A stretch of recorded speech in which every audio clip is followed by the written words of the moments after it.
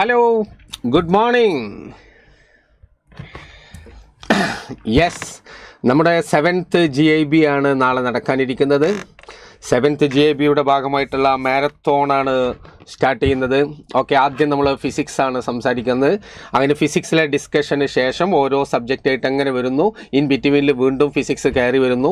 കാരണം ഇതുവരെ എനിക്ക് തോന്നുന്നത് നിങ്ങൾ എഴുതുന്ന മാരത്തോണിൽ ഏറ്റവും കൂടുതൽ ചാപ്റ്റേഴ്സ് ഇൻക്ലൂഡഡ് ആയിരിക്കുന്ന ഒരു മാരത്തോൺ ആണ്, ഒരു GIB ആണ് നാളെ നിങ്ങൾ അപ്പിയർ ചെയ്യാൻ പോകുന്നത്. എന്ന് വെച്ചാൽ ടോപ്പിക്കുകളുടെ എണ്ണം കൂടുന്നതിനനുസരിച്ച് ടോപ്പിക്കിൻ്റെ എണ്ണം ഇങ്ങനെ എത്രത്തോളം കൂടുന്നുണ്ടോ അത്രത്തോളം നമ്മൾ നമ്മുടെ എൻഡ് അല്ലെങ്കിൽ ഫൈനൽ എക്സാമിനോട് നമ്മൾ അടുക്കണമല്ലോ. അപ്പോൾ ഫൈനൽ എക്സാമിൽ നമുക്ക് എൻറ്റയർ ടോപ്പിക്കാണ് നമ്മൾ എക്സാം എഴുതാൻ പോകുന്നത്.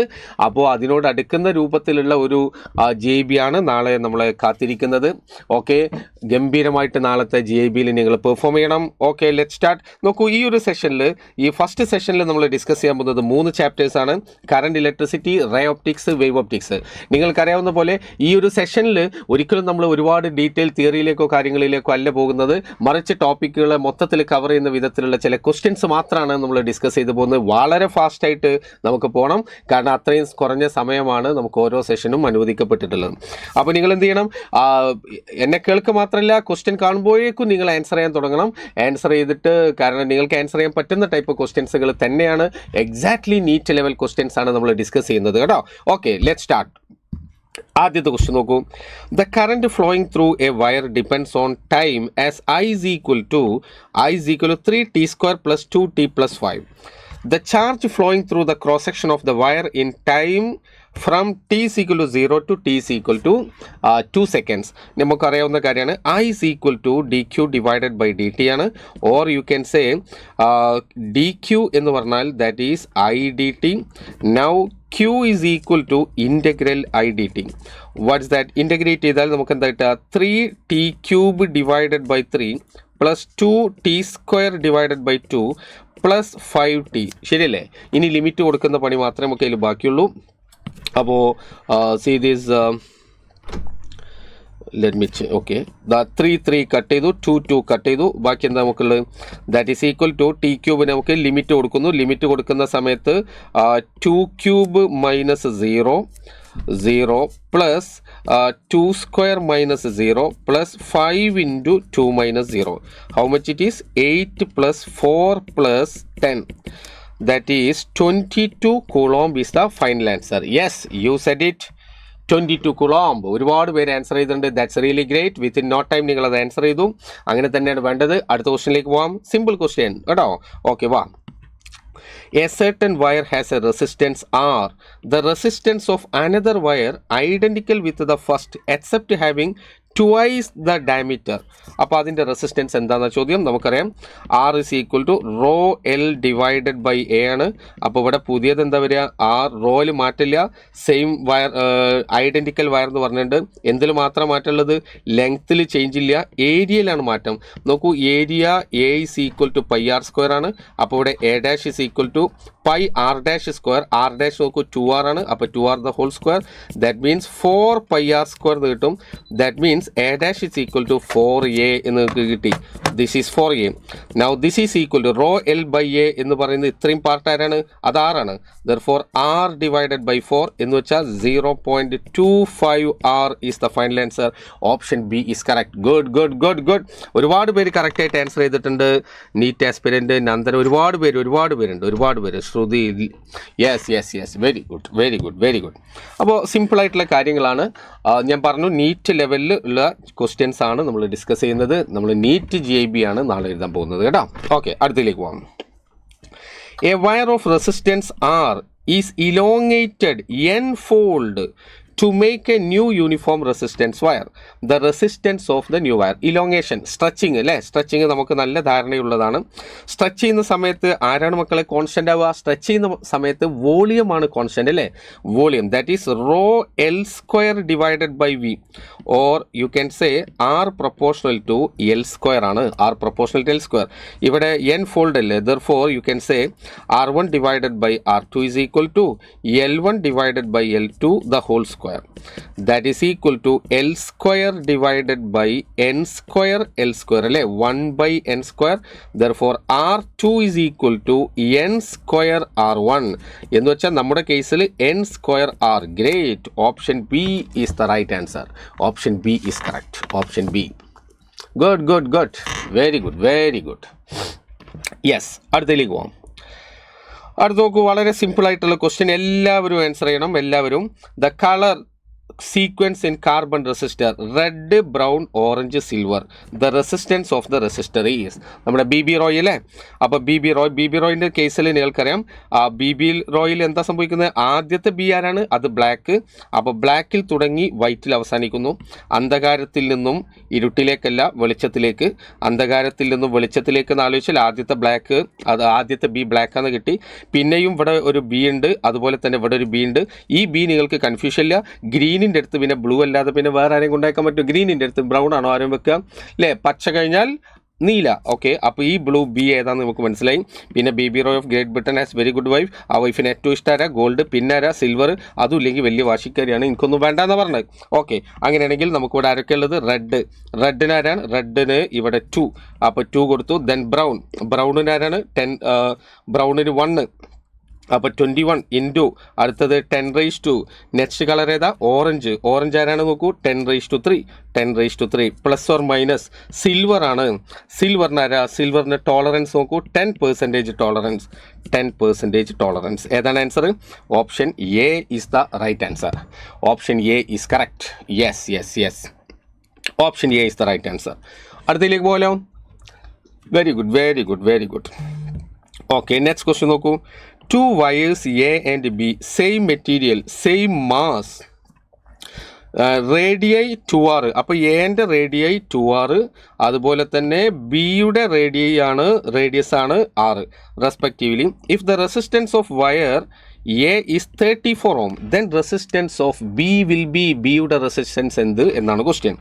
ഓക്കെ, മാസ് സെയിം ആണെന്നാണ് പറഞ്ഞത് അല്ലേ, മാസ് സെയിം ആണ്. ഓക്കെ, നമുക്കറിയാം മാസ് എന്ന് പറഞ്ഞു കഴിഞ്ഞാൽ ഡെൻസിറ്റിക്ക് ഞാൻ ഇവിടെ D എന്ന് കൊടുക്കുകയാണ്. D into volume, that is D into A into L അല്ലേ, A into L.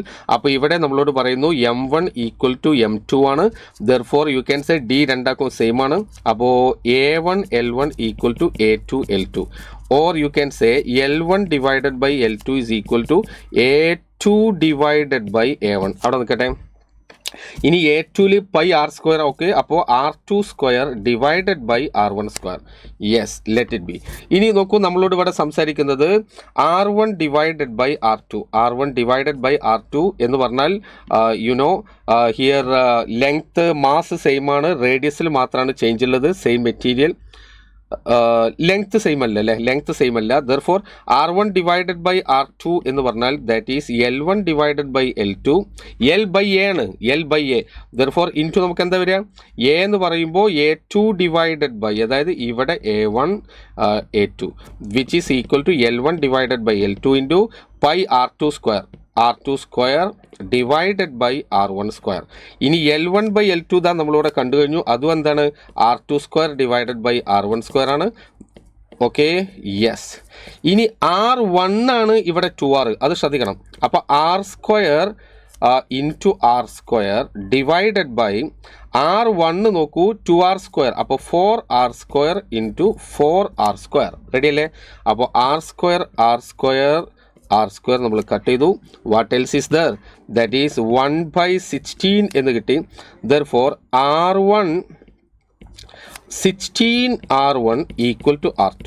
16R1 equal to R2. That means R2 is equal to 16 into 34. 16 into 34, which is equal to 544 ohm is the final answer. Option A is correct. 544 ohm. Not option D. എങ്ങനെ option D കിട്ടുക? Legend. എന്തു പറ്റി? എവിടെ ഒരു കാര്യപ്പെട്ട mistake സംഭവിച്ചു കേട്ടോ. Okay, മാത്രമല്ല ഒരിക്കലും അതിനേക്കാൾ കുറവ് കിട്ടൂലല്ലോ, അതും ആലോചിക്കണ്ടേ. വണ്ണം കുറവല്ലേ വരുന്നത്, പകുതിയിലേക്കാണ് വണ്ണം വരുന്നത്. മനസ്സിലായല്ലോ? വണ്ണം കൂടിക്കഴിഞ്ഞാൽ എന്താ സംഭവിക്കുക? കൂടുതൽ ആളുകൾക്ക് ഈസി ആയിട്ട് പോകാം അല്ലേ. ഇടുങ്ങിയ ഇടവഴിയിലൂടെ കുറച്ചാക്കല്ലേ ബുദ്ധിമുട്ടായിട്ട് പോവുക. ഇടവഴിൻ്റെ വണ്ണം വീതിയൊക്കെ കൂടുതലാണെങ്കിലോ ഈസി ആയിട്ട് പോകാം, റെസിസ്റ്റൻസ് കുറേ ചെയ്യാം. Okay, ready. അപ്പോൾ നമുക്ക് അടുത്ത ക്വസ്റ്റ്യനിലേക്ക് കിടക്കാം. അടുത്ത ക്വസ്റ്റ്യൻ, നെക്സ്റ്റ് ക്വസ്റ്റ്യൻ. നെക്സ്റ്റ് നോക്കൂ, the reading of the ammeter as per the figure shown is as per the figure shown. അപ്പോൾ ഫിഗർ നിങ്ങൾക്ക് വ്യക്തമാണെന്ന് വിചാരിക്കുന്നു. ഇവിടെ ഒരു 2 ohm ഉണ്ട്, and this is also 2 ohm, ഒക്കെ 2 ohm ആണ് കേട്ടോ. റെസിസ്റ്റൻസ് ഒക്കെ 2 ohm ആണ്. 2 ohm. ഇത് 2 volt ബാറ്ററി ഇവിടെ കണക്ട് ചെയ്തിട്ടുണ്ട്. നിങ്ങൾക്ക് ക്ലിയർ ആണെന്ന് വിചാരിക്കുന്നു, കുഴപ്പമില്ലല്ലോ. Okay, ready. അപ്പോൾ ഇവിടെ ഈ ഡയഗ്രത്തിന് യെസ്, ഓക്കെ, ഇതിൽ ഒറ്റ പോയിന്റ് ഇതിലുള്ളൂ. ഇത് കാണുന്ന സമയത്ത് നോക്കൂ, 2 ohm, ഇത് 4ഉം കൂടെ പാരലലാണ് എന്ന് ചിന്തിച്ചാൽ അവിടെയാണ് അതിൻ്റെ അബദ്ധം. അങ്ങനെ പാരലൽ അല്ല.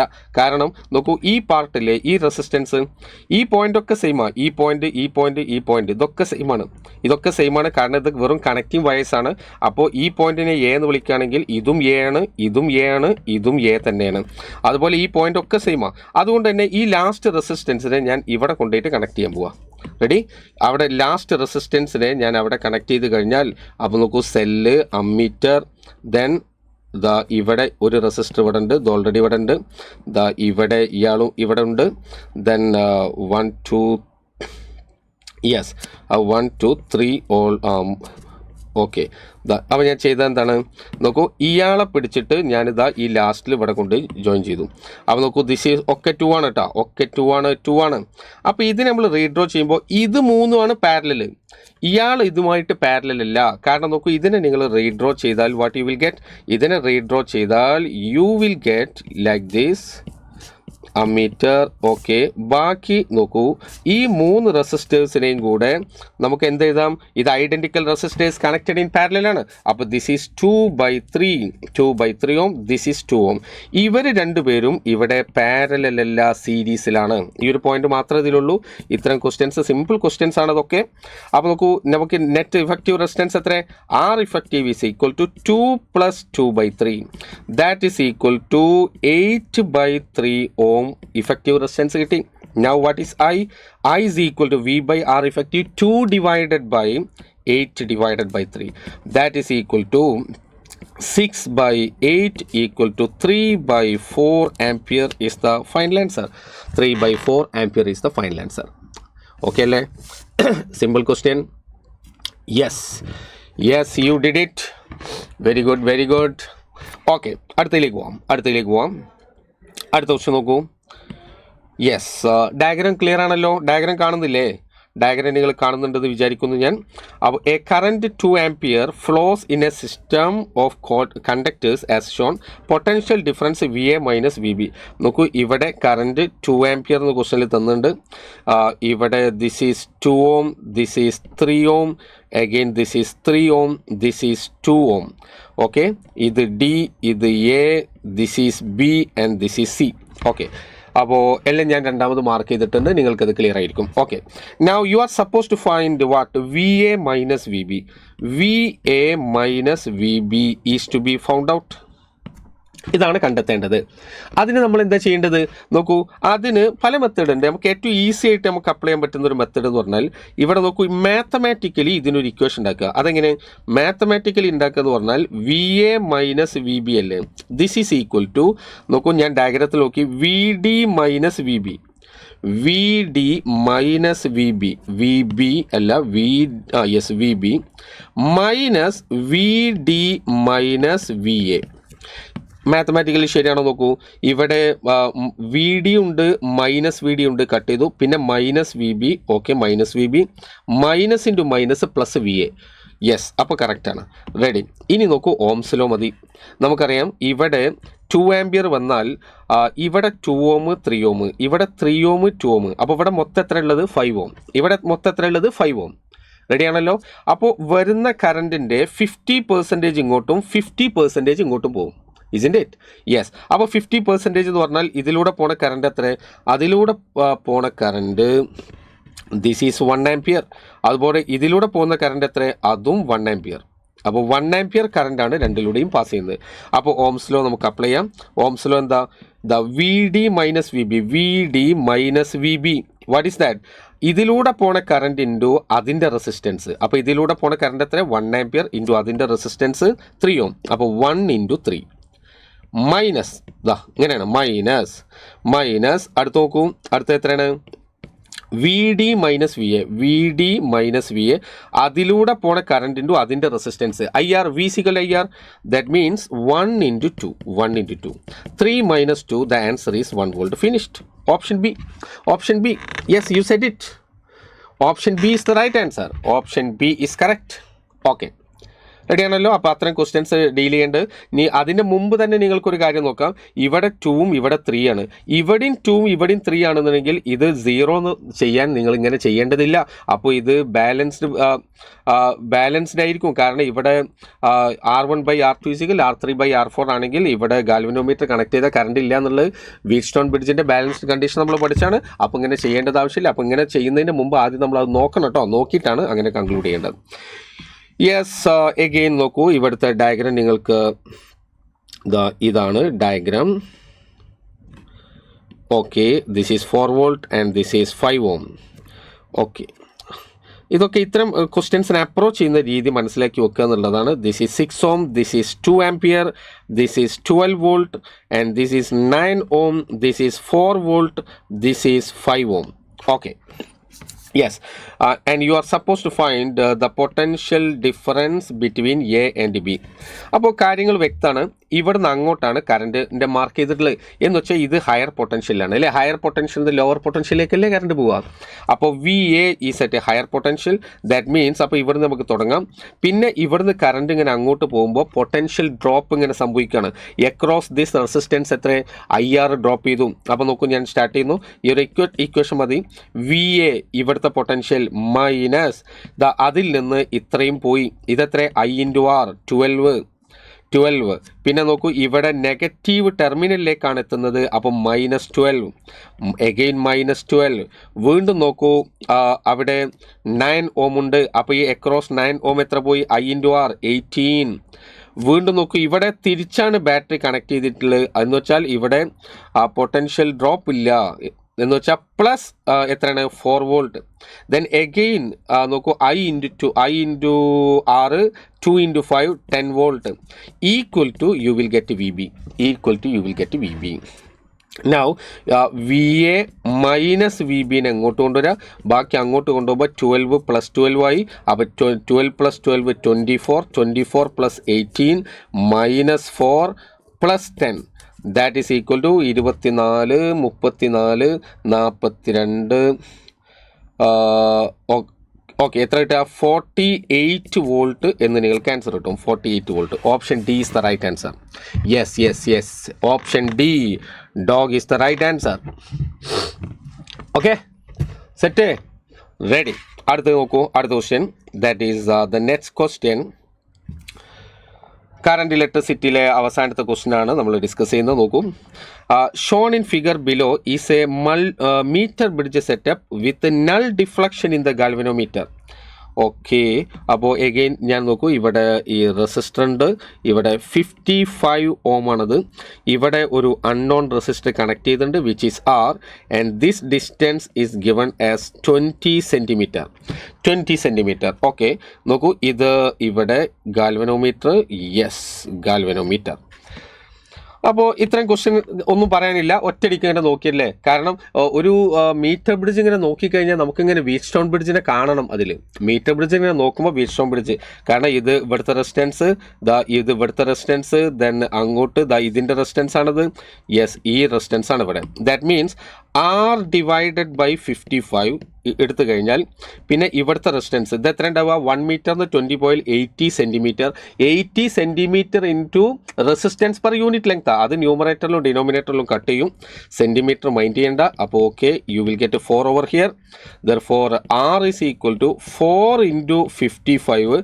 4 into 55 എന്ന് പറഞ്ഞാൽ 220 ohm is the final answer. Yes, it's option A. Ready അല്ലേ? യെസ്, കറണ്ട് ഇലക്ട്രിസിറ്റിയിലെ ഒരുപാട് ക്വസ്റ്റ്യൻസ് നിങ്ങൾ പ്രാക്ടീസ് ചെയ്യണം. Current electricity is a very important chapter as well as NEET examination is concern. മുൻ എക്സാമുകളൊക്കെ നോക്കിക്കഴിഞ്ഞാൽ നിങ്ങൾക്കറിയാം കറണ്ട് ഇലക്ട്രിസിറ്റി നല്ല വെയിറ്റേജ് ആണ് എക്സാമിൽ കണ്ടുവരാറുള്ളത്. ഒരു 4 to 5 ക്വസ്റ്റ്യൻസ് വരെ നമുക്ക് കറണ്ട് ഇലക്ട്രിസിറ്റിയിൽ നിന്ന് നമ്മൾ പ്രതീക്ഷിക്കണം. ഓക്കെ, അപ്പോൾ ഇനി നമുക്ക് അടുത്ത ഭാഗത്തേക്ക് കിടക്കാം. ദാറ്റ് ഈസ് വേവ് ഒപ്റ്റിക്സിലേക്ക് കിടക്കുകയാണ്. Wave optics. Identify the correct statement. Statement ഒക്കെ നോക്കണം. Wave front from a point light source is cylindrical in shape. No, that's wrong statement. Point light source is spherical ഉണ്ടാക്കുക. Light emerging out of a convex lens when a point source is placed at its focus is spherical. No, convex ലെൻസിൻ്റെ ഫോക്കസിൽ ആണ് light source വെച്ചെന്നുണ്ടെങ്കിൽ ഇവിടെ light rays പിന്നെ പാരലായിട്ടല്ലേ പോവുക. പാരലായിട്ട് പോകുമ്പോൾ ഇത് plane wave front ആണ്, spherical അല്ല, ഇവിടെ പ്ലെയിൻ ആണ്. Therefore the second statement is also found to be wrong. The portion of a wavefront of light from a distant star intercepted by the earth is plane. Distant source infinity ആണെങ്കിൽ wavefront is plane. wavefront plane ആണ്, correct ആണ്. അപ്പോൾ both B and C അല്ല, അപ്പോൾ only option C is correct. മക്കൾ മനസ്സിലായല്ലോ? Okay അല്ലേ? അത് കുഴപ്പമൊന്നുമില്ലല്ലോ? റെഡി? യെസ്. അടുത്തതിലേക്ക് പോട്ടെ. ഓക്കെ, അടുത്ത് നോക്കൂ. The distance for which ray optics is a good approximation for an aperture of 4 mm and wavelength 400 nanometer എന്ത് നമുക്കറിയാം. ഫ്രണൽ ഡിസ്റ്റൻസിനെ കുറിച്ചാണ് സംസാരിക്കുന്നത്. That is ZF. Fresnel distance ZF is equal to a square divided by lambda. A എന്ന് പറയുന്നത് ഇവിടെ 4 × 4 × 10⁻⁻⁶ divided by millimetre square ആണ്. Divided by lambda എത്ര പറഞ്ഞത്? Lambda is 400 × 10⁻⁹. അപ്പോൾ നമുക്ക് ഒരു 4ഉം കട്ട് ചെയ്തു, ഇവിടെ 10⁻² ആയി. Therefore you will get 4 × 10⁻⁻7. 10⁻⁻7 വരുമ്പോൾ -6 - 7 അല്ല +7 ആയി മുകളിലെത്തുമ്പോൾ. Therefore 4 × 10 that is 40 metre. Answer ഉണ്ടോ? Yes, option C is the correct answer. Option C is correct. Fresnel distance ടെക്സ്റ്റ് ബുക്കിൽ ഒരു സോളിഡ് എക്സാമ്പിൾ കൊടുത്തിട്ടുണ്ട്. ഫ്രണൽ ഡിസ്റ്റൻസിൻ്റെ ഒരു 18 മീറ്റർ ആൻസർ കിട്ടുന്നത്. ഒക്കെ ബ്യൂട്ടിഫുൾ പ്രോബ്ലമാണ്. ഒക്കെ നോക്കണം. ടെക്സ്റ്റ് ബുക്കിൽ ഇത്തരം സന്ദർഭത്തിൽ ടെക്സ്റ്റ് ബുക്കിൽ എക്സസൈസിലെ ക്വസ്റ്റനും മറ്റുമൊക്കെ ചെയ്തിട്ടുണ്ട്. നിങ്ങൾ ഓൾറെഡി അതൊക്കെ ചെയ്തിട്ടുണ്ട്. നമ്മുടെ DPP കാര്യങ്ങളിലൊക്കെ അത് ഇൻക്ലൂഡഡ് ആയിരുന്നു. അപ്പോൾ അതിലെന്തെങ്കിലും വിട്ടുപോയിട്ടുണ്ടെങ്കിൽ പോയിന്റ്സ് ടു പോണ്ടർ, സമ്മറി, ഇതിൻ്റെയൊക്കെ ഇമ്പോർട്ടൻസ് നിങ്ങൾക്ക് നന്നായിട്ട് അറിയാം. അപ്പോൾ അതൊക്കെ ഒന്ന് നോക്കാൻ വേണ്ടിയിട്ട് എല്ലാവരും ശ്രദ്ധിക്കണേ. ഓക്കെ, അടുത്ത നോക്കൂ. Which one of the following phenomena is not explained by Huygens construction of wavefront? Huygens wavefront refraction explain ചെയ്തിട്ടുണ്ട്, reflection explain ചെയ്തിട്ടുണ്ട്, origin of spectra അതിൽ പെടുന്ന കാര്യമില്ല. അത് ഹൈജൻ അല്ല നമുക്ക് എക്സ്പ്ലെയിൻ ചെയ്ത് തന്നത്, നിങ്ങൾക്കറിയാം. ഓക്കെ, അടുത്തതിലേക്ക് പോവാം. Ratio of intensities of two waves are given by 4:1. Then ratio of the amplitudes of the two waves. Simple question. Intensity proportional to amplitude square ആണ്. അപ്പോൾ I1 by I2 is equal to A square divided by B square, which is equal to 4 divided by 1, or what is that? A by B ആണ് question. That is equal to 2:1 is the right answer. 2:1. Option A is correct. Option A is the right answer. Wave optics highly conceptual ആയിട്ടുള്ള ചാപ്റ്ററാണ്. പക്ഷേ entrance examination point of വ്യൂവിൽ it is an easy chapter. കാരണം കുറച്ച് കാര്യങ്ങളൊക്കെ മനസ്സിലാക്കി കഴിഞ്ഞാൽ തന്നെ വേവ് ഒപ്റ്റിക്സ് നിങ്ങൾക്ക് ഈസി ആയിട്ട് അപ്രോച്ച് ചെയ്യാം. പക്ഷേ കൺസെപ്ച്വലി ഡെപ്തിലേക്ക് പോകുന്ന സമയത്ത് വലിയ കോൺസെപ്റ്റുകളൊക്കെ ഇൻക്ലൂഡഡ് ആയിട്ടുള്ള ഹൈലി കൺസെപ്ച്വൽ ആയിട്ടുള്ള ചാപ്റ്ററാണ്. But as far as entrance examination is concern, wave optics is an easy chapter. Okay, next. Interference is possible in. Interference light വേവ്സിന് മാത്രം ആണോ? അല്ല, സൗണ്ടിനുണ്ട്. സൗണ്ട് വേവ്സും പിന്നെ ലൈറ്റ് വേവ്സിനും ഇൻ്റർഫറൻസും ഡൈഫ്രാക്ഷനും ഉണ്ട്. എന്താണ് സൗണ്ട് വേവ്സിന് ഇല്ലാത്തത്? പോളറൈസേഷൻ. അപ്പോൾ interference both light and sound waves interfere ചെയ്യും. സൗണ്ട് വേവ്സിൻ്റെ ഇൻ്റർഫറൻസ് ആണ് നമ്മൾ ശരിക്കും എവിടെ യൂസ് ചെയ്യുന്നത്? വാഹനങ്ങളിലെ സൈലൻസറിൽ യൂസ് ചെയ്യുന്നത്. സൗണ്ടും കൂടി ചേർന്നിട്ട് സൗണ്ട് ഇല്ലാതാകുന്ന അത്ഭുതകരമായ കാര്യം അതാണ്. സൈലൻസറിൽ ഡിസ്ട്രക്റ്റീവ്ലി അവരെ സൂപ്പർ പോസ് ചെയ്തിട്ട് ഇൻ്റർഫിയർ ചെയ്തിട്ട് സൗണ്ടിൻ്റെ ആംപ്ലിറ്റ്യൂഡ് കുറയ്ക്കുകയാണ്. സൗണ്ട് എന്ന് പറയുന്നത് നമുക്ക് ആംപ്ലിറ്റ്യൂഡ് ആണല്ലോ, ആംപ്ലിറ്റ്യൂഡ് കുറയ്ക്കുകയാണ്. Okay, ready. നെക്സ്റ്റ്.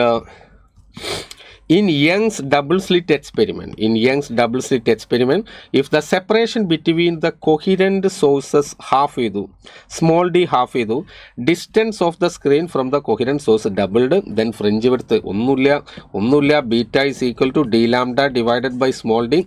ഇനി beta dash is equal to d എന്താക്കി ഡി ഡബിൾ ചെയ്തു, അപ്പോൾ 2 capital D lambda divided by small D half ചെയ്തു, അപ്പോൾ ഹാഫ് ചെയ്ത് കഴിഞ്ഞാൽ 4 D lambda divide by small D. 4 beta is the final answer. Option C is correct. Option C is the right answer. Yes. Next നോക്കൂ, അടുത്ത question. A beam of light of wave length 650 nanometer is used to obtain interference fringes in Young's double slit experiment. Screen distance 1.5 meter, slit separation 3 millimeter, distance of third bright fringe on the screen from central maximum. അപ്പോൾ equation ഓർമ്മ വേണം. nth bright ബാൻഡിലേക്കുള്ള ഡിസ്റ്റൻസിൻ്റെ equation എന്താ? N D lambda divided by small D. nth dark ബാൻഡിലേക്കുള്ള distance എന്താ? 2n - 1 capital D lambda divided by 2d where n is equal to 1 2 3 etcetera. ഇവിടെ n എന്താ?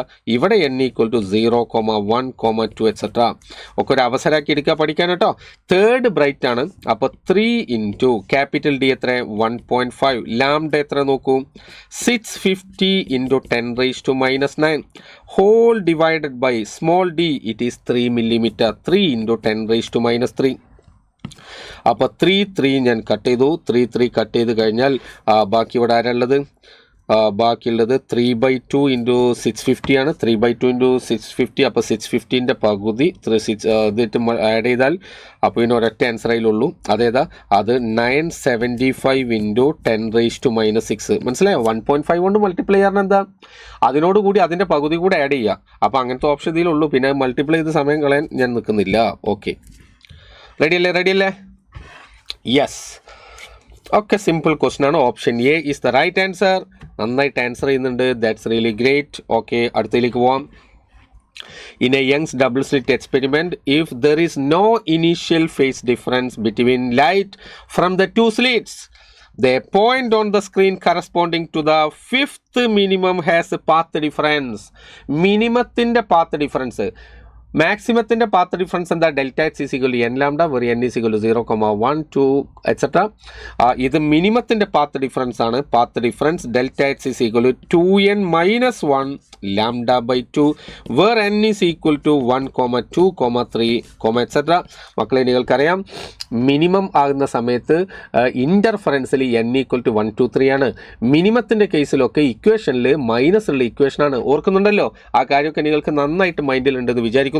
Okay, that is equal to, അപ്പോൾ 2 into 5 - 1 into lambda by 2. Lambda by 2 ക്വസ്റ്റനിൽ തന്നോ? ഇല്ല, lambda by 2 ലാംഡൻ്റെ ടേമിലാണ് ആൻസർ. അപ്പോൾ 9 lambda divided by 2 is the final answer. Option C is the right answer. ആരാ 5 ലാംഡ ബൈ 2 എന്നൊക്കെ പറഞ്ഞത്? നേരത്തെ ആൻസർ ആയിരിക്കും അല്ലേ? Okay, fine. Ready. 9 lambda by 2 മനസ്സിലായോ? അപ്പോൾ ഇക്വേഷൻസ് കണക്ട് ചെയ്ത് പഠിക്കാൻ നിങ്ങളിത് പഠിക്കേണ്ട രീതി മുമ്പ് സംസാരിച്ചിട്ടുണ്ട്. ഇൻ്റർഫറൻസിൽ ഇക്വേഷൻസ് കാര്യങ്ങളൊക്കെയാണ് കണക്ട് ചെയ്ത് വെക്കുക, മനസ്സിൽ കണക്ട് ചെയ്ത് വെക്കുക. അതുമായിട്ട് റിലേറ്റ് ചെയ്തിട്ട് ഡിഫ്രാക്ഷൻ്റെ ഇക്വേഷൻ പഠിക്കുക.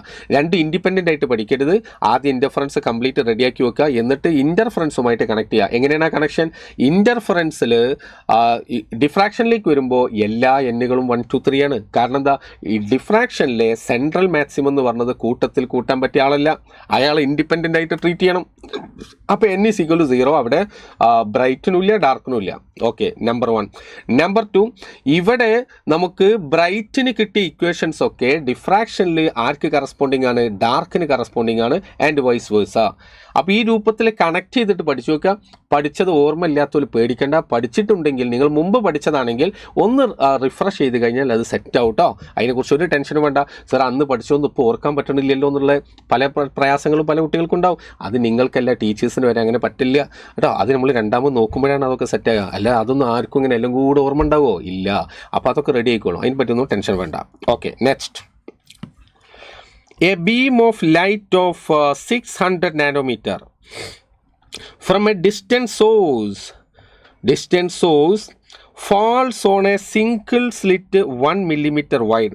Resulting diffraction pattern is observed on a screen 2 meter away. The distance between first dark fringes on either side of central fringe. എന്ന് വെച്ചാൽ ക്വസ്റ്റ്യൻ നോക്കൂ, ഇത്തരം നിങ്ങൾ പാനിക് ആവരുത് ക്വസ്റ്റ്യൻ പേപ്പർ കാണുമ്പോൾ. ഇതാണ് എനിക്ക് ആദ്യം നിങ്ങളോട് പറയാനുള്ളത്. ക്വസ്റ്റ്യൻ പേപ്പർ ടഫ് ആണെങ്കിലും അല്ലെങ്കിലും നമ്മൾ ടെൻഷൻ ആവുന്നതിനനുസരിച്ച് എന്താ സംഭവിക്കുക, നിങ്ങൾ എത്രത്തോളം ടെൻഷൻ ആവുന്നോ അത്രത്തോളം നിങ്ങൾക്ക് ക്വസ്റ്റ്യൻ വായിച്ചാൽ മനസ്സിലാവില്ല. കാരണം സിമ്പിൾ ക്വസ്റ്റ്യൻ തന്നെ 2, 3, 4 വട്ടമൊക്കെ വായിക്കുമ്പോഴും നിങ്ങളിങ്ങനെ എന്തോ വായിച്ചു പോകുന്നു, ഒന്നും മനസ്സിലേക്ക് കയറുന്നില്ല. അപ്പോൾ അങ്ങനെ ടെൻഷനേ ആവശ്യമില്ല. എന്തിനാ ടെൻഷൻ ആയിക്കഴിഞ്ഞാൽ നമുക്ക് ഉള്ളതും കിട്ടില്ല. അപ്പോൾ അതുകൊണ്ട് കൂളായിട്ട് പരീക്ഷണം പോവുക. കൂളായിട്ട് പോകാൻ താല്പര്യം ഉണ്ടാവും എല്ലാവർക്കും, പക്ഷേ കഴിയണില്ല എന്നായിരിക്കും. അപ്പോൾ നിങ്ങൾ പറഞ്ഞത് സാർ ആഗ്രഹമില്ലായിട്ടല്ല, നടക്കണില്ല. അപ്പോൾ അതിനെന്ത് ചിന്തിക്കുക, എക്സാം കഴിഞ്ഞിട്ട് എന്ത് എന്നുള്ളതിനെക്കുറിച്ച് ഇപ്പം ചിന്തിക്കേ ചെയ്യരുത്. ഇപ്പം നന്നായിട്ട് നിങ്ങളുടെ കഴിവിൻ്റെ പരമാവധി എക്സാമിൽ നിങ്ങൾ പെർഫോം ചെയ്യുക, അതിനെക്കുറിച്ചാണ് ചിന്തിക്കേണ്ടത്. നല്ലത് മാത്രം ചിന്തിക്കുക, നല്ല ചിന്തകൾ വരിക. നല്ല ചിന്തകൾ എന്ന് പറഞ്ഞാൽ എക്സാം കിട്ടിയിട്ടില്ലെങ്കിൽ എന്താകും, ദയവ് ചെയ്ത് മക്കളെ അങ്ങനെ ചിന്തിക്കല്ലേ.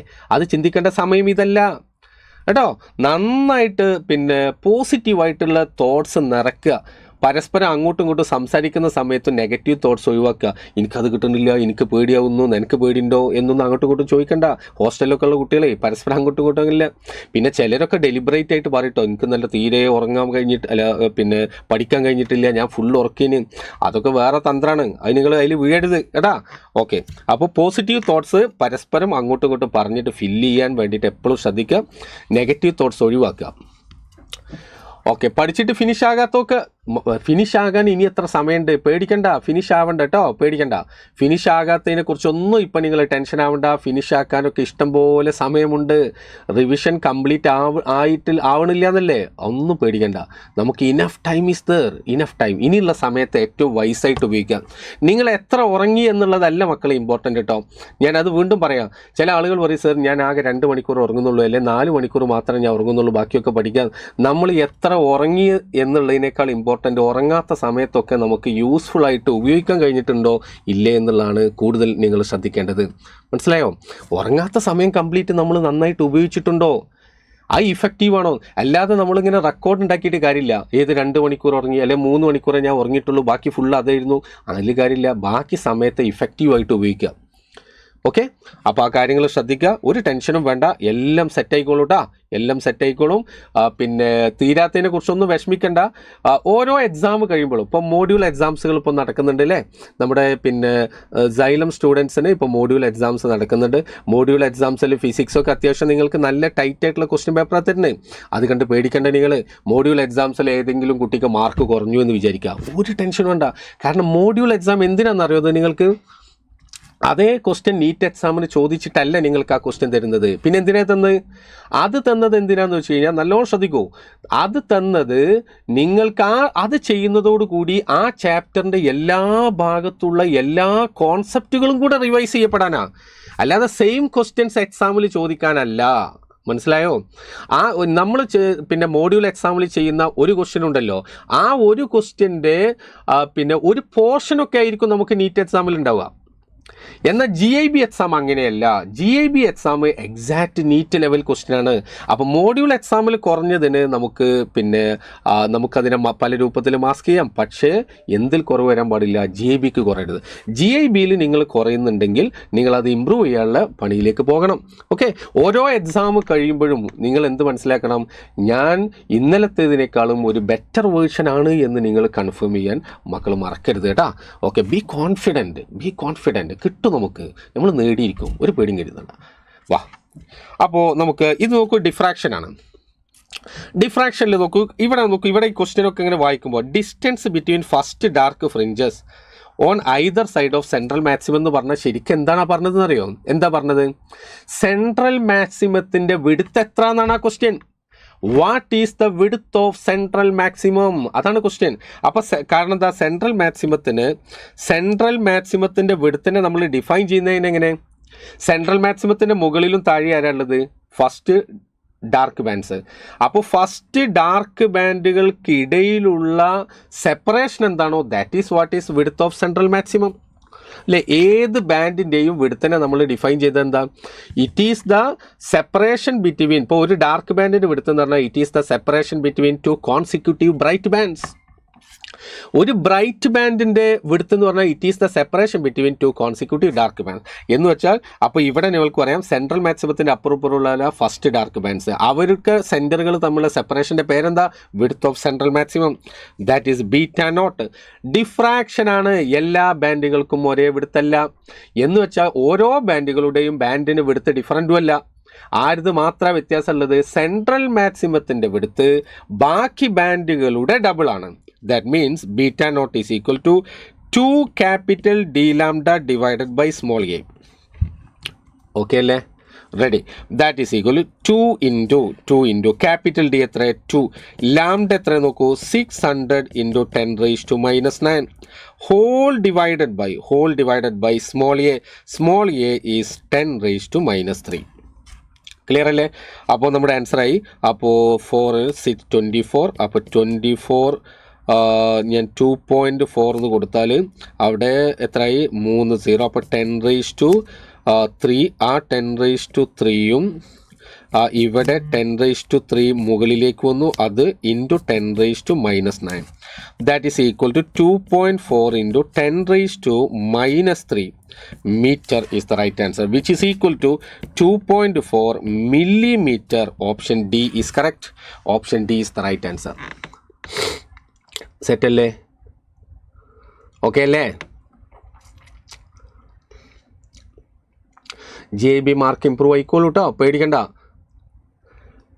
കേട്ടോ ആദിത്യ. GIB മാർക്കൊക്കെ ഇമ്പ്രൂവ് ആകും. അതൊക്കെ ഇമ്പ്രൂവ് ആകാനുള്ള സമയം നമുക്ക് മുമ്പിലുണ്ട് കേട്ടോ. ഇനിയുള്ള സമയത്ത് നമ്മൾ ശ്രദ്ധിക്കുക, നന്നായിട്ട് കോൺസെൻട്രേറ്റ് ചെയ്യുക, അതിനെക്കുറിച്ച് ആലോചിച്ച് ടെൻഷനല്ല ആവേണ്ടത്. ഇനിയുള്ള കാര്യങ്ങൾ, എടുക്കുന്ന കാര്യങ്ങളൊക്കെ നന്നായിട്ട് പഠിക്കുക. കുറേശ്ശെ ഓരോ എക്സാം കഴിയുമ്പോഴും ആ എക്സാമിൻ്റെ ക്വസ്റ്റ്യൻസ് കംപ്ലീറ്റ് നിങ്ങൾക്ക് ആൻസർ ചെയ്യാൻ പറ്റിയിട്ടുണ്ട്. ഏത്? എക്സാം ഹാളിലല്ല, എക്സാം ഹാളിൽ നിന്ന് പുറത്തിറങ്ങിയിട്ട് നിങ്ങളിപ്പോൾ നാളത്തെ GIB കഴിഞ്ഞു കഴിഞ്ഞാൽ നാളത്തെ GIBയിലുള്ള മുഴുവൻ ക്വസ്റ്റ്യൻസും നിങ്ങൾക്ക് ആൻസർ ചെയ്യാൻ നാളെ രാത്രിയോടുകൂടി നിങ്ങൾക്ക് കഴിഞ്ഞിരിക്കണം. അതിനാണ് എക്സാം കഴിഞ്ഞ ഉടനെ തന്നെ നമ്മൾ ഡിസ്കഷനും വെക്കുന്നത്. മനസ്സിലായോ? എക്സാം കഴിഞ്ഞ ഉടനെ ഡിസ്കഷൻ. അപ്പോൾ ഇതുവരെ നിങ്ങൾ എഴുതിയ എക്സാമുകളുടെ ക്വസ്റ്റ്യൻസ് മുഴുവൻ നിങ്ങൾക്ക് ഇപ്പോൾ അറിയാമെങ്കിൽ തന്നെ നിങ്ങൾ ആൾമോസ്റ്റ് നീറ്റ് കിട്ടിയ പോലെ ആയി. കാരണം അതിന് മാത്രം ക്വസ്റ്റ്യൻസ് ഓൾറെഡി നമ്മൾ ചെയ്ത് കഴിഞ്ഞിട്ടുണ്ട്. ഇനി ചെയ്യാനും പോകുന്നുണ്ട്. അത് ചെയ്ത് കഴിഞ്ഞാൽ തന്നെ, കാരണം അത് ചെയ്യാൻ അതേ ക്വസ്റ്റ്യൻ റിപ്പീറ്റ് ചെയ്യാന്നല്ല ഞാൻ ഉദ്ദേശിച്ചത്, മറിച്ച് ആ ക്വസ്റ്റ്യൻസുകളുടെ വ്യത്യസ്ത മോഡലായിരിക്കും നമുക്ക് ഫൈനൽ എക്സാമിലും വരാൻ പോകുന്നത്. ഷുവറാണ് കേട്ടോ. ഒരിക്കലും നിങ്ങൾ പ്രയാസപ്പെടുന്ന വൻ സാധനങ്ങളൊന്നും നിങ്ങൾ പ്രതീക്ഷിക്കേണ്ടതില്ല. ഓക്കെ, വാ അടുത്ത question. Two Polaroids P1 and P2 are placed with their axes perpendicular to each other. Okay, അപ്പോൾ P1 ഇങ്ങനെയാണ്, P2 ഇങ്ങനെയാണ്. റെഡി? അൺപോളറൈസ്ഡ് ലൈറ്റ്, ശ്രദ്ധിക്കണേ, unpolarised light I0 is incident on P1. അപ്പം ഞാൻ നോക്കൂ, ഇതാ വരയ്ക്കാണ്. ഇവിടെ I0 ലൈറ്റ് വരുന്നുണ്ട്, അത് P1ൽ ഇൻസിഡൻറ്റ് ചെയ്ത് കഴിഞ്ഞാൽ P1 എന്താ ചെയ്യുക? അതിൻ്റെ 50% കട്ടാക്കും. നിങ്ങൾക്കറിയാം, ആ ആക്സിസിന് പാരലലായിട്ടുള്ള വൈബ്രേഷൻസിനെ മാത്രമേ കടത്തിവിടുള്ളൂ. പാസ് ആക്സിസ് എന്ന് പറഞ്ഞിട്ട് നമുക്കൊരു ആക്സിസ് ഉണ്ട്, അതിന് പെർപെൻഡിക്കുലർ ആയിട്ടുള്ള കടത്തിവിടൂല. എന്ന് വെച്ചാൽ ഇവിടെ ഇൻറ്റൻസിറ്റി എത്ര ഉണ്ടാവുള്ളൂ? I0/2. ഇനി എന്താ ക്വസ്റ്റ്യനിൽ പറഞ്ഞത്? A third Polaroid P3 is kept in between P1 and P2. അപ്പോൾ P1 ഇവിടെ ഉണ്ട്, ഇനി P2 ഇവിടെ ഉണ്ട്, അതിനിടയിൽ ഒരു P3 കൊണ്ടുപോയി വെച്ചു എന്നാണ് ക്വസ്റ്റ്യൻ പറഞ്ഞത്. അത് നോക്കൂ, ഞാൻ P3 ഇവിടെ വരച്ചു, P3. എന്നിട്ടോ P3നെ പറ്റി എന്താ ക്വസ്റ്റ്യനിൽ പറഞ്ഞു നോക്കൂ. P3 എങ്ങനെ വെച്ചത്? P3 is kept between P1 and such that its axis makes an angle 45 degree with that of P1. 45 ഡിഗ്രിയാണ് P1 ആയിട്ട് അത് ഉണ്ടാക്കുന്നത് എന്ന് വെച്ചാൽ, അപ്പോൾ നിങ്ങൾക്കറിയാം മാലസ് ലോ അല്ലേ? മാലസ് ലോ എന്താ പറയുന്നത്? പോളറൈസറിൽ നിന്ന് കടന്നു വരുന്ന ലൈറ്റിൻ്റെ ഇൻറ്റൻസിറ്റി, അനലൈസർ പാസ് ചെയ്ത് വരുന്ന ലൈറ്റിൻ്റെ ഇൻറ്റൻസിറ്റി I0 cos square 5/2 ആണ് അല്ലേ? I0 cos square theta, I0 cos square theta. അപ്പോൾ ഇവിടെ എന്താ? I0 എന്ന് പറയുന്നത് ഈ I0 അല്ല, ഇത് അൺപോളറൈസ്ഡ് ലൈറ്റ് ആണ്. പോളറൈസ്ഡ് ലൈറ്റിൻ്റെ ഇൻറ്റൻസിറ്റി എന്ന് വെച്ചാൽ ഇവിടെ നമ്മൾ എങ്ങനെ എഴുതണം നോക്കൂ, I0/2 cos square 45 എന്ന് കിട്ടുക. ഇത് മനസ്സിലായി എന്ന് വിചാരിക്കുന്നു. ഇതല്ല, ഇത് പോളറൈസ്ഡ് ലൈറ്റിൻ്റെ ഇൻറ്റൻസിറ്റിയാണ് കൊടുക്കേണ്ടത് കേട്ടോ. ദാറ്റ് മീൻസ് നിങ്ങൾക്ക് എത്ര കിട്ടുക? I0/2 × 1/2 = I0/2 ഇവിടെ കിട്ടി. ഇനിയാണ് ആര് വരുന്നത്? നമ്മുടെ P2 വരുന്നത്. അപ്പോൾ ഒബ്വിയസ്ലി നോക്കൂ, നമുക്ക് മനസ്സിലാകും P2വുമായിട്ട് ഇയാൾ ഉണ്ടാക്കുന്ന ആംഗിളും 45 ആണ് ക്വസ്റ്റ്യൻ പറഞ്ഞിട്ടുണ്ട്. കാരണം ഇയാളും പെർപെൻഡിക്കുലർ ആണ്. അതിൻ്റെ ഇടയിൽ 45 ഡിഗ്രിയിലാണ് ഇത് വെച്ചതെന്ന് പറഞ്ഞു. റെഡി അല്ലേ? അപ്പോൾ രണ്ട് പേരിട്ടും ഉണ്ടാക്കുന്ന ആംഗിൾ നോക്കൂ. This angle is 45, this angle is 45. Okay, അപ്പോൾ ഇവിടെ ഇത് ഇനി കടന്നു പോകുന്ന എത്ര? ഇതിലേക്ക് വരുന്ന ലൈറ്റിൻ്റെ ഇൻറ്റൻസിറ്റി നോക്കൂ. I0/2 × cos square 45. That is equal to I0/2 × 1/2. Sorry, ഇത് I0/4 ആണ്. ഓക്കെ, I0/4 I0/2 അല്ല കേട്ടോ, I0/4. കാരണം അതാ ഇയാൾ ഇൻറ്റൻസിറ്റിയാണ്. Okay, that is equal to I0/8 is the final answer. അങ്ങനെ ആൻസർ ഉണ്ടോ? Yes, option D is correct. Option D is correct. Not D, B boats. ഞാൻ ഡി എന്നാണ് പറഞ്ഞില്ലേ? ഡി അല്ല, ബോട്ട്സ് കേട്ടോ. I0/8 ഈസ് ദ റൈറ്റ് ആൻസർ. One more question from wave optics. Last question. Yes, കിട്ടിയില്ലേ? Okay, last one എന്താണത്? What is the Brewster angle for air to glass transition? എയർന്ന് ഗ്ലാസ്സിലേക്കുള്ള ട്രാൻസിഷനിൽ ബ്രൂസ്റ്റേഴ്സ് ആംഗിൾ നമുക്കറിയാം. N is equal to tan IP ആണ്. N is equal to tan IP. Ready അല്ലേ? That is N എത്ര? 1.5 equal to tan IP. or IP equal to tan inverse 1.5. That is equal to, അപ്പോൾ tan inverse 1.5 option നോക്കൂ. നമുക്ക് നേരിട്ട് അറിയുന്ന കാര്യങ്ങളല്ല. അപ്പോൾ നമുക്ക് മനസ്സിലാക്കാനുള്ള കാര്യം നോക്കൂ. 1.5 അല്ലേ? 1.5 3/2 ആണ്. ടാൻ 45 എത്രടാ? ടാൻ 45 ഈസ് ഈക്വൽ ടു 1 ആണ്. ദെൻ ടാൻ 16ൻ്റെ വാല്യൂ നമുക്കറിയാം, അത് √3 ആണ്. √3 എന്ന് പറഞ്ഞാൽ 1.73. നമുക്കുള്ളത് 1.5 അല്ലേ? അപ്പോൾ ഈ 1.5 എന്ന് പറയുന്നത് ഇൻ ബിറ്റ്വീനിലല്ലേടാ വരിക? 1.5 എന്ന് ഇൻ ബിറ്റ്വീനിലാണ് വരിക. എന്ന് വെച്ചാൽ നമുക്ക് എന്ത് പറയാം? 45ൻ്റെയും 60ൻ്റെയും ഇടയിലായിരിക്കും നമ്മുടെ ആൻസർ, നമ്മുടെ ആംഗിൾ. 45ൻ്റെയും 60ൻ്റെ ഇടയിൽ. അങ്ങനത്തെ എത്ര ഉണ്ട് ഇതിൽ? അങ്ങനത്തെ ആകെ ഒരാളല്ലേ ഉള്ളൂ. പിന്നെ എന്തിനാ വേറെ ആലോചിക്കുന്നത്? അപ്പോൾ 56.31 degree is the right answer. Option C is correct. മക്കളെ സെറ്റല്ലേ? നമ്മൾ ചെയ്ത ക്വസ്റ്റ്യൻസ് ഒക്കെ നിങ്ങൾക്ക് മനസ്സിലായല്ലോ. റെഡി. ഇനി റയോപ്റ്റിക്സിലേക്ക് കിടക്കാണ്. യെസ്, ഓക്കെ, നോക്കാം. പെട്ടെന്ന് കാര്യങ്ങൾ നോക്കി പോകണം. വാ, ഫസ്റ്റ് ക്വസ്റ്റ്യൻ നോക്കൂ. An object is placed on the principal axis of a concave mirror at a distance 1.5 f. Okay, then image will be at mirror ആണ്. Mirror formula 1/f is equal to 1/v plus 1/u or 1/v equal to 1/f minus 1/u. Ready അല്ലേ?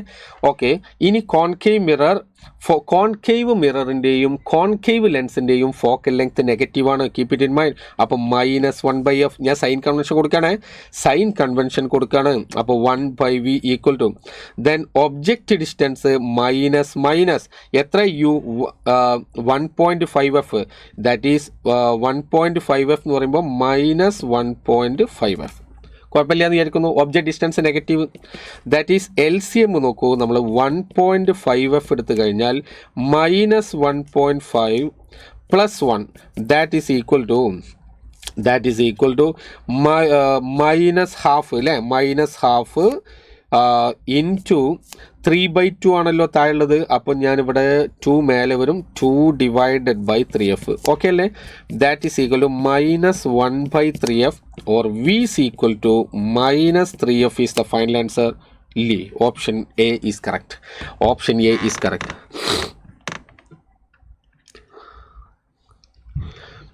Okay ആണല്ലോ? മനസ്സിലായോ മക്കളെ? Clear അല്ലേ? -3/f. എന്തെങ്കിലും ചെറിയ പ്രശ്നം ഉണ്ടെങ്കിൽ ചോദിച്ചോട്ടോ. നമ്മൾ പറയുന്ന കാര്യത്തിൽ പ്രശ്നം ഉണ്ടെങ്കിൽ ചോദിക്കാം. അത് പറഞ്ഞിട്ട് നമുക്ക് മുന്നോട്ട് പോകാം. Okay, ready? യെസ്, അടുത്തയിലേക്ക് പോട്ടെ, എന്നെ പെട്ടെന്ന് പോകാൻ അനുവദിക്കടാ. ഓക്കെ, അടുത്ത question. What is this? A concave mirror of focal length F1 is placed at a distance of D from a convex lens. Okay, അപ്പോൾ നമ്മൾ വരയ്ക്കുന്നത് നന്നായിരിക്കും. നോക്കൂ, കോൺവെക്സ് ലെൻസ് ഉണ്ട്, ആ കോൺവെക്സ് ലെൻസിൻ്റെ ഫോക്കൽ ലെങ്ത്ത് കോൺകേവ് മിററിൻ്റെത് F1, ഓക്കെ, കോൺകേവ് ലെൻസിൻ്റെത് F2. ക്വസ്റ്റ്യൻ നന്നായി വായിക്കണേ. ക്വസ്റ്റ്യൻ ഇങ്ങനെ വായിക്കുമ്പോൾ തന്നെ പ്രധാനപ്പെട്ട കാര്യങ്ങളൊക്കെ വരച്ചൊക്കെ പോകുന്നത് നല്ലതാണ്. ഈ വരനെ പറ്റിയിട്ടാണ് ഞാൻ പറഞ്ഞത്, എന്നാൽ പിന്നെ മാറാതിരിക്കാൻ. A beam of light coming from infinity. അപ്പോൾ ഇൻഫിനിറ്റിയിൽ നിന്ന് ലൈറ്റ് റേസ് വരുന്നു. അപ്പോൾ ഇൻഫിനിറ്റിയിൽ നിന്ന് വരുന്ന ലൈറ്റ് റേസ് നമുക്കറിയാം, ഇൻഫിനിറ്റിയിൽ നിന്ന് വരുന്നത് പാരലലായിരിക്കും. അപ്പോൾ പാരലൽ ലൈറ്റ് റേസ് എങ്ങനെ പാരലൽ ആവുന്നതെന്നൊക്കെ നമുക്ക് മുമ്പ് പറഞ്ഞിട്ടുണ്ടായിരുന്നു, സാറില്ല അവിടെ നിൽക്കട്ടെ. എന്നിട്ടോ falling on this convex lens concave mirror combination returns to infinity. Okay, the distance D must be equal to. നോക്കൂ, പറയാം. അതായത് ഇവിടുന്ന് ലൈറ്റ് ഇങ്ങോട്ട് വരുന്നുണ്ട് ലെൻസിൽ തട്ടിയിട്ട് ഒബ്വിയസ്ലി ഇത് കൺവേർജ് ഫോക്കസിലേക്ക് പോകും. അങ്ങനെ പോയിട്ട് ഇവിടെ ഒരു കോൺകേവ് മിറർ ഉണ്ട് എന്ന് ക്വസ്റ്റ്യനിൽ പറയുന്നു, കോൺകേവ് മിറർ. ആ മിററിൽ തട്ടിയിട്ട് ഇത് തിരിച്ച് ഇൻഫിനിറ്റിയിലേക്ക് തന്നെ പോകണം എന്നാണ് ക്വസ്റ്റ്യനിൽ പറഞ്ഞത്. അങ്ങനെ വന്ന വഴിക്ക് തിരിച്ചു പോകണമെങ്കിൽ അതെങ്ങനെ ഇൻസിഡൻറ്റ് ചെയ്യണം? സർഫസിന് പെർപെൻഡിക്കുലറായിട്ട് ഇൻസിഡൻറ്റ് ചെയ്യണം. അപ്പോൾ നോക്കൂ, ഇറ്റ്സ് വെരി ഇൻട്രസ്റ്റിംഗ് ക്വസ്റ്റ്യൻ, ഒരു കൺഫ്യൂഷനും ഇല്ല. നോക്കൂട്ടോ, അതാ ഞാൻ കാണിക്കാം. ഇവിടെ കോൺകേവ്, ഇത് പ്രീവിയസ് നീറ്റ് ക്വസ്റ്റ്യൻ ആണ്. ഇങ്ങനെയാണ് സംഭവം. ഇനി ഞാൻ പറയുന്നു, ഇതിൽ തട്ടിയിട്ട് ഫോർ എക്സാമ്പിൾ ഇവിടുന്ന് ഇങ്ങനെ ഒരു ലൈറ്റ് റേ ഇവിടെ തട്ടിയെന്ന് വിചാരിക്കാം. ഇതൊരിക്കലും വന്ന വഴിക്ക് തിരിച്ചു പോവില്ല. എന്തുകൊണ്ട്? ഈ ആംഗിൾ ഒരിക്കലും 90 ഡിഗ്രി ആവില്ല. കാരണം ഒരു സർക്കിളിലേക്ക് ഇങ്ങനെ ലൈൻ വരച്ചാൽ ഇത് 90 അല്ല. സർക്കിളിൻ്റെ സർക്കംഫറൻസിൽ ഹിറ്റ് ചെയ്യുന്ന ലൈന് പെർപെൻഡിക്കുലർ ആവണമെങ്കിൽ അത് എന്തിനെ എയിം ചെയ്ത് പോകണം? സെൻറ്ററിനെ എയിം ചെയ്ത് പോകണം. സെൻറ്ററിലൂടെ പാസ് ചെയ്യുന്ന ഏത് ലൈനും സർഫസിൽ ഉണ്ടാക്കുന്ന ആംഗിൾ എത്രയാണ്? 90 ഡിഗ്രിയാണ്. അങ്ങനെയെങ്കിൽ ഇവിടെ എന്താ സംഭവിക്കാൻ നോക്കണം. ഇവിടെ ഞാൻ പറയുന്നു, ഇവിടെ ലൈറ്റ് നോക്കുക, ഏറെക്കുറെ ഇങ്ങനെ വരണം. നോക്കാം ഇങ്ങനെ. അതുപോലെ തന്നെ ഇവിടുന്ന് ആ ലൈറ്റ് നോക്കൂ, ഇങ്ങനെ പോകണം, ഇങ്ങനെ ഫോക്കസിലൂടെ പോയിട്ട് ലൈക്ക് ദിസ്. ചെക്ക് ചെയ്യാം, ടെൻഷൻ ആവണ്ട. ഓക്കെ, അപ്പോൾ ഈ ആംഗിൾ 90 ആവണം. അങ്ങനെ സംഭവിച്ചാൽ 90 ഡിഗ്രിയിലെ ഒരു റബ്ബർ ബോൾ നേരെ കുത്തനിട്ട് കഴിഞ്ഞാൽ നമ്മളെ കയ്യിലേക്ക് തന്നെയല്ലേ വരിക. അതുപോലെ തന്നെയാണ് ലൈറ്റ് നേരെ ഹിറ്റ് ചെയ്താൽ നോക്കൂ, ഈ രൂപത്തിൽ. ദെൻ പ്രിൻസിപ്പിൾ ഓഫ് റിവേഴ്സിബിലിറ്റി, എങ്ങനെയാണോ ഇങ്ങോട്ട് വന്നത് അതേ വഴിക്കാണ് തിരിച്ചങ്ങോട്ട് പോവുക. അപ്പോൾ നോക്കൂ, ലൈറ്റ് ഇതിലെ പോയി. യെസ്, ഇപ്പോൾ ക്വസ്റ്റ്യനിൽ പറഞ്ഞ സിറ്റുവേഷനായി. ദ ഡിസ്റ്റൻസ് ഡി ആരായിരുന്നു? Distance D from convex lens. Okay, എന്ന് വെച്ചാൽ എൻറ്റയർ ഡിസ്റ്റൻസ് ആണ് ഡി ക്വസ്റ്റ്യനിൽ പറഞ്ഞത്. ഈ സെപ്പറേഷനാണ് ഡി പറഞ്ഞത്. അപ്പോൾ ഇനി നമുക്കറിയാം, ഈ ഡിസ്റ്റൻസ് എന്ന് പറയുന്നത് ഫോക്കൽ ലെങ്ത് F2 ആണ്. പിന്നെ ഈ ഡിസ്റ്റൻസ് എന്ന് പറയുന്നത് റേഡിയസ് ഓഫ് കർവേച്ചർ ആണ്. മിററിൻ്റെ റേഡിയസ് ഓഫ് കർവേച്ചർ എന്ന് പറഞ്ഞാൽ അതിൻ്റെ ഫോക്കൽ ലെങ്ത് F1 ആണ്, അത് 2F1 ആണ്. Therefore small d is equal to 2F1 plus F2. അങ്ങനെ ആൻസർ ഉണ്ടോ? 2F1 plus F2. നമ്മൾ ആ എൻറ്റയർ സെപ്പറേഷൻ ആണ്. പിന്നെ അവിടെ സൈന് മൈനസ് ഒന്നും കൊടുക്കേണ്ട ആവശ്യമില്ല ഈ കേസിൽ. ഇവിടെ സൈനിനെ പറ്റി നമ്മൾ സംസാരിക്കേണ്ടതില്ല. പാസ് ചെയ്യും. Very good. ഓക്കെ, അപ്പോൾ ഏത് answer? Option C is the right answer. Option C is correct. സെറ്റല്ലടാ സാറേ, പടം വരക്കുന്നത് ഒന്നുകൂടെ എക്സ്പ്ലെയിൻ ചെയ്യാമോ? ഓക്കെ, ശ്രീനാഥ് ബാസി. എടാ, പടം വരച്ചത് സിമ്പിൾ കാര്യമാണ്, വേഗം പറയാം. നോക്കൂ, കോൺവെക്സ് ലെൻസിലേക്ക് പാരലൽ ലൈറ്റ് റേസ് വരുന്നു. ഇത് ക്വസ്റ്റ്യനിൽ പറഞ്ഞിട്ടുണ്ട്, നമ്മൾ അതേപോലെ കാണിച്ചു. ഇൻഫിനിറ്റിന്ന് വരുന്ന ലൈറ്റ് റേസ് പാരലൽ. അത് നേരെ കൺവേർട്ട് ചെയ്യൽ നമുക്കറിയാം. എവിടെ കൺവേർട്ട് ചെയ്യുക? അതിൻ്റെ ഫോക്കസിൽ. അതാണ് F2, ഈ ഡിസ്റ്റൻസ് F2. എന്നിട്ട് നമ്മളോട് പറയുന്നു അതിൻ്റെ അപ്പുറത്തൊരു മിറർ കൊണ്ടുപോയി വെച്ചിട്ടുണ്ട്. അങ്ങനെ വെച്ച സമയത്ത് ഈ പോയ ലൈറ്റ് റേസ് വന്ന വഴിക്ക് തിരിച്ചു പോയിട്ട് ഇങ്ങോട്ട് ഇൻഫിനിറ്റിയിലേക്ക് തിരിച്ചു പോകുന്നു എന്നാണ് ക്വസ്റ്റ്യനിൽ പറഞ്ഞത്. അതിനാണ് നമ്മൾ എന്ത് ചെയ്തത്? മിറർ വെച്ചു. മിററിൻ്റെ സർഫസിലേക്ക് പെർപെൻഡിക്കുലറായിട്ട് ഇൻസിഡൻറ്റ് ചെയ്താൽ മാത്രമേ അത് വന്ന വഴിക്ക് തിരിച്ചു പോകുള്ളൂ. അങ്ങനെ സംഭവിക്കണമെങ്കിൽ ഈ മിററിൻ്റെ സെൻറ്റർ ഓഫ് കർവേച്ചർ ആയിരിക്കണം ഈ പോയിന്റ്. മിററിൻ്റെ സെൻറ്റർ ഓഫ് കർവേച്ചർ ഒരു സർക്കിളിൻ്റെ സെൻറ്ററിലേക്ക് വരുന്ന ലൈൻ മാത്രമാണ് സർഫസിൽ 90 ഉണ്ടാക്കുള്ളൂ. ഈ ലൈന് ഒരിക്കലും സർഫസിൽ 90 ഉണ്ടാക്കൂല. അതാണ് പോയിന്റ്. Okay ready. ഞാൻ അടുത്തതിലേക്ക് പോവാണ്. An air bubble in glass lab with a refractive index 1.5 is 5 cm deep when viewed from one surface and 3 cm deep when viewed from the opposite face. The thickness of the slab. ഇത് simple question ആണ്, പക്ഷേ ആവർത്തിച്ച് എക്സാമിൽ കാണുന്ന ഒരു സാധനമാണത്. The air bubble ഇവിടെ ഉണ്ട്. ഒരു സൈഡിൽ നിന്ന് നോക്കുന്ന സമയത്ത് അത് എത്ര 5 സെൻറ്റിമീറ്റർ താഴ്ചയിൽ ആണെന്നല്ല, താഴ്ചയിൽ കാണപ്പെട്ടു. ഓപ്പോസിറ്റ് സൈഡിൽ നിന്ന് നോക്കിയപ്പോൾ അത് എത്രയാണ്? അത് 3 സെൻറ്റിമീറ്റർ താഴ്ചയിൽ കാണപ്പെട്ടു അല്ലേ? 5 സെൻറ്റിമീറ്ററും 3 സെൻറ്റിമീറ്ററും. അങ്ങനെയാണെങ്കിൽ തിക്നെസ് ഓഫ് ദ സ്ലാബ് എന്ന് വെച്ചാൽ thickness of the real depth ആണ് ചോദ്യം. അപ്പോൾ നമ്മൾ മനസ്സിലാക്കേണ്ടത് നോക്കൂ, ഇത് അപ്പാരൻ്റ് ഡെപ്താണ്, ഇത് അപ്പാരൻ്റ് ഡെപ്താണ്. ഇങ്ങനെ പറഞ്ഞതിൻ്റെ അർത്ഥം ഈ ബബിള് ഒരു അറ്റത്തായിരുന്നെങ്കിൽ, ഈ ബബിൾ ഒരു അറ്റത്തായിരുന്നെങ്കിൽ അത് നോക്കൂ ഇത്രയും സെപ്പറേഷനിലല്ലേ കാണാൻ.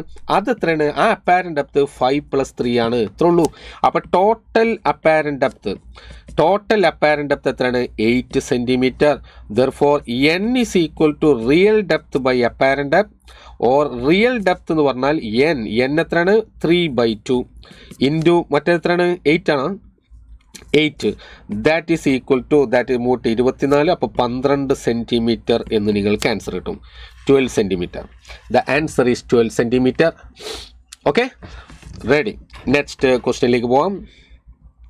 അടുത്ത നോക്കൂ. If critical angle for total internal reflection from a medium to vacuum is 45 degree, then velocity of light in the medium. നമുക്കറിയാം ക്രിറ്റിക്കൽ ആംഗിളും കണക്ഷൻ എന്താ? n = 1/sin c. വാക്വമാണ്, പിന്നെ റയറർ എങ്കിൽ. Okay ready. വാക്വം ആണെന്ന് ക്വസ്റ്റ്യനിൽ പറഞ്ഞിട്ടുണ്ട്. ഇനി n എന്ന് പറഞ്ഞാൽ ആരാണ്? c/v അല്ലേ? അത് സ്മോൾ സി ട്ടോ, വെലോസിറ്റി ഓഫ് ലൈറ്റ്. ഓക്കെ, മറ്റത് ക്രിറ്റിക്കൽ ആംഗിൾ ആണ്, ഇത് ക്യാപിറ്റൽ സി ക്രിറ്റിക്കൽ ആംഗിൾ ആണ്. അപ്പോൾ നമുക്കറിയാം ഇനി അപ്പോൾ ക്രിറ്റിക്കൽ ആംഗിൾ ക്വസ്റ്റ്യൻ എന്ന് വെലോസിറ്റി അല്ലേ ചോദ്യം? യെസ്. അപ്പോൾ സിമ്പിൾ ക്വസ്റ്റ്യൻ. അപ്പോൾ വെലോസിറ്റി ഈസ് ഈക്വൽ ടു അങ്ങോട്ട് പോയി 3 × 10⁸ into sin 45 degree. sin 45 that is equal to 3/√2 into 10⁸ meter/second is the final answer. Option B is the right answer. Good. ശ്രീനാഥെ ഒരിക്കൽ അടിച്ചാൽ തന്നെ ഞാൻ കാണൂട്ടാ, പേടിക്കണ്ട. കൺഗ്രാജുലേഷൻസ്. Okay ready. അടുത്തതിലേക്ക് പോവാം. Next, find the value of angle of emergence from the prism. Refractive index of the glass is √3. Find the angle of emergence. അപ്പോൾ നോക്കൂ, ഇവിടെ ഡയഗ്രാം കണ്ടു കഴിഞ്ഞാൽ അറിയാം, ഇയാൾ നോക്കൂ പെർപെൻഡിക്കുലർ ആയിട്ടാണ് വരുന്നത്. അങ്ങനെ പെർപെൻഡിക്കുലർ ആയിട്ട് വന്നാൽ എന്താ സംഭവിക്കുക? അത് നേരെ അൺഡിഫ്ലക്റ്റഡ് ആയിട്ട് പോകും. അവിടെ ബെൻഡിങ് ഉണ്ടാവില്ല, അവിടെ റിഫ്രാക്ഷൻ ഉണ്ട്. റിഫ്രാക്ഷൻ എന്ന് പറഞ്ഞാൽ ഈ ബെൻഡിങ് അല്ല എന്ന് ആദ്യം മനസ്സിലാക്കുക. റിഫ്രാക്ഷൻ എന്ന് പറഞ്ഞാൽ ഈ ബെൻഡിങ് മാത്രമല്ല. റിഫ്രാക്ഷൻ നടക്കുന്ന സമയത്ത് നമുക്ക് വിസിബിൾ ആകുന്ന ഒരു കാര്യമാണ് ബെൻഡിങ്. പലപ്പോഴും ഞാനടക്കം തന്നെ റിഫ്രാക്ഷനെ പലപ്പോഴും ഡിഫൈൻ ചെയ്യല് it is the bending of light when it passes from one medium to another എന്നാണ്. ആക്ച്വലി ആ ബെൻഡിങ് മാത്രമല്ല, during refraction velocity changes, wave length changes. ഇത് നോർമൽ ഇൻസിഡൻസ് ആണ്. നോർമൽ ഇൻസിഡൻസിലും റിഫ്രാക്ഷൻ ഉണ്ട്, പക്ഷേ ബെൻഡിങ് ഇല്ല. Keep it in mind. Okay വാ. ഇനി denser to rarer, away from the normal, ഇങ്ങനെ ബെൻഡ് ചെയ്തു. Away from the normal bend ചെയ്തു. ഓക്കെ, എന്താ question? Find the value of angle of emergency. Yes, നമുക്ക് കാണേണ്ടത് ആംഗിൾ ഓഫ് എമർജൻസ് ആണ്. അപ്പോൾ ഈ നമുക്ക് കണ്ടെത്തണം. അതിന് നോക്കൂ, ക്വസ്റ്റ്യനിൽ നമുക്ക് തന്ന കാര്യങ്ങളൊക്കെ അപ്ലൈ ചെയ്യാം. ഈ ആംഗിൾ 60 ആണ്. അങ്ങനെ ആകുമ്പോൾ ഇതെത്ര? ഇത് 30 ഡിഗ്രിയാണ്. ഇത് ഓൾറെഡി 90 ഡിഗ്രിയാണ്. അപ്പോൾ ഇത് 60 ഡിഗ്രിയാണ്. അങ്ങനെ വരുമ്പോൾ ഇത് 30 ഡിഗ്രിയാണ്. ഓക്കെ, അപ്പോൾ ഇനി നമുക്ക് കാര്യം ഒന്നുമില്ല. n = √3. ജസ്റ്റ് സ്നെൽസ് ലോ ഇവിടെ അപ്ലൈ ചെയ്യാം. ഇവിടെ സ്നെൽസ് ലോ അപ്ലൈ ചെയ്യാം. അപ്പോൾ എയറിലെ refractive index n × sin e, 1 × sin e, that is equal to √3 × sin 30. sin 30, or sin E equal to root 3 into 1 by 2. That is E equal to sin 60 allada root 3 by 2. Option A is the right answer. Option A is correct. Am I right? എനിക്ക് missing ഇല്ല എന്ന് വിചാരിക്കുന്നു. തെറ്റ് പറ്റിയില്ലല്ലോ. Okay, അതായത് ഇവിടുത്തെ refractive index into sine of this angle must be equal to ഇവിടുത്തെ refractive index into sine of that angle. Okay, Snell's law നമ്മൾ അങ്ങനെ ചെയ്യുന്ന സമയത്ത് നമുക്ക് ഏറ്റവും ഈസി ആവും. പ്രോബ്ലം ഒക്കെ ചെയ്യുന്ന സമയത്ത് sine I by sine R equal to n2/n1 എന്നൊക്കെ പറഞ്ഞതിന് പകരം എന്ത് ചെയ്യുക, n ഇൻറ്റു സൈൻ ഓഫ് അവിടുത്തെ ആംഗിൾ ഈക്വൽ ടു അടുത്ത മീഡിയത്തിൽ ഇൻറ്റു അവിടുത്തെ സൈൻ ഓഫ് അവിടുത്തെ ആംഗിൾ. റെഡി? അങ്ങനെ പഠിച്ചു വെക്കുന്നതാണ് ഏറ്റവും സൗകര്യം. ഓക്കെ, വാ അടുത്തത്. A ray is incident at an angle of incidence I on one face of a small angle prism with the angle of prism okay A and emerges normally on the opposite side. അപ്പോൾ diagram വരയ്ക്കാഞ്ഞാൽ നമുക്ക് confusion ആവാൻ സാധ്യതയുണ്ട്. അപ്പോൾ ഞാൻ diagram വരയ്ക്കുന്നു. അപ്പോൾ ഇവിടെ emerges ഇവിടെ പെർപെൻഡിക്കുലറായിട്ട് പുറത്ത് കിടക്കുന്നു എന്ന് ക്വസ്റ്റ്യനിൽ പറഞ്ഞിട്ടുണ്ട്. അപ്പോൾ അവിടെ നിന്ന് ഇങ്ങോട്ടാണ് വരയ്ക്കട്ടെ. ഇതങ്ങനെ അങ്ങനെ ആകുമ്പോൾ ഇങ്ങനെ ആയിരിക്കും. ഇത് ഞാൻ അവിടുന്ന് ഇങ്ങോട്ട് വരച്ചാണത്. യെസ്. എന്നിട്ട് എന്താ ക്വസ്റ്റ്യൻ? ആംഗിൾ ഇത് സ്മോൾ ആംഗിളുടെ പ്രിസമാണെന്ന് ക്വസ്റ്റ്യനിൽ പറഞ്ഞിട്ടുണ്ട്. അപ്പോൾ ഇവിടെ ഏറ്റവും പ്രധാനപ്പെട്ട കാര്യം ഒറിജിനൽ ഡയഗ്രാം നിങ്ങളുടെ മൈൻഡിൽ വേണം. നിങ്ങൾക്കറിയാം ഒറിജിനൽ ഡയഗ്രത്തിൽ ഇത് ജനറൽ കേസ് നമ്മളെങ്ങനെ പറയാം? ഇവിടുന്ന് വന്നു, അതിങ്ങോട്ട് പോയി ഇവിടുത്തെ യെസ് R1 ഇത് R2 ആണ് അല്ലേ? This is A is equal to R1 plus R2 ആണ്. എന്നാൽ ഈ കേസിൽ R2 എത്ര നോക്ക്? ഇതാണ് നോർമലും ഇതും തമ്മിൽ ഉണ്ടാക്കുന്ന ആംഗിളാണ്. That means R2 equal to 0. R2 0 ആണ്. ക്ലിയർ? ഇത് R1 ആണ്. Therefore what you can write, A equal to R1 plus R2 ആണ്. or R1 equal to നമ്മുടെ കേസിൽ R2 0 ആണ്. അപ്പോൾ R1 is equal to ആരാണ്? R1 equal to A. R1 equal to A ആണ്. യെസ്. ഇനി what is to be found out? ഞാൻ മറന്നുവല്ലോ. emerges normally from opposite. If the refractive index of the material of the prism is mu, then angle of incidence is nearly approximate ചെയ്യാന്നർത്ഥം. Okay, nearly angle of incidence ആണ് ചോദ്യം. അപ്പം ഇനി നോക്കൂ, ഇനിയൊന്നും ചെയ്യല്ല. Sign of അതായത് 1 into sine I that is equal to mu into sine R. Sine R ഇവിടെ ആരാ? A. Sine R 1 A. Ready അല്ലേ? ദെർഫോർ നിയർലി എന്ന് പറഞ്ഞാൽ എന്താ? രണ്ട് കാര്യമുണ്ട്. ഒന്ന് സ്മോൾ ആംഗിൾഡ് പ്രിസം എന്ന് പറഞ്ഞിട്ടുണ്ട്. അപ്പോൾ ആംഗിൾസ് ഒക്കെ സ്മോൾ ആയിട്ട് നമുക്ക് അസ്യൂം ചെയ്യാം. അപ്പോൾ sine I approximately equal to നമുക്ക് എന്ത് ചെയ്യാം? ഐ. അപ്പോൾ അപ്രോക്സിമേഷൻ ആണ്. That is I equal to mu A. I the answer is option B. Option B is the right answer. Approximation. When angles are small, then sin theta approximately equal to theta. Clear? അതാണ് നമ്മൾ apply ചെയ്തത്. കിട്ടിക്കഴിഞ്ഞു. അടുത്തയിലേക്ക് പോവാം. മക്കളെ വേഗം നോക്ക്, നമ്മുടെ സമയം അവസാനിക്കാറായി. Yes. Again a previous medical entrance exam question ആണ്. In the figure shown here, what is the equivalent focal length of the combination of lenses? Okay, given R1 equal to R2 equal to 20 centimeter. മക്കളെ ഞാൻ പറയാം, നന്നായിട്ട് ശ്രദ്ധിക്കുക. ഒരു ആശയം തന്നെ ഇതിലൂടെ കിട്ടും. ചെയ്യാൻ പറ്റുന്നവരൊക്കെ ചെയ്യാം. നോക്കും, ഇതിലെ കോമ്പിനേഷൻ, ഇതിൽ ഇയാൾ റിഫ്രാക്റ്റീവ് ഇൻഡെക്സ് ഈ 1.5 എന്ന് ക്വസ്റ്റനിൽ തന്നിട്ടുണ്ട്. ഇതിൻ്റെയും റിഫ്രാക്റ്റീവ് ഇൻഡെക്സ് 1.6 എന്ന് ക്വസ്റ്റനിൽ പറഞ്ഞിട്ടുണ്ട്. എന്ന് വെച്ചാൽ 3 ലെൻസുകളുടെ കോമ്പിനേഷനാണത്. ദാറ്റ് മീൻസ് കോമ്പിനേഷൻ ഓഫ് ലെൻസസിൽ 1/f is equal to 1/f1 plus 1/f2 plus 1/f3 thin lenses in contact. ഇതേ നമ്മളെ കയ്യിലുള്ളത്. ഈ ഇക്വേഷനാണ് അപ്ലൈ ചെയ്യേണ്ടത്. ഒന്നാമത്തെ ആളിത് പ്ലാനോ കോൺകേവ് ലെൻസ് ആണ്. പ്ലാനോ കോൺകേവ്. ഇയാൾക്കും ഒരേ ഫോക്കൽ ലെങ്ത് ആണ്. ഇത് രണ്ടും ഐഡൻറ്റിക്കലാണ്. അതുകൊണ്ട് ഏത് ഒന്നിൻ്റെ കാണാം. നോക്കൂ, ഞാനത് ആദ്യം കാണാൻ പോവാണ്. 1/f1 is equal to, അതായത് f1 equal to f3 കേട്ടോ. f1 equal to f3 ആണ്. 1/f1 കാണാൻ പോവാണ്. ശ്രദ്ധിക്കാം. 1/f1 is equal to lens makers formula. ഇപ്പോൾ ഡൗട്ട് ഉണ്ടെങ്കിൽ ചോദിക്കണം കേട്ടോ അവിടെ. കാരണം ഇവിടെ ഒരു ഡൗട്ട് ഒരു പക്ഷേ വരാൻ സാധ്യതയുണ്ട്. അതുകൊണ്ടാണ്. അപ്പോൾ n-1, അപ്പോൾ അതിൻ്റെ റിഫ്രാക്റ്റീവ് ഇൻഡെക്സ് എത്ര? 1.6 - 1 into 1/r1.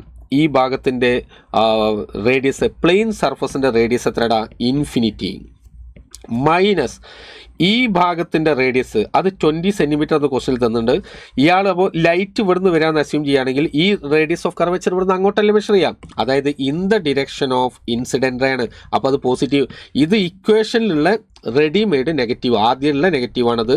Sign convention apply ചെയ്താൽ ഈ 20 + 20 ആണ്. Yes, that is equal to 0.6 into -1/20 -1/20 ശരിയല്ലേ, -1/20 റെഡി. അതെത്ര വരിക? That is equal to minus how much it is, ഞാൻ അങ്ങനെ തന്നെ കൊടുക്കുക. അപ്പോൾ ഇവിടെ ഒരു കാര്യം ചെയ്യാം, നമുക്ക് അങ്ങനെ തന്നെ എഴുതാം, -0.6 / 20 അങ്ങനെ തന്നെ എഴുതിട്ടോ, 1/f1 ലെറ്റ് ഇറ്റ് ബി. ഇനി നോക്കൂ, നമുക്കവിടെ വേണ്ടത് F oh my god, what happened? Okay, yes, 1/f2 ആണ് അടുത്ത്. 1/f2 is equal to 1.5 - 1 into 1/r1. നോക്കൂ, ഈ r1 ഇത് അങ്ങോട്ടാ 20, ഇത് ഇങ്ങോട്ടാണ് -20. 1/20 -1/20 that is equal to 1/2 into 2/20 that is equal to 1/20. Okay, ഇനി നമുക്ക് ഇക്വേഷനിൽ അപ്ലൈ ചെയ്യാം.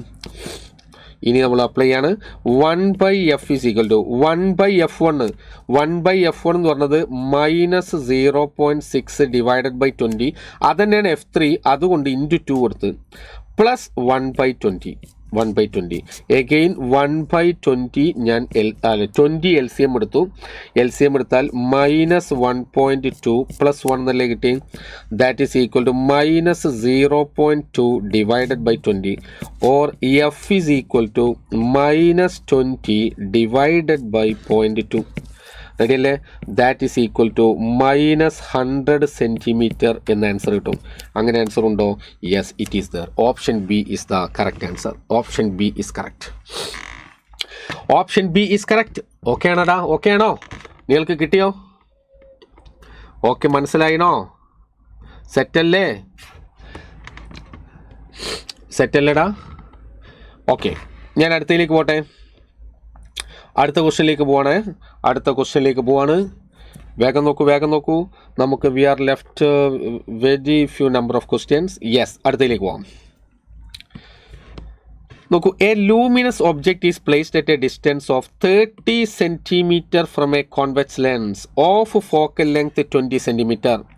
On the other side of the lens at what distance from the lens a convex mirror of radius of curvature 10 centimeter be placed in order to have an upright image of the object കോയിൻസിഡൻറ്റ് with it. നമ്മൾ നേരത്തെ ചെയ്ത ചോദ്യത്തിൻ്റെ മറ്റൊരു form. നേരത്തെ ഒരു convex ലെൻസും ഒരു concave മിററും ചെയ്തില്ലേ?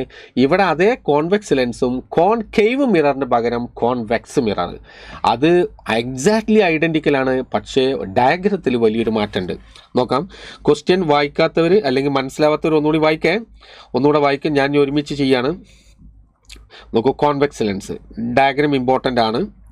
ഡയഗ്രമാണ് ഇവിടെ മെയിൻ റോൾ വഹിക്കുന്നത്. Yes, convex lens. അപ്പോൾ കോൺവെക്സ് ലെൻസിൽ ക്വസ്റ്റ്യനിൽ പറഞ്ഞതനുസരിച്ചിട്ട് ഇവിടെ നോക്കൂ, ഒരു ഒബ്ജക്റ്റ്, ആ ഒബ്ജക്റ്റിന് ഒരു ലൈറ്റ് റേ നോക്കൂ, ഇതാ നേരെ പോയി മറ്റൊരു ലൈറ്റ് റേ ഞാൻ ഇങ്ങോട്ട് വരച്ചു. നോക്കൂ, ആ ലൈറ്റ് ഇവിടുന്ന് അത് കൺവേർജ് ചെയ്ത് നോക്കൂ, ഫോക്കസിലേക്ക് പാരലൽ അല്ലേ പോവുക, ഇത് ഫോക്കസിലേക്കൊന്നുമില്ല. ഇത് നോക്കൂ, ഞാൻ സപ്പോസ് ഇങ്ങനെ വരച്ചു. പക്ഷേ ഇനി നമ്മളോട് ക്വസ്റ്റ്യൻ പറയാണ്, അതിനിടയിൽ അത് അങ്ങോട്ട് പോണതിൻ്റെ മുമ്പ് നിങ്ങൾ അവിടെ ഒരു കോൺവെക്സ് മിറർ പ്ലേസ് ചെയ്യണം. ഒരു കോൺവെക്സ് മിറർ ലൈക്ക് ദിസ്. എങ്ങനെ പ്ലേസ് ചെയ്യണം എന്ന് ചോദിച്ചു കഴിഞ്ഞാൽ, ആ കോൺവെക്സ് മിറർ പ്ലേസ് ചെയ്യുന്നതോടുകൂടി ഇയാളുടെ ഇമേജ് ഇവിടെ തന്നെ ഫോം ചെയ്തു, ഒബ്ജക്റ്റുമ്പോൾ തന്നെ ഇമേജ് ഫോം ചെയ്തു. അങ്ങനെ ഫോം ചെയ്യണമെങ്കിൽ പോയ ലൈറ്റ് വന്ന വഴിക്ക് തിരിച്ചു വരണം. വേണ്ടടാ, പോയ വഴിക്ക് തിരിച്ചു വരണം, വന്ന വഴിക്ക് തിരിച്ചു വരണം. അപ്പോൾ ഞാൻ ഇതിനൊക്കെ നോക്കൂ ഡോട്ടഡ് ലൈനാക്കി, കാരണം അത് ഇങ്ങോട്ട് വരുന്നില്ല. ആക്ച്വലി അതങ്ങോട്ട് വരുന്നില്ല. ഈ മിറർ ഇവിടെ ഇല്ലായിരുന്നെങ്കിൽ ഇവിടെ ഇമേജ് ഫോം ചെയ്യുമായിരുന്നേനെ. പക്ഷേ അവിടെ ഒരു മിറർ ഉണ്ട്, അതുകൊണ്ട് അവിടെ ഇമേജ് ഫോം ചെയ്യില്ല. ലൈറ്റ് വന്ന വഴിക്ക് തിരിച്ചു വന്നിട്ട് ദ ഫൈനൽ ഇമേജ് ഇവിടെ തന്നെ ഫോം ചെയ്തു. And what is to be found out? 10 centimeter radius placed in order to have a object. എന്താണ് on the other side of what distance from the lens. Okay, ഇതാണ് നമ്മളോട് കണ്ടെത്തേണ്ടത്. ഈ distance D, മിററും ലെൻസും തമ്മിലുള്ള separation കണ്ടെത്തണം. അത് നോക്കൂ, റേഡിയസ് ഓഫ് കർവേച്ചർ 10 centimeter ആണ് കോൺവെക്സ് മിറർ എന്ന് വെച്ചാൽ ഈ ഡിസ്റ്റൻസ് 10 centimeter ആണ്. ഇത് റേഡിയസ് ആവണമല്ലോ. അതിൻ്റെ കാരണം ഞാൻ പറഞ്ഞു, കാരണം സെൻറ്ററിലേക്ക് എയിം ചെയ്യുന്ന ആൾ മാത്രമേ സർഫസിൽ പെർപെൻഡിക്കുലറായിട്ട് ഇൻസിഡൻ്റ് ചെയ്യുള്ളൂ. അപ്പോൾ ആകെ അറിയേണ്ടത് എന്താ അറിയോ, ഈ ഒബ്ജക്റ്റിൻ്റെ ഇമേജ് ഇയാൾ ഇവിടെ ഫോം ചെയ്യണം. ഇതറിഞ്ഞു കഴിഞ്ഞാൽ ആൻസറായി. നോക്കൂ, അപ്പോൾ ഫോർ ലെൻസ് ഞാൻ കൊടുക്കുകയാണ്. ഫോർ ലെൻസിൽ 1/f is equal to 1/v minus 1/u or 1/v equal to 1/f plus 1/u. That is equal to 1/f ലെൻസിനാണ്. അപ്പോൾ 1 കോൺവെക്സ് ലെൻസിൻ്റെ ഫോക്കൽ ലെങ്ത്തും കോൺവെക്സ് മിററിൻ്റെ ഫോക്കൽ ലെങ്ത്തും പോസിറ്റീവ് മൈനസ് അല്ലേ ഡിസ്റ്റൻസ് ആണ് അതിലെ ഫോക്കൽ ലെങ്ത് 20 ആണ്. Focal length 20 minus 1/30 that is LCM 60 എടുത്തു. 3 മൈനസ് 2 ദാറ്റ് ഈസ് 1/60 എന്ന് കിട്ടി. എന്ന് വെച്ചാൽ ഇവിടുന്ന് ഇങ്ങോട്ടേക്കുള്ള ഡിസ്റ്റൻസ് ഇത് 60 centimeter. Up to this is 60 centimeter. അപ്പോൾ നമ്മുടെ ഡി എത്രടാ ഞാൻ പറയണോ? ഡി is equal to 60 minus 10, 50 centimeter is the final answer. Option C is correct. കിട്ടിയോ? Option C is the right answer. Option C. Very good. Okay, ready? 2 more questions കേട്ടോ. ഇനി 2 question കൂടെ. യെസ്, അടുത്ത് നോക്കൂ. Focal length of A convex lens of refractive index 1.5 is 2 centimeter. Focal length of the lens when immersed in the liquid of refractive index 1.25 will be. ഒരു മീഡിയത്തിൽ immerse ചെയ്യുമ്പോഴുള്ള focal length. അപ്പോൾ ആദ്യം എന്താ അറിയോ, ഫോക്കൽ ലെങ്ത് ഇൻ എയർ കണ്ടെത്തുക. Focal length in air എത്ര? 1.5 minus 1 into 1/r1 minus 1/r2. That is equal to half into 1/r1 minus 1/r2. Okay, that is equation number 1. അത് 2 centimeter എന്ന ക്വസ്റ്റനിൽ പറഞ്ഞിട്ടുണ്ട്. അവിടെ നിൽക്കട്ടെ, അത് നമുക്ക് 2 centimeter അവിടെ എടുക്കാം. ഇനി നമ്മളൊരു focal length of the lens when immerse in the liquid, ഒരു ലിക്വിഡിൽ അപ്ലൈ ചെയ്തു എന്ന് പറഞ്ഞു. That is 1/FL is equal to, അപ്പോൾ N2/N1 കൊടുക്കണം. ലെൻസിൻ്റെ റിഫ്രാക്റ്റീവ് ഇൻഡെക്സ് മൈനസ് മീഡിയത്തിൻ്റെ സറൗണ്ടിങ് മീഡിയത്തിൻ്റെ റിഫ്രാക്റ്റീവ് ഇൻഡെക്സ് -1. റെഡി അല്ലേ? റെഡി എന്ന് വെച്ചാൽ ഇത് നമുക്ക് കുറച്ചും കൂടെ ഈസി ആയിട്ട് ഡീൽ ചെയ്യാൻ 1.5 എന്ന് പറഞ്ഞാൽ എന്താ 3/2 ആണ്. 3/2 ദെൻ 1/4 എന്ന് പറഞ്ഞാൽ 5/4 ആണ്. അപ്പം ഞാൻ എന്ത് ചെയ്തു, 4/5 -1. എങ്ങനെ മനസ്സിലായല്ലോ? Into 1/r1 minus 1/r2. That is equal to 3×12. അപ്പോൾ 12/1.2. അപ്പോൾ 0.2 അല്ലേ വരിക?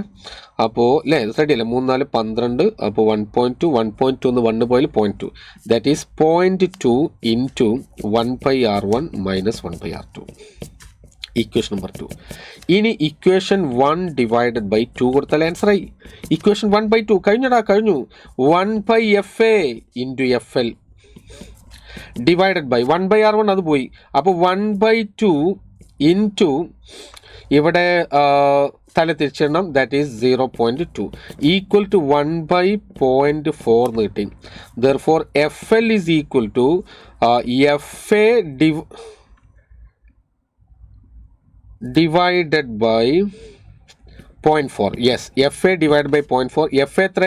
That is 2 divided by 0.4. That is equal to 2 divided by 0.4 എന്ന് പറഞ്ഞാൽ 20/4. അത് എത്രടാ? 5 centimeter അല്ലേ? The answer is 5 centimeter. The answer is 5 centimeter. Now the last question. ഇതിലെ last question ആണ് നമ്മൾ ചെയ്യാൻ പോകുന്നത്. ഇത് മനസ്സിലായല്ലോ. ഇത് വാട്ടറിൻ്റെ കേസാണ്. നിങ്ങൾക്ക് നേരെ എന്ത് എഴുതാം, പക്ഷെ അവിടെ ശ്രദ്ധിക്കണം കേട്ടോ. FW = 4 times FA നമ്മൾ എഴുതലുണ്ട്. പക്ഷേ ഇത് എഴുതുമ്പോൾ ഇത് നമുക്ക് നേരെ 4 times കൊടുക്കാം. പക്ഷെ അവിടെ ശ്രദ്ധിക്കേണ്ട പോയിന്റ് എന്താണെന്ന് വെച്ച് കഴിഞ്ഞാൽ പ്രൊവൈഡഡ് പിന്നെ ഗ്ലാസിൻ്റെ NG എന്തായിരിക്കണം 1.5ഉം NW = 4/3. അങ്ങനെയാണെങ്കിൽ മാത്രമേ ഇത് അപ്ലൈ ആവൂ. അല്ലാതെ ഇതെല്ലാ സ്ഥലത്തും അപ്ലൈ ചെയ്യരുത്. ഗ്ലാസിൻ്റെത് ലെൻസിൻ്റെ റിഫ്രാക്റ്റൻസ് 1.5ഉം വാട്ടറിൻ്റെ 4/3 ക്വസ്റ്റ്യനിൽ തന്നിട്ടുണ്ടെങ്കിൽ, അല്ലെങ്കിൽ അങ്ങനെയാണ് പറഞ്ഞതെന്നുണ്ടെങ്കിൽ ഉടനെ നിങ്ങൾ അടിച്ചോ 4 times FA. എയറിലെ ഫോക്കൽ ലെങ്ത്തിൻ്റെ 4 times ആയിരിക്കും, വാട്ടറിൽ ഉണ്ടാകണമെന്ന് കൊടുക്കുക. അതർവൈസ് പ്രോബ്ലം ചെയ്യേണ്ടത് ഈ ഒരു പാറ്റേണിലാണ് എന്ന് മക്കൾ മനസ്സിലാക്കട്ടോ. Okay, now the last question, the last one. An astronomical telescope has objective and eyepiece of focal length എത്ര 40 cm and 4 cm respectively. To view an object 200 cm away from the objective, the lenses must be separated by a distance. Tube length ആണ് question. പക്ഷേ careful ആവണം.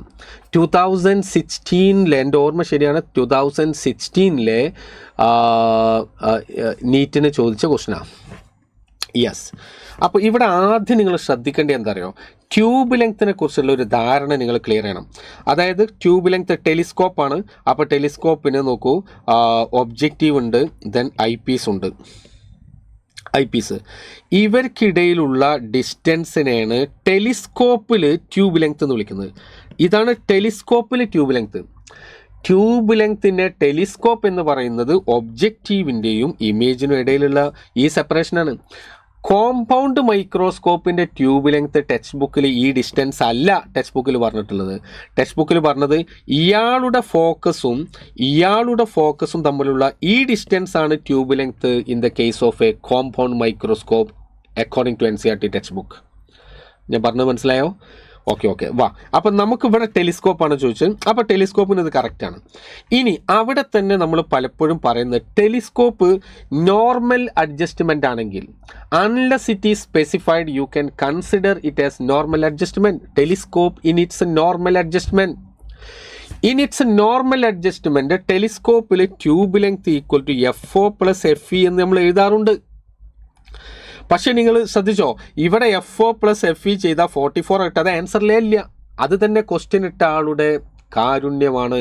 അത് 44 ഉണ്ടെങ്കിൽ മിക്ക ആൾക്കാരും ആ 44 ചാടി വീഴും, -5 മാർക്ക് കിട്ടും. -5 കിട്ടേണ്ട 4 കിട്ടിയെന്ന് ഒന്നും പോവും. അപ്പോൾ എന്താണ് ഇവിടുത്തെ പ്രശ്നം ഞാൻ പറയാം. അപ്പോൾ യഥാർത്ഥത്തിൽ ഇവിടെ നമ്മൾ ഡയഗ്രാം വരയ്ക്കുന്ന സമയത്ത് ഞാൻ ഡയഗ്രാം നോക്കൂ, ഈ ഒരൊറ്റ പോയിൻ്റ് ഉള്ളൂ, അത് ശ്രദ്ധിച്ചു കഴിഞ്ഞാൽ കഴിഞ്ഞു. നമ്മൾ ശരിക്കും പറയേണ്ടത്, നമ്മൾ ശരിക്കും ഇതിൻ്റെ ഡയഗ്രാം എന്താ പറയുക വരയ്ക്കുക. ഇപ്പോൾ ഇവിടെ ഇതിൻ്റെ ഫോക്കൽ പ്ലെയിനിൽ ഇമേജ് ഫോം ചെയ്തു, പിന്നെ ആ ഇമേജാണ് ഇയാളുടെ ഒബ്ജക്റ്റ്. അപ്പോൾ പിന്നെ അത് അങ്ങനെ അങ്ങോട്ട് പോയി, എന്നിട്ട് ഇമേജ് ഫോം ചെയ്തു. ഈ കാര്യമാണ് നമ്മൾ സാധാരണ സംസാരിക്കുക. അവിടെ നിൽക്കട്ടെ. അങ്ങനെ വരുമ്പോൾ ഇത് FO, ഇത് FE. പക്ഷേ ഇങ്ങനെ ഈ ഡിസ്റ്റൻസ് FO ആകണമെങ്കിൽ, my dear students, very careful what I say. See, ഈ ഡിസ്റ്റൻസ് FO ആവണമെങ്കിൽ ഒബ്ജക്റ്റ് എവിടെ ആയിരിക്കണം? ഇൻഫിനിറ്റിയിൽ. ഇൻഫിനിറ്റിയിൽ നിന്ന് വരുന്ന ലൈറ്റ് റേസ് ആണ് ഫോക്കസിൽ കൺവേർട്ട് ചെയ്യുക. ഇൻഫിനിറ്റിയിൽ നിന്ന് ലൈറ്റ് റേസ് വരികയാണെങ്കിലാണ് ഈ കേസിൽ ഫോക്കൽ പ്ലെയിനിൽ നിങ്ങൾക്ക് ഇമേജ് കിട്ടുക. ബട്ട് ഇവിടെ ഒബ്ജക്റ്റ് എവിടെ ഉള്ളത്? 200 സെൻറ്റിമീറ്റർ അകലെ. 200 സെൻറ്റിമീറ്റർ, മീറ്റർ അല്ല, 2 മീറ്റർ അപ്പുറത്ത് എന്നാണ് പറഞ്ഞത്. ലെൻസിൻ്റെ 2 മീറ്റർ അപ്പുറത്ത് ഇൻഫിനിറ്റി ആണോ? അല്ല. അപ്പം നമ്മൾ യഥാർത്ഥത്തിൽ എല്ലിൻ്റെ ഇക്വേഷൻ എന്താ അറിയോ? യഥാർത്ഥത്തിൽ എല്ലിൻ്റെ ഇക്വേഷൻ VO + FE എന്നാണ്. VO അത് when object is at infinity, object is at infinity, then എന്താ സംഭവിക്കുക? then L is equal to FO + FE ആവും. FO + FE. പക്ഷേ ഇവിടെ ഒബ്ജക്റ്റ് ഇൻഫിനിറ്റിയിലല്ല. അപ്പം നമ്മൾ ആദ്യം ചെയ്യേണ്ടത് എന്താ അറിയോ? 200 സെൻറ്റിമീറ്റർ അകലെയുള്ള ഒബ്ജക്റ്റിൻ്റെ ഇമേജ് ഇവിടെ എവിടെ ഫോം ചെയ്യണമെന്ന് ചെക്ക് ചെയ്യണം. അതാണ് ഞാൻ ചെയ്യാൻ പോകുന്നത്. 1/F is equal to 1/V - 1/U, or 1/V = 1/F + 1/U. that is equal to that is equal to 1/f എത്ര നോക്കൂ, അതിൻ്റെ ഫോക്കൽ ലെങ്ത് തന്നിട്ടുണ്ട് 40 സെൻറ്റിമീറ്റർ. കോൺവെക്സ് ലെൻസ് ആണ്, പോസിറ്റീവ് ആണ്. -1/200 200 LCM എടുക്കുക, 200 LCM. അപ്പോൾ നോക്കൂ ഇവിടെ 5 - 1 = 4/200 എന്ന് കിട്ടി. Or V is equal to 200/4 എന്ന് പറയുമ്പോൾ 50 സെൻറ്റിമീറ്റർ എന്ന് നിങ്ങൾക്ക് ആൻസർ കിട്ടി. It is 50 centimeter. 50 centimeter is the right answer. 50 centimeter. Okay, 1 second. Okay, അപ്പോൾ 50 സെൻറ്റിമീറ്റർ നമുക്ക് ആൻസർ കിട്ടിയിരിക്കുന്നു. അല്ല, ഇത് VO കിട്ടി. അപ്പോൾ VO എന്ന് പറഞ്ഞാൽ ഇതാണ് കേട്ടോ, this is VO.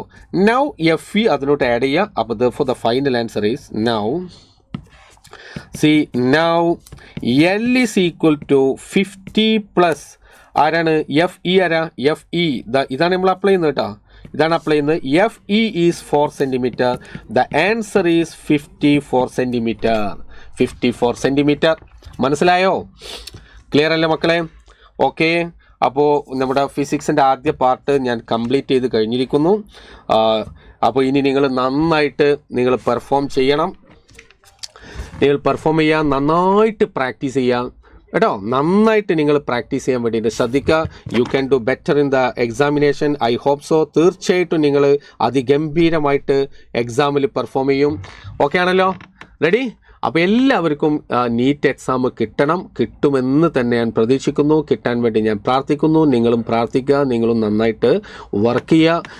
All the best. Thank you.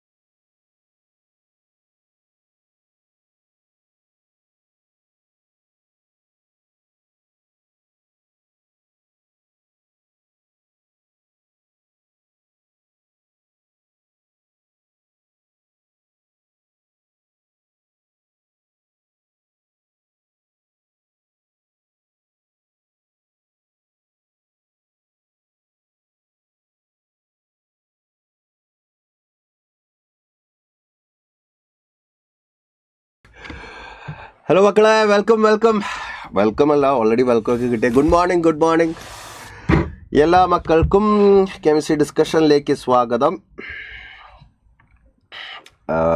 Studio 2 അല്ലേ? എല്ലാവർക്കും എന്നെ കാണാനും കേൾക്കാനും പറ്റുന്നുണ്ടോടാ? കാണാനും കേൾക്കാനും പറ്റുന്നുണ്ടോ? എല്ലാവരും റെഡിയാണോ? റെഡിയാണെങ്കിൽ ഒരു തംസപ്പ് ഇട്ടേടാ. Good morning. Good morning to all my dear champions.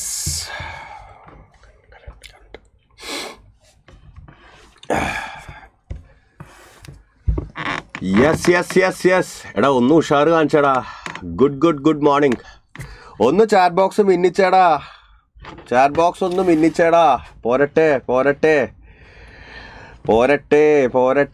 Chat box ഒന്ന് മിന്നിച്ചേടാ. നിങ്ങളുടെ എനർജിയാണ് ഞങ്ങളുടെ energy.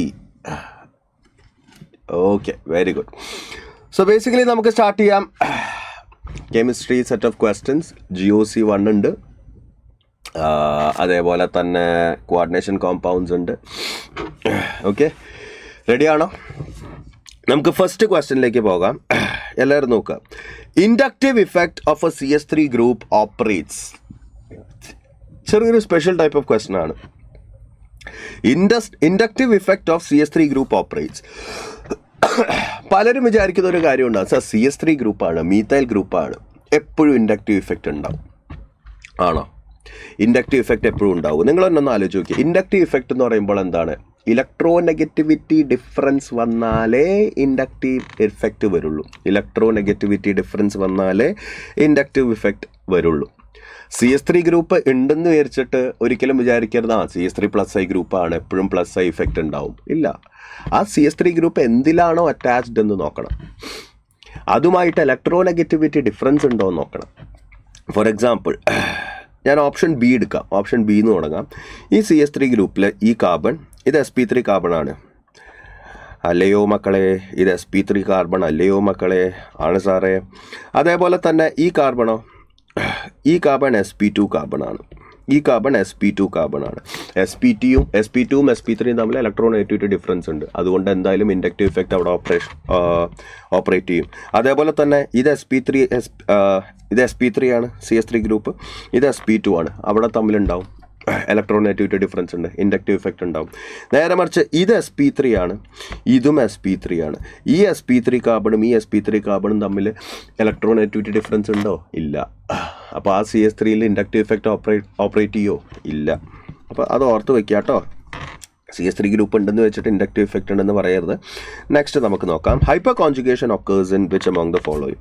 Hyper conjugation occurs in which among the following. Hyper കോൺജുഗേഷൻ്റെ അൾട്ടിമേറ്റ് കണ്ടീഷൻ എന്താണ്? ഹൈപ്പർ കോൺജുഗേഷൻ 3 തരത്തിലുണ്ട്. ഒന്ന്, കാർബൺ ഡബിൾ ബോണ്ടിൽ ഡബിൾ ബോണ്ടഡ് കാർബണിൻ്റെ ആൽഫ ഹൈഡ്രജൻ. ഓക്കെ, അതായത് നമുക്കൊരു ഡബിൾ ബോണ്ടഡ് കാർബൺ ഉണ്ടെന്ന് വിചാരിക്കാം. നമുക്കൊരു ഡബിൾ ബോണ്ടഡ് കാർബൺ ഉണ്ട്. ആ ഡബിൾ ബോണ്ടഡ് കാർബണിൽ അറ്റാച്ച് ആയിട്ടുള്ള കാർബണാണ് ആൽഫ കാർബൺ. ആ ആൽഫ കാർബണിൽ അറ്റ്ലീസ്റ്റ് ഒരു ആൽഫ ഹൈഡ്രജനെങ്കിലും വേണം, അല്ലേ? അതേപോലെ തന്നെ വേറൊരു പോസിബിലിറ്റിയാണ് carbo cation.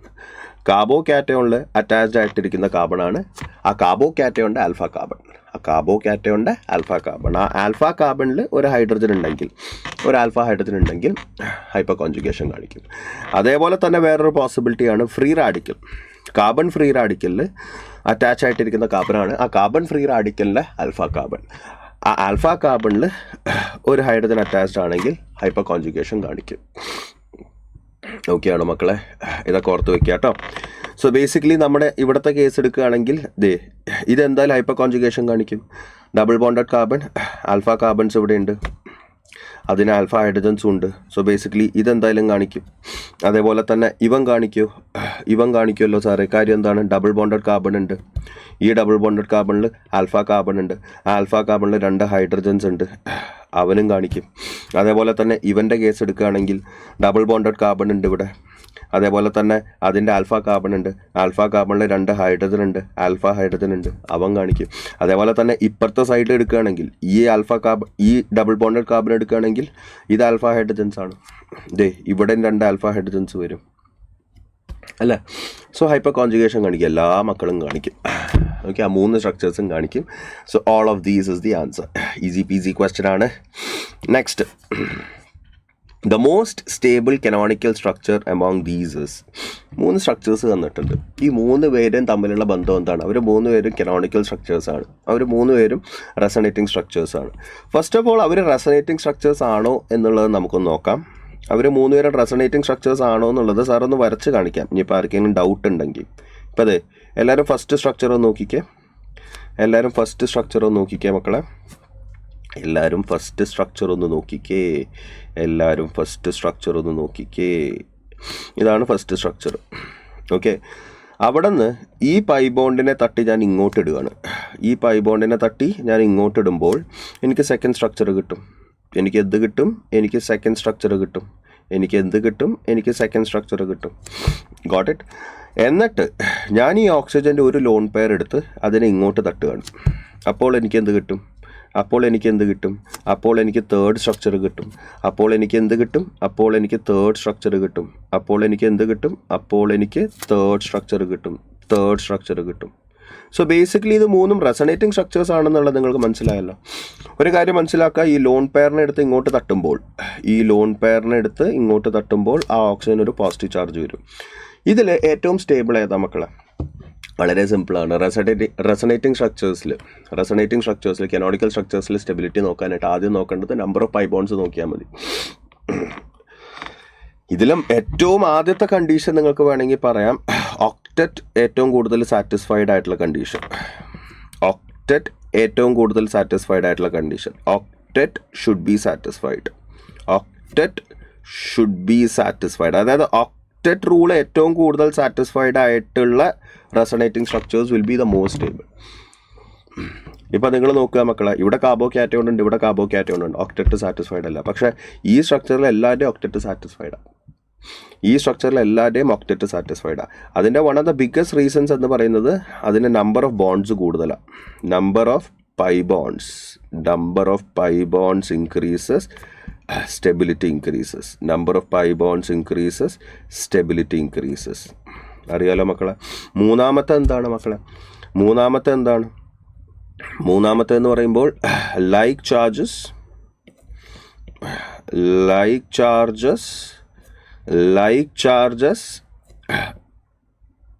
away from each other and unlike charges close to each other, and unlike charges close to each other, and unlike charges close to each other.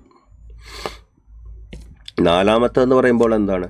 Negative on electronegative atom and positive on electropositive atom. Okay, ഇതാണ് basic കാര്യങ്ങൾ നിങ്ങൾ നോക്കേണ്ടത്. നിങ്ങളുടെ നീറ്റിന് ഇതിനെ വെച്ചിട്ട് ക്വസ്റ്റ്യൻസേ വരുള്ളൂ. മെയിനായിട്ട് നിങ്ങൾ ഈ കാര്യങ്ങളാണ് നോക്കേണ്ടത്. സോ ബേസിക്കലി നിങ്ങൾ നോക്കുകയാണെങ്കിൽ ഈ തേർഡ് സ്ട്രക്ചറിന് 2 പൈ ബോണ്ട് ഉണ്ട്. അതിൻ്റെ എല്ലാത്തിൻ്റെ ഒക്ടെറ്റ് സാറ്റിസ്ഫൈഡുമാണ്. അപ്പോൾ നിങ്ങൾ പലരും ചോദിക്കുന്നത് പക്ഷേ ഇവിടെ ഓക്സിജൻ ഒരു പോസിറ്റീവ് ചാർജ് ഇല്ലേ, ഓക്സിജൻ ഇലക്ട്രോ നെഗറ്റീവ് ആറ്റം അല്ലേ? അതൊക്കെ പിന്നെ നോക്കേണ്ട കാര്യങ്ങളാണ്. അത് നോക്കിക്കേ, അവസാനം നോക്കേണ്ട കാര്യങ്ങളാണ്. ഏറ്റവും ആദ്യം നോക്കേണ്ടത് ഒക്ടെറ്റ് സാറ്റിസ്ഫൈഡ് ആണോ, എത്ര ബോണ്ട്സ് ഉണ്ട്.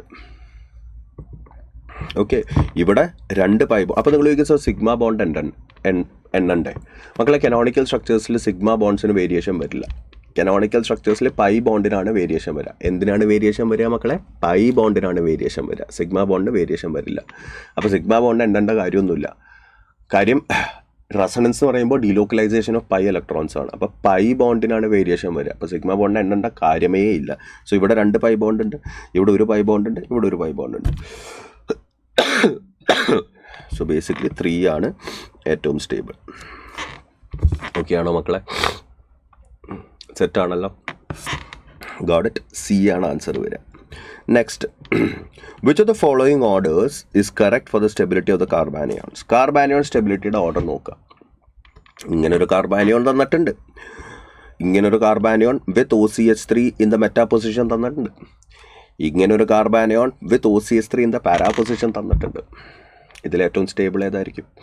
നിങ്ങൾക്കറിയാം മക്കളെ, നിങ്ങൾക്ക് എന്തറിയാം? ഇലക്ട്രോൺ ഡൊണേറ്റിംഗ് ഗ്രൂപ്പ് പ്രസൻ്റ് ആണെങ്കിൽ സ്റ്റെബിലിറ്റി ഓഫ് കാർബാനിയോൺ, ഞാനിപ്പോൾ സ്റ്റെബിലിറ്റി ഓഫ് കാർബാനിയോൺ എടുക്കുകയാണെങ്കിൽ it is inversely proportional to electron donating group. Electron donating group present ആണെങ്കിൽ കാർബാനിയോണിൻ്റെ സ്റ്റെബിലിറ്റി കുറയും. അതേപോലെ തന്നെ it is directly proportional to electron withdrawing group. അപ്പോൾ ഇവിടെ നിങ്ങൾ നോക്കുകയാണെങ്കിൽ ഈ പറഞ്ഞ ഐറ്റത്തിന് റെസണേറ്റിംഗ് സ്റ്റെബിലിറ്റി ഉണ്ട്, ഈവനും റെസണേറ്റിംഗ് സ്റ്റെബിലിറ്റി ഉണ്ട്. ഈ 3 കാർബാനിയോൺസിനും റെസണേറ്റിംഗ് സ്റ്റെബിലിറ്റി ഉണ്ട്, ബിക്കോസ് ഇറ്റ് ഈസ് ബെൻസൈൽ പൊസിഷനിലാണ് അറ്റാച്ച്ഡ്. ഇതിൽ തേർഡ് സ്ട്രക്ചറിന് OCH3 കിടക്കുന്ന പാരാ പൊസിഷനിലാണ്. ഈ OCH3 പാരാ പൊസിഷനിലായതുകൊണ്ട് തന്നെ OCH3ക്ക് ഇവിടെ ഒരു +M ഇഫക്റ്റ് ഉണ്ട്. എന്തുണ്ട് മക്കളെ? +M ഇഫക്റ്റ് ഉണ്ട്. +M ഉണ്ട്, -I ഉണ്ട്. കാര്യം ഓക്സിജൻ ഇലക്ട്രോ നെഗറ്റീവ് ആണല്ലോ. +M ഉണ്ട്, -I ഉണ്ട്. പക്ഷേ +M എന്തായാലും തലതൊട്ടപ്പനാണ് അല്ലേ? ഹാലജൻസിൻ്റെ കേസ് ഒഴിച്ചു കഴിഞ്ഞാൽ റെസണൻസ് ആണ് എപ്പോഴും തലതൊട്ടപ്പൻ. Resonance is the most powerful. So ഇതിൻ്റെ +M ഇഫക്റ്റ് കാരണം it is totally an electron donating group. OCH3 ഒരു ഇലക്ട്രോൺ ഡൊണേറ്റിംഗ് ഗ്രൂപ്പാകും. അപ്പോൾ അത് കാരണം ഈ CH2- സ്റ്റെബിലിറ്റി കുറയും. അപ്പം നിങ്ങൾ പലരും പറയും സാർ അപ്പോൾ സെക്കൻഡിൻ്റെ കേസ് എടുക്കുകയാണെങ്കിൽ മക്കളെ ഈ OCH3 കറക്റ്റാണ്. ഈ OCH3ക്ക് +M ഇഫക്റ്റ് ഉണ്ടോയെന്ന് വെച്ച് കഴിഞ്ഞാൽ +M ഇഫക്റ്റ് ഉണ്ട്. പക്ഷെ ആ +M ഇഫക്റ്റ് കാരണം ഈ CH2- എന്തെങ്കിലും പണി വരുമോ? ഇല്ല. കാര്യം ഇതിൻ്റെ +M ഇഫക്റ്റ് കാരണം ഇതിൻ്റെ ഓർത്തോ പൊസിഷനിൽ നെഗറ്റീവ് ചാർജ് ഡെൻസിറ്റി കൂടും, ഈ 2 പൊസിഷനിൽ നെഗറ്റീവ് ചാർജ് ഡെൻസിറ്റി കൂടും. അതേപോലെ തന്നെ ഇവിടുത്തെ പാരാ പൊസിഷനിൽ നെഗറ്റീവ് ചാർജ് ഡെൻസിറ്റി കൂടും. അതിൻ്റെ ഈ പ്ലസ് എം ഇഫക്റ്റ് കാരണം ഈ CH2- ഒന്നും പറ്റുമൊന്നുമില്ല. ഈ plus M effect does not affect the CH2- over here. കാര്യം എന്താണ്? ഇവർ തമ്മിൽ മെറ്റാ പൊസിഷനിലായിരിക്കുന്നത്. റെസണൻസ് ബേസിക്കലി എഫക്റ്റ് ചെയ്യാൻ പോകുന്നത് ortho and para. Ortho positions and para പൊസിഷനിലാണ് റെസണൻസ് എഫക്റ്റ് ചെയ്യാൻ പോകുന്നത്. അപ്പോൾ ഇതിൻ്റെ പ്ലസ് എം ഇഫക്റ്റ് ഉണ്ടോ എന്ന് ആരെയും ചോദിച്ചാൽ ഉണ്ട് സാറേ. പക്ഷെ അത് എഫക്റ്റ് ചെയ്യോ ഈ CH2- ഇല്ല സാറേ. കാര്യം അത് മെറ്റാ പൊസിഷനിലാണ്. ഓക്കെ. പക്ഷേ ഇതിൻ്റെ ഇൻഡക്റ്റീവ് ഇഫക്റ്റ് വാലിഡ് ആണ്. ഇതിൻ്റെ മൈനസ് ഐ ഇഫക്റ്റ് വാലിഡ് ആണ്. അതിൻ്റെ മൈനസ് ഐ ഇഫക്റ്റ് വാലിഡ് ആണ്. ഓക്കെ ആണോ മക്കളെ? എന്ത് വാലിഡ് ആണ്? മൈനസ് ഐ ഇഫക്റ്റ് വാലിഡ് ആണ്. കാര്യം മൈനസ് ഐ ഇഫക്റ്റിന് ബേസിക്കലി ഈ പറഞ്ഞ പോലെ ഓർത്തോ പാരാതൊന്നുമില്ല. അറിഞ്ഞം പറഞ്ഞം വെട്ടും അല്ലേ? മൈനസ് ഐ ഇഫക്റ്റിന് ഓർത്തോ പാരാതൊന്നുമില്ല. അതിനാകെ ഡിസ്റ്റൻസ് മാത്രമേ ഉള്ളൂ. ഡിസ്റ്റൻസ് കൂടുന്തോറും മൈനസ് ഐ ഇഫക്റ്റ് അല്ലെങ്കിൽ ഇൻഡക്റ്റീവ് ഇഫക്റ്റ് മൈനസ് ആയാലും പ്ലസ് ഐ ആയാലും കുറയും. അപ്പോൾ ഇവിടെ മൈനസ് ഐ ഇഫക്റ്റ് വാലിഡ്. അപ്പോൾ ഈ ഫസ്റ്റ് സ്ട്രക്ചറിനെ വെച്ച് നോക്കുമ്പോൾ എല്ലാവരും നോക്കിക്കേ മക്കളെ, ഈ ഫസ്റ്റ് സ്ട്രക്ചറിനെ വെച്ച് നോക്കുമ്പോൾ OCS3യുടെ മൈനസ് ഐ ഇഫക്റ്റ് വാലിഡ്, അതായത് ഇലക്ട്രോൺ വിഡ്രോയിങ് ഗ്രൂപ്പ്. അപ്പോൾ ഞാനിവിടെ ഇലക്ട്രോൺ വിഡ്രോയിങ് ഗ്രൂപ്പ് എന്ന് ഇടാൻ പോവാം. It is an electron withdrawing group with respect to ഈ CH2-. സത്യം പറഞ്ഞു കഴിഞ്ഞാൽ അതൊരു പ്ലസ് എം ഇഫക്റ്റ് ഉണ്ട് അതിന്. പക്ഷേ വിത്ത് റെസ്പെക്ട് ടു CH2- നോക്കുമ്പോൾ അതൊരു ഇലക്ട്രോൺ വിഡ്രോയിങ് ഗ്രൂപ്പ് അല്ലേ? എനിക്ക് അങ്ങനെ വിളിക്കാമല്ലോ അതിനെ. അപ്പോൾ ഈ CH2- സ്റ്റെബിലിറ്റി അത് കൂട്ടുമല്ലോ. അപ്പോൾ അതാണല്ലോ ഏറ്റവും സ്റ്റേബിൾ വരിക. സോ 2 അല്ലേ മക്കളെ ഏറ്റവും സ്റ്റേബിൾ വരിക? 2 ആണ് ഏറ്റവും സ്റ്റേബിൾ, പിന്നെ 1, പിന്നെ 3. ഓക്കെ ആണോ മക്കളെ? Okay, cool. Next, which of the carbanion is more stable? Which of the carbanion is more stable? ഒരേ രീതിയിലുള്ള ക്വസ്റ്റ്യൻ ആണ് മക്കളെ. അതേ സംഭവം തന്നെ. CH3 ഇവിടെ എന്താണുള്ളത്? ഈ എന്നോടൊരു കാര്യം പറയാൻ പറ്റും നിങ്ങൾക്ക്. ഈ CH3 ഇലക്ട്രോൺ ഡൊണേറ്റിംഗ് ഗ്രൂപ്പാണെന്ന് സംഭവിച്ചോ? ഒന്ന് ചാറ്റിലിടാൻ പറ്റുമോ?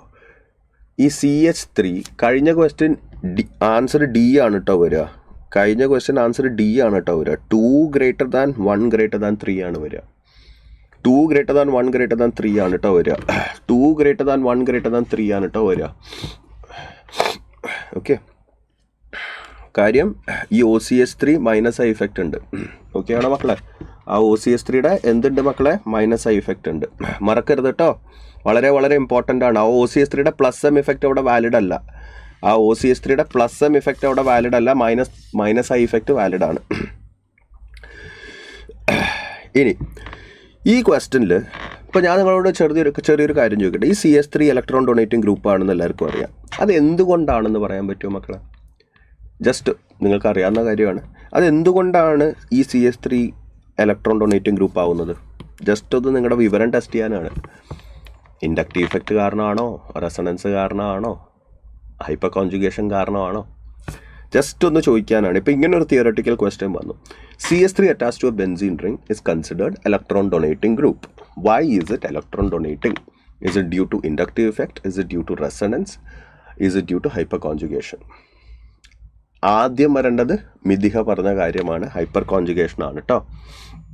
ഏറ്റവും ആദ്യം നിങ്ങൾ പറയേണ്ടത് ഹൈപ്പർ കോൺജുഗേഷൻ ആണ്. CH3 group attach to benzene ring electron donating ആവാൻ കാര്യം പല സ്റ്റുഡൻസും വിചാരിച്ചു വെച്ചിരിക്കുന്നത് സാർ അത് ബേസിക്കലി ഇൻഡക്റ്റീവ് ഇഫക്റ്റ് മാത്രമേ ഉള്ളൂ എന്നാണ്. No, never. ഹൈപ്പർ കോൺജുഗേഷൻ ആണ് കേട്ടോ മദർ റീസൺ. ഏറ്റവും ആദ്യം നിങ്ങൾ പറയേണ്ടത് ഹൈപ്പർ കോൺജുഗേഷൻ ആണ്. ഓക്കെ, അതായത് ഈ 2 ഇലക്ട്രോണിന് ഇങ്ങോട്ട് വരാൻ പറ്റും. അതുകൊണ്ട് തന്നെ ഈ പൈ ബോണ്ടിന് ഓർത്തോ പൊസിഷനിലേക്ക് പോകാൻ പറ്റും. അപ്പോൾ ഹൈപ്പർ കോൺജുഗേഷൻ ആണ് major reason. Okay, so basically ഇവിടെ ഇലക്ട്രോൺ ഡൊണേറ്റിംഗ് ഗ്രൂപ്പ് ഉണ്ട്. OCS3 പിന്നെ പറയണ്ടല്ലോ. OCS3 ഇലക്ട്രോൺ ഡൊണേറ്റിംഗ് ഗ്രൂപ്പാണ്. എന്തുകൊണ്ടാണ്? പ്ലസ് എം ഇഫക്റ്റ് കാരണം. NO2 electron withdrawing group. NO2 electron withdrawing group. കാര്യം എന്താ? മൈനസ് എം ഉണ്ട്, മൈനസ് ഐ ഉണ്ട്. മൈനസ് എം ഉണ്ട്, മൈനസ് ഐ ഉണ്ട്. സോ ബേസിക്കലി ഇതിൽ ഏറ്റവും സ്റ്റേബിൾ വരാൻ പോകുന്നത് D ആണ്. വേറെ കൺഫ്യൂഷനൊന്നുമില്ല. ഇതിൽ ഏറ്റവും സ്റ്റേബിൾ വരാൻ പോകുന്നത് D ആണ്. ഓക്കെ ആണോ മക്കളെ? സെറ്റാണോ?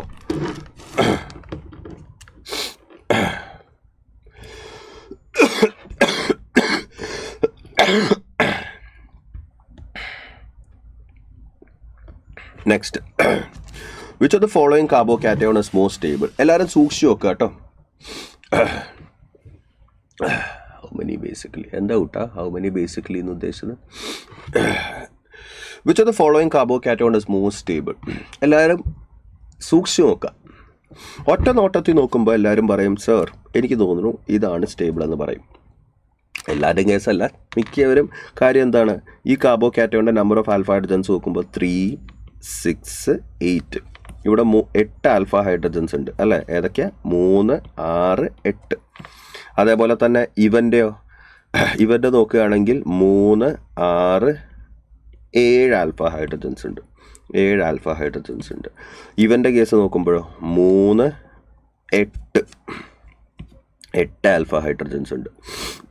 5 എണ്ണം. 3, 2, 5 ഉള്ളൂ. ഇവിടെ നോക്കുമ്പോഴോ 3, 6, 8. ഇവിടെയും 8 ആൽഫ ഹൈഡ്രജൻസ് ഉണ്ട്. ഇങ്ങനെ ഒറ്റ നോട്ടത്തിൽ നോക്കുമ്പോൾ നിങ്ങൾ ബേസിക്കലി ഇവനെയും തഴയാൻ ചാൻസ് ഉണ്ട്. സിയും ബിയും ആവാൻ ചാൻസ് ഇല്ല, എയും ഡിയും ആവാനാണ് ചാൻസ് എന്ന് നിങ്ങൾ പറയും. എയും ഡിയും ആവാനാണ് ചാൻസ് എന്ന് നിങ്ങൾ പറയും. പക്ഷെ ഇതിൽ ആൻസർ വരുന്നത് ഏതാണെന്നറിയോ? ഇതിൽ ആൻസർ വരുന്നത് മക്കളെ? ഇതിൽ ആൻസർ വരുന്നത് ഏതാണ്? സി ആണ് ആൻസർ വരിക. കാര്യം എന്താണെന്നറിയോ?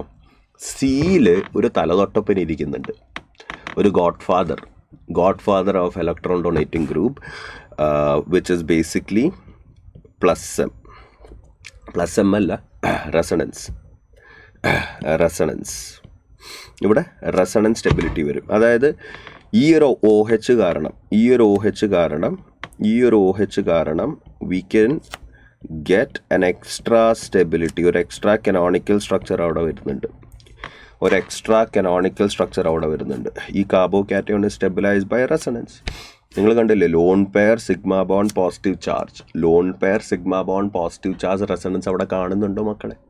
അപ്പോൾ ബേസിക്കലി അതിൻ്റെ സ്റ്റെബിലിറ്റി അല്ലേ ഏറ്റവും കൂടുതൽ വരിക അല്ലേ? സോ ബേസിക്കലി സി ആണ് ഏറ്റവും സ്റ്റേബിളായിട്ട് വരിക കേട്ടോ. ആൽഫ ഹൈഡ്രജൻസിൻ്റെ എണ്ണം മാത്രം നോക്കിയാൽ പോരാ, റെസണൻസ് ഉണ്ടെങ്കിൽ അവന് എന്തായാലും പ്രയോറിറ്റി കൊടുക്കണം കേട്ടോ. നെക്സ്റ്റ് നമുക്ക് നോക്കാം. Compare the acidic strength. Acidic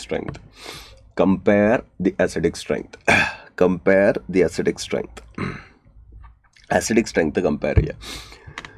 ഈ അസിഡിക് സ്ട്രെങ്ത്തിൻ്റെ ചോദ്യം വരുമ്പോൾ മിക്കവരും എന്ത് ചെയ്യുന്നു വെച്ച് കഴിഞ്ഞാൽ, ഇലക്ട്രോൺ ഡൊണേറ്റിംഗ് ഗ്രൂപ്പ് ഉണ്ടെങ്കിൽ നിങ്ങൾക്കറിയാം അസിഡിക് സ്ട്രെങ്ത് ഉണ്ടെങ്കിൽ നിങ്ങളൊക്കെ ഓർഗാനിക് കെമിസ്ട്രിയിൽ പഠിച്ച one of the most important കാര്യമാണ് acidic strength is inversely proportional to electron donating group and it is directly proportional to electron withdrawing group. അതായത് ഇലക്ട്രോൺ വിഡ്രോയിങ് ഗ്രൂപ്പ് ഉണ്ടെങ്കിൽ acidic strength കൂടുതലാണ്, electron donating group ഉണ്ടെങ്കിൽ acidic strength കുറവാണ്. പക്ഷേ ഈ ഒരു classification വരുന്നത് സിമിലർ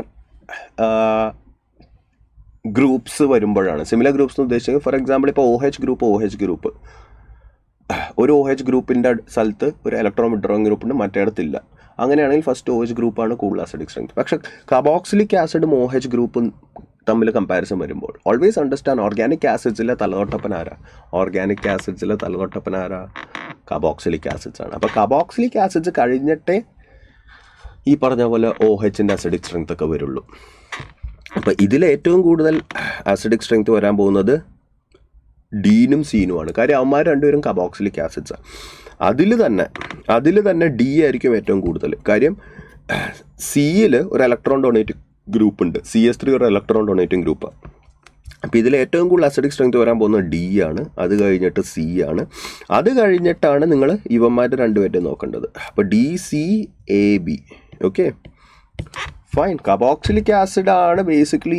കാര്യം കാർബോക്സിലിക് ആസിഡിൻ്റെ സ്റ്റെബിലിറ്റി നോക്കിയാൽ തന്നെ കോൺജുഗേറ്റ് ബേസിൻ്റെ സ്റ്റെബിലിറ്റി നോക്കും മക്കളെ. കാർബോക്സിലിക് ആസിഡിൻ്റെ കോൺജുഗേറ്റ് ബേസ് സ്റ്റെബിലൈസ്ഡ് ബൈ ഒരു ഇക്വിവലൻറ്റ് റെസണൻസ് അല്ലേ?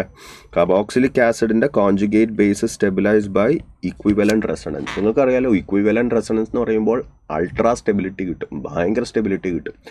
അരോമാറ്റിക് സ്റ്റെബിലിറ്റി കഴിഞ്ഞാൽ ഏറ്റവും കൂടുതൽ സ്റ്റെബിലിറ്റി തരാൻ കെൽപ്പുള്ളതാണ് ഇക്വിവലൻറ്റ് റെസണൻസ്.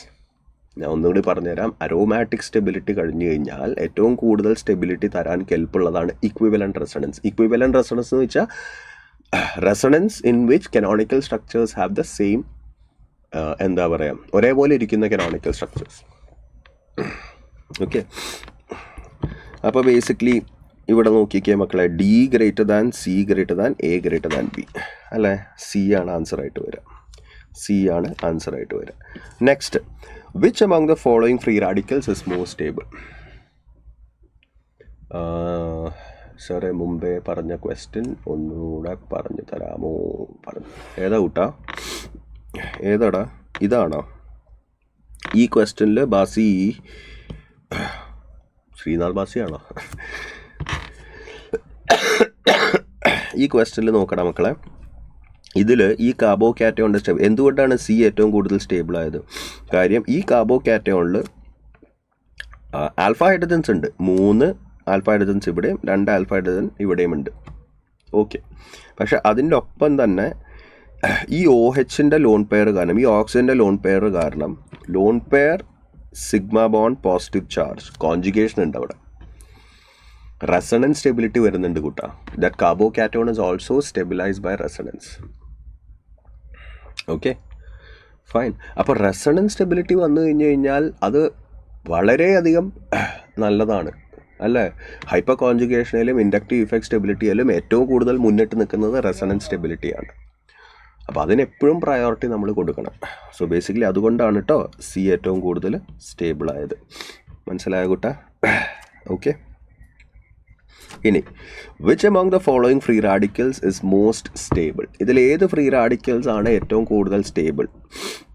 നോക്കിയിട്ട് പറയൂ മക്കളെ, ആൻസർ പറയൂ. പോരട്ടെ, ഇതിൽ ഏത് ഫ്രീ റാഡിക്കലാണ് ഏറ്റവും കൂടുതൽ സ്റ്റേബിൾ? നിങ്ങൾക്കറിയാം, ഇലക്ട്രോൺ ഡൊണേറ്റിംഗ് ഗ്രൂപ്പ് ഉണ്ടെങ്കിൽ ഫ്രീ റാഡിക്കൽ സ്റ്റെബിലിറ്റി കൂടും, ഇലക്ട്രോൺ വിഡ്രോയിങ് ഗ്രൂപ്പ് ഉണ്ടെങ്കിൽ ഫ്രീ റാഡിക്കൽ സ്റ്റെബിലിറ്റി കുറയും. കാർബോ കാറ്റോണിൻ്റെ പോലെ തന്നെയാണ്.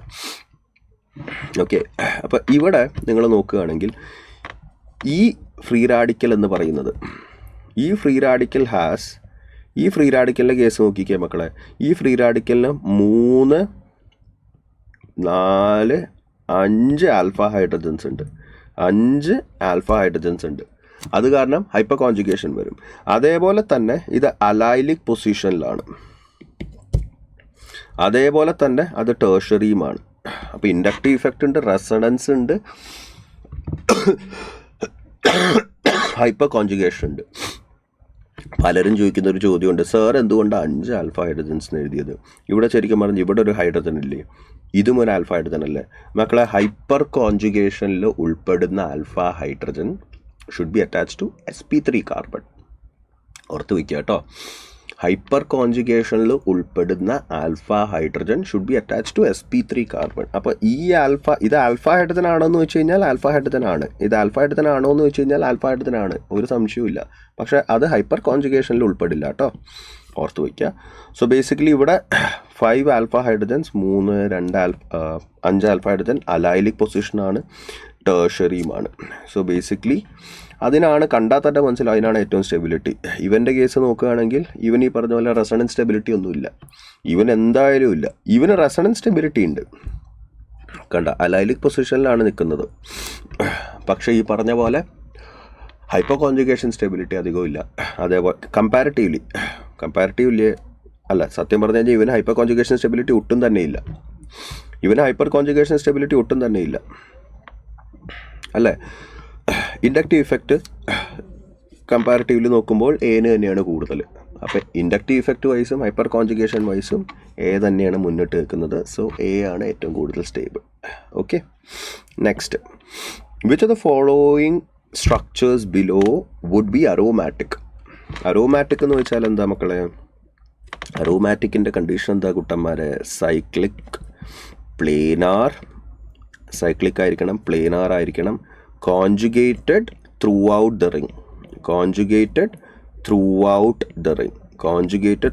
The ring. അതേപോലെ തന്നെ നാലാമത്തെ കണ്ടീഷൻ എന്താണ്? 4n+2 pi electrons, where n is equal to 0, 1, 2, 3 etc. ഇപ്പോൾ ഫസ്റ്റ് സ്ട്രക്ചർ നോക്കുകയാണെങ്കിൽ 1, 2, 3, 4 പൈ ഇലക്ട്രോൺസേ ഉള്ളൂ.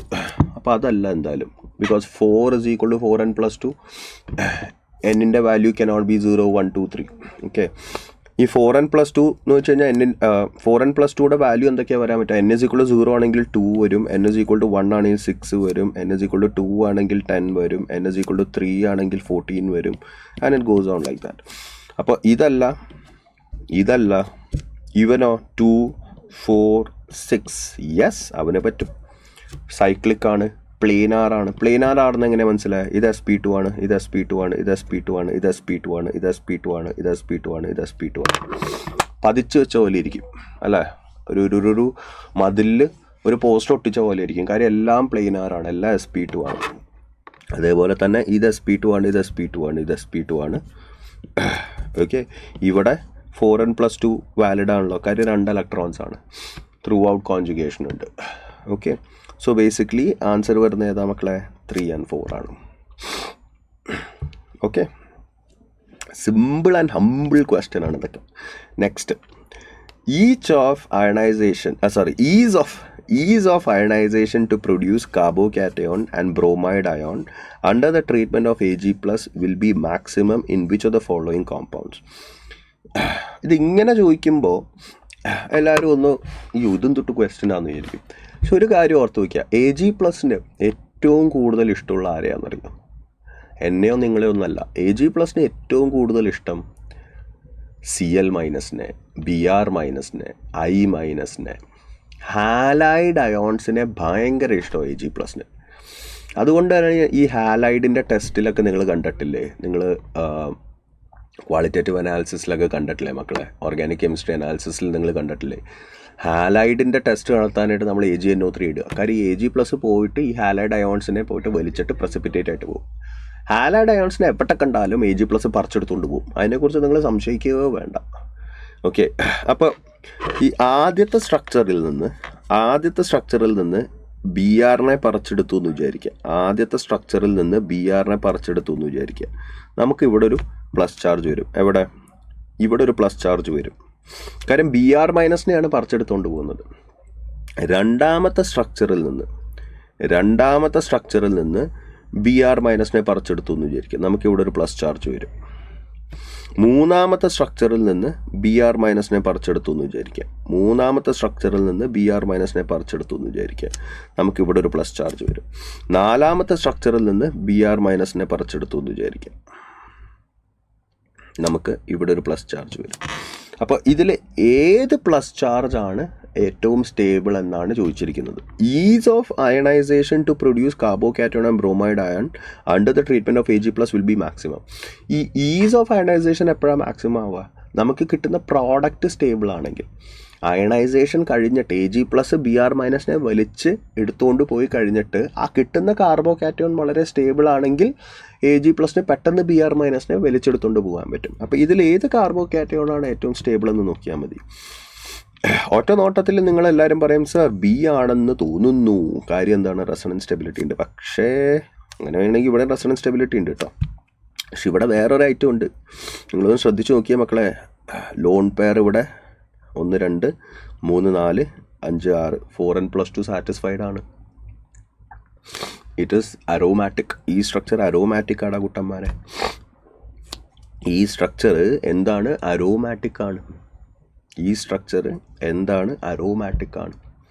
ഓക്കെ, അത് നിങ്ങൾ മനസ്സിലാക്കുക. സോ ബേസിക്കലി സി ആണ് ആൻസർ. ഇതിൽ പലരും ചോദിക്കുന്ന ഒരു ചോദ്യമുണ്ട്, ഞാൻ ജസ്റ്റ് ഒന്ന് അഡ്രസ്സ് ചെയ്യുകയാണ്. പലർക്കും ഉള്ളൊരു കൺഫ്യൂഷൻ ഉണ്ട്. സർ, സാധാരണ ഓക്സിജന് 2 സിഗ്മ ബോണ്ടും 2 ലോൺ പെയറും വരുമ്പോൾ ഓക്സിജൻ്റെ ഹൈബ്രിഡൈസേഷൻ എന്താണ്? sp3 അല്ലേ സാറേ വരിക? ഫോർ എക്സാമ്പിൾ ഇപ്പോൾ വാട്ടറിൽ ഓക്സിജൻ്റെ sp3 ആണ്. 2 lone pair 2 sigma bond sp3 ആണ് വരിക. സോ ബേസിക്കലി സാറ് അങ്ങനെ sp3 ആണെങ്കിൽ ഇതിനെ പ്ലെയിനാർ എന്ന് എങ്ങനെ വിളിക്കാൻ പറ്റുക? sp2 വരണ്ടേ അവിടെ? അരോമാറ്റിസിറ്റിക്ക് പ്ലെയിനാർ കണ്ടീഷൻ പറഞ്ഞല്ലോ മക്കളെ. ഇങ്ങനൊരു സിറ്റുവേഷനിൽ വരുമ്പോൾ ഓക്സിജൻ തൻ്റെ ഹൈബ്രിഡൈസേഷൻ മാറ്റി sp2 ആക്കും. അതായത് ഞാനിത് പല പ്രാവശ്യം പറഞ്ഞിട്ടുണ്ട്, സ്വന്തം കുടുംബത്തിൻ്റെ രക്ഷയ്ക്ക് വേണ്ടി നമ്മൾ എന്തും ചെയ്യില്ലേ അല്ലേ? ഇപ്പോൾ ദൃശ്യത്തിൽ മോഹൻലാൽ ചെയ്ത പോലെ നമ്മൾ എന്തും ചെയ്യും. അതേപോലെ തന്നെ ഇത് sp3യിൽ നിന്ന് sp2 ആയി കഴിഞ്ഞു കഴിഞ്ഞാൽ ഈ ഓക്സിജൻ അറിയാം the molecule can get in to aromatic stability. അപ്പോൾ അത് ബേസിക്കലി sp2 ആവും. ഒരു പ്രശ്നവുമില്ല. ഓക്കെ, സോ ബേസിക്കലി ഈ രണ്ട് ഇലക്ട്രോൺ 4n+2 സാറ്റിസ്ഫൈഡ് ആണ്. ഫുൾ കോൺജുഗേഷൻ ഉണ്ട്. നോക്കിക്കേ, loan pair, sigma bond, pi bond, sigma bond, positive charge, sigma bond, pi bond, sigma bond, full conjugation ഉണ്ട്. ഓക്കെ, അപ്പോൾ പലരും ചോദിക്കുന്ന ചോദ്യമുണ്ട്, പക്ഷേ സാർ അപ്പോൾ ഈ ഒരു ലോൺ പെയർ കൂട്ടണ്ടേ, അപ്പോൾ 4n+2 ഇത് കൂട്ടണ്ടേ? അല്ല, 4n+2 എത്ര പേരെ കൂട്ടിയാലാണ് അരോമാറ്റിസിറ്റി അച്ചീവ് ചെയ്യുക, അത്രയും പേരെ കൂട്ടിയാൽ മതി. ബാക്കിയുള്ളവൻ ഈ പറഞ്ഞ പോലെ അരോമാറ്റിസിറ്റിയിൽ ഇൻവോൾവ് ആയിരിക്കില്ല. അതായത് ഇവനെ കൂട്ടേണ്ട ഒരു ആവശ്യമില്ല മക്കളെ. ഇവനെ കൂട്ടിയപ്പോൾ തന്നെ അരോമാറ്റിസിറ്റി അച്ചീവ്ഡായി. പിന്നെ എന്തിനാണ് ബാക്കിയുള്ളവന്മാരെ കയറ്റി വെറുതെ വൃത്തികേടാക്കുന്നത്? ഇവനെ മാത്രം കൂട്ടിയാൽ മതി. പലർക്കുള്ളൊരു ചോദ്യമാണ്, സാർ ഓക്സിജൻ്റെ പുറത്ത് 2 ലോൺ പെയർ ഉണ്ടല്ലോ, അപ്പോൾ അവന്മാർ 2 പേരെയും കൂട്ടണ്ടേ? അല്ല, എത്ര പേരെ കൂട്ടിയപ്പോഴാണ് അരോമാറ്റിക് സ്റ്റെബിലിറ്റി കിട്ടിയത്? അത്രയും പേരെ മാത്രം കൂട്ടിയാൽ മതി. സ്റ്റെബിലിറ്റി കിട്ടിക്കഴിഞ്ഞ് കഴിഞ്ഞാൽ പിന്നെ ബാക്കിയുള്ളവൻ എന്തിനാ വെറുതെ കൂട്ടി പ്രശ്നം ഉണ്ടാക്കുന്നത്? ഓക്കെ, സോ ബേസിക്കലി ഇവിടെ ആൻസർ വരുന്നത് സി ആണ് കേട്ടോ. സി ആണ് ആൻസർ വരും. Got it? Next, which of the following compounds does not exhibit geometrical isomerism? ഇതേപോലത്തെ ക്വസ്റ്റ്യൻ നിങ്ങൾ കേട്ട് പരിചയം വന്ന് തഴക്കം വന്നൊരു സംഭവമാണ്. Which of the following compounds does not exhibit geometrical isomerism? മക്കളെ, ഒരു കാർബൺ ഡബിൾ ബോണ്ടിൽ ജോമെട്രിക്കൽ ഐസോമറിസം എക്സിബിറ്റ് ചെയ്യാനുള്ള അൾട്ടിമേറ്റ് കണ്ടീഷൻ എന്താണ്? ഒരേ ഒരു കാര്യം ഓർത്ത് വെച്ചാൽ നിങ്ങൾക്ക് എല്ലാവർക്കും അറിയുന്ന കാര്യമാണ്. അൾട്ടിമേറ്റ് കണ്ടീഷൻ എന്താണ്? ഈ കാർബണിൽ ഇപ്പോൾ പിയും ക്യൂവും അറ്റാച്ച്ഡ് ആണെന്ന് വിചാരിക്കാം. P is a group, Q is a group, എന്ത് വേണമെങ്കിലും ആയിക്കോട്ടെ. അത് ഇതിൽ ആറും എസും അറ്റാച്ച്ഡ് ആണെന്ന് വിചാരിക്കാം. ഫോർ ജോമെട്രിക്കൽ ഐസോമറിസം കാണിക്കാനായിട്ട് P should not be equal to Q and R should not be equal to S. ഇതാണ് ultimate condition. P should not be equal to Q and R should not be equal to S. അതായത് ഈ double bonded കാർബണിൽ attached ആയിട്ടിരിക്കുന്ന groups same ആവാൻ പാടില്ല. ഈ double bonded കാർബൺസിൽ attached ആയിട്ടിരിക്കുന്ന groups same ആവാൻ പാടില്ല. ഇതാണ് അൾട്ടിമേറ്റ് കണ്ടീഷൻ. ഓർത്ത് വെച്ചാൽ മതി. ഇതൊക്കെ ഒരു മെമ്മറി റീക്യാപ്പ് ആയിട്ട് എടുക്കുക. ഇതൊക്കെ നിങ്ങൾ പഠിച്ച കാര്യങ്ങളാണ്. ഓക്കെ, സോ ബേസിക്കലി അങ്ങനെ വരുന്ന ഏതാണ്? ഓപ്ഷൻ സി മാത്രം. കാര്യം 1,1 ഡൈക്ലോറോ ബ്യൂട്ട് 1 സ്ട്രക്ചർ നോക്കുകയാണെങ്കിൽ ഇതാണ് സ്ട്രക്ചർ വരിക. 1,1 ഡൈക്ലോറോ ബ്യൂട്ട് 1 സ്ട്രക്ചർ വരുന്നത് ഇതാണ് അല്ലേ? സോ ബേസിക്കലി ഈ ഡബിൾ ബോണ്ടഡ് കാർബണിൽ അറ്റാച്ച് ആയിട്ടിരിക്കുന്ന 2 സെയിം ഗ്രൂപ്പാണ്. പോയി അവിടെ തന്നെ കട്ടായി. It will not show geometrical isomerism. Okay ആണോ മക്കളെ? സെറ്റാണോ? സെറ്റ് മസാലയാണോ? Next one, the Newman projection below represents which among the following? The Newman projection below represents which among the following? ശ്രദ്ധിച്ച് വായിച്ചു നോക്കുക കേട്ടോ കൂട്ടന്മാരെ, ശ്രദ്ധിച്ച് വായിച്ചു നോക്കുക. ന്യൂമാൻ പ്രൊജക്ഷൻ ആണെന്ന് മനസ്സിലായി. ആ ഉണ്ടയും ആ കുരിശു പോലത്തെ സംഭവങ്ങളൊക്കെ കണ്ടപ്പോൾ തന്നെ നിങ്ങൾക്ക് മനസ്സിലായി ഇത് ന്യൂമാൻ പ്രൊജക്ഷൻ ആണ്. ഇത് ഏതിൻ്റെ കോൺഫോർമേഷനാണ് അല്ലെങ്കിൽ ഏതിൻ്റെ റെപ്രസെൻറ്റേഷനാണിത് പറയാൻ പറ്റുമോ മക്കളെ? ഏതിൻ്റെ ന്യൂമാൻ പ്രൊജക്ഷനാണ്? Staggered form of 2-methyl propane, gauche form of butane, and eclipse form of 2-methyl propane, a more stable conformation of 2-methyl butane. മക്കളെ, ന്യൂമാനിൽ നിന്ന് നിങ്ങൾക്ക് പേര് കിട്ടണമെങ്കിൽ, സ്ട്രക്ചറിൻ്റെ പേര് കിട്ടണമെങ്കിൽ നിങ്ങൾ ബേസിക്കലി ഇപ്പോൾ കൺഫ്യൂഷൻ ഇല്ലെങ്കിൽ നിങ്ങൾ ഡയറക്റ്റ് കിട്ടിക്കാണും ഓൾറെഡി ആൻസേഴ്സ്. കൺഫ്യൂഷൻ ഉണ്ടെങ്കിൽ നിങ്ങൾ ബേസിക്കലി ആ ന്യൂമാനെ ഒന്ന് സൈഡ് വഴി നോക്കുക. അതായത് നിങ്ങൾ ആ മോളിക്യൂളിൽ ഈ പ്രൊജക്ഷനെ ഇതുവഴി നോക്കുകയാണ് സൈഡിൽ നിന്ന്. ഇപ്പോൾ ന്യൂമാൻ പ്രൊജക്ഷൻ എന്ന് പറഞ്ഞാൽ ഇങ്ങനെയാണ്. ഞാൻ അതിനെ ഇങ്ങനെ നോക്കുകയാണ്. എങ്ങനെ നോക്കുകയാണ്? ഇതാണ് ന്യൂമാൻ പ്രൊജക്ഷൻ. നിങ്ങൾ അവിടെ നിന്ന് നോക്കുമ്പോൾ ഇതാണ് ന്യൂമാൻ പ്രൊജക്ഷൻ. നിങ്ങളിത് ഇവിടെ വന്ന് നോക്കുക, അതായത് സൈഡിൽ നിന്ന് നോക്കുക. അപ്പോൾ ഈ മോളിക്യൂളിനെ സൈഡിൽ നിന്ന് നോക്കുമ്പോൾ അതിൻ്റെ സോഹോസ് പ്രൊജക്ഷൻ കിട്ടും. അതിൻ്റെ എന്ത് കിട്ടും? അതിൻ്റെ സോഹോസ് പ്രൊജക്ഷൻ കിട്ടും. CS3 ഇവിടെ വരും, ഇവിടെ ഒരു CS3 വരും, ഇവിടെ ഒരു ഹൈഡ്രജൻ വരും, ഇവിടെ ഒരു ഹൈഡ്രജൻ വരും, ഇവിടെ ഒരു ഹൈഡ്രജൻ വരും, ഇവിടെ ഒരു ഹൈഡ്രജൻ വരും. ഓക്കെ മക്കളെ,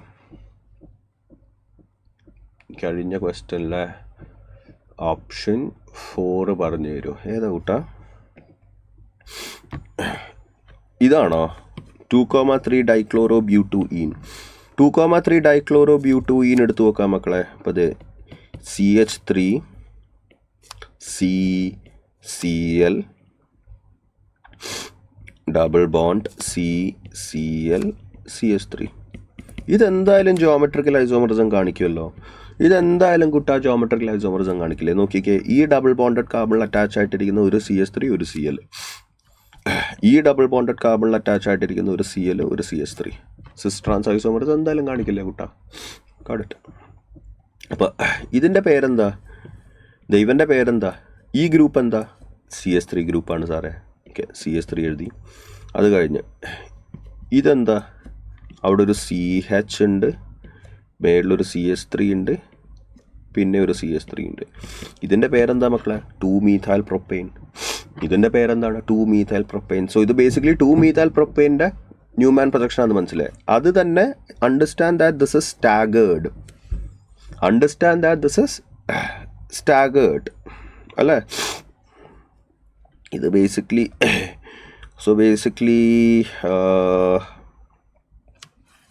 എല്ലാവരും നോക്കിക്കുക മക്കളെ, A ആണ് ആൻസർ വരിക. എക്ലിപ്സ്ഡ് ആവുന്നത് എപ്പോഴാണ്? ഇപ്പോൾ ഇതേ കോൺഫോർമേഷൻ തന്നെ അവരിങ്ങനെ തന്നിരുന്നെങ്കിൽ, ഇപ്പോൾ ഹൈഡ്രജൻ എന്നിട്ട് പുറകിൽ ഇവിടെ ഒരു CH3 പിടിപ്പിച്ച് വെച്ചിട്ടുണ്ട്, ഇവിടെയും ഒരു CH3 പിടിപ്പിച്ച് വെച്ചിട്ടുണ്ട്, ഇവിടെയും ഒരു, ഇതാണ് എക്ലിപ്സ്ഡ് വരിക. 2-methyl propane എക്ലിപ്സ് വരുന്നത് ഇങ്ങനെയാണ്. അതായത് ഒരു ഹൈഡ്രജൻ ഇങ്ങനെ, അതിൻ്റെ പുറകിൽ മറ്റേ CH3 വരികയാണ്. That is eclipsed. ഇത് ബേസിക്കലി സ്റ്റാഗേർഡ് അല്ലേ? നോക്കിക്കേ മക്കളെ, ഇത് ബേസിക്കലി സ്റ്റാഗേർഡ് അല്ലേ? ഓക്കെ ആണോ കുട്ടന്മാരെ? So basically staggered conformation of 2-methyl propane. Next, number of chiral carbon atoms in this particular structure. ഈ പെർട്ടിക്കുലർ സ്ട്രക്ചറിലെ number of chiral carbon atoms എത്ര എണ്ണം ഉണ്ട്? എത്ര കൈറൽ കാർബൺ എന്ന് വെച്ചാൽ എന്താ? Asymmetric carbon. ഒരു കാർബണിൽ 4 ഡിഫറെൻറ്റ് ഗ്രൂപ്പ്സ് അറ്റാച്ച്ഡ് ആണെങ്കിൽ 4 different groups. It should be an sp3 carbon കേട്ടോ. സോ ബേസിക്കലി ഈ കാർബൺ എടുക്കാം, ഇതിൽ 4 ഡിഫറെൻറ്റ് ഗ്രൂപ്പ്സ് അറ്റാച്ച്ഡ് ഇല്ല. ഒരു ബ്രോമിന് ഇവിടെ ഒന്ന്, അതേപോലെ തന്നെ ഇവിടെ ഒരു ഹൈഡ്രജനും ഉണ്ട്. അപ്പോൾ 4 ഡിഫറെൻറ്റ് ഗ്രൂപ്പ്സ്. അതൊരു കൈറൽ കാർബണാണ്. ഈ കാർബണും കൈറലല്ലേ? 4 ഡിഫറെൻറ്റ് ഗ്രൂപ്പ്സ് അറ്റാച്ച്ഡ് ആണ്. ഒന്ന് ഇങ്ങനെ വരും, പിന്നൊന്ന് ഇങ്ങനെ പോവും, പിന്നൊന്ന് CH2 CH3, പിന്നൊന്ന് ഹൈഡ്രജൻ. വേറെ ഏതെങ്കിലും കൈറൽ കാർബൺ നിങ്ങൾക്ക് കാണാൻ പറ്റുന്നുണ്ടോ? വേറെ ഏതെങ്കിലും കൈറൽ കാർബൺ ഇവിടെ കാണാൻ പറ്റുന്നുണ്ടോ? ഈ കാർബൺ കൈറലാണോ? അല്ല, 2 ഹൈഡ്രജൻ അറ്റാച്ച്ഡാണ്. ഈ കാർബൺ കൈറലാണോ? അല്ല. ഇതോ അല്ല, അതൊക്കെ sp2 ആണ്. അപ്പോൾ അതൊന്നും കൈറലല്ല എന്തായാലും. ഇത് കൈറലാണ്, ഇതും കൈറലാണ്. ഈ സൈക്ലിക് സ്ട്രക്ചറിലുള്ള കാർബൺസ് കൈറലാണോ എന്ന് എങ്ങനെ അറിയുക? അതായത് ഇവിടെ ഒരു ബ്രോമിനുണ്ട്, ഇവിടെ ഒരു ഹൈഡ്രജൻ ഉണ്ട്. പിന്നെ നിങ്ങൾ നോക്കേണ്ടത് ആ റിങ്ങിലെ ആൻറ്റി ക്ലോക്ക് വൈസും വരച്ച് വെക്കുക. ഇപ്പം ആൻറ്റി ക്ലോക്ക് വൈസ് വരച്ച് വെക്കുമ്പോൾ നിങ്ങൾക്ക് ഇവിടെ CH ഗ്രൂപ്പ് വരുന്നുണ്ട്, ഇവിടെ CH വരുന്നുണ്ട്, ഇവിടെ CH വരുന്നുണ്ട്. ക്ലോക്ക് വൈസ് വരയ്ക്കുമ്പോൾ ഇവിടെ CH2 CH3 ഗ്രൂപ്പ് വരുന്നുണ്ട്. അതായത് ക്ലോക്ക് വൈസും ആൻറ്റി ക്ലോക്ക് വൈസും വരച്ച് വെക്കുമ്പോൾ ഡിഫറെൻറ്റ് സെറ്റ് ഓഫ് ഗ്രൂപ്പ്സ് വരണം. ഇങ്ങനെ വരയ്ക്കുമ്പോൾ എനിക്ക് എന്താ? ഇവിടെ CH2 CH3 CH ഇങ്ങനെ വരയ്ക്കുമ്പോഴോ CH ഗ്രൂപ്പാണ് വരുന്നത്. സോ ബേസിക്കലി രണ്ടാണ്. That is chiral. അപ്പോൾ ഇത് കൈറലാണ്. മൊത്തത്തിൽ 2 ആൻസറായിട്ട് വരിക. Okay, next, which of the following will not show optical activity?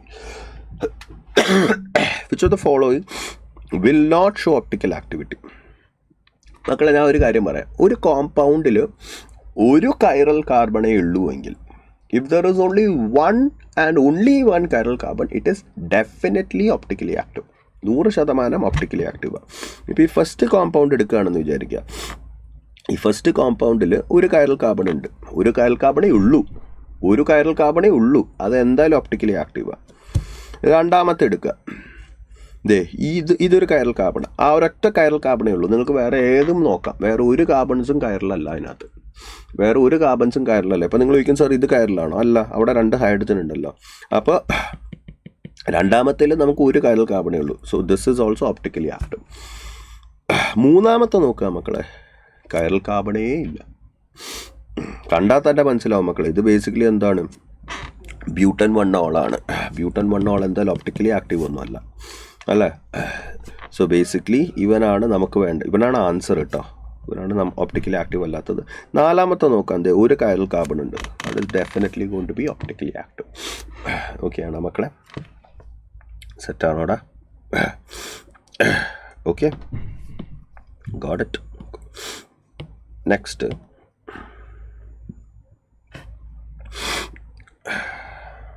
Next നമുക്ക് നോക്കാം. Among the following compounds, the increasing order of their basic strength. Basic strength എന്ന് പറഞ്ഞാൽ എന്താണ്? Ability to give lone pair electrons. ഞാനൊരു നല്ല base ആവുന്നത് എപ്പോഴാണ്? എനിക്ക് ലോൺ പെയർ കൊടുക്കാൻ പറ്റുമെങ്കിൽ, എനിക്ക് പെട്ടെന്ന് ലോൺ പെയർ തരാൻ പറ്റുമെങ്കിൽ, that is when I become A good base. Okay, അപ്പോൾ ഇതിൽ ബേസിക് സ്ട്രെങ്ത്തിൻ്റെ ഓർഡർ എന്താണ്? നിങ്ങൾ നോക്കിക്കേ മക്കളെ, ഓപ്ഷൻ 1 ലോൺ പെയർ എന്ന് പറയുന്നത് it is involve in resonance. ആ ലോൺ പെയറിനെ പെട്ടെന്ന് കിട്ടുമോ? ഇല്ല. റെസണൻസിൽ ഉൾപ്പെട്ടിരിക്കുന്ന ഒരു ലോൺ പെയർ ആണത്, അതിനെ പെട്ടെന്ന് കിട്ടാൻ പോകുന്നില്ല.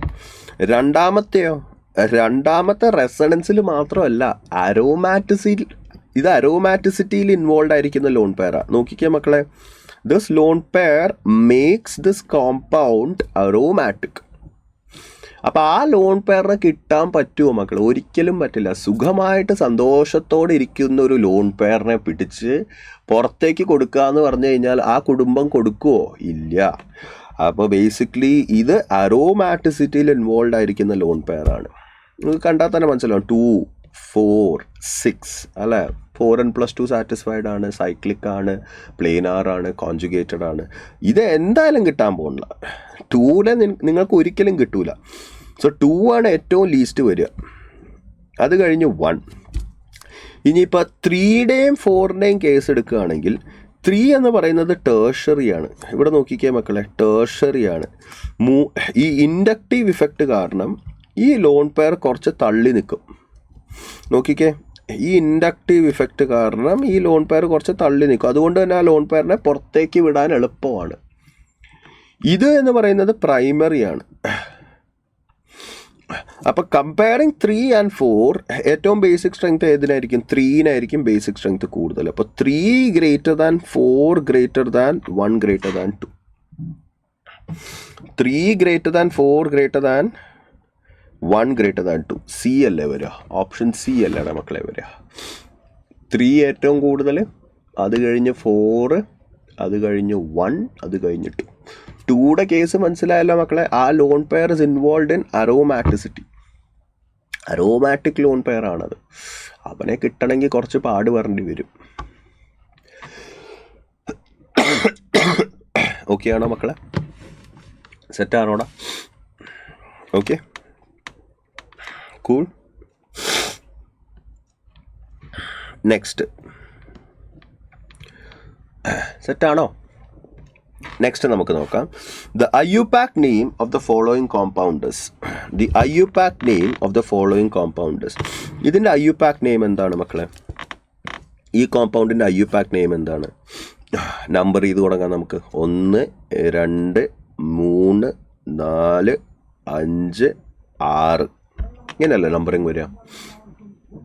Got it. അപ്പോൾ 4th പൊസിഷനിൽ ഒരു ഈഥൈൽ ഉണ്ട്, 3rd പൊസിഷനിൽ മീഥൈൽ ഉണ്ട്. 4th ഈഥൈൽ, 3rd മീഥൈൽ ഉണ്ട്. 4th എന്താ ഉള്ളത്? ഈഥൈൽ, 3rd മീഥൈൽ ഉണ്ട്. ഇനി ഈഥൈലിനെയും മീഥൈലിനെയും എഴുതുമ്പോൾ എപ്പോഴും ഈഥൈൽ ആദ്യം എഴുതണം. കാര്യം E കംസ് ഫസ്റ്റ്. നമ്പറിങ്ങിൻ്റെ കാര്യമല്ല കേട്ടോ ഞാൻ പറയുന്നത്. നമ്പറിങ് ഇപ്പോൾ നമ്മൾ ചെയ്ത നമ്പറിങ് കാര്യം എന്താ? ഡബിൾ ബോണ്ടിന് ലോവസ്റ്റ് നമ്പറിങ് കൊടുക്കണം. അപ്പോൾ 1, 2, 3, 4, 5. അപ്പോൾ 4 ഈഥൈൽ, 3 മീഥൈൽ, ഹെക്സ് 2E എന്ന് വരും. കാര്യം സെക്കൻഡ് പൊസിഷനിൽ ഡബിൾ ബോണ്ട് ഉണ്ട്. So 4 ethyl, 3 methyl, HECS 2E എന്ന് വരും. ഓക്കെ ആണോ മക്കളെ? Good. Next, the correct IUPAC nomenclature for the following compound. ഇതിൻ്റെ കറക്റ്റ് IUPAC nomenclature എന്താ മക്കളെ? എന്താ? തലതൊട്ടപ്പൻ ആരാ? ഇതിൽ തലതൊട്ടപ്പൻ ആരാ? COH. അപ്പോൾ 1, 2, 3, 4, 5, 6. 5th പൊസിഷനിൽ കീറ്റോ ഗ്രൂപ്പ് അല്ലെങ്കിൽ ഓക്സോ. സെക്കൻഡ് പൊസിഷനിൽ മീഥൈൽ ഗ്രൂപ്പ്, ഫിഫ്തിൽ ഓക്സോ, സെക്കൻഡിൽ മീഥൈൽ. പേരെഴുതുമ്പോൾ LMNO, O M കഴിഞ്ഞിട്ടാ O വരിക. അപ്പം മീഥൈലിനെ ആദ്യം എഴുതുക. അപ്പം 2 methyl 5-oxohexanoic acid. 2 methyl 5-oxohexanoic acid എന്ന് വരില്ല. സെക്കൻഡ് പൊസിഷനിൽ മീഥൈൽ, ഫിഫ്ത്ത് പൊസിഷനിൽ ഓക്സോ ഹെക്സനോയിക് ആസിഡ്. സെറ്റാണോ? സെറ്റ് മസാലയാണോ മക്കളെ? സെറ്റാണോടാ? സെറ്റാണോട്? ഇതെന്താ സീന്ന് വരുന്നത്? എല്ലാവരും ഈ ക്വസ്റ്റ്യൻ്റെ ആൻസർ അല്ലേ? ലേറ്റ് ആയിട്ടാണോ ചാറ്റ് വരുന്നത്? ആൻസർ വരുന്നത് ഏതാ മക്കളെ? 2 methyl 5-oxohexanoic acid അല്ലേ? എ അല്ലേടാ മക്കളെ വരിക? അല്ലേ? Got it? സെറ്റാണോ? ഗുഡ്. നെക്സ്റ്റ്,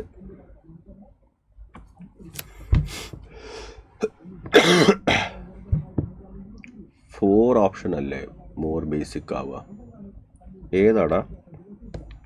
ബേസിക് സ്ട്രെങ്ത്തിൻ്റെ ആണോ? അല്ല അല്ല അല്ല അല്ല അല്ല ഇതിലേതാടാ മക്കളെ? ടേർഷറി അല്ലേ? ഇത് ടേർഷറി അല്ലേ മക്കളെ? അതെങ്ങനെ ഫോർത്ത് ഓപ്ഷൻ മോർ ബേസിക് ആവുന്നത്? ഇവരെ നോക്കിക്കേ മക്കളെ, ഈ ലോൺ പെയർ ബേസിക്കലി ഈ 3 ഗ്രൂപ്പ് കാരണം ആ ലോൺ പെയറിന് ഇൻഡക്റ്റീവ് പ്ലസ് ഇഫക്റ്റ് കാരണം ആ 3 ഗ്രൂപ്പും ഈ ലോൺ പെയറിനെ പുറത്തേക്ക് തള്ളിവിടാൻ ശ്രമിക്കില്ലേ? ഇവിടെ നിന്ന് പുഷ് വരുന്നുണ്ട്, ഇവിടെ നിന്ന് പുഷ് വരുന്നുണ്ട്, ഇവിടെ നിന്ന് പുഷ് വരുന്നുണ്ട് അല്ലേ? സോ ബേസിക്കലി ഇതല്ലേടാ ഏറ്റവും ബെസ്റ്റ് വരിക? ഇതല്ലടാ ഏറ്റവും ബെസ്റ്റ് വരിക അല്ലേ? കാര്യം എന്താ? പ്ലസ് ഇഫക്റ്റ് 3 സൈഡിൽ നിന്നും ഉണ്ടല്ലോ. മനസ്സിലായോ കൂട്ടാ? ഓക്കെ.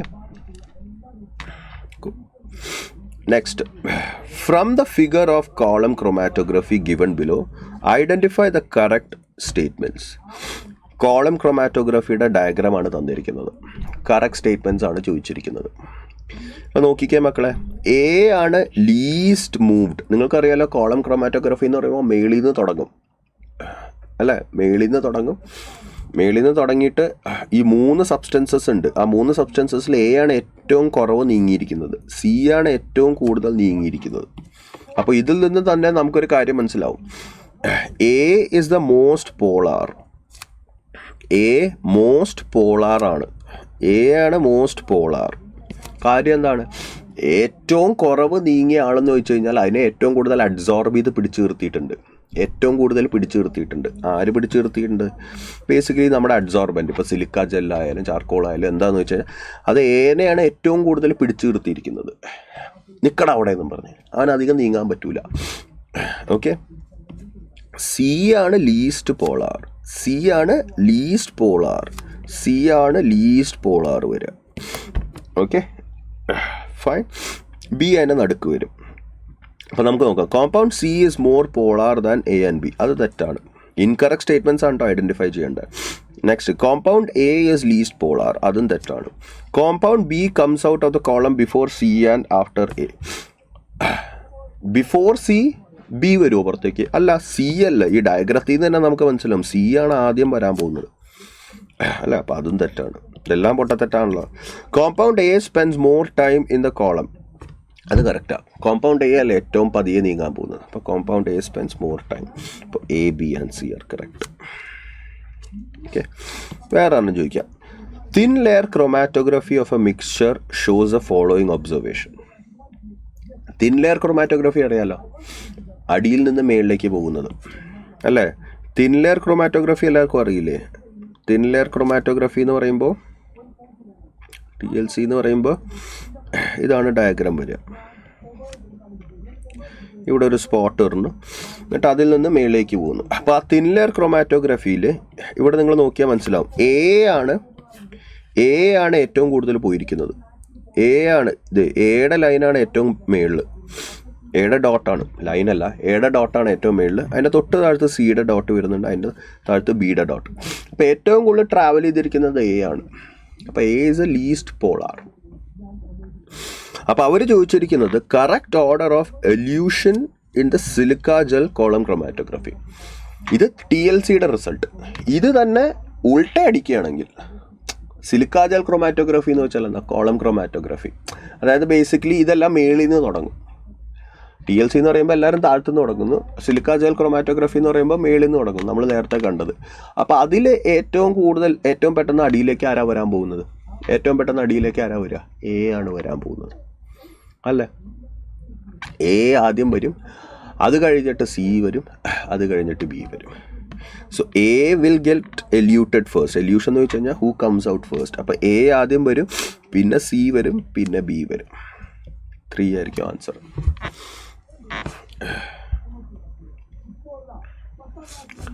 എല്യൂട്ടഡ് ഫസ്റ്റ് എന്നല്ലടാ, 3 അല്ലേ വരിക?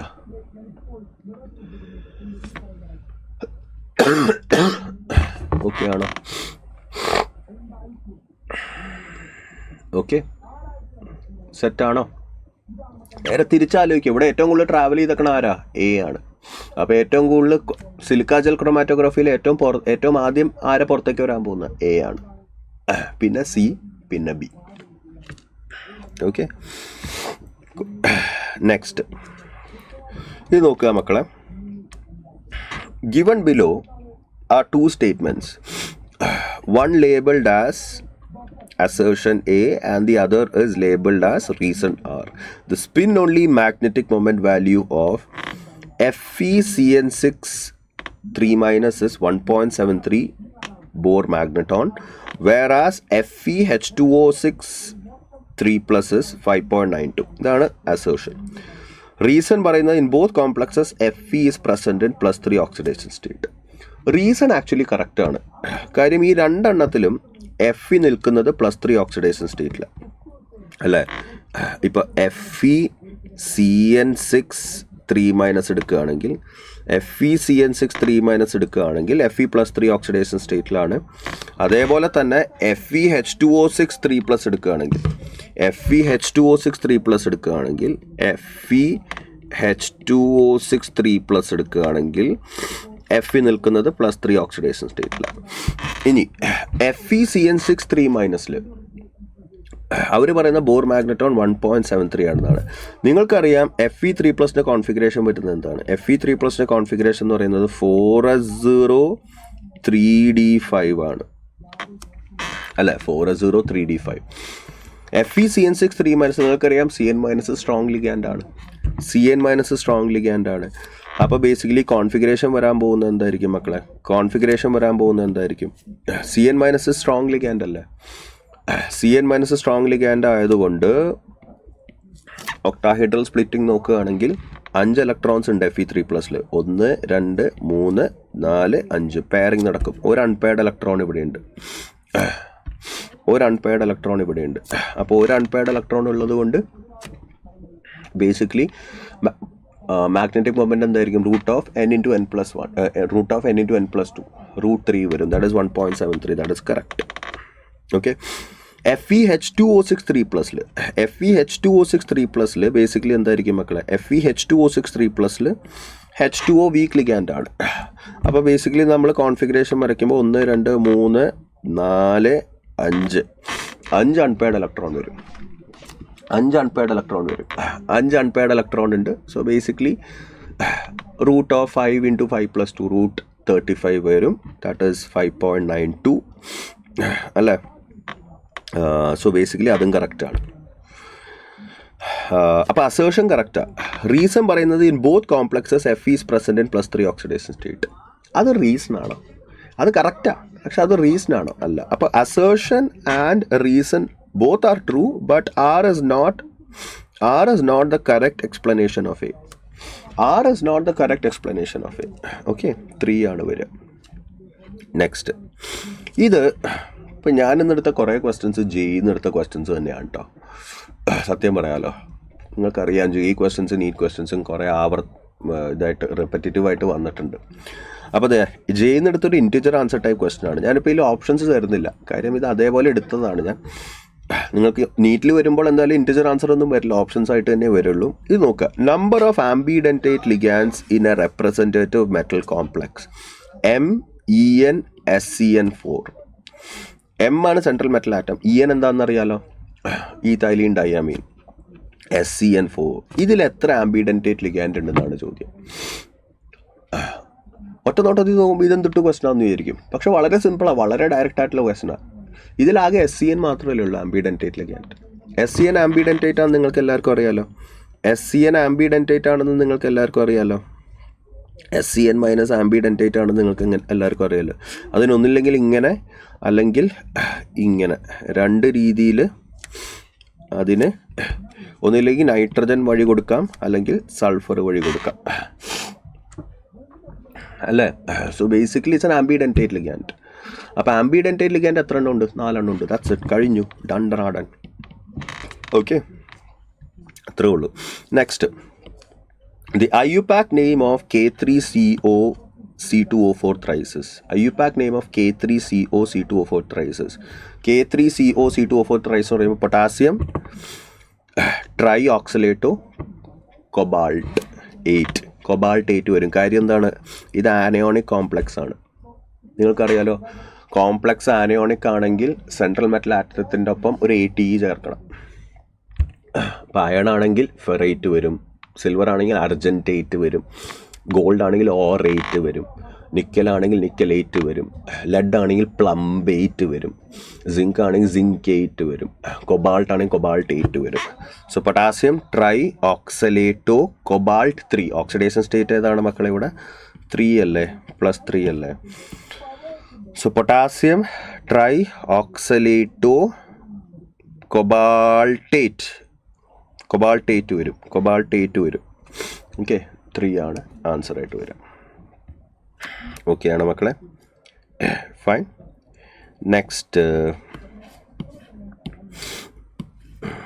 നെക്സ്റ്റ് നമുക്ക് നോക്കാം.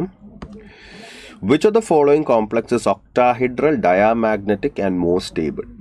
Octahedral, diamagnetic and more stable വരുന്നത് ബേസിക്കലി മക്കളെ നിങ്ങൾക്ക് അറിയാവുന്നൊരു കാര്യം, ഇതിൽ ആൻസർ വരുന്നത് 1 ആണ് കേട്ടോ. ഒക്ടാഹെഡ്രൽ എന്ന് പറയുമ്പോൾ 6 ലിഗാൻസ് വേണം. അതേപോലെ തന്നെ ഡയാമാഗ്നറ്റിക് ആണോ നോക്കാം. സിഒയുടെ ഓക്സിഡേഷൻ സ്റ്റേറ്റ് എന്താ മക്കളെ? ഇവിടെ +3 ആണ് വരുന്നത്. CO +3 ആണ്. അപ്പോൾ CO +3 എന്ന് പറയുമ്പോൾ കോൺഫിഗറേഷൻ എന്താണ്? 4s0 3d6 ആണ്. CN minus strong field ligand ആയതുകൊണ്ട് 1 2 3 4 5 6 T2Gയിൽ തന്നെ എല്ലാം നിൽക്കും. ഡയാമാഗ്നറ്റിക് ആണ്, അൺപെയർഡ് ഇലക്ട്രോൺസ് ഒന്നുമില്ല. പിന്നെ എന്തുകൊണ്ടാണ് മോസ്റ്റ് സ്റ്റേബിൾ എന്ന് പറയുന്നത്? Always understand, if the ligand is strong, ശ്രദ്ധിക്കുക, if the ligand is strong, stability of the complex increases. Ligand strong ആണെങ്കിൽ stability of the complex increases. അതിൻ്റെ റീസൺ സാറ് പറഞ്ഞുതരാം മക്കളെ. നിങ്ങളിപ്പോൾ 5 ഡീജനറേറ്റ് ഓർബിറ്റൽസ് ഇങ്ങനെ ഇരിക്കുകയാണ്. നമുക്കറിയാം സ്പ്ലിറ്റിംഗ് നടക്കുമ്പോൾ 2 എണ്ണം മേളിലേക്കും 2 എണ്ണം താഴത്തേക്കും പോകും. ഓക്കെ, ഈ ലിഗാൻഡ് സ്ട്രോങ് ആണെങ്കിൽ ഈ താഴത്തോട്ട് പോയ 3 എണ്ണം T2G ഓർബിറ്റൽസ് നന്നായിട്ട് താഴത്തേക്ക് പോകും. മേളിലേക്ക് പോയ 2 എണ്ണം നന്നായിട്ട് മേളിലേക്ക് പോകും. നിങ്ങൾക്കറിയാം സ്പ്ലിറ്റിംഗ് ഗ്യാപ്പ് കൂടും അല്ലേ, ΔO കൂടും.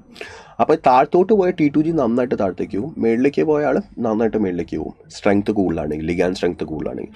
അപ്പോൾ അതിൻ്റെ ഒപ്പം തന്നെ ഇലക്ട്രോൺസ് T2Gയിലേക്ക് ഫിൽഡ് ആവുകയാണ്. അതായത് ലോവർ എനർജി ഡി ഓർബിറ്റൽസിലേക്കാണ് ഇലക്ട്രോൺസ് ഫിൽഡ് ആവുന്നത്.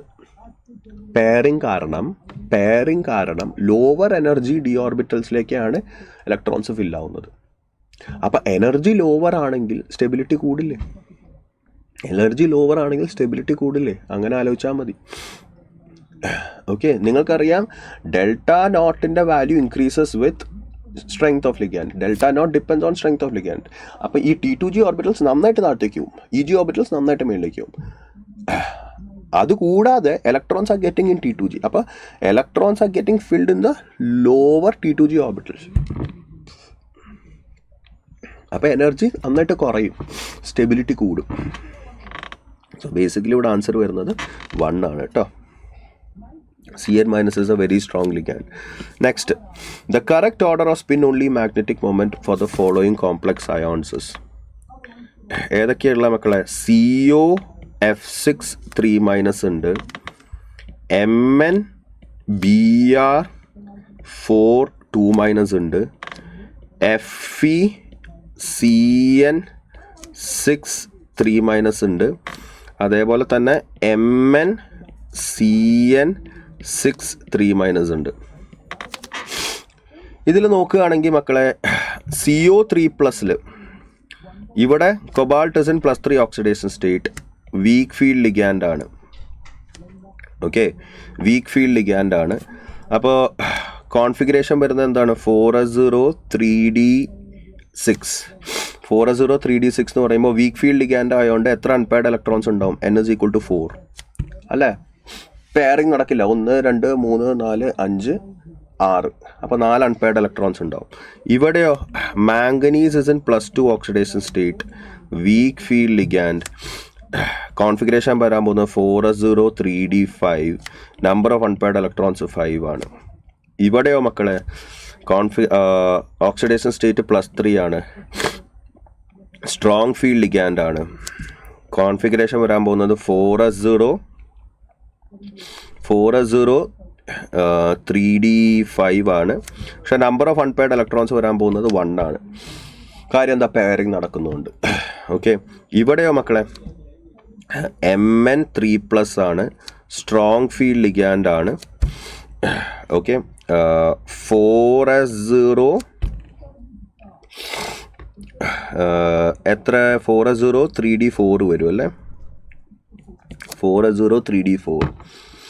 അപ്പോൾ പെയറിങ് നടക്കുമ്പോൾ 1 2 3 4 2 അൺപെയർഡ് ഇലക്ട്രോൺസ് വരും. സോ മാഗ്നറ്റിക് മൊമെൻ്റ് ഏറ്റവും കൂടുതൽ ആർക്കായിരിക്കും? മാഗ്നറ്റിക് മൊമെൻ്റ് ഏറ്റവും കൂടുതൽ ആർക്കായിരിക്കും? മാഗ്നറ്റിക് മൊമെൻ്റ് ഏറ്റവും കൂടുതൽ ആർക്കായിരിക്കും? ഇവനായിരിക്കും ഫസ്റ്റ് വരാൻ പോകുന്നത്. സെക്കൻഡ് വരാൻ പോകുന്ന ആരാ?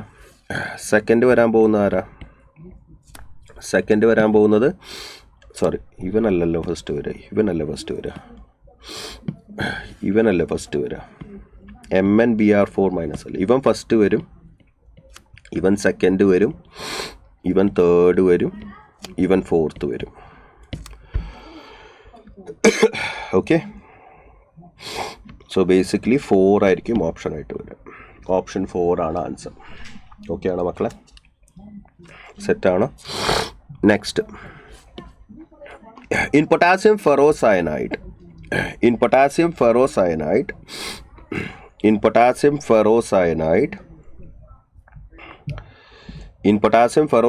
there are pairs of electrons in the T2G orbitals, dash pairs of electrons. Potassium ferrocyanide എന്ന് പറയുമ്പോൾ K4FeCN6 ആണ് കേട്ടോ.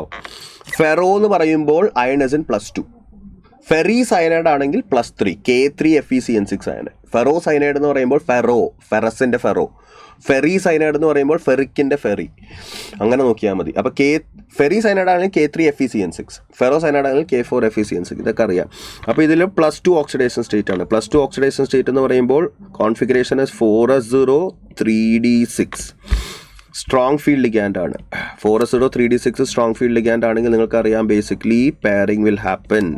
അപ്പോൾ എത്ര പെയർസ് ഓഫ് ഇലക്ട്രോൺസ് ഉണ്ടെന്നാണ് ചോദ്യം. എത്ര പെയർസ്, എത്ര ടോട്ടൽ ഇലക്ട്രോൺസ് അല്ല, എത്ര പെയർസ് ഓഫ് ഇലക്ട്രോൺസ്, എത്ര ടോട്ടൽ ഇലക്ട്രോൺസ് അല്ല, എത്ര പെയർ ഉണ്ടെന്നാണ്. 1 2 3 പെയർ ഉണ്ട്. സോ ബേസിക്കലി 3 ആണ് കേട്ടോ ഉത്തരം വരിക.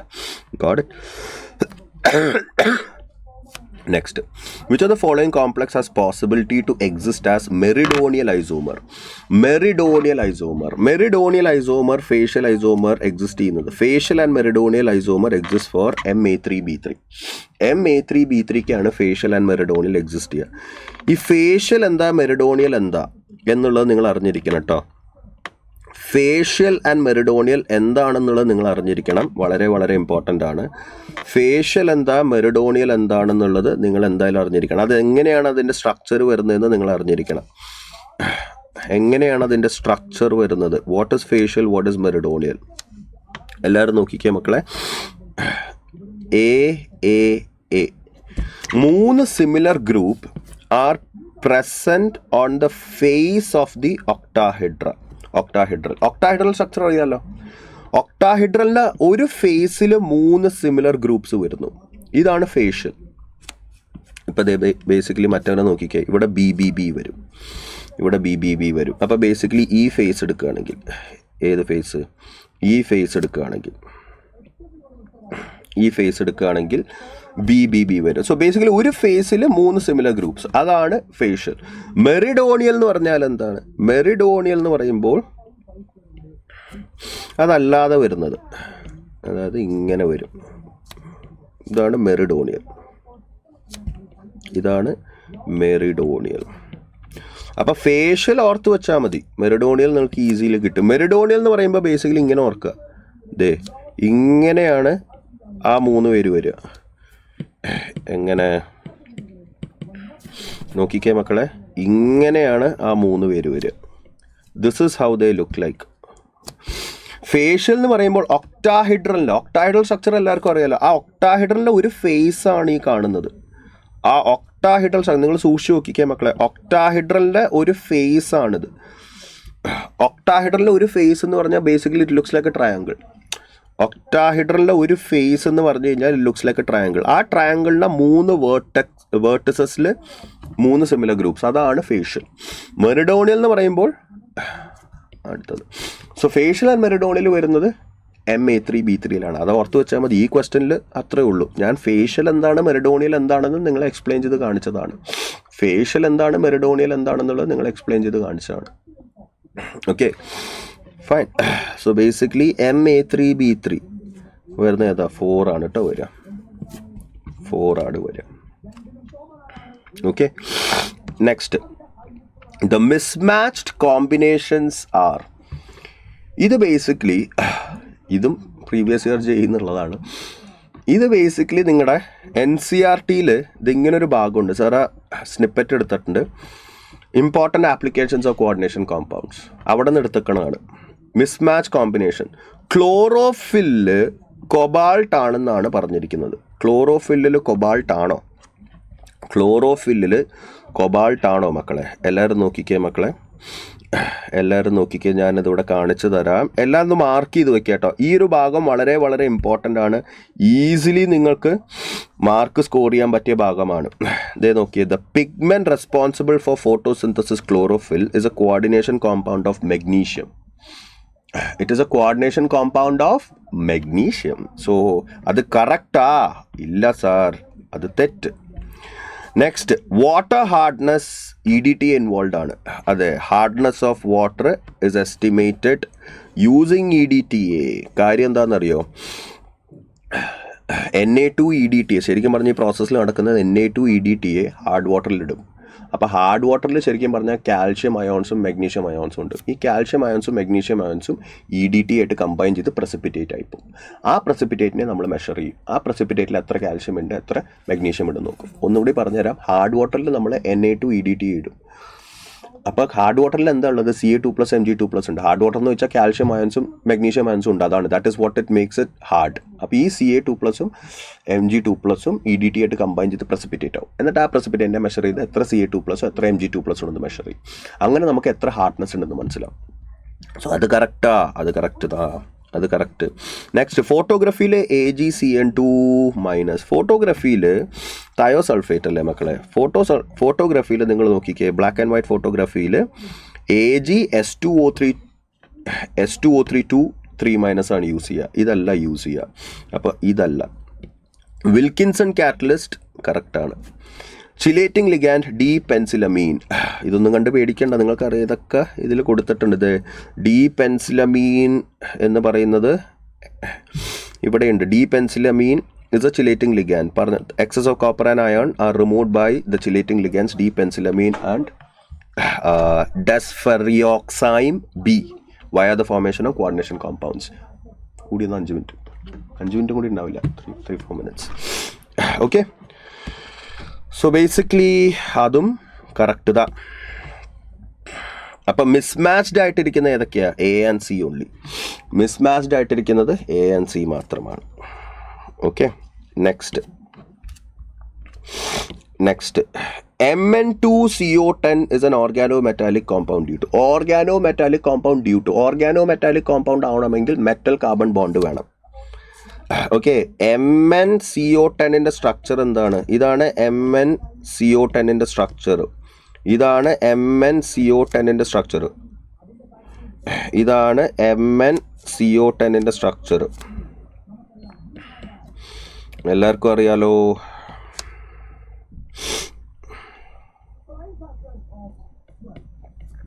ഓക്കെ, അപ്പൊ ഇത് ഓർഗാനോ മെറ്റാലിക് കോമ്പൗണ്ട് ആവാൻ കാരണം എന്താ? MN കാർബൺ മെറ്റൽ ബോണ്ട് ഉണ്ട്. That's it. That is what makes it organo metallic. Okay, so basically ഇവിടെ ആൻസർ വരുന്നത് എന്താണ്? MNC bond is the answer. അപ്പോൾ നിങ്ങൾ പറയും സാർ MN ബോണ്ട് ഇല്ലേ? മക്കളെ, ചോദ്യത്തിന് ഉത്തരം കൊടുക്കുക. സത്യം ഏതാണെന്നുള്ളതല്ല. Which among the following is correct statements എന്നല്ല. Why is it an organometallic compound? It is an organometallic compound because the metal is bonded with carbon. അത് മനസ്സിലാക്കുക. അല്ലാണ്ട് ആ കോമ്പൗണ്ടിൻ്റെ സ്ട്രക്ചറിൻ്റെ സത്യങ്ങളല്ല നമുക്ക് വിളിച്ചു പോകേണ്ടത്. It is an organometallic compound due to what? Carbon metal bond. Okay, മനസ്സിലാക്കുക. Next,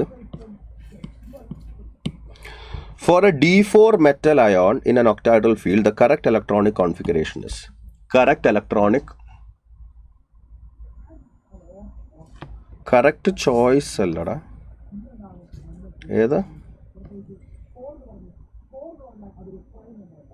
mismatch. ഇതാണ് ചോദിച്ചെങ്കിൽ mismatch combination ആണ് ഇതിൽ ചോദിച്ചിരിക്കുന്നത്. എയും സി അല്ല, എയും സിയും ആണ് വരിക. ഇതിൽ ചോദിച്ചിരിക്കുന്നത് due to the presence of ആണ് ചോദിച്ചിരിക്കുന്നത്. ഓക്കെ, ഇതിൽ ചോദിച്ചിരിക്കുന്നത് മിസ്മാച്ച്ഡ് കോമ്പിനേഷൻസ് ആണ്. ഇതിൽ ചോദിച്ചിരിക്കുന്നത്, ഇതിൽ ഏതാണ് ഡൗട്ട് എന്ന് എനിക്കറിയില്ല.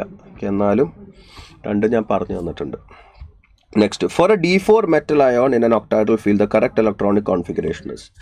കറക്റ്റ് ഇലക്ട്രോണിക് കോൺഫിഗറേഷൻ ഏതാ? D4 എന്ന് പറയുമ്പോൾ എല്ലാവരും നോക്കിക്കേ, delta not less than P ആണ് വരുന്നത്. Delta not less than P എന്ന് പറയുമ്പോൾ weak field ligand. Delta not less than P എന്ന് പറയുമ്പോൾ പി എന്ന് വെച്ചാൽ എന്താണ്? Parrying energy. കഴിഞ്ഞേൽ ഏതാടാ? കഴിഞ്ഞേൽ മിസ്മാച്ച്ഡ് എന്നാടാ. ഏതാണ് തെറ്റ് കോമ്പിനേഷൻ എന്നാണ്. തെറ്റ് കോമ്പിനേഷൻ എന്ന് പറയുമ്പോൾ ബേസിക്കലി A and C അല്ല ഡൗട്ടാ വരിക. മനസ്സിലായോ? Got it. ഇനി ഈ ക്വസ്റ്റ്യൻ നോക്കുക. D4 metal ion in octahedral field, delta not less than P. ഇതിൽ എല്ലാ ഓപ്ഷനിലും delta not less than P ആണ്. So basically weak field ligand ആണ്. വീക്ക് ഫീൽഡ് ലിഗാൻഡിൽ ബേസിക്കലി 1, 2, 3 പെയറിങ് നടക്കുമോ? പെയറിങ് നടക്കില്ല സാറേ. So basically 1, 2, 3, 4. T2Gയിൽ 3 എണ്ണം വരും, EGയിൽ 1 എണ്ണം വരും. T2Gയിൽ 3 എണ്ണം വരും, EGയിൽ 1 എണ്ണം വരും. So basically weak field ligand ആണെന്ന് എങ്ങനെ എനിക്ക് മനസ്സിലായി? Delta not less than P നോക്കിയാൽ മതി. ഓക്കെ ആണോ മക്കളെ? Is a clear? നമുക്ക് ലാസ്റ്റ് ക്വസ്റ്റ്യനിലേക്ക് കിടക്കാം. The metal d orbitals that are directly facing the ligands in K3COCN6 is. K3COCN6ൽ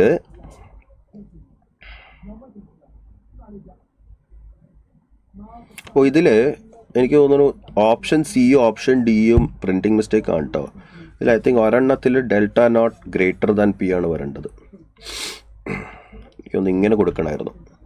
അപ്പോൾ delta nought greater than P വന്നു കഴിഞ്ഞാൽ T2G3 EG1 വരില്ലല്ലോ. T2Gയിൽ തന്നെ 4 എണ്ണം വരുമല്ലോ, പെയറിങ് വരുമല്ലോ. എനിക്ക് തോന്നുന്നു അത് ഓപ്ഷൻസ് തെറ്റായിട്ടാണ് ആസ് ഇൻ പ്രിൻറ്റിംഗ് എററുകളുണ്ട് കേട്ടോ. അത് നോക്കണ്ട. കോൺസെപ്റ്റ് മനസ്സിലായല്ലോ. T2G3 EG1 delta not less than P. Okay, next, the metal d orbitals that are directly facing the ligands in K3COCN6 are. മക്കളെ, ഒക്ടാഹിഡ്രൽ ആണെന്ന് അറിയാലോ. കാര്യം 6 ലിഗാൻഡ് ഉണ്ട്. ഒക്ടാഹിഡ്രലിൽ which are the D orbitals that are facing the ligands directly? മക്കളെ, ഒക്ടാഹിഡ്രലിൽ നിങ്ങൾക്ക് എല്ലാവർക്കും അറിയാം. ഒക്ടാഹിഡ്രലിൽ basically ligands approach through the axial D orbitals. നിങ്ങൾക്കറിയാം ligands approach through the coordinate ആക്സിസിൻ്റെ ഡയറക്ഷൻ വഴിയാണ് നടക്കുന്നത്. സോ കോർഡിനേറ്റ് ആക്സിസിൽ അലൈൻഡ് ആയിരിക്കുന്ന ഡി ഓർബിറ്റൽസ് ഏതൊക്കെയാണ്? കോർഡിനേറ്റ് ആക്സിസിൽ അലൈൻഡ് ആയിരിക്കുന്ന 2 ഡി ഓർബിറ്റൽസ് ഏതൊക്കെയാണ്? dx² - y² dz². ഓക്കെ ആണോ മക്കളെ? Fine. dx² - y², dx² - y², dx² - y² and dz². dx² - y²ഉം ഡി സെഡ് സ്ക്വയറുമാണ്. ഡി സെഡ് സ്ക്വയർ അറിയാലോ, ഡി സെഡ് സ്ക്വയറുമാണ് കോർഡിനേറ്റ് ആക്സിസിൽ അലൈൻ ആയിട്ടിരിക്കുന്ന ഡി ഓർബിറ്റൽസ്. അപ്പോൾ ഒക്ടാഹൈഡ്രലിൽ നിങ്ങൾ എപ്പോഴും ഓർത്ത് വയ്ക്കുക മക്കളെ, ligands approach through the coordinate axis. അപ്പോൾ കോർഡിനേറ്റ് ആക്സിസിൽ അലൈൻ ആയിട്ടിരിക്കുന്ന ഡി ഓർബിറ്റൽസ് ഏതാ? D X square minus Y square and D zed square. Okay മക്കളെ, സോ ദാറ്റ്സ് ഇറ്റ്. അത്രേ ഉള്ളൂ മക്കളെ. എല്ലാ ക്വസ്റ്റ്യൻസും ഒന്നും കൂടി ഒന്ന് ചെയ്തു നോക്കാം കേട്ടോ. കഴിഞ്ഞു എന്ന് വിചാരിക്കരുത്, എല്ലാ ക്വസ്റ്റ്യൻസും ഒന്നും കൂടി ഒന്ന് ചെയ്തു നോക്കാം. സോ ദാറ്റ്സ് ഇറ്റ് മക്കളെ. See you guys.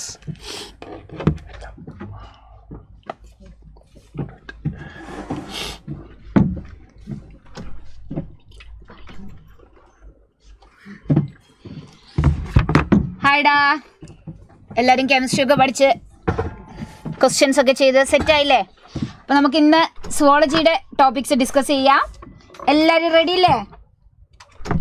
ഓക്കെ, നമുക്കിന്ന് സുവോളജിയിൽ 3 ചാപ്റ്റേഴ്സ് ആണുള്ളത്. ഓക്കെ,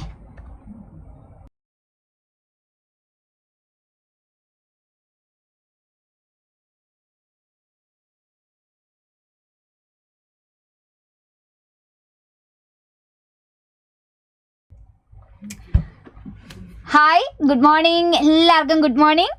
അപ്പോൾ നമ്മൾ ഇന്ന് ഡിസ്കസ് ചെയ്യാൻ പോകുന്നത് 3 മേജർ ചാപ്റ്റേഴ്സ് ആണ്. നമുക്കറിയാം ഇപ്രാവശ്യം GIBക്ക് നമുക്ക് ഒരുപാട് ചാപ്റ്റേഴ്സ് ഉണ്ട്. അപ്പോൾ നമ്മൾ അതൊന്ന് സെലക്ട് ചെയ്ത ഏറ്റവും ഇമ്പോർട്ടൻ്റ് ആയിട്ടുള്ള 3 ചാപ്റ്റേഴ്സ് നമുക്ക് നോക്കാം കേട്ടോ. അപ്പോൾ നമ്മൾ ഇന്ന് നോക്കുക principles of inheritance, structural organisation in organism and animal kingdom ആണ്. അപ്പോൾ നമ്മൾ ഈ ചാപ്റ്റർ ജസ്റ്റ് ഒന്ന് പെരിഫറലായി പറഞ്ഞ് പെട്ടെന്ന് തന്നെ ക്വസ്റ്റ്യൻസിലൂടെ തന്നെ നമുക്ക് പോവാം. കാരണം നമ്മൾ കഴിഞ്ഞ പ്രാവശ്യത്തെ GIBക്കും നമ്മൾ പ്രിൻസിപ്പിൾസ് ഓഫ് ഇൻഹെറിറ്റൻസ് ചെയ്തതാണ്. ഇപ്പോൾ ഒരുപാട് പ്രാവശ്യം നമ്മളിപ്പോൾ പ്രിൻസിപ്പിൾസ് ചെയ്തു അല്ലേ? ഹായ് ഹായ് ഹായ്, എല്ലാവർക്കും ഹായ്. അപ്പോൾ ഞാൻ ഫസ്റ്റ് സ്റ്റാർട്ട് ചെയ്യുക പ്രിൻസിപ്പിൾസ് ഓഫ് ഇൻഹെറിറ്റൻസിൻ്റെ ജെനറ്റിക്സിൻ്റെ തന്നെ ക്വസ്റ്റ്യൻസ് ആണ്. അപ്പോൾ നമുക്ക് ജെനറ്റിക്സിൻ്റെ ക്വസ്റ്റ്യൻസിലേക്ക് മൂവ് ചെയ്യാം. ഓക്കെ, പ്രിൻസിപ്പിൾസ് ഓഫ് ഇൻഹെറിറ്റൻസ് എന്ന് പറയുന്ന ചാപ്റ്റർ ആസ് സച്ച് നമ്മൾ പറയുമ്പോൾ അതിൽ എന്തൊക്കെയാണുള്ളത്? അപ്പോൾ കോർ പോയിന്റ്സിലേക്ക് ഞാൻ പോവുകയാണെങ്കിൽ നമുക്കൊന്ന് ജസ്റ്റ് മെമ്മറൈസ് ചെയ്താൽ നമുക്കറിയാം ആ ചാപ്റ്റർ സ്റ്റാർട്ട് ചെയ്യുന്നുണ്ടാവുക എന്തിലാണ്? നമ്മുടെ മെന്റലിൻ്റെ തിയറീസിലേക്കാണ്. അപ്പോൾ ആദ്യം അദ്ദേഹം എന്തുകൊണ്ട് പീ പ്ലാന്റിനെ ചൂസ് ചെയ്തു, അത് കഴിഞ്ഞിട്ട് നമ്മൾ പറയുന്നു മോണോ ഹൈബ്രിഡ് ക്രോസ് ചെയ്ത് നോക്കുന്നു, അത് കഴിഞ്ഞ് 2 തിയറീസ് അതിനെ ബേസ് ചെയ്തുകൊണ്ട്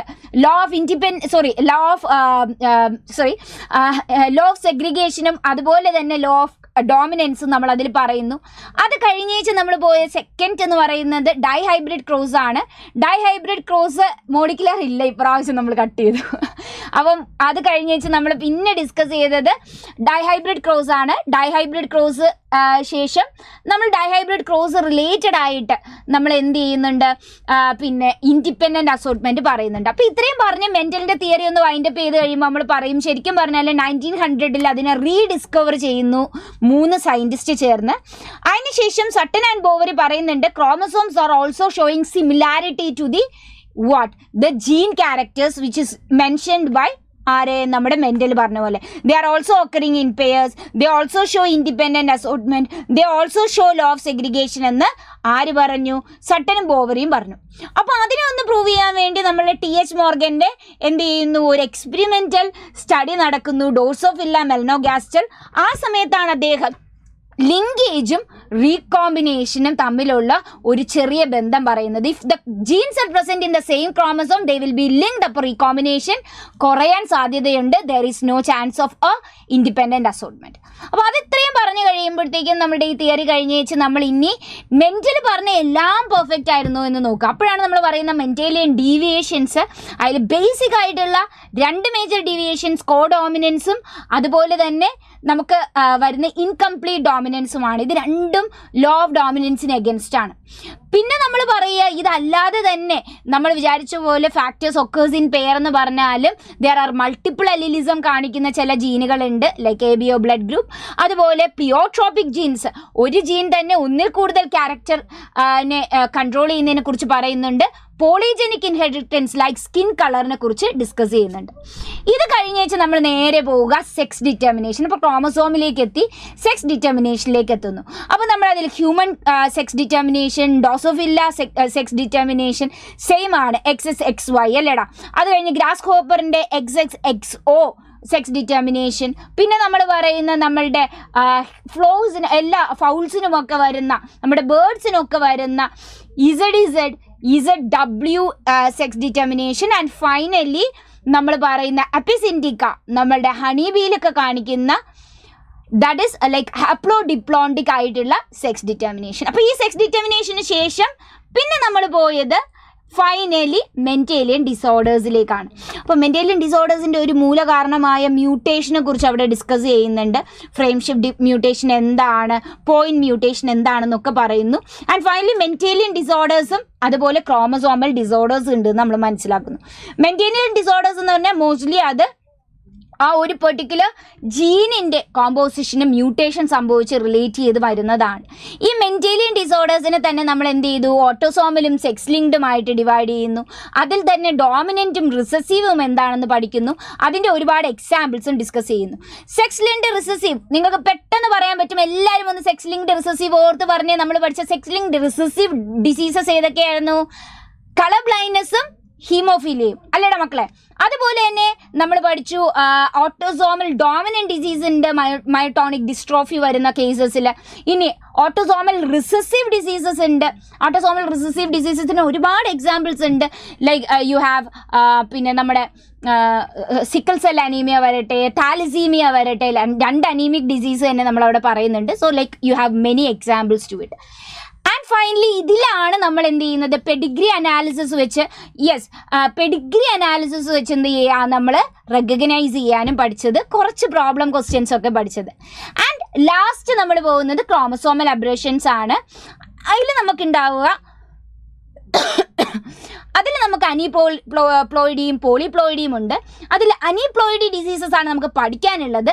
ഡൗൺ സിൻഡ്രോവും ലൈൻ ഫിൽട്ടർ സിൻഡ്രോവും അതുപോലെ ടേണർ സിൻഡ്രോവും. അപ്പോൾ ഇതെല്ലാം നിങ്ങൾക്ക് ക്ലിയർ ആണെന്ന് ഞാൻ വിശ്വസിക്കുന്നു. നമുക്കിനി ക്വിക്കായി ക്വസ്റ്റ്യൻസിലേക്ക് മൂവ് ചെയ്യാം. ഫസ്റ്റ് ക്വസ്റ്റ്യൻ ആണ്, so answer it. Pleiotropic gene എന്ത് ക്യാരക്ടറാണ് എക്സിബിറ്റ് ചെയ്യുക? സോ ഫസ്റ്റ് ക്വസ്റ്റ്യൻ എല്ലാവരുടെ ആൻസർ പോടട്ടെ. Pleiotropic gene, pleiotropic gene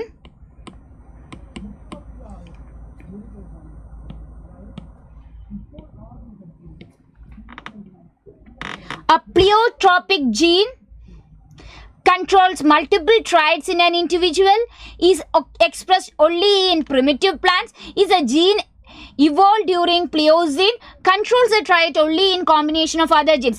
Answer is yes, pleiotropic genes controls multiple trait. ഇതിന് എക്സാമ്പിൾ ആണ് നമ്മൾ പറയുന്ന BB എന്ന് പറയുന്ന ക്യാരക്ടർ വരുന്നത് സീഡ് ഷേപ്പിനെയും അതുപോലെ തന്നെ സ്റ്റാർച്ച് ഗ്രെയിൻസിന്റെ കണ്ടന്റിനെയും ഡിറ്റർമിൻ ചെയ്യുക, which is an example of pleiotropic gene. Sickle cell അനീമിയയിൽ കാണിക്കുന്നത് പ്ലിയോട്രോപിക് ജീൻ ആണ്, which determines about the haemoglobin content, haemoglobin composition. Also it can resist malaria അല്ലേ, അപ്പോൾ അതൊരു പ്ലിയോട്രോഫി കാണിക്കുന്നുണ്ട്. Phenyl ketonuria is another example of pleiotropic gene. Now let's go to the next one. Blood group എന്നാണ് ഒരു question വന്നിരിക്കുന്നത്. അപ്പോൾ blood ഗ്രൂപ്പിനെ കുറിച്ച് കുറേ കാര്യങ്ങൾ നമുക്ക് അറിയാവുന്നതുണ്ട്. ഫസ്റ്റ് ഓഫ് ഓൾ ബ്ലഡ് ഗ്രൂപ്പിന് നമുക്കറിയാം 3 ജീനുകളാണുള്ളത്, which is an example of multiple allelism. I, capital A, I, capital B and small I എന്ന് പറയുന്ന ജീൻ അല്ലേ. ഇതിൽ നമുക്ക് 2 ഷുഗേഴ്സ് ആണ് ശരിക്കും RBCയുടെ സർഫസിൽ ഉണ്ടാവാൻ സാധ്യത, എയും ബിയും ആണ്. അപ്പോൾ അത് നമുക്കറിയാം. അത് കഴിഞ്ഞ നമ്മൾ ഇതിനെക്കുറിച്ച് വേറൊരു കാര്യം പറയാം. അപ്പോൾ മൾട്ടിപ്പിൾ അല്ലിസിസ് എക്സാമ്പിൾ ആണെന്ന് നമുക്കറിയാം. Also it's an example of എന്താണ്, കോഡോമിനൻസ്. ഇപ്പോൾ AB ബ്ലഡ് ഗ്രൂപ്പ് എടുക്കുകയാണെങ്കിൽ കോഡോമിനൻസ് ആണ് കാണിക്കുക. കാരണം അവിടെ IA IB വരുമ്പോൾ 2 ഷുഗേഴ്സും RBCയുടെ സർഫസിൽ എക്സിബിറ്റ് ചെയ്യും. So let's see, a man with a blood group A ആണ് കൊടുത്തിരിക്കുക. അപ്പോൾ മാൻ്റെ ബ്ലഡ് ഗ്രൂപ്പ് A ആണ് കുഞ്ഞുങ്ങളെ, വുമൻ്റെ ബ്ലഡ് ഗ്രൂപ്പ് B ആണ്. വേണമെങ്കിൽ ക്യാപിറ്റൽ ബി എഴുതാം.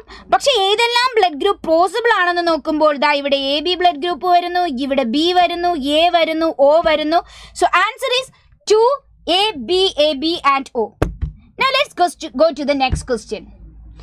അപ്പോൾ ഈ ഒരു ക്വസ്റ്റ്യൻ വന്നിരിക്കുന്നത് നമ്മുടെ ലിങ്കേജ് റീകോമ്പിനേഷൻ ആണ്. നിങ്ങൾ എപ്പോഴും ശ്രദ്ധിച്ച് പഠിക്കേണ്ട ഒരു ടോപ്പിക്കാണ് ലിങ്കേജ് ആൻഡ് റീകോമ്പിനേഷൻ എന്ന് പറയുന്ന പാർട്ട്. അപ്പോൾ നമുക്കറിയാം എന്താണ് ലിങ്കേജ് എന്ന് അല്ലേ. ഒരു ക്രോമസോമിൽ തന്നെ അടുത്തടുത്ത് വരുന്ന ജീനുകൾ തമ്മിൽ ഒരു ഫിസിക്കൽ അസോസിയേഷൻ ഉണ്ടാവും, ലിങ്കേജ്. ഇങ്ങനെ ലിങ്കേജ് ഉണ്ടെങ്കിൽ റീകോമ്പിനേഷൻ കുറയാൻ സാധ്യതയുണ്ട്.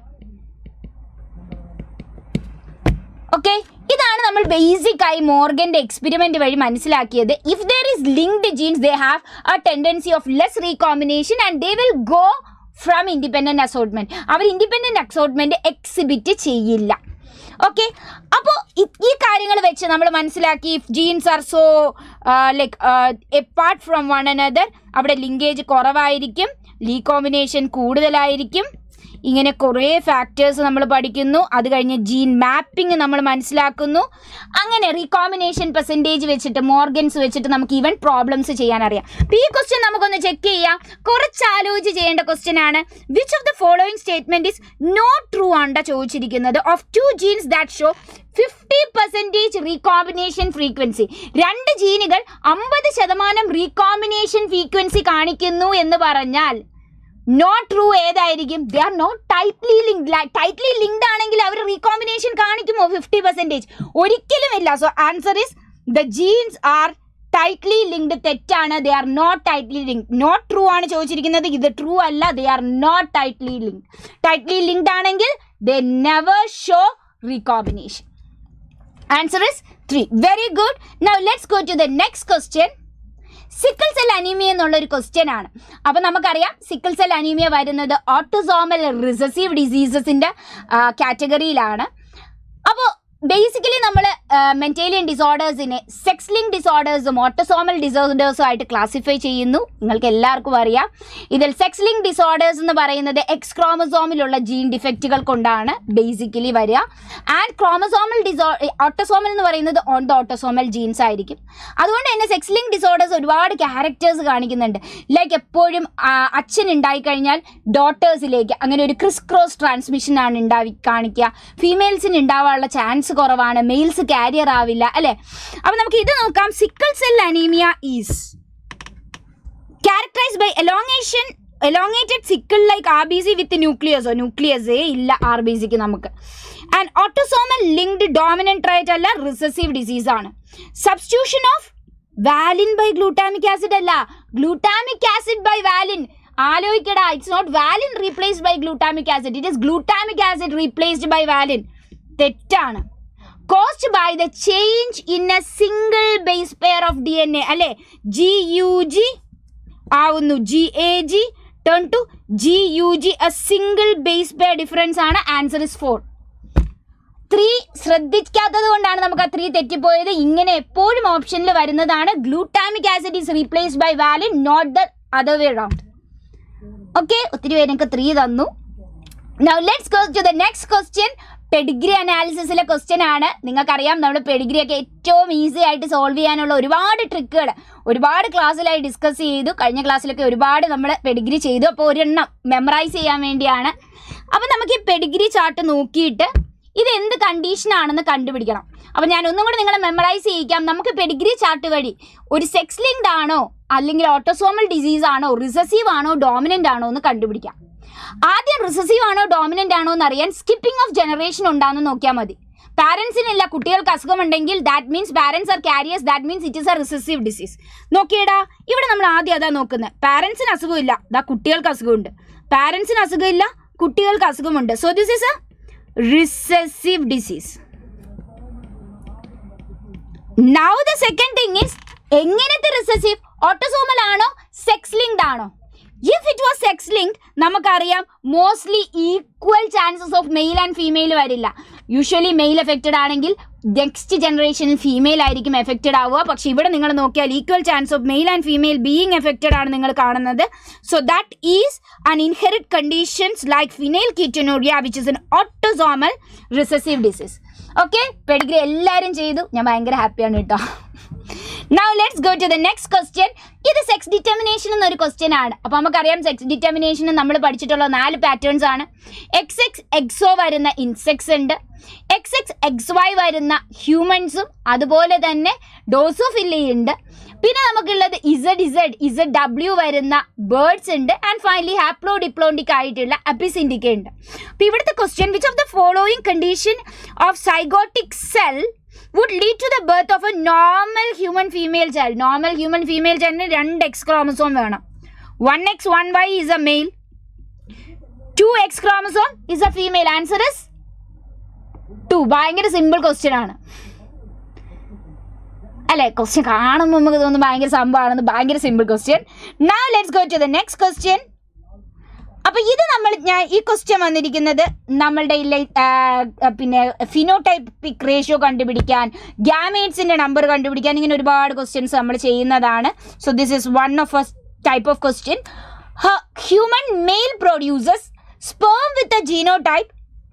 ക്യാപിറ്റൽ എ ഉണ്ട്, ക്യാപിറ്റൽ ബി ഉണ്ട്, ക്യാപിറ്റൽ എ സ്മോൾ ബി ഉണ്ട്, സ്മോൾ എ ക്യാപിറ്റൽ ബി ഉണ്ട്, സ്മോൾ എ സ്മോൾ ബി ഉണ്ട്. ഇതെല്ലാം ഈക്വൽ പ്രൊപ്പോർഷനിൽ ഉണ്ടാക്കുന്നുവെങ്കിൽ ആ പേഴ്സൻ്റെ ജീനോടൈപ്പ് എന്തായിരുന്നു എന്നാണ് ചോദിക്കുന്നത്. ഓഫ് കോഴ്സ് ഞാൻ ഇതിലുള്ള എല്ലാ ആൾക്കാരെയും എഴുതി വെക്കാൻ പോവുകയാടാ. ഇവിടെ ക്യാപിറ്റൽ എ കൊടുത്തിട്ടുണ്ട്, സ്മോൾ എ കൊടുത്തിട്ടുണ്ട്, ക്യാപിറ്റൽ ബി കൊടുത്തിട്ടുണ്ട്, സ്മോൾ ബി കൊടുത്തിട്ടുണ്ട്. It should be a capital A small B, small A capital B, small B character. So the answer should be 1. Right?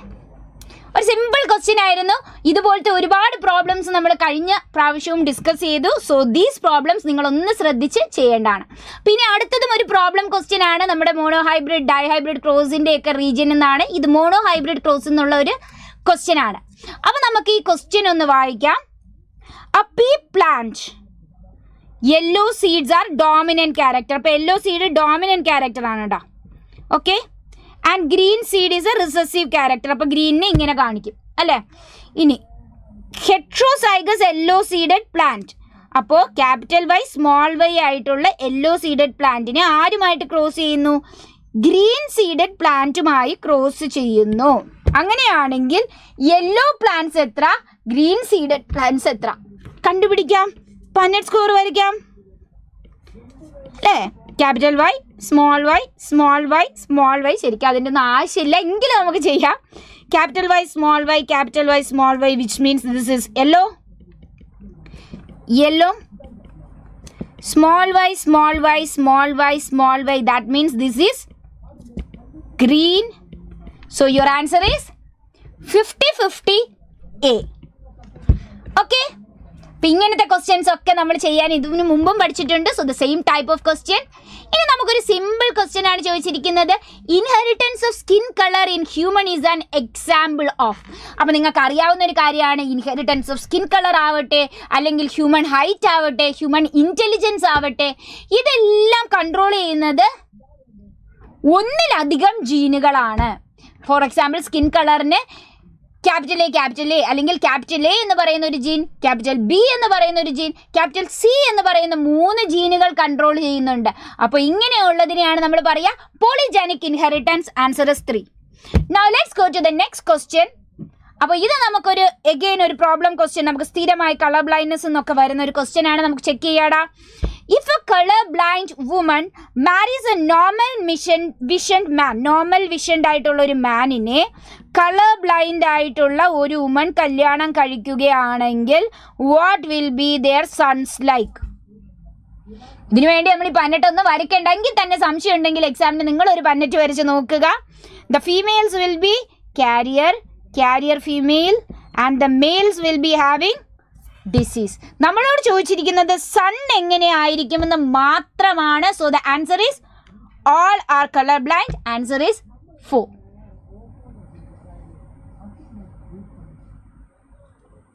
Okay, സംശയമുണ്ടോ? നമ്മുടെ അടുത്ത് സണ്ണിന്റെ കാര്യം മാത്രമാണ് ചോദിച്ചിരിക്കുന്നത്. എല്ലാ സണ്ണും കളർ ബ്ലൈൻഡ് ആയിരിക്കും because they are going to get the X chromosome from the diseased mother. അല്ലേ? അച്ഛൻ്റെ വൈ ക്രോമസോം മാത്രമേ പോകുന്നുള്ളൂ. സോ അച്ഛൻ്റെ X chromosome even if it is like not ill, ഇത് വലിയ കൺസിഡറേഷൻ നമ്മൾ എടുക്കേണ്ട കാര്യമില്ല. Now let's go to the next question. The dihybrid cross എന്നുള്ളൊരു ക്വസ്റ്റ്യൻ ആണ്. എപ്പോഴും നിങ്ങളുടെ റിക്വസ്റ്റ് ആയിട്ടുള്ള ഡൈഹൈബ്രിഡ് ക്രോസിലെ ഒരു ക്വസ്റ്റ്യൻ ആണ്. In Mendel's experiment with garden pea, round shaped seeds are dominant over wrinkled shape and yellow cotyledon is dominant over green cotyledon. Okay, അങ്ങനെയാണെങ്കിൽ what are the expected phenotypes in F2 generation? ഇത് simple, നമ്മൾ പഠിച്ചിട്ടുള്ള ക്രോസിനെ കുറിച്ചാണ് അവർ ചോദിച്ചിരിക്കുന്നത്. ഇവർ ചോദിച്ചിരിക്കുന്നത് F2 ജനറേഷനിൽ നമ്മൾ കാണുന്നത് എങ്ങനെയുള്ളവരായിരിക്കും. only round seeds with green cotyledon. Round seeds with green cotyledon only. ഇല്ലടാ, നമുക്കറിയാം ഇവിടുത്തെ ഫിനോട്ടിഫിക് റേഷ്യോ 9:3:3:1 ആണ്. ഇതിൽ 9 എന്ന് പറയുന്നത് ഇയാളാണ്, 1 എന്ന് പറയുന്നത് ഇയാളാണ്. ഇവർ രണ്ടും എന്താണ്? മിക്സ് ആണ് അല്ലേ? Like you get R represented Y small and you get Y represented R small അല്ലേ? അപ്പം നമുക്ക് വരുന്നത് ഒള്ളി റൗണ്ട് സീഡ്സ് വരത്തില്ല, ഒള്ളി റിങ്കിൾഡ് വരത്തില്ല, only wrinkle seed with green cotyledon വരത്തില്ല. You get round seeds with yellow cotyledon and wrinkle seeds with yellow cotyledon. ഇവിടെ നിങ്ങൾ ശ്രദ്ധിക്കേണ്ട ഒരു കാര്യം, നമുക്ക് പലപ്പോഴും നീറ്റിന് നിങ്ങൾക്ക് നമ്മുടെ ബയോളജിയിൽ വരുന്ന ക്വസ്റ്റ്യൻസിൽ നിങ്ങൾക്ക് ഒരു ക്ലൂ ആണ് ഞാനിവിടെ പറയാൻ പോകുന്നത്. whenever you are getting extreme words, ശ്രദ്ധിക്കുക, like you are getting only is an extreme word. extreme എന്ന് പറഞ്ഞാൽ അത് മാത്രമേ ഉള്ളൂ എന്ന് നമ്മൾ പറയാണ്. അങ്ങനെ ഉള്ളി എന്നൊക്കെ വരുമ്പോൾ ആ സ്റ്റേറ്റ്മെന്റ്സ് റീറീഡ് ചെയ്യുക ഇഫ് ദർ ഈസ് എക്സെപ്ഷൻസ്. കാരണം round seeds with green cotyledon ഉണ്ടാവുന്നുണ്ട്, പക്ഷെ ഉള്ളി എന്നാണ് നമ്മൾ പറയുക. ഉള്ളി എന്ന് പറയുമ്പോഴാണ് അത് തെറ്റാവുന്നത്. So whenever you are getting extreme words, keep a special care when you are reading that questions. Now let's go to the next question. Test crossing involves. Again നമ്മളുടെ ക്രോസിന്റെ പാർട്ടിൽ നിന്ന് വരെയാണ്. മോണോ ഹൈബ്രിഡ് കഴിഞ്ഞിട്ട് നമ്മൾ പഠിച്ചൊരു കാര്യമാണ് ടെസ്റ്റ് ക്രോസ്. അപ്പോൾ എന്താണ് ടെസ്റ്റ് ക്രോസ് എന്നാണ് ചോദിച്ചിരിക്കുന്നത്. പലപ്പോഴും നമുക്ക് ജീനോട്ടിഫിക് കോമ്പോസിഷൻ ഓഫ് ആ ഇൻഡിവിജ്വൽ അറിയാൻ പറ്റാത്തപ്പോൾ നമ്മൾ ചെയ്യുന്നതാണ് ടെസ്റ്റ് ക്രോസ് അല്ലേടാ. നമ്മളിവിടെ എന്താ ചെയ്യുക? ഒരു റിസസീവ് ക്യാരക്ടറുമായിട്ട് എന്ത് ചെയ്യുന്നു? ജീനോടൈപ്പ് അറിഞ്ഞുകൂടാത്ത ആളെ ക്രോസ് ചെയ്യുന്നു. ഇതിനെയാണ് നമ്മൾ ടെസ്റ്റ് ക്രോസ് എന്ന് പറയുക. So that is a crossing of F1 hybrid with a double recessive genotype. Answer is 3. Okay, now let's go to the next. Simple question ആണ്. Who postulated chromosomal theory of inheritance? Chromosomal, ഇവിടെ ഒരുപാട് സയന്റിസ്റ്റിന്റെ പേരൊക്കെ നമ്മൾ പറയുന്നുണ്ട്. Actually ഇവിടെ അല്ല, molecular ബേസിസിൽ അങ്ങറ്റം ഇങ്ങറ്റം സയന്റിസ്റ്റിന്റെ പേരാണ്, വർഷങ്ങളും ഒക്കെ ഒരുപാടുണ്ട്. അത് ഷുവറായിട്ട് നിങ്ങൾക്ക് ചോദിക്കുന്നതാണ്. എപ്പോഴും NCERT-യിലുള്ള എല്ലാ സയന്റിസ്റ്റും ഇയേഴ്സും നിങ്ങൾ പഠിച്ചിരിക്കണം. So this is A question from scientist part. Chromosomal theory of inheritance postulate ചെയ്തത് ആരാണ്? Yes, Sutton and Bovary. നമുക്ക് കൂടുതൽ ആലോചിക്കേണ്ട കാര്യമില്ല. Answer is 3, Sutton and Bovary. Now let's go to the next question. Match the following question ആണ്. Is it something that you can see? നമുക്ക് ഇവിടെ answer ഓപ്ഷന് ഒരു സെക്കൻഡ് കേട്ടോ.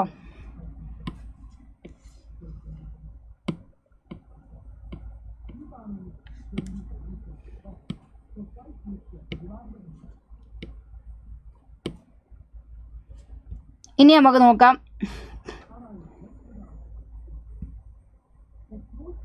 നോക്കിക്കോടാ മക്കളെ, ക്വസ്റ്റ്യൻ ഇതാണ്. ഹിമോഫീലിയ നമുക്കറിയാം, ഇറ്റ് ഈസ് എ ഷബ്നാസ് കഴിഞ്ഞ ക്വസ്റ്റ്യൻ ആണോ? Who postulated chromosomal theory of inheritance ആണോ? സട്ടൺ ആൻഡ് ബോവറി ആണ് chromosomal theory of inheritance postulate ചെയ്തത്. ക്വസ്റ്റ്യൻ നമ്പർ പറഞ്ഞാൽ നമുക്ക് ഫൈനൽ ആവുമ്പോഴത്തേക്കും അതിനൊന്ന് ഡിസ്കസ് ചെയ്യാട്ടോ. കഴിഞ്ഞത് എന്ന് പറയുമ്പോൾ is it this question? So now let's check this one. Match the following നോക്കാം. Haemophilia.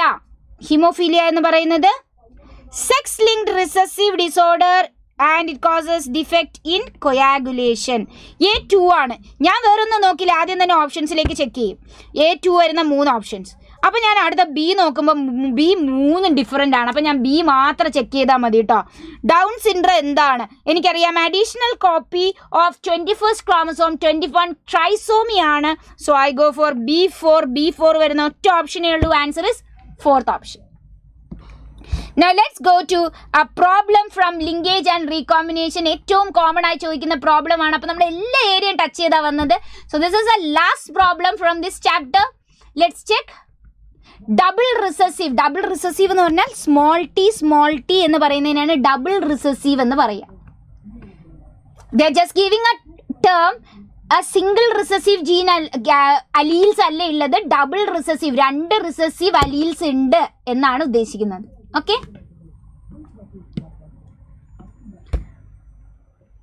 The recombination frequency between AC 5%, BC, BD, AD, CD and AD is given. We already know how to do this question അല്ലേ. നമ്മൾ എന്താ ചെയ്യുക, ഏറ്റവും longest distance എടുക്കും. എൻ്റെ അടുത്ത് ചോദിച്ചാൽ ഏറ്റവും ലോങ്ങസ്റ്റ് ഡിസ്റ്റൻസ് എക്കും ഡിക്കും ഇടയ്ക്കാണ് 29. അത് കഴിഞ്ഞാൽ പിന്നെ 24 ആണ്, അത് സിക്കും ഡിക്കും ഇടയ്ക്കാണ്. അപ്പോൾ സിക്കും ഡിക്കും ഇടയ്ക്ക് 24. പിന്നെ ഞാൻ നോക്കുമ്പോൾ 20 ആണ്, എക്കും ബിക്കും ഇടയ്ക്ക് 20 ആണ്. So something around 20.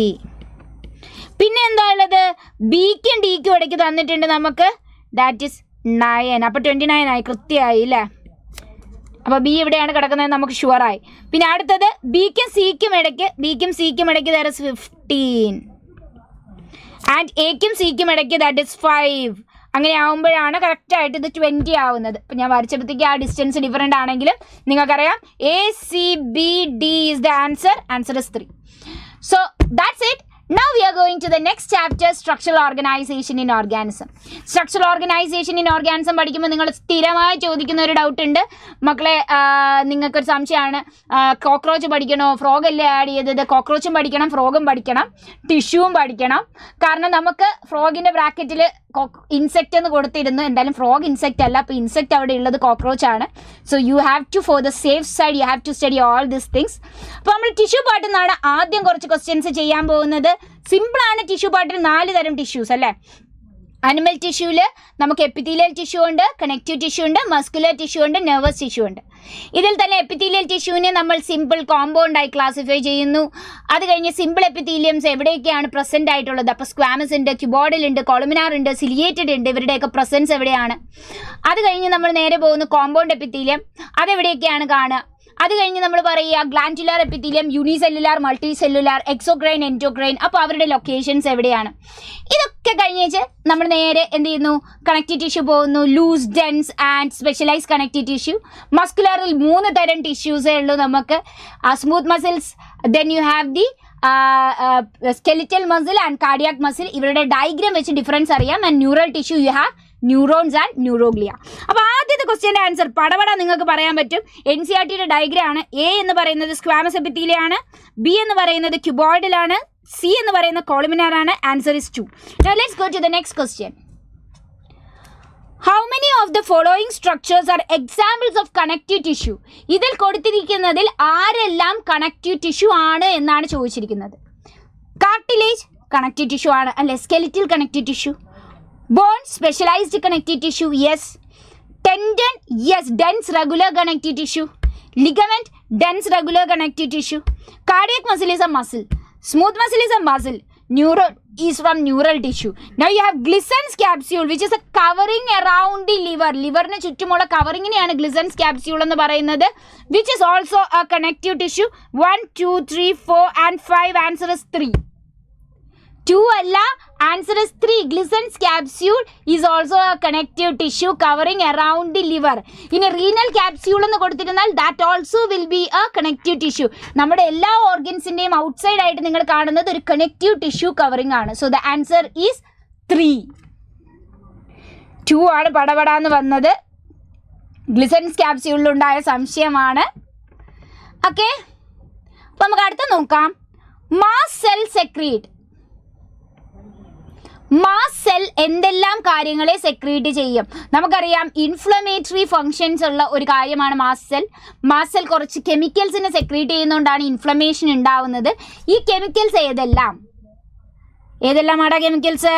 ഹിസ്റ്റമിൻ ഉണ്ട്, സെറട്ടോണിൻ ഉണ്ട്, ഹെപ്പാരിൻ ഉണ്ട്. ഹെപ്പാരിൻ കൊയാഗുലേഷനെ പ്രിവെൻറ്റ് ചെയ്യാൻ സഹായിക്കും. So that even blood dilated ആണെങ്കിലും ആ റീജിയനിൽ കൊയാഗുലേറ്റ് ചെയ്യില്ല. സെറട്ടോണിൻ എന്തിനാണ് സഹായിക്കുക? വാസോ ഡയലേഷനെ സഹായിക്കും.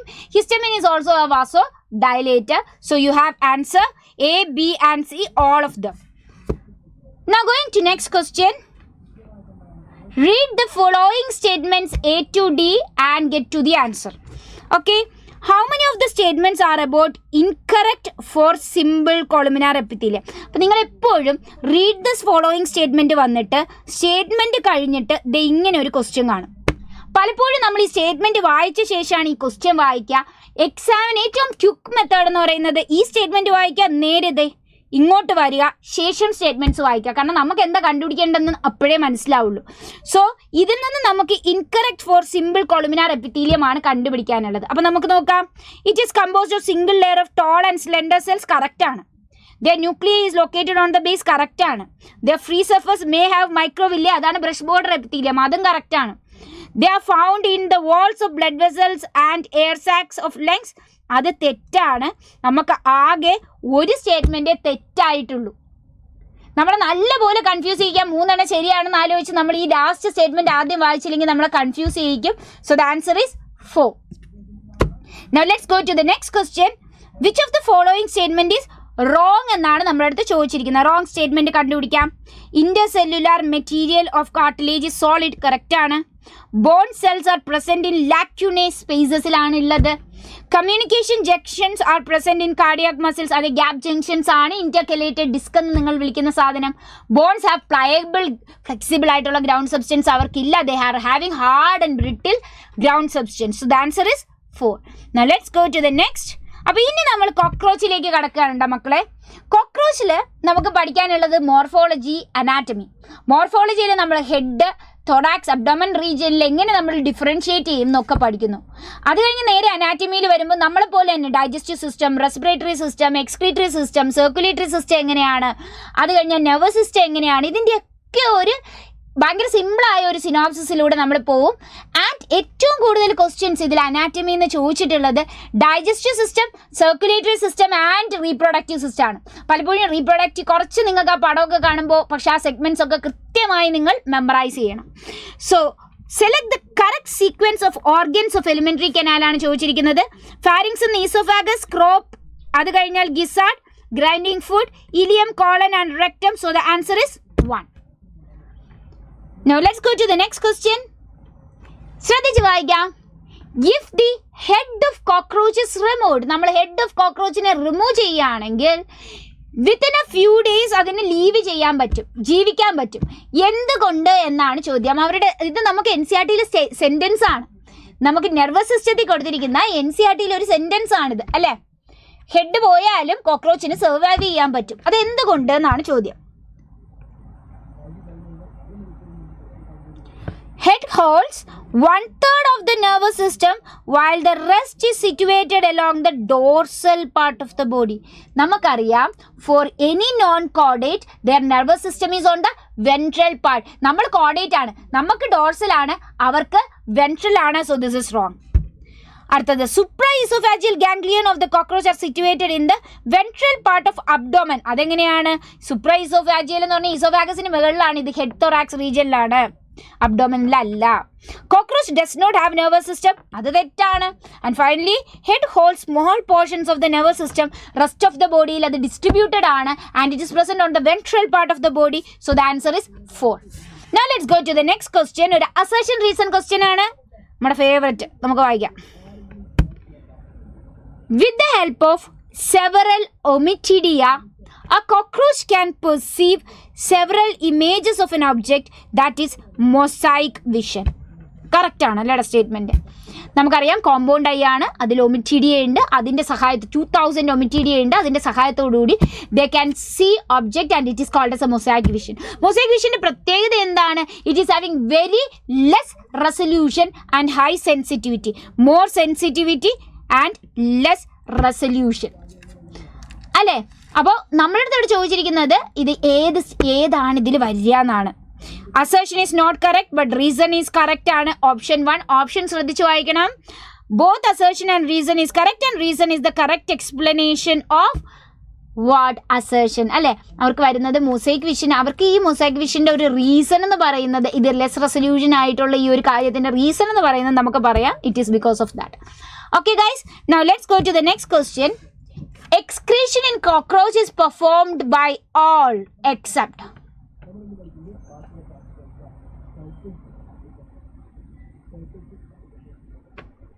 Excretion in cockroach is performed by all except. ഇതിലേതാണ് എക്സ്ക്രീറ്ററി സ്ട്രക്ചർ അല്ലാത്തത്? യൂറിക്കോസ് ഗ്ലാൻഡ് ആണ്, മാൽഫീജിയൻ ട്യൂബ്യൂൾ ആണ്, ഫാറ്റ് ബോഡി ആണ്.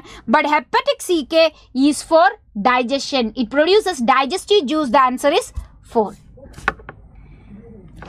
Now let's go to the next question. Exoskeleton plates of cockroach are connected by thin flexible membranes called as. നമുക്കറിയാം exoskeleton is made of chitin. അതിനെ sclerites എന്ന് വിളിക്കും. അതിൽ തന്നെ നമുക്ക് ventrally ഉള്ളത് സ്റ്റേർണൈറ്റും dorsally ഉള്ളത് ടർഗൈറ്റുമാണ്.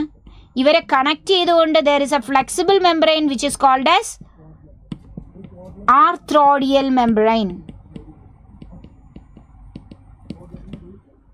Answer is 1. Okay, now let's go.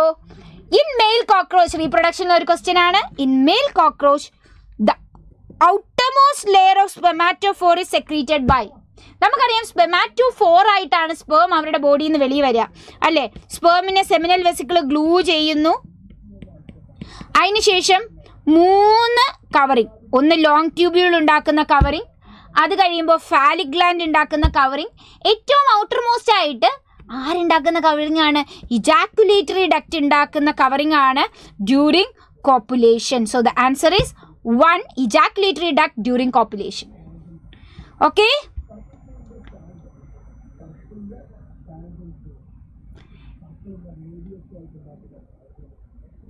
now let's go to the next question. Select the correct route for passage of sperm in male frogs. Male frog. അപ്പോൾ നമുക്ക് ഫ്രോഗിലേക്ക് കിടക്കാം. അപ്പോൾ ഫ്രോഗ് എത്താൻ നേരത്ത് നമുക്കറിയാവുന്ന കുറേ കാര്യങ്ങളാണ് നമ്മൾ നോക്കുക. ഫ്രോഗിൽ എങ്ങനെയാണ് നമുക്ക് പഠിച്ചത്? നമ്മൾ പഠിച്ചിട്ടുള്ള കാര്യങ്ങൾ ഇത്രയാണ്. ആദ്യം തന്നെ ഫ്രോഗ് എടുക്കുമ്പോൾ ഫ്രോഗിൻ്റെ മോർഫോളജിയാണ് നമ്മൾ പറയുക. ഹെഡും ട്രങ്കും മാത്രമേ ഉള്ളൂ. They don't have a neck, they don't have a tail. രണ്ടാമത് നമ്മൾ പറയും സിമ്പിൾ ഐ ഉണ്ട്, നോസ്ട്രൽസ് ഉണ്ട്, ടിംഫാനിക് മെംബ്രെയിൻ ഉണ്ട്, ദേ ഹാവ് എ ബൈലോബ്ഡ് ടങ്. അവർക്ക് ഹൈൻഡ് ലിംബിൽ 4 ലിംസ് ഉണ്ട്, 4 ഡിജിറ്റ്സ് ഉണ്ട്. ആൻഡ് ഫോർ ലിംബിൽ 4 ഡിജിറ്റ്സ് ഉണ്ട്, ഹൈൻഡ് ലിംബിൽ 5 ഡിജിറ്റുകളുണ്ട്. ഇത് ഇത്രയും പറഞ്ഞു കഴിഞ്ഞാൽ കോപ്പുലേറ്ററി പാഡും വോക്കൽ സാക്കും മെയിൽസിൻ്റെ മാത്രം ഒരു പ്രത്യേകതയാണെന്നും പറയും. ഇതിന് ശേഷം നമ്മൾ നേരെ പോവുക ഇവരുടെ അനാറ്റമിയിലേക്കാണ്. ഡൈജസ്റ്റീവ് സിസ്റ്റം, നമുക്കിതുപോലെ തന്നെ digestive system, respiratory system, excretory, ഇതിൻ്റെ എല്ലാത്തിൻ്റെ ഒരു കോമൺ കാര്യം എന്ന് പറയുന്നത് നമ്മുടെ ഹ്യൂമൻസുമായിട്ട് വളരെ സിമിലർ ആണ്. There is only a few things that you have to study extra. അപ്പോൾ നമുക്ക് ആദ്യം നോക്കാനുള്ളത് മെയിൽസ് ഫ്രോഗിൻ്റെ പാസേജ് എങ്ങനെയാണ് പറയുക. നമുക്കറിയാം ടെസ്റ്റിസ് എന്ന് വാസഫറൻഷ്യയിലേക്ക് പോകുന്നു, വാസഫറൻഷ്യന്ന് ബിഡേഴ്സ് കനാലിലേക്ക് പോകുന്നു അല്ലേ, കിഡ്നിയിൽ ചെല്ലുന്നു, ബിഡേഴ്സ് കനാലിലേക്ക് പോകുന്നു, യൂറോജനീഷ്യൽ ട്രാക്ട് വഴി അത് എന്ത് ചെയ്യുന്നു? ക്ലോയോക്കയിലേക്ക് എത്തുന്നു. So let's see. Testis, vasa efferentia, kidney, Bidder's canal. Sorry, you don't have kidney over here. കിഡ്നിയുടെ ആവശ്യമേ ഇല്ല, കിഡ്നി കൂടെ അത് പാസ് ചെയ്യുന്നില്ല, കിഡ്നിയിൽ ഫങ്ഷണലി അറ്റാച്ച്ഡ് അല്ല. So you will see testis, vasa efferentia, Bidder's canal, ureter and cloaca. Okay guys, so the answer will be, sorry, ഞാനാണ് തെറ്റിച്ചത്. Testis, vasa efferentia, kidney, Bidder's canal, urogenital tract and cloaca. രണ്ടാമത് പറഞ്ഞപ്പോൾ തെറ്റിച്ചതാണ്. Sorry, answer is 3. Now let's go to the next question.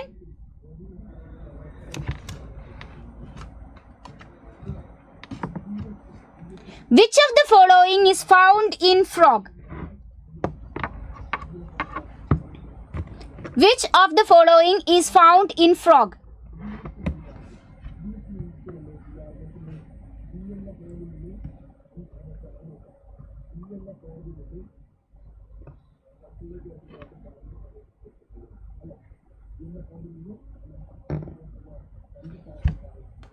നമുക്ക് നോക്കാം. 5 fingers and 4 toes in limb തെറ്റാണ്.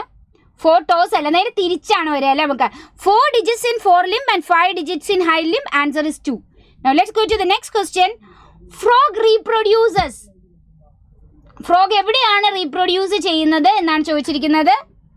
നമുക്കറിയാം frog have external reproduction or external fertilization and they reproduce.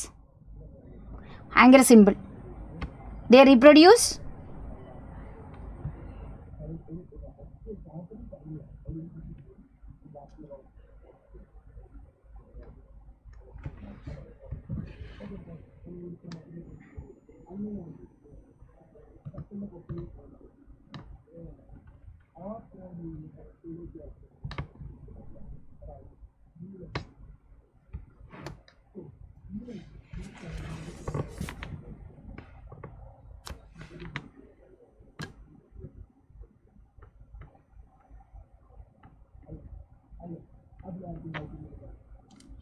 Yes, in water. Now let's see the number of cranial nerves in frog. Nervous systemത്തിലുള്ള കുറച്ച് ഡിഫറൻസുകളിൽ ഒന്നാണ് cranial nervesന്റെ number. അതുപോലെ തന്നെ four ബ്രെയിനിൽ നമ്മൾ കാണുന്നത് unpaired ഡൈൻസെഫലോൺ ആണ്. നമ്മൾ ഹൈൻഡ് ബ്രെയിനിൽ എത്തുമ്പോൾ നമ്മൾ കാണുക അവിടെ മെഡുല്ലയും അതുപോലെ തന്നെ സെറിബെല്ലവും ആണ്. There is no pons in them. അപ്പോൾ ഇങ്ങനെയുള്ള ചെറിയ ചെറിയ ഡിഫറൻസ് ആണ് ശരിക്കും നമുക്ക് നെർവസ് സിസ്റ്റത്തിൽ ഇവർക്ക് കാണാൻ പറ്റുക. And one of the difference is the number of cranial nerves. In frogs you have, in humans we have 12 pair, but in frogs you have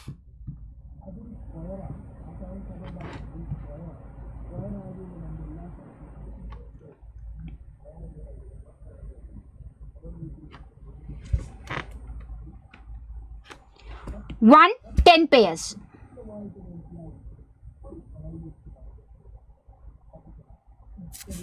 Okay, so that's it. ഇനി നമ്മുടെ animal കിങ്ഡത്തിന്റെ ക്വസ്റ്റ്യനിലേക്കാണ് പോകുന്നത്. I'll just repeat the question number. Actually ക്വസ്റ്റ്യനിൽ ഒരു ചെറിയ mistake വന്നിട്ടുണ്ട്. Okay, ഒന്നും കൂടി നോക്കാം. Select the correct route of passage of sperms in male frog നമ്മൾ കണ്ടു. Actually even if they are like functionally related എന്ന് പറയുമ്പോൾ testis is attached with the help of mesochium to the that is a peritoneum to the kidney surface എന്ന് മാത്രമേ ഉള്ളൂ. there is no kidney passage. ഇവിടെ കിഡ്നിയിലൂടെ ഒരു passage നമുക്കില്ല, ഒരു root passage നമുക്ക് കൊടുത്തിട്ടില്ല. so here you have kidney in the third option. okay, kidney options വരുന്നത് ഒന്നുമില്ല because there is no passage through the kidney. okay, അതുകൊണ്ട് തന്നെ നമ്മുടെ ആൻസർ വരെ 2 ആണ്. it goes from testisൽ നിന്ന് 10 pairs of vas efferentia vadi it will go to Bidder's canal which is inside the kidney. Actually inside the kidney ulla Bidder's canal ilekana adu povuva. Bidder's canal il ninnum it will directly go to the ureter, and from the ureter which is urogenital tract of course adendu cheyum urinary bladder povunu, and finally it goes to the cloaca and cloacal apparatus. Actually ഈ question നമ്മൾ നേരത്തെ ചെയ്തപ്പോഴത്തേക്ക് നമ്മൾ kidney പറഞ്ഞ third ഓപ്ഷനാണ് പറഞ്ഞത്. The answer there is no kidney. കിഡ്നീനെ functionally related എന്ന് പറയുമ്പോൾ testis is actually attached to the kidney through peritoneum mesorchium. ആ ഒരു ഫങ്ഷണൽ അറ്റാച്ച്മെന്റ് ആണ് നമ്മളിവിടെ ഉദ്ദേശിക്കുന്നത്. There is no passing through the kidney. So it is only testis, vasa efferentia, Bidder's canal, ureter and cloaca. Answer should be 2. എല്ലാവർക്കും clear ആണോ മക്കളെ? Okay, now let's go to the next animal kingdom പാർട്ടിലേക്ക് നമുക്ക് പോവാം.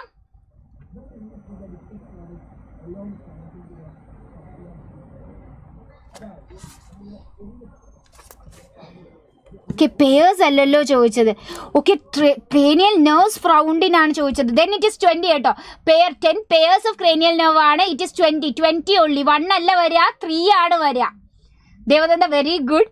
it is 3 കാരണം എത്ര പേരെന്നല്ല ചോദിച്ചത്, how many cranial nerves എന്നാണ് ചോദിച്ചത്. It is 10 pairs. Usually you'll get the question as പിന്നെ cranial pair എന്നാണ് ചോദിക്കുക. ഇവിടെ ചോദിച്ചിരിക്കുന്ന പെയർ അല്ല, it is just cranial nerves, that is 20. Okay, so the answer should be 3. Okay, test cross questions നമുക്ക് ഒന്നും കൂടെ പറയാം. ഇനി നമുക്ക് ലാസ്റ്റ് ചാപ്റ്ററിലേക്ക് മൂവ് ചെയ്യാം. എന്തായാലും നമ്മൾ ഇനി മൂവ് ചെയ്യുന്നത് കൺസിഡറിങ് ദ അനിമൽ കിങ്ഡത്തിലേക്കാണ്. അപ്പം അനിമൽ കിങ്ഡത്തിൽ ഒരു ലോങ് ചാപ്റ്റർ, നമ്മൾ ശരിക്കും ഒരുപാട് പ്രാവശ്യം റിവൈസ് ചെയ്ത ചാപ്റ്റർ, ഒരുപാട് എക്സാമ്പിൾസ് ഉള്ള ചാപ്റ്റർ. എക്സാമ്പിൾസിൻ്റെ എല്ലാ കോഡും നിങ്ങൾക്ക് യൂട്യൂബിൽ ഇട്ടിട്ടുണ്ട്. ഓൾമോസ്റ്റ് മൊളസ്ക പഠിക്കാനുള്ള കോഡ്, എക്കിനോഡർമേറ്റയുടെ പേര് പഠിക്കാനുള്ള കോഡ്. ആക്ച്വലി എക്സാമ്പിൾസ് പഠിക്കുക എന്നുള്ളതാണ് ഇതിൽ ഏറ്റവും റിലവൻ്റ് ആയിട്ടുള്ള കാര്യം. കാരണം എക്സാമ്പിൾസ് തന്നിട്ടായിരിക്കും നമുക്ക് ക്വസ്റ്റ്യൻസ് ചോദിക്കുക. So you should be very thorough with what are the examples of each of the phylum. നമുക്ക് കോഡേറ്റ്സും നോൺ കോഡേറ്റ്സും ഉണ്ട്. കോഡേറ്റ്സിന്റെ ജനറൽ ഫീച്ചേഴ്സ് കുറേ ഡിഫറെൻ്റ് ആണ്, നോൺ കോഡേറ്റ്സിന്റെ ജനറൽ ഫീച്ചർ ഡിഫറെൻ്റ് ആണ്. പിന്നെ നമ്മൾ നോൺ കോഡേറ്റ്സിലേക്ക് ആദ്യമേ നമ്മൾ നോൺ കോഡേറ്റ്സ് പറയുമ്പോൾ പോറിഫുഴ, നിഡേറിയ, ടീനോഫോറ എല്ലാവരുടെയും സ്പെസിഫിക് ഫീച്ചേഴ്സ് പെട്ടെന്ന് നമ്മുടെ മനസ്സിൽ വരണം. Ctenophora, then you have Platyhelminthes, Ashhelminthes, Annelids, then you have Arthropoda, Mollusca, Echinodermata, Hemichordata. ഇത്രയും എത്തുമ്പോഴത്തേക്ക് നോൺ കോഡേറ്റ്സ് കഴിഞ്ഞു. And then you go to കോഡേറ്റ. അപ്പോൾ കോഡേറ്റയിൽ എത്തുമ്പോൾ നമുക്ക് യൂറോ കോഡേറ്റ്സ് ഉണ്ട്, സെഫലോ കോഡേറ്റ്സ് ഉണ്ട്, വെറ്റിബ്രേറ്റ്സ് ഉണ്ട്. വെറ്റിബ്രേറ്റ്സിനെ പിന്നെയും നമ്മൾ ഡിവൈഡ് ചെയ്യും. First Cyclostomata, jawless fishes. അത് കഴിഞ്ഞിട്ട് നാത്തോസ്റ്റോമയിൽ തന്നെ നമുക്ക് പൈസസ് ഉണ്ട്, ഫിഷസ്. അതിൽ തന്നെ cartilaginous fishes, bony fishes. Then you go to the next part. അവിടെ നമ്മൾ ഡിസ്കസ് ചെയ്യുക പിന്നെ ടെട്രാപോഡ്സിനെ കുറിച്ചാണ്. അതിൽ ഫസ്റ്റ് വരെ Amphibia, Reptilia, Aves and finally mammals. അപ്പോൾ നമുക്ക് ആദ്യത്തെ ക്വസ്റ്റ്യൻ നോക്കാം. Consider the following features. Organ system level of organisation ഉള്ള, ബൈലാറ്ററൽ സിമെട്രി കാണിക്കുന്ന, ട്രൂ സീലോമേറ്റും സെഗ്മെന്റഡുമായിട്ടുള്ള ബോഡി ആർക്കെല്ലാം ഉണ്ട്. നോക്കാം. അനലിഡ്സ് ആർത്രോപോഡ്സ് കോഡേറ്റ, അത് തന്നെയാണ് നമ്മുടെ ആൻസർ വരിക. അനലിഡ്സ് ആർത്രോപോഡ് കോഡേറ്റ. കാരണം Mollusca is having no segmentation. No segmentation, no segmentation. മൂന്നിടത്തും കിടപ്പുണ്ട്. So the answer is 1. Now let's go to the next question. Match the following genera with their respective phylum.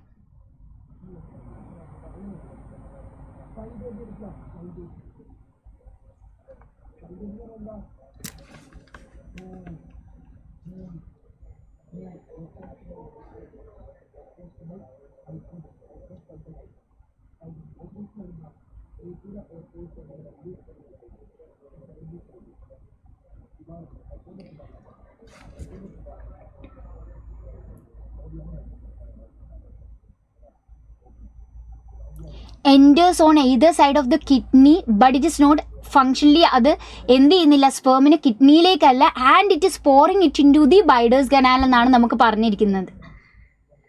So let's see. Match the following genera with their respective phylum ആണ് നമ്മുടെ അടുത്ത് ചോദിച്ചിരിക്കുന്നത്. അപ്പോൾ ആദ്യം നമുക്ക് തന്നിരിക്കുന്ന examples എന്നുള്ള question ആണ്. ഒഫ്യൂറ ബ്രിട്ടിൽ സ്റ്റാർ എന്ന് പറയുന്നത് എക്കിനോഡെർമേറ്റ ആണ്. A3 ആണ് വരിക. A3 വരുന്ന 2 ഓപ്ഷൻസേ ഉള്ളൂ. ഞാൻ അടുത്ത നോക്കാം. B4 കൊടുത്തിരിക്കുന്നു. C നോക്കട്ടെ. Pink ടാഡ, pearl oyster which is Mollusca 1 വരുന്നു. Answer is 2. ഓക്കെ, ബാക്കി എല്ലാവരും നമുക്ക് മാച്ച് ചെയ്യാം. Physalia, Coelenterata which is Portuguese man of war, and Planaria comes in Platyhelminthes. Now let's go to the next question. Which of the following characteristic features always hold true for the corresponding group of animals? Corresponding group of animals ആണ് always true ആയിട്ടുള്ളത്. ശ്രദ്ധിക്കുക, always hold true ആണ് നമ്മുടെ അടുത്ത് ചോദിച്ചിരിക്കുന്നത്. അപ്പോൾ നമുക്ക് നോക്കാം മക്കളെ. കാർട്ടിലേജിയസ് എൻഡോസ്കെലിറ്റൻ വരുന്നത് കോൺട്രിക്ടൈസിനാണ് അല്ലേ. വിവിപാരിറ്റി മാമൽസ് വിവിപാരസ് മാത്രമാണോ? അല്ല, നമുക്ക് ഒവിപാരസ് മാമൽസ് ഉണ്ട് അല്ലേ. പ്ലാറ്റിപ്പസ് ഒക്കെ ഒവിപാരസ് ആണ്. So it is not completely correct. Possess a mouth with an upper and lower jaw. എല്ലാ കോഡേറ്റ്സും അങ്ങനെയല്ല. You have cyclostomata which is also a chordate. തെറ്റി. 3 chambered heart with only one incompletely divided ventricle. എല്ലാ reptiles അങ്ങനെയല്ല. Crocodile is a exception. So your answer should be 1. Now let's go to the next question. Which has the largest number of animals in this group? ഈ ഗ്രൂപ്പിൽ ഏറ്റവും കൂടുതൽ animals ഉള്ളത് ആർക്കാണ് എന്നാണ് ചോദിച്ചിരിക്കുന്നത്. നമുക്കറിയാം, ഇത് ഈവൻ ബയോഡൈവേഴ്സിറ്റി ആൻഡ് കൺസർവേഷനിലൊക്കെ നമ്മൾ കൃത്യമായി പഠിക്കുന്നതാണ്. നമ്മളുടെ എർത്തിനെ ഏറ്റവും ഡോമിനേറ്റ് ചെയ്യുന്നത് ഫൈലം ആർത്രോപോഡയാണ്. So in that also you have insects, that is a most dominant group. So the answer is 3.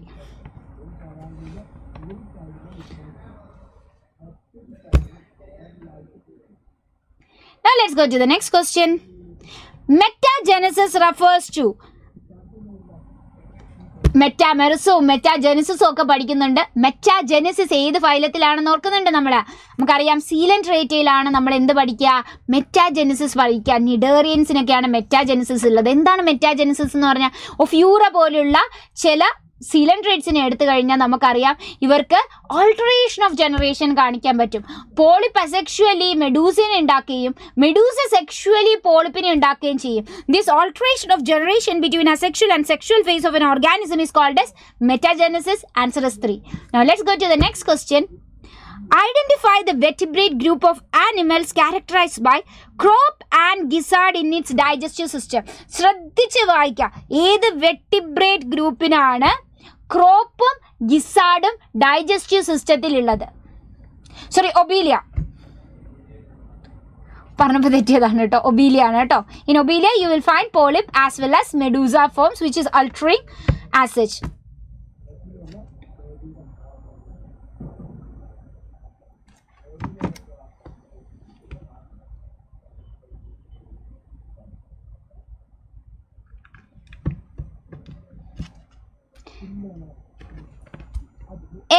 നമുക്ക് വന്നിരിക്കുന്ന ആൻസർ എസ് ആണ്. Yes, birds they are having yes both crops and gizzard in the digestive system. Now let's see statement വായിച്ചിട്ട് ഏതൊക്കെയാണ് correct എന്നാണ് കണ്ടുപിടിക്കാനുള്ളത്. അപ്പോൾ ഞാൻ എന്താ ഇവിടെ വായിച്ചു, read the following statement, choose the correct answer ആണ് കണ്ടുപിടിക്കാനുള്ളത്. അപ്പോൾ നമുക്ക് തുടങ്ങിയാലോ. Metagenesis is observed in helminths. ഹെൽമിൻസിന് മെറ്റാജെനസിസ് ഉണ്ടോ? ഇല്ല അല്ലേ. Helminths do not have metagenesis, so that's wrong. Echinoderms are triploblastic and coelomate animals. ആണോ? എക്കിനോഡേംസ് ട്രിപ്ലോബ്ലാസ്റ്റിക് ആണ്. They are also coelomate animals. Answer is true. Round worms have organ system level of organization. Correct അല്ലേ? Round worms aschelminthes തൊട്ടാണ് നമുക്ക് organ system start ചെയ്യുന്നത് അല്ലേ.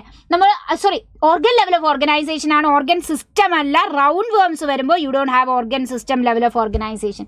നമുക്ക് ആദ്യം വരിക platyhelminthes organ level of organisation വരും. അത് കഴിയുമ്പോഴത്തേക്കും ആഷ് ഹെൽമെൻറ്റസ് തൊട്ട് നമുക്ക് organ system level of organisation വരുന്നു. So C is also correct. Now, completes present in ctenophores helps in digestion. തെറ്റി. കോംപ്ലീറ്റ്സ് എന്തിനു വേണ്ടിയാണ്? ലോക്കോമോഷൻ ഉള്ളതാണ്, ഡൈജഷന് വേണ്ടിയുള്ളതല്ല. And finally water vascular system is characteristic of echinodermata. Correct ആണ്. Water vascular system is a characteristic. So you can say B, C and E are correct. Answer is 4. ഇവിടെ ശ്രദ്ധിക്കേണ്ട ഒരു കാര്യം, വാട്ടർ കനാൽ സിസ്റ്റം മറ്റൊരു system ആണല്ലേ. Water vascular സിസ്റ്റവും canal സിസ്റ്റവും തിരിഞ്ഞു പോകരുത്. ആർക്കാണ് വാട്ടർ കനാൽ സിസ്റ്റം ഉള്ളത്? വാട്ടർ വാസ്കുലർ സിസ്റ്റം ഉള്ളത് എക്കിനോഡേംസിനാണെങ്കിൽ ആർക്കാണ് വാട്ടർ കനാൽ സിസ്റ്റം ഉള്ളത്? നമുക്കറിയാം വാട്ടർ കനാൽ സിസ്റ്റം ഉള്ളത് പോറിഫറയ്ക്കാണ് അല്ലേ. അപ്പോൾ നമുക്ക് ഈ ക്വസ്റ്റ്യനിലേക്ക് നോക്കുമ്പോഴത്തേക്കും നമുക്ക് ആൻസർ കിട്ടിക്കോളും. മെറ്റാമെറിസം കാണിക്കുന്നത് ആരാണ്? അനലിഡ. A3 ആണ് വരിക. A3 വരുന്ന 2 ഓപ്ഷൻസ്. B4 തന്നെ കൊടുത്തിരിക്കുന്നു. ഞാൻ C ചെക്ക് ചെയ്യാം. കോംപ്ലേറ്റ്സ് ആർക്കാണ് ഉള്ളത്? ടീനോഫോറയ്ക്കാണ് കോംപ്ലേറ്റ് ഉള്ളത്. ദാറ്റ് ഇസ് C2 ആണ് വരാനുള്ളത്. So the answer is 3rd option. Sponges പോറിഫറയ്ക്കാണ് വാട്ടർ കനാൽ സിസ്റ്റം ഉള്ളത്. Very good. അപ്പോൾ നമുക്ക് നോക്കാം. Metamerism annelida. കനാൽ സിസ്റ്റം വരിക്കുന്നത് ഇവിടെ ചോദിച്ചിട്ടുണ്ട്. ആ പോറിഫറയ്ക്കാണ് കനാൽ സിസ്റ്റം. കോംപ്ലീറ്റ് ഉള്ളത് ടീനോഫോറയ്ക്കാണ്. നിഡോബ്ലാസ്റ്റ് ഉള്ളത് സീലൻട്രേറ്റയ്ക്കാണ്. നിഡേറിയൻ്റെ ഗ്രൂപ്പിനെയാണ് നമ്മൾ സീലൻട്രേറ്റ എന്നും പറയുന്നത്. Because they are having a coelom cavity inside their body. That is not true body cavity. അതാണ് നമ്മൾ ശരിക്കും അവരുടെ ഹൈപ്പോസ്റ്റോമ കഴിഞ്ഞൊരു ക്യാവിറ്റി കാണും അല്ലേ. അതിനെയാണ് സീലോം എന്ന് പറയുന്നത്. സീലൻട്രേറ്റ. അത് ഒറിജിനൽ സീലോം അല്ല. That is actually having no coelom in them. അതുകൊണ്ടാണ് ആ പ്രസൻസ് കൊണ്ടാണ് അവരെ സീലൻട്രേറ്റ എന്ന് നമ്മൾ വിളിക്കുന്നത്. Now let's go to the next question. Match the following column and select the correct option ആണ് നമ്മുടെ അടുത്ത് ചോദിച്ചിരിക്കുന്നത്. നമുക്ക് പെട്ടെന്ന് ചെയ്താലോ. ഗ്രിഗേറിയസ് പോളിഫാഗസ് പെസ്റ്റ് ആരാണ്? നമുക്കറിയാം എക്സാമ്പിൾ എന്നുള്ള ക്വസ്റ്റ്യൻ ആണ്. ലോക്കസ്റ്റ് ആണ്. A4 വരുന്ന ഓപ്ഷൻ ഒറ്റ എണ്ണേ ഉള്ളൂ. ബാക്കി എല്ലാം എനിക്ക് കട്ട് ചെയ്യാം. ബാക്കി ചെക്ക് ചെയ്താൽ മതി. Adult with radial symmetry, larva with bilateral symmetry കാണിക്കുന്നത് Asterias, that is starfish. Now you have book lungs. ആർക്കാണ് ബുക്ക് ലെങ്സ് ഉള്ളത്? നമുക്കറിയാം സ്കോർപ്പിയൻ. ബയോലൂമിനസെൻസ് കാണിക്കുന്ന നമ്മുടെ ടീനോഫോറയിൽ വരുന്നതാണ് ടീനോപ്ലാന. കോംജെല്ലീസ് അല്ലേ. So your answer is 3rd option. So next question. Flame cells or excretory structures of flame cells ആരുടെ excretory structure ആണ്? വളരെ സിമ്പിൾ ക്വസ്റ്റ്യൻ ആണ്. ഫ്ലെയിം സെൽ ആരുടെ എക്സ്ക്രീറ്ററി സ്ട്രക്ചർ ആണ്? ആക്ച്വലി നിങ്ങൾ ആനിമൽ കിങ്ഡത്തിൽ പഠിക്കുന്ന പല കാര്യങ്ങളും നിങ്ങൾ ഇനി ലോക്കോമോഷൻ എക്സ്ക്രീറ്ററി സിസ്റ്റം പോലെ നമ്മൾ ഹ്യൂമൻ ഫിസിയോളജി സ്റ്റാർട്ട് ചെയ്യുമ്പോൾ എല്ലാ ആനിമൽ കിങ്ഡത്തിലെയും ഓർഗാനിസത്തിൻ്റെ എക്സ്ക്രീറ്ററി സിസ്റ്റത്തിനെ കുറിച്ച് ഒന്ന് മെൻഷൻ ചെയ്ത്, അല്ലെങ്കിൽ ലോക്കോമോട്ടറി സിസ്റ്റം, ബ്രീത്തിങ് എങ്ങനെയാണ് എന്നൊന്ന് മെൻഷൻ ചെയ്ത് പോകുന്നുണ്ട്. അപ്പോൾ ഈ 2 പാർട്ടിലും ഉള്ളതാണ്. So you have to be actually aware of all these parts. Flame cells എവിടെയാണ് കാണുന്നത്? Platyhelminthes. Now let's go to the next question. Radial symmetry is observed in. ആരിലാണ് നമ്മൾ റേഡിയൽ സിമെട്രി കാണാൻ പോകുന്നത്? റേഡിയൽ സിമെട്രി കാണിക്കുന്ന organism ഏതൊക്കെയാണ്? Platyhelminthes bilateral symmetry, coelenterata radial symmetry, aschelminthes bilateral symmetry, annelids bilateral symmetry, echinodermata it's adult is actually radial symmetry. അപ്പോൾ നമുക്ക് echinodermata എന്ന് മാത്രം കൊടുത്താലും U can go for it. പക്ഷേ മെൻഷൻഡ് ആണെങ്കിൽ ദെൻ അഡൽട്ട് എക്കിനോഡെർമേറ്റ മാത്രമേ പോകാമൂ. So your answer should be 2 and 5, 2 and 5, which is D. Now, a sac in a bird is connected to. So second last question ആണ്. നമ്മൾ last ക്വസ്റ്റ്യനിലേക്ക് പോകുന്ന മുമ്പേ air sac in a bird is connected to. ഏവ്സിൽ air sac ഏത് ഓർഗനുമായിട്ടാണ് connect ചെയ്തിരിക്കുന്നത്? Pneumatic bones ഉണ്ട്, പക്ഷെ എയർ സാക്ക് ഇരിക്കുന്നത് ലങ്സുമായി കണക്ട് ചെയ്തുകൊണ്ടാണ്. Answer is C, lungs.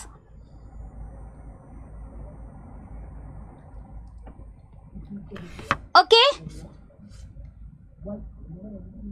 ശരിയിലാണ്. Now we go to the last question of this section. അപ്പോൾ നമുക്ക് ലാസ്റ്റ് ആനിമൽ കിങ്ഡത്തിൽ ഒരു ക്വസ്റ്റ്യനും കൂടി നോക്കാം. എഗെയിൻ എക്സാമ്പിൾസ് നിന്ന് വന്നിട്ടുള്ള ക്വസ്റ്റ്യൻ ആണ്. നിങ്ങൾ എപ്പോഴും ശ്രദ്ധിക്കുക. You have to be very careful about all these examples that is given in NCERT. നമ്മളെ പെട്ടെന്ന് തെറ്റിക്കാം. എല്ലാ ഫയലും എല്ലാം പോലെ പഠിച്ചാലും എക്സാമ്പിൾസ് തെറ്റിക്കഴിഞ്ഞാൽ നമുക്ക് ആൻസർ കിട്ടത്തില്ല. So let's see the last question. Match the following column and select the option that is correctly match pairs ആണ് നമ്മുടെ അടുത്ത് ചോദിച്ചിരിക്കുന്നത് കേട്ടോടാ. നമുക്ക് കറക്റ്റ്ലി മാച്ച് ചെയ്യാം. അസ്കാരിസ് വരുന്നത് ഏതാണ്? അസ്കാരിസ് എന്ന് പറയുന്നതാണ് നമ്മുടെ റൗണ്ട് വേം അല്ലേടാ. ഈ P2 വരുന്ന 3 ഓപ്ഷൻസ് ഉണ്ട്. ക്യൂ നോക്കാം. ഉച്ചുറേറിയ ആണ് ഫിലേറിയൽ വേം എന്ന് പറയുന്നത്. Q4 ആണ് വരാനുള്ള. അപ്പോൾ 2 ഓപ്ഷൻ. ഇനി ഞാൻ 6 ശ്രദ്ധിക്കുകയാണ്. ആൻകൈലോസ്റ്റോമയാണ് ഹൂക്ക് വേം എന്ന് പറയുന്നത്. So it's having a hook in it. So 1 വരും. That is 3rd option. So that's it മക്കളെ. നമ്മൾ എല്ലാ ചാപ്റ്ററിൻ്റെയും എല്ലാ പോർഷനെയും ഒന്ന് ടച്ച് ചെയ്തുകൊണ്ട് ക്വസ്റ്റ്യൻസ് ഡിസ്കസ് ചെയ്തു. And you are doing very good in this. So next സെക്ഷനുമായിട്ട് നെക്സ്റ്റ് സാറ് വരുന്നുണ്ട്, ബോട്ടണി ആയിട്ട് സാറ് വരുന്നുണ്ട്. അപ്പോൾ let me leave you. Bye bye, thank you. നല്ലപോലെ റിവൈസ് ചെയ്യുക. എക്സാമ്പിൾസ് എല്ലാം ആനിമൽ കിങ്ഡം ലാസ്റ്റ് നിമിഷവും നിങ്ങളുടെ മെമ്മറി ബുക്ക് ഒന്ന് ചെക്ക് ചെയ്ത് വേണം പോവാൻ. So see you there. By.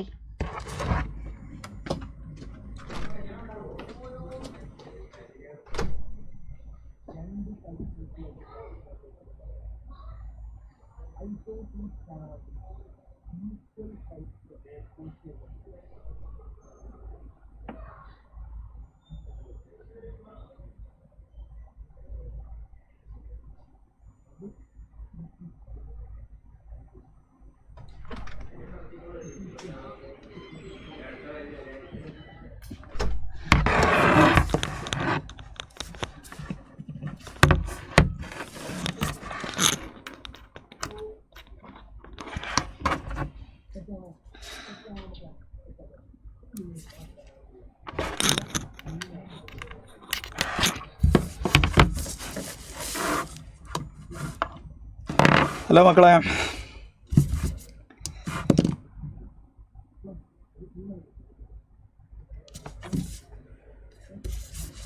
കേൾക്കാമോ കാണാമോ? Good morning, very good morning. എല്ലാവരും എത്തിയോ? കറക്റ്റ് ടൈം വേണം. നമ്മൾ 11:30 അല്ലേ?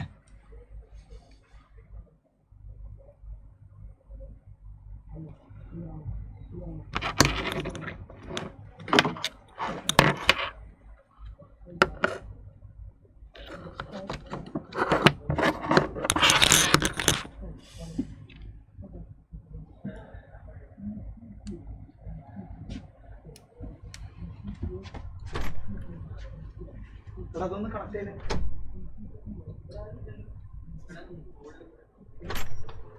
ഇത് മറ്റേ ഡിസ്കണക്ട് ചെയ്തിട്ട് ഇത് ചെയ്താൽ പോരെ? ഇത് കണക്ട് ചെയ്താൽ പോരെ?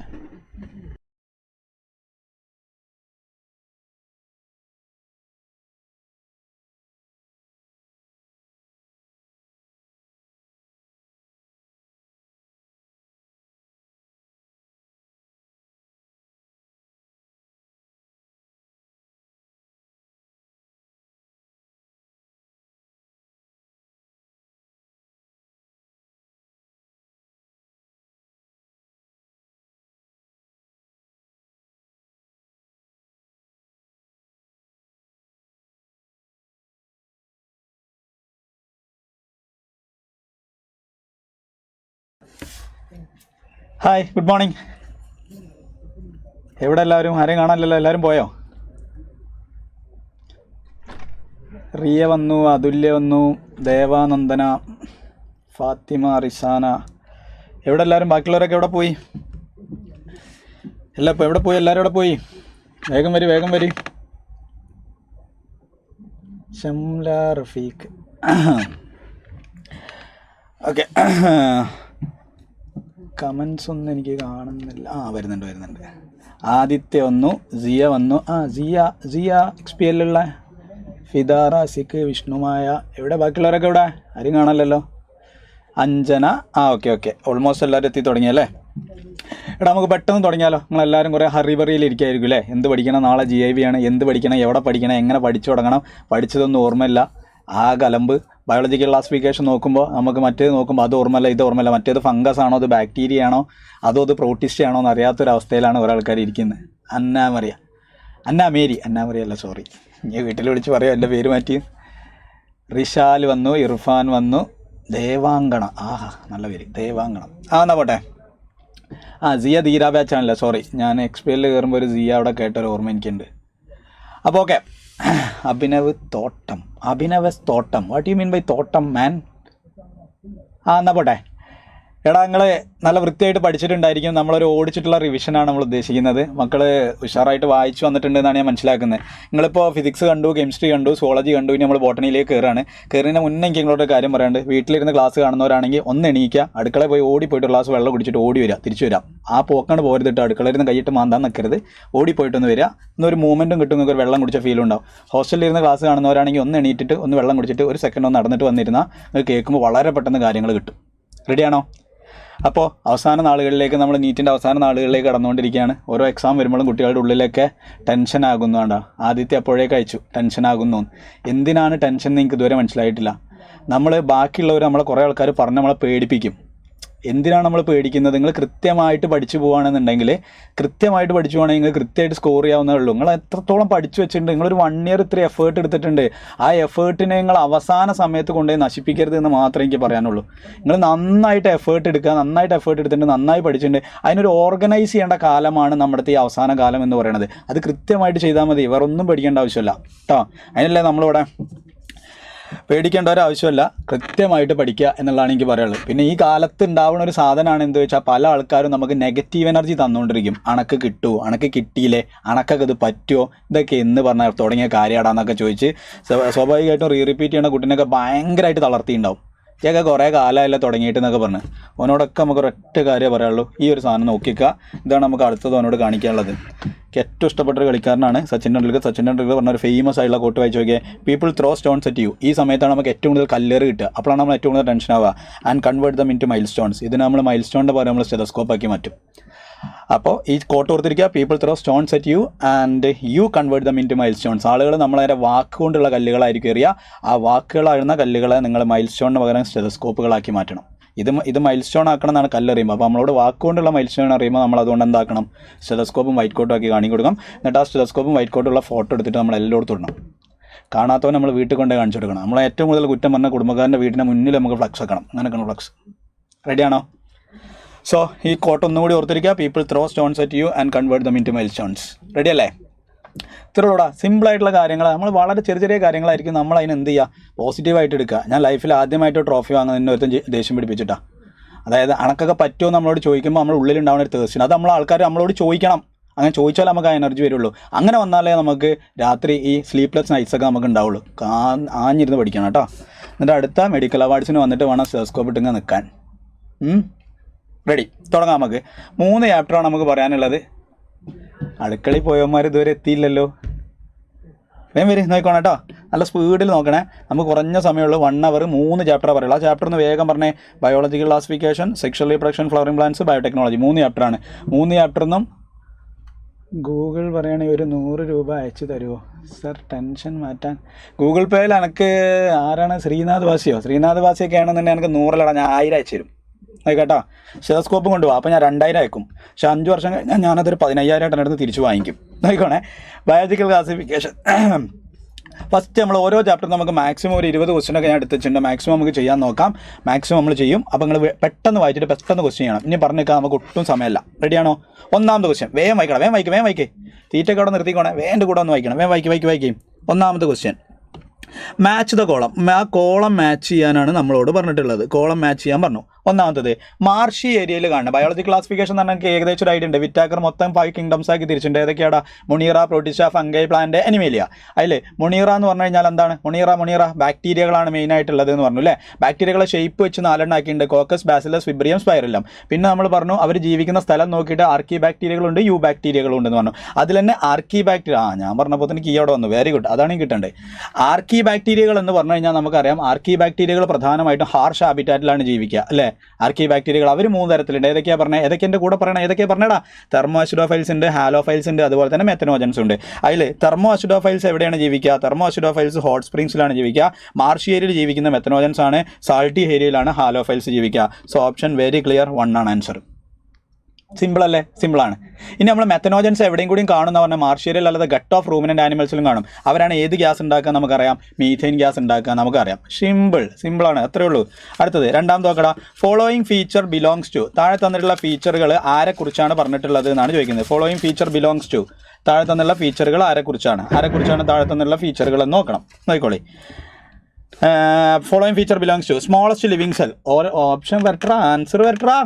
വേവേം പറഞ്ഞാണ്, വേവേം വായിക്കണം. സ്മോളസ്റ്റ് ലിവിങ് സെൽ നമുക്കറിയാം, അതൊരു പ്രോകാരിയോട്ടിക് സെല്ലാണ് സ്മോളസ്റ്റ് ലിവിങ് സെൽ എന്ന് പറയുന്നത്. അതൊരു എനൈറോബാണ്. അത് ഓക്സിജൻ വേണ്ട, it can live without oxygen. Complete lacking cell wall, അയാൾക്ക് സെൽ വാൾ ഇല്ല. അടുത്തത് many of them are pathogenic in plants and animals. കുറേ ആൾക്കാർ പാത്തോജനിക് ആണ്. ഇത് ആരെക്കുറിച്ചാണ് പറഞ്ഞത്? ആരെക്കുറിച്ചാണ്? So this is mycoplasma. Option 4 mycoplasma smallest living സെല്ലാണ്. നമുക്ക് എല്ലാ പ്രോകാരിയോട്സിനും സെൽ വാൾ ഉണ്ട് എന്ന് പറയാൻ പറ്റുമോ? ഇല്ല. പ്രോകാരിയോട്സിന് എല്ലാവർക്കും സെൽ വാൾ ഇല്ല. ഒരു എക്സെപ്ഷൻ ഉണ്ട്, അയാളാണ് മൈക്കോപ്ലാസ്മ. അയാൾക്ക് സെൽ വാൾ ഇല്ല, അയാൾ എനൈറോബാണ്. മാറിപ്പോലല്ലോ. അപ്പോൾ ഫീച്ചേഴ്സ് കൃത്യമായിട്ട് പഠിച്ചാൽ കേട്ടോ. എങ്കിൽ അടുത്ത ചോദ്യം നോക്കടാ. Genetic material without nuclear membrane is found in. Genetic material without nuclear membrane. Genetic material ഉണ്ട് വിത്തൗട്ട് ന്യൂക്ലിയർ മെംബ്രെയിൻ. പോരട്ടെ ആൻസർ പോരട്ടെ. Genetic material without nuclear membrane ഇല്ലാത്ത ആൾക്കാർ നമ്മൾ എന്താണ് വിളിക്കുക? ന്യൂക്ലിയർ മെംബ്രെയിൻ ഇല്ലാത്തവരെ നമ്മൾ പ്രോ കാരിയോട്സ് എന്നല്ലേ വിളിക്കുക. ന്യൂക്ലിയർ മെംബ്രെയിൻ ഉള്ളവരെ നമ്മൾ യു കാരിയോട്സ് എന്നല്ല വിളിക്കുക. എവിടെങ്ങളെല്ലാവരും ഓരോ കമൻറ്റ് ബോക്സിൽ ആരും വരുന്നില്ല. എടാ പെട്ടെന്ന് ടൈപ്പ് ചെയ്യടാ, പെട്ടെന്ന് വാ എൻ്റെ കൂടെ. സോ നോക്കിക്കോണേ, വൈറസും മൈക്കോപ്ലാസ്മയും രണ്ടുപേർക്കും എന്തില്ല? ന്യൂക്ലിയർ രണ്ടും പ്രോകാരിയോട്ടാണ്. സൈനോബാക്ടീരിയ, സൈനോബാക്ടീരിയയുടെ വേറെ പേരെന്താണ്? Blue green algae. ബാക്ടീരിയ അതും പ്രോകാരിയോട്ടാണ്. Archaebacteria, blue green algae, അത് രണ്ടും പ്രോകാരിയോട്ടാണ്. അപ്പോൾ ന്യൂക്ലിയർ മെംബ്രെയിൻ ഇല്ലാത്തവരാണ് എല്ലാവരും. സോ ഓൾ ഓഫ് ദീസ് ആണ് ആൻസർ വരിക. 4 കിട്ടിയില്ലേ? കിട്ടി. എങ്കിൽ അടുത്തതാണ്. Which bacteria are most abundant in nature? നേച്ചറിൽ ഏറ്റവും കൂടുതൽ അബണ്ടന്റ് ആയിട്ടുള്ള ബാക്ടീരിയ ആരാണ്? അപ്പോൾ ബാക്ടീരിയകൾ ഏതൊക്കെ ഉണ്ട് നോക്കണം. ഏതൊക്കെ ഉണ്ട് ആർക്കെങ്കിലും അറിയോ? ഏറ്റവും കൂടുതൽ ബാക്ടീരിയകളുടെ ന്യൂട്രീഷൻ ചോദിച്ചാൽ നമുക്ക് എന്താ പറയാം? കുറച്ച് ആളുകൾ ഓട്ടോട്രോപ്പുകളാണ്, കുറച്ച് ആളുകൾ ഹെട്രോട്രോപ്പുകളാണ്. ഓട്ടോട്രോപ്പിൽ 2 തരത്തിലുണ്ട്. ആരൊക്കെയാണ്? Photosynthetic ആയിട്ടുള്ളവരുണ്ട്, chemosynthetic ആയിട്ടുള്ളവരുണ്ട്. ഹെട്രോട്രോപ്പിൽ ആരൊക്കെ ഉണ്ടെന്ന് ചോദിച്ചാൽ ഞങ്ങൾ ആരൊക്കെ പറയാം? പാരസൈറ്റുകളുണ്ട്, സാപ്രോഫൈറ്റുകളുണ്ട്. സോ 2 തരം ന്യൂട്രീഷനാണ് പ്രധാനമായിട്ട് കാണിക്കുക. ഓട്ടോട്രോപ്പ് ഉണ്ട്, ഹെട്രോട്രോപ്പ് ഉണ്ട്. ഓട്ടോട്രോപ്പിൽ തന്നെ ഫോട്ടോസിന്തറ്റിക് ഓട്ടോട്രോപ്പ് ഉണ്ട്, കീമോസിന്തറ്റിക് ഓട്ടോട്രോപ്പ് ഉണ്ട്. അതുപോലെ തന്നെ ഹെട്രോട്രോപ്പിൽ പാരസൈറ്റ് ഉണ്ട്, സാപ്രോഫൈറ്റും ഉണ്ട്. പക്ഷേ ഇങ്ങനെ നോക്കുമ്പോൾ ഏറ്റവും കൂടുതലുള്ള മെമ്പേഴ്സ് ഇവരാണ്, ഹെട്രോട്രോപ്പുകളാണ്. സോ അതുകൊണ്ട് നമുക്ക് ആൻസർ 1 എന്നെടുക്കാം.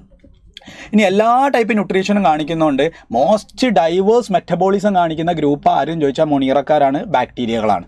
ഇനി ഞാനൊരു ചോദ്യം ചോദിക്കാം. If you take an handful of soil you can see. വേം പറടാ. If you take an handful of soil you can see. എത്ര ബാക്ടീരിയകളെ കാണാൻ പറ്റും? നിങ്ങളൊരു പിടി മണ്ണ് എടുക്കുകയാണെങ്കിൽ എത്ര ബാക്ടീരിയ കാണാൻ പറ്റും? പെട്ടെന്ന് കമൻറ്റ് ചെയ്യടാ, പെട്ടെന്ന് comment. If you take an handful of soil you can see. Answer എവിടെ? നിങ്ങളെവിടെ? If you take an handful of soil you can see hundreds of bacterias on it അല്ലേ? എന്നാൽ 1000 വരുന്ന വേറെ സാധനമുണ്ട് ബ്ലൂ ഗ്രീൻ ആൽഗയിൽ. Thousands of different you bacterias are present എന്ന് പറയുന്ന ഒരു സാധനമല്ലേ? if you take an handful of soil you can see hundreds of bacteria on it.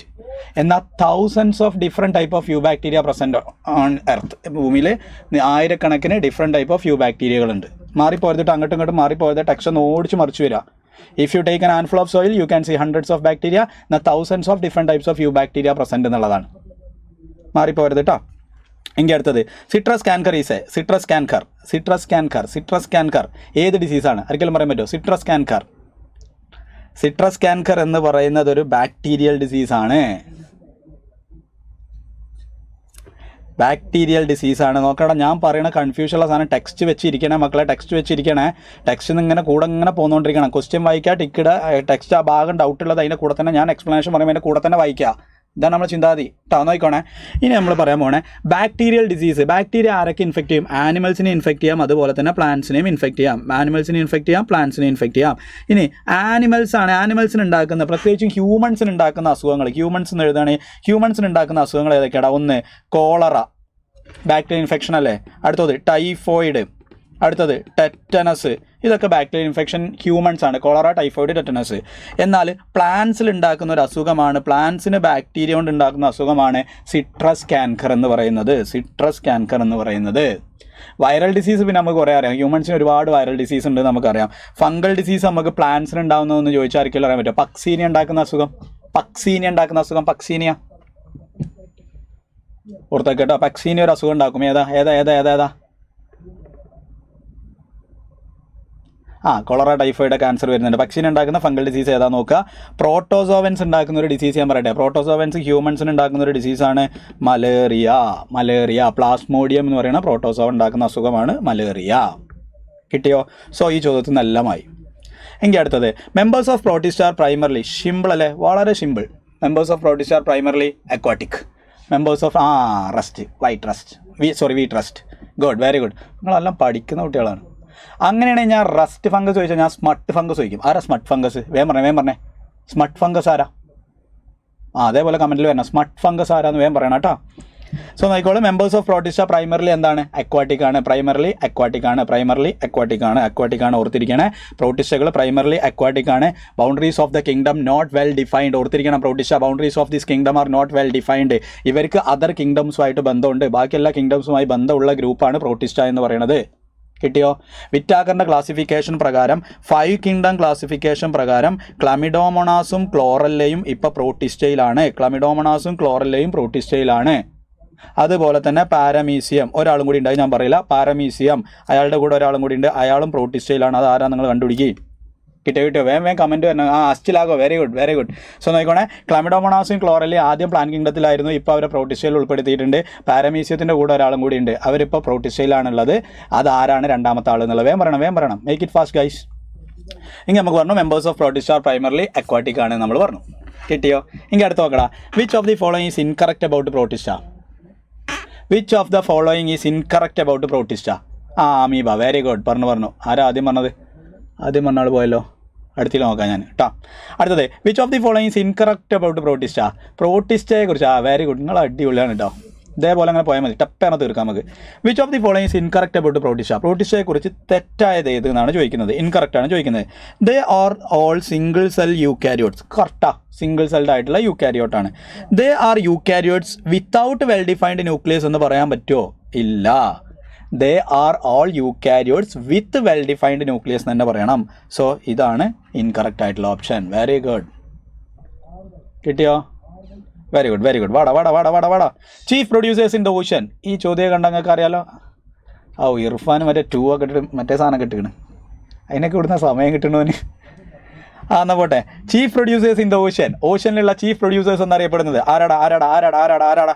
Chief producers in the ocean എന്ന് പറഞ്ഞാൽ നമുക്ക് ആദ്യം ഓർമ്മ വരെ ഡയാറ്റം അല്ലേ. ഡയാറ്റം എന്നല്ല ഓപ്ഷനിലുള്ളത്, അവരുടെ ഗ്രൂപ്പിൻ്റെ നെയിമാണ് കൊടുത്തേക്കുന്നത്. സോ ക്രൈസോഫൈറ്റ്സ് അല്ലേ വരിക. ഇനി ഒന്ന് വേഗം പറഞ്ഞേ. പ്രോട്ടിസ്റ്റ് 5 തരത്തിലുണ്ട്, അവിടെ ഒന്ന് ഓടിച്ചു പറയണം.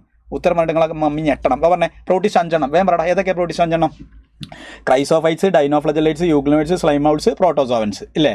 അതിൽ ക്രൈസോഫൈറ്റിന് 2 എക്സാമ്പിൾ ഏതൊക്കെ വേഗം പറഞ്ഞേ. ഡയാറ്റംസും ഗോൾഡൻ ആൽഗയുടെ വേറെ പേര് പറഞ്ഞു പഠിക്കടാ. ഡസ്മൈഡ്സ്. അത് കഴിഞ്ഞാൽ നമുക്ക് പറയാം ഡൈനോഫ്ലജലൈറ്റ്സ് അല്ലേ. ഡൈനോഫ്ലജലൈറ്റ്സ് ആണ് റെട്ടൈഡ് ഉണ്ടാക്കുന്ന പ്രധാനിയാണ് ആരെന്ന് പറയുന്നത്? ഗോണിയോലെക്സ് എന്ന് പറയുന്നത് നമ്മൾ പറഞ്ഞു. അത് കഴിഞ്ഞ പിന്നെ യൂഗ്ലിനോയിഡ്സിന് മെയിനായിട്ട് യൂഗ്ലിനാണുള്ളത്. അയാൾ 2 ടൈപ്പ് ന്യൂട്രീഷൻ കാണിക്കും. ലൈറ്റ് കിട്ടിയ ഫോട്ടോസിന്തറ്റിക് ഓട്ടോട്രോപ്പാണ്. ലൈറ്റ് കിട്ടിയിട്ടില്ലെങ്കിൽ ഹെട്രോട്രോഫിക് പ്രഡേറ്റർ ആണ് നമുക്കറിയാം. അത് കഴിഞ്ഞിട്ട് നമ്മൾ പറഞ്ഞാണ് അതിന് എക്സാമ്പിളാണ് യൂഗ്ലീന. പിന്നെ അയാൾക്ക് ബോഡിക്ക് എന്തില്ല? സെൽവാളിന് പകരമായിട്ടൊരു പ്രോട്ടീൻ റിച്ച് ലെയർ ഉണ്ട്. ആ ലെയറിൻ്റെ പേരാണ് പെല്ലിക്കിൾ പ്രോട്ടീൻ റിച്ച് ആണ്. അതുകൊണ്ട് തന്നെ പെല്ലിക്കിളാണ് അവരുടെ ബോഡീനെ കോട്ട് ചെയ്യുന്നതെന്നുള്ളതുകൊണ്ട് തന്നെ അവരുടെ ബോഡി ഫ്ലെക്സിബിൾ ആണ്. സെൽവാൾ ആണെങ്കിൽ റിജിഡ് ആയിരിക്കും. ഇത് പ്രോട്ടീൻ റിച്ച് ലെയർ ആയതുകൊണ്ട് അവരുടെ ബോഡി എന്താണ്? ഫ്ലെക്സിബിൾ ആണ്. കിട്ടിയോ? Very good. നിങ്ങൾ അടിപൊളിയായിട്ട് കൂടെ വരുന്നുണ്ട്. സോ അപ്പോൾ നമ്മൾ ഡയാറ്റം കഴിഞ്ഞ് യൂഗ്ലീന കഴിഞ്ഞു. ഇനി അടുത്തതാണ് ആരെന്ന് പറയുന്നത്? സ്ലൈം മൗൾഡുകൾ. ഒറ്റ ക്വസ്റ്റ്യൻ ഉള്ളൂ. സാപ്രോഫൈറ്റിക് ആയുള്ള ഒരു പ്രോട്ടീഷനാണ് ആരെന്ന് പറയുന്നത്? സ്ലൈം മൗൾഡ് എന്ന് പറയുന്നത്. ഫേവറബിൾ കണ്ടീഷനിൽ അവരൊരു ബോഡി ഉണ്ടാക്കും. അതിനെ പറയുന്ന പേരാണ് പറടാ അതിനെ പറയുന്ന പേരാണ് പ്ലാസ്മോഡിയം. അൺഫേവറബിൾ കണ്ടീഷനിൽ അത് എന്തായിട്ട് മാറും? സ്പോറായിട്ട് മാറും. ആ സ്പോർ ഡിസ്പേഴ്സ് ചെയ്യുന്നത് ഏത് വഴിയാണ്? വേഗം പറഞ്ഞേ. സ്ലൈം മൗൾഡിൻ്റെ സ്പോർ ഡിസ്പേഴ്സ് ചെയ്യുന്നത് ഏത് വഴിയാണ്? ഏത് വഴിയാണ്? ആ ആ ആ ആ ആ ആ ആ ആ പറയും, കമൻറ്റ് ചെയ്താൽ മതി. ഞാൻ അടുത്ത് ഞാൻ പറയാൻ പോണേ പ്രോട്ടോസോവൻസ്. പ്രോട്ടോസോവൻസ് എന്ന് പറഞ്ഞു കഴിഞ്ഞാൽ ഒരു ഇൻഫെക്ഷ്യസ് സ്റ്റേജ് ഉണ്ടാവുന്ന ഒരു പ്രത്യേക കൂടുതൽ ആളും പാരസൈറ്റിക് ആയുള്ള ഒരാളാണെന്നാണ് നമ്മൾ പറഞ്ഞത്. അതിൽ 4 വിഭാഗം ആൾക്കാരുണ്ട്. ആരൊക്കെയാണ്? വേഗം പറഞ്ഞേ 4 വിഭാഗം ആൾക്കാർ ആരൊക്കെ? Amoeboid protozoans, amoeboid protozoan, flagellated protozoan, ciliated protozoan and sporozoans. Air currents. Very good, നിങ്ങളെല്ലാം പഠിച്ചിട്ടുണ്ടല്ലോ. അതിലാകെ നോക്കിയാൽ കണ്ടൊരു ചോദ്യം അതാട്ടോ, എയർ കറൻസ് വഴി ഡിസ്പോസ് ചെയ്യുക. അങ്ങനെയാണ് ഞാൻ ഒരു ചോദ്യം ചോദിച്ചു, നിങ്ങൾ ഞെട്ടിക്കും. എയർ കറൻസ് വഴി പോളിനേഷൻ നടത്തുന്ന ഒരു വലിയ പ്ലാന്റ്, എയറിലൂടെ മാത്രം പോളിനേഷൻ ചെയ്യുന്ന പ്ലാന്റ് ഗ്രൂപ്പ് ഉണ്ട്. അതാരാ അറിയോ? അത് പറയണവർക്ക് ഇപ്പം ഞാൻ ഒരു ചൂടുള്ള ബിരിയാണി റഹ്മത്തുനിന്ന് വാങ്ങി കൊടുത്തു വിടും, കോഴിക്കോട് നിന്ന് എവിടേക്കാണേലും. വരുന്നില്ല. കഴിഞ്ഞു. സോ പോട്ടെ, നമ്മൾ പറയാൻ പോകണേ chief producers in the ocean diatoms ആണ്. അപ്പോൾ അമീബോയിഡ്, ഫ്ലജല്ലേറ്റഡ്, സീലിയേറ്റഡ്, സ്പോറോസോവൻ. അമീബോയിഡിന് എക്സാമ്പിളാണ് എൻഡമീബ. അടുത്ത ഫ്ലജല്ലേറ്റഡിന് എക്സാമ്പിൾ ആരടാ? ഫ്ലജല്ല ഉണ്ടായിട്ട് ഫ്ലജല്ലേറ്റിന് എക്സാമ്പിൾ ട്രിപ്പനോസോമ. സീലിയേറ്റഡിനാണ് പാരമീസിയം, ഗള്ളറ്റ് ഉണ്ട് എന്ന് ഓർത്തിരിക്കുക. പിന്നെ സ്പോറോസോവൻസിന് എക്സാമ്പിളാണ് മലേറിയൽ പാരസൈറ്റ് ആയുള്ള പ്ലാസ്മോഡിയം. ജിംനോസ്പേം കിഷോർ പറഞ്ഞു. കിഷോർ, വെരി ഗുഡ് മോനാക്, very good. Gymnosperms air current വഴി മാത്രമേ അവരുടെ പോളിനേഷൻ നടത്തൂ. അതിൻ്റെ കാരണം ആർക്കെങ്കിലും അറിയോ? എന്തുകൊണ്ടാണ്? ഇർഫാനെ ഞാൻ പറഞ്ഞു കേട്ടോ, ജിംനോസ്പേം ആണ്. എന്താ കാരണം ചോദിച്ചാൽ ഞങ്ങൾ എന്താ പറയുക? ജിംനോസ്പേം എന്താ എയർ പോളിനേഷൻ മാത്രം കാണിക്കാൻ കാരണം അറിയോ? ആരോടും പറഞ്ഞു കൊടുക്കില്ലേ, ഞാൻ പറയാം. ആരോടും പറയരുത്, വളരെ സ്വകാര്യമായിട്ട് പഠിച്ചാൽ മതി. ജിംനോസ്പേമിന് എന്തില്ല? ഫ്രൂട്ടും ഇല്ല, ഫ്ലവറും ഇല്ല. അതുകൊണ്ട് ബയോട്ടിക് ഏജൻസ് ആരും വരില്ല. പിന്നെ ഇവരൊരു ടെറസ്ട്രിയൽ പ്ലാന്റ് ആണ്. പിന്നെ അവർ ഷ്രബ്സും മീഡിയം സൈസും ലാർജ് ട്രീസ് അവരെ കൂട്ടത്തിലുള്ളത്. അതുകൊണ്ട് വാട്ടർ പോളിനേഷനും നടക്കില്ല. പിന്നെ അവർക്ക് ആകെ നടത്താനുള്ളത് എന്താണ്? എയർ പോളിനേഷൻ മാത്രമാണ്. കിട്ടിയോ? വിങ്ഡ് പോളൻ ഗ്രെയിൻസ് ഒക്കെ പറഞ്ഞ ഓർമ്മ ഉണ്ടോ? സോ ആ റീസൺ പഠിച്ചു വെച്ചാൽ പിന്നെ മാറിപ്പോവില്ല. കിട്ടിയോ? ആരോ പറയുന്നുണ്ട് ബിരിയാണി ഞാൻ കൊടുക്കും. ഈ ബിരിയാണി കൊടുക്കണ നോക്കാതെ ഇങ്ങ് വാ നോക്കോളി. അപ്പോൾ ഞാൻ ക്രൈസോഫൈറ്റ്സിൻ്റെ കാര്യം പറഞ്ഞു കേട്ടോ. Example chief producers in the ocean ഡയാറ്റമാണ്. ഡയാറ്റം ക്രൈസോഫൈറ്റ്സ് ആണ്. സോറി ബൈ ദ ബൈ, ഞാൻ വിഷയത്തിൽ നിന്ന് തെന്നി മാറിയോ എന്ന് എനിക്കൊരു ഡൗട്ട്. വിഷയത്തിലേക്ക് തിരിച്ചു വരും. ഞാൻ അങ്ങനെ പറഞ്ഞു പോയി, നമ്മളങ്ങനെ പറഞ്ഞു പോയിക്കൊണ്ടിരിക്കും. നിങ്ങൾ കറക്റ്റിൻ്റെ കൂടെ കമൻറ്റ് ചെയ്ത് വരികയാണെന്നുണ്ടെങ്കിൽ നമ്മൾ ടപ്പേ വെച്ച് എല്ലാ ചാപ്റ്ററിലൂടെ ഇങ്ങനെ കയറി പോയി വരാം. സൈനോ ബാക്ടീരിയ കഴിഞ്ഞു. Identify the character about flagella of dinoflagellates. ഡൈനോഫ്ലജല്ലേറ്റ്സിൻ്റെ ഫ്ലജല്ലിനെ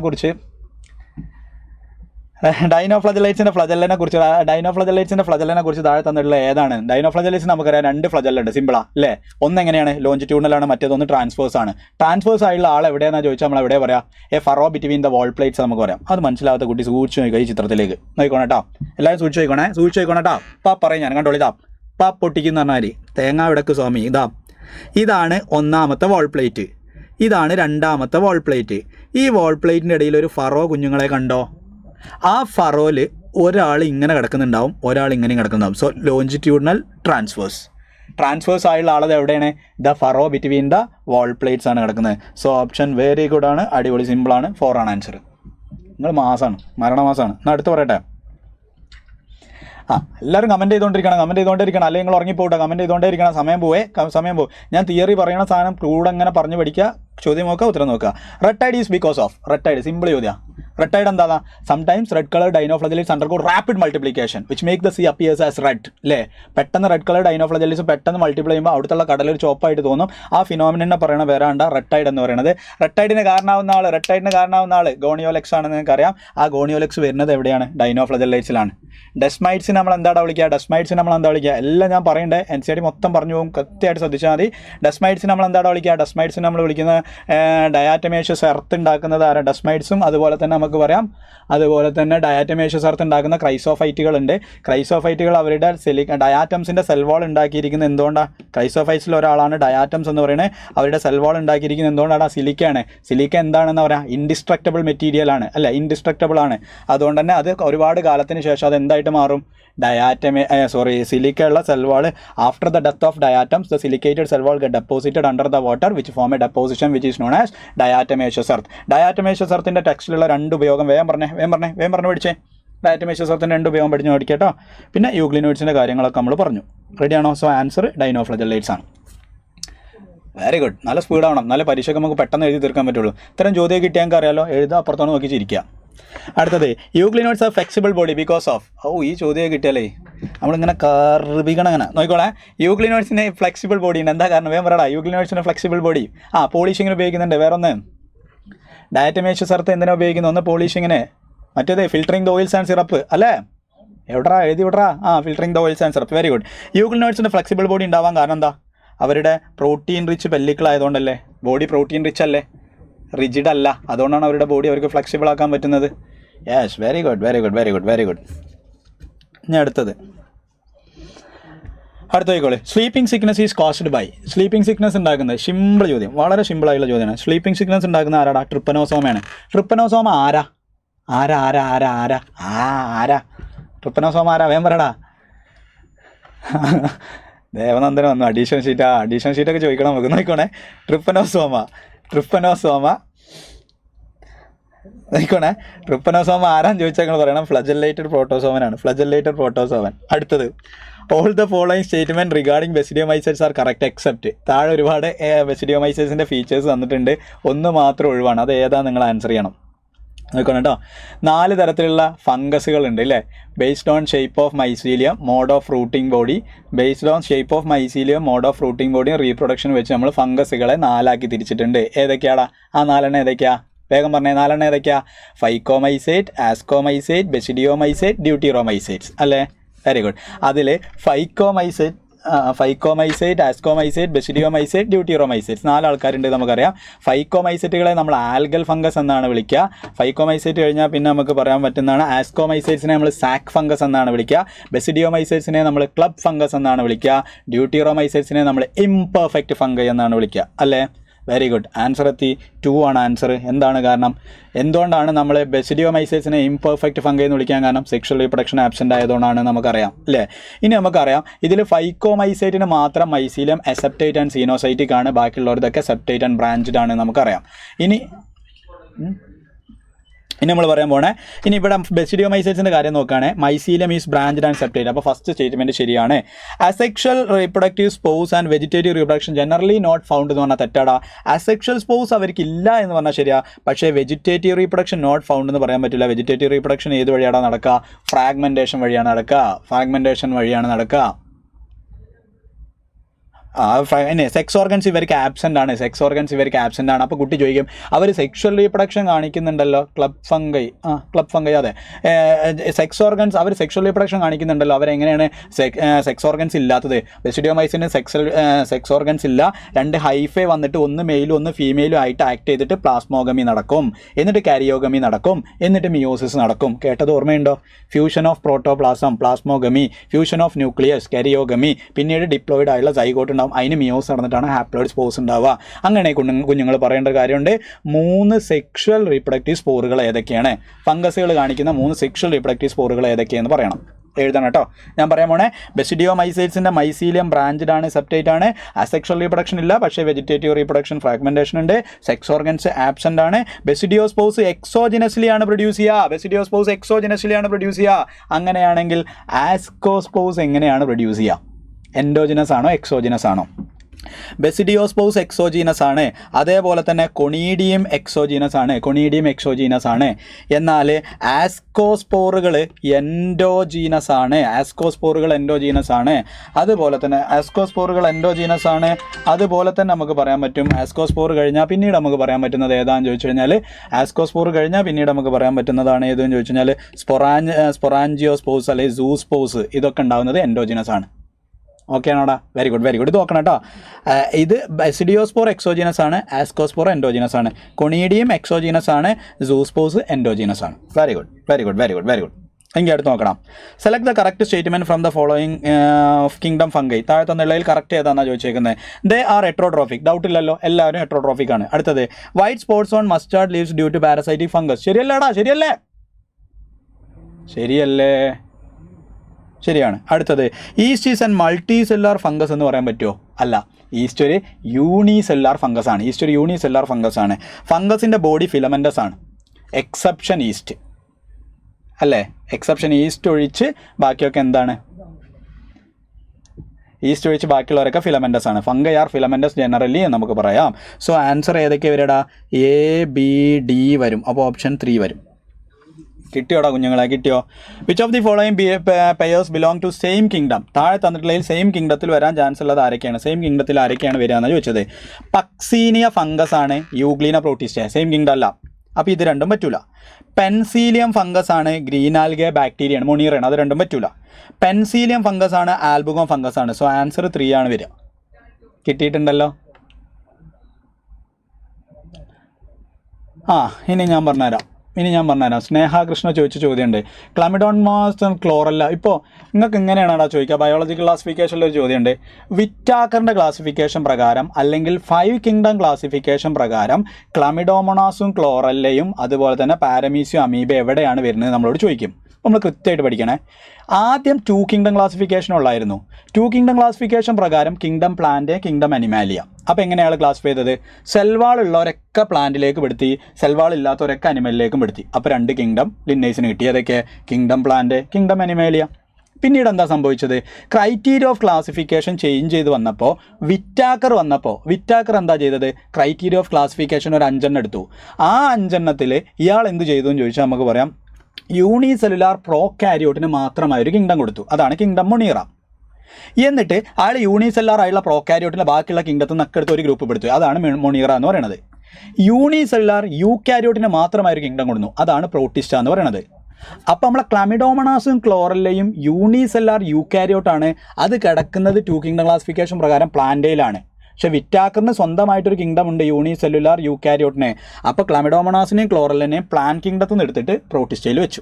അപ്പോൾ നിങ്ങളോട് ചോദിക്കും, ക്ലമിഡോമണാസും ക്ലോറല്ലയും 5 കിങ്ഡം ക്ലാസിഫിക്കേഷൻ പ്രകാരം അല്ലെങ്കിൽ വിറ്റാക്കറിൻ്റെ ക്ലാസിഫിക്കേഷൻ പ്രകാരം എവിടെയെന്ന് ചോദിച്ചാൽ ഞങ്ങൾ പ്രോട്ടിസ്റ്റ എന്ന് ഉറപ്പിച്ച് പറയണം.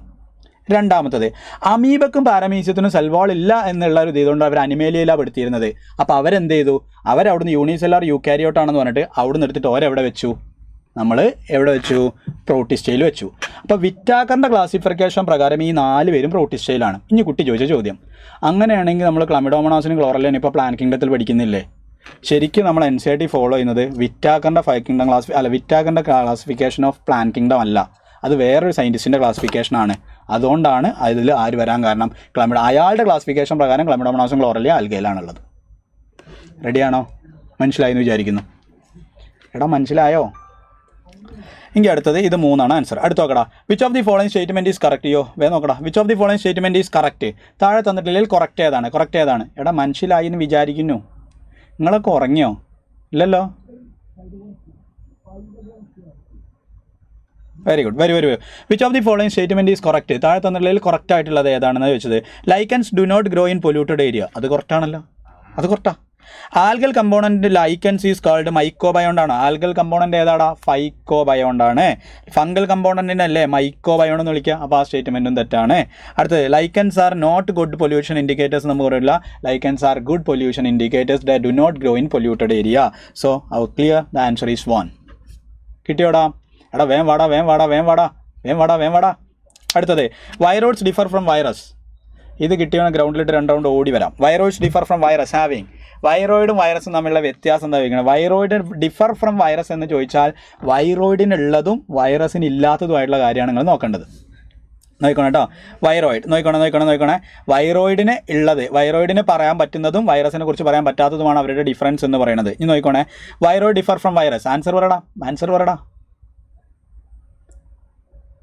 4 ആണ് ആൻസർ. എന്താ കാരണം? വൈറോയിഡിന് RNA മോളിക്യൂൾ ഉണ്ട്, അതിന് പ്രോട്ടീൻ കോട്ടിംഗ് ഇല്ല. എന്നാൽ വൈറസിനോ?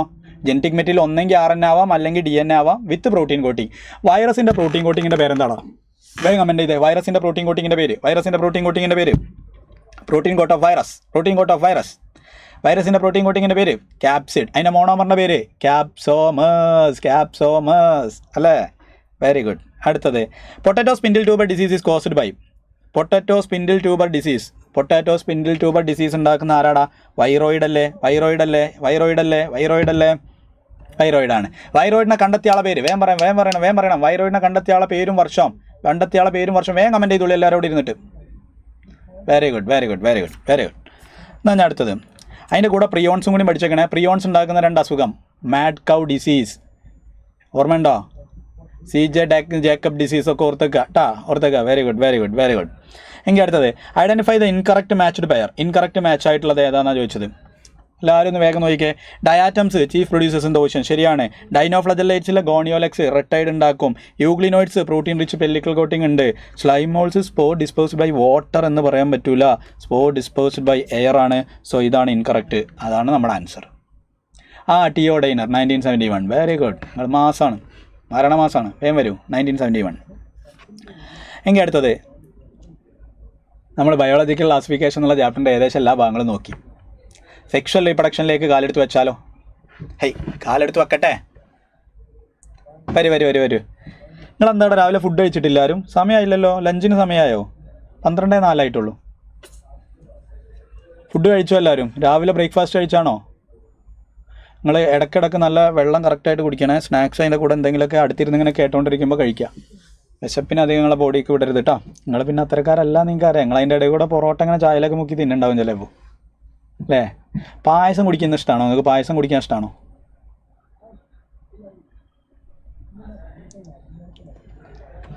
പോട്ടെ, പായസം എന്നൊക്കെ കേൾക്കുമ്പോൾ ഒരു വെറുതെ ഒരു ഫീൽ വരും അല്ലേ? എന്നാൽ നോക്കാം നമുക്ക്. സെക്ഷൽ റീപ്രൊഡക്ഷൻ, ഫുഡ് കഴിച്ചാണ് എല്ലാവരും അല്ലേ? സെക്ഷൽ റീപ്രൊഡക്ഷൻ ഇൻ ഫ്ലവറിംഗ് പ്ലാന്റ്സിലെ ഒരു 10-25 ക്വസ്റ്റ്യൻ നമ്മൾ ചെയ്യാൻ പോവാണ്. Yes, very good. നോക്കിക്കോണം കേട്ടോ, സ്പീഡിൽ വായിച്ചിട്ട് സ്പീഡിൽ ചെയ്യണേ. Proximal end of the filament of stamen is attached to the sexual reproduction in flowering plants. Parotta beef കഴിച്ച് ആര് വെറ്റ തള്ള തയ്ക്കൂല. രാവിലെ തന്നെ പൊറോട്ടയും ബീഫോ? പായസത്തിൻ്റെ കൂടെ കഴിക്കാൻ പറ്റുന്ന ഒരു വെറൈറ്റി കോംബോ ആരെങ്കിലും പറഞ്ഞേ, പായസം മയണൈസ് അല്ലാതെ. ആരപ്പോൾ പായസം കുടിച്ച്? Twin babies. Oh life. എൻ്റെ വീട്ടിൽ വന്നാൽ കിട്ടുമോ? എന്നാ പോട്ടെ. Proximal end of filament. ഇനി നമ്മൾ പറയുന്നത് സെക്ഷൽ റീപ്രൊഡക്ഷൻ ഫ്ലവറിംഗ് പ്ലാന്റ്സ്. അപ്പോൾ ചെറിയൊരു ഔട്ട്ലൈൻ നമുക്കൊന്ന് പറഞ്ഞു നോക്കാം. Sexual reproduction in flowering plants എന്നല്ലേ നമ്മൾ പറയാം. സെക്ഷൽ റീപ്രൊഡക്ഷന് 3 ഇവൻറ്റുകളാണുള്ളത്. ഒന്നാമത്തെ ഏതാടാ ഇവൻറ്റ്? Pre fertilisation event. ആരെങ്കിലും കേട്ടിട്ടുണ്ടോ? Pre fertilisation event. രണ്ടാമത്തെ ഏതാടാ? Fertilisation event. സെക്ഷൽ റീപ്രൊഡക്ഷന് മൂന്നാമത്തത് ഏതാടാ? Post fertilisation event. എല്ലാവരും ഒന്ന് പറഞ്ഞേ, സെക്ഷൽ റീപ്രൊഡക്ഷന് 3 ഇവൻറ്റ്സ് ഏതൊക്കെയാണ് പറഞ്ഞേ?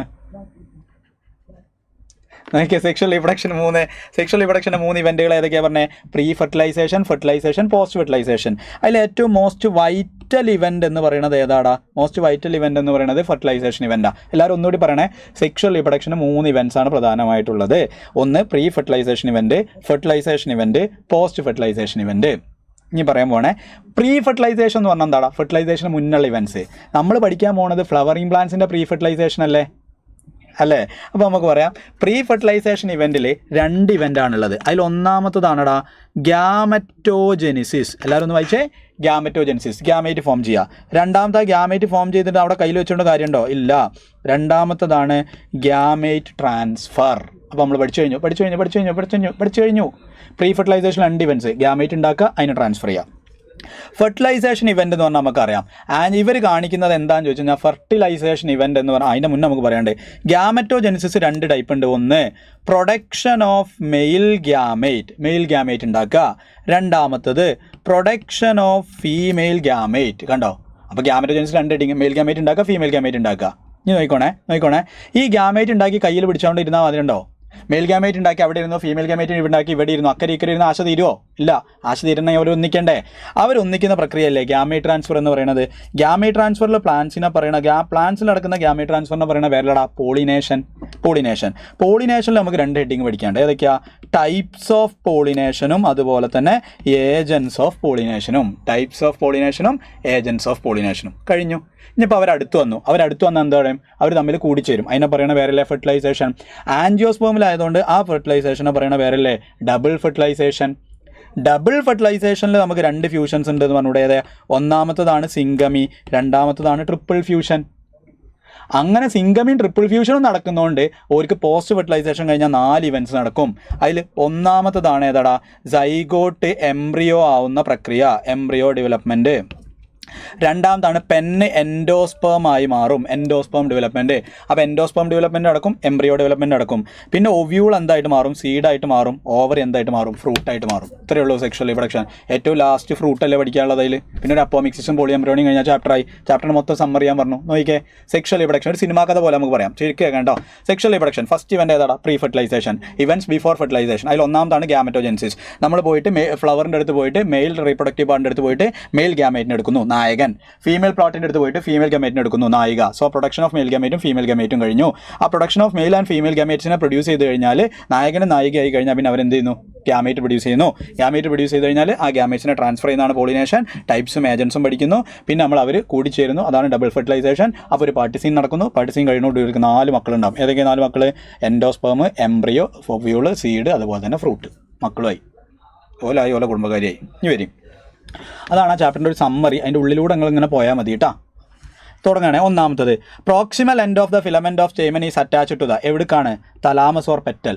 സിമ്പിൾ ചോദ്യമല്ലേ. തലാമസിലേക്കോ പെറ്റലിലേക്കോ ആണ് എപ്പോഴും അറേഞ്ച് ചെയ്തിട്ടുണ്ടാവുക. സാധാരണ തലാമസിലേക്കാണ്, ചിലപ്പോൾ അത് പെറ്റലിലേക്കാവും.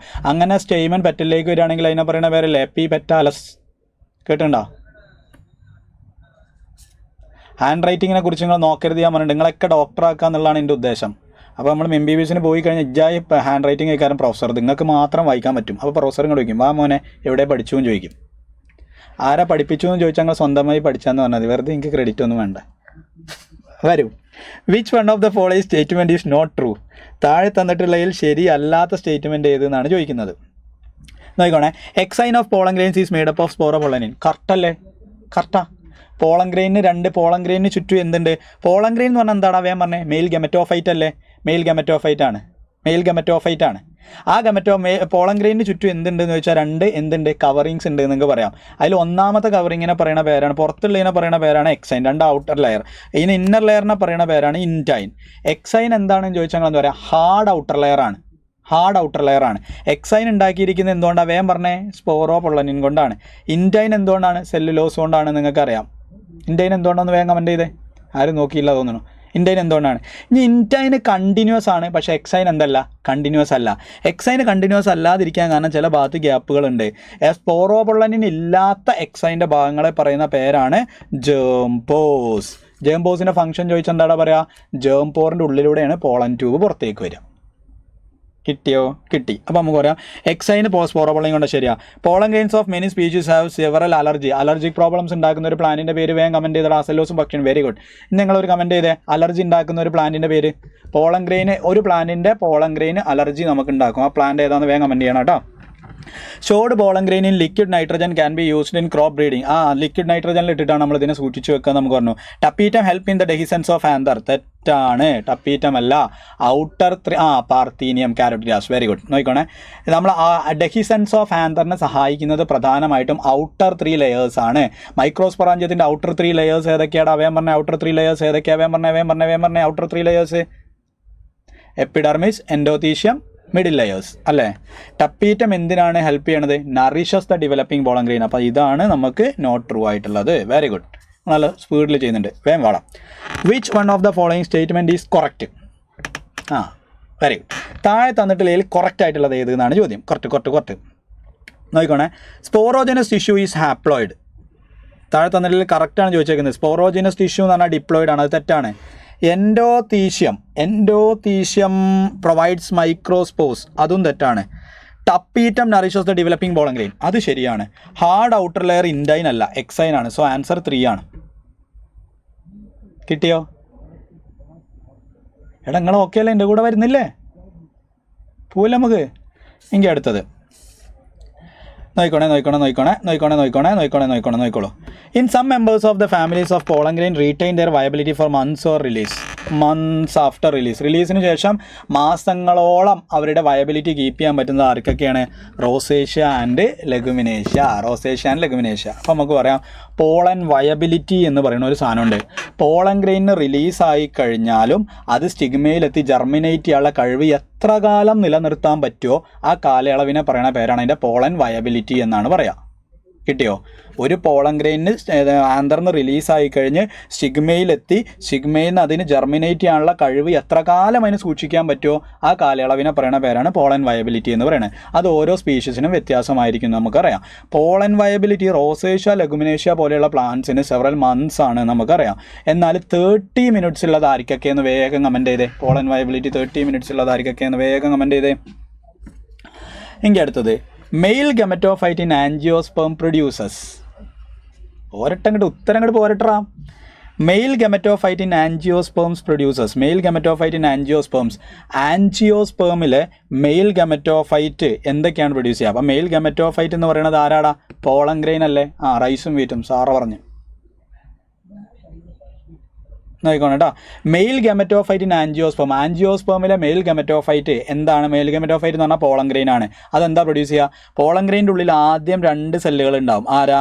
ഒന്നാമത്തെ ഒരു ജനറേറ്റീവ് സെല്ലും ഉണ്ടാവും, രണ്ടാമത്തെ ഒരു വെജിറ്റേറ്റീവ് സെല്ലും ഉണ്ടാവും. ഈ ജനറേറ്റീവ് സെല്ല് പിന്നെ മൈറ്റോസിന് പോയിട്ട് 2 മെയിൽ ഗ്യാമേറ്റ് ആയിട്ട് മാറും. അതിൻ്റെ കൂടെ വെജിറ്റേറ്റീവ് സെല്ലും ഉണ്ടാവും. മെയിൽ ഗ്യാമേറ്റ് എന്ന് പറയുന്നത് സ്പേം അല്ലേ? അപ്പം നമുക്കറിയാം 2 സ്പേമും ഒരു വെജിറ്റേറ്റീവ് സെല്ലുമാണ് ഉണ്ടാവുക. സിമ്പിൾ അല്ലേ എവിടാ? ഇനി അടുത്തത് the ovule of an angiosperm is technically equivalent to. Ovule എന്ന് പറയുന്നത് എന്താണ്? ഒവ്യൂൾ എന്ന് പറയുന്നത് എന്താണ്? മെഗാസ്പൊറാഞ്ചിയം അല്ലേ? മെഗാസ്പോർ മദർ സെല്ലിൻ്റെ പ്ലോയിഡിറ്റി എന്താ? 2n. അത് മിയോസിന് പോയിട്ടല്ലേ മെഗാസ്പോർ ഉണ്ടാവുക. ആ മെഗാസ്പോർ അല്ലേ പിന്നീട് എന്തായിട്ട് മാറുക? എംബ്രിയോ ചാക്കായിട്ട് മാറുക. ഹാപ്ലോയിഡ് ആയുള്ള ഒരു മെഗാസ്പോറാണ് കംപ്ലീറ്റ് എംബ്രിയോ ചാക്കായിട്ട് മാറുക. അതുകൊണ്ട് എംബ്രിയോ ചാക്ക് ജനറലി എന്താണ്? ഹാപ്ലോയിഡ് ആണ്. കിട്ടിയോ? ആൻജിയോസ്പേമിന് എംബ്രിയോ ചാക്ക് ഹാപ്ലോയിഡ് ആണ്. ഇനി അടുത്തത് which of the following would appropriately describe the plant Papaver. പെപ്പാവറിനെ കുറിച്ച് പറയാൻ പറ്റുന്നത് ഏതാണ്? പെപ്പാവർ. മൾട്ടി കാർപ്പിലറി സിങ്കാർപ്പസും പഠിച്ചിട്ടുണ്ട്, മൾട്ടി കാർപ്പിലറി അപ്പോകാർപ്പസും പഠിച്ചിട്ടുണ്ട്. എവിടെ പോയടാ എല്ലാവരും? മൾട്ടി കാർപ്പിലറി സിങ്കാർപ്പസും പഠിച്ചിട്ടുണ്ട്, മൾട്ടി കാർപ്പിലറി അപ്പോകാർപ്പസും പഠിച്ചിട്ടുണ്ട്. ഇരുന്ന് ഉറങ്ങുന്നില്ലല്ലോ? ഉറങ്ങുന്നുണ്ടോ? മൾട്ടി കാപ്പിലറി സിങ്കാർപ്പസും ഉണ്ട്, മൾട്ടി കാപ്പിലറി അപ്പോകാർപ്പസും ഉണ്ട്. ഇനി നോക്കണം കേട്ടോ. അതിൽ സിങ്കാർപ്പസ് ആണ് ആര് എന്ന് പറയുന്നത്? പെപ്പാവർ. അപ്പോകാർപ്പസ് ആരാന്ന് നിങ്ങൾക്ക് പറയാൻ പറ്റും? ഇതിൽ ആൻസർ ഇതാ വരിക. മൾട്ടി കാർപ്പിലറി സിങ്കാർപ്പസ് ആണ് പെപ്പാവർ. മൾട്ടി കാപ്പിലറി അപ്പോകാർപ്പസ് ആരാ അറിയോ? മിഷേലിയ. കണ്ടോ? മിഷേലിയ ഒരു പെണ്ണാണ്. അവൾ അപ്പം കാർന്ന് തിന്നാണെന്ന് ആലോചിച്ചാൽ മതി. മിഷേലിയ അപ്പം കാർന്ന് തിന്നുന്നു. അപ്പോൾ മിഷേലിയ അപ്പോകാർപ്പസ്. ഇത് സിങ്കാർപ്പസ്. 6 വെച്ച് ആലോചിച്ചാൽ മതി. Papaver syncarpous. സിങ്കാർപ്പസ് ട്ടാ. സിങ്കാർപ്പസ് മാറിപ്പോയത്. എങ്കിൽ അടുത്തതാണ് പറയാൻ പോണേ. In general the embryo sac in angiosperm consist of. ജനറലായിട്ട് പറയുകയാണെങ്കിൽ നമ്മൾ എംബ്രിയോസാക്ക് ഓഫ് ആൻജിയോസ്പേമിൽ എന്തൊക്കെയാണുള്ളത്? ആൻജിയോസ്പേമിന് എംബ്രിയോസാക്കിൽ എന്തൊക്കെയുള്ളത് നമുക്കറിയാം. ആൻജിയോസ്പേമിന് എംബ്രിയോസാക്ക് എന്ന് പറഞ്ഞാൽ ഒരു 7 സെൽഡ് 8 ന്യൂക്ലിയർ സ്ട്രക്ചർ അല്ലേ? ആണ്. മുകളിൽ 3 സെല്ലുകളുണ്ട്. 4 ആയോ? മുകളിൽ 3 സെല്ലുകളുണ്ട്. ആ 3 സെല്ലുകളെ പറയുന്ന പേരാണ് ആൻറ്റിപോഡൽസ്. അപ്പോൾ 3 ആൻറ്റിപോഡൽസ് ഉണ്ട്. പിന്നെ ഇത് രണ്ടിനെയും വിളിക്കുന്ന പേരാണ് സൈനർജിഡ്സ്. അപ്പോൾ 2 സൈനർജിഡ്സ് ഉണ്ട്. ഇതാണ് നമ്മുടെ എക്സെൽ. അപ്പോൾ ഒരു എക്സെല്ലും ഉണ്ട്. പിന്നെ 2 പോളാർ ന്യൂക്ലിയ ഉണ്ട്. സോ ഓപ്ഷൻ 1 എന്നല്ല answer. 7 celled 8 nuclear structure. Simple ഉണ്ടോ? A typical angiosperm embryo sac. എടാ നിങ്ങൾക്ക് ചെയ്യാൻ പറ്റുന്നില്ലേ? ഇതൊക്കെ കുറേയൊക്കെ പ്രീവിയസും സാധ്യതയുള്ളതും കയറ്റിയിട്ടാണ് നമ്മൾ. ഇതൊക്കെ അങ്ങ് ചെയ്യാൻ പറ്റുന്നതാണ്. Very good. അപ്പോൾ കൂടെ അങ്ങനെ ചെയ്ത് പോരാട്ടാ. നമ്മൾ സമയമല്ല. അപ്പോൾ ഓൾറെഡി നമ്മളെ സ്കെഡ്യൂൾ പ്രകാരം നമ്മൾ ലേറ്റായിട്ട് പോകണം. അത് നമ്മൾ സ്പീഡിൽ പോകണം കേട്ടോ. അങ്ങനെയൊക്കെ ചെയ്യാൻ പറ്റുന്നുണ്ടെന്ന് ഞാൻ മനസ്സിലാക്കുന്നത്. കൂടെ വരണം എങ്കിലേ കറക്റ്റായിട്ട് മനസ്സിലുള്ളൂ. Very good. കറക്റ്റായിട്ട് കൂടെ അങ്ങനെ മെസ്സേജ് അയച്ചിൻ്റെ കൂടെ അങ്ങനെ പോന്നാൽ മതി. അപ്പോൾ നമുക്ക് ഒരുപാട് പഠിച്ചു എന്നുള്ളൊരു ഫീൽ കിട്ടും. ഗുഡ്. ഇരുന്ന് ഉറങ്ങരുത് കേട്ടോ. ഇടയ്ക്ക് നിങ്ങൾ ഫോൺ കാണുകയാണെങ്കിൽ നിങ്ങൾ ആ ഫോൺ എടുത്തുകൊണ്ട് തന്നെ അടുക്കളയിൽ പോകണം. കമൻറ്റ് ചെയ്തുകൊണ്ട് തന്നെ അടുക്കളയിൽ പോകണം. എന്തെങ്കിലും തിന്ന് വരുമ്പോഴും കമൻറ്റ് ചെയ്തുകൊണ്ടേ ഇരിക്കണം, വായിച്ചുകൊണ്ടേ ഇരിക്കണം. നമ്മളെപ്പോഴും ആക്റ്റീവായിട്ടിരിക്കണം. അല്ലെങ്കിൽ പെട്ടെന്ന് ഇരുന്ന് ഉറങ്ങും. എൻ്റെ ക്ലാസ്സിൽ ഇരുന്നാണ് ഇങ്ങനെ ഇരിക്കുക. കാരണം പിന്നെ നീക്കുമ്പോൾ ഞാൻ മാറി അടുത്ത ആൾ വന്നിട്ടുണ്ടാവും. നിങ്ങൾക്ക് അടുത്ത വർഷം മെഡിക്കൽ കോളേജിൽ നിന്ന് കിട്ടാൻ പോകുന്നൊരു സാധനം അതാണ് കേട്ടോ. നിങ്ങൾ അനാട്ടമിൻ്റെ ക്ലാസ്സിൽ രാവിലെ കയറിയിരുന്ന് ഉറങ്ങും. എണീക്കുമ്പോഴത്തേന് പിന്നെ ഫിസിയോളജി തുടങ്ങിയിട്ടുണ്ടാവും. എപ്പോഴാണ് തുടങ്ങി? അതൊക്കെ സാറ് പോയി അടുത്ത സാറ് വന്നു അറിയും. നോക്കുക, ആ അവസ്ഥ നിങ്ങൾക്ക് അവിടെ കിട്ടും. A typical angiosperm embryo sacs. ഒരു ടിപ്പിക്കൽ ആൻജിയോസ്പേമിൻ്റെ എംബ്രിയോസാക്ക് എന്ന് പറഞ്ഞാൽ 7 സെൽഡ് 8 ന്യൂക്ലിയർ സ്ട്രക്ചറാണ്. അത് ഏതാണ് ഓപ്ഷൻ വരിക? 7 സെൽഡ് 8 ന്യൂക്ലിയസ്. 3 അല്ലേ? 7 celled 8 nucleate. 7 celled 8 nucleus. Ready. അടുത്ത് നോക്കടാ. Which is the most common type of embryo sac in angiosperms? Simple ചോദ്യം. ഓടി ചെന്നിട്ട് അടുക്കളയിൽ അമ്മയോട് ചോദിക്കണം. Which is the most common type of embryo sac in angiosperm? ആൻജിയോസ്പേമിലുള്ള കോമൺ ടൈപ്പ് എംബ്രിയോസാക്ക് ഏതാണെന്ന് ചോദിച്ചു നോക്കണം. അപ്പോൾ എംബ്രിയോ ചാക്കോ അപ്പോൾ എടുത്തേണ്ട ചിലപ്പോൾ വലിയൊരു തേങ്ങാച്ചാക്ക് എടുത്ത് തരും. നോക്കിക്കോണേ. Which is the most common type of embryo ചാക്ക്? Most common type of embryo ചാക്ക് ആൻജിയോസ്പേമിൽ നമുക്കറിയാം. ആൻജിയോസ്പേം എന്നൊരു ഒറ്റ മെഗാസ്പോർ എന്ന് പറയുന്ന ഒരൊറ്റ സ്പോർ എന്നാണ് ഉണ്ടാവുന്നത്. അതുകൊണ്ട് നമ്മൾ ഒരൊറ്റ സ്പോർ ഡെവലപ്പ് ചെയ്തിട്ടുണ്ടാവണം എംബ്രയോസാക്ക് ആയതുകൊണ്ട് നമുക്കതിനെ മോണോസ്പോറിക് എന്ന് വിളിക്കാം. മോണോസ്പോറിക് ആണ്. വിത്ത് എത്ര ഇതുകൊണ്ടാണ് ഉണ്ടാവുന്നതെന്ന് ചോദിച്ചു. അപ്പോൾ ഞാനത് കൃത്യമായിട്ട് എംബ്രയോസാക്ക് ഉണ്ടാകുന്നത് കാണിക്കാൻ പോണേ. മെഗാസ്പോർ മദർ സെൽ, അയാൾ എന്തിനു പോവും? മിയോസിസിന് പോവും. എന്നിട്ട് എന്തുണ്ടാവും? മിയോസിസിന് പോയി കഴിഞ്ഞാൽ 4 മെഗാസ്പോറുകൾ ഉണ്ടാവും. അതിൽ 3 എന്ത് ചെയ്യും? ഡീജനറേറ്റ് ചെയ്യും. ഒരാൾ മാത്രമല്ലേ ഫംഗ്ഷനിലാവുള്ളൂ. ഈ ഫംഗ്ഷനിലെ മെഗാസ്പോർ പിന്നെ ആദ്യം എന്തിനു പോകും? മൈറ്റോസിന് പോകും. എന്നിട്ട് എന്തായിട്ട് മാറും? 2 ന്യൂക്ലിയേറ്റ് ആവും. വീണ്ടും അത് മൈറ്റോസിന് പോകും. അപ്പോൾ അത് എന്തായിട്ട് മാറും? ഓരോ ന്യൂക്ലിയസ് 2 വീതം ആകുമ്പോൾ 4 ന്യൂക്ലിയേറ്റ് ആയിട്ട് മാറും. പിന്നെ അത് മൈറ്റോസിന് പോകുമ്പോൾ ഇവിടെ എത്ര ഉണ്ടാവും? 4 ഉണ്ടാവും. ഇവിടെ എത്ര ഉണ്ടാവും? 4, 8 ന്യൂക്ലിയേറ്റ് ആയിട്ട് മാറും. അപ്പോൾ എത്ര മൈറ്റോസ് നടന്നു? 1 മൈറ്റോസിസ്, 2 മൈറ്റോസിസ്, 3 മൈറ്റോസിസ്. അങ്ങനെ 3 മൈറ്റോസ് കംപ്ലീറ്റ് ചെയ്ത് 8 ന്യൂക്ലിയസ് ആയി കഴിഞ്ഞാൽ മൈറ്റോസ് അവിടെ നിൽക്കും. എന്നിട്ട് എന്താ പറ്റുക? അവർ കൂടി ചേർന്ന് സ്പെഷ്യലൈസ്ഡ് ആയുള്ള 7 സെൽഡ് 8 ന്യൂക്ലിയേറ്റ് സ്ട്രക്ചറായിട്ട് മാറുകയാണ് ചെയ്യുക. അപ്പോൾ മോണോസ്പോറിക് ആണ്. എത്ര മൈറ്റോട്ടിക് ഡിവിഷൻ നടക്കുന്നുണ്ടാ? 3 നടക്കുന്നുണ്ട്. So answer is 2. കിട്ടിയെന്ന് വിചാരിക്കുന്നു. അതിൻ്റെ വിചാരം മാത്രമേ ഉള്ളൂ. ആൻസർ ഈ 2. എന്നാ ഞാൻ എടുത്തത്. Each of the cell of the embryo sac in an angiosperm. ആൻജിയോസ്പോമിലുള്ള ഓരോ സെല്ലും എന്താണെന്നാണ് ചോദിച്ചത്. ഓരോ സെല്ലും ഹാപ്ലോയിഡ് ആണ്. ഈച്ച് സെല്ലിന് എംബ്രിയോസാക്ക് ഈസ് ഹാപ്ലോയിഡ്. ഇതിൽ ആർക്കെങ്കിലും ഡൗട്ട് ഉണ്ടെങ്കിൽ ഇപ്പോൾ ചോദിക്കണം. അത് മൊത്തമായിട്ട് നമ്മൾ പറയണം. ഒരു എംബ്രിയോസാക്ക് ഉണ്ടാവാൻ മൊത്തമായിട്ട് ഇർഫാൻ പറഞ്ഞു. മൊത്തമായിട്ട് ആദ്യം ഒരു മിയോസ് ഇറക്കണം, പിന്നെ 3 മൈറ്റോസ് ഇറക്കണം. അത് കറക്റ്റാ. നമ്മൾ മൈറ്റോട്ടിക് ഡിവിഷൻ മാത്രം ചോദിച്ചുകൊണ്ടാണ് അത് മാത്രം പറഞ്ഞത് കേട്ടോ. Very good. നോക്കിക്കോണേ. Each cell of embryo sac in ആൻജിയോസ്പോമിലുള്ള ഓരോ സെല്ലും എന്താണ്? ഹാപ്ലോയിഡ് ആണ്. ശരിയാണ്. എന്താ? ഒരു മെഗാസ്പോർ, ഹാപ്ലോയിഡ് മെഗാസ്പോർ എന്നല്ല ഒരു മെച്യൂർഡ് എംബ്രിയോസാക്ക് ഉണ്ടാവണേ. അപ്പോൾ മുകളിലുള്ള 3 ആൻറ്റിബോഡൽസും ഹാപ്ലോയിഡ് ആണ്. താഴെ 2 സൈനർജീസും ഹാപ്ലോയിഡ് ആണ്. എഗ്ഗും ഹാപ്ലോയിഡ് ആണ്. പോളാർ ന്യൂക്ലിയൻ്റെ കാര്യത്തിൽ നിങ്ങൾക്ക് ഡൗട്ട് ഉണ്ടാവുള്ളൂ. ന്യൂക്ലിയസ് എന്നുള്ളതിൻ്റെ പ്ലൂറൽ അല്ലേ? ന്യൂക്ലിഐ. പോളാർ ന്യൂക്ലിഐ. അപ്പോൾ ഇത് തന്നെ ഇതും എന്നാണ്. എംബ്രിയോസാക്ക് മൊത്തം എന്നാണ്. പക്ഷേ ഡബിൾ ഫെർട്ടിലൈസേഷൻ്റെ തൊട്ട് മുന്നേ ഈ 2 ന്യൂക്ലിയകൾ, പോളാർ ന്യൂക്ലിയകൾ കൂടി ചേർന്ന് ഒരൊറ്റ ന്യൂക്ലിയസ് ആയിട്ട് മാറും സെൻട്രൽ സെല്ലിനെ. അപ്പോൾ ആ ഒരൊറ്റ ന്യൂക്ലിയസിനെ വിളിക്കുന്ന പേരാടാ സെക്കൻഡറി ന്യൂക്ലിയസ്. കണ്ടോ? 1 സെക്കൻഡറി ന്യൂക്ലിയസ്. അപ്പം നമുക്ക് വേണമെങ്കിൽ ഡിപ്ലോയിഡ് എന്ന് വിളിക്കാം. പക്ഷേ ജനറലി ഹാപ്ലോയിഡ് ആണ്. പക്ഷേ നിങ്ങളോട് ചോദിക്കും ഒരു എംബ്രിയോസാക്കിൽ ഡിപ്ലോയിഡ് സെൽ ഉണ്ടെങ്കിൽ അത് ഏതാവും ചോദിച്ചാൽ നിങ്ങൾക്ക് പറയാം സെൻട്രൽ സെല്ലാണ്. അപ്പം എന്താണ്? അപ്പം അതിൻ്റെ ന്യൂക്ലിയസിനെ നമ്മൾ സെക്കൻഡറി ന്യൂക്ലിയസ് എന്നാണ് വിളിക്കുക. ജനറലി ഹാപ്ലോയിഡ് ആണ്. മാറില്ലല്ലോ? മാറുമോ? ഇങ്ങനെ അടുത്തത്. Which among the following may require pollinators but genetically similar to autogamy? Secondary nucleus. Very good. കണ്ട, അത് ഓർത്താൽ മതി. പോളാർ ന്യൂക്ലി ഐ പ്ലൂറലാ, സെക്കൻഡറി ന്യൂക്ലിയസ് സിംഗുലറാ. ന്യൂക്ലിയസ് ആകുമ്പോൾ 2N, പോളാർ ന്യൂക്ലി ആകുമ്പോൾ N,N. 2 ഹാപ്ലോയിഡ് ആയിട്ട് കിടക്കുക. Very good. ഇനി നോക്കടാ, 3 ടൈപ്പ് പോളിനേഷൻ ഉണ്ട്. ഏതൊക്കെ? Autogamy, geitonogamy, xenogamy. എടാ ഉറങ്ങിയാ? Autogamy, geitonogamy, xenogamy. ശരിക്കും നോക്കണ്ട. അതിൽ ഓട്ടോഗമി എന്ന് പറഞ്ഞാൽ ഒരു ഫ്ലവറിൽ നിന്ന് അതേ ഫ്ലവറിലേക്ക് തന്നെ ട്രാൻസ്ഫർ ചെയ്യണത്. എന്നാൽ ജീറ്റ്നോഗമി എന്ന് പറഞ്ഞാൽ ഒരു പ്ലാന്റിൻ്റെ ഒരു ഫ്ലവറിൽ നിന്ന് അതേ പ്ലാന്റിൻ്റെ അടുത്ത ഫ്ലവറിലേക്ക് പോവുക. സീനോഗമി എന്ന് പറഞ്ഞാൽ ഒരു പ്ലാന്റിൻ്റെ ഒരു ഫ്ലവറിൽ നിന്ന് മറ്റൊരു പ്ലാന്റിൻ്റെ മറ്റൊരു ഫ്ലവറിലേക്ക് പോളൻ ഗ്രെയിൻസ് ട്രാൻസ്ഫർ ചെയ്യുക. ഇല്ലേ? എന്നാൽ ഇതിന് ഓട്ടോഗമിക്ക് പോളിനേറ്റേഴ്സ് വേണ്ട. ജീറ്റ്നോഗമിക്ക് പോളിനേറ്റേഴ്സ് വേണം. പക്ഷെ അതെന്താണ്? ഒരേ പ്ലാന്റ് ആയതുകൊണ്ട് ജെനറ്റിക്കൽ വേരിയേഷൻ ഉണ്ടാവില്ല. സീനോഗമിക്ക് പോളിനേറ്റേഴ്സും വേണം, അത് ജെനറ്റിക്കൽ വേരിയേഷനും ഉണ്ടാവും. അപ്പോൾ നോക്കിക്കേ, ജെനറ്റിക്കലി സിമിലർ ടു ഓട്ടോഗമി ആയുള്ളത് ആരാണ്? സീനോഗമിയാണ്. ഗുഡ്. ഫാത്തിമ, ലിയാന, അരുണിമ, ആദിത്യ, മേമരി എല്ലാവരും മേമരി ചെയ്ത് വരും കേട്ടോ. Which one of the following statement is correct? താഴെ തന്നിട്ടുള്ളതിൽ കറക്റ്റ് ആയിട്ടുള്ളത് ഏതെന്നാണ് ചോദിച്ചിട്ടുള്ളത്. കറക്റ്റ് ആയിട്ടുള്ളത് ഏതെന്നാണ് ചോദിച്ചത്? വേം പറഞ്ഞേ. Cleistogamous flowers are autogamous. അത് ശരിയാണല്ലോ. അപ്പോൾ അത് തന്നെയാണ് കറക്റ്റ്. ബാക്കിയുള്ളതൊക്കെ തെറ്റാവും. Cleistogamous flowers are always autogamous. ശരിയല്ലേ? സാർ N and 2N ഏതൊക്കെയെന്ന് പറയാമോ? N and 2N എന്ന് പറഞ്ഞു കഴിഞ്ഞാൽ ഏതാ? എനിക്ക് മനസ്സിലായില്ല. ഏതൊക്കെയാണ് നിങ്ങൾ ചോദിക്കുക? കമൻറ്റ് ചെയ്യണത് ഏതാ വെച്ചാൽ ഞാൻ പറയാം കേട്ടോ. നിങ്ങൾക്ക് ഏതാണ് N and 2N എന്ന് അറിയേണ്ടത് എന്നുണ്ടെങ്കിൽ പറഞ്ഞാൽ മതി. അല്ലെങ്കിൽ ഞാൻ അടുത്ത ക്ലാസ്സിന് വരുന്ന സമയത്ത് ഒരു ടേബിളാക്കി എഴുതി കൊണ്ടുവരാം. ഇതിപ്പോൾ നാളെ പരീക്ഷയ്ക്ക് ഇപ്പോൾ ടേബിളായി കൊണ്ടുവന്നിട്ട് കാര്യമല്ലോ. നോക്കിക്കോണേ. Which of the following statement is correct? നോക്കിക്കോണേ, statement is correct. Cleistogamous flowers are always autogamous. Cleisto do not എന്ന് പഠിച്ചാൽ മതി. ക്ലീസ്റ്റോ ഡു നോട്ട് ടി വെച്ച് പഠിക്കുക. ക്ലീസ്റ്റോ ഡു നോട്ട് ഓപ്പൺ തുറക്കാത്തതാണ്. അപ്പോൾ അവരെന്താണ്? ഓട്ടോഗ്യാമസ് ആണ് അല്ലേ? ക്ലീസ്റ്റോഗ്യാമസും ഉണ്ട്, അതുപോലെ തന്നെ ചാസ്മോഗ്യാമസും ഉണ്ട്. ചാസ്മോഗ്യാമസ് എന്ന് പറഞ്ഞാൽ എക്സ്പോസ്ഡ് ഫ്ലവർ, ആന്തറും ഇതൊക്കെ തുറന്ന് കിടക്കും. പക്ഷേ മറ്റേത് എങ്ങനെയാണ്? ക്ലീസ്റ്റോഗ്യാമസ് എന്ന് പറഞ്ഞാൽ ഡു നോട്ട് ഓപ്പൺ അറ്റോൾ. കണ്ടോ, ഞാൻ പറഞ്ഞ പ്രാസം നോക്കിയേ. ക്ലീസ്റ്റോ ഡു നോട്ട് തുറക്കൂല, ക്ലീസ്റ്റോ. അപ്പോൾ അത് ഓട്ടോഗ്യാമസ് ആണ്. അതാണ് ശരി. ഇനി അടുത്തത് നോക്കിക്കേ, which one of the following plant show very close relationship with species of മോത്തുമായിട്ട് ക്ലോസ് റിലേഷൻ കാണിക്കുന്ന പ്ലാന്റ് ആരാടാ? യൂക്ക പ്ലാന്റ് അല്ലേ? യൂക്ക പ്ലാന്റിൻ്റെ ലോക്യൂളിൻ്റെ ഉള്ളിൽ പോയിട്ടല്ലേ മോത്ത് എന്ത് ചെയ്യുക? എഗ് ലേ ചെയ്യുക. അവിടുത്തെ ഫ്ലോറൽ റിവാർഡ് എന്ന് പറഞ്ഞു കഴിഞ്ഞാൽ എന്താണ്? ക്ലീസ്റ്റോ ക്ലോസ്ഡ്. അങ്ങനെ പഠിക്കാം, ക്ലീസ്റ്റോ ക്ലോസ്ഡ് അങ്ങനെ പഠിച്ചാലും മതി. അതും കട്ടാ. ഇർഫാൻ മാസമാണ്, മരണമാസം, മറ്റേ താക്കോലൊക്കെ ഇട്ടിരിക്കുന്നത് ക്ലോസ്ഡ്. എന്തായിക്കോണേ, യൂക്ക പ്ലാന്റിൻ്റെ എന്തിൻ്റെ ഉള്ളിൽ കൊണ്ടുപോയിട്ട്? ലോക്യൂളിൻ്റെ ഉള്ളിൽ കൊണ്ടുപോയിട്ടല്ലേ ആര്? നമ്മുടെ മോത്ത് എഗ് ലേ ചെയ്യുക.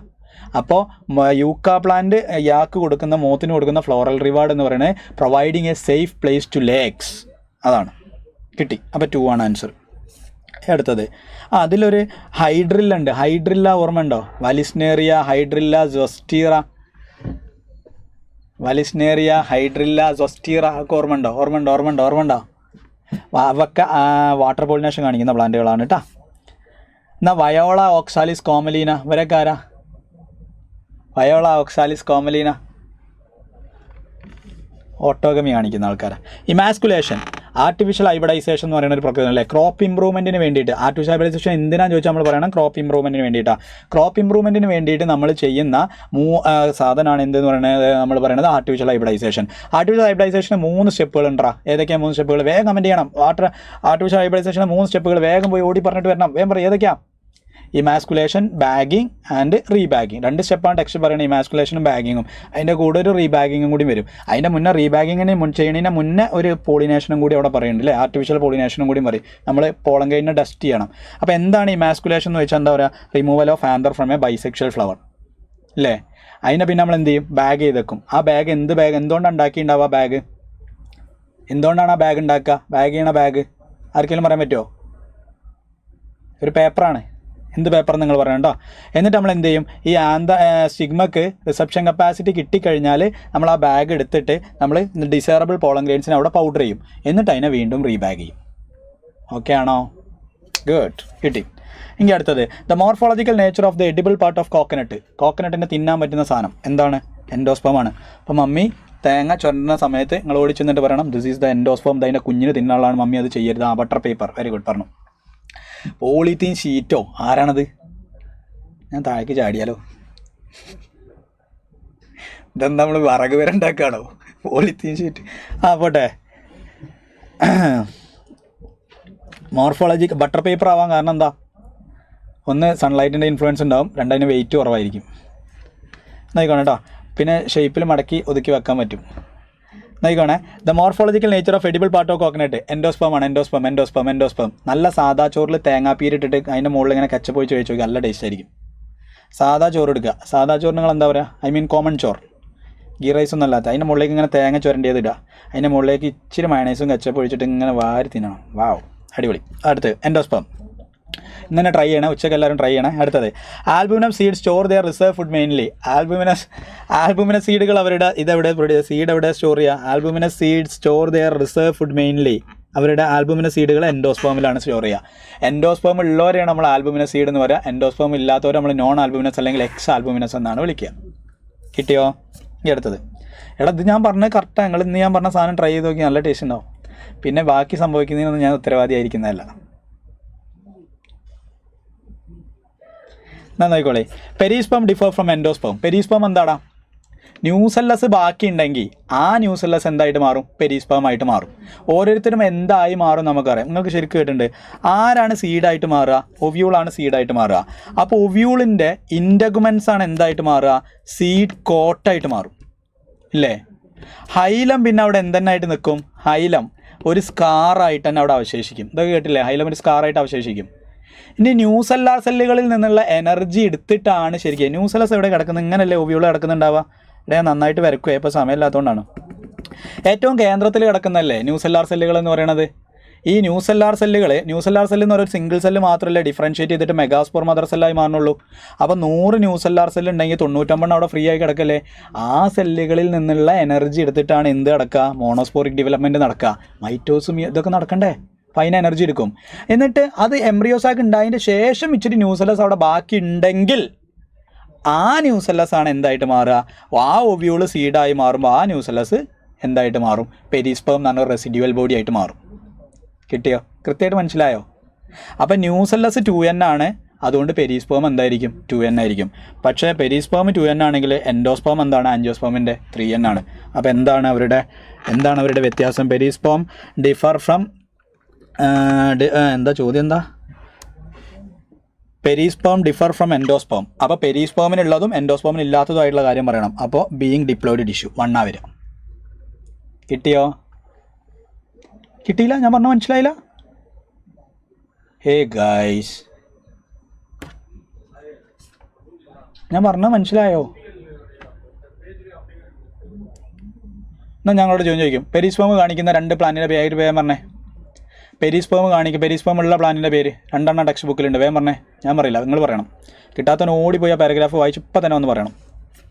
The given diagram shows typical grass embryo. Grass എന്ന് പറയുമ്പോൾ മോണോകോട്ടിൻ്റെ എംബ്രിയോ ആണ്. ഓരോ പാർട്ടും ഏതാണെന്ന് ചോദിച്ചത്. അപ്പോൾ ഇത് നമുക്ക് പറയാം സ്ക്യൂട്ടെല്ലമാണ്. സ്ക്യൂട്ടെല്ലം. രണ്ടാമത്തെ നമുക്ക് കോളിയോപ്റ്റൈൽ. ഇത് സ്ക്യൂട്ടെല്ലം, ഇത് കോളിയോപ്റ്റൈലാണ്. അപ്പോൾ ഈ കിടക്കുന്ന 3 കോളിയോറൈസയാണ്. നാലാമത്തത് നമുക്ക് എന്ത് പറയാം? എപ്പിബ്ലാസ്റ്റ്. സെക്കൻഡറി കോട്ടിലിഡൻ എന്നറിയപ്പെടുന്ന എപ്പിബ്ലാസ്റ്റ് ആണ്. അഞ്ചാമത്തത് നമുക്ക് ഏത് പറയാം? റൂട്ട് ക്യാപ്പും പറയാൻ പറ്റും. സോ ഓപ്ഷൻ ബി ആണ് ആൻസർ വരിക. കിട്ടിയോ? Black pepper and beat. Very good. നിങ്ങൾ മാസമാണ്, മരണമാസമാണ്. അപ്പോൾ നാളെ 1ാം റാങ്ക് നിങ്ങൾക്ക് മൊത്തമായിരിക്കും എല്ലാവർക്കും കിട്ടുമോ? നാളെ GIBക്ക് 640 മോള് കിട്ടണോ എന്നെ വിളിക്കണേ. ഞാൻ ഇവിടുന്ന് എന്തെങ്കിലും കൊടുത്തു വിടുന്നുണ്ട് സമ്മാനം. Which one of the following fruits are parthenocarpic? Fertilisation നടക്കാതെ ഫ്രൂട്ട് ഉണ്ടാവണതിനെ പറയുന്ന പേരല്ല പാർത്തനോകാർപ്പിക്. അത് ബനാന അല്ലേ? നിങ്ങൾ മക്കൾ നോക്കിക്കോളി. വിത്തൗട്ട് ഫെർട്ടിലൈസേഷൻ നടക്കാതെ ഓഫ് സ്പ്രിങ്സ് ഉണ്ടാവുകയാണെങ്കിൽ അതിനെന്താടാ വിളിക്കുക? ഫെർട്ടിലൈസേഷൻ നടക്കാതെ ഓഫ് സ്പ്രിങ് ഉണ്ടാവണതിന് എന്താ വിളിക്കുക? ഫെർട്ടിലൈസേഷൻ നടക്കാതെ ഓഫ് സ്പ്രിങ് ഉണ്ടാവണതിനെ പറയുന്ന പേരാണ് പാർത്തനോജെനിസിസ്. എന്താ ഹാൻഡ് റൈറ്റിംഗ് കണ്ടിട്ട് എനിക്ക് തന്നെ ബഹുമാനം തോന്നുന്നു എന്നോട്. നോക്കണേ, ഫെർട്ടിലൈസേഷൻ നടക്കാതെ ഓഫ് സ്പ്രിങ് ഉണ്ടാവണതിനെ പറയുന്ന പേരാണ് പാർത്തനോജെനിസിസ്. രണ്ടാമത്തത്, ഫെർട്ടിലൈസേഷൻ നടക്കാതെ ഫ്രൂട്ട് ഉണ്ടാവണതിനെ പറയുന്ന പേരാണടാ പാർത്തനോകാർപ്പി. കണ്ടോ, നിങ്ങൾ മെഡിക്കൽ കോളേജിൽ പോയാൽ ഒന്നുകൊണ്ട് വിഷമിക്കേണ്ടിയില്ല, ഹാൻഡ് റൈറ്റിംഗ് സെറ്റായിരിക്കും നിങ്ങൾക്ക്. നോക്കണം കേട്ടോ. വിത്തൗട്ട് ഫെർട്ടിലൈസേഷൻ അതിനെ പറയുന്ന ഫ്രൂട്ട് ഉണ്ടാവണ അതിനെ പറയുന്ന പേരാണ് പാർത്തനോകാർപ്പി. ഇനി അടുത്താണ് ഞാൻ പറയണേ, ഫെർട്ടിലൈസേഷൻ നടക്കാതെ സീഡ് ഉണ്ടാവുകയാണെങ്കിൽ അതിനെ വിളിക്കുന്ന പേരാണടാ അപ്പോമിക്സിസ്. ഫെർട്ടിലൈസേഷൻ നടക്കാതെ സീഡ് ഉണ്ടാവണതിനെ പറയുന്ന പേരാണ് അപ്പോമിക്സിസ്. ചെറുതായിട്ടൊന്ന് ഞെട്ടാതിരിക്കണേ, പിടിച്ചിരുന്നോളി. സോ ഈ പോയിന്റ് ഇതേപോലെ അവിടെ എഴുതി ഒട്ടിച്ചേക്ക് കേട്ടോ. വിത്തൗട്ട് ഫെർട്ടിലൈസേഷൻ ഓഫ് സ്പ്രിംഗ് ആണെങ്കിൽ പാർത്തനോജെനിസിസ്, ഫ്രൂട്ട് ആണെങ്കിൽ പാർത്തനോകാർപ്പി, സീഡ് ആണെങ്കിൽ അപ്പോമിക്സിസ്. അപ്പോമിക്സിൻ്റെ പാരഗ്രാഫ് എന്തായാലും ഒന്ന് വായിക്കണേ. അപ്പോൾ നിങ്ങൾക്ക് ചെറിയ ഡൗട്ടുകൾ ഉണ്ടാവും. ഡൗട്ട് വേണം അവിടെ. ഇനി അടുത്തത്, seed formation without fertilization flowering plants involves the process of seed formation. അതിനെന്താ പറയുക? ഇപ്പോൾ നമ്മൾ പറഞ്ഞു അപ്പോമിക്സിസ്. സീഡ് ഫോർമേഷൻ അപ്പോമിക്സിസ് അല്ലേ? ആഹ്ലാദിപ്പിക്കും കുഞ്ഞുങ്ങളെ. This is the end of sexual reproduction flowering പ്ലാന്റ്സിലെ ക്വസ്റ്റ്യൻ. നമ്മൾ ഏകദേശം എല്ലാ ഏരിയയും നമ്മൾ ചെയ്തു. ഏകദേശം എല്ലാ ഭാഗത്തു കൂടി നമ്മൾ കടന്നു പോയിട്ടുണ്ട് ഉള്ള സമയത്തിൻ്റെ ഉള്ളിൽ. എങ്കിൽ ഇനി ഞാൻ 15 മിനിറ്റ് എടുത്തിട്ട് ഞാൻ നിങ്ങളെ ബയോടെക്നോളജി പ്രിൻസിപ്പിൾസ് ആൻഡ് പ്രോസസ്സും കൂടി വരുന്നു. നിങ്ങളെ പരീക്ഷയ്ക്ക് പറഞ്ഞേക്കുന്നു. നിങ്ങൾ 600 പഠിക്കുന്നു, എന്നെ വിളിക്കുന്നു, ഞാൻ സമ്മാനം കൊടുത്തു വിടുന്നു. എല്ലാവർക്കും 2 ദിവസം കൊണ്ട് എത്തണപ്പോൾ ബിരിയാണി ഞാൻ പാർസലാക്കി അയക്കും. നോക്കിക്കോളൂ. തുടങ്ങല്ലെന്നാ? നിങ്ങളൊന്ന് ഉഷാറായടാ. തുടങ്ങല്ലേ? ചോറ് നാനായോ? ഇല്ല, 12:30 ഇന്ന് വീട്ടിൽ ചിക്കൻ ബിരിയാണി ഉള്ള ആരെങ്കിലും ഉണ്ടോ? വീട്ടിൽ ചിക്കൻ ബിരിയാണി ഉള്ളവർ എല്ലാവരും എണീറ്റേ. ഇരിക്കുന്നോടൊന്നും എല്ലാവരും എണീറ്റേ. എണീറ്റൊന്ന് റെഡിയായ എല്ലാവരും റെഡിയായ. ബയോടെക്നോളജിയാണ് ചെയ്യാൻ പോകുന്നത്. ടപ്പേ എന്നാണ് എനിക്ക് ആൻസർ ഇടണം. On your mark. എന്നാ വരി. First question, the DNA molecule to which biotechnology വരി MBBS കിട്ടും ഉറപ്പായി. ഇനി ഹാൻഡ് റൈറ്റിംഗ് സെറ്റാക്കിയത് തേജ. അതാണ്, തേജയ്ക്ക് പേരുണ്ട്. നിങ്ങളൊരു അൾട്ടിമേറ്റ് ഡോക്ടറാക്കുക എന്നുള്ളതാണ് എൻ്റെ ഉദ്ദേശം. അപ്പോൾ ഞാൻ ഹാൻഡ് റൈറ്റിംഗ് സെറ്റാക്കണം, ഹോസ്റ്റലിൽ പോയാൽ എങ്ങനെയാണ് സെറ്റാക്കണം, നിങ്ങൾ അതിനോട് എങ്ങനെയൊക്കെ അഡാപ്റ്റ് ചെയ്യണം, ഇതൊക്കെ സെറ്റാക്കുക എന്നുള്ളതാണ്. അതിനല്ലേ സെറ്റാക്കാൻ ഞാൻ ഇവിടെ ഉള്ളത്. അപ്പോൾ നിങ്ങൾ ഒന്നുകൊണ്ടും പേടിക്കേണ്ട. നിങ്ങളോട് ഞാൻ പറഞ്ഞിട്ടുണ്ട്, നിങ്ങൾ MBBS വാങ്ങി നിങ്ങളെ പപ്പനെയും കൂട്ടി ചേരാൻ കൗൺസിലിങ്ങിനെ വിളിച്ചുകൊണ്ട് വരിക.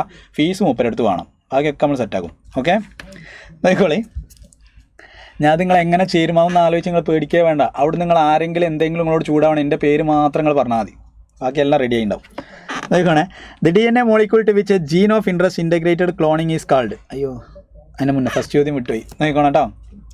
ചിക്കൻ കറി ഉണ്ട്. നീറ്റ് ആസ്പിറൻറ്റിൻ്റെ വീട്ടിൽ അവനോടെ പോയാൽ ബീഫ് ആൻഡ് സാമ്പാർ ചോറ്. മാസിടാ. സോറി, റെഡ് മീറ്റ് ഞാൻ കഴിക്കാറില്ല. ബീഫൊക്കെ നിർബന്ധിച്ചാൽ മാത്രം ഒരു 4 കഷ്ണം നിർബന്ധിച്ചാൽ മാത്രം. നോക്കണേ, the construction of first recombinant DNA emerged from. നിങ്ങൾ വീട്ടിലിപ്പോൾ അടുക്കളയിൽ ഇരുന്നൊന്നും ആവില്ലല്ലോ അല്ലേ? ക്ലാസ് കാണുന്ന അച്ഛനമ്മയൊക്കെ കേൾക്കുന്നുണ്ടോ? ഇയാളിപ്പോൾ മറ്റേ ഹോട്ടൽ മാനേജ്മെൻറ്റിൻ്റെ ക്ലാസ്സാണോ ബോട്ടണി ക്ലാസ് ആണോ എന്നൊരു ഡൗട്ട് ഉണ്ട്.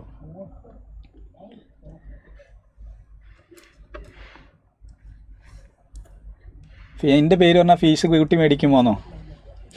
നോക്കട്ടെ, സമയമല്ല, നോക്കോളാം കേട്ടോ. The construction of first recombinant DNA emerged from the possibility of linking a gene encoding antibiotic session with native plasmid of. ഏത് ജീവിൻ്റെ നാറ്റീവ് പ്ലാസ്മിഡ് എന്നാണ് അത് എടുത്തത്? ഏത് ജീവിൻ്റെ നാറ്റീവ് പ്ലാസ്മിഡ് എന്നാണ്? Salmonella typhimurium. ഓർമ്മയില്ലേ നമ്മൾ ആദ്യം ഒരു ജീവി എടുക്കുന്നു, സാൽമോണല്ല ടൈഫിമൂറിയം. ആ സാൽമോണല്ല ടൈഫിമൂറിയത്തിൻ്റെ ഉള്ളിലേക്ക് നമ്മൾ കൈ എടുത്തിട്ട് അതിൻ്റെ പ്ലാസ്മിഡ് DNA പുറത്തെടുക്കുന്നു. എന്നിട്ട് റെസ്ട്രിക്ഷൻ ന്യൂക്ലിയസ് സെൻസറിൽ വെച്ചിട്ട് അതിൻ്റെ ഒരു പീസ് കട്ട് ചെയ്ത് കളയുന്നു. എന്നിട്ട് നമ്മൾ ആൻറ്റിബയോട്ടിക് റെസിസ്റ്റൻസ് ജീൻ പ്രൊവൈഡ് ചെയ്യാൻ പറ്റുന്ന വേറൊരു ജീവിൻ്റെ ഒരു പ്ലാസ്മിഡ് എടുക്കുന്നു. ഇതിനെ നമ്മൾ വെക്ടർ പ്ലാസ്മിഡ്, സാൽമോണല്ലേന്ന് നിന്ന് എടുത്തതിനെ നമ്മൾ വെക്ടർ പ്ലാസ്മിഡായിട്ട് ഉപയോഗിച്ചു. വേറൊരു ജീവിൻ്റെ പ്ലാസ്മിഡിനെ എടുത്ത് അതിന് ഒരു പീസ് ഓഫ് DNA നമ്മൾ മുറിക്കുന്നു. ഈ പീസ് ഓഫ് DNAയിൽ എന്തുണ്ട്? ആൻറ്റിബയോട്ടിക് റെസിസ്റ്റൻറ്റ് ജീൻ ഉണ്ട്. എന്നിട്ട് ഈ ജീനിനെ ഇങ്ങോട്ടേക്ക് ലിഗേറ്റ് ചെയ്യുന്നു, ലിഗേസ് എൻസൈം ഉപയോഗിച്ചിട്ട്. അങ്ങനെയല്ലേ ഫസ്റ്റ് റീകോമിനന്റ് DNA ഉണ്ടാക്കി? നിങ്ങളാണ് പറയേണ്ടത്. ഫസ്റ്റ് റീകോമിനന്റ് DNA ഉണ്ടാക്കിയത് ആരൊക്കെയാണ്, ഏതാ വർഷം കേട്ടോ. അപ്പോൾ സാൽമോണല്ല ടൈഫിമൂറിയത്തിൽ നിന്നാണ് ആദ്യമായിട്ട് വെക്ടർ എടുത്തത്, നമുക്കറിയാം. കേട്ടി ഓപ്ഷൻ 1. ഇനി അടുത്തത് ഓപ്ഷൻ 1 അല്ല, ഓപ്ഷൻ 3. അടുത്ത് നോക്കണം. The DNA molecule to which gene of interest integrated for cloning. ഏതൊരു സാധനത്തിലേക്കാണോ ജീൻ ഓഫ് ഇൻട്രസ്റ്റിനെ നമ്മൾ ക്ലോണിങ്ങിന് വേണ്ടിയാണ്ട് ലിഗേറ്റ് ചെയ്യുന്നത്, അയാളെ നമ്മൾ എന്താടാ വിളിക്കുക? വെക്ടർ എന്നല്ലേ വിളിക്കുക. സിമ്പിളാണ്, വെക്ടർ അല്ലേ? എന്നാൽ ഒരു വെക്ടറിന് ഉണ്ടാവേണ്ട 3 ഫീച്ചേഴ്സ് ഏതൊക്കെയാണ്? എടാ, ഞാൻ ഒരു ചോദ്യം ചോദിച്ചാൽ അതിൻ്റെ ഉത്തരം വരുന്നില്ല. അങ്ങനെയാണ് ഈ കളിക്ക് ഞാനല്ല സുരാജ് പറഞ്ഞത്. അങ്ങനെയാണ് ഈ കളിക്ക് ഞാനല്ല അറിഞ്ഞില്ല സുരാജ്. Cohen and Boer 1972. 1971 നമ്മൾ എന്താ പറഞ്ഞ ഓർമ്മ ഉണ്ടോ? 1971 വൈറോയിഡ് ഡൈനർ. ആ ഡിയോണ്ട് തന്നെ തുടങ്ങാം. TO Diener viroid 1971. അങ്ങനെയാണെങ്കിൽ ഫസ്റ്റ് ഇയറിൽ ഒരു 1972 ഉണ്ട്. 1972 ഷെൻലി കോഹൻ ഹെർബർട്ട് ബോയറും കണ്ടെത്തിയത് 1972. 1972 ഫസ്റ്റ് ഇയറിൽ സെല്ലിലുണ്ട്. അതെന്താ നിങ്ങൾ പറയണം കേട്ടോ. ഇത് കിട്ടി. അടുത്തത്, the cutting of DNA at specific location become possible with the discovery of. DNA 1972 ഞാൻ ചോദിച്ചതിന് അടുത്ത ചോദ്യത്തിന് ഉത്തരം തരി. Cutting of DNA at specific location become possible with the discovery of. DNA specific ലൊക്കേഷനിൽ കട്ട് ചെയ്യാൻ പറ്റിയത് നമുക്ക് എന്തുണ്ടായതുകൊണ്ടാണ്?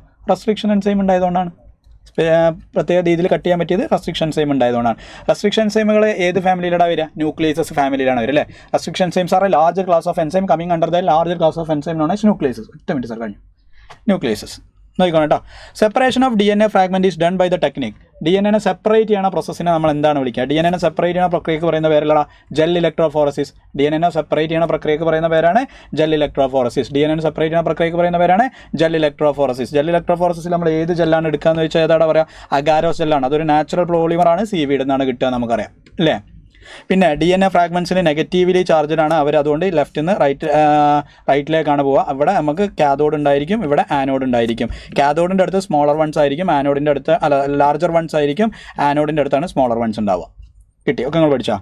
Refer the following statements of agarose gel electrophoresis. Agarose gel ഇലക്ട്രോഫോറസിനെ കുറിച്ച് കാലത്തുനിന്നുള്ള കറക്റ്റ് ഏതാണെന്നാണ് ചോദിച്ചത്. Agarose gel is a natural polymer obtained from seaweed. Correct അല്ലേ? ഫസ്റ്റ് സ്റ്റേറ്റ്മെന്റ് കറക്റ്റാണ്. അടുത്തത്, the separation of DNA molecule in agarose gel electrophoresis depend on the size of DNA. DNAയുടെ സൈസിനെ ഡിപ്പെൻഡ് ചെയ്തിട്ട് തന്നെ മൂവ് ചെയ്യുക ആണ്. DNA migrate from negatively charged particle to the positively charge. കാരണം DNA ഫ്രാഗ്മെന്റ്സ് നെഗറ്റീവ്ലി ചാർജ്ഡ് ആണ്. അപ്പോൾ ഒരു നെഗറ്റീവ് നിന്ന് കാഥോഡ് നിന്ന് ആനോഡിലേക്കാണ് പോകുക, പോസിറ്റീവിലേക്കാണ് പോകുക. കറക്റ്റാണ്. DNA migrate positively charge to negative അല്ല, അപ്പോൾ അത് തെറ്റാണ്. അപ്പോൾ ഓപ്ഷൻസ് ഏതൊക്കെ വരിക? ABC എന്ന് പറയുന്ന ഓപ്ഷൻ ഏതാണ്? ABC 2 ആണ് വരിക. ഗുഡ്. എങ്കിൽ അടുത്തത്, which of the following statement is not regarding the gel electrophoresis technique. താഴെ തന്നിട്ടുള്ളതിൽ ജെൽ ഇലക്ട്രോഫോറസിസ് ടെക്നിക്കിനെ കുറിച്ച് ശരിയല്ലാത്തത് ഏത് എന്നാണ് ചോദിച്ചേക്കുന്നത്. ശരിയല്ലാത്തത് ഏത്? വേഗം പറഞ്ഞേ. Bright orange colour DNA France can be observed in the gel when exposed to UV light. ശരിയല്ലേ? The process of extraction of separated DNA strands in the gel called elution. അതും ശരിയല്ലേ? The separated DNA fragments are stained by using ethidium bromide. ശരിയല്ലേ? Presence of chromogenic substrate gives blue coloured എന്ന് പറയുന്നത് gel ഇലക്ട്രോഫോറസിൽ അല്ല. അതെവിടെയാണുള്ളത്? വെക്ടറിലാണുള്ളത്. So gel ഇലക്ട്രോഫോറസിനെ കുറിച്ച് ശരിയല്ലാത്തത് ഇതാണ് വരിക. കിട്ടിയോ? കിട്ടി. ഇനി അടുത്തതാണ് നോക്കേണ്ടത് കേട്ടോ. In the following palindromic sequence the base of DNA which can be cut easily particular restriction enzyme. നമുക്ക് കൃത്യമായിട്ട് കട്ട് ചെയ്യാൻ പറ്റുന്നത് ഏത് എന്നാണ് ചോദിച്ചത്. വേഗം പറഞ്ഞടാ. കൃത്യമായിട്ട് കട്ട് ചെയ്യാൻ പറ്റുന്നത് ഏതാ? GAATTC CTTAAG എന്ന് പറയുന്നത് 5' ഓപ്ഷൻ വരുമ്പോൾ GATTC CTTAG 3 അല്ലേടാ കിട്ടുക? 3 ആണ് കിട്ടുക. എങ്കിൽ അടുത്ത് നോക്കടാ. സിമ്പിൾ ക്വസ്റ്റ്യൻ ആണ്, വളരെ സിമ്പിളായിട്ടുള്ളൊരു സാധനം. ഇത് വളരെ അടിപൊളിയായിട്ട് പെട്ടെന്ന് നിങ്ങൾ ആൻസർ ചെയ്യണം. നോക്കിക്കോളൂ. Given below are two statements. ഒന്ന്, restriction endonuclease recognize specific sequence to cut the DNA known as palindromic nucleoside. അല്ലേ, പാലിൻഡ്രോമിക് നേടാനുള്ള nitrogen bases can be read same on both strands. രണ്ട് സൈഡിലേക്ക് ഒരേപോലെ വായിക്കാൻ പറ്റുന്ന പോലെയല്ലേ, അവിടെ അല്ലേ കട്ടിങ് കിടക്കുക, അത് തന്നെയാണ്. Restriction endonuclease cut the strands of DNA little away from the centre of palindromic site. ശരിയാണ്, പാലിൻഡ്രോമിക് സൈറ്റിൽ നിന്ന് കുറച്ച് മാറിയിട്ടാണ് കട്ട് ചെയ്യുക. നോക്കിക്കേ, GAATTC ഇതാണ് പാലിൻഡ്രോമിക് സൈറ്റ്, ഇതാണ് പാലിൻഡ്രോമിക് സൈറ്റിൻ്റെ സെൻറ്റർ. അവിടുന്ന് കുറച്ച് മാറിയിട്ട് ഇവിടെയാണ് കട്ട് ചെയ്യുക, little away from the centre of palindromic sequence. കറക്റ്റാണ്. സോ രണ്ട് സ്റ്റേറ്റ്മെൻറ്റും കറക്റ്റാണ്. Both statement 1 and 2 are correct. Option 2 കിട്ടിയോ? ഇങ്ങനെ എടുത്ത് നോക്കടാ. Choose the correct pair from the following. പോയ അവിടുന്ന് എവിടെ ആൾക്കാർ? ഫ്യൂച്ചർ ഡോക്ടർ വന്നു. എന്നാൽ നോക്കിക്കോളി. Choose the correct pair of the following. താഴെ തന്നിൽ കറക്റ്റ് പെയർ ഏതാണെന്ന് ചോദിച്ചത്. Ligase join two DNA molecule. Correct അല്ലേ, ജോയിൻ ചെയ്യുക. അതുകൊണ്ട് നമ്മൾ അയാളെ ലിഗേസിന് എന്താണ് വിളിക്കുക? മോളിക്കുലാർ ഗ്ലൂ എന്നാണ് വിളിക്കുക. Polymerase break the DNA into fragments. Polymerase correct അല്ലേ ചോദിച്ചേക്കുന്നത്? കറക്റ്റാണ്. അപ്പോൾ ഫസ്റ്റ് തന്നെ ജോയിൻ ആണ്, കറക്റ്റാണ്. ആൻസർ ഓപ്ഷൻ 1 ആണ് വരിക. പോളിമറൈസ് എന്ത് ചെയ്യാനല്ല, ബ്രേക്ക് ചെയ്യാനല്ല. ന്യൂക്ലിയസസ് DNA സ്ട്രാൻഡിനെ സെപ്പറേറ്റ് ചെയ്യാനല്ല. Exonuclease specific position within the DNA അല്ല, അത് എൻഡോ ന്യൂക്ലിയസ് ആണ്. സോ ഓപ്ഷൻ 1 ആണ് ആൻസർ വരിക. കിട്ടിയോ? ഓക്കെ, എങ്കിൽ അടുത്ത് നോക്കടാ. The sequence that controls the copy number of linked DNA in a vector. ഒരു വെക്ടർ എന്ന് പറഞ്ഞാൽ എന്താടാ? ഹോസ്റ്റ് ബോഡിയിലേക്ക് DNA ക്യാരി ചെയ്യുന്ന ആളെ പറയുന്ന പേരല്ലേ വെക്ടർ. ഒരു വെക്ടറിന് 3 ഫീച്ചേഴ്സ് ഉണ്ടെന്ന് പറഞ്ഞാൽ ഏതൊക്കെയാണ് 3 ഫീച്ചേഴ്സ്? ആർക്കെങ്കിലും പറയാൻ പറ്റുമോ? 3 ഫീച്ചേഴ്സ് ഏതൊക്കെയാണ്? 1, ഒറിജിൻ ഓഫ് റെപ്ലിക്കേഷൻ ഉണ്ടായിരിക്കണം. 2, സെലക്ടബിൾ മാർക്കർ ഉണ്ടായിരിക്കണം. 3, ക്ലോണിംഗ് സൈറ്റ് ഉണ്ടായിരിക്കണം. അല്ലേ, ഒരു വെക്ടറിൻ്റെ ഒറിയാണ് അയാളുടെ എന്ത് കൺട്രോൾ ചെയ്യുക? കോപ്പി നമ്പർ കൺട്രോൾ ചെയ്യാൻ നമുക്കറിയാം. സോ ഇവിടെ ആൻസർ 2 ആണ്. എവിടെ എവിടെ എവിടെ എല്ലാവരും എവിടെ വേമേ ആൻസർ ചെയ്യണം കേട്ടോ, വേമേ ആൻസർ ചെയ്യണം. അടുത്ത് നോക്കടാ. നിങ്ങളാ പോക്കാണ് പോയോ? ഫുഡ് കഴിക്കാൻ പോയോ? നോക്കിക്കോളൂ. First discovered restriction endonuclease enzyme. ലോകത്തിൽ ആദ്യമായി കണ്ടെത്തിയ റെസ്ട്രിക്ഷൻ എൻഡോന്യൂക്ലിയസ് എൻസൈം. ഇതൊരു പ്രീവിയസ് ക്വസ്റ്റൻ ആട്ടോ. ഹിന്ദു ടു കൊടുത്ത ബാക്ടീരിയൻ്റെ പേര് വേഗം കമൻറ്റ് ചെയ്തേ. ഹിന്ദു ടു കൊടുത്ത ബാക്ടീരിയൻ്റെ പേര്. മേക്ക് ഇറ്റ് ഫാസ്റ്റ് ഗൈസ്, പെട്ടെന്ന്. Hind two first isolated Hind two ആണ്. അത് കണ്ടെത്തിയത് ഏത് ബാക്ടീരിയ എന്നാണ് ആൻസർ ചെയ്യണം കേട്ടോ. അടുത്തത്, which of these is not correctly matched. താഴെ തന്നിട്ടുള്ളതിൽ കറക്റ്റ് മാച്ച് ചെയ്യാത്തത് ഏത്? Which of these is not correctly matched. Gene gun biolistics, plasmid extrachromosomal DNA ശരിയാണ്. DNA ലിഗേസ് ബയോളജിക്കൽ സീസർ ആണോ? DNA ലിഗേസ് എന്ന് പറയുന്നത് മോളിക്കുലാർ ഗ്ലൂ അല്ലേ? So അതല്ലേ ഇൻകറക്റ്റ്, അതല്ലേ ആൻസർ വരിക. ബാക്ടീരിയോഫേജസ് എന്ന് പറയുന്നത് ആരെന്നെയാണ്? വൈറസ് ആണ്. സോ ആൻസർ ഇൻകറക്റ്റ് ആണ് ചോദിച്ചേക്കുന്നത്, അതുകൊണ്ട് 3 ആണ് വരിക. കിട്ടി. Which of the following is not a desirable feature of cloning vector. താഴെ തന്നിട്ടുള്ളതിൽ ക്ലോണിംഗ് വെക്ടറിൻ്റെ ഒരു ഫീച്ചർ അല്ലാത്തത് ഏത് എന്നാണ് ചോദ്യം. ക്ലോണിംഗ് വെക്ടറിൻ്റെ ഒരു ഫീച്ചർ അല്ലാത്തത് ഏത് എന്ന് ചോദിച്ചാൽ നമുക്ക് presence of 2 or more recognition site പറയാൻ പറ്റൂല. എന്താ കാരണം? ഒരു വെക്ടറിൽ ഒന്നിൽ കൂടുതൽ റെക്കഗ്നീഷൻ സൈറ്റുകൾ ഉണ്ടായാൽ, നോക്കിക്കോണേ, ഒരു വെക്ടറിൽ ഒന്നിൽ കൂടുതൽ റെക്കഗ്നീഷൻ സൈറ്റുകൾ ഉണ്ടായാൽ അവിടെയൊക്കെ ഫോറിൻ DNA വെക്കാൻ ക്ലോണിങ് ബുദ്ധിമുട്ടാവുന്നതാണ് നമ്മൾ പറയാം. It is very difficult in cloning. അതുകൊണ്ട് ഒരു വെക്ടർ പ്രിഫർ ചെയ്യുക ഒന്നെങ്കിൽ ഏറ്റവും കുറവ് റെക്കഗ്നീഷൻ സൈറ്റുകളാണ്. അപ്പോൾ മോർ ദാൻ 2 റെക്കഗ്നീഷൻ സൈറ്റ് എന്ന് പറഞ്ഞാൽ തെറ്റാണ്. ഗുഡ്. അപ്പോൾ 1 ആണ് ആൻസർ വരും. The 2 antibiotic resistance. Jabir sir വന്നാ? അല്ല, കമൻസിൽ കണ്ടത്. The 2 antibiotic resistant genes on vector PBR322. PBR322 2 antibiotic resistant gene on PBR322. PBR322 2 antibiotic resistant gene ഉണ്ട്. എവിടേക്കാണ് അറിയോ? എവിടേക്കാണ്? ഒരു ഭാഗത്ത് ആംബിസിലിൻ റെസിസ്റ്റൻറ്റ് ജീനും ഉണ്ട്, രണ്ടാമത്തെ ഭാഗത്ത് ടെട്രാസൈക്ലിൻ റെസിസ്റ്റൻറ്റ് ജീനും ഉണ്ട്. ഇവിടെയുള്ള 2 സൈറ്റ് ഏതാണെന്ന് പറയണമെങ്കിൽ ഇപ്പം ഞാനൊരു സാധനം കൊടുത്തു വിടും. ആ 2 സൈറ്റുകൾ ഏതാണെന്ന് വേഗം പറയണം. ആംബിസിലിൻ റെസിസ്റ്റൻസും ഉണ്ട്, അതുപോലെ തന്നെ ഇവിടെ ടെട്രാസൈക്ലിൻ റെസിസ്റ്റൻറ്റ് ജീനുണ്ട്. ടെട്രാസൈക്ലിൻ റെസിസ്റ്റൻറ്റ് ജീൻ ഇരിക്കുന്നിടത്തുള്ള രണ്ട് സൈറ്റുകൾ, അതേപോലെ തന്നെ ആംബിസിലിൻ റെസിസ്റ്റൻറ്റ് ജീൻ ഇരിക്കുന്നിടത്തുള്ള 2 സൈറ്റുകൾ വേഗം പറയണം. ദപ്പം റെഡിയാക്കിയ കൂട്ടോ, കൊടുത്തു വിടാനുള്ള സാധനം. സോ നോക്കിക്കോളൂ, ആംബിസിലിനും ടെട്രാസൈക്ലിനുമാണ് PBR322 ഉള്ള 2 ആൻറ്റിബയോട്ടിക് റെസിസ്റ്റൻറ്റ് ജീൻ എന്ന് പറയുന്നത്. എങ്കിൽ അടുത്തത്, a selectable marker is used to. Selectable marker എന്തിനാണ് ഉപയോഗിക്കുന്നത്? Selectable markers are antibiotic resistant gene. They help to identify and eliminate non-transformants and allow the growth of transformants. Non-transformants ne kandathite eliminate ചെയ്യും, transformants ന്റെ growth allow ചെയ്യും. അതിനുള്ള ആൾക്കാരാണ് ആരെന്ന് പറയുന്നത്. So option 1 അല്ല ആൻസർ വരിക. ആണ്. ഇനി അടുത്ത് നോക്കിക്കോണേ. Which of the following methods is not ബാമിച്ച്1 സാൽവൺ. കിട്ടി. എന്നാൽ ആംബിസിലിൻ റെസിസ്റ്റന്റ് മീഡിയത്തിലുള്ളത് അതും കൂടി പറയണം കേട്ടോ. Which of the following method is not commonly used for introducing foreign DNA into plant cell. Plant സെല്ലിലേക്ക് ഫോറിൻ DNA കൊടുത്തുവിടാൻ ഉപയോഗിക്കാത്ത മെത്തേഡ് ഏതാണെന്ന് ചോദിച്ചത്. ഉപയോഗിക്കാത്ത മെത്തേഡാണ് ചോദിച്ചത് കേട്ടോ. Which of the following method is not commonly used എന്ന് നമുക്ക് നോക്കാം. അഗ്രോ ബാക്ടീരിയ നമ്മൾ ഉപയോഗിക്കുന്നുണ്ട് അല്ലേ, RNA ഇൻ്റർഫറൻസ് മെത്തേഡൊക്കെ ചെയ്യാൻ വേണ്ടിയിട്ട്. ഗുഡ്. അടുത്തത് ജീൻ ഗൺ എന്ന് പറഞ്ഞാൽ പ്ലാന്റിലേക്ക് എക്സ്ക്ലൂസീവ്ലി ഉള്ള സാധനമാണ്. ഡിസാംഡ് പാത്തജൻ വെക്ടേഴ്സിനെ നമുക്ക് ഉപയോഗിക്കാം, പക്ഷേ ബാക്ടീരിയോഫേജിന് ഉപയോഗിക്കാൻ പറ്റില്ല. അതാണ് ആൻസർ. എന്താ കാരണം? ബാക്ടീരിയോഫേജസ് are the virus, they can infect bacteria only.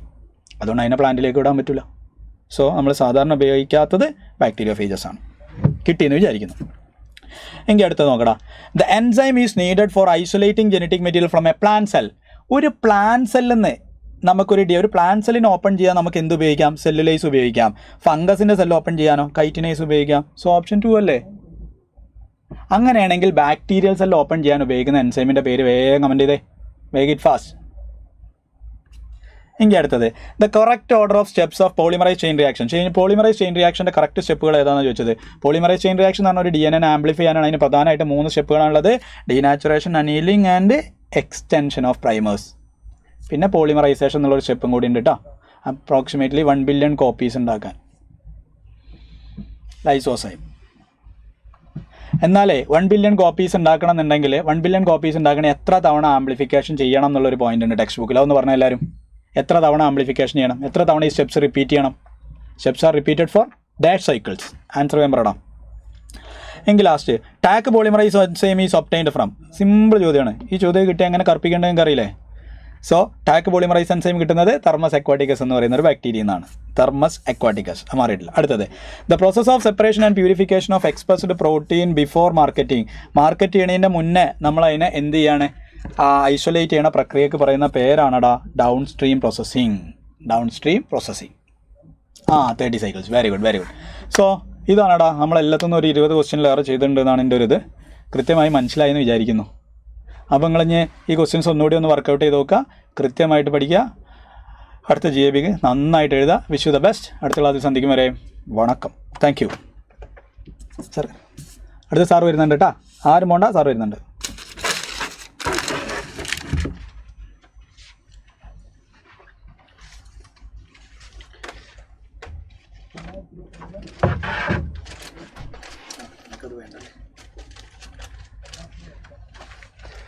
Hello everyone, good afternoon all of you guys. Hello, warm welcome. Hi people. Hello everyone. എങ്ങനെയുണ്ട് നിങ്ങളുടെ GIBയുടെ പ്രിപ്പറേഷൻ? പോകുന്നു ഉഷാറാണോ? നിങ്ങൾക്ക് ഏറ്റവും ഇമ്പോർട്ടൻ്റ് ആയിട്ടുള്ള കുറച്ച് കെമിസ്ട്രിയുടെ ചാപ്റ്റേഴ്സിൻ്റെ എടുത്ത് വെക്കാലോ. Hi everyone. ബഷീർ സാർ എല്ലാവർക്കും താങ്ക്സ് പറഞ്ഞിട്ടുണ്ട്. Okay, warm welcome all of you guys, warm welcome. Hello. Okay, great. Hi everyone, hello. Notes അവസാനമാകുമ്പോഴത്തേക്കും എന്തായാലും എല്ലാവർക്കും കൂടെ കോമൺ ആയിട്ട് അപ്ലോഡ് ചെയ്യുന്നതായിരിക്കും. ഡോണ്ട് ബി വറീഡ്, അത് നിങ്ങൾ പേടിക്കേണ്ട ആവശ്യമില്ല. Okay okay. Hi everyone, hello, good afternoon. Hello, എങ്ങനെയാണ് നിങ്ങളുടെ പ്രിപ്പറേഷൻ? ഉഷാറാണോ? പഠിക്കുന്നുണ്ടോ? എല്ലാം സെറ്റായോ? ഉഷാറായിട്ട് എഴുതണ്ടേ നമുക്ക് നാളത്തെ GIB? Hi everyone, hello, good afternoon. Welcome. So എല്ലാവരും ഉഷാറായിട്ട് പഠിക്കുന്നുണ്ട് എന്ന് വിചാരിക്കുകയാണ്. സോ നമുക്കിന്ന് 3 അടിപൊളി ചാപ്റ്റേഴ്സാണ് നമുക്ക് പഠിക്കാനുള്ളത്. Hi everyone. കുറച്ച് ചലഞ്ചിങ് ക്വസ്റ്റ്യൻസ് ആയിട്ടാണ് ഇന്നത്തെ ഒരു സെഷനിൽ ഞാൻ വരുന്നത്. എന്തായാലും എല്ലാ സെഷനിൽ നിന്നും അല്ലെങ്കിൽ എല്ലാ ചാപ്റ്ററിനും നമ്മൾ ഇന്ന് ഡിസ്കസ് ചെയ്യാനുള്ള ഉദ്ദേശിക്കുന്ന എല്ലാ ചാപ്റ്ററിനും കുറച്ച് ചലഞ്ചിങ് ക്വസ്റ്റ്യൻസ് ആയിട്ട് നമ്മൾ എടുക്കുന്ന ഇന്നത്തെ ഈ ഒരു സെഷനിലേക്ക് നമ്മൾ പോവുക. So just a second, slide ഞാൻ ഒന്നിട്ടോട്ടെ. യെസ്,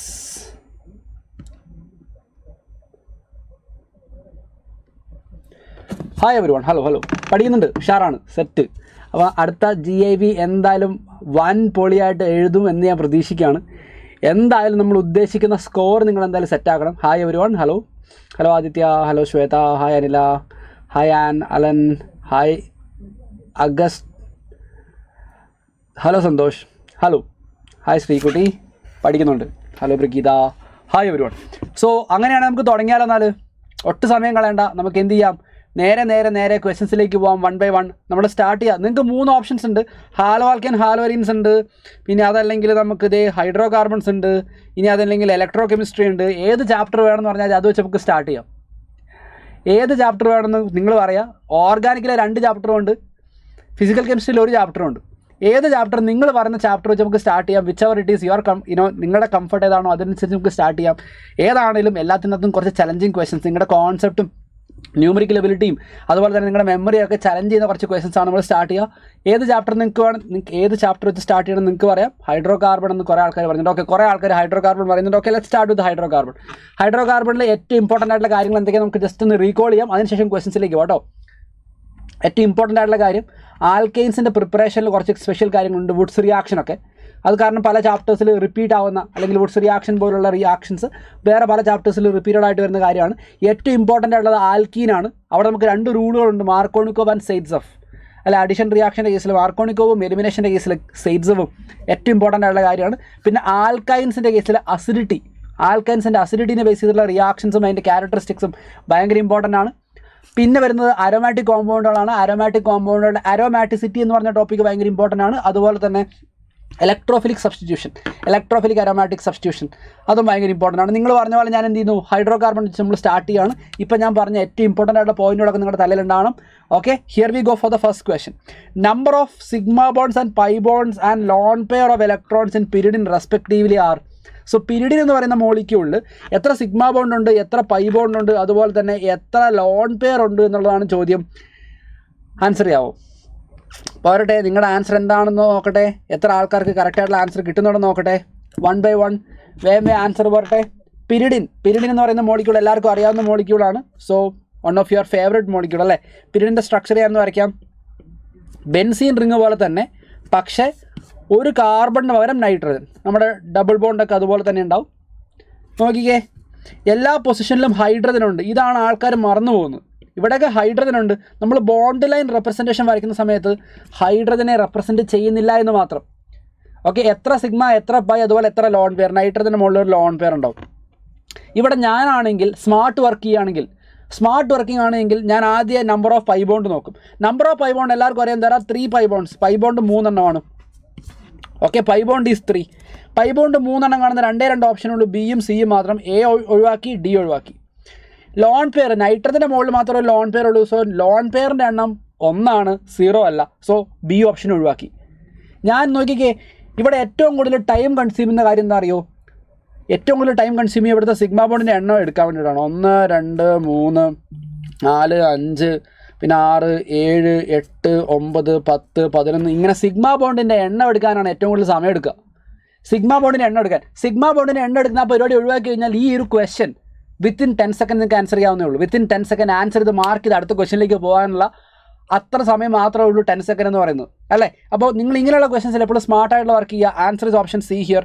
ബാക്കിയുള്ള 3 ഓപ്ഷൻ നിങ്ങൾക്ക് എലിമിനേറ്റ് ചെയ്യാം. Answer is option C. Okay, so ഒന്നാമത്തെ ക്വസ്റ്റ്യൻ നമ്മളിവിടെ ഫിനിഷ് ചെയ്യുന്നു. We are going to the second question. രണ്ടാമത്തെ ക്വസ്റ്റ്യനിലേക്ക് നമ്മൾ കാലെടുത്ത് വെക്കുകയാണ്. നോക്കിയേ, which among the following is not an aromatic compound. ശ്രദ്ധിക്കുക മക്കളെ, നോട്ട് ആൻ അരോമാറ്റിക് കോമ്പൗണ്ട് എന്നാണ് ചോദിക്കുന്നത്. ഏതാണ് ഒരു അരോമാറ്റിക് കോമ്പൗണ്ട് അല്ലാത്തത് എന്നാണ് ചോദ്യം. ഓക്കെ, ഏതാണ് ഒരു അരോമാറ്റിക് കോമ്പൗണ്ട് അല്ലാത്തത് നോക്കിയിട്ട് ആൻസർ പറയാമോ? നമുക്കറിയാം, ഇവിടെ നമുക്ക് യൂസ് ചെയ്യേണ്ട റൂൾ ഏതാ? ഹക്കൽ റൂൾ അല്ലേ. ഹക്കൽ റൂൾ വെച്ചിട്ടാണ് നമ്മളിത് സോൾവ് ചെയ്യേണ്ടത്.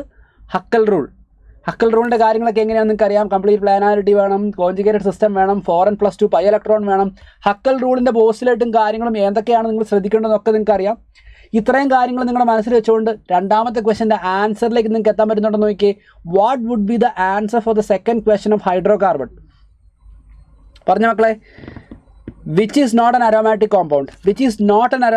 നിങ്ങൾക്ക് ഇവിടെ നോക്കിയാൽ കാണാം ACD. ഇതിനകത്ത് 3 നിങ്ങൾക്ക് നോക്കിയാൽ കാണാം കംപ്ലീറ്റ് കോൺജുഗേഷൻ ഉണ്ട്.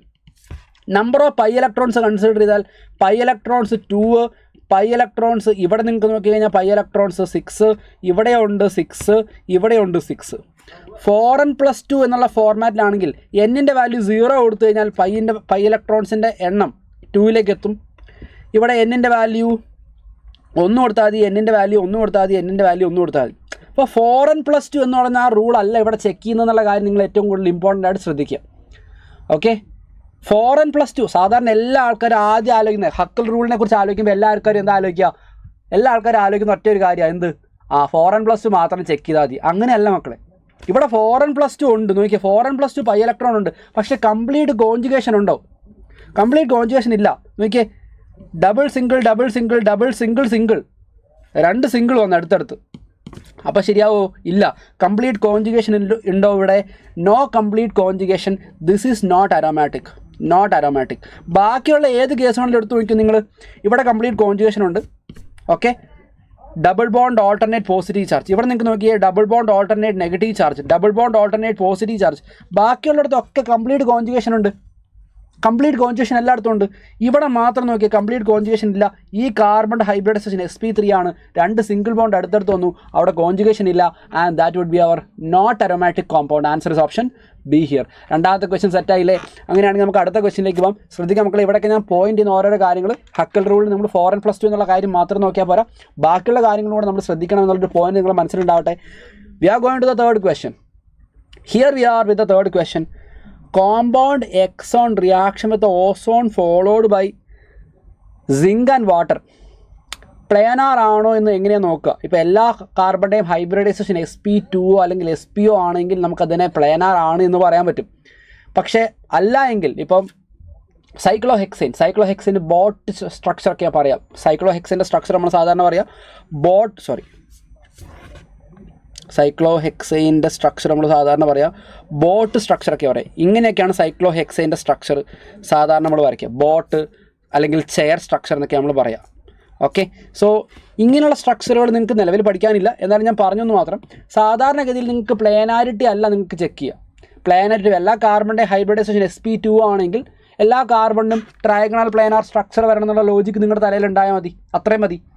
ഓക്കെ, അപ്പോൾ നിങ്ങൾക്ക് ഏറ്റവും കൂടുതൽ ചെക്ക് ചെയ്യുക കോൺജുഗേഷനും അതുപോലെ 4n+2 പൈ ഇലക്ട്രോണും. ആ 2 കാര്യം ഒരുമിച്ച് വരണം കേട്ടോ. ആ ഒരു കാര്യം നിങ്ങൾക്ക് ചെക്ക് ചെയ്താൽ മതി. പ്ലാനാരിറ്റി നിങ്ങൾക്ക് ജനറലി ചെക്ക് ചെയ്യുന്ന ഒരു കാര്യമല്ല, എന്നാലും ഞാൻ പറഞ്ഞെന്ന് മാത്രം. എല്ലാ കാർബണിൻ്റെ ഹൈബ്രിഡൈസേഷൻ sp2 ആയാൽ മതി. ഓക്കെ, അല്ലെങ്കിൽ എല്ലാ കാർബണിൻ്റെ നല്ല. ഫോർ എക്സാമ്പിൾ ഇപ്പോൾ ഇവിടെ നിങ്ങൾക്ക് ഫോർ എക്സാമ്പിൾ ഇങ്ങനെ നോക്കിയാൽ കാണാം. ഓക്കെ, ഞാൻ സൈക്ലോഹെക്സൈൻ്റെ എക്സാമ്പിൾ തന്നെ എടുക്കാം. ഇത് സൈക്ലോഹെക്സൈൻ ആണ്. സൈക്ലോഹെക്സൈൻ നമ്മൾ സാധാരണ വരയ്ക്കുക 6 കാർബണുള്ള സൈക്ലോഹെക്സൈൻ റിംഗ് ആണ് ഇങ്ങനെ. പക്ഷേ ഇതിൻ്റെ ആക്ച്വൽ സ്ട്രക്ചർ എങ്ങനെയായിരിക്കുന്നത് അറിയോ? ഇത് ഇങ്ങനെ ആയിരിക്കും ഇരിക്കുക. ഓക്കെ, ഇതിന് നമ്മൾ ചെയർ സ്ട്രക്ചർ എന്ന് വിളിക്കുക. ചെയർ സ്ട്രക്ചർ ഇതൊക്കെ ഓരോരോ കാർബണാണ്. ഇവിടെയും ഇവിടെ നിങ്ങൾക്ക് നോക്കി കാണാം എല്ലാ കാർബണിൻ്റെയും ഹൈബ്രിഡൈസേഷൻ എന്താ? sp3 ആ. All carbons are having sp3 hybridization. sp3 hybridization വരുമ്പോൾ എന്താ? ടെട്രാഹൈഡ്രൽ ജോമെട്രി വരണം. ടെട്രാഹൈഡ്രൽ ജോമെട്രി വന്നു കഴിഞ്ഞാൽ എന്താ പറ്റുക? ഓരോ കാർബൺസ് ഓരോ ഡയറക്ഷനിലേക്കായിരിക്കും ഓറിയൻറ്റ് ചെയ്യുക. പക്ഷേ ഇവിടെ നിങ്ങൾക്ക് നോക്കിക്കേ, ഈ ഒരു മോളിക്യൂൾ നിങ്ങൾ നോക്കിക്കേ, എല്ലാ കാർബണിൻ്റെ ഹൈബ്രിഡൈസേഷൻ ഇവിടെ sp2 ആണ്. ഓക്കെ, ഇനി ഇവിടെ നോക്കിക്കഴിഞ്ഞാൽ ഈ കാർബണിൽ എല്ലാ കാർബൺ ഇത് sp2 ആണ്, ഇത് sp3 ആണ്. ഒരൊറ്റ കാർബൺ മാത്രം sp3 വന്നു. അതുകൊണ്ട് പ്ലാനാരിറ്റി നഷ്ടപ്പെടുന്നില്ല. കാരണം എന്താണെന്നറിയോ? ഇത്രയും ഭാഗം പ്ലാനാറാണ്, ഇത്രയും ഭാഗം പ്ലാനാറാണ്, ഇതെല്ലാം പ്ലാനാറാണ്. സോ ഇതിൻ്റെ ഹൈബ്രിഡൈസേഷൻ sp3 ആണെങ്കിൽ പോലും അത് സെയിം പ്ലെയിനിൽ തന്നെ ആയിരിക്കും ഉണ്ടാവുക. പക്ഷേ ഫോർ എക്സാമ്പിൾ സൈക്ലോഹെക്സൈൻ, അവിടെ നമുക്ക് പ്ലാനാരിറ്റി ഇല്ല. സൈക്ലോഹെക്സൈൻ്റെ സ്ട്രക്ചർ നോക്കി, സൈക്ലോഹെക്സൈൻ്റെ സ്ട്രക്ചർ വരുന്നത് ഇങ്ങനെയുള്ള ചെയർ സ്ട്രക്ചർ അല്ലെങ്കിൽ ബോട്ട് സ്ട്രക്ചർ എന്നൊക്കെ പറഞ്ഞ സ്ട്രക്ചേഴ്സ് ആയിരിക്കും വരിക. നിങ്ങൾക്ക് ചെക്ക് ചെയ്യാൻ ചോദിക്കുന്ന ഒരു കാര്യം പ്ലാനാരിറ്റി ആയിരിക്കില്ല. സാധാരണഗതിയിൽ നിങ്ങൾക്ക് ചോദിക്കുക എപ്പോഴും കോൺജുഗേഷൻ കംപ്ലീറ്റ് ആയിട്ടുണ്ടോ, 4n+2 പൈ ഇലക്ട്രോൺ ഉണ്ടോ, ഈ 2 കാര്യങ്ങളുടെ കോമ്പിനേഷൻ ആയിരിക്കും സാധാരണഗതിയിൽ നിങ്ങൾക്ക് ചെക്ക് ചെയ്യാം. ഓക്കെ, മൂന്നാമതൊരു ക്വസ്റ്റ്യനിലേക്ക് നമ്മൾ വരുവാണ്. ഈ ഒരു ക്വസ്റ്റ്യൻ എന്ന് പറയുന്നത് 2 ചാപ്റ്ററിനെ കണക്ട് ചെയ്തിട്ടുണ്ട്. ആൽഡിഹൈഡ് കീറ്റോണിനെയും കണക്ട് ചെയ്യുന്നുണ്ട്, അതുപോലെ തന്നെ ഹൈഡ്രോ കാർബണിലെ ആൽക്കീനെയും കണക്ട് ചെയ്യുന്ന ഒരു one of the most important ആയിട്ടുള്ള ടോപ്പിക്കാണ് ഓസോണോളിസിസ്. ഓസോണോളിസിസിൻ്റെ ഷോർട്ട് കട്ട് എല്ലാവർക്കും അറിയാവോ? ഓസോണോളിസിസിൻ്റെ ഷോർട്ട് കട്ട് എല്ലാവർക്കും അറിയാവോ? പറഞ്ഞേ, how many of you guys know the short cut off ozonolysis? Ozonolysis for example നിങ്ങൾക്ക് ഇങ്ങനെ ഒരു ആൽക്കീൻ ഉണ്ടെന്ന് വിചാരിക്കുക. ഓക്കെ, ഇങ്ങനെ ഒരു ആൽക്കീൻ ഉണ്ട്. ഇത് നിങ്ങളുടെ ഒരു ആൽക്കീൻ ആണെന്ന് വിചാരിക്കുക. ഈ ആൽക്കീനെ ഓസോണോളിസിസിന് വിധേയമാക്കിയാൽ എന്തൊക്കെ പ്രൊഡക്റ്റ് ഇടുന്ന എങ്ങനെ എഴുതുക? ഡബിൾ ബോണ്ട് എവിടെയാണോ അവിടെയാണ് നമ്മളൊരു വെട്ട് വെട്ടേണ്ടത്. നമ്മുടെ ഡബിൾ ബോണ്ടിനെ ഡയറക്റ്റായിട്ട് മുറിക്കുക, ഇടത് സൈഡിലൊരു ഓക്സിജൻ ഇടുക, വലത് സൈഡിലൊരു ഓക്സിജൻ ഇടുക. ഇതാണ് നമ്മുടെ ഓസോണോളിസിസിൻ്റെ ഷോർട്ട് കട്ട് എന്ന് പറയുന്നത്. ഇവിടുത്തെ പ്രൊഡക്റ്റ് CH3CHO ആൽഡിഹൈഡ്, ഇവിടുത്തെ പ്രൊഡക്റ്റോ CH3 C ഡബിൾ ബോണ്ടോ CH3. ഡബിൾ ബോണ്ടിനെ നടുകെ അങ്ങ് വെട്ടുക, അപ്പുറത്ത് ഇപ്പുറത്ത് ഓരോരോ ഓക്സിജൻ ഇടുക. അതാണ് ഓസോണോളിസിസിൻ്റെ പ്രൊഡക്റ്റ്. ഇവിടെ ചോദിച്ചേക്കുന്നത് റിവേഴ്സ് സൈക്കോളജി ക്വസ്റ്റ്യൻ ആണ്. ഓക്കെ, ഒരുമാതിരി ത്രില്ലർ മൂവിയിലേക്ക് പോലെ റിവേഴ്സ് സൈക്കോളജി ക്വസ്റ്റ്യൻ ആണ് ചോദിച്ചേക്കുന്നത്. അതായത് നമ്മുടെ ഓസോണോളിസിസിൻ്റെ പ്രൊഡക്റ്റ് വന്നു, എന്നിട്ട് നിങ്ങളോട് ചോദിക്കുക ഏതായിരിക്കും നമ്മുടെ റിയാക്റ്റൻ്റ് എന്ന് ചോദിക്കുക. അപ്പോൾ എന്താ ചെയ്യുക? അപ്പോൾ നമ്മൾ ചെയ്യേണ്ട ഒറ്റ കാര്യമുള്ളൂ, നമ്മൾ ഈ 2 സാധനത്തെ ഇത് ഇങ്ങനെ എഴുതുക. ഓക്സിജൻ അടുത്ത് വരുന്ന രീതിയിൽ നമ്മളിങ്ങനെ എഴുതുക. ഓക്കെ, ഓക്സിജൻ അടുത്ത് വരുന്ന രീതിയിൽ നമ്മൾ എഴുതുക. ഇവിടെ ഒരു ഓക്സിജൻ, ഇവിടെ ഒരു ഓക്സിജൻ. ഈ ഓക്സിജൻ നമ്മൾ റിമൂവ് ചെയ്യുക, രണ്ടിനെ അവിടെ കണക്ട് ചെയ്യുക. അപ്പോൾ നോക്കിയാൽ പഴയ പ്രൊഡക്റ്റ് നമുക്ക് കിട്ടും, അല്ലെങ്കിൽ സ്റ്റാർട്ടിങ് റിയാക്ടൻറ്റ് നമുക്ക് കിട്ടും. ഓസോണോളിസിൻ്റെ ഷോർട്ട് കട്ട് നിങ്ങൾ ശ്രദ്ധിക്കുക. ഡബിൾ ബോണ്ട് എവിടെയാണോ അവിടെ നമ്മൾ വെട്ടുന്നു, അപ്പുറത്തും ഇപ്പുറത്തും ഓരോ ഓക്സിജൻ ഇടുന്നു. ഇനി നേരെ തിരിച്ചു വെച്ചാൽ നിങ്ങൾ എന്ത് ചെയ്യണം? രണ്ട് മോളിക്യൂളിനെ അടുത്തടുത്ത് എഴുതുക. ഓക്സിജൻ, ഒരു മോളിക്യൂളിൻ്റെ ഓക്സിജൻ വലതുവശത്തേക്കും ഒരു മോളിക്യൂളിൻ്റെ ഓക്സിജൻ ഇടതുവശത്തേക്കും നമ്മൾ വരയ്ക്കുന്നു. ഓക്കെ, ഒരു മോളിക്യൂളിൻ്റെ ഓക്സിജൻ വലതുവശത്ത്, ഒരെണ്ണത്തിൻ്റെ ഇടതുവശത്ത്. ഈ രണ്ട് ഓക്സിജൻ നമ്മൾ എലിമിനേറ്റ് ചെയ്യുന്നു, അല്ലെങ്കിൽ ഈ ഓക്സിജൻ എടുത്ത് മാറ്റുന്നു. രണ്ട് കാർബണിനെ ഡബിൾ ബോണ്ട് വഴി ബന്ധിപ്പിക്കുന്നു. നമുക്ക് എന്ത് കിട്ടുന്നു? നമ്മുടെ ഇനിഷ്യൽ റിയാക്ടൻ്റ് കിട്ടുന്നു. ഇവിടെ നമുക്ക് ആ റിവേഴ്സ് സൈക്കോളജിയാണ് നമുക്ക് യൂസ് ചെയ്യേണ്ടത്. ആ ലോജിക്ക് നിങ്ങൾക്ക് നോക്കിയേ. ഓസോണോളിസിസ് നമ്മൾ നടത്തി കഴിയുമ്പോൾ നമുക്ക് രണ്ട് പ്രൊഡക്റ്റ് കിട്ടുകയാണ്. ഒന്ന് ഫോർമാൽഡിഹൈഡ്. ഫോർമാൽഡിഹൈഡ് എങ്ങനെ ഉണ്ടാവുക? HCHO, ഇതാണ് ഫോർമാൽഡിഹൈഡ്. രണ്ടാമത് 2-methyl പ്രൊപ്പനാൽ. ഓക്കെ, 2-methyl പ്രൊപ്പനാൽ ഞാൻ വരയ്ക്കാം. CHO CH CH3 CH3 അല്ലേ? ഇതാണ് 2-methyl പ്രൊപ്പനാൽ. നോക്കിയേ, പ്രൊപ്പനാൽ സെക്കൻഡ് പൊസിഷനിൽ മീഥൈൽ ഗ്രൂപ്പ്. നമുക്ക് റിവേഴ്സ് സൈക്കോളജി അപ്ലൈ ചെയ്യാം. അപ്പോൾ എന്ത് ചെയ്യേണ്ടത്? നമ്മൾ ഈ രണ്ട് ഓക്സിജൻ നമ്മൾ എലിമിനേറ്റ് ചെയ്യുന്നു. ആദ്യത്തെ മോളിക്യൂളിൻ്റെ വലതുവശത്തേക്ക് എഴുതിയ ഓക്സിജനും രണ്ടാമത്തെ മോളിക്യൂളിൻ്റെ ഇടതുവശത്തേക്ക് എഴുതിയ ഓക്സിജനും നമ്മൾ റിമൂവ് ചെയ്യുന്നു. രണ്ടിനെയാണ് നമ്മളൊരു ഡബിൾ ബോണ്ട് വെച്ച് കണക്ട് ചെയ്യുന്നു. അങ്ങനെയാണെങ്കിൽ എങ്ങനെ ഉണ്ടാവുക സാധനം? അതെ, ഇവിടെ നമുക്കൊരു CH2 ഉണ്ടാവും, double bond CH CH CH3 CH3. ഇതാണ് നമ്മുടെ ആൽക്കീൻ. ഇനി നമുക്ക് എന്ത് ചെയ്യണം? ഇതിൻ്റെ IUPAC നെയിം എന്താണെന്നുള്ളത് മാത്രമാണ് ഇവിടുത്തെ ചോദ്യം. What is IUPAC name of this molecule here? Okay, അപ്പോൾ ഇവിടുത്തെ പാരന്റ് ചെയിൻ ഏതാ മക്കളെ? ഇതാണ് നമ്മുടെ പാരന്റ് ചെയിൻ. കാരണം ഡബിൾ ബോണ്ടിന് പ്രയോറിറ്റി കൊടുത്ത് ലെഫ്റ്റ് സൈഡ് നമ്മൾ നമ്പർ ചെയ്യണം. 1 2 3 4.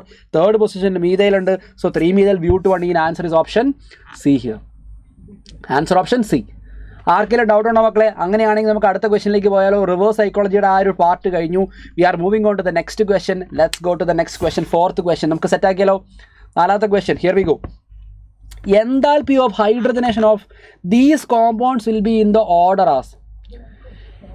Okay, enthalpy of hydrogenation. Intermediate cyclic ozonide intermediate അല്ല ചെയ്യാം. നമ്മൾ ഇൻ്റർമീഡിയറ്റിനെ കുറിച്ച് നമ്മൾ എഴുതുന്നില്ല. നമ്മൾ ഡയറക്റ്റായിട്ട് പ്രൊഡക്റ്റിലേക്ക് എത്തുന്ന രീതിയിലേക്ക് നമ്മൾ പോയത്. ഷോർട്ട് കട്ട് മെത്തേഡാണ് ഇത് കേട്ടോ. Okay, enthalpy of hydrogenation of these compounds will be in the order as. Enthalpy of ഹൈഡ്രജനേഷൻ്റെ കറക്റ്റായിട്ടുള്ള ഓർഡർ ഏതാണെന്നുള്ളതാണ് ചോദ്യം. അപ്പോൾ എൻതാൽപ്പി ഓഫ് ഹൈഡ്രജനേഷൻ എന്ന് പറഞ്ഞാൽ എന്താ മക്കളെ? നമ്മളൊരു ആൽക്കീനോ അല്ലെങ്കിൽ ആൽക്കൈനോ എടുക്കുന്ന ഒരു അൺസാച്ചുറേറ്റഡ് കോമ്പൗണ്ട് എടുക്കുന്നു, അതിനകത്തേക്ക് ഹൈഡ്രജൻ ആഡ് ചെയ്യുന്നു. അപ്പോൾ നിങ്ങൾ ആലോചിക്കുക മക്കളെ, അൺസാച്ചുറേറ്റഡ് ആയിട്ടുള്ള ഒരു കോമ്പൗണ്ട്, അതായത് ഡബിൾ ബോണ്ടോ അല്ലെങ്കിൽ ട്രിപ്പിൾ ബോണ്ടോ ഉള്ളൊരു കോമ്പൗണ്ട്, നമ്മളതിനകത്ത് ഹൈഡ്രജൻ ആഡ് ചെയ്യുമ്പോൾ നമുക്ക് സാച്ചുറേറ്റഡ് ആയിട്ടുള്ളൊരു കോമ്പൗണ്ട് കിട്ടും. സാച്ചുറേറ്റഡ് അല്ലെങ്കിൽ ഇങ്ങനെ പറയാം, അൺസ്റ്റേബിൾ ആയിട്ടുള്ളൊരു സാധനം സ്റ്റേബിൾ ആവുന്നു. അപ്പോൾ എന്താ പറ്റുക? അൺസ്റ്റേബിൾ ആയിട്ടുള്ള സാധനം സ്റ്റേബിൾ ആവുന്ന സമയത്ത് എനർജി വിൽ ബി റിലീസ്ഡ്.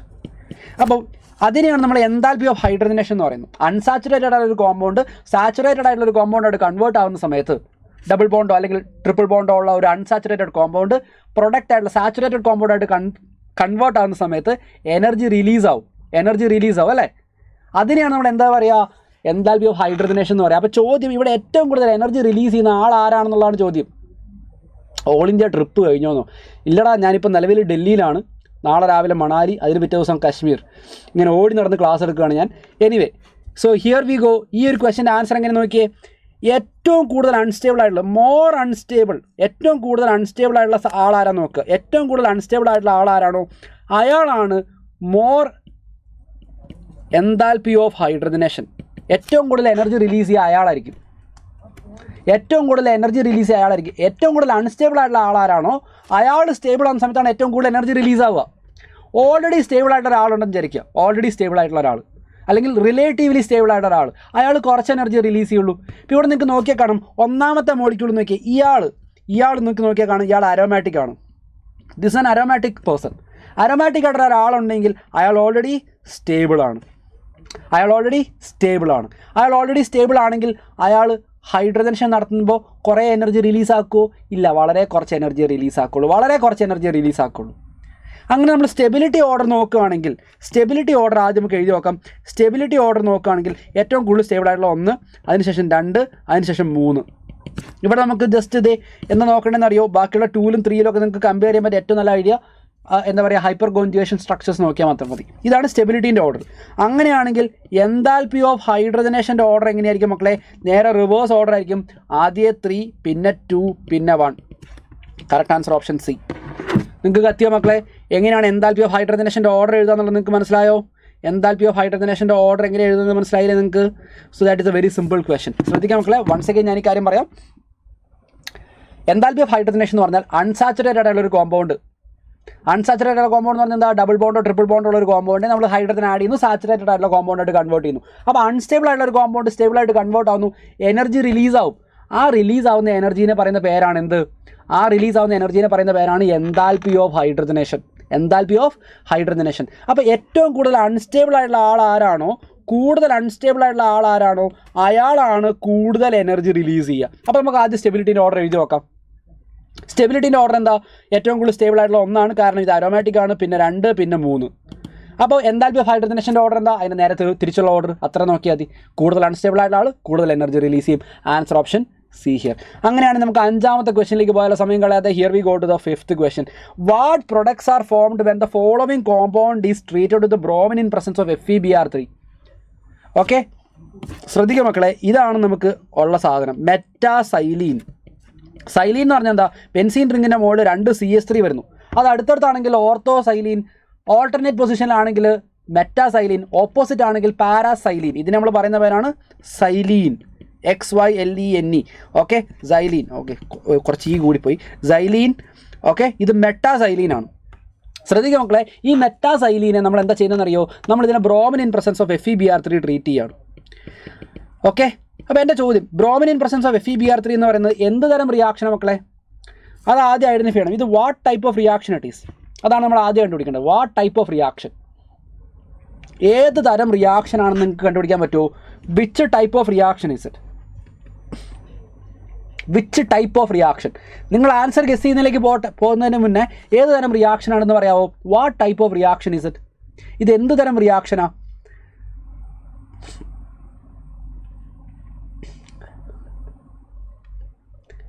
ഇത് എന്ത് തരം റിയാക്ഷനാണ്? ഇത് ഇലക്ട്രോഫിലിക് അരോമാറ്റിക് സബ്സ്റ്റിറ്റ്യൂഷനാണ്. Electrophilic aromatic substitution. ഇപ്പോൾ ബെൻസീൻ റിങ്ങിൽ ബ്രോമിൻ വരും, ഇതിനെ നമ്മൾ വിളിക്കുക EAS റിയാക്ഷൻ ആട്ടോ വിളിക്കുക, EAS, ഇലക്ട്രോഫിലിക് അരോമാറ്റിക് സബ്സ്റ്റിറ്റ്യൂഷൻ. അപ്പോൾ ഇവിടെ നിങ്ങൾ ശ്രദ്ധിക്കുക, ബ്രോമിനേഷൻ നമുക്ക് സിമ്പിൾ പറയാം, അല്ലെങ്കിൽ ഇലക്ട്രോഫിലിക് അരോമാറ്റിക് സബ്സ്റ്റിറ്റ്യൂഷൻ, ബ്രോമിനേഷൻ എന്നൊക്കെ പറയാം. ഇത് ഫ്രീ റാഡിക്കൽ അല്ല. ഫ്രീ റാഡിക്കൽ ആയിരുന്നെങ്കിൽ ഒന്നെങ്കിൽ ലൈറ്റ് അല്ലെങ്കിൽ ഹീറ്റ് പ്രസൻറ്റ് ആവണമായിരുന്നു. ഇത് ഇലക്ട്രോഫിലിക് സബ്സ്റ്റിറ്റ്യൂഷനാണ്. ഇനി എൻ്റെ ചോദ്യം, ഇതിനകത്ത് CH3 ഗ്രൂപ്പ് ഒരു ഓർത്തോ പാരാഡയറക്റ്റിംഗ് ആണ്, ഇയാളൊരു ഓർത്തോ പാരാഡയറക്റ്റിംഗ് ആണ്, ഇയാളൊരു ഓർത്തോ പാരാഡയറക്റ്റിംഗ് ആണ്. ഓക്കെ, ആദ്യത്തെ CH3 ഇയാളുടെ ഓർത്തോ പാരാഡയറക്റ്റിംഗ് എഫക്റ്റ് എവിടേക്കാണ് വരുന്നത് നോക്കാം. ഇതാണ് ഇയാളുടെ ഓർത്തോ, ഇത് 2 പൊസിഷൻ, ഇത് ഇയാളുടെ പാര. ഇനി ഇയാളുടെ ഓർത്തോ പാരാഡയറക്റ്റിംഗ് എഫക്റ്റ് എവിടേക്ക് വരെ? ഇതാണ് ഇയാളുടെ ഓർത്തോ, ഇതാണ് ഇയാളുടെ പാര. അപ്പോൾ നിങ്ങൾ നോക്കിയാൽ ഞാനിവിടെ വരച്ചേക്കുന്നത് എന്താ അറിയോ? ഞാൻ ജസ്റ്റ് ഇതേ ഓർത്തോ പാരാഡയറക്റ്റിംഗ് എഫക്റ്റ് വെച്ചിട്ട് ഇനി വരാൻ പോകുന്ന ബ്രോമിൻ എവിടെ വരും എന്നുള്ളതാണ് ഞാൻ മാർക്ക് ചെയ്തേക്കുന്നത്. ഓക്കെ, ഇയാളുടെ ഓർത്തോ പാരാ ഡയറക്റ്റിംഗ് എഫക്റ്റ് കാരണം ഈ 2 ഓർത്തോ പൊസിഷനിലും ഈ പാരാ പൊസിഷനിലും ആര് വരാം? ഈ 2 ഓർത്തോ പൊസിഷനിലും ഈ ഒരു പാരാ പൊസിഷനിലും ബ്രോമിൻ വരാം. ഈ CH3ൻ്റെ എഫക്റ്റ് കാരണം ഇവിടെ 2 ഓർത്തോ പൊസിഷൻ, ഇത് പാരാ പൊസിഷൻ, ഇവിടെ എവിടെ വേണമെങ്കിലും ബ്രോമിൻ വരാം. അപ്പോൾ നമുക്ക് നോക്കിയാൽ കാണാം, ഈ 3 പൊസിഷനിൽ എവിടെ വേണമെങ്കിലും നമുക്ക് ബ്രോമിൻ വരാം. അങ്ങനെയാണെങ്കിൽ ഇയാൾ പോസിബിൾ ആയിരിക്കുമോ? What do you think? This is if possible? ഇയാൾ എന്തായാലും പോസിബിൾ ആയിരിക്കില്ല. This is not going to be happening. Meta പൊസിഷനിൽ എന്തായാലും വരില്ല. വരികയാണെങ്കിൽ ഓർത്തോ പാരാ പൊസിഷനിലുള്ളൂ. സി നമുക്ക് ആദ്യം ഒഴിവാക്കാം കേട്ടോ. We can eliminate option C directly. ഇനി ഇവിടെ നിങ്ങൾക്ക് നോക്കിയാൽ കാണാം, ബ്രോമിൻ ഇവിടെ വരുമോ ഇല്ലയോ? ഇതാണ് എൻ്റെ ചോദ്യം. Do you think bromine will come here? Bromine ഇവിടെ വരുമോ? ഇവിടെ ബ്രോമിൻ വരൂല. അതിനുള്ള കാരണം എന്താ പറയുക? What is the reason why bromine is not gonna come here? Bromine എന്തുകൊണ്ടാണ് ഈ പൊസിഷനിൽ വരാത്തതെന്ന് പറയാമോ? Why bromine will not attack here? Okay, ഞാൻ പറയാതെ ഈ പ്രൊഡക്റ്റ് പോസിബിൾ അല്ല, this product is not possible, this product is not possible ഞാൻ പറയാം. What is the reason? എന്തുകൊണ്ടാണ് ബ്രോമിൻ അവിടെ വരാൻ ചാൻസ് ഇല്ലാത്തത്? Why bromine will not come here? കാരണം ഇവിടെ നോക്കി, ഒരു CH3, ഇവിടെ വേറെ CH3, അതിൻ്റെ ഇടയ്ക്ക് ഒരു ബ്രോമിൻ കുത്തിക്കയറി വരികയാണ്. സ്റ്റെറിക് ഹിൻഡ്രൻസ് എന്ന് പറയുന്ന സംഭവം ഭയങ്കര കൂടുതലായിരിക്കും. ഓക്കെ, സ്റ്റെറിക് ഹിൻഡ്രൻസ് എന്ന് പറയുന്ന സംഭവം ഭയങ്കര കൂടുതലായിരിക്കും. ഇവിടെ ഒരു CH3, ഇവിടെ ഒരു CH3, അതിൻ്റെ ഇടയിലേക്ക് ഒരു ബ്രോമിൻ കുത്തിക്കയറി വരികയാണ്. Steric hindrance is going to be too much. അപ്പോൾ അവിടെ ഒരു ബ്രോമിൻ വന്ന് കയറുമോ? ഇല്ല. ഒരു ബ്രോമിൻ ഇവിടെ വരാം, അല്ലെങ്കിൽ ഇവിടെ വരാം. ഈ 2 പൊസിഷനിലേ വരാൻ പറ്റുള്ളൂ, വേറൊരു പൊസിഷനിൽ വരാൻ പറ്റില്ല. Reason is steric hindrance. അങ്ങനെയാണ് നമ്മുടെ ആൻസർ ഏതാ നോക്കി. ഒന്നെങ്കിൽ ഇയാളുടെ ഓർത്തോ പൊസിഷൻ, ശ്രദ്ധിക്കുക, ഇയാളുടെ ഓർത്തോ, ഇയാളുടെ പാര, ഒന്നെങ്കിൽ ഇവിടെ വരാം അല്ലെങ്കിൽ ഇവിടെ വരാം. ഇയാളുടെ ഓർത്തോ, ഇയാളുടെ പാര, അതെ ഈ 2 പ്രൊഡക്റ്റ് ആയിരിക്കും പോസിബിൾ. ബേസിക്കലി 2 സെയിം പ്രൊഡക്റ്റ് തന്നെയാണ്. സ്റ്റെറിക് ഹിൻഡ്രൻസ് കാരണം ബ്രോമിൻ ഇവിടേക്ക് വരില്ല. So this product is not possible, this product is not possible. അതായത് നമുക്ക് 2 ഓപ്ഷൻ ഡയറക്റ്റായിട്ട് എലിമിനേറ്റ് ചെയ്യാനുള്ള ഓപ്ഷൻ നമുക്ക് കിട്ടുകയാണ്. So answer is going to be option D here. D ആയിരിക്കും ഇവിടുത്തെ കറക്റ്റ് ആയിട്ടുള്ള answer. And we are moving on to the last and final question of last and final question of hydrocarbon. നോക്കിയാൽ മക്കളെ, the reaction of C6H5CH double bond CH3. ആ ഒരു വല്ലാത്തൊരു മോളിക്യൂളിനെ കുറിച്ച് ഇവിടെ പറയുന്നുണ്ട്. ആ മോളിക്യൂളിൻ്റെ സ്ട്രക്ചർ ഞാൻ വരച്ച് നോക്കുകയാണെങ്കിൽ ഇതാണ് അയാൾ. ഇയാളുടെ മുകളിലേക്ക് നമ്മൾ എന്ത് ചെയ്യുകയാണ്? HBr ആഡ് ചെയ്യുകയാണ് മക്കളെ. HBr ആഡ് ചെയ്യുന്ന സമയത്ത് ബ്രോമിൻ എവിടെ വരും? എ പറയുന്നു ബെൻസീൻ റിങ്ങിൽ പാരാ പൊസിഷനിൽ ബ്രോമിൻ വരും എന്നാണ് ഇത് പറയുന്നത്, പാരാ പൊസിഷനിൽ. ബി പറയുന്നത്, ഞാൻ ഇത് പൊസിഷൻസ് മാർക്ക് ചെയ്യാം. ഇതാണ് എ പൊസിഷൻ, ഇതാണ് ബി പൊസിഷൻ, ഇതാണ് സി പൊസിഷൻ, ഇതാണ് ഡി പൊസിഷൻ. എവിടെ വരും എന്നുള്ളത് മാത്രം നിങ്ങൾ ഐഡൻറ്റിഫൈ ചെയ്താൽ മതി. ഓക്കെ, 4 ഓപ്ഷൻ ഞാൻ ക്ലിയർ ആയിട്ട് മാർക്ക് ചെയ്തു. എവിടെയാണ് ബ്രോമിൻ വരിക? നമ്മൾ HBr ആണ് ആഡ് ചെയ്യുന്നത് കേട്ടോ.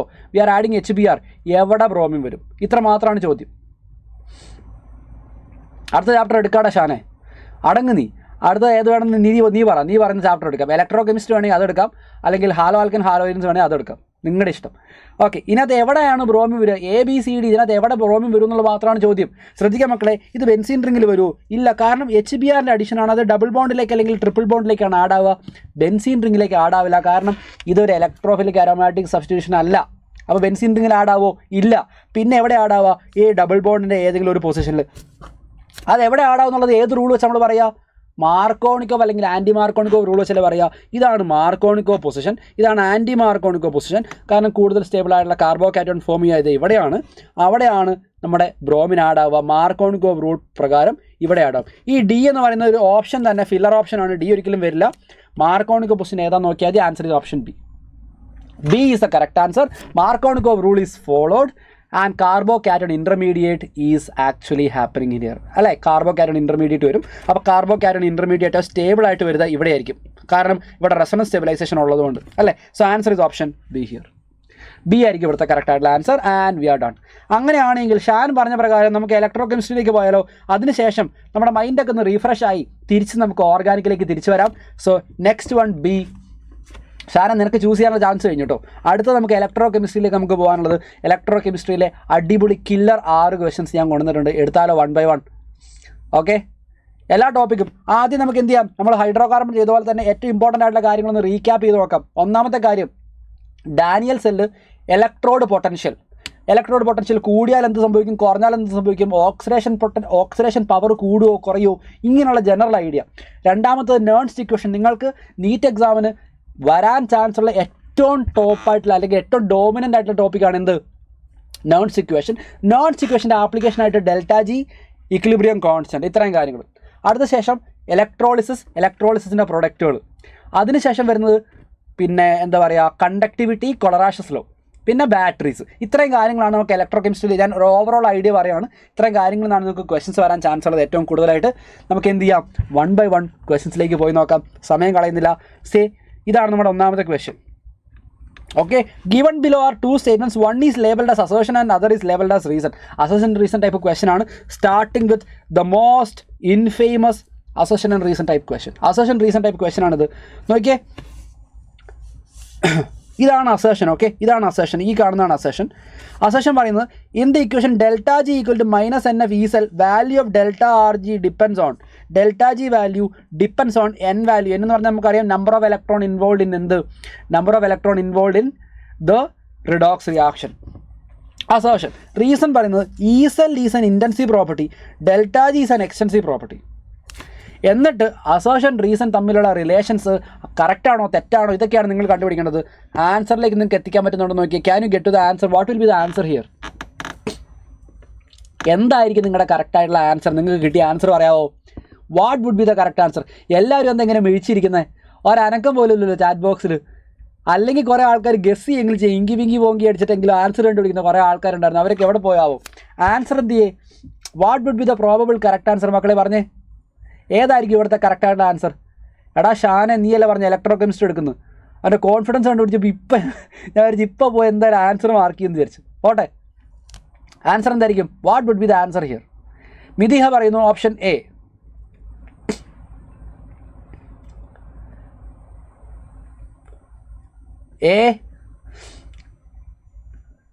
എടാ എന്താ പറ്റിയ എല്ലാവർക്കും? ഇങ്ങനെ മിഴിച്ചിരിക്കാതെ ആൻസറിലേക്ക് വന്നേ വേം. What would be the correct answer? Answer is option B here. B ആണ് ഇവിടുത്തെ കറക്റ്റായിട്ടുള്ള ആൻസർ. ബി ആണ് ഇവിടുത്തെ കറക്റ്റായിട്ടുള്ള ആൻസർ. ഞാൻ റീസൺ പറഞ്ഞുതരാം. ഈ ഇക്വേഷൻ നിങ്ങൾ നോക്കിയാൽ delta G is equal to minus N F ഈസൽ.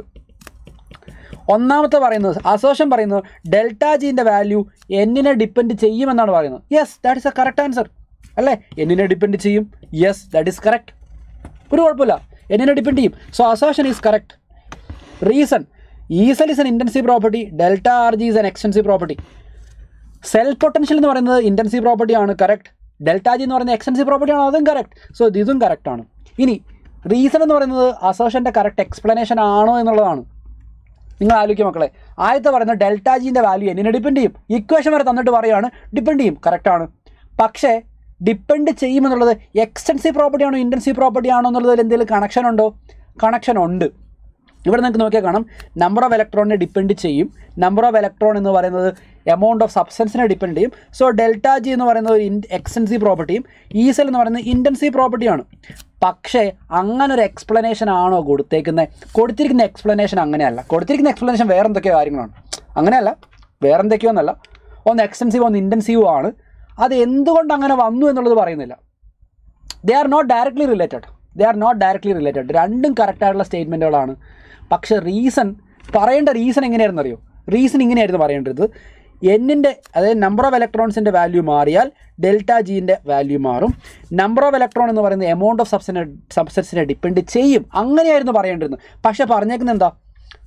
ഈസൽ is an intensive property, delta G is extensive. അത്ര മാത്രമേ ഉള്ളൂ. അതിനകത്ത് നമ്മുടെ ആദ്യത്തെ റീസണിൻ്റെ എക്സ്പ്ലനേഷൻ ഉണ്ടോ എന്ന് ചോദിച്ചാൽ ഇല്ല. ആദ്യത്തെ സ്റ്റേറ്റ്മെൻറ്റിൻ്റെ അസേർഷൻ്റെ എക്സ്പ്ലനേഷൻ അതിനകത്തുണ്ടോ? ഇല്ല. റീസൺ ഒരു കറക്റ്റായിട്ടുള്ള സ്റ്റേറ്റ്മെൻറ്റാണ്, അസേർഷനും കറക്റ്റാണ്. പക്ഷെ കറക്റ്റായിട്ടുള്ള എക്സ്പ്ലനേഷൻ അല്ല. Answer is option B here. രണ്ടാമത്തെ ക്വസ്റ്റ്യൻ പോട്ടെ. രണ്ടാമത്തെ ക്വസ്റ്റ്യൻ ഞാൻ പറഞ്ഞ മക്കളെ, കൊണ്ടിരുന്ന എല്ലാ ക്വസ്റ്റ്യനും കുറച്ച് ചലഞ്ചിങ് ക്വസ്റ്റ്യൻസ് ആണ്. രണ്ടാമത്തെ ക്വസ്റ്റ്യൻ്റെ ആൻസർ നിങ്ങൾക്ക് എത്തിക്കാൻ പറ്റും. നോക്കിയേ, can you get to the answer of second question? രണ്ടാമത്തെ ക്വസ്റ്റ്യൻ നിങ്ങൾക്ക് ഇവിടെ നോക്കിയാൽ കാണാം. ആദ്യം പെർമാംഗനേറ്റിൻ്റെ റിയാക്ഷൻ കൊടുത്തിട്ടുണ്ട്. നിങ്ങൾക്ക് നോക്കിയാൽ കാണാം, this is a reaction given. പെർമാംഗനേറ്റിൻ്റെ റിയാക്ഷനാണ് Mn2+. അസിഡിക് മീഡിയത്തിൽ Mn2+ ആയിട്ട് കൺവേർട്ട് ആവുന്നു. അതിൻ്റെ പൊട്ടൻഷ്യൽ കൊടുത്തിട്ടുണ്ട്. അതുപോലെ തന്നെ ഓക്സിജൻ വാട്ടറായിട്ട് കൺവേർട്ട് ചെയ്യുന്ന ഓക്സിജൻ്റെ പൊട്ടൻഷ്യൽ ഇവിടെ കൊടുത്തിട്ടുണ്ട്. അങ്ങനെയാണെങ്കിൽ ഈ രണ്ടും കൺസിഡർ ചെയ്യുക. എന്നിട്ട് ചോദിക്കുന്ന ചോദ്യം നിങ്ങൾ ശ്രദ്ധിക്കുക മക്കളെ. MnO4- liberate oxygen from water. അതായത് MnO4ഉം വാട്ടറും കൂടെ റിയാക്ട് ചെയ്ത് കഴിഞ്ഞാൽ ഓക്സിജൻ പുറത്തേക്ക് വരും എന്നൊരു റിയാക്ഷനെ കുറിച്ച് പറയുകയാണ്. ആര് പറയുന്നു? ക്വസ്റ്റ്യൻ പറയുന്നു. എന്നിട്ട് പറയുന്നു ഇത് നടക്കുകയോ ഇല്ലയോ? നടക്കുകയാണെങ്കിൽ എന്തുകൊണ്ട്? Yes or no and because of what? ഇതാണ് ചോദ്യം. ഇപ്പോൾ ഇവിടെ നിങ്ങൾക്ക് നോക്കിയാൽ കാണാം, ഒന്നാമത്തെ നിങ്ങൾ കണ്ടുപിടിക്കേണ്ടത് യെസ് ഓർ നോ ആണ്. രണ്ടാമത്തത് E0 സെല്ലാണ്. ഈ രണ്ട് കാര്യങ്ങളാണ് കണ്ടുപിടിക്കേണ്ടത്. E0 സെല്ലിൻ്റെ വാല്യൂ നിങ്ങൾക്ക് കണ്ടുപിടിക്കാൻ പറ്റുമോ? അതാണ് നിങ്ങളുടെ ഇവിടുത്തെ ചലഞ്ച്. E0 സെല്ലിൻ്റെ വാല്യൂ നിങ്ങൾക്ക് കിട്ടിയാൽ that will give you A proper idea. ശ്രദ്ധിക്കാം മക്കളെ, ഈ സെല്ലിൻ്റെ വാല്യൂ പോസിറ്റീവ് ആയാൽ അതിൻ്റെ അർത്ഥം എന്താ? ഇഫ് ദ വാല്യൂ ഓഫ് ഈ സെൽ ഈസ് പോസിറ്റീവ്, ഈ സെല്ലിൻ്റെ വാല്യൂ പോസിറ്റീവ് ആയാൽ അതിൻ്റെ അർത്ഥം ആ സെൽ റിയാക്ഷൻ നടക്കും, അല്ലെങ്കിൽ ആ സെല്ല് വർക്ക് ചെയ്യുന്നു എന്നാണ്. ഈ സെല്ലിൻ്റെ വാല്യൂ നെഗറ്റീവ് വന്നാലോ? നെഗറ്റീവ് പൊട്ടൻഷ്യൽ ഉള്ളൊരു സെല്ല് വർക്ക് ചെയ്യോ? ഇല്ല. ഇഫ് ഈ cell is positive, cell is working. ഈ cell is negative, cell is not working അല്ലേ? അപ്പോൾ ഇവിടെ നമുക്ക് ആദ്യം ഈ സെല്ല് കണ്ടുപിടിക്കണം. ഓക്കെ, ഈ സെല്ല് കണ്ടുപിടിക്കണം. അങ്ങനെയാണെങ്കിൽ ഈ സെല്ല് എങ്ങനെ കണ്ടുപിടിക്കുക എന്നുള്ളതാണ് ഇവിടുത്തെ ആദ്യത്തെ ചലഞ്ച്. ശ്രദ്ധിക്കാം മക്കളെ, ഇവിടെ നിങ്ങൾക്ക് വളരെ കെയർഫുള്ളായിട്ട് ചില കാര്യങ്ങൾ നിങ്ങൾ ശ്രദ്ധിക്കാനുണ്ട്. ഞാൻ അവിടെ കൊണ്ട് സൂം ചെയ്യുന്നത്. നോക്കിയാൽ മക്കളെ, ഈ കാണുന്ന സംഭവം എന്താ? നോക്കിയാൽ Mn2+ giving U MnO4- +2 oxidise സ്റ്റേറ്റിലുള്ള ഒരാൾ +7 ഓക്സിഡൈസ് സ്റ്റേറ്റിലേക്ക് കൺവേർട്ട് ചെയ്യുന്നു. ഈ കാണുന്ന സാധനം എന്താണെന്നറിയോ? What is this? This is oxidation potential. Jayasurya മോനെ, നിനക്കൊരു ചെറിയ മിസ്റ്റേക്ക് വന്നടാ. അതാണ് ഞാൻ പറയുന്നത്. ശ്രദ്ധിക്ക്, വളരെ കെയർഫുള്ളായിട്ട് നിങ്ങൾ ഈ ഭാഗം ശ്രദ്ധിക്കണം. ഇതാണ് ഏറ്റവും കോമൺ ആയിട്ട് നിങ്ങൾക്ക് വരുന്ന മിസ്റ്റേക്കാണിത്. ഈ കാണുന്ന സാധനം ഓക്സിഡേഷൻ പൊട്ടൻഷ്യലാണ്. This is oxidation potential.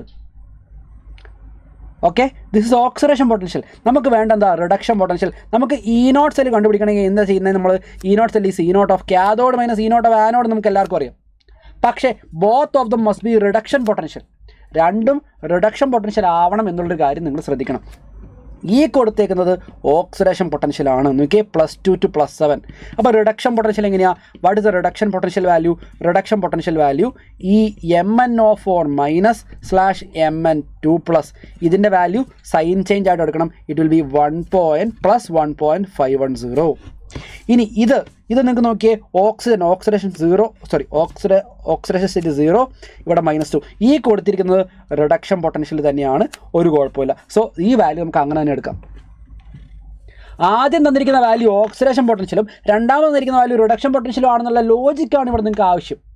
Okay, അപ്പോൾ നമുക്ക് ആദ്യത്തെ ഓക്സിഡേഷൻ പൊട്ടൻഷ്യൽ ആണെങ്കിൽ ദിസ് ഈസ് ഓക്സിഡേഷൻ പൊട്ടൻഷ്യൽ, അതിന് റിഡക്ഷൻ പൊട്ടൻഷ്യൽ ആക്കാൻ സൈൻ ചേഞ്ച് എടുത്താൽ മാത്രം മതി. സോ 1.510. ഇത് റിഡക്ഷൻ പൊട്ടൻഷ്യലാണ് ഞാൻ തന്നേക്കുന്നത്, ഒന്നും നോക്കാനില്ല. ഓക്കെ, ഇനി കാഥോഡ് ആരാ നോക്കിയേ. കാഥോഡ് എന്ന് പറഞ്ഞാൽ റിഡക്ഷൻ നടക്കുന്ന ആളാണ്. റിഡക്ഷൻ നടക്കുന്ന ആൾ ഇതാ ഇയാളാണ്. So this is 1.51 volt. Anode oxidation നടക്കുന്ന ഓക്സിജൻ അല്ലേ, വാട്ടറിനെ ഓക്സിഡൈസ് ചെയ്തിട്ട് ഓക്സിജൻ ലിബറേറ്റ് ചെയ്യാൻ പറ്റുമെന്ന് ചോദിക്കുന്നത്. ഓക്സിജൻ്റെ ഓക്സിഡൈസ് സ്റ്റേറ്റ് -2 നിന്ന് 0. അതായത് വാട്ടറാണ് നമ്മുടെ ഇവിടെ ആനോഡ് എന്ന് പറയുന്നത്. Water is our anode. അപ്പോൾ അതിൻ്റെ ആനോഡിൻ്റെ വാല്യൂ എത്രയാണ്? ദേ 1.223. ഇതിൻ്റെ ആൻസർ എത്രയെന്ന് പറയാമോ? What will be the answer here? എന്തായിരിക്കും ഇവിടുത്തെ ആൻസർ? ഇവിടുത്തെ പൊട്ടൻഷ്യൽ വാല്യൂ +2.287 വോൾട്ട് എന്നാണ് വരിക. +0.287 വോൾട്ട്. ഓക്കെ, +0.287 വോൾട്ടാണ് ഇവിടുത്തെ കറക്റ്റായിട്ടുള്ള ആൻസർ. സോ ആദ്യത്തെ ഈ 2 ഓപ്ഷൻ നമുക്ക് ഒഴിവാക്കാം. വാല്യൂ മൈനസ് സൈനല്ല, പ്ലസ് ആണ്. So this is A correct answer. Answer is option C here. C ആയിരിക്കും ഇവിടുത്തെ കറക്റ്റായിട്ടുള്ള ആൻസർ. സോ ഒന്നുകൂടെ നമുക്ക് ശ്രദ്ധിക്കാം. ഈ ക്വസ്റ്റ്യനിൽ നിങ്ങളെ കൺഫ്യൂസ് ചെയ്യിക്കാൻ വേണ്ടിയിട്ട് ഒരു ചെറിയ വളരെ മൈന്യൂട്ടായിട്ട് നിങ്ങളെ തെറ്റിക്കാൻ വേണ്ടിയിട്ട് നോക്കി. ആദ്യം കൊടുത്തിരിക്കുന്ന വാല്യൂ ഓക്സിഡേഷൻ പൊട്ടൻഷ്യലാണ്. അത് ഓക്സിഡേഷൻ പൊട്ടൻഷ്യൽ ആണെങ്കിൽ നമ്മൾ എന്ത് ചെയ്യണം? റിഡക്ഷൻ പൊട്ടൻഷ്യലിൻ്റെ വാല്യൂ കണ്ടുപിടിക്കണം. അതിനുവേണ്ടി നമ്മൾ എന്ത് ചെയ്യുന്നു? സൈൻ ചേഞ്ച് ചെയ്തു. നമുക്ക് ആൻസർ നോക്കിയേ, റിഡക്ഷൻ പൊട്ടൻഷ്യൽ വാല്യൂ കിട്ടി. രണ്ടാമത്തെ റിഡക്ഷൻ പൊട്ടൻഷ്യലാണ് തന്നിരിക്കുന്നത്, കുഴപ്പമൊന്നുമില്ല. സോ ഈ സെൽ വിൽ ബി ഈ കാഥോഡ് മൈനസ് ഈ ആനോഡ്. നമുക്കിത് കാഥോഡ് പെർമാംഗനേറ്റ് ആണ്, ആനോഡ് വാട്ടർ ആണ്. Cathode minus anode +0.287. Value positive ആണ് എങ്കിൽ സെല്ല് വർക്കാവും. So cell is working, the process is feasible, and the E cell value will be 0.287 volt. Answer option C here. ആർക്കെങ്കിലും doubt ഉണ്ടെന്ന് പറഞ്ഞ മക്കളെ? Anyone having any doubt please let me know. ആർക്കെങ്കിലും എന്തെങ്കിലും doubt ഉണ്ടെങ്കിൽ ഒന്ന് പറഞ്ഞ മക്കളെ. ആർക്കെങ്കിലും എന്തെങ്കിലും ഡൗട്ട് ഉണ്ടോ നോക്കിയേ. I hope this is very clear. അപ്പോൾ നമ്മുടെ രണ്ടാമത്തെ ക്വസ്റ്റ്യൻ നമ്മളിവിടെ സക്സസ്ഫുള്ളി കംപ്ലീറ്റ് ചെയ്തു. മക്കളെ, വളരെ ചെറിയ മിസ്റ്റേക്കുകൾ ഇങ്ങനത്തെ കാര്യങ്ങൾ നിങ്ങൾക്ക് വരാൻ പറ്റും. അതുകൊണ്ട് നിങ്ങൾ ശ്രദ്ധിക്കുക. വളരെ ചെറിയ മിസ്റ്റേക്കുകളായിരിക്കും. അങ്ങനത്തെ മിസ്റ്റേക്കുകൾ നിങ്ങൾ വരുത്താതിരിക്കാൻ വേണ്ടി ശ്രദ്ധിക്കുക കേട്ടോ. സോ നമുക്ക് അടുത്ത ക്വസ്റ്റ്യനിലേക്ക് പോകാം. We are moving on to the third question. Here we go. നോക്കിയാൽ മക്കളെ, 2Fe3++ 2I- giving you 2Fe2+ and I2. E0 cell value തന്നിട്ടുണ്ട്. ഗിബ്സ് ഫ്രീ എനർജി കണ്ടുപിടിക്കാനാണ് ചോദ്യം. What is the ΔG value? ΔG എങ്ങനെ കണ്ടുപിടിക്കുക? ΔGൻ്റെ ഇക്വേഷൻ എല്ലാവർക്കും അറിയാം. ΔG is -NF E0 cell. ΔG E0 ആണ് ചോദിച്ചേക്കുന്നത്, -NF E0 സെൽ. അപ്പോൾ നിങ്ങൾ എന്ത് ചെയ്യുക? ഇവിടെ നിങ്ങൾക്ക് വാല്യൂസ് സബ്സ്റ്റിറ്റ്യൂട്ട് ചെയ്താൽ മാത്രം മതി. മൈനസ് നമ്പർ ഓഫ് ഇലക്ട്രോൺ നോക്കിയേ. Number of electron Fe3+2 Fe2+, ഒരു ഇലക്ട്രോൺ 2 Fe ഉള്ളതുകൊണ്ട് 2 electron. So number of electron is 2 here. Number of electron നിങ്ങൾക്ക് നോക്കിയാൽ കാണാം, അത് 2 ആണ്. Faraday's constant 96,500 and E0 cell value നമുക്ക് ഇവിടെ തന്നിട്ടുണ്ട് 0.24. ആൻസറിലേക്ക് എത്താൻ പറ്റുമെന്ന് നോക്കിയേ. ഇവിടെ പ്രത്യേക ശ്രദ്ധിക്കാം മക്കളെ, ഇതെല്ലാം കിലോ ജൂൾ വാല്യൂവിൽ തന്നിരിക്കുന്നത്. Kilo joule. വേറൊരു കാര്യം കൂടെ നിങ്ങളിവിടെ ശ്രദ്ധിക്കണം. ഇപ്പോൾ കിലോ ജൂളിലേക്ക് ആക്കാൻ, ഇത് ജൂളിലാണ്, കിലോ ജൂളിലേക്ക് ആക്കാൻ ഞാൻ 1000 കൊണ്ട് ഡിവൈഡ് ചെയ്യാം കേട്ടോ. ഒരു കാര്യം ഇവിടെ ശ്രദ്ധിക്കണേ, മൈനസ് സൈൻ ഇമ്പോർട്ടൻ്റ് ആണോ അല്ലയോ? മൈനസ് സൈൻ ഭയങ്കര ഇമ്പോർട്ടൻ്റ് ആണ്. ഇവിടെ വാല്യൂ ഇൻ ടോട്ടൽ മൈനസേ വരുള്ളൂ. സോ സി ആൻഡ് ഡി നമുക്ക് ഡയറക്റ്റായിട്ട് എലിമിനേറ്റ് ചെയ്യാം. ഓക്സിജൻ ആനോഡാണെന്ന് എങ്ങനെ മനസ്സിലായി? അപ്പോൾ ഞാൻ പറഞ്ഞുതരാം. ഈ ക്വസ്റ്റ്യൻ അല്ലേ, നോക്കിയേ. ഓക്സിജൻ ലിബറേറ്റഡ് ഫ്രം വാട്ടർ എന്ന് പറയുന്നത്, അതായത് വാട്ടറിന് ഓക്സിഡേഷൻ സംഭവിച്ച് ഓക്സിജൻ ഉണ്ടാവണം എന്നാണ് പറയുന്നത്. അങ്ങനെയാണെങ്കിൽ വാട്ടർ സൈഡായിരിക്കും ആനോഡ്. ഓക്സിജൻ്റെ ഓക്സിഡേഷൻ സ്റ്റേറ്റ് -2 ആണ്. അത് 0യിലേക്ക് കൺവേർട്ട് ആവുന്നു. So that is oxidation. കറസ്പോണ്ടിങ്ങിലി anode ആയിരിക്കണം. അത് ആനോഡ് ആയിരിക്കണം, വേറൊരു ഓപ്ഷൻ ഇല്ല. ഓക്കെ, പെർമാംഗനേറ്റ് എന്തായിരിക്കും? അപ്പം കാഥോഡ് ആയിരിക്കും. അങ്ങനെ. സോ ഇവിടുത്തെ ആൻസർ പറയാമോ? What will be the answer here? Minus sign എന്തായാലും വേണം. സോ സിയും ഡി ഓപ്ഷൻസ് ഒഴിവാക്കി. പിന്നെ നമുക്ക് എന്ത് ചെയ്യാനുണ്ട്? ഈ 2 0 നമുക്ക് ഇവിടെ കട്ട് ചെയ്യാം. So what will be the answer here? 2 × 0.24 എന്ന് പറഞ്ഞാൽ -0.48 × 965 ഡിവൈഡഡ് ബൈ 10 എന്ന് വരും. എത്ര ആയിരിക്കും ആൻസർ എന്ന് പറയാമോ? അങ്ങനെ ചെയ്യാം സുനിൽ, അങ്ങനെയും ചെയ്യാം. പക്ഷേ ഓക്സിഡേഷൻ പൊട്ടൻഷ്യൽ ആണോ റിഡക്ഷൻ പൊട്ടൻഷ്യൽ ആണോ തന്നിരിക്കുന്നത് നിങ്ങൾ വളരെ ക്ലിയർ ആയിട്ട് ശ്രദ്ധിക്കണം കേട്ടോ. സോ ഇവിടുത്തെ ആൻസർ ഏതാ മക്കളെ? ആൻസർ ഏതാ? What will be the correct answer? ഇപ്പോൾ ഇവിടുത്തെ കറക്റ്റ് ആൻസർ വരും -46.32 kJ/mol എന്ന് വരും. Answer is option A. എത്ര പേർക്ക് എ കിട്ടി? ഇനി ഞാൻ ഒരിക്കലും മക്കളെ, ഇനി നിങ്ങൾ ചിലർ വിചാരിക്കും സാർ ഈ കാൽക്കുലേഷനൊക്കെ ഇങ്ങനെ പെട്ടെന്ന് എങ്ങനെ ചെയ്യാം? ഈ കാൽക്കുലേഷൻ ഒരു കാൽക്കുലേഷൻ ഞാൻ അപ്രോക്സിമേഷൻ മാത്രം വെച്ച് ആൻസർ പറയട്ടെ. ആദ്യം ഞാൻ ഈ 2 ഓപ്ഷൻ ഒഴിവാക്കി, കാരണം നെഗറ്റീവ് സൈൻ വേണം. ഇനി 2 × 0.24 എന്ന് പറഞ്ഞാൽ എത്രയാണ്? 2 × 0.24 ഈസ് 0.48. 965 ഡിവൈഡഡ് ബൈ 10 എന്ന് പറഞ്ഞാലോ 96.5. ഈ 0.48 എന്ന് പറഞ്ഞാൽ ഞാൻ അപ്രോക്സിമേറ്റ് പറയാം, അപ്രോക്സിമേറ്റ്ലി 0.5 എടുത്തു എന്ന് വിചാരിക്കാം. 0.5 × 96.5, 0.5 × 96.5. 96.5ൻ്റെ പകുതി എത്രയാണ്? 96.5ൻ്റെ പകുതി എന്ന് പറഞ്ഞാൽ അപ്രോക്സിമേറ്റ്ലി 48 റേഞ്ചിൽ വരും. So approximate value will be -48 point something, 48 or 46 ആ റേഞ്ചിൽ. ഒരേ ഒരു ഓപ്ഷനുള്ള ആൻസർ ഓപ്ഷൻ ഏതാ? ആൻസർ മാർക്ക് ചെയ്യുക. മറ്റത് -23 ആണ്, അതെന്തായാലും വരില്ല. ഓക്കെ, n=1 എന്ന് എടുത്ത് പറഞ്ഞാൽ ഓപ്ഷൻ 1 ആയേനെ. ഇങ്ങനെയുള്ള കാര്യങ്ങളൊക്കെ കറക്റ്റായിട്ട് എടുക്കണം കേട്ടോ. നമ്പർ ഓഫ് ഇലക്ട്രോൺസ് ഒക്കെ വളരെ കറക്റ്റായിട്ട് വേണം നിങ്ങൾ ആൻസർ എടുക്കാൻ. So here the answer is option A here. ഇവിടെ നമുക്ക് കംപ്ലീറ്റ് ആയിട്ടുള്ള കാൽക്കുലേഷൻ എഴുതി കൂട്ടി ചെയ്യൊന്നും വേണ്ട, അതില്ലാണ്ട് നമുക്ക് ആൻസറിലേക്ക് എത്താവുന്നേ ഉള്ളൂ. It's very simple. So answer is option A here. So 4ാമത്തെ ക്വസ്റ്റ്യനിലേക്ക് പോകാം. Kohlrausch's law. ഞാൻ പറഞ്ഞു one of the most important ആയിട്ടുള്ള ടോപ്പിക്കാണ് കൊളറാഷസ് ലോ. കൊളറാഷസ് ലോനെ ബേസ് ചെയ്തിട്ടാണ് ഈ ഒരു ചോദ്യം. λm0 of NH4OH is equal to, അപ്പോൾ നമുക്കറിയാം വീക്ക് ഇലക്ട്രോലൈറ്റുകളുടെ ലിമിറ്റിംഗ് മോളാർ കണ്ടക്ടിവിറ്റി.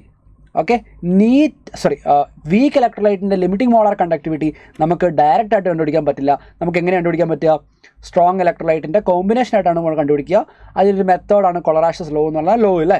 അപ്പോൾ ആ ഒരു ലോജിക്ക് വെച്ചിട്ടാണ് ഈ ചോദ്യം. പറയാമോ മക്കളെ? വളരെ കെയർഫുള്ളായിട്ട് ആൻസർ ഒക്കെ നോക്കിയിട്ട് ഏതായിരിക്കും കറക്റ്റായിട്ടുള്ള ആൻസർ എന്ന് പറയാം. What would be the correct answer here? ഏതായിരിക്കും കറക്റ്റായിട്ടുള്ള ആൻസർ? NH4OH എന്ന് പറഞ്ഞാൽ അതിനകത്ത് NH4+ അയോണും ഉണ്ട്, OH- അയോണും ഉണ്ട്. ഇത് രണ്ടും ഞാൻ ആഡ് ആക്കണം അല്ലേ? ഇത് രണ്ടും ഞാൻ ആഡ് ആക്കണം. NH4OH ഡയറക്റ്റായിട്ട് എടുക്കാൻ പറ്റില്ല. Okay, NH4+ ion, OH- ion, ഇത് രണ്ടും ഞാൻ ആഡ് ചെയ്തു. യെസ്, വേണ്ടാത്ത NaCl ഞാൻ റിമൂവ് ചെയ്തു. സോ ഏതായിരിക്കും ഇവിടുത്തെ കറക്റ്റായിട്ടുള്ള ആൻസർ? ഡയറക്റ്റ് ആൻസർ എന്ന് പറഞ്ഞാൽ ഓപ്ഷൻ 2 ആയിരിക്കും. 2 will be our correct answer. വേറെ ഒരെണ്ണവും മാച്ചായിട്ട് വരില്ല. വേണ്ട കാര്യങ്ങൾ ആഡ് ചെയ്ത് വേണ്ടാത്ത കാര്യങ്ങൾ ഒഴിവാക്കി. വേണ്ടത് NH4+ഉം OH- ആണ് നമുക്ക് വേണ്ടത്. ഇതിനെ രണ്ടിനെയും ഞാൻ ആഡ് ചെയ്തു. അപ്പോൾ അതിൻ്റെ കൂടെ എക്സ്ട്രാ ആഡായി പോകുന്ന കാര്യമുണ്ട്, ഒരു NAയും ഒരു Clഉം, അത് ഞാൻ ഒഴിവാക്കി. -NaCl. Answer option 2. കൊളറാഷസ് ലോ വളരെ കോമൺ ആയിട്ട് ചോദിക്കുന്ന ഒരു ഏരിയ ഓഫ് ക്വസ്റ്റ്യൻ ആണ്.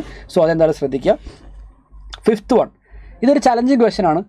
ഓക്കെ, ഈ ഒരു ചലഞ്ചിങ് ക്വസ്റ്റ്യൻ ആണ്. സോ എങ്ങനെയാണ് കോൺസെപ്റ്റ് പറയേണ്ടത് ഷിഫ? ഇപ്പോൾ ഇവിടെ നമുക്ക് വേണ്ടത് NH4+ഉം OH- limiting molar conductivity add ചെയ്ത് കഴിഞ്ഞാൽ NH4OH കിട്ടും. ഇപ്പോൾ വേണ്ടത് NH4+ഉം OH- ആണ്. അപ്പോൾ അത് രണ്ടും ഞാൻ ആഡ് ചെയ്തു. അപ്പോൾ അതിൻ്റെ കൂടെ ആഡ് ആവുന്ന NaCl ഞാൻ എന്ത് ചെയ്യുന്നു? സബ്ട്രാക്ട് ചെയ്തു. ഇപ്പോൾ ഇവിടെ നിങ്ങൾക്ക് നോക്കിയാൽ കാണാം NH4+ ആഡായി, 2 NH4+, ഒരു OH- ആഡായി, ഒരു Cl ആഡായി. സബ്ട്രാക്ട് ചെയ്യുന്ന HCl ആണ്. HCl സബ്ട്രാക്ട് ചെയ്യുന്നതിൽ എന്തെങ്കിലും ലോജിക് ഉണ്ടോ ഇവിടെ? ഇല്ല. So this is not our answer. ഇതുപോലെ NH4 NaCl ആഡായി, NaOH റിമൂവ് ചെയ്തു, OH- ആഡ് ആവുക ചെയ്യേണ്ടത്, റിമൂവ് അല്ല ചെയ്യേണ്ടത്. So this is again wrong. അങ്ങനെ ബാക്കിയുള്ള ഓപ്ഷൻ നമുക്ക് ഒഴിവാക്കാം. സോ ഇതൊരു ചലഞ്ചിങ് ക്വസ്റ്റ്യൻ ആണ്. ഈ ക്വസ്റ്റ്യനിലേക്ക് നമുക്ക് തിരിച്ചു വരാം, കാരണം ഇത് ഇച്ചിരി ടൈം എടുക്കുന്ന ക്വസ്റ്റ്യൻ ആണ്. പക്ഷേ ആദ്യം ഞാൻ ഈ ക്വസ്റ്റ്യൻ എടുക്കാം, അതിനുശേഷം നമുക്ക് ആ ക്വസ്റ്റ്യനിലേക്ക് തിരിച്ചു വരാം. അതിനുശേഷം നമ്മൾ എന്ത് ചെയ്യുന്നു? ഹാലോ ആൽക്കിൻ ഹാലോറിൻസിലേക്ക് പോകുന്നതായിരിക്കും. വെൻ 0.1 മോൾ ഓഫ് MnO4 2- ശ്രദ്ധിക്കുക മക്കളെ, മാംഗനേറ്റ് അയോൺ MnO4 2- എന്ന് പറഞ്ഞാൽ മാംഗനേറ്റ് ആണ്. ഇതിനെ നമ്മൾ പെർമാംഗനേറ്റ് ആയിട്ട് കൺവേർട്ട് ചെയ്യും, MnO4-. So this is manganate converted to permanganate. Okay, മാംഗനേറ്റിൻ്റെ പെർമാംഗനേറ്റ് ആയിട്ട് കൺവേർട്ട് ചെയ്യാം. എത്ര? 0.1 മോൾ. ഓക്കെ, നോക്കിയേ, മാംഗനേറ്റിനെ പെർമാംഗനേറ്റ് ആയിട്ട് ഓക്സിഡൈസ് ചെയ്യുന്നു. നിങ്ങൾക്ക് നോക്കിയാൽ കാണാം ഓക്സിഡൈസ് സ്റ്റേറ്റ് +6 നിന്ന് +7 മാറുകയും ഓക്സിഡേഷനാണ് നടക്കുന്നത്. അപ്പം ചോദ്യം എത്ര മോളോ അല്ലെങ്കിൽ എത്ര കൂളംബ് ഇലക്ട്രിസിറ്റി വേണമെന്നാണ് ചോദ്യം. എത്ര കൂളംബ് ഇലക്ട്രിസിറ്റി വേണം? ശ്രദ്ധിക്കാം മക്കളെ, ഓക്സിഡൈസ് സ്റ്റേറ്റ് +6 നിന്ന് +7 മാറുന്നത്, +6 നിന്ന് +7 മാറുന്നത്. അപ്പോൾ എത്ര ഇലക്ട്രോൺ ഇൻവോൾവ് ആയിട്ടുണ്ട്? 1 ഇലക്ട്രോൺ. അപ്പോൾ എനിക്ക് ഇങ്ങനെ പറയാം, 1 മോൾ മാംഗനേറ്റ് എടുത്തു കഴിഞ്ഞാൽ കറസ്പോണ്ടിങ് ആയിട്ട് 1 ഫാരഡേ ഇലക്ട്രിസിറ്റി അല്ലെങ്കിൽ 96,500 കൂളംബ് ഇലക്ട്രിസിറ്റി ഇവിടെ ആവശ്യമാണ് അല്ലേ. 1 മോൾ എടുത്തു കഴിഞ്ഞാൽ 96,500 കൂളംബ് ഇവിടെ ആവശ്യമാണ്. കാരണം നോക്കിയാൽ കാണാം +6 നിന്ന് +7 ഓക്സിഡേഷൻ. 1 ഫാരഡേ അല്ലെങ്കിൽ 1 ഇലക്ട്രോണിൻ്റെ ഇൻ്റർചേഞ്ച് ഇവിടെ നടക്കുന്നുള്ളൂ. 1 ഇലക്ട്രോണിൻ്റെ ഇൻ്റർചേഞ്ച്, 1 ഇലക്ട്രോൺ. ഓക്കെ, അപ്പോൾ നമുക്ക് 1 മോൾ മാംഗനേറ്റ് ഉണ്ടെന്ന് വിചാരിക്കുക. 1 മോൾ മാംഗനേറ്റ്. അപ്പോൾ അതിന് കറസ്പോണ്ടിങ് ആയിട്ട് 1 ഫാരഡേ ഇലക്ട്രിസിറ്റി, 96,500 കൂളംബ് ഇലക്ട്രിസിറ്റി നമുക്കിവിടെ ആവശ്യമാണ്. പക്ഷേ ചോദ്യത്തിൽ ക്ലിയർ ആയിട്ടൊരു കാര്യം പറയുന്നുണ്ട്, നമുക്ക് 1 മോൾ ഇല്ല, പകരം 0.1 മോളേ ഉള്ളൂ. അല്ലേ, 0.1 മോളേ ഉള്ളൂ. കറസ്പോണ്ടിങ് ആയിട്ട് എത്ര ഫാരഡേ വേണ്ടി വരും? 0.1 ഫാരഡേ ഇലക്ട്രിസിറ്റി, അതായത് 9650 കൂളംബ് മാത്രമേ അവിടെ ആവശ്യമുള്ളൂ. Answer option A, 9650. Answer option A, അത്രേ ഉള്ളൂ. വളരെ സിമ്പിളായിട്ടുള്ള ക്വസ്റ്റ്യൻ ആണ്. പക്ഷേ ഇവിടെ ഏറ്റവും ഇമ്പോർട്ടൻ്റ് ആയിട്ടുള്ള കാര്യം എന്ന് അറിയോ, ഇവിടെ റിഡോക്സ് റിയാക്ഷൻ്റെ ഒരു അതിപ്രസരം ഉണ്ട്. റിഡോക്സ് റിയാക്ഷനിലെ ഈ ഓക്സിഡേഷൻ നമ്പർ കാൽക്കുലേഷനും കാര്യങ്ങളൊക്കെ നമുക്ക് അറിഞ്ഞാൽ പെട്ടെന്ന് ഈ ആൻസർ നമുക്ക് എത്തിക്കാവുന്നേ ഉള്ളൂ. So here our correct answer is option A here. Okay, ഇനി നമുക്കിത് ഈ ക്വസ്റ്റ്യനിലേക്ക് തിരിച്ചു വരാം. This is a challenging question. ഈ കാണുന്നത് ഒരു ചലഞ്ചിങ് ക്വസ്റ്റ്യൻ ആണ്. This is a challenging question. നിങ്ങൾക്ക് ഇവിടെ നോക്കിയാൽ കാണാം, സിൽവറിനെ നമുക്ക് പ്യൂരിഫൈ ചെയ്യണം. അതിന് നമുക്ക് റിഫൈനിങ് എന്നുള്ള മെത്തേഡ് നമ്മൾ യൂസ് ചെയ്യണം. നിങ്ങൾക്ക് എല്ലാവർക്കും അറിയാമായിരിക്കും ഈ സംഭവം, അല്ലേ? എല്ലാവർക്കും അറിയാവുന്നൊരു കാര്യമാണ് റിഫൈനിങ് മെത്തേഡൊക്കെ എന്താണെന്നുള്ളത് എല്ലാവർക്കും അറിയാവുന്നതാണ്. നമുക്കിത് ഒരു ആനോഡും ക്യാഥോഡും ഉണ്ടാവും. ഇലക്ട്രോലൈറ്റിക് റിഫൈനിങ് നമ്മൾ യൂസ് ചെയ്യുന്നത് ഇവിടെ, അല്ലേ? ആനോഡ് സൈഡിൽ നമുക്ക് എന്ത് ചെയ്യും? ഇംപ്യൂർ കോപ്പർ എടുക്കുന്നു, ഇംപ്യൂർ സിൽവർ എടുക്കുന്നു. ഇംപ്യൂർ സിൽവറാണ് നമ്മുടെ ആനോഡ്. ക്യാഥോഡ് പ്യുവർ കോപ്പർ അല്ല, പ്യുവർ സിൽവർ. ഇപ്പോൾ ഇവർ പറയുന്നത് എന്താണെന്ന് നോക്കിയേ, ഇത് ഞാൻ 100 ഗ്രാമിൻ്റെ ഒരു ആനോഡിൻ്റെ പീസ് ഞാൻ എടുക്കുക. 100 ഗ്രാമിൻ്റെ ഒരു ആനോഡ് പീസ്. ഓക്കെ, 100 ഗ്രാമിൻ്റെ ഒരു ആനോഡ് പീസ് ഞാൻ എടുക്കുകയാണ്. ഇത് ഭയങ്കര അടിപൊളി ക്വസ്റ്റൻ ആട്ടോ, ശ്രദ്ധിച്ച് നോക്കിയേ. 100 ഗ്രാമിൻ്റെ ഒരു ആനോഡ് പീസ് ഞാൻ എടുക്കുന്നു. എന്നിട്ട് ഞാൻ ഇതിനെ നോക്കി 5 ആംപിയർ കറണ്ട് വെച്ച് 2 മണിക്കൂർ ഇലക്ട്രോലൈസ് ചെയ്യുന്നു. അങ്ങനെ ഇലക്ട്രോലൈസ് ചെയ്ത് കഴിഞ്ഞപ്പോൾ അപ്പോൾ ഈ 100 ഗ്രാം, ഇവിടെ ഒരു കാര്യം ഇവിടെ പറയുന്നത് 95% പ്യൂരിറ്റി ഉള്ളൂ കേട്ടോ. ബാക്കി 5% ആരാ? ഈ 100 ഗ്രാമിൽ 95 ഗ്രാം പ്യുവർ സിൽവറും ബാക്കി 5 ഗ്രാം എന്താ? ഇമ്പ്യൂരിറ്റിയാണ്. ഇതാണ് ഇവർ പറയുന്ന കാര്യം. 100 ഗ്രാം എടുത്തു കഴിഞ്ഞാൽ വളരെ കെയർഫുള്ളായിട്ട് ശ്രദ്ധിക്കുക. 100 ഗ്രാം ആനോഡ് എടുത്തു, അല്ലെങ്കിൽ 100 ഗ്രാം സിൽവർ. അത് ഇമ്പ്യൂർ ആയിട്ടുള്ള സിൽവറാണ്, നമുക്ക് അതിനെ പ്യൂരിഫൈ ചെയ്യണം. 95 ഗ്രാം പ്യുവറും 5 ഗ്രാം ഇമ്പ്യൂരിറ്റിയാണ്. അപ്പോൾ ഇതിനകത്ത് എന്താ സംഭവിക്കുക? ഈ ആനോഡിലുള്ള സിൽവർ കാഥോഡിലേക്ക് മൈഗ്രേറ്റ് ചെയ്യും. അങ്ങനെയാണ് പ്യൂരിഫിക്കേഷൻ നടക്കുന്നത്. അപ്പോൾ ഇമ്പ്യൂരിറ്റി എന്ത് ചെയ്യും? ഇമ്പ്യൂരിറ്റി താഴെ പോയി സെറ്റിലാവും. ഇത് നമ്മൾ പറയാം ആനോഡ് മഡ് എന്നാണ്, അല്ലേ? ഇതൊക്കെ നിങ്ങൾക്ക് അറിയാവുന്ന കാര്യമാണ്, ആനോഡ് മഡ്. ചോദ്യം, 2 മണിക്കൂർ 5 ആംപിയർ വെച്ച് ഇലക്ട്രോലൈസ് ചെയ്ത് കഴിഞ്ഞാൽ നമുക്കറിയാം കുറേ എമൗണ്ട് ഓഫ് സിൽവർ ഇത് ഇവിടെ നിന്ന് ഇങ്ങനെ മൈഗ്രേറ്റ് ആവും. ബാക്കി എത്ര വെയിറ്റ് ഉണ്ടാവും ഇതിനെന്നുള്ളതാണ് ചോദ്യം. ബാക്കി എത്ര വെയിറ്റ് ഉണ്ടാവും? In the refining of silver by electrolytic method 5 ampere current is pass for 2 hours. 100 gram impure anode of silver, 95% purity. Weight of silver anode after electrolysis കഴിഞ്ഞ ശേഷം എത്ര ആനോഡ് ബാക്കി ഉണ്ടാവും എന്നുള്ളതാണ് ചോദ്യം. ഇത് നമ്മൾ എങ്ങനെ കണ്ടുപിടിക്കാം? ശ്രദ്ധിക്കാം മക്കളെ, ഞാൻ ആദ്യം സിൽവറിൻ്റെ റിയാക്ഷൻ എടുക്കാം. സിൽവറിൻ്റെ 1 ഇലക്ട്രോൺ ആണ് ഇൻവോൾവ് ആവുക. So silver plus 1 electron giving U silver. ഞാൻ ഇങ്ങനെ എഴുതാം, 96,500 കൂളംബ് ഞാൻ പാസ് ചെയ്തു വിചാരിക്കുക. അതായത് ബേസിക്കലി 1 ഫാരഡേ പാസ് ചെയ്ത് കഴിഞ്ഞാൽ നമുക്ക് 108 ഗ്രാം സിൽവർ കിട്ടും, അല്ലേ? 1 ഫാരഡേ 96,500 കൂളംബ് പാസ് ചെയ്ത് കഴിഞ്ഞാൽ 108 ഗ്രാം സിൽവർ നമുക്ക് കിട്ടും. പക്ഷേ ഇവിടെ നമുക്ക് പറഞ്ഞേക്കുന്ന എത്ര ചാർജ് പാസ് ചെയ്തു എന്നാൽ കറണ്ട് ഇൻറ്റു ടൈം, അതാണ് നമ്മുടെ ചാർജ് എന്ന് പറയുന്നത്. Q = I × T. ഐൻ്റെ value 5 ampere, time 2 hours, 2 × 60 × 60 second യൂണിറ്റിലേക്ക് കൺവേർട്ട് ചെയ്തു കേട്ടോ. അപ്പോൾ ഇത് 36,000 വരും. 60 × 60 3600 × 10. സോ നമുക്ക് 36,000 കൂളംബ് നമുക്ക് പാസ് ചെയ്തു വിചാരിക്കാം. What if 36,000 Coulomb is passed? എത്ര സിൽവർ നമുക്കിവിടെ കിട്ടും എന്നുള്ളതാണ് ചോദ്യം. വളരെ കെയർഫുള്ളായിട്ട് ഒന്നുകൂടെ പറയാം. ഒരു മോൾ ഇലക്ട്രോൺ, അതായത് 96,500 കൂളംബ് പാസ്സായാൽ നമുക്ക് 108 ഗ്രാം സിൽവർ കിട്ടും. ഓക്കെ, ഇവിടെ നമുക്ക് പാസ്സാവുന്ന 5 ആംപിയർ 2 hour ആണ്. So charge is equal to current into time. Current is 5 ampere, time 2 hours ആണ്. സോ സെക്കൻഡിലേക്ക് കൺവേർട്ട് ചെയ്യുന്നു. 36,000 കൂളംബ് പാസ് ചെയ്തു, എത്ര സിൽവർ കിട്ടും? ഇത് നിങ്ങൾക്ക് കണ്ടുപിടിക്കാൻ പറ്റുമോ? ഈ എക്സിൻ്റെ വാല്യൂ യൂണിറ്ററി മെത്തേഡ് നിങ്ങൾക്ക് അപ്ലൈ ചെയ്യാം. You can apply unitary method നിങ്ങൾക്ക് അപ്ലൈ ചെയ്യാം. യൂണിറ്ററി മെത്തേഡ് അപ്ലൈ ചെയ്ത് കഴിഞ്ഞാൽ എന്താ വരിക? യൂണിറ്ററി മെത്തേഡ് അപ്ലൈ ചെയ്ത് കഴിഞ്ഞാൽ 96,500 divided by 36,000 is equal to 108/x എന്ന് വരും. എക്സിൻ്റെ വാല്യൂ കണ്ടുപിടിക്കാവോ? Can you find out what is the value of X here? എക്സിൻ്റെ വാല്യൂ എത്രയായിരിക്കും കണ്ടുപിടിക്കാവോ? What is the value of X? എക്സിൻ്റെ വാല്യൂ നിങ്ങൾക്ക് കണ്ടുപിടിക്കാവോ? എക്സിൻ്റെ വാല്യൂ എൻ്റെ ഒരു ഓർമ്മ ശരിയാണ് എങ്കിൽ ഞാനിവിടെ വേണമെങ്കിൽ ഒന്ന് കാൽക്കുലേറ്റ് ചെയ്ത് നോക്കട്ടെ. So what is the value of X coming up?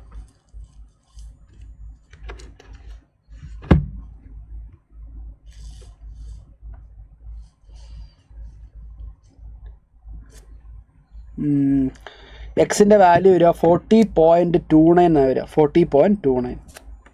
40.29 ഗ്രാമാണ് എക്സ്. അതായത് നമുക്കിവിടെ സിൽവർ, അതായത് പുതിയതായിട്ട് ഉണ്ടാക്കുന്ന സിൽവർ എന്ന് പറഞ്ഞാൽ 40.29 ഗ്രാം മാത്രമാണ്. 40.29 ഗ്രാം സിൽവറാണ് നമുക്ക് പുതിയതായിട്ട് ഉണ്ടാക്കുന്നത്. അപ്പോൾ എനിക്കിവിടെ പറയാൻ പറ്റും ഈ 100 ഗ്രാമിലെ 40.29 സിൽവർ പുതിയതായിട്ട് പ്രൊഡ്യൂസ് ചെയ്യും.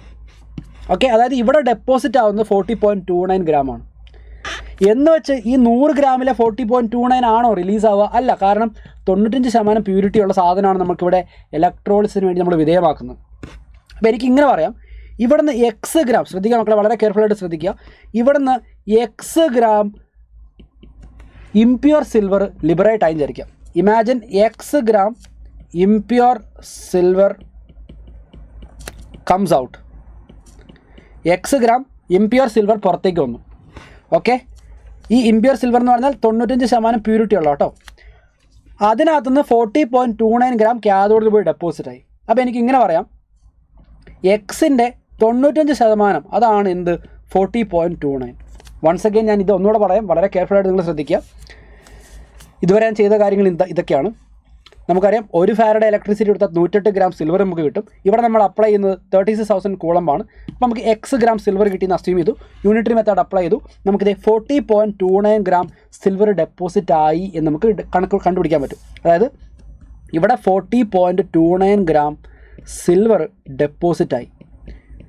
ഓക്കെ, ഞാൻ വിചാരിക്കുകയാണ് നമ്മുടെ ഈ ആനോഡിൽ നിന്ന് എക്സ് ഗ്രാം പുറത്തേക്ക് വന്നു വിചാരിക്കുക. ഇംപ്യൂർ സിൽവർ എക്സ് ഗ്രാം പുറത്തേക്ക് വന്നു. അതിൻ്റെ 95% ആര്? Pure silver. അപ്പോൾ അതിൻ്റെ 95% എന്ന് പറഞ്ഞാൽ ഈ 40.29 അല്ലേ? ഇവിടുത്തെ ഡെപ്പോസിറ്റ് ആകുന്ന 40.29 ആണ്. ഇവിടെ എക്സിൻ്റെ വാല്യൂ നിങ്ങൾ കണ്ടുപിടിച്ച് നോക്കിയേ. എക്സിൻ്റെ വാല്യൂ നമുക്ക് കിട്ടും 42.41 എന്നാണ് ഇവിടെ കിട്ടുക. ചോദ്യം, ആനോഡിൻ്റെ ബാക്കി വെയിറ്റ് എത്രയാണ്? ബാക്കി വെയിറ്റ് ഇനിഷ്യലി 100 ഉണ്ടായിരുന്നു, 42 ഗ്രാം പുറത്തേക്ക് പോയി, 42.41 ഗ്രാം പുറത്തേക്ക് പോയി, ബാക്കിയുള്ളത് 57.59. Answer option C. ഇത് കുറച്ച് ടഫായിട്ടുള്ള ചോദ്യമാണ്. ഇപ്പം നിങ്ങൾക്ക് മനസ്സിലായില്ല എന്ന് തോന്നുന്ന ആൾക്കാർക്കുണ്ടല്ലോ, ഞാനിത് റിവേഴ്സ് ആസ്പെക്റ്റിലൂടെ പറഞ്ഞുതരാം. ഇങ്ങനെ ആലോചിക്കുക, ഇവിടെ നമുക്ക് 42.41 ഗ്രാം ഈ ആനോഡിൽ നിന്ന് പുറത്തേക്ക് വന്നു. അത് 95% പ്യൂരിറ്റി ഉള്ള ആളാണ്, 95% പ്യൂരിറ്റി ഉള്ളത്.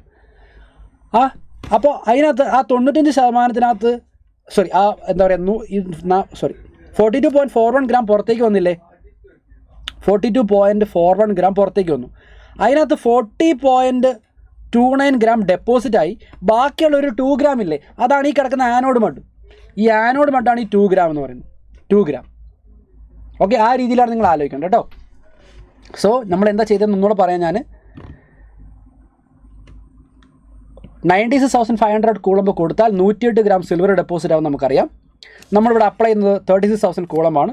കറസ്പോണ്ടിങ് ആയിട്ട് 40.29 ഗ്രാം സിൽവർ ഡെപ്പോസിറ്റായി നമ്മൾ കണ്ടുപിടിക്കണം. 40.29 ഗ്രാം സിൽവർ ഡെപ്പോസിറ്റായി. ആനോഡിൽ നിന്ന് എക്സ് ഗ്രാം സിൽവർ പുറത്തേക്ക് വന്നു എന്ന് വിചാരിക്കുന്നു. അതിൻ്റെ 95% എന്ത്? 40.29. ബാക്കിയുള്ളത് ആനോഡ് മഡായിട്ട് അല്ലെങ്കിൽ ഇമ്പ്യൂരിറ്റി ആയിട്ട് താഴെ ഡെപ്പോസിറ്റ് ആവും. അങ്ങനെ നമ്മൾ എത്ര ഗ്രാം സിൽവർ പുറത്തേക്ക് വന്നു നമ്മൾ ചെക്ക് ചെയ്യുന്നു. അത് 42.41 ഗ്രാം ആണ്. ആനോഡിൻ്റെ ബാക്കി വെയിറ്റ് എന്ന് പറഞ്ഞാൽ 57.59 ആയിരിക്കും. 100-ൽ നിന്ന് അത് കുറച്ചാൽ മാത്രം മതി. ഇതൊരു ടഫ് ക്വസ്റ്റ്യൻ ആണ്. ഇത്രയും ടഫായിട്ടുള്ള ക്വസ്റ്റ്യൻസ് വരണം നിർബന്ധമൊന്നുമില്ല, എന്നാൽ ഒരു ചലഞ്ചിങ് ക്വസ്റ്റ്യൻ നിങ്ങൾക്ക് വേണ്ടി കൊണ്ടുവന്നു മാത്രം. And we are moving on to our last and final chapter ഏതാ? Haloalkanes haloarenes. ഓക്കെ, നമ്മൾ coming back to our organic chemistry. ഇത് ഭയങ്കര സിമ്പിൾ ആയിട്ടുള്ള ക്വസ്റ്റ്യൻസ് ആണ് ഇനി വരുന്നതൊക്കെ. നിങ്ങൾ റെഡി ആണെങ്കിൽ നമുക്ക് പോയാലോ? Last and final part of organic chemistry. Haloalkanes haloarenes, are you guys റെഡിയാണോ? ഹാലോ ആൽക്കിൻ ഹാലോവരിൻസ് നിങ്ങൾക്ക് ഏറ്റവും ഈസി ആയിട്ടുള്ള അല്ലെങ്കിൽ നിങ്ങൾക്ക് ഏറ്റവും ഫേവറേറ്റ് ആയിട്ടുള്ള ഒരു ചാപ്റ്റർ എന്ന് പറയുന്ന ഒരു ചാപ്റ്ററാണ് ഹാലോ ആൽക്കിൻ ഹാലോവരിൻസ്. നിങ്ങൾ റെഡി ആണെങ്കിൽ നമുക്ക് 1 by 1 ക്വസ്റ്റ്യൻസിലേക്ക് പോകാം. സിമ്പിൾ ആയിട്ടുള്ള ക്വസ്റ്റ്യൻസ് ആണ്. നോക്കിയേ, ഒന്നാമത്തെ major product of the following reaction. നോക്കിയാൽ നമുക്ക് മക്കളെ, ഇതൊരു ഹാലോ ആൽക്കേനാണ്, 2 ബ്രോമിനുണ്ട്. നമ്മൾ KOH വെച്ചാണ് ട്രീറ്റ് ചെയ്യുന്നത് ഇൻ ആൽക്കഹോൾ മീഡിയം. അപ്പോൾ ഇത് ആൽക്കഹോളിക് KOH ആണ് മക്കളെ. ആൽക്കഹോളിക് KOH എന്ന് പറഞ്ഞാൽ എന്ത് റിയാക്ഷൻ നടക്കുക? ആൽക്കഹോളിക് KOH എന്ന് പറഞ്ഞാൽ എലിമിനേഷൻ റിയാക്ഷനാണ് നടക്കുക. എലിമിനേഷൻ നടന്നാൽ what would be the product? Elimination നടക്കുന്ന സമയത്ത് എന്തായിരിക്കും പ്രൊഡക്റ്റ് എന്നുള്ളതാണ് ചോദ്യം. ഞാൻ പറയട്ടെ, ഈ ബ്രോമിൻ പോവും, അതിൻ്റെ അടുത്തുള്ളൊരു H പോവും, ഈ ബ്രോമിൻ പോവും, അതിൻ്റെ അടുത്തുള്ളൊരു Hഉം പോവും. അപ്പോൾ നമുക്കറിയാം 2 ഡബിൾ ബോണ്ട് വരും. ഓക്കെ, 2 ഡബിൾ ബോണ്ട് വരും. 2 ഡബിൾ ബോണ്ട് എവിടെ വരുന്നു എന്നുള്ളതാണ് നമ്മുടെ ചോദ്യം.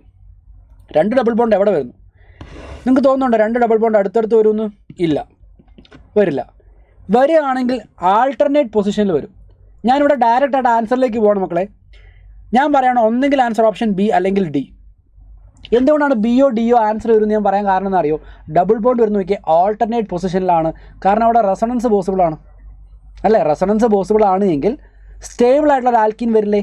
സ്റ്റേബിൾ ആയിട്ടുള്ള ആൽക്കീൻ വരും. സ്റ്റേബിൾ ആയിട്ടുള്ള ആൽക്കീൻ വരും. ഓക്കെ, ഞാൻ പറയുന്നു ആൻസർ ഓപ്ഷൻ ഒന്നെങ്കിൽ ബി അല്ലെങ്കിൽ ഡി ആയിരിക്കും. കാരണം എന്ന് പറയുന്നത് ഇവിടെ രണ്ടിനകത്തും ആൾട്ടർനേറ്റ് ഡബിൾ ബോണ്ട് ഉണ്ട്, റെസണൻസ് പോസിബിൾ ആണ്. അപ്പം എന്തായാലും റെസണൻസ് സ്റ്റെബിലിറ്റി ഉള്ള ഒരു ആൽക്കീൻ വന്നാൽ ബാക്കിയുള്ള ഓപ്ഷൻ നമുക്ക് ഒഴിവാക്കാം. ഇനി ഇത് രണ്ടും നമുക്ക് കമ്പയർ ചെയ്യാം. രണ്ടിനകത്ത് എടുത്ത് നോക്കിക്കഴിഞ്ഞാൽ ഏറ്റവും കൂടുതലുള്ള ഏറ്റവും സ്റ്റേബിൾ ആയിട്ടുള്ള ആൽക്കിൻ ഏതാണെന്ന് നോക്കിയാൽ മതി. സ്റ്റെബിലിറ്റി കൂടുതലുള്ള ആൽക്കിൻ ഏതാണെന്ന് നോക്കിയേ. സ്റ്റെബിലിറ്റി കൂടുതലുള്ള ആൽക്കിൻ ഈ കാണുന്ന അവസാനത്തെ ആളാണ്.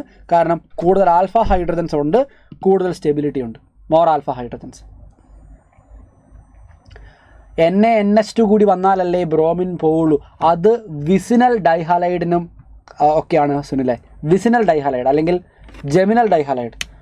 ഒരേ പൊസിഷനിലുള്ള 2 ഹാലജനെ ഒഴിവാക്കണമെങ്കിലാണ് നമ്മൾ NaNH2 വേണ്ടത്. ഒരേ പൊസിഷനിലുള്ള 2 ഹാലജനെ റിമൂവ് ചെയ്യണമെങ്കിൽ നമുക്കിതിൻ്റെ ആവശ്യമില്ല. ഇവിടെ നമുക്ക് വേറെ വേറെ പൊസിഷനിലല്ലേ ബ്രോമിനുള്ളത്.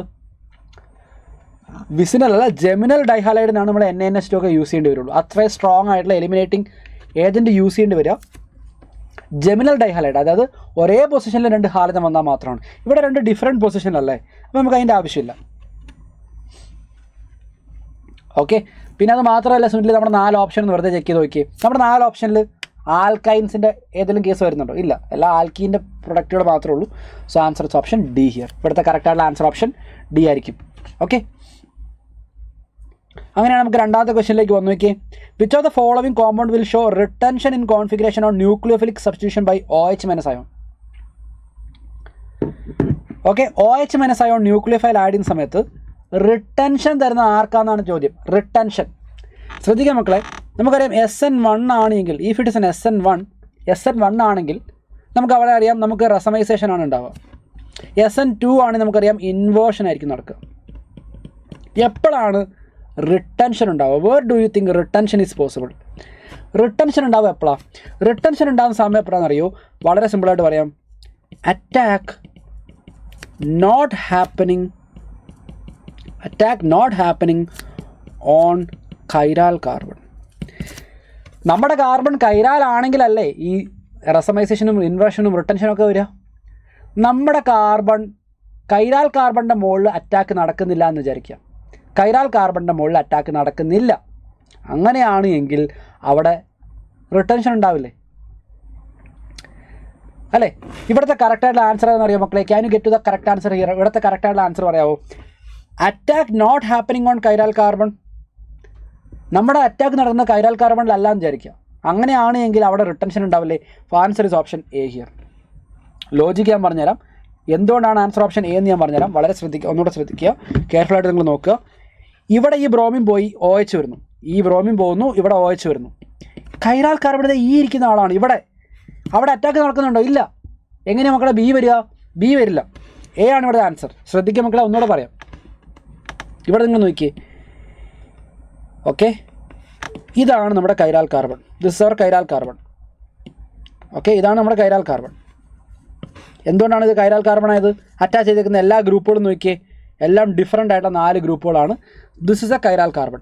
അറ്റാക്ക് നടക്കുന്നത് ഇവിടെയാണ്. ഈ ബ്രോമിൻ പോകുന്നു, ഈ ബ്രോമിൻ പോയി അവിടെ ഒരു OH വരുന്നു.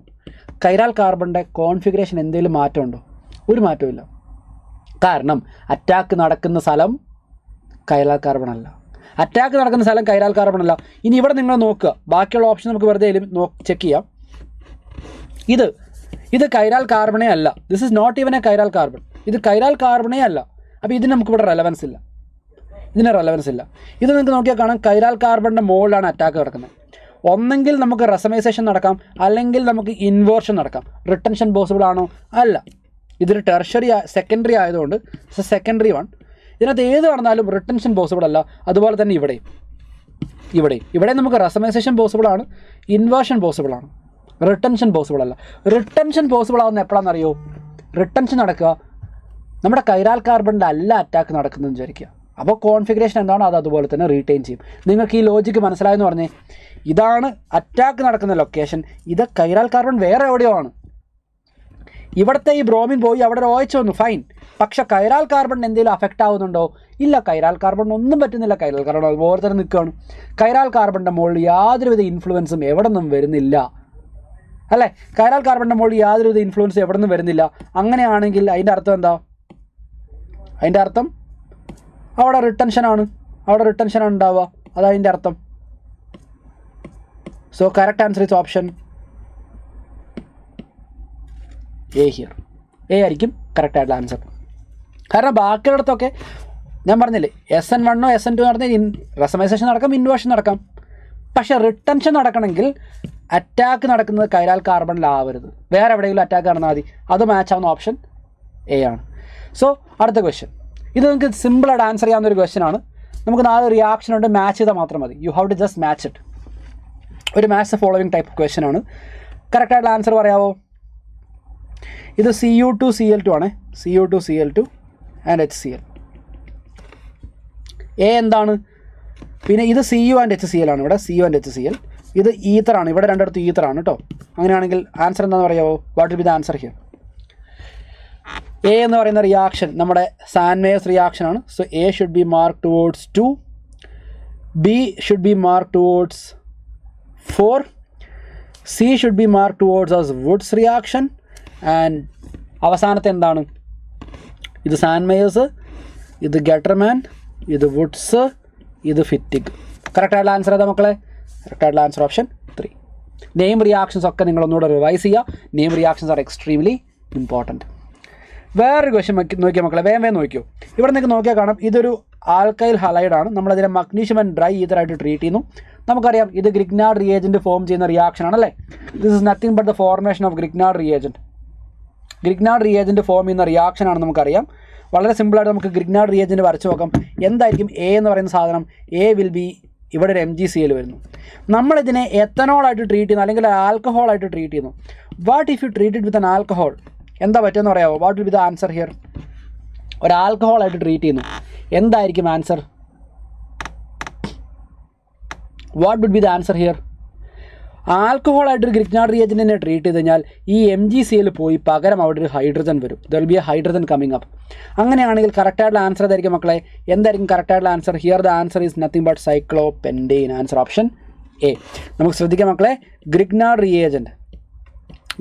റിയേജൻറ്റിനെ if you treat it with water or alcohol or carboxylic acid, ഇതിനകത്ത് ഏത് വശമാണെങ്കിലും ട്രീറ്റ് ചെയ്തോ, വാട്ടർ ആയിക്കോട്ടെ, ആൽക്കഹോൾ ആയിക്കോട്ടെ, കാർബോക്സിലിക് ആസിഡ് ആയിട്ടെ, you will get corresponding hydrocarbon. നമുക്കവിടെ കിട്ടും, കറസ്പോണ്ടിങ് ഹൈഡ്രോകാർബൺ. അത്ര മാത്രം നോക്കിയാൽ മതി. അപ്പോൾ നമ്മുടെ ആൻസർ ഏതാ? ആൻസർ ഓപ്ഷൻ എ ആയിരിക്കും ഇവിടുത്തെ കറക്റ്റായിട്ടുള്ള ആൻസർ. Answer option A. അടുത്ത ക്വസ്റ്റ്യൻ നോക്കിയാൽ മക്കളെ, ഇവിടെ നിങ്ങളോട് ചോദിക്കുന്ന കാര്യം, ഇവിടെ നമുക്കൊരു റിയാക്ഷൻ കൊടുത്തിട്ടുണ്ട്. സൈക്ലോഹെക്സീൻ ആണ്. നമ്മൾ എന്തോ ഒരു സാധനം വെച്ച് റിയാക്ട് ചെയ്തു, ഇവിടെ ഓരോരോ ക്ലോറിൻ വന്നു. അങ്ങനെയാണെങ്കിൽ ഈ റിയേജൻറ്റ് എന്താണെന്നുള്ളതാണ് ചോദ്യം. What is a reagent here? ഏതാണ് റിയേജൻറ്റ്? ഓക്കെ, റിയേജൻറ്റ് ഏതാണെന്നുള്ളതാണ് ചോദ്യം. ഏതാണ് നമ്മുടെ റിയേജൻറ്റ് എന്ന് പറയാമോ?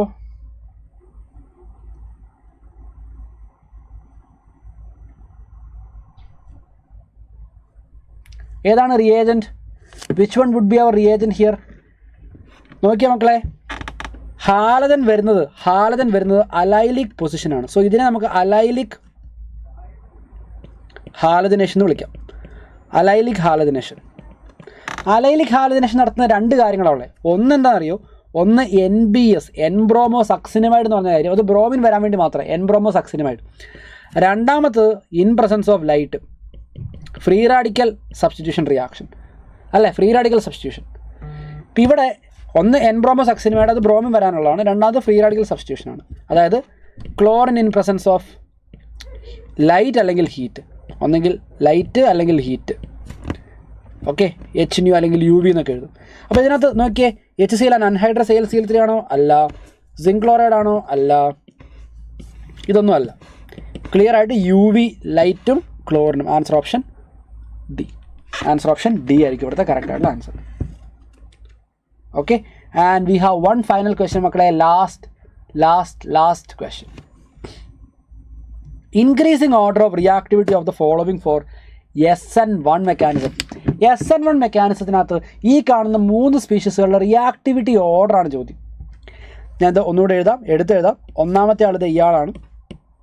ഒന്നാമത്തെ ആളിത് CH3CH, അവിടെ ഒരു CL ഉണ്ട്, CH2CH3, ഇതാണ് ഒന്നാമത്തെ ആൾ. രണ്ടാമത്തെ ആൾ CH3CH2CH2CL. മൂന്നാമത്തെ ആൾ പാരാ COCH3 ഗ്രൂപ്പ് ഉണ്ട്, പാരാ പൊസിഷനിൽ, സോറി OCH3 ഗ്രൂപ്പ് പാരാ പൊസിഷനിലുള്ള ഒരു ബെൻസൈൽ ഹലൈഡാണ് നമുക്കിവിടെ ഉള്ളത്. SN1ൻ്റെ ഓർഡർ എങ്ങനെയാണ് കണ്ടുപിടിക്കുക മക്കളെ? How do you determine the order of SN1? SN1ൻ്റെ ഓർഡർ കണ്ടുപിടിക്കാൻ വളരെ എളുപ്പമാണ്. ഹാലജനെ ഒഴിവാക്കുക, ഒരു കാർബോകാറ്റയോൺ ഇടുക. ഹാലജൻ പോയിരുന്നു, കാർബോകാറ്റയോണിൻ്റെ സ്റ്റെബിലിറ്റി നോക്കുന്നു. കൂടുതൽ സ്റ്റേബിളുള്ള കാർബോകാറ്റയോൺ എവിടെയുണ്ടോ അവിടെ ആയിരിക്കും ഏറ്റവും കൂടുതൽ റിയാക്ടിവിറ്റി ഉണ്ടാവുക. ഇതാണ് 1, ഇതാണ് 2, ഇതാണ് 3. ഏറ്റവും കൂടുതൽ റിയാക്റ്റീവ് ആയിട്ടുള്ള ആളായിരിക്കും എന്ന് പറയാമോ? ഏറ്റവും സ്റ്റേബിൾ ആയിട്ടുള്ള കാർബോകാറ്റയോൺ എവിടെ ഉണ്ടാവുമെന്ന് നോക്കിയാൽ മതി. Where do we have the most stable carbocation? ഏറ്റവും സ്റ്റേബിൾ ആയിട്ടുള്ള കാർബോകാറ്റയോൺ എവിടെ ഉണ്ടാവുക? ഏറ്റവും സ്റ്റേബിൾ ആയിട്ടുള്ള കാർബോകാറ്റയോൺ എവിടെയുള്ളത്? ഏറ്റവും കൂടുതലുള്ള സ്റ്റേബിൾ ആയിട്ടുള്ള കാർബോകാറ്റയോൺ ഉണ്ടാവുന്നത് എവിടെയാണ്? കാർബോകാറ്റയോൺ റെസണൻസ് സ്റ്റെബിലൈസേഷൻ ഉണ്ട്, അതുപോലെ തന്നെ OCH3യുടെ ഇലക്ട്രോൺ ഡൊണേറ്റിംഗ് എഫക്റ്റും ഉണ്ട്. അപ്പോൾ ഏറ്റവും സ്റ്റേബിൾ ആയിട്ടുള്ള കാർബോകാറ്റയോൺ 3 ആണ്. 3 will be the most stable carbocation, maximum reactivity. പിന്നെ ഇത് സെക്കൻഡറി ആണ്, ഇത് പ്രൈമറി ആണ്. So 3, 1, 2. Answer option B here. So മക്കളെ നോക്കിയേ, ഇതുവരെ നമ്മൾ പ്ലാൻ ചെയ്ത എല്ലാ ടൈപ്പ് ക്വസ്റ്റ്യൻസും, ചലഞ്ചിങ് ക്വസ്റ്റ്യൻസ് ഒക്കെ നമ്മൾ എടുത്തു. ഹാലോ ആൽക്കിൻ, ഹാലോ അരിൻസ് ഒക്കെ നമുക്ക് പ്രോപ്പറായിട്ട് നമ്മൾ റിവൈസ് ചെയ്തു. ഓക്കെ, സോ നാളെ അടുത്ത ദിവസത്തെ GIB നിങ്ങൾ ഉഷാറാക്കി എഴുതൂലേ? ഇപ്പോൾ ഈ ഒരു ചാപ്റ്ററിൽ നമുക്ക് ഹാലോ ആൽക്കിൻ, ഹാലോ അരിൻസിൽ ഏറ്റവും ഇമ്പോർട്ടൻ്റ് ആയിട്ട് ചോദിക്കുക SN1 SN2 റിയാക്ടിവിറ്റിയും കാര്യങ്ങളൊക്കെയാണ്. സോ ആ ഒരു കാര്യങ്ങൾ നിങ്ങളുടെ മനസ്സിലുണ്ടാവട്ടെ. മോസ്റ്റ് സബ്സ്റ്റിറ്റ്യൂട്ടഡ് കറക്റ്റാണ്. യെസ്. സോ എന്തായാലും നമ്മുടെ ഇന്നത്തെ ഈ ഒരു സെഷനിലുള്ള എല്ലാ കാര്യങ്ങളും നമ്മൾ കംപ്ലീറ്റ് ചെയ്തു. സോ നിങ്ങളെ കാണാൻ വേണ്ടിയിട്ട് JB സാർ ഇവിടെ റെഡി ആയിട്ട് നിൽക്കുന്നുണ്ട്. സോ അടുത്ത ഫിസിക്സ് ആണ്. സോ JB സാറിനെ ഞാൻ ഇങ്ങോട്ട് വിളിക്കാം. So all the best guys. So do well for the exam. All the best. So see you again. Bye bye. Thank you mean sir. Sir food കഴിച്ചോ? കഴിക്കണം. ഓക്കെ. സോ മക്കളെ ഒരു 2 minute ഒരു technical അറേഞ്ച്മെൻറ്റും ചെയ്തോട്ടെ. ഒരു 2 മിനിറ്റ് നിങ്ങൾ rest എടുക്കുക കേട്ടോ.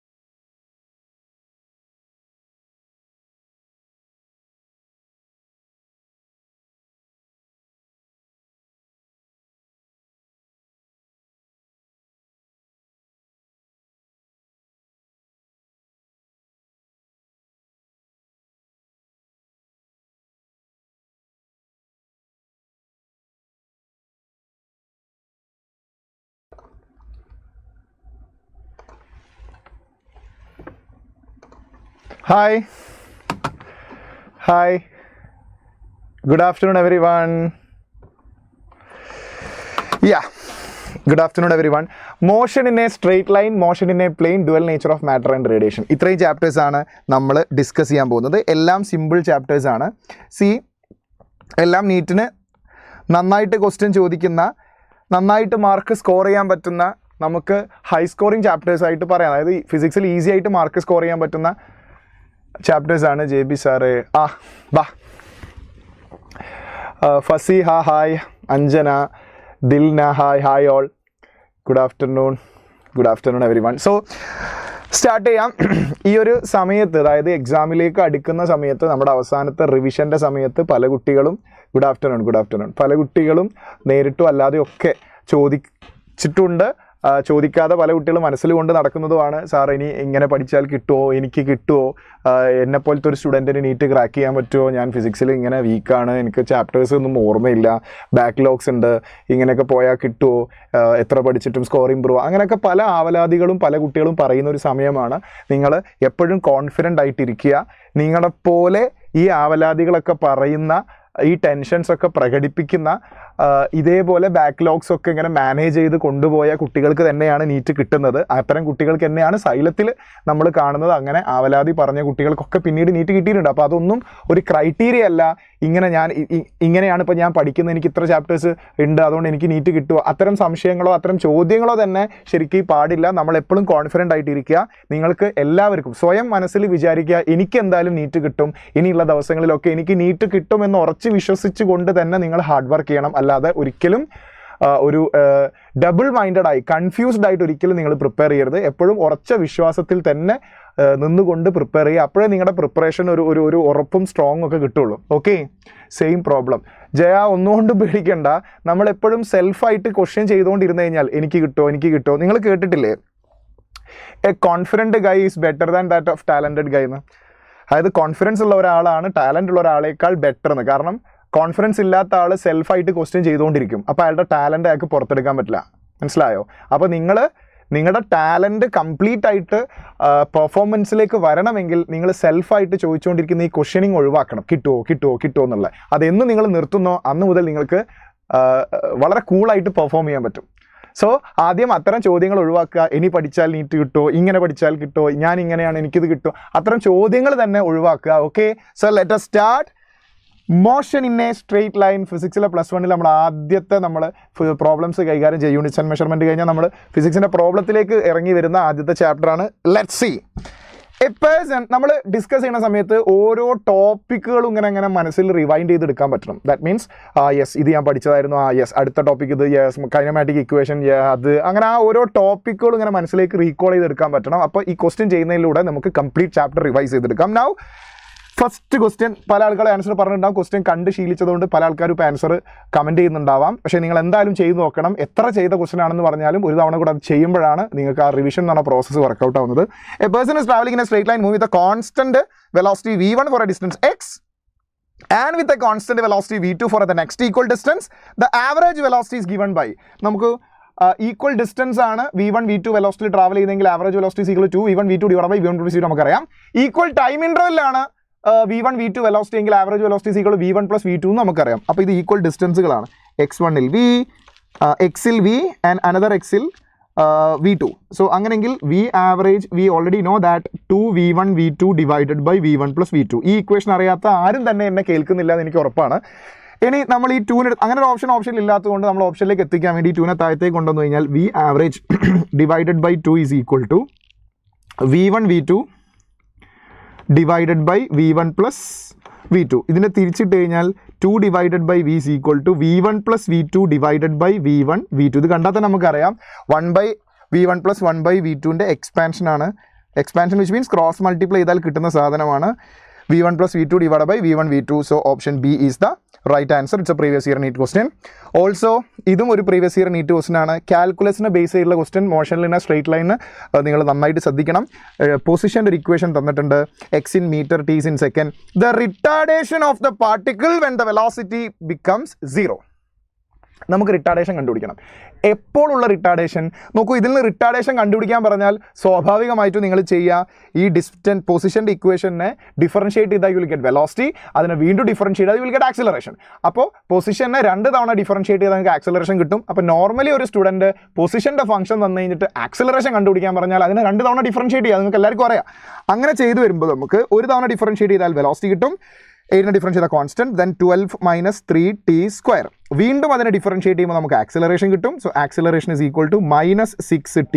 നമ്മളോട് റിട്ടാർഡേഷൻ ആണ് കണ്ടുപിടിക്കാൻ പറഞ്ഞത്, വിച്ച് മീൻസ് അതിൻ്റെ മാഗ്നിറ്റ്യൂഡ് മാത്രം മതി, 60 എന്ന് കിട്ടും. ഈ ടൈം എത്ര നമ്മൾ സബ്സ്റ്റിറ്റ്യൂട്ട് ചെയ്യും അത് ക്വസ്റ്റിൽ പറഞ്ഞിട്ടില്ല. അതിന് പകരം അവർ പറയുന്ന ഒരു ലൈൻ, ഒരു സെൻറ്റൻസ് ആണ്, when it's velocity becomes 0. Velocity 0 ആകുന്ന സമയത്തുള്ള ആക്സിലറേഷൻ കണ്ടുപിടിക്കണം. സോ വെലോസിറ്റി എപ്പോഴാണ് 0 ആവുന്നതെന്ന് മനസ്സിലാക്കണം. ആ സമയത്തുള്ള ആക്സിലറേഷൻ കണ്ടുപിടിക്കണമെങ്കിൽ ആദ്യം വെലോസിറ്റി എപ്പോഴാണ് 0 ആവുന്നതെന്ന് മനസ്സിലാക്കണം. അപ്പോൾ വെലോസിറ്റി എപ്പോഴാണ് 0 ആവുന്നതെന്ന് അറിയണമെങ്കിൽ ഈ വെലോസിറ്റിയുടെ ഫംഗ്ഷൻ ഇല്ലേ അതിന് 0 സബ്സ്റ്റിറ്റ്യൂട്ട് ചെയ്യാം. അപ്പോൾ വെലോസിറ്റി 0 ആയി. 12 - 3t². 12/3 is equal to t². 4 is equal to t². t is equal to 2 seconds. അതെടുത്ത് സബ്സ്റ്റിറ്റ്യൂട്ട് ചെയ്താൽ പിന്നെ ഒന്നും നോക്കേണ്ട ആവശ്യമില്ല. നമുക്ക് എത്ര കിട്ടുക? 12 മീറ്റർ. ശരിയല്ലേ? ശരിയല്ലടാ. നോക്കൂ, velocity position is equal to 8 12 - 3t². Okay, അതിനെ വീണ്ടും ഡിഫറൻഷിയേറ്റ് ചെയ്താൽ 60 കിട്ടും. Yes, correct. Option D is the right answer. ശരിയല്ലേ? എക്സാക്ട്ലി. അടുത്ത ക്വസ്റ്റിലേക്ക് വരാം. Previous year question 2016. ഇതും പ്രീവിയസ് ഇയർ ആണ്. അപ്പോൾ ആ ഭാഗത്തിൽ നിന്ന് ക്വസ്റ്റ്യൻ ചോദിക്കുന്നുണ്ട്. അതും നിങ്ങൾ ഈ വർഷവും നിങ്ങൾക്ക് എക്സ്പെക്ട് ചെയ്യാം. അപ്പോൾ അത് നോട്ട് ചെയ്ത് വെക്കുക. If velocity of the particle is given at + bt², where a and b are constant, the distance traveled in between 1 second and 2 second. വെലോസിറ്റിനെ നമുക്ക് dx/dt എന്ന് എഴുതാം. That is equal to at + bt² and dx is equal to at + bt² into dt. While integrating on both sides, x is equal to integral at + bt² dt. അപ്പോൾ നമ്മൾ രണ്ടിനെയും integrate ചെയ്താൽ മുറിച്ച് integrate ചെയ്താൽ at² + bt³ upper limit lower limit substitute ചെയ്യുക. 1 to 2 upper limit minus lower limit. Upper limit കൊടുത്താൽ tick 2 കൊടുത്തു കഴിഞ്ഞാൽ t². 2² is 4a/2 + 8b/3. ഇതാണ് അപ്പർ ലിമിറ്റ് കൊടുത്താൽ. മൈനസ് ലോവർ ലിമിറ്റ് 1 ആണ്. 1 കൊടുത്തു കഴിഞ്ഞാൽ it's nothing but a/2 + b/3. അപ്പോൾ നിങ്ങൾ നോക്കൂ, 4a/2 നിന്നും ഒരു a/2 കുറച്ച് കഴിഞ്ഞാൽ, ഞാനിത് കട്ട് ചെയ്യാതെ വെക്കുന്നത് എന്തുകൊണ്ടാണെന്നറിയോ? നിങ്ങൾ നോക്കിയാൽ മനസ്സിലാവും. 4a/2 നിന്നും ഒരു a/2 സബ്ട്രാക്ട് ചെയ്താൽ നമുക്ക് 3a/2 കിട്ടും. സിമിലർലി 8b/3 നിന്നും ഒരു b/3 സബ്ട്രാക്ട് ചെയ്താൽ നമുക്ക് 7b/3 കിട്ടും. ശരിയല്ലേ? So 3a/2 plus 7a/3, that is option B will be the right answer. Very good. Niha, Shabna, Alfiya, yes, എല്ലാ പതിവുകാരും ഉണ്ട് അല്ലേ? ഗുഡ്. ഇത് കഴിഞ്ഞ വർഷമല്ല, അതിൻ്റെ മുന്നത്തെ വർഷം നീറ്റിന് ചോദിച്ച ചോദ്യമാണ്. പലപ്പോഴും പല കുട്ടികളും ഇത്ര സിമ്പിൾ ക്വസ്റ്റ്യൻസ് കാണുന്ന സമയത്ത് അത് സ്കിപ്പ് ചെയ്യുകയും ചെയ്യാതിരിക്കുകയൊക്കെ ചെയ്യും, അതായത് പ്രാക്ടീസ് ചെയ്യുന്ന സമയത്ത്. ആക്ച്വലി അത്തരം ചോദ്യങ്ങൾ തന്നെയാണ് നീറ്റിന് ചോദിക്കുന്നത്. അത്തരം ചോദ്യങ്ങൾ തന്നെയാണ് നിങ്ങൾ ആ ഹാളിൽ വെച്ച് തെറ്റിക്കുകയും ചെയ്യുന്നത്. So it's not about the richness in the concept. ക്വസ്റ്റ്യനിലുള്ള റിച്ച്നെസ് അല്ല, കൺസെപ്ഷ്യൽ റിച്ച്നെസ് അല്ല നിങ്ങളെ അത് തെറ്റിക്കുന്നത്. ആ സമയത്തുള്ളൊരു പ്രസൻസ് ഓഫ് മൈൻഡ് ഇല്ലാതാവുന്നതുകൊണ്ടാണ്. സോ നിങ്ങൾ പ്രാക്ടീസ് ചെയ്യുന്ന സമയത്തും നല്ല പ്രസൻസ് ഓഫ് മൈൻഡിൽ മാക്സിമം നമ്പർ ഓഫ് ക്വസ്റ്റ്യൻസ് ചെയ്ത് തെറ്റിക്കാതെ മുന്നോട്ടേക്ക് പോകാനുള്ള ഒരു സ്കിൽ നിങ്ങൾ ഉണ്ടാക്കിയെടുക്കണം. ഇത് ഒറ്റയടിക്ക് നിങ്ങൾക്ക് ആൻസർ പറയാൻ പറ്റും, എന്നാലും നിങ്ങൾ ചെയ്തിട്ട് തന്നെ പറയണം. നോക്കൂ, the displacement time graph of A moving object make an angle 30 and 45. First one is making 30 and second one is making an angle 45. The ratio of their velocity. Displacement time graph ആണ്, നന്നായി ശ്രദ്ധിക്കുക. Displacement time graph ആണ്. Slope is the velocity. So v1 is equal to tan, ആദ്യം പറയുന്നത് 45 അല്ലേ, tan അല്ലേ? First പറയുന്നത് 30 അല്ലേ? യെസ്, ഫസ്റ്റ് പറയുന്നത് 30. ഐ എം സോറി, ഫസ്റ്റ് പറയുന്നത് 30 അല്ലേ? അപ്പം this is the first one and 45 second one. അപ്പോൾ ഫസ്റ്റ് വരുന്നത് 30, tan 30, and v2 is equal to tan 45. That is equal to tan 30 is 1/√3, tan 45 is 1. The 1/√3, that is 1:√3. Option 2 is the right answer. Good. നമ്മൾ kinematic ഇക്വേഷനിലേക്ക് വരുന്നു. നമ്മൾ ഇവിടുന്ന് തുടങ്ങി average speed average velocity തുടങ്ങി, പിന്നെ velocity and acceleration is given as A function, ആ രൂപത്തിലുള്ള ചോദ്യം കാൽക്കുലസ് യൂസ് ചെയ്യേണ്ട ക്വസ്റ്റ്യനിലേക്ക് കൂടെ കടന്ന് ഗ്രാഫ് ടച്ച് ചെയ്ത് നമ്മൾ അടുത്ത് എങ്ങോട്ടാണ് എത്തിയത്? Kinematic equations of motion. നോക്ക്, a ball is dropped from the top of a tower of 80 metre high.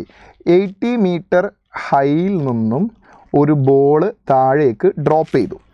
After 2 seconds, another ball is thrown downward from the tower. Both ball reaches the ground simultaneously. അതെങ്ങനെ സംഭവിച്ചു? ഒരാൾ എറിഞ്ഞ് 2 second കഴിഞ്ഞിട്ടല്ല അടുത്ത ആൾ എറിഞ്ഞ്, പിന്നെ രണ്ടുപേരെ സമയത്ത് ആദ്യം ആദ്യത്തണ്ടേ? അവിടെയാണ് പോയിന്റ്. ആദ്യത്തത് ഡ്രോപ്പിംഗ് ആണ്, രണ്ടാമത്തത് ത്രോയിങ് ആണ്. ഡ്രോപ്പിംഗ് എന്ന് പറയുമ്പോൾ അവിടെ ഇനീഷ്യൽ വെലോസിറ്റി ഇല്ല. ഫസ്റ്റ് കേസിൽ ഇനീഷ്യൽ വെലോസിറ്റി 0, അപ്പോൾ ഇതിങ്ങനെ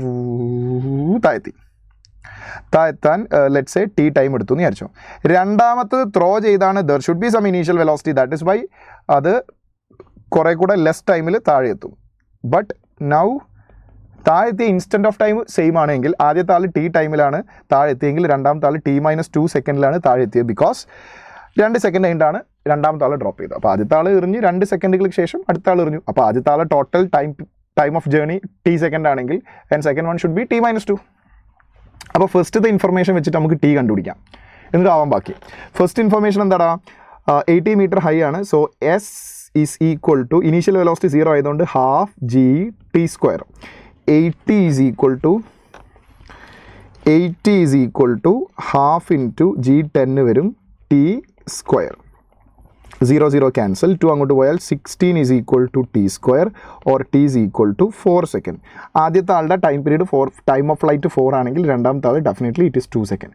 2 സെക്കൻഡ് കൊണ്ടാണ് അയാൾ താഴെ എത്തിയത്. അയാളും ട്രാവൽ ചെയ്തത് താഴെ എത്തി എന്ന് പറഞ്ഞാൽ രണ്ടും ഒരേ ബിൽഡിംഗ് നിറഞ്ഞു. താഴെ എത്തി പറഞ്ഞാൽ അവരും ട്രാവൽ ചെയ്ത ഡിസ്റ്റൻസ് 80 ആണ്. So 80 is equal to UT, U എത്ര നമുക്ക് അറിഞ്ഞുകൂടാ, T 2 സെക്കൻഡാണ്. സോ 2U പ്ലസ് എല്ലാം താഴേക്കാണ്, ആക്സലേഷൻ ഡ്യൂ ടു ഗ്രാവിറ്റിയും വെലോസിറ്റിയും ഒക്കെ താഴേക്കാണ്. ½ അപ്പോൾ എല്ലാം പ്ലസ് ആണ്. ½ G10 ഇൻറ്റു T² 2² 4. സോ ഇതിവിടെ കട്ട് ചെയ്താൽ നമുക്ക് 2 വരും. അപ്പോൾ അത് 20 ആവും. 20 ഇങ്ങോട്ടേക്ക് വന്നാൽ 80 - 20 60 ആവും. 60 ഈസ് ഈക്വൽ ടു 2U വരും. Or 60/2 is equal to U, that is 30 metre per second is U option.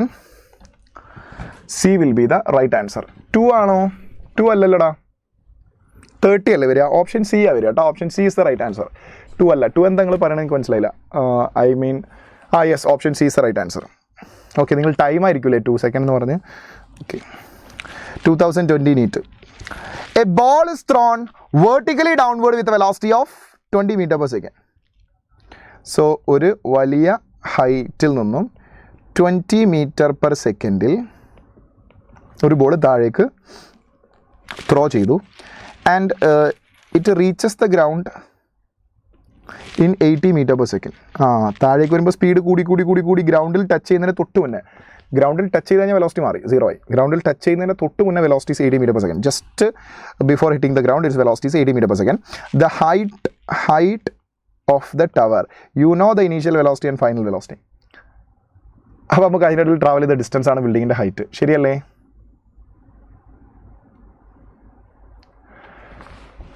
1D 2D questions starting trouble ഉണ്ട്. ഇർഫാൻ, സി കൈനമാറ്റിക്സിലെ ക്വസ്റ്റ്യൻസ്, അതായത് നമ്മൾ ഇക്വേഷൻ മോഷനുമായി ബന്ധപ്പെട്ട ക്വസ്റ്റ്യൻസ് വരുമ്പോഴൊക്കെ നിങ്ങൾ ശ്രദ്ധിക്കേണ്ട ഒരു കാര്യം എന്താണെന്ന് വെച്ചാൽ ആ ക്വസ്റ്റ്യൻ്റെ ഒരു സ്ക്രിപ്റ്റ് ഉണ്ടാവും. അതായത് എന്താണ് അവിടെ സംഭവിക്കുന്നത് എന്നുള്ളത് അത് വളരെ കൃത്യമായിട്ട് ക്വസ്റ്റ്യൻ വായിച്ചാൽ നമുക്ക് മനസ്സിലാവും. ഈ മെക്കാനിക്സിൻ്റെ പ്രോബ്ലത്തിന് അങ്ങനെ ഒരു ഗുണമുണ്ട്. കാരണം എല്ലാം നമ്മൾ ഡെയിലി ലൈഫിൽ ഫിസിക്കലി പോസിബിൾ ആയ സിറ്റുവേഷൻസിൽ നിന്നാണ് ക്വസ്റ്റ്യൻ ഫ്രെയിം ചെയ്യപ്പെടുന്നത്.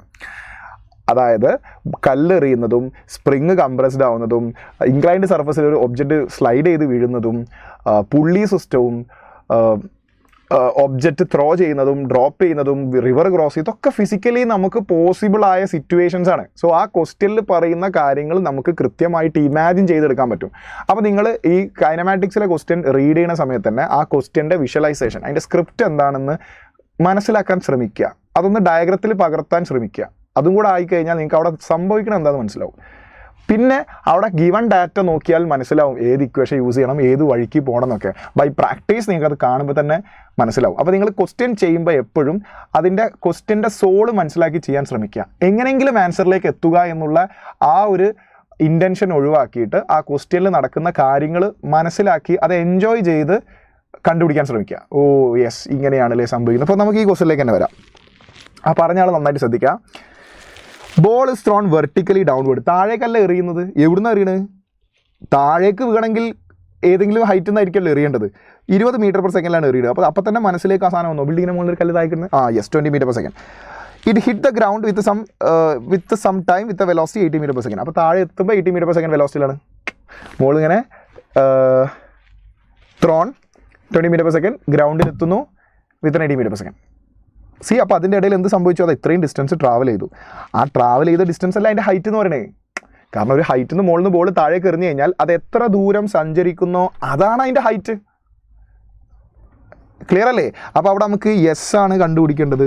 യെസ് മീൻസ് ഹൈറ്റ്, അതാണ് കണ്ടുപിടിക്കേണ്ടത്. ഫൈനൽ വെലോസിറ്റി അറിയാം, ഇനീഷ്യൽ വെലോസിറ്റി അറിയാം, സമയം തന്നിട്ടില്ല. പിന്നെ അവിടെ മറ്റൊന്നും ആലോചിച്ചില്ലെങ്കിൽ, നിങ്ങൾ ഓവർ തിങ്ക് ചെയ്യാതിരുന്നാൽ നിങ്ങളെ മനസ്സിലേക്ക് നിങ്ങൾ അന്വേഷിച്ച് വരും ആ ഇക്വേഷൻ. ഏത്? ടൈം ഇല്ലാത്ത ഫൈനൽ വെലോസിറ്റിയും ഇനീഷ്യൽ വെലോസിറ്റിയും കണക്ട് ചെയ്യുന്ന equation, that is V square is equal to U square plus 2as.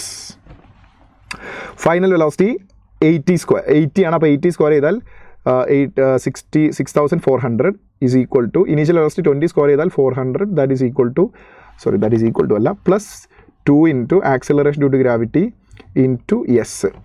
അപ്പോൾ നമുക്ക് ഈ 400 ഇങ്ങോട്ടേക്ക് വരുമ്പോൾ 6000 is equal to 2 into 10 into s. 0 cancel ചെയ്തു, 2 600 ക്യാൻസൽ ചെയ്തു, that is equal to 300.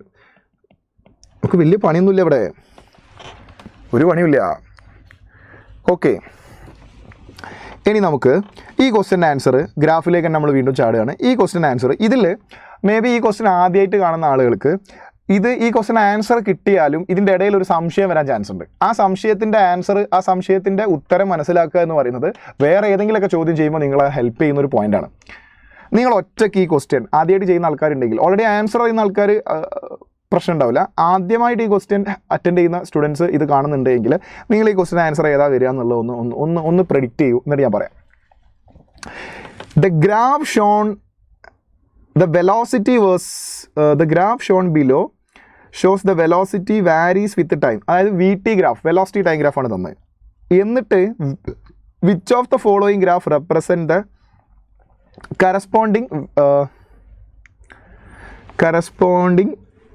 Acceleration versus time graph. Acceleration versus time graph ഏതാണെന്ന് ചോദിച്ചത്. അപ്പോൾ നിങ്ങൾ നോക്കിയാൽ മതി, വി ടി ഗ്രാഫിൻ്റെ എന്ത് കണ്ടാലാണ് ആക്സിലറേഷൻ കിട്ടുക? വി ടി ഗ്രാഫിൻ്റെ സ്ലോപ്പ് ഗീവ്സ് ആക്സിലറേഷൻ. അപ്പോൾ ഈ രൂപത്തിലുള്ളൊരു ഗ്രാഫൊക്കെ ആണെങ്കിൽ അതിൻ്റെ സ്ലോപ്പ് മാറി കളിക്കേണ്ടത്. കാരണം ഇവിടെ ടാൻജൻറ്റ് വരച്ചാൽ സ്ലോപ്പ് ഇങ്ങനെയായിരുന്നുവെങ്കിൽ അല്പം കൂടെ മുകളിലേക്ക് പോകുമ്പോൾ, ഇവിടെ ടാൻജൻറ്റ് വരച്ചാൽ സ്ലോപ്പ് ഇങ്ങനെയായിരുന്നുവെങ്കിൽ അല്പം കൂടെ മുകളിലേക്ക് പോകുമ്പോൾ ടാൻജൻറ്റ് ഇങ്ങനെയായി. അപ്പോൾ അവിടെ സ്ലോപ്പ് മാറി കളിക്കുന്നുണ്ട്. അപ്പോൾ ആക്സിലറേഷൻ കോൺസ്റ്റൻ്റ് അല്ലാന്ന് മനസ്സിലാക്കാം. പക്ഷേ ഇവിടെ നോക്കൂ, ഗ്രാഫ് സ്ട്രെയിറ്റ് ലൈൻ ആണെങ്കിൽ സ്ലോപ്പ് കോൺസ്റ്റൻ്റ് ആണ്, ആക്സിലറേഷൻ കോൺസ്റ്റൻ്റ് ആണ്. അപ്പോൾ ഇവിടെ നോക്ക്, സ്ലോപ്പ് അത് നെഗറ്റീവ് സ്ലോപ്പാണ്. So there is a minus acceleration. ഇവിടെ നോക്ക്, പോസിറ്റീവ് സ്ലോപ്പ്. ഓക്കെ, അപ്പോൾ നെഗറ്റീവ് സ്ലോപ്പ് എന്ന് പറഞ്ഞാൽ നെഗറ്റീവ് ആക്സിലറേഷൻ, പിന്നെ പോസിറ്റീവ് ആക്സിലറേഷൻ. അപ്പോൾ ആദ്യം ഒരു നെഗറ്റീവ് ആക്സിലറേഷൻ, പിന്നെ ആ ഗ്യാപ്പിൽ അത് പോസിറ്റീവ് ആക്സിലറേഷനായി. Negative A, positive A. This will be the shape of the graph. That is option B is the right answer. ഇനി ആ ഗ്രാഫിൽ എന്തെങ്കിലും ഒരു സംശയം നിങ്ങൾക്ക് തോന്നുന്നുണ്ടെങ്കിൽ അത് നിങ്ങൾ ചോദിക്കും. നിങ്ങൾക്കൊരു സംശയവും ഇല്ല എങ്കിൽ ഞാനൊരു ക്വസ്റ്റൻ അങ്ങോട്ട് ചോദിക്കാം, അതിന് ഉത്തരം പറയും. റെഡിയാണോ? നോക്ക്, ഇവിടെ 2 പോയിൻ്റ് ഉണ്ട്. ഈ പോയിൻറ്റും ഈ പോയിൻറ്റും. ഈ 2 പോയിൻറ്റുകളുടെ പ്രത്യേകത എന്താണ്? ഒരു ഗ്രാഫ് അനലൈസ് ചെയ്യുമ്പോൾ ആ രൂപത്തിലൊക്കെ ചിന്തിക്കണം. ഈ 2 പോയിൻറ്റുകളുടെ പ്രത്യേകത എന്താണ്? ഞാൻ ആ 2 പോയിൻ്റ് എടുത്തു പറയാനുള്ള കാരണം, നിങ്ങൾക്ക് ആ 2 പോയിൻ്റ് ഞാൻ മാർക്ക് ചെയ്യുമ്പോൾ തന്നെ ഒരു പക്ഷേ നിങ്ങൾക്ക് അത് ഫീൽ ചെയ്യുന്നുണ്ടാവും. ഈ 2 പോയിൻറ്റുകൾക്ക് എന്തോ പ്രത്യേകത ഉണ്ട്. എന്താണത്? ആ 2 പോയിൻറ്റിൽ വെലോസിറ്റി 0 ആണ്. ആ 2 പോയിന്റിൽ വെലോസിറ്റി 0 ആണ്. അപ്പോൾ ഈ ഗ്രാഫിൽ വെലോസിറ്റി 0 ആവുന്ന ഒരു സ്ഥലമുണ്ട്, 2 സ്ഥലമുണ്ട് വെലോസിറ്റി 0 ആണ്. അപ്പോൾ ഇവിടെയും വെലോസിറ്റി 0 ആണ്. നമ്മൾ ഈ നടുക്കുള്ളത്, ഈ ഗ്രാഫിൻ്റെ സ്ലോപ്പ് മാറുന്ന ആ ഭാഗമല്ലേ, അതായത് ഇവിടം വരെ നെഗറ്റീവ് എ ആണ്, ഇവിടെ നിന്ന് അങ്ങോട്ടാണ് പോസിറ്റീവ് എ. ആ ഭാഗമാണ് ഇത്. കാരണം ഇവിടെ നിന്ന് നെഗറ്റീവ് എ, ഇവിടെ പോസിറ്റീവ് എ. അപ്പോൾ വെലോസിറ്റി 0 ആവുന്ന സ്ഥലം എവിടെയാണെന്ന് വെച്ച് കഴിഞ്ഞാൽ ഇതിൻ്റെ ഇടയിൽ വെലോസിറ്റി 0 ആവുന്ന ഒരു സ്ഥലമുണ്ട്, ഇവിടെ വെലോസിറ്റി 0 ആവുന്ന ഒരു സ്ഥലം ഇതിൻ്റെ ഇടയിലുണ്ട്. അപ്പോൾ അതിൽ സംശയം വെലോസിറ്റി 0 ആകുന്ന സ്ഥലത്ത് അല്ലെങ്കിൽ വെലോസിറ്റി 0 ആവുന്ന ആ ഇൻസ്റ്റൻറ്റിൽ ആക്സിലറേഷൻ 0 ആവൂലേ അല്ലെങ്കിൽ ആകണ്ടേ, അങ്ങനെ ഒരു സംശയം ഉണ്ടോ? ഇല്ല എങ്കിൽ ഞാൻ ചോദിക്കട്ടെ, വെലോസിറ്റി 0 ആകുമ്പോൾ എന്തുകൊണ്ട് ആക്സിലറേഷൻ 0 ആകുന്നില്ല? അത് പറ. ഞാൻ ചോദിച്ചത് മനസ്സിലായോ നിങ്ങൾക്ക്? വെലോസിറ്റി 0 ആകുമ്പോൾ ഇവിടെ ആക്സിലറേഷൻ 0 ആകണ്ടേ? അപ്പോൾ ചില ആൾക്കാർ ഇങ്ങോട്ടൊക്കെ പോകും, ഗ്രാഫിൽ ഈ ഗ്രാഫിക്കൊക്കെ പോവും. ഭയങ്കര ബ്ലണ്ടറാണ്. കാരണം ഇവിടെ സ്ലോപ്പ് കോൺസ്റ്റൻ്റ് ആണ്, അപ്പോൾ ആക്സിലറേഷൻ കോൺസ്റ്റൻ്റ് ആയിട്ട് നിൽക്കണം. ഇവിടെ ആക്സിലറേഷൻ വാരി ചെയ്യുന്നു. പക്ഷേ ഈ ഒറ്റ പോയിൻ്റൊക്കെ നോക്കിയിട്ടായിരിക്കും പല ആൾക്കാർ ഈ ഗ്രാഫിലേക്കൊക്കെ പോവുക. ഞാൻ പറഞ്ഞ സംശയം നിങ്ങൾക്ക് ഉണ്ടോ? അത് ഞാൻ മനസ്സിലായോ നിങ്ങൾക്ക്? വെലോസിറ്റി 0 ആവുന്ന ഈ 2 പോയിന്റുകൾ ഇതിൽ ഉണ്ട്. ആ 2 പോയിന്റിലും ആക്സിലറേഷൻ 0 കോൺസ്റ്റൻ്റ് ആണ്. അപ്പോൾ അവിടെ വെലോസിറ്റി 0 ആയി എന്ന് കരുതി ആക്സിലറേഷൻ 0 ആകണ്ടേ? അത്ര സംശയം നിങ്ങൾക്ക് ഉണ്ടോ? സ്ലോപ്പ് 0 ആവില്ല സുനിൽ കുമാർ, സ്ലോപ്പ് 0 ആവുന്നില്ല. കറക്റ്റാണ്.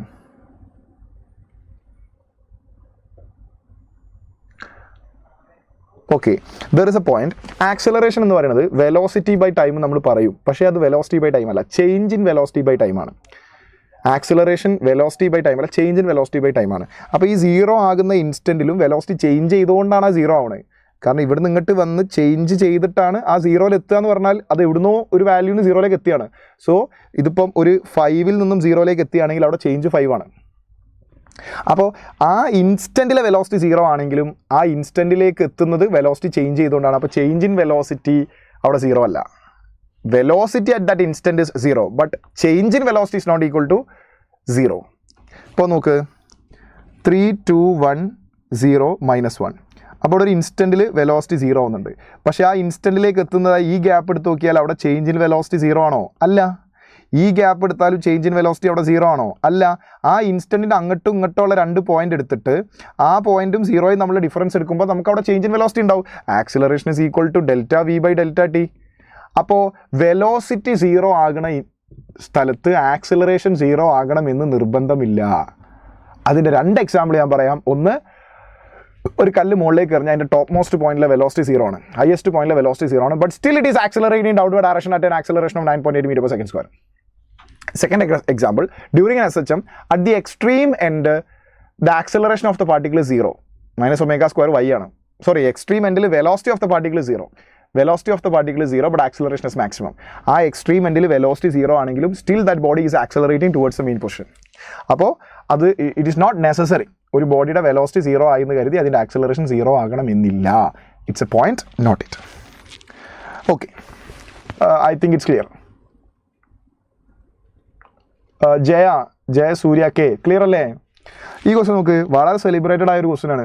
വിച്ച് മീൻസ് ഈ ചാപ്റ്ററിൽ നിന്ന് വളരെ സെലിബ്രേറ്റ് ചെയ്യപ്പെട്ടൊരു ചോദ്യം അത്. Water drop falls at regular interval from a tap 5 meter above the ground. The third drop is leaving the tap at the instant when the first drop touches the ground. How far above the ground the second drop at that instant? ഇത് 2 രീതി ചെയ്യാം. ഏറ്റവും എളുപ്പം Galileo of odd number use ചെയ്യുന്നതാണ്. Constant ആക്സിലറേഷനിൽ move ചെയ്യുന്ന Rob, ഞാൻ പറയുന്നത് ശരിക്കും ശ്രദ്ധിക്കണേ, ആക്സിലറേഷൻ കോൺസ്റ്റൻ്റ് ആയ acceleration non zero constant acceleration വാരി ചെയ്യുന്നില്ല എങ്കിൽ ഈക്വൽ ടൈം ഇൻ്റർവെല്ലിൽ ട്രാവൽ ചെയ്യുന്ന കവർ ചെയ്യുന്ന ഡിസ്റ്റൻസിൻ്റെ റേഷ്യോ 1:3:5 ഓഡ് നമ്പറാണ്. ആ ഒരു ലോ ആണ് Galileo law of odd number. അത് പല കുട്ടികളുടെയും തെറ്റിദ്ധാരണ എന്താ അറിയോ, മോഷൻ അണ്ടർ ഗ്രാവിറ്റിയിൽ മാത്രമേ ഉപയോഗിക്കാൻ പറ്റുള്ളൂ എന്നാണ്. അതായത് ഒരു കല്ല് മുകളിൽ താഴത്തിടുമ്പോൾ ഓരോരോ സെക്കൻഡിലും ട്രാവൽ ചെയ്യുന്ന ഡിസ്റ്റൻസിൻ്റെ റേഷ്യോ 1:3:5 എന്നുള്ളത് പഠിച്ചു വെക്കും. ഒരു കാർ കോൺസ്റ്റന്റ് ആക്സലറേഷനിൽ മുന്നോട്ടേക്ക് പോകുമ്പോൾ ഓരോരോ ഈക്വൽ ടൈം ഇൻ്റർവെല്ലും ട്രാവൽ ചെയ്യുന്ന ഡിസ്റ്റൻസിൻ്റെ റേഷ്യോ 1:3:5 ആണ്. ആക്സിലറേഷൻ കോൺസ്റ്റന്റ് ആയാൽ മതി. ആക്സിലറേഷൻ കോൺസ്റ്റന്റ് ആകുന്ന മോഷൻ്റെ ഒരു എക്സാമ്പിൾ ആണ് മോഷൻ അണ്ടർ ഗ്രാവിറ്റി. അപ്പോൾ അവിടെ ഉപയോഗിക്കാം, അതുപോലെ മറ്റ് സന്ദർഭങ്ങളിൽ ഉപയോഗിക്കാം. ഇനി ആദ്യത്തെ സെക്കൻഡ്, രണ്ടാമത്തെ സെക്കൻഡ്, മൂന്നാമത്തെ സെക്കൻഡിൽ ട്രാവൽ ചെയ്യുന്ന ഡിസ്റ്റൻസിൻ്റെ റേഷ്യോ മാത്രമല്ല, ആദ്യത്തെ 5 സെക്കൻഡ്, അടുത്ത 5 സെക്കൻഡ്, ഈക്വൽ ടൈം ഇൻ്റർവെൽ ആയാൽ മതി. അപ്പോൾ നോക്ക്, ഇതൊരു ടാപ്പ്, ഞാൻ വരയ്ക്കുന്ന ടാപ്പാണ്. വരച്ച് കഴിഞ്ഞിട്ട് അത് എന്താണെന്ന് ചോദിക്കരുത്. സാധാരണ വരയ്ക്കുന്നതിനേക്കാൾ നന്നായിട്ടുണ്ട് ടാപ്പ്. ഓക്കെ, യെസ്, നന്നായി ടാപ്പ്. ഓക്കെ, വരച്ച് കഴിഞ്ഞിട്ട് എന്താണെന്ന് ചോദിച്ചോ. അപ്പോൾ ഇതിൽ നിന്നൊരു ഒരു ഡ്രോപ്ലെറ്റ് വീണു. ആ ഡ്രോപ്ലെറ്റ് ഇങ്ങനെ പോവാണ്. ടി ടൈം ആയപ്പോൾ അടുത്ത ഡ്രോപ്ലെറ്റ്, ഓരോ റെഗുലർ ഇൻ്റർവെൽ ഓഫ് ടൈമിലല്ല ഡ്രോപ്ലെറ്റ് വീഴുന്നത്. അപ്പോൾ ഒരു ടി ടൈമായി. ഓക്കെ, അവിടെ നിൽക്കുന്നില്ല, അതിങ്ങനെ പിന്നെയും താഴേക്ക് പോകുന്നു. അപ്പോൾ ഈ ഡ്രോപ്പ് ഇങ്ങനെ അങ്ങോട്ടേക്ക് വരും. അപ്പോൾ തേർഡ് ഡ്രോപ്പ് വീഴാൻ തുടങ്ങി. അപ്പോൾ ഫസ്റ്റ് ഡ്രോപ്പ് ഗ്രൗണ്ടിലെത്തി. അപ്പോൾ തേർഡ് ഡ്രോപ്പ് വീഴാനെടുക്കുന്ന സമയവും ടി ടൈം ഇൻ്റർവെല്ലാണ്. പക്ഷേ ഇവിടെ കൂടുതൽ ദൂരം ട്രാവൽ ചെയ്യും, കാരണം അത് ആക്സലറേറ്റിംഗ് മോഷനാണ്, വെലോസിറ്റി കൂടി വരികയല്ലേ. അപ്പോൾ ഈ താഴെയുള്ള ഡ്രോപ്പ് ഈ ഡിസ്റ്റൻസ് എന്ന് പറയുന്നത് ആദ്യത്തെ ടി ടൈമിൽ ട്രാവൽ ചെയ്ത ഡിസ്റ്റൻസ് ആണ്. അത് ഞാൻ എക്സ് എന്ന് കൊടുത്താൽ ഇത് നെക്സ്റ്റ് ടി ടൈമാണ്. നെക്സ്റ്റ് അതേ മുകളിൽ ഈ സഞ്ചരിക്കാനെടുത്ത സമയമുണ്ടല്ലോ, അത് തന്നെയാണ് ഇതും. ഇവിടെ കൂടുതൽ ദൂരം ട്രാവൽ ചെയ്തത് ആക്സലറേഷൻ ആയതുകൊണ്ട് അതിൻ്റെ വെലോസിറ്റി കൂടിയതുകൊണ്ടാണ്. ഇവിടെ ട്രാവൽ ചെയ്ത ഡിസ്റ്റൻസ് 3x ആയിരിക്കും. അപ്പോൾ total height of the tap is given 5 meter, that is equal to 4x. അപ്പോൾ 5/4 is equal to x. നമ്മുടെ എക്സ് അല്ല ചോദിച്ചത്. സെക്കൻഡ് ഡ്രോപ്പും ടാപ്പും നമ്മളുടെ ഡിസ്റ്റൻസ് ആണെങ്കിൽ എക്സ് ആണ്, 5/4 ആണ്. പക്ഷെ നമ്മൾ ചോദിച്ചത് എന്താ അറിയോ, how far above the ground is the second drop at that instant എന്ന് വെച്ചാൽ ഇതാണ് നമുക്ക് കണ്ടുപിടിക്കേണ്ടത്. അത് 3x ആണ്. എക്സ് നമുക്കറിയാം 5/4. So this distance is 3 × 5 divided by 4, 15/4. That is equal to 3.75. Option A is the right answer. കിട്ടിയോടാ?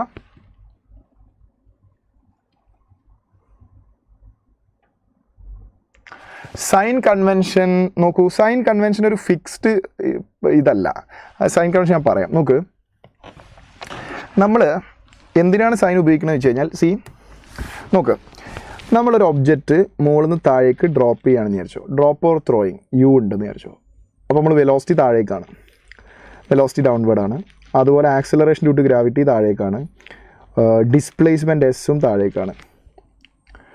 ഇനി ഒരു ഒബ്ജക്റ്റ് മുകളിലേക്ക് വരുന്ന സമയത്ത് വെലോസിറ്റി മുകളിലേക്കാണ്, ഡിസ്പ്ലേസ്മെൻറ്റ് മുകളിലേക്കാണ്, acceleration due to gravity still ഡൗൺവേർഡാണ്.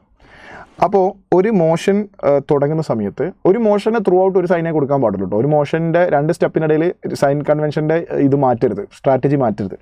അപ്പോൾ നിങ്ങൾ ഒരു ഒബ്ജക്റ്റ് താഴേക്ക് ഫോളോ ചെയ്യുന്നു, എല്ലാം താഴേക്കാണ്. ഇനീഷ്യൽ വെലോസിറ്റിയും ആക്സിലറേഷൻ ഡ്യൂ ടു ഗ്രാവിറ്റിയും ഡിസ്പ്ലേസ്മെൻറ്റ് ടൈം പിന്നെ ഡയമെൻഷൻ മീൻസ് സ്കെയിലറാണ്. എല്ലാം താഴേക്കാണെങ്കിൽ നിങ്ങൾക്ക് എല്ലാത്തിനും ഒരേ സൈൻ കൊടുക്കാം. എല്ലാം മൈനസ് കൊടുക്കാം, എല്ലാം പ്ലസ് കൊടുക്കാം, രണ്ടായാലും ആൻസർ തെറ്റില്ല. ഇനി ഇവിടെ നോക്കൂ, 2 ക്വാണ്ടിറ്റീസ് മുകളിലേക്കും ഒരു ക്വാണ്ടിറ്റി താഴേക്കും. അപ്പോൾ നിങ്ങൾക്ക് ഒരേ ഡയറക്ഷനിലുള്ള ആളുകൾക്ക് ഒരേ സൈൻ കൊടുക്കണം. അതായത് ഇതിന് പ്ലസ് കൊടുത്താൽ പിന്നെ ഇതിന് മൈനസ് കൊടുക്കരുത് എന്നർത്ഥം. കാരണം മണ്ടത്തരല്ലേ, മുകളിലേക്കുള്ള വെക്ടർ നിങ്ങൾ പ്ലസ് കൊടുത്തു കഴിഞ്ഞാൽ ഇതും പ്ലസ് തന്നെയല്ലേ, പ്ലസിൻ്റെ ഡയറക്ഷനാണ് മുകളിലേക്ക് എന്നുള്ളത്, പിന്നെ അതിന് മൈനസ് കൊടുക്കാൻ പറ്റുമോ? അപ്പോൾ ജി എന്ത് കൊടുക്കണം? ജി താഴേക്കാണ്. അപ്പോൾ ജിക്ക് കൊണ്ട് പ്ലസ് കൊടുത്താൽ ബ്ലണ്ടറാണ്, അപ്പോൾ ജിക്ക് മൈനസ് കൊടുക്കണം. ഇനി അങ്ങനെ നിർബന്ധമില്ല, നിങ്ങൾ മുകളിലേക്കുള്ള ആൾക്ക് നെഗറ്റീവ് കൊടുത്താൽ അപ്പോൾ ജിക്ക് പ്ലസ് കൊടുത്താൽ ഈ 2 ആൻസറും തെറ്റൂല, കറക്റ്റ് സൈൻ കറക്റ്റ് ആൻസർ കിട്ടുക. പക്ഷേ ഞാൻ എപ്പോഴും പ്രിഫർ ചെയ്യുക ഏറ്റവും കൂടുതൽ ആളുകൾ ഏത് ഡയറക്ഷനിലേക്കാണോ അത് പ്ലസ് കൊടുക്കുക. അങ്ങനെ നിയമമൊന്നുമില്ല കേട്ടോ, അങ്ങനെ ചെയ്തുകൊണ്ട് പ്രത്യേകിച്ച് ഇതൊന്നുമില്ല. ഞാൻ എന്തെങ്കിലും ഒരു സ്ട്രാറ്റജി എടുക്കണ്ടേ എന്നുള്ള നിലക്ക് പറഞ്ഞാണ്. കൂടുതൽ ആൾക്കാർ എങ്ങോട്ടാണോ അത് പ്ലസ് കൊടുക്കുക, ഇത് മൈനസ്. അപ്പോൾ നേരത്തെ നിങ്ങൾക്ക് ചോദിക്കാം, ഇവിടെ ജി പ്ലസ് അല്ലേ, ഇവിടെ എത്തിയപ്പോൾ ജി മൈനസ് ആയത് എന്താ എന്ന് ചോദിക്കാം. അത് വേറെ പ്രോബ്ലം, ഇത് വേറെ പ്രോബ്ലം. അത് വേറെ സൈൻ, ഇത് വേറെ സൈൻ. രണ്ടിലും നിങ്ങൾക്ക് ആൻസർ കറക്റ്റായി കിട്ടുക. അപ്പോൾ നിങ്ങൾ ജി പ്ലസ് ആണോ മൈനസ് ആണോ എന്ന് ചോദിക്കുമ്പോൾ വിത്ത് റെസ്പെക്ട് ടു വാട്ട് എന്നുള്ളത് ഇമ്പോർട്ടൻ്റ് ആണ്. അപ്പോൾ ഇത് മനസ്സിലായി എന്ന് വിചാരിക്കുന്നു. ഓക്കെ, മോഷൻ ഇൻ എ പ്ലെയിനിലേക്ക് കിടക്കുക. നമ്മൾ പ്ലെയിനിലെ ഫസ്റ്റ് ടോപ്പിക് നിങ്ങൾക്ക് അറിയാം, വെക്ടറാണ്. വെക്ടറിൻ്റെ പരിപാടികളൊക്കെ നിങ്ങൾ പഠിച്ചിട്ടുണ്ടാവും. It's a previous year question. അവിടെ എന്താ പറഞ്ഞത്, 2i + 3j + 8k perpendicular to the vector 4j - 4i + 8α. Plus alpha into k. Then the value of alpha is. ഈ 2 വെക്ടേഴ്സ് പെർപെൻഡിക്കുലർ ആണെങ്കിൽ if 2 vectors are perpendicular, dot product will be 0. അപ്പോൾ a dot b 0 ആയിരിക്കും. a dot b ചെയ്യുമ്പോൾ ഇവിടെ 2i, ഇവിടെ -4i, so -8 plus 3 × 4 that is 12. 3 × 4 that is 12 plus 8 alpha is equal to 0. -8 12. അപ്പോൾ അവിടെ 4 plus 8 alpha is equal to 0. 8 alpha is equal to -4. Alpha is equal to -1/2. Option C is the right answer. B അല്ല, C is the right answer. C. ഇത് 4j ആണ്, j.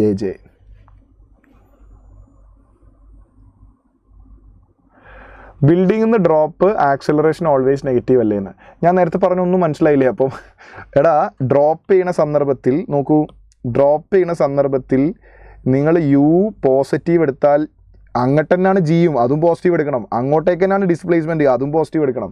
G negative ആവും എപ്പോഴും അറിയോ, നിങ്ങൾ U positive എടുത്ത് G താഴേക്കുള്ളതല്ലേ, G negative ആക്കുകയാണ് എങ്കിൽ ഇതൊക്കെ നെഗറ്റീവ് എടുക്കണം. ഓക്കെ,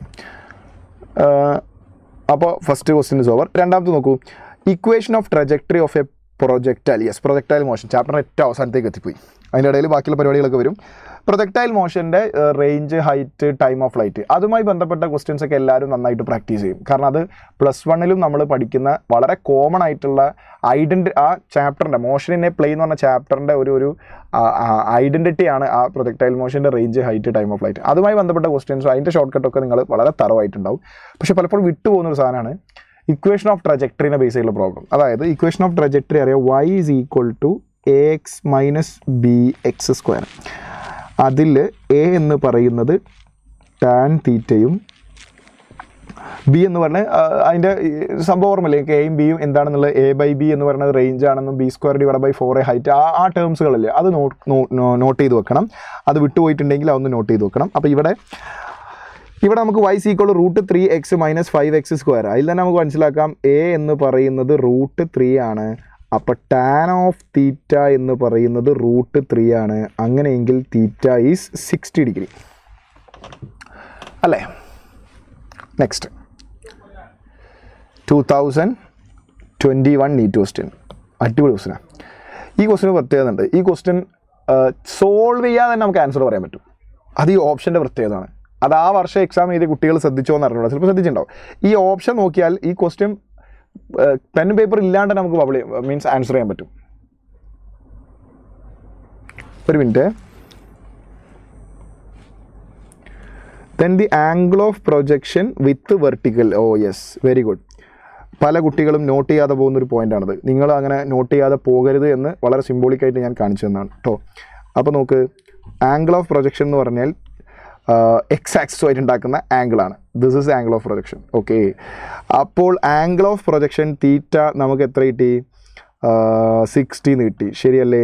നമ്മോട് ചോദിച്ചിരിക്കുന്നത് അവിടെയാണ് ഈ ക്വസ്റ്റിൻ്റെ ട്വിസ്റ്റ്. ഇത് പല കുട്ടികളും ശ്രദ്ധിക്കാറില്ല. നിങ്ങളിത് ശ്രദ്ധിക്കുന്നുണ്ടോ എന്ന് നോക്കാൻ വേണ്ടിയിട്ടാണ് ഞാൻ ഇത്രയും നേരം വെയിറ്റ് ചെയ്തത്. നോക്ക്, the angle of projection with vertical എന്ന് പറഞ്ഞാൽ ഈ ആംഗിൾ അല്ലേ, അസ്യൂമിങ് എക്സ് ഇസ് ഹൊറിസോണ്ടൽ. അതുപോലെ പറയുകയും ചെയ്തു y ഇസ് വെർട്ടിക്കൽ. അപ്പോൾ y ആക്സിസ് ആയിട്ട് ഉണ്ടാക്കുന്ന ആംഗിളാണ്. അപ്പോൾ അത് 60 ആണെങ്കിൽ ഒബ്വിയസ്ലി ഇത് 30 ആണ്. അപ്പോൾ ആൻസർ ഇസ് ഓപ്ഷൻ 2. കിട്ടിയോ? ശരി എന്നാലത്, ശരി എന്നാൽ നല്ല കാര്യം. Okay, a car is starting from rest and accelerate at 5 m/s². At t is equal to 4 seconds, a ball is dropped out from the window, a person sitting in the car. അപ്പോൾ ഒരു ആ car ഇങ്ങനെ പോയിക്കൊണ്ടിരിക്കുകയാണ്, starting from rest. അതിൻ്റെ acceleration 5 m/s². 4ാമത്തെ സെക്കൻഡിൽ ഒരു കല്ല് താഴെ കിട്ടും. അപ്പോൾ അതിൻ്റെ velocity is equal to, velocity horizontal ഡയറക്ഷനിലാണ്, u0. അപ്പോൾ 85 × t4, ദാറ്റ് ഇസ് 20 m/s. അത് ഇങ്ങോട്ടേക്കാണ്. ആ കാറിൽ എന്തൊക്കെയുണ്ടോ അതിനൊക്കെ കാറ് പോകുന്ന അതേ ഡയറക്ഷനിൽ വെലോസിറ്റി ഉണ്ടാവും. ഓ മനസ്സിലായി ശ്രീകുട്ടി, എനിക്ക് മനസ്സിലായി. പോടാ, നമുക്ക് ഈ ഒബ്ജക്റ്റ് ഈ ഡയറക്ഷനിൽ, കാറിനുള്ളിലല്ലേ അയാൾ ഇരിക്കണേ, അയാളെ കയ്യിലല്ലേ ആ കല്ല് എന്താ ബോൾ ഇട്ടത്. അപ്പോൾ ആ കാറിൻ്റെ ഉള്ളിൽ കാർ എങ്ങോട്ടാണോ പോണത് അതേ വെലോസിറ്റിയിൽ ആ കല്ല് പോകുന്നുണ്ട്. കാർ ഹൊറിസോണ്ടൽ ഡയറക്ഷനിലാണ്. So ball has an horizontal velocity 20 m/s. 4ാമത്തെ സെക്കൻഡിൽ അത് ഡ്രോപ്പ് ചെയ്തു. അപ്പം 4ാമത്തെ സെക്കൻഡ് വരെ ഈ വെലോസിറ്റി ഉള്ളൂ. ഡ്രോപ്പ് ചെയ്ത് കഴിഞ്ഞാൽ എന്താ? കളിക്കല്ലേ സാർ, കളിക്കല്ലേ. ഓക്കെ. അപ്പം 4ാമത്തെ സെക്കൻഡ് ബോൾ ഡ്രോപ്പ് ചെയ്തു. ഇനി ആ ബോളിന് ആക്സിലറേഷൻ ഉണ്ടാവില്ല. അതായത് ഈ 5 m/s² കാറിനാണ് ആക്സിലറേഷൻ. നേരത്തെ ബോൾ കാറിലായതുകൊണ്ട് ബോളിനും ആക്സിലറേഷൻ 5 m/s². അപ്പോൾ ബോൾ റിലീസ് ചെയ്തു, ഇനി അതില്ല. അപ്പോൾ റിലീസ് ചെയ്തു എന്ന് പറഞ്ഞാലും മൂവ് ചെയ്യുന്ന കാറിനാണ് റിലീസ് ചെയ്തത്. അപ്പോൾ അതിനൊരു ഇനീഷ്യൽ വെലോസിറ്റി അങ്ങോട്ടേക്കുണ്ട്. അപ്പോൾ താഴേക്ക് വീഴും. അപ്പോൾ ഇതിങ്ങനെ ആയിരിക്കും വീഴുക. അപ്പോൾ അത് ഇപ്പോൾ മോഷൻ അണ്ടർ ഗ്രാവിറ്റിയിലാണ്, പ്രൊജക്ടൈൽ മോഷനിലാണ്. അങ്ങനെ പ്രൊജക്ടൈൽ മോഷനിൽ ഇരിക്കുന്ന ഒരാൾക്ക് one and only acceleration, that is acceleration to gravity 10 m/s². അപ്പോൾ ആക്സിലറേഷൻ 10 m/s² ആണ്. What is the velocity and acceleration? Acceleration 10 ആണ്, അത് ചെയ്ത് നോക്കണ്ട. Velocity at t = 6 second. t = 6 second. അപ്പോൾ t = 6 സെക്കൻഡിലെ വെലോസിറ്റി എന്ന് പറഞ്ഞാൽ ഇതിന് ഒറിസോണ്ടൽ ഡയറക്ഷനിൽ വെലോസിറ്റി ഉണ്ട്, വെർട്ടിക്കൽ ഡയറക്ഷനിൽ വെലോസിറ്റി എടുക്കണം. വെർട്ടിക്കൽ ഡയറക്ഷനിൽ velocity is equal to acceleration g ആണ് ഇൻറ്റു t. ഈ ടിക്ക് പല കുട്ടികളും 6 കൊണ്ടുപോയി സബ്സ്റ്റിറ്റ്യൂട്ട് ചെയ്യും. തെറ്റാണ്. കാരണം 4ാമത്തെ സെക്കൻഡിൽ ബോൾ ഡ്രോപ്പ് ചെയ്തിട്ട് 6ാമത്തെ സെക്കൻഡിലെ വെലോസിറ്റി ചോദിച്ചാൽ ബോൾ ഡ്രോപ്പ് ചെയ്തിട്ട് 2 സെക്കൻഡ് ആയിട്ടുള്ളൂ. അപ്പോൾ ടി കൊടുക്കേണ്ടത് വെർട്ടിക്കൽ ഡയറക്ഷനിലെ ജേർണി തുടങ്ങിയിട്ട് 2 സെക്കൻഡ് ആയിട്ടുള്ളൂ. ടി കൊടുക്കേണ്ടത് 2 ആണ്. So g10 20 m/s. Wow. Horizontal ഡയറക്ഷനിൽ വെലോസിറ്റി 20, അതിനെ മാറൂല. വെർട്ടിക്കൽ ഡയറക്ഷനിലും വെലോസിറ്റി 20 at t = 6 സെക്കൻഡ്. അപ്പോൾ റിസൾട്ടൻ വെലോസിറ്റി = 20√2. അപ്പോൾ വെലോസിറ്റി 20√2, വെലോസിറ്റി 20√2, ആക്സിലറേഷൻ 10. ആക്സിലറേഷൻ 10 ആവുന്ന ഒറ്റ ഓപ്ഷനേ ഉള്ളൂ. അതുകൊണ്ട് ഞാൻ തുടക്കത്തിൽ പറഞ്ഞ് ചെയ്ത് നോക്കേണ്ടത്. സോ ബാക്കി ഞാൻ ചെയ്തത് എന്നാലും അതെങ്ങനെ ചെയ്യാമെന്ന് മനസ്സിലാക്കാനാണ്. ഓക്കെ, ഫാത്തിമത്ത് സുഹറ. യാ, എന്താ Suhara? Adil. Okay, Adil. Hey, Sania Muhammad. D. Okay, option D. River crossing. നോക്കൂ മക്കളെ, നീറ്റിന് റിവർ ക്രോസിങ്ങിന് 2 ഏരിയന്നേ ക്വസ്റ്റ്യൻ വരുള്ളൂ. ഒന്ന് ഷോർട്ടസ്റ്റ് പാത്തിൽ ക്രോസ് ചെയ്യുന്നതും ഒന്ന് ഷോർട്ടസ്റ്റ് ടൈം ക്രോസ് ചെയ്യുന്നതും. ഷോർട്ടസ്റ്റ് പാത്തിൽ ക്രോസ് ചെയ്യണമെങ്കിൽ നമ്മൾ ഒഴുക്കിൻ്റെ ഇപ്പുറത്തേക്ക് ചെരിഞ്ഞ് നീന്തണം. ഷോർട്ടസ്റ്റ് ടൈമിൽ ക്രോസ് ചെയ്യണമെങ്കിൽ നേരെ അങ്ങ് നീന്തിയാൽ മതി. ആ കൺസെപ്റ്റ്, ആ റിവർ ക്രോസിങ്ങിൻ്റെ ആ 2 ഭാഗവും ശരിക്കും നോക്കി വെക്കണം കേട്ടോ. നോക്ക്,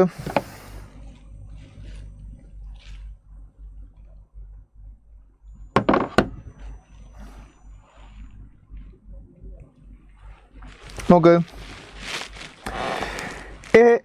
speed of A swimmer in still water is 20 m/s. Speed of river is 10 m/s.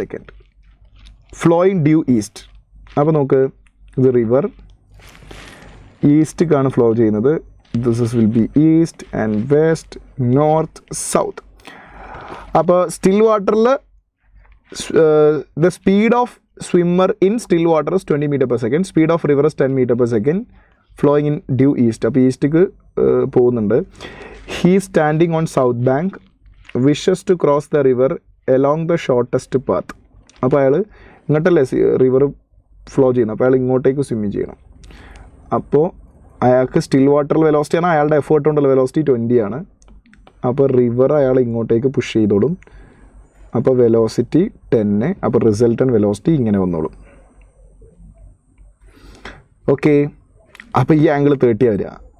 കാരണം എന്താ അറിയോ, opposite 10, hypotenuse 20, sine theta is equal to 10/20 1/2. നോക്കേണ്ട ആവശ്യമില്ല, 30 വരിക. അപ്പോൾ അയാൾ 30 ഡിഗ്രി ചെരിഞ്ഞിട്ട് വേണം പോകാൻ. എവിടെ നിന്ന് അറിയാം? നോർത്തുനിന്ന്. അപ്പോൾ with respect to north 30 degree west സൈഡിലേക്ക് വേണം അയാൾ ചെരിഞ്ഞ് നിൽക്കാൻ. So that is option D is the right answer. Sania, hi. നമ്മുടെ എല്ലാ എല്ലാ യൂട്യൂബ് ആക്ടിവിറ്റികളിലും മെൻറ്റിവാർ ആയിക്കോട്ടെ, ഈവൻ JEE മെൻറ്റിവാർ ആയിക്കോട്ടെ, ലൈവ്, ക്രാഷ്, 100 ക്വസ്റ്റ്യൻ സീരീസ്, എല്ലാത്തിലും നിറഞ്ഞ സാന്നിധ്യമായി എല്ലാത്തിലും കമൻറ്റ് ചെയ്ത് വളരെ ആക്റ്റീവായിട്ട് പാർട്ടിസിപ്പേറ്റ് ചെയ്യുന്ന നമ്മുടെ സ്റ്റുഡൻ്റാണ് Sania. Hi Sania, hope you doing well. അടുത്തതിലേക്ക് വരാം. A man is walking on a level road at a speed of 3 km/h. Rain man problem. Rain drops is falling vertically with a speed. അപ്പോൾ 4 m/s km/h മഴ പെയ്യുന്നത്. അയാൾ നടക്കുന്നത് 3 km/h. അപ്പോൾ relative velocity is √3² + 4². അത് ചെയ്യേണ്ട ആവശ്യമില്ല, 5. സാനിയ മുഹമ്മദ്. ഓക്കെ, അടുത്ത ദിവസം നോക്ക്. Rain is falling vertically with a speed of 30 km/h. A woman ride a bicycle at a speed of 12 m/s in east to west direction. അപ്പോൾ ഇത് വെസ്റ്റ്, ഇത് ഈസ്റ്റ്. അപ്പോൾ ഈസ്റ്റ് നിന്ന് വെസ്റ്റിലേക്കാണ് അയാൾ റൈഡ് ചെയ്യുന്നത് അല്ലേ, ഈസ്റ്റ് ടു വെസ്റ്റ്. അപ്പോൾ ഇങ്ങോട്ടാണ് റൈഡ് ചെയ്യുന്നത്. അപ്പോൾ this is the velocity of bicycle, VR. Velocity of bicycle അല്ലേ. അപ്പോൾ velocity of bicycle rainfall is vertically down. This is velocity of rain. In which direction he അല്ലേ woman അല്ലേ, ഇന്നലെ women's day ആയിരുന്നു അല്ലേ, ഓക്കെ നന്നായി, ഇന്നലെ ആയിരുന്നെങ്കിൽ അത് പറയായിരുന്നു. അപ്പോൾ നോക്ക് വുമൺ ആണ്. അപ്പോൾ in which direction she should hold her umbrella, എത്ര ചെരിച്ചിട്ടാണ് അംബ്രല പിടിക്കേണ്ടതെന്നാണ് ചോദിച്ചത്. ഡേ മതിടാ എക്സ്പീരിയൻസ് സാധനമില്ല ജി, അതിൻ്റെ പിന്നാലെ സൈക്കിൾ എടുത്ത് കൂടെ ഉണ്ടാ. ലിസൺ, ഓക്കെ നോക്ക്. അപ്പോൾ ഇവിടെ ആദ്യം റിലേറ്റീവ് വെലോസിറ്റി നോക്കണം, റിലേറ്റീവ് വെലോസിറ്റി കണ്ടുപിടിക്കണം, അതിൻ്റെ ഡയഗ്രാം വരയ്ക്കണം. അപ്പോൾ റിലേറ്റീവ് വെലോസിറ്റി എന്ന് പറയുമ്പോൾ ആ ബൈക്ക് ഓടിക്കുന്ന ആൾക്ക് അല്ലെങ്കിൽ മൂവ് ചെയ്യുന്ന ആൾക്ക് എത്ര ചെരിഞ്ഞിട്ടാണ് മഴ വരുന്നത് എന്ന് അനുഭവപ്പെടുന്നത്, അതിനാണ് നമ്മൾ റിലേറ്റീവ് വെലോസിറ്റി എന്ന് പറയുക. അപ്പോൾ relative velocity of rain with respect to bicycle is equal to velocity of rain minus velocity of bicycle. അപ്പോൾ നമ്മൾ സബ്ട്രാക്ട് ചെയ്യാനുള്ള ഓപ്ഷൻ ഇല്ല. അപ്പോൾ നമ്മൾ എന്താ ചെയ്യുക, മൈനസ് എടുത്തിട്ട് ആഡ് ചെയ്യും. മൈനസ് എടുത്ത് ആഡ് ചെയ്യുക എന്ന് പറയുമ്പോൾ മഴ കുത്തനെ താഴേക്കാണ് വരുന്നത്. Velocity of bicycle is east to west. അപ്പോൾ അതിൻ്റെ മൈനസ് എടുക്കണമെങ്കിൽ വെസ്റ്റ് ടു ഈസ്റ്റ് എടുക്കണം, വെസ്റ്റ് ടു ഈസ്റ്റ്. അപ്പോൾ മഴ ചെരിഞ്ഞിട്ടാണ് പെയ്യുക. മഴൻ്റെ വെലോസിറ്റി കണ്ടുപിടിക്കാന്ന് പറഞ്ഞു കഴിഞ്ഞാൽ ഇത് root of velocity of root of 30² + 12² ചെയ്താൽ മതി. മഴ ഇങ്ങനെ ചെരിഞ്ഞിട്ടാണ് പെയ്യുക. അപ്പോൾ ഇത് കുട ഇങ്ങനെ പിടിച്ചു, ഇനി കുട ഇങ്ങനെ പിടിക്കണം. കുട തിരിക്കേണ്ട ആംഗിൾ ഇതാണ്. That is velocity of rain 12, ഇവിടെ 30. അപ്പോൾ ടാൻ ഇൻവേഴ്സ് ഓഫ് 12/30, 2 വെച്ച് കട്ട് ചെയ്താൽ 6/12/30 അല്ലേ. അപ്പം 5 വെച്ച് കട്ട് ചെയ്താൽ 6 വെച്ച് കട്ട് ചെയ്താൽ 2/5. എങ്ങോട്ടേക്കാണ് കുട ചെരിക്കേണ്ടത്? ഇതാ ഇങ്ങോട്ടേക്കാണ്. ഇതാ കുത്തനെ പിടിച്ച കുട ഇങ്ങോട്ടേക്ക് ചെരിക്കണം, അതെന്ന് പറഞ്ഞാൽ വെസ്റ്റിലേക്ക് ചെരിക്കണം. So tan inverse of 2/5 with vertical towards west, that is option 2 is the right answer. 3 അല്ലല്ലോ 2 അല്ലേ വരിക, അറ്റ് ആൻ ആംഗിൾ 5/2 അല്ലല്ലോ വരിക.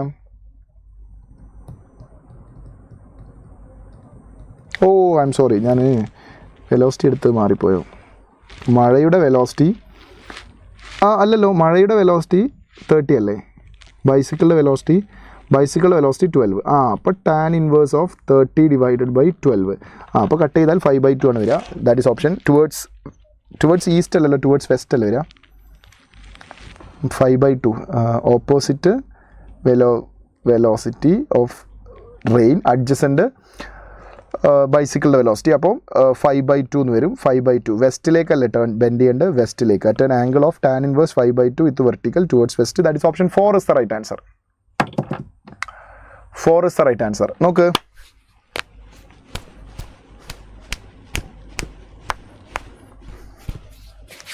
നോക്കടാ, ഇതല്ലാതെ ഞാനൊരു ഐഡിയ പറഞ്ഞു തരട്ടെ. നോക്ക്, ഈസ്റ്റ് ടു വെസ്റ്റ് ആണ് ട്രാവൽ ചെയ്യുന്നത്, വെസ്റ്റിലേക്കാണ് അതിൽ ട്രാവൽ ചെയ്യുന്നത്. ഈസ്റ്റിൽ നിന്നും വെസ്റ്റിലേക്കാണ് ട്രാവൽ ചെയ്യുന്നത്. സപ്പോസ് ഇത് വെസ്റ്റാന്ന് വിചാരിച്ചോ, ഇങ്ങോട്ട് വെസ്റ്റാന്ന് വിചാരിച്ചോ. അപ്പോൾ ഞാൻ ബൈസിക്കിൾ ഇങ്ങനെ റൈഡ് ചെയ്യാം. അപ്പോൾ ബൈസിക്കിൾ റൈഡ് ചെയ്യാൻ ഞാൻ കുട ഇങ്ങനെ പിടിച്ചിട്ടുണ്ട്, ഒരു കൈ കൊണ്ട് ഇങ്ങനെ വെച്ചിട്ട് കുട ഇങ്ങനെ പിടിച്ചിട്ടുണ്ട്. അപ്പോൾ നോക്ക്, ഞാനിങ്ങനെ മുന്നോട്ട് പോകുന്ന സമയത്ത് മഴ ഇങ്ങനെ പെയ്യുക. അപ്പോൾ ഞാൻ മുന്നോട്ടേക്ക് പോകുമ്പോൾ എനിക്ക് എന്താ അനുഭവപ്പെടാം, മഴ എൻ്റെ മുഖത്തേക്ക് ഇങ്ങനെ ചെരിഞ്ഞ് പെയ്യുന്നതായിട്ട് അനുഭവപ്പെടുക. ശരിയല്ലേ? അങ്ങനെ മഴയത്ത് വണ്ടി ഓടിച്ച ആൾക്കാർക്ക് അത് അനുഭവപ്പെട്ടുണ്ടാവും. മഴ ഇങ്ങനെ ചെരിഞ്ഞ് എൻ്റെ മുഖത്തേക്ക് വരുന്നതായിട്ട് അനുഭവപ്പെടുക. അപ്പോൾ നിങ്ങൾ എങ്ങനെയാണ് മഴയത്ത് ബൈക്കിൽ പോകുമ്പോൾ കുട ചെരിക്കുക? പുറകോട്ടേക്കാണോ ചെരിക്കുക അല്ലെങ്കിൽ മുന്നോട്ടേക്കാണോ ചെരിക്കുക? മഴ കൊള്ളാതിരിക്കാൻ നമ്മൾ നടന്നു പോകുമ്പോൾ ഇങ്ങനെയൊക്കെ വെച്ചിട്ടുണ്ടാവും. പക്ഷേ നമ്മൾ ബൈക്കിൽ പോകുന്ന ആളുകൾ ശ്രദ്ധിച്ചാൽ നമുക്ക് മനസ്സിലാവും, മഴ പെയ്യുന്ന സമയത്ത് മുന്നോട്ടേക്കല്ല ചിരിക്കുക. അതായത് ചുരുക്കി പറഞ്ഞാൽ ഏത് ഡയറക്ഷനിലേക്കാണോ വണ്ടി ഓടിക്കുന്നത് അതേ ഡയറക്ഷനിലേക്ക് തന്നെ കുട ചിരിക്കേണ്ടി വരും. ഹീറോ സൈക്കിളാണോ സാർ? എൻ്റെ ഹീറോ സൈക്കിൾ എനിക്കല്ലേ.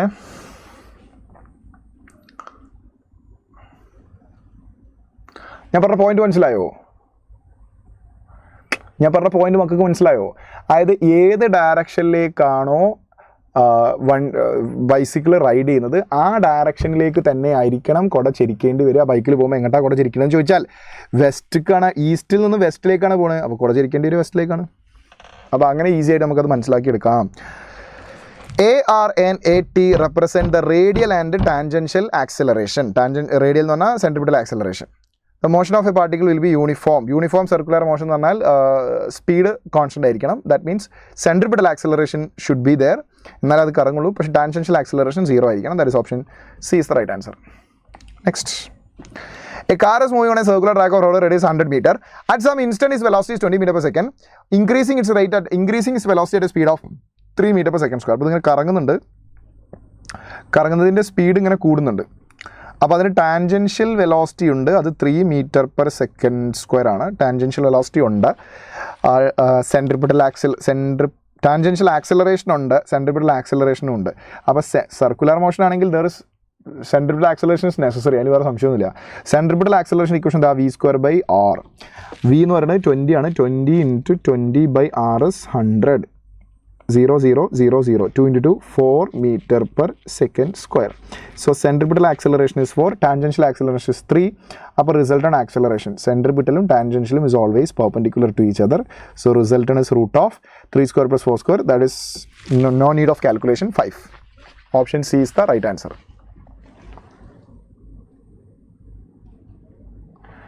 വലിയ ഡ്രീം സൈലത്തിൽ okay dual nature of matter and radiation. First ക്വസ്റ്റിലേക്ക് വരാം. പറയട്ടെ, ഡുവൽ നേച്ചറിൻ്റെ ക്വസ്റ്റ്യൻ ചോദിക്കുന്ന ഏരിയ പറയുകയാണെങ്കിൽ first quantum nature of light, അതായത് നമ്പർ ഓഫ് ഫോട്ടോൺസ് കണ്ടുപിടിക്കുക, number of photon per 1 second കണ്ടുപിടിക്കുക, മൊമെൻറ്റത്തിലെ change, force exerted, pressure exerted on wall, അത്തരം ഡാറ്റാസിലേക്കൊക്കെ ഉള്ള ക്വസ്റ്റ്യൻസ്. രണ്ടാമത്തത് ഫോട്ടോ ഇലക്ട്രിക് എഫക്റ്റ്, മൂന്നാമത്തെ ഡീബോറോയ് വേവ് ലെങ്ത്. ഇതിൽ ഏതെങ്കിലും ക്വസ്റ്റ്യൻ ഉണ്ട് ഉറപ്പാണ്. ഡുവൽ നേച്ചർ എന്ന് പറഞ്ഞാൽ വളരെ ചെറിയ ചാപ്റ്ററാണ്. ആകെ നിങ്ങൾക്ക് 1.5 മണിക്കൂർ എടുത്താൽ പഠിക്കാൻ പറ്റും. അത്ര ചെറിയ ചാപ്റ്ററാണ്. 2 ക്വസ്റ്റ്യൻ ഉണ്ടാവാം, 2 വരെ ക്വസ്റ്റ്യൻ ഉണ്ടാവാം. ഒരു ദിവസം എന്തായാലും കിട്ടും. 3 ടാൻജൻഷ്യൽ ആണെന്ന് എങ്ങനെ മനസ്സിലായി? നോക്ക്, speed is increasing at a rate. Speed increasing at a rate അതിങ്ങനെ കറങ്ങുന്ന സ്പീഡാണ്. അത് ഓരോ സെക്കൻഡിലും 3 വെച്ച് കൂടുന്നു എന്നാണ് പറഞ്ഞത്. അപ്പോൾ അതിൻ്റെ സ്പീഡ് ഇൻക്രീസ് ചെയ്യുക എന്ന് പറയുന്നത് അതിൻ്റെ കറക്കത്തിലുള്ള ടാൻജൻഷ്യൽ സ്പീഡാണത്. അപ്പോൾ അതിൻ്റെ speed increasing at a rate എന്ന് പറഞ്ഞാൽ അത് ടാൻജൻഷ്യൽ വെലോസിറ്റിയാണ്. വെലോസിറ്റി അല്ല, ടാൻജൻഷ്യൽ വെലോസിറ്റിയാണ്. Speed is increasing at a rate എന്ന് പറഞ്ഞാൽ ടാൻജൻഷ്യൽ ആക്സലറേഷൻ ആണ്. വെലോസിറ്റി അല്ല, അത് ടാൻജൻഷ്യൽ ആക്സലറേഷൻ ആണ്. It is understood. ഓക്കെ, അപ്പോൾ നോക്ക്, monochromatic light of frequency 6 × 10⁻14 Hz produced by a laser. The power emitted is 2 × 10⁻³ watt. The number of photons emitted per second by the source is. Number of photon emitted per second. Number of photon emitted per second. Oh, sir, got it. Okay, Sunil. Number of photon emitted per second in small letter n is equal to 2 equation ഉള്ളത്. ഒന്ന് p λ/hc, ഫ്രീക്വൻസിൻ്റെ ടേമിലാണെങ്കിൽ p/h new. ഇതന്നെയാണ് ഈ equation. ഈ nook വരെ നമ്മൾ c/λ കൊടുക്കുമ്പോഴാണ് ഇത് p λ/hc ആവുന്നത്. Okay, അപ്പോൾ n is equal to 1/h into h ഞാൻ പുറത്തേക്ക് വെച്ചോട്ടോ. 1/h ഇൻറ്റു പവർ എത്ര? 2 × 10⁻³ ഫ്രീക്വൻസി എത്ര? 6 × 10⁻14. ഓക്കെ, ഇനി ഞാൻ 1/h എങ്ങനെ വെച്ചതെന്ന് വെച്ചാൽ, പ്ലീസ് നോട്ട് ഇറ്റ്, വളരെ വളരെ വളരെ യൂസ്ഫുൾ ആവുന്ന ഒരു ഡാറ്റയാണ്. 1/hൻ്റെ വാല്യൂ ഈസ് 1.5 × 10⁻33. അതെങ്ങനെ വന്നു എന്ന് പറഞ്ഞിട്ടുണ്ടെങ്കിൽ എച്ചിൻ്റെ വാല്യൂ എടുത്തിട്ട് 1/h എടുത്ത് നോക്കിയാൽ മതി. 1/h പറഞ്ഞാൽ 1/6.6 × 10⁻34. -34 മുകളിലേക്ക് പോയാൽ +34 ആവും. ഒരു 10 അവിടെ വെച്ചിട്ട് 10 × 10⁻33 / 6.6. 10/6.6 1.5 ആവും. അപ്പോൾ 1/hൻ്റെ വാല്യൂ ഇത് നോട്ട് ചെയ്ത് വെച്ചാൽ നിങ്ങൾക്ക് കാൽക്കുലേഷനിൽ വളരെ യൂസ്ഫുൾ ആവും. അപ്പോൾ number of photon is equal to 1.5 3/2 എഴുതാം. × 10⁻33 × 10⁻³ ഡിവൈഡഡ് ബൈ 10⁻14. വാവ്, 33 -3 കട്ട് ചെയ്താൽ 30 വരും. 30 14 കട്ട് ചെയ്താൽ 16 വരും അല്ലേ? പിന്നെ ഇവിടെ ഒരു 2 ഇല്ലേ? ഇവിടെ ഒരു 2 ഉണ്ട്, ഇവിടെ ഒരു 6 ഉണ്ട്. അപ്പോൾ ഈ 2ഉം ക്യാൻസലായി, 6ഉം 3ഉം ക്യാൻസൽ ചെയ്താൽ താഴെ ഒരു 2 വരും. So n is equal to 1/2 × 10⁻² + 1/2 എന്ന് പറഞ്ഞാൽ 0.5. 0.5 × 10⁻16. That is 5 × 10⁻15. Option 1 is the right answer. It's an NCERT question.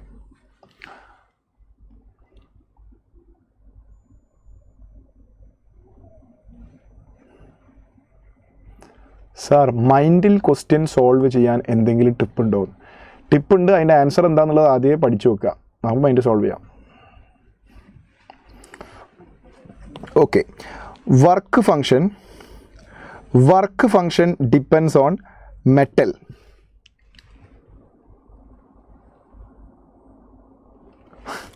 Work function depends on metal only, nature of metal only, both metal and nature of the surface, threshold frequency.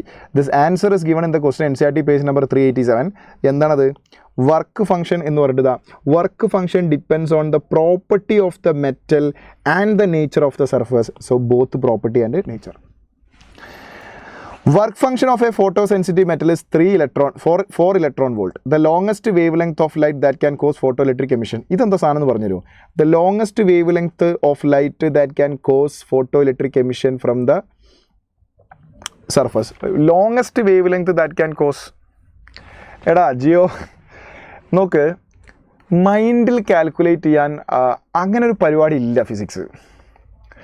നമ്മൾക്ക് ഓനാണ് സൈലത്തിലെ teacher. നമുക്ക് വളരെ easy ആയിട്ട് calculate ചെയ്യാൻ പറ്റുന്ന data വരുന്ന questions മാത്രമേ നമുക്ക് അങ്ങനെ ഒരു മൈൻഡ് കാൽക്കുലേഷൻ വെച്ചിട്ട് ഓപ്ഷനിലേക്ക് എത്താൻ പറ്റുള്ളൂ. അല്ലാതെ ഒരു ഫിസിക്സിൻ്റെ ഒരു ക്വസ്റ്റ്യൻ എന്ന് പറഞ്ഞാൽ അത് സോൾവ് ചെയ്ത് നമ്മൾ പെന്നും പേപ്പറും എടുത്ത് സോൾവ് ചെയ്ത് ആൻസറിലേക്ക് എത്തുക തന്നെ വേണം. അതിൽ വേറൊരു ഷോർട്ട് കട്ടും ഇല്ല. കൺസെപ്റ്റ് പഠിക്കല്ലാതെ അതിൻ്റെ അപ്പുറത്തേക്ക് ഒരു ഷോർട്ട് കട്ടും ഇല്ല. ഈ മൈൻഡും കാൽക്കുലേഷനും അതുപോലെ ഷോർട്ട് കട്ട് ആ വഴിയിലേക്ക് പോകുന്നത് മടിയുള്ളത് കൊണ്ടാണ്, to be very frank. Then നമുക്ക് കാൽക്കുലേഷൻ എളുപ്പമാക്കാനുള്ള ഷോർട്ട് കട്ടും വലിയ ഇക്വേഷൻസ് ബൈ ഹാർട്ട് പഠിക്കുന്നതിന് പകരം അത്രയും സമയം നമുക്കില്ലാത്തത് കൊണ്ടോ അല്ലെങ്കിൽ അത്രയും സമയം എടുത്ത് പഠിക്കുന്ന എഫേർട്ട് കുറയ്ക്കാനൊക്കെ 1-2 ഷോർട്ട് ഇക്വേഷൻസ് ബൈ ഹാർട്ട് പഠിച്ചു വെച്ച് സബ്സ്റ്റിറ്റ്യൂട്ട് ചെയ്യാനൊക്കെ അല്ലാതെ ഒരു വലിയ മൈൻഡ് കാൽക്കുലേഷനോ ആൻസറിൽ ഒരു ഇത് കണ്ടിട്ട് ആൻസർ അങ്ങനത്തെ ഒരു പരിപാടി ഫിസിക്സിനില്ല. അങ്ങനത്തെ ഒരു മാജിക്കും ഫിസിക്സിനില്ല. ഫിസിക്സിൻ്റെ മാജിക് എവിടെയാണെന്ന് വെച്ച് കഴിഞ്ഞാൽ അത് കൺസെപ്റ്റ് മനസ്സിലാക്കി കൺസെപ്ഷ്യൽ ത്രൂ നമ്മൾ ആൻസറിലേക്ക് എത്തുന്നത് തന്നെയാണ് ഫിസിക്സിൻ്റെ ഭംഗിയും മാജിക്കൊക്കെ. അപ്പോൾ അതുകൊണ്ട് അത്തരം വഴികളിലേക്ക് പോകാതിരിക്കുക. ഓക്കെ, സോ ആ ഡിസ്കഷൻ സ്റ്റോപ്പ് ചെയ്യാം കേട്ടോ. നമുക്ക് ടോപ്പിക്കിലേക്ക് തിരിച്ചു വരാം. Work function of a photosensitive metal is 4 electron volt. The longest ഇതെന്താ സാധനം പറഞ്ഞിട്ടുണ്ടോ? The longest wavelength of light that can cause photoelectric emission. ആ longest wavelength that can cause എന്ന് പറഞ്ഞില്ലേ, അതിനൊരു പേരുണ്ട്.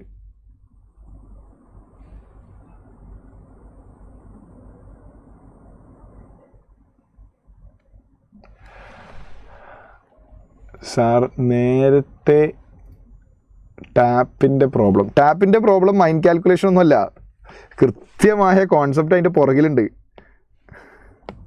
അയ്യോ, ബയോളജിയിലേക്ക് എത്തിയല്ലോ.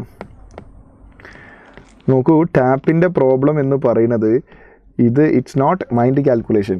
ഇത് Galileo law of odd number പ്രകാരം ഈക്വൽ ടൈം ഇൻ്റർവെല്ലിൽ ട്രാവൽ ചെയ്യുന്ന ഡിസ്റ്റൻസിൻ്റെ റേഷ്യോ 1:3:5 എന്നുള്ള കോൺസെപ്റ്റ് അറിയാതെ ഇതിൽ മൈൻഡ് കാൽക്കുലേഷൻ ഇല്ല. ആ കോൺസെപ്റ്റ് അറിയുന്നതുകൊണ്ടാണ് എക്സും 3x ആയിരിക്കുമെന്നും അങ്ങനെ 4x = 5 മീറ്റർ ആണെന്ന് മനസ്സിലായത്. അല്ലാതെ അങ്ങനെ എടുക്കണമല്ല. Okay, longest wavelength that can cause photoelectric effect is called threshold. Yes. Threshold wavelength. The minimum frequency that can cause photoelectric effect is called threshold frequency. അപ്പോൾ threshold wavelength ആണ് നമ്മൾ ചോദിച്ചത്. എനർജി തന്നു, അതിന് കറസ്പോണ്ടിങ് അതായത് വർക്ക് ഫംഗ്ഷൻ തന്നു, അതിന് corresponding ആയ വേവ്ലെങ്ത് ചോദിച്ചത്. നമുക്കറിയാം വേവ്ലെങ്ത് നാനോമീറ്ററിൽ വേണമെങ്കിൽ 1240 divided by energy is equal to lambda in nanometer. 1240 divided by 4. 4 cut ചെയ്ത 3 point something, that is 310 nanometer. Very good. Option D is the right answer. The light of two different frequencies whose photons have energies. ഫോട്ടോണിൻ്റെ energy 1 electron വോൾട്ടും 2.5 electron വോൾട്ടും ആണ്. Work function 0.5 ആണ്. അപ്പോൾ ആദ്യത്തെ ആളുടെ kinetic energy എന്ന് പറയുന്നത് വരുന്ന light energy minus work function, that is kinetic. ആദ്യത്തെ ആളുടെ കൈനറ്റിക് എനർജി എന്ന് പറയുന്നത് 0.5, വിച്ച് മീൻസ് 1/2. രണ്ടാമത്തെ ആളുടെ കൈനറ്റിക് എനർജി എന്ന് പറയുന്നത് വരുന്ന ലൈറ്റിൻ്റെ energy 2.5 minus work function, that is 0.5, that is kinetic energy 2. അപ്പോൾ റേഷ്യോ എന്ന് പറയുമ്പോൾ 1/2/2, that is 1/4, 1:4. Option B is the right answer.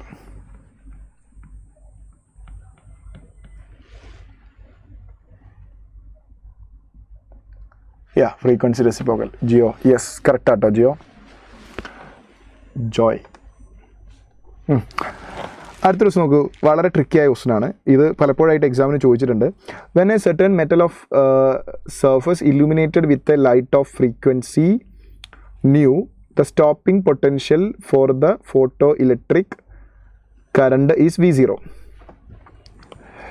When the same surface illuminated by a light of frequency nu by 2, stopping potential is found to be V0 by 4. The threshold frequency for the photoelectric emission is. നോക്കൂ, ആദ്യത്തെ stopping potential എന്ന് പറയുന്നത് ആദ്യം വരുന്ന ലൈറ്റിൻ്റെ energy minus work function. Energy minus work function നമുക്ക് kinetic energy കിട്ടും. Kinetic എനർജിയുടെ വാല്യൂ എന്നാണ് സ്റ്റോപ്പിംഗ് പൊട്ടൻഷ്യൽ വരിക. റേഷ്യോ ആയതുകൊണ്ട് ഞാൻ അങ്ങനെ എഴുതാം. സെക്കൻഡ് സിറ്റുവേഷനിൽ സ്റ്റോപ്പിംഗ് പൊട്ടൻഷ്യൽ V/4 ആയി. എപ്പോഴെന്ന് പറയോ? ഫ്രീക്വൻസി പകുതിയായപ്പോൾ. അപ്പോൾ ഫ്രീക്വൻസി പകുതിയാവുന്ന എനർജിയും പകുതിയാവും. h/2 minus work function. ഇത് രണ്ടും ഡിവൈഡ് ചെയ്ത് നോക്കുക. ഡിവൈഡ് ചെയ്യേണ്ട, ആദ്യം നമ്മൾ എന്ത് ചെയ്യാമെന്നറിയോ? ഇവിടെ നിങ്ങളൊരു 𝜇0 കാണുന്നുണ്ട്, V0 കാണുന്നുണ്ട് സ്റ്റോപ്പിംഗ് പൊട്ടൻഷ്യൽ. ഇവിടെ V0 ഒരു ഇക്വേഷൻ കാണുന്നുണ്ട്. അടുത്ത് ഇങ്ങോട്ട് സബ്സ്റ്റിറ്റ്യൂട്ട് ചെയ്താൽ മതി. ഒന്ന് സബ്സ്റ്റിറ്റ്യൂട്ട് ചെയ്യടാ. ആ സബ്സ്റ്റിറ്റ്യൂട്ട് ചെയ്യും. h/4 minus 5 divided by 4 is equal to h/2 minus 5. ഈ -5 ഇങ്ങോട്ട് കൊണ്ടുവരാം, അപ്പോൾ പ്ലസ് ആവും. ഈ h/4 അങ്ങോട്ടും കൊണ്ടുപോകാം. അപ്പോൾ ഇവിടെ എന്ത് വരുന്ന അറിയോ? 5 minus 5/4 is equal to h/2 minus h/4. ഇവിടെ ജസ്റ്റ് 2/2 കൊണ്ട് മൾട്ടിപ്ലൈ ചെയ്യാം.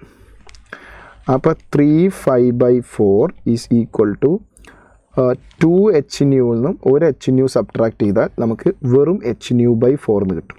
4ഉം 4ഉം ക്യാൻസൽ ചെയ്യാം. Work function 3 times of work function. Work function equation h/0 that is equal to h/. എച്ചും ക്യാൻസൽ ചെയ്തു. Threshold frequency is equal to വരുന്ന ലൈറ്റിൻ്റെ frequency divided by 3 എന്ന് കിട്ടും. So that is option 3 is the right answer. കിട്ടിയോ മക്കളെ?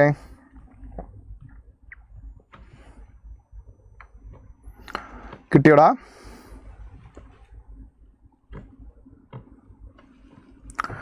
Okay, so നമ്മൾ ഡീബ്രോയി വേവിലേക്ക് ചാടുകയാണ്. നോക്ക്,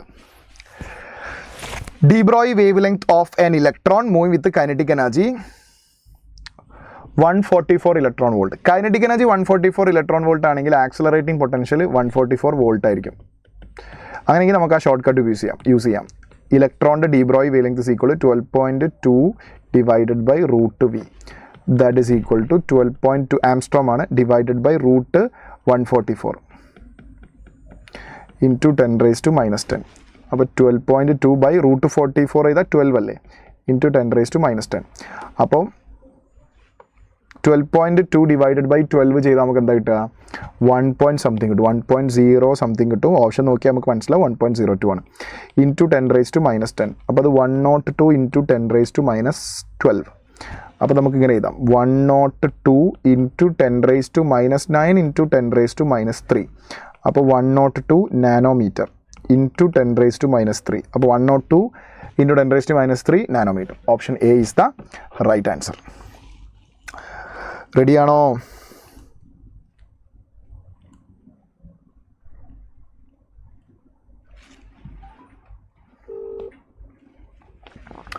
സോ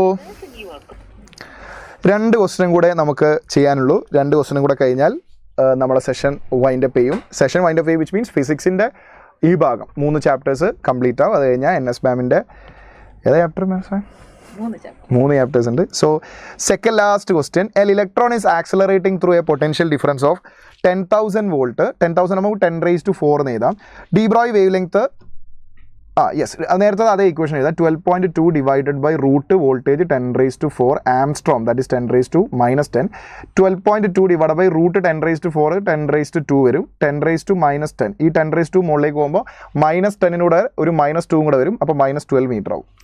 യെസ്, ദെൻ നിങ്ങൾ നോട്ട് ചെയ്യേണ്ട ഒരു കാര്യം കൂടെ ഞാൻ ജസ്റ്റ് ഒന്ന് പറയാം, ശ്രദ്ധിക്കണേ. ഒരു ഫോട്ടോണും ഒരു ഇലക്ട്രോണും. ഒരു ഫോട്ടോൺ എന്ന് പറഞ്ഞാൽ ഡിസ്കണ്ടിന്യൂസ് പാക്കറ്റ് ഓഫ് എനർജി, ലൈറ്റിലെ ഒരു ക്വാണ്ടം പാർട്ടിക്കിൾ.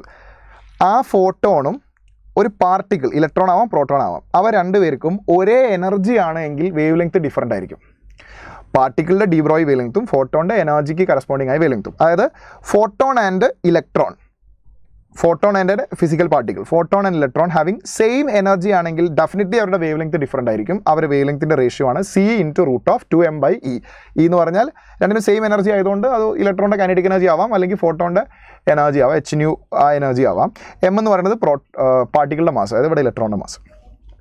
സിമിലർലി ഒരു ഫോട്ടോണാണ് പ്രോട്ടോൺ അല്ല, ഒരു ഫോട്ടോണും ഒരു ഇലക്ട്രോണും ഒരേ വേവ് ലെങ്ത് ആണെങ്കിൽ, ഇലക്ട്രോണിൻ്റെ ഡീബ്രോയ് വേവ് ലെങ്ത്തും ഫോട്ടോണിൻ്റെ എനർജി കറസ്പോണ്ടിങ് വേവ് ലെങ്ത്തും സെയിം വേവ് ലെങ്ത് ആണെങ്കിൽ അവരുടെ എനർജിയുടെ റേഷ്യോ V/2C ആയിരിക്കും.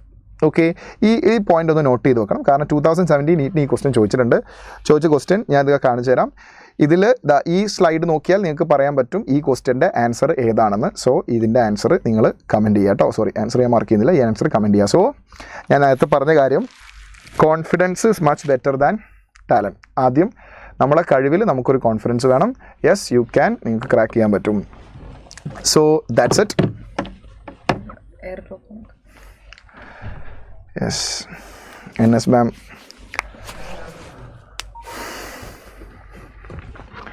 അപ്പോൾ ഓക്കെ മക്കളെ, thank you so much. Bye. Next chemistry സെഷനാണ്. ഒന്ന് കണക്ട് ചെയ്തോട്ടെ കേട്ടോ. 2 മിനിറ്റ് നിങ്ങൾ റെസ്റ്റ് എടുത്തോളൂ.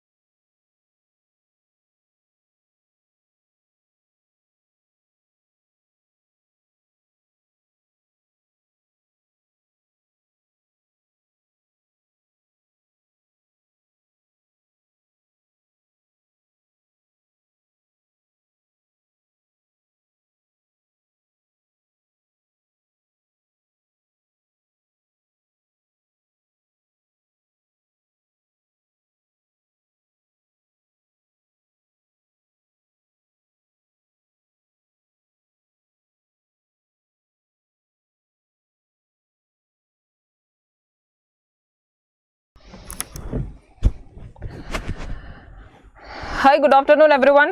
കെമിസ്ട്രിയിലെ 3 ചാപ്റ്റേഴ്സ് ആണ് നമ്മളിപ്പോൾ കാണാൻ പോകുന്നത്. Chemical kinetics, classification of elements and periodicity in properties and D&F. ഈ 3 ചാപ്റ്റേഴ്സ് ആണ് നമ്മൾ കാണുന്നത്.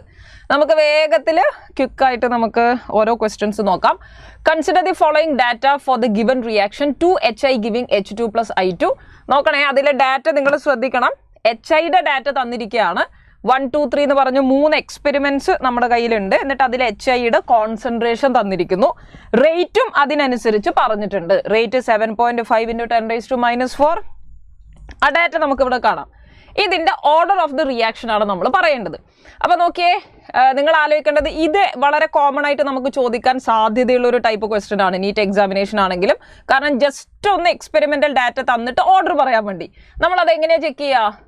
ഓർഡർ പറയാൻ നമുക്ക് ചെക്ക് ചെയ്യാൻ വേണ്ടി പറ്റുന്നത് തന്ന ഡാറ്റയുടെ അനാലിസിസ് ആണ്. എങ്ങനെ അനലൈസ് ചെയ്യാം? HIയുടെ കോൺസെൻട്രേഷൻ ഞാൻ നോക്കുന്നു. HIയുടെ കോൺസെൻട്രേഷൻ ഇവിടെ നോക്കിയേ, 0.005 നിന്ന് 0.01 എന്ന് പറയുമ്പോൾ നമ്മുടെ കയ്യിലിരിക്കുന്ന HIയുടെ കോൺസെൻട്രേഷൻ ഡബിൾ ആക്കി.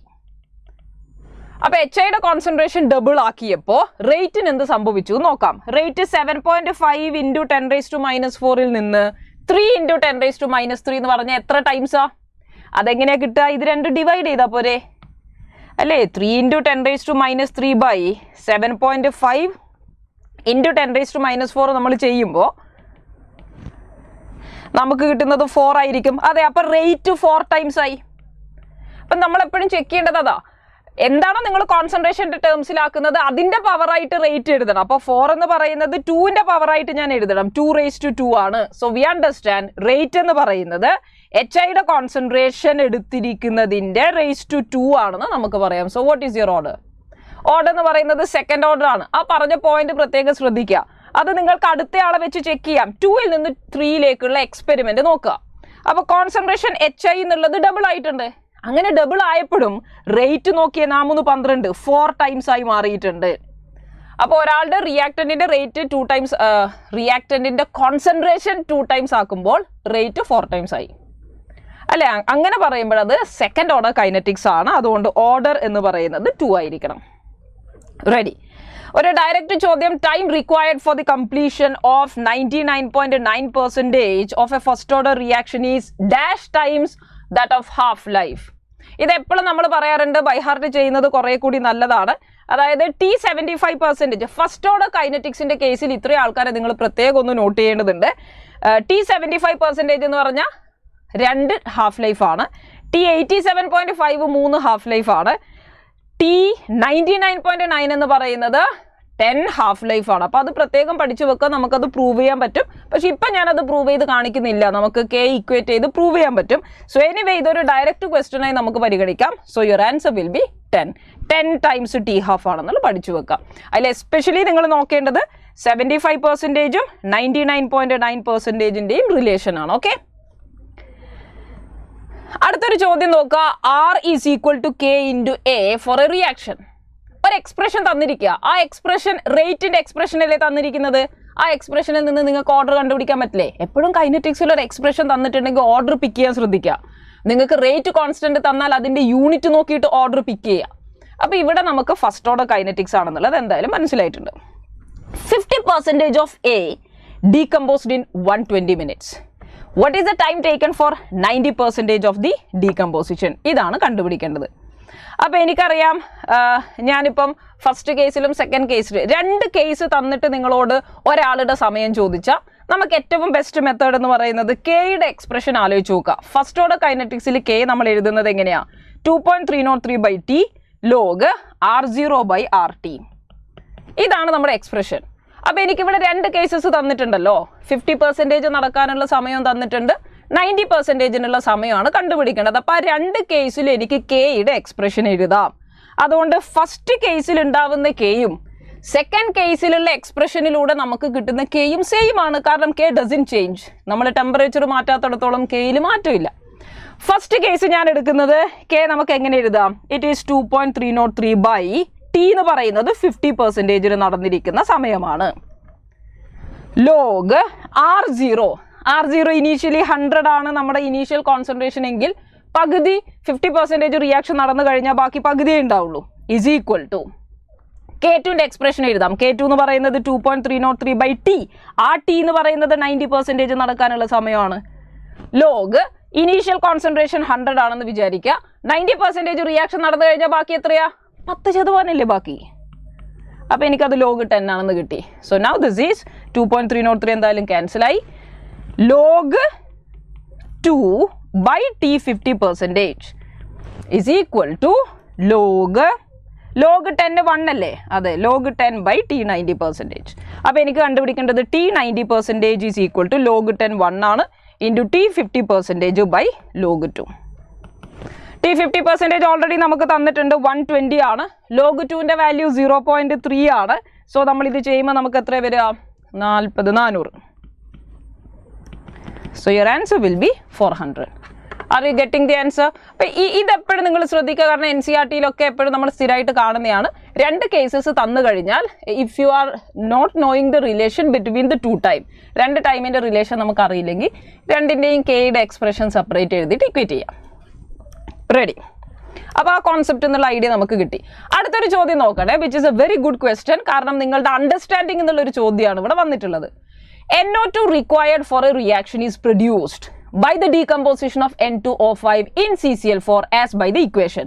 എന്തോ ഒരു ഇക്വേഷൻ തന്നിരിക്കുന്നു. ചോദ്യം നോക്കാം. Initial concentration of N2O5 is 3 mol per liter and 2.75 mol per liter after 30 minutes. അപ്പോൾ N2O5ൻ്റെ ഇനീഷ്യൽ കോൺസെൻട്രേഷനും തന്നു, പിന്നെ കുറച്ച് സമയം 30 മിനിറ്റിന് ശേഷമുള്ള കോൺസെൻട്രേഷനും തന്നു. N2O5ൻ്റെ ഡാറ്റ തന്നു. The rate of formation of NO2 is x into 10⁻³ x കണ്ടുപിടിക്കണം. Rate of formation of NO2 നമുക്ക് തന്ന ഡാറ്റ N2O5ൻ്റെ ആണ്, പക്ഷെ കണ്ടുപിടിക്കേണ്ടത് NO2ൻ്റെ ആണ്. അപ്പം ആലോചിച്ച് നോക്കി, ഒരു ബാലൻസ്ഡ് ഇക്വേഷനിൽ നിന്നും ഒരാളുടെ ഡാറ്റ തന്ന് മറ്റൊരാളെ കണ്ടുപിടിക്കാൻ ചോദിച്ചാൽ നമ്മളത് എങ്ങനെയാണ് ചെയ്യുക? റേറ്റിൻ്റെ എക്സ്പ്രഷൻ എഴുതുക. R ഈസ് ഈക്വൽ ടു റിയാക്ടൻ്റെ സൈഡിലാണെങ്കിൽ -1/2, കാരണം 2 ആണ് coefficient, d/dt of N2O5 is equal to പ്രോഡക്റ്റിൽ NO2 വന്നു +1/4 d/dt ഓഫ് NO2. ഇതാണ് റിലേഷൻ. കാരണം എന്നാലേ നമുക്ക് NO2 കണ്ടുപിടിക്കാൻ പറ്റൂ. N2O5ൽ നിന്നല്ലേ NO2 കിട്ടുള്ളൂ. സോ നമുക്ക് റിലേഷൻ കിട്ടി, that is equal to 1/2 d/dt of N2O5 എന്ന് പറയുന്നത് നിങ്ങൾ നോക്കിയേ, ചേഞ്ച് ഇൻ N2O5. N2O5ന്റെ ചേഞ്ച് എത്രയാ? ആദ്യം 3 മോൾ പെർ ലിറ്റർ ആണ്, അത് 2.75 മോൾ പെർ ലിറ്റർ ആകുമ്പോഴേക്ക് 0.25 മോൾ പെർ ലിറ്റർ ആണ് change in concentration. By time എത്രയാ? ടൈം 0 to 30 minutes, 30 മിനിറ്റ് ആണ്. Is equal to 1/4 d/dt of NO2. അപ്പം ഞാനിത് സോൾവ് ചെയ്യുന്നു, ഇവിടുത്തെ കട്ടായി 2 അപ്പുറത്തേക്ക് പോയി 0.50/30 is equal to d/dt of NO2. എന്തായിരുന്നു കണ്ടുപിടിക്കേണ്ടത്? Rate of formation of NO2 കണ്ടുപിടിക്കേണ്ടത്, അതായത് d/dt of NO2, rate of formation of NO2, d/dt of NO2 കണ്ടുപിടിക്കണം. ഇനിയിപ്പോൾ അത് ചെയ്യാലോ നമുക്ക്. So that is equal to d/dt of NO2 is equal to 50 × 10⁻² നോക്കാം ബൈ 30. 5/3 എത്ര വരും? 1.66 × 10⁻². 10⁻³ ടേമിലാണെങ്കിൽ 16.6 × 10⁻³ അപ്പോൾ എക്സ് എന്താ? 17. എക്സിന് 17 എന്ന് എടുക്കാം. ഓപ്ഷൻ 3 കിട്ടി. Very good, very good. അപ്പോൾ നോക്കിയേ, നമ്മൾ 3 വെറൈറ്റീസ് ചെയ്തത് ശ്രദ്ധിക്കുക. ഒന്നാമത് നിങ്ങൾക്ക് ആദ്യം നമ്മൾ പറഞ്ഞിരിക്കുന്നത് ഒരു ഡാറ്റ തന്നു കഴിഞ്ഞാൽ നിങ്ങൾ എങ്ങനെയാണ് ഓർഡർ കണ്ടുപിടിക്കേണ്ടത്. രണ്ടാമത്തത് ഡയറക്റ്റ് റിലേഷൻ നമുക്ക് വെച്ചുകൊണ്ടുള്ള ചോദ്യം ചെയ്യാം. മൂന്നാമത്തത് 2 കേസസ് തന്നിട്ട് ഒരാളുടെ ടൈം ചോദിച്ചാൽ 2K കണ്ടിട്ട് നിങ്ങൾ ഇക്വേറ്റ് ചെയ്ത് ചെയ്യണം. നാലാമത്തെ ടൈപ്പ് ഒരാളെ ഡാറ്റ തന്നിട്ട് വേറൊരാളെ ചോദിച്ചു കഴിഞ്ഞാൽ ഈ രീതിയിൽ കണ്ടുപിടിക്കാൻ ശ്രദ്ധിക്കാം. ഇനി അടുത്തൊരു ചോദ്യം നോക്കാം. For a reaction taking place in 3 steps at same temperature, overall rate constant K തന്നിട്ടുണ്ട്. K ഈസ് ഈക്വൽ ടു K1 K2 by K3. If activation energies are E1, E2 and E3, അത് 40, 50 and 60 എന്ന് തന്നിരിക്കുന്നു. ഓവറോൾ ആക്ടിവേഷൻ എനർജിയാണ് കണ്ടുപിടിക്കേണ്ടത്. അപ്പം ഞാൻ ചെയ്യാൻ പോകുന്നത്, നോർമലി നമുക്കിതിനെ ആലോചിക്കാം, അറീനിയസ് ഇക്വേഷൻ വെച്ച് ആലോചിക്കാം. K is equal to A(-EA/RT എന്നൊക്കെ വെച്ച് ആലോചിക്കാം. അതല്ലാതെ കുറച്ചുകൂടി നമുക്ക് ലോജിക്കലി ഇത് മാത്രം ചിന്തിച്ചാൽ മതി. നമ്മൾ നോർമലി തെർമോഡൈനാമിക്സിൽ ഹെസ് ലോ ഒക്കെ ചെയ്യുമ്പോൾ നമ്മളൊരു കാര്യം ചെയ്യാറുണ്ട്. എന്താ ചെയ്യുന്നത്? ഓവറോൾ ഇക്വേഷനെ മറ്റ് ഇക്വേഷനിൽ നിന്ന് എങ്ങനെ കണ്ടുപിടിക്കാം? ചിലപ്പോൾ 2 ഇക്വേഷൻ ആഡ് ചെയ്യണം, ചിലപ്പോൾ 2 ഇക്വേഷൻ മൈനസ് ചെയ്യണം. അപ്പോൾ എനിക്ക് ഇവിടുന്ന് മനസ്സിലായിരിക്കുന്നത്, ഞാൻ ഇതിനെ Kനെ K4 എന്ന് വിളിക്കാം, മനസ്സിലാക്കാനുള്ള എളുപ്പത്തിലാണ്. അപ്പോൾ നാലാമത്തെ ഒരു ഇക്വേഷൻ എനിക്ക് കിട്ടിയിരിക്കുന്നത് ആദ്യത്തെ 2 ഇക്വേഷനെ ആഡ് ചെയ്യുന്നോണ്ടല്ലേ? നിങ്ങൾ ആലോചിച്ച് നോക്കിയേ, ആഡ് ചെയ്യുമ്പോഴാണ് റേറ്റ് കോൺസ്റ്റൻസും ഇക്വിലിബ്രിയം കോൺസ്റ്റൻസും മൾട്ടിപ്ലൈഡ് ആവുക. ആൻഡ് മൂന്നാമത്തെ ഇക്വേഷനെ മൈനസ് ചെയ്യുന്നത് കൊണ്ടല്ലേ അത് ഡിവൈഡ് ആയത്. ആ കോൺസെപ്റ്റ് ഡയറക്റ്റ് ആലോചിച്ച് ഈസി ആയിട്ട് ചെയ്യാം. അല്ലാതെ നമുക്ക് ചെയ്യാൻ പറ്റും, ഡിറൈവ് ചെയ്ത് എടുക്കണ്ടെന്നാണ് ഞാൻ പറയുന്നത്. ഈസി ആയിട്ട് നമുക്ക് ചെയ്യാം. എങ്കിൽ നിങ്ങൾ ആലോചിച്ച് നോക്കിയാൽ എനർജീസ് അഡിറ്റീവ് ആണ്. അപ്പം നാലാമത്തതിൻ്റെ ആക്ടിവേഷൻ എനർജി എന്ന് പറയുന്നത് ആദ്യത്തതിൻ്റെ ആക്ടിവേഷൻ എനർജിയും രണ്ടാമത്തതിൻ്റെ ആക്ടിവേഷൻ എനർജിയും കൂടി ആഡ് ചെയ്യുക. മൂന്നാമത്തെ ആക്ടിവേഷൻ എനർജി വെച്ച് മൈനസ് ചെയ്യണം. ഒന്നാമത്തെ ആക്ടിവേഷൻ എനർജി 40, രണ്ടാമത്തത് 50, മൂന്നാമത്തത് 60 അല്ലേ? അപ്പോൾ എനിക്ക് എത്രയാണ് കിട്ടുന്നത്? Yes, your answer will be 30, right? അതെ, 40 10 30 ആയിരിക്കും നമുക്ക് കിട്ടുന്ന ആൻസർ. ശരിക്കും ഇത് ആക്ച്വലി എങ്ങനെയാണ് വന്നിരിക്കുന്നത് നിങ്ങൾ ആലോചിച്ച് നോക്കുക. എനിക്കറിയാം K എന്ന് പറയുന്നത് K1 K2 by K3 എന്ന് നമ്മൾ എഴുതുന്നു. K1നെ A1(-EA/RT വെച്ച് നമുക്ക് എഴുതാം. So this is A1 A2 by A3 into E⁻- E1 + E2 + E3/RT എന്നൊക്കെ പറഞ്ഞ് എഴുതാം. പക്ഷെ നമ്മളിപ്പോൾ അത് പ്രൂഫ് ചെയ്യുന്നില്ല. ഓക്കെ, അപ്പോൾ ഈ രീതിയിൽ നിങ്ങൾ ചെയ്യുക, അതിൽ കൺഫ്യൂഷൻ ഇല്ലല്ലോ. വേഗം ഇതിൻ്റെ ആൻസർ പറയാം. The following data were obtain during the first order thermal decomposition. ഓർഡറൊക്കെ തന്നിട്ടുണ്ടെങ്കിൽ അത് നോട്ടീസ് ചെയ്യണം, കാരണം എന്തെങ്കിലുമൊക്കെ ചിലപ്പം ക്ലൂസ് ഉണ്ടാവും. The following data were obtained of gas A, എന്നിട്ട് നിങ്ങൾക്ക് അതിൽ ടൈം, ടോട്ടൽ പ്രഷറൊക്കെ തന്നിട്ടുണ്ട്. റേറ്റ് കോൺസ്റ്റൻ്റ് ആണ് കണ്ടുപിടിക്കേണ്ടത്. എനിക്കൊരു ഇക്വേഷൻ തന്നിട്ട്, ഇക്വേഷൻ എന്താ? A ഗിവിങ് 2B + C, എല്ലാവരും ഗ്യാസ് ആണ്. എന്നിട്ട് ഇനീഷ്യൽ ടൈമിൽ ടൈം 0 ആയിരുന്നപ്പോൾ ടോട്ടൽ പ്രഷർ തന്നു. ഇത് നമ്മൾ ഇക്വിലിബ്രിയത്തിലൊക്കെ ചെയ്യുന്ന അതേ കേസാണ്. ഇനീഷ്യലി ടൈം 0 ആയിരുന്നപ്പോൾ എൻ്റെ കയ്യിൽ A മാത്രമല്ലേ ഉണ്ടാവുള്ളൂ, ബിയും സിയും ഉണ്ടാവില്ലല്ലോ. അപ്പോൾ ഇനീഷ്യലി എയുടെ പ്രഷറാണ് 0.1, കാരണം A മാത്രമേ ഉള്ളൂ. കുറച്ച് സമയം കഴിഞ്ഞപ്പോൾ, അതായത് ഒരു 115 സെക്കൻഡ് കഴിഞ്ഞപ്പോൾ എയിൽ നിന്ന് കുറച്ച് പ്രഷർ കുറഞ്ഞു, ഒരു എക്സ് പ്രഷർ അല്ലെങ്കിൽ P പ്രഷർ കുറഞ്ഞു എന്ന് വിചാരിക്കുക. എയിൽ നിന്ന് എക്സ് പോയാൽ ഇവിടെ 2x ഉണ്ടാവില്ലേ? ഇക്വിലിബ്രിയത്തിൽ ആവശ്യമുള്ള കോൺസെപ്റ്റ് അത്. How you will see the splitting? സിയും എക്സ് അല്ലേ ഉണ്ടാവുക. അപ്പോൾ ടോട്ടൽ പ്രഷർ എന്ന് പറയുന്നത് ഈ മൂന്നെണ്ണത്തിന് ആഡ് ചെയ്യണം. എയും ബിയും സിയും ആഡ് ചെയ്യണം. 0.1 minus x plus 2x plus x which is equal to 0.1 plus 2x. ഇതാണ് ടോട്ടൽ പ്രഷർ. അതാണ് 0.28. അപ്പോൾ 2x എനിക്ക് എത്ര കിട്ടും? 0.18. സോ എക്സ് എന്ന് പറയുന്നത് എത്രയാണ്? 0.09. അപ്പോൾ നിങ്ങൾ ആലോചിച്ച് നോക്കണേ, എ എന്ന് പറയുന്നത് 0.1 മൈനസ് 0.09 ആണ് which is equal to 0.01. B എന്ന് പറയുന്നത് 2x ആണ് വിച്ച് ഈസ് 0.18. സി എന്ന് പറയുന്നത് എക്സ് ആണ് വിച്ച് ഈസ് 0.09. ഇനി എനിക്ക് റേറ്റ് കോൺസ്റ്റന്റ് കണ്ടുപിടിച്ചാൽ പോരെ? ഇത് ഫസ്റ്റ് ഓർഡർ റിയാക്ഷൻ ആണ്. ഫസ്റ്റ് ഓർഡർ റിയാക്ഷൻ്റെ R0യും RT ഒക്കെ അറിഞ്ഞു കഴിഞ്ഞാൽ എങ്ങനെയാണ് നമ്മൾ റേറ്റ് കണ്ടുപിടിക്കുക? K is equal to 2.303/T log R0/RT. So that is equal to 2.303 time is 115 log R0. Initially ഞാൻ എടുത്തപ്പോൾ ഇനീഷ്യൽ കോൺസെൻട്രേഷൻ ഓഫ് റിയാക്ടൻ്റ് മാത്രമേ എടുക്കണ്ടുള്ളൂ വിച്ച് ഈസ് 0.1. കുറച്ച് സമയം കഴിഞ്ഞപ്പോൾ 115 സെക്കൻഡ് കഴിഞ്ഞപ്പോൾ വാട്ട് ഈസ് RT? എ എത്ര ബാക്കിയുണ്ട് എന്നുള്ളതാണ് ചോദ്യം. That is 0.01. എ മാത്രമേ എടുക്കണ്ടുള്ളൂ, ടോട്ടൽ പ്രഷർ എടുക്കേണ്ട ആവശ്യമില്ല. So this is equal to 2.303/115 log 10. അപ്പോൾ ലോഗ് 10 എന്തായാലും 1 ആണ്. അപ്പോൾ എനിക്ക് വേണമെങ്കിൽ 230.3/115 ഇൻറ്റു 10⁻⁻² എന്ന് കൊടുക്കാം. 115ൻ്റെ ഇരട്ടിയല്ലേ 230, 100, 200, 230, 2 ഇൻറ്റു 10⁻². അപ്പോൾ എക്സ് എന്ന് പറയുന്നത് 2 ആയിരിക്കും.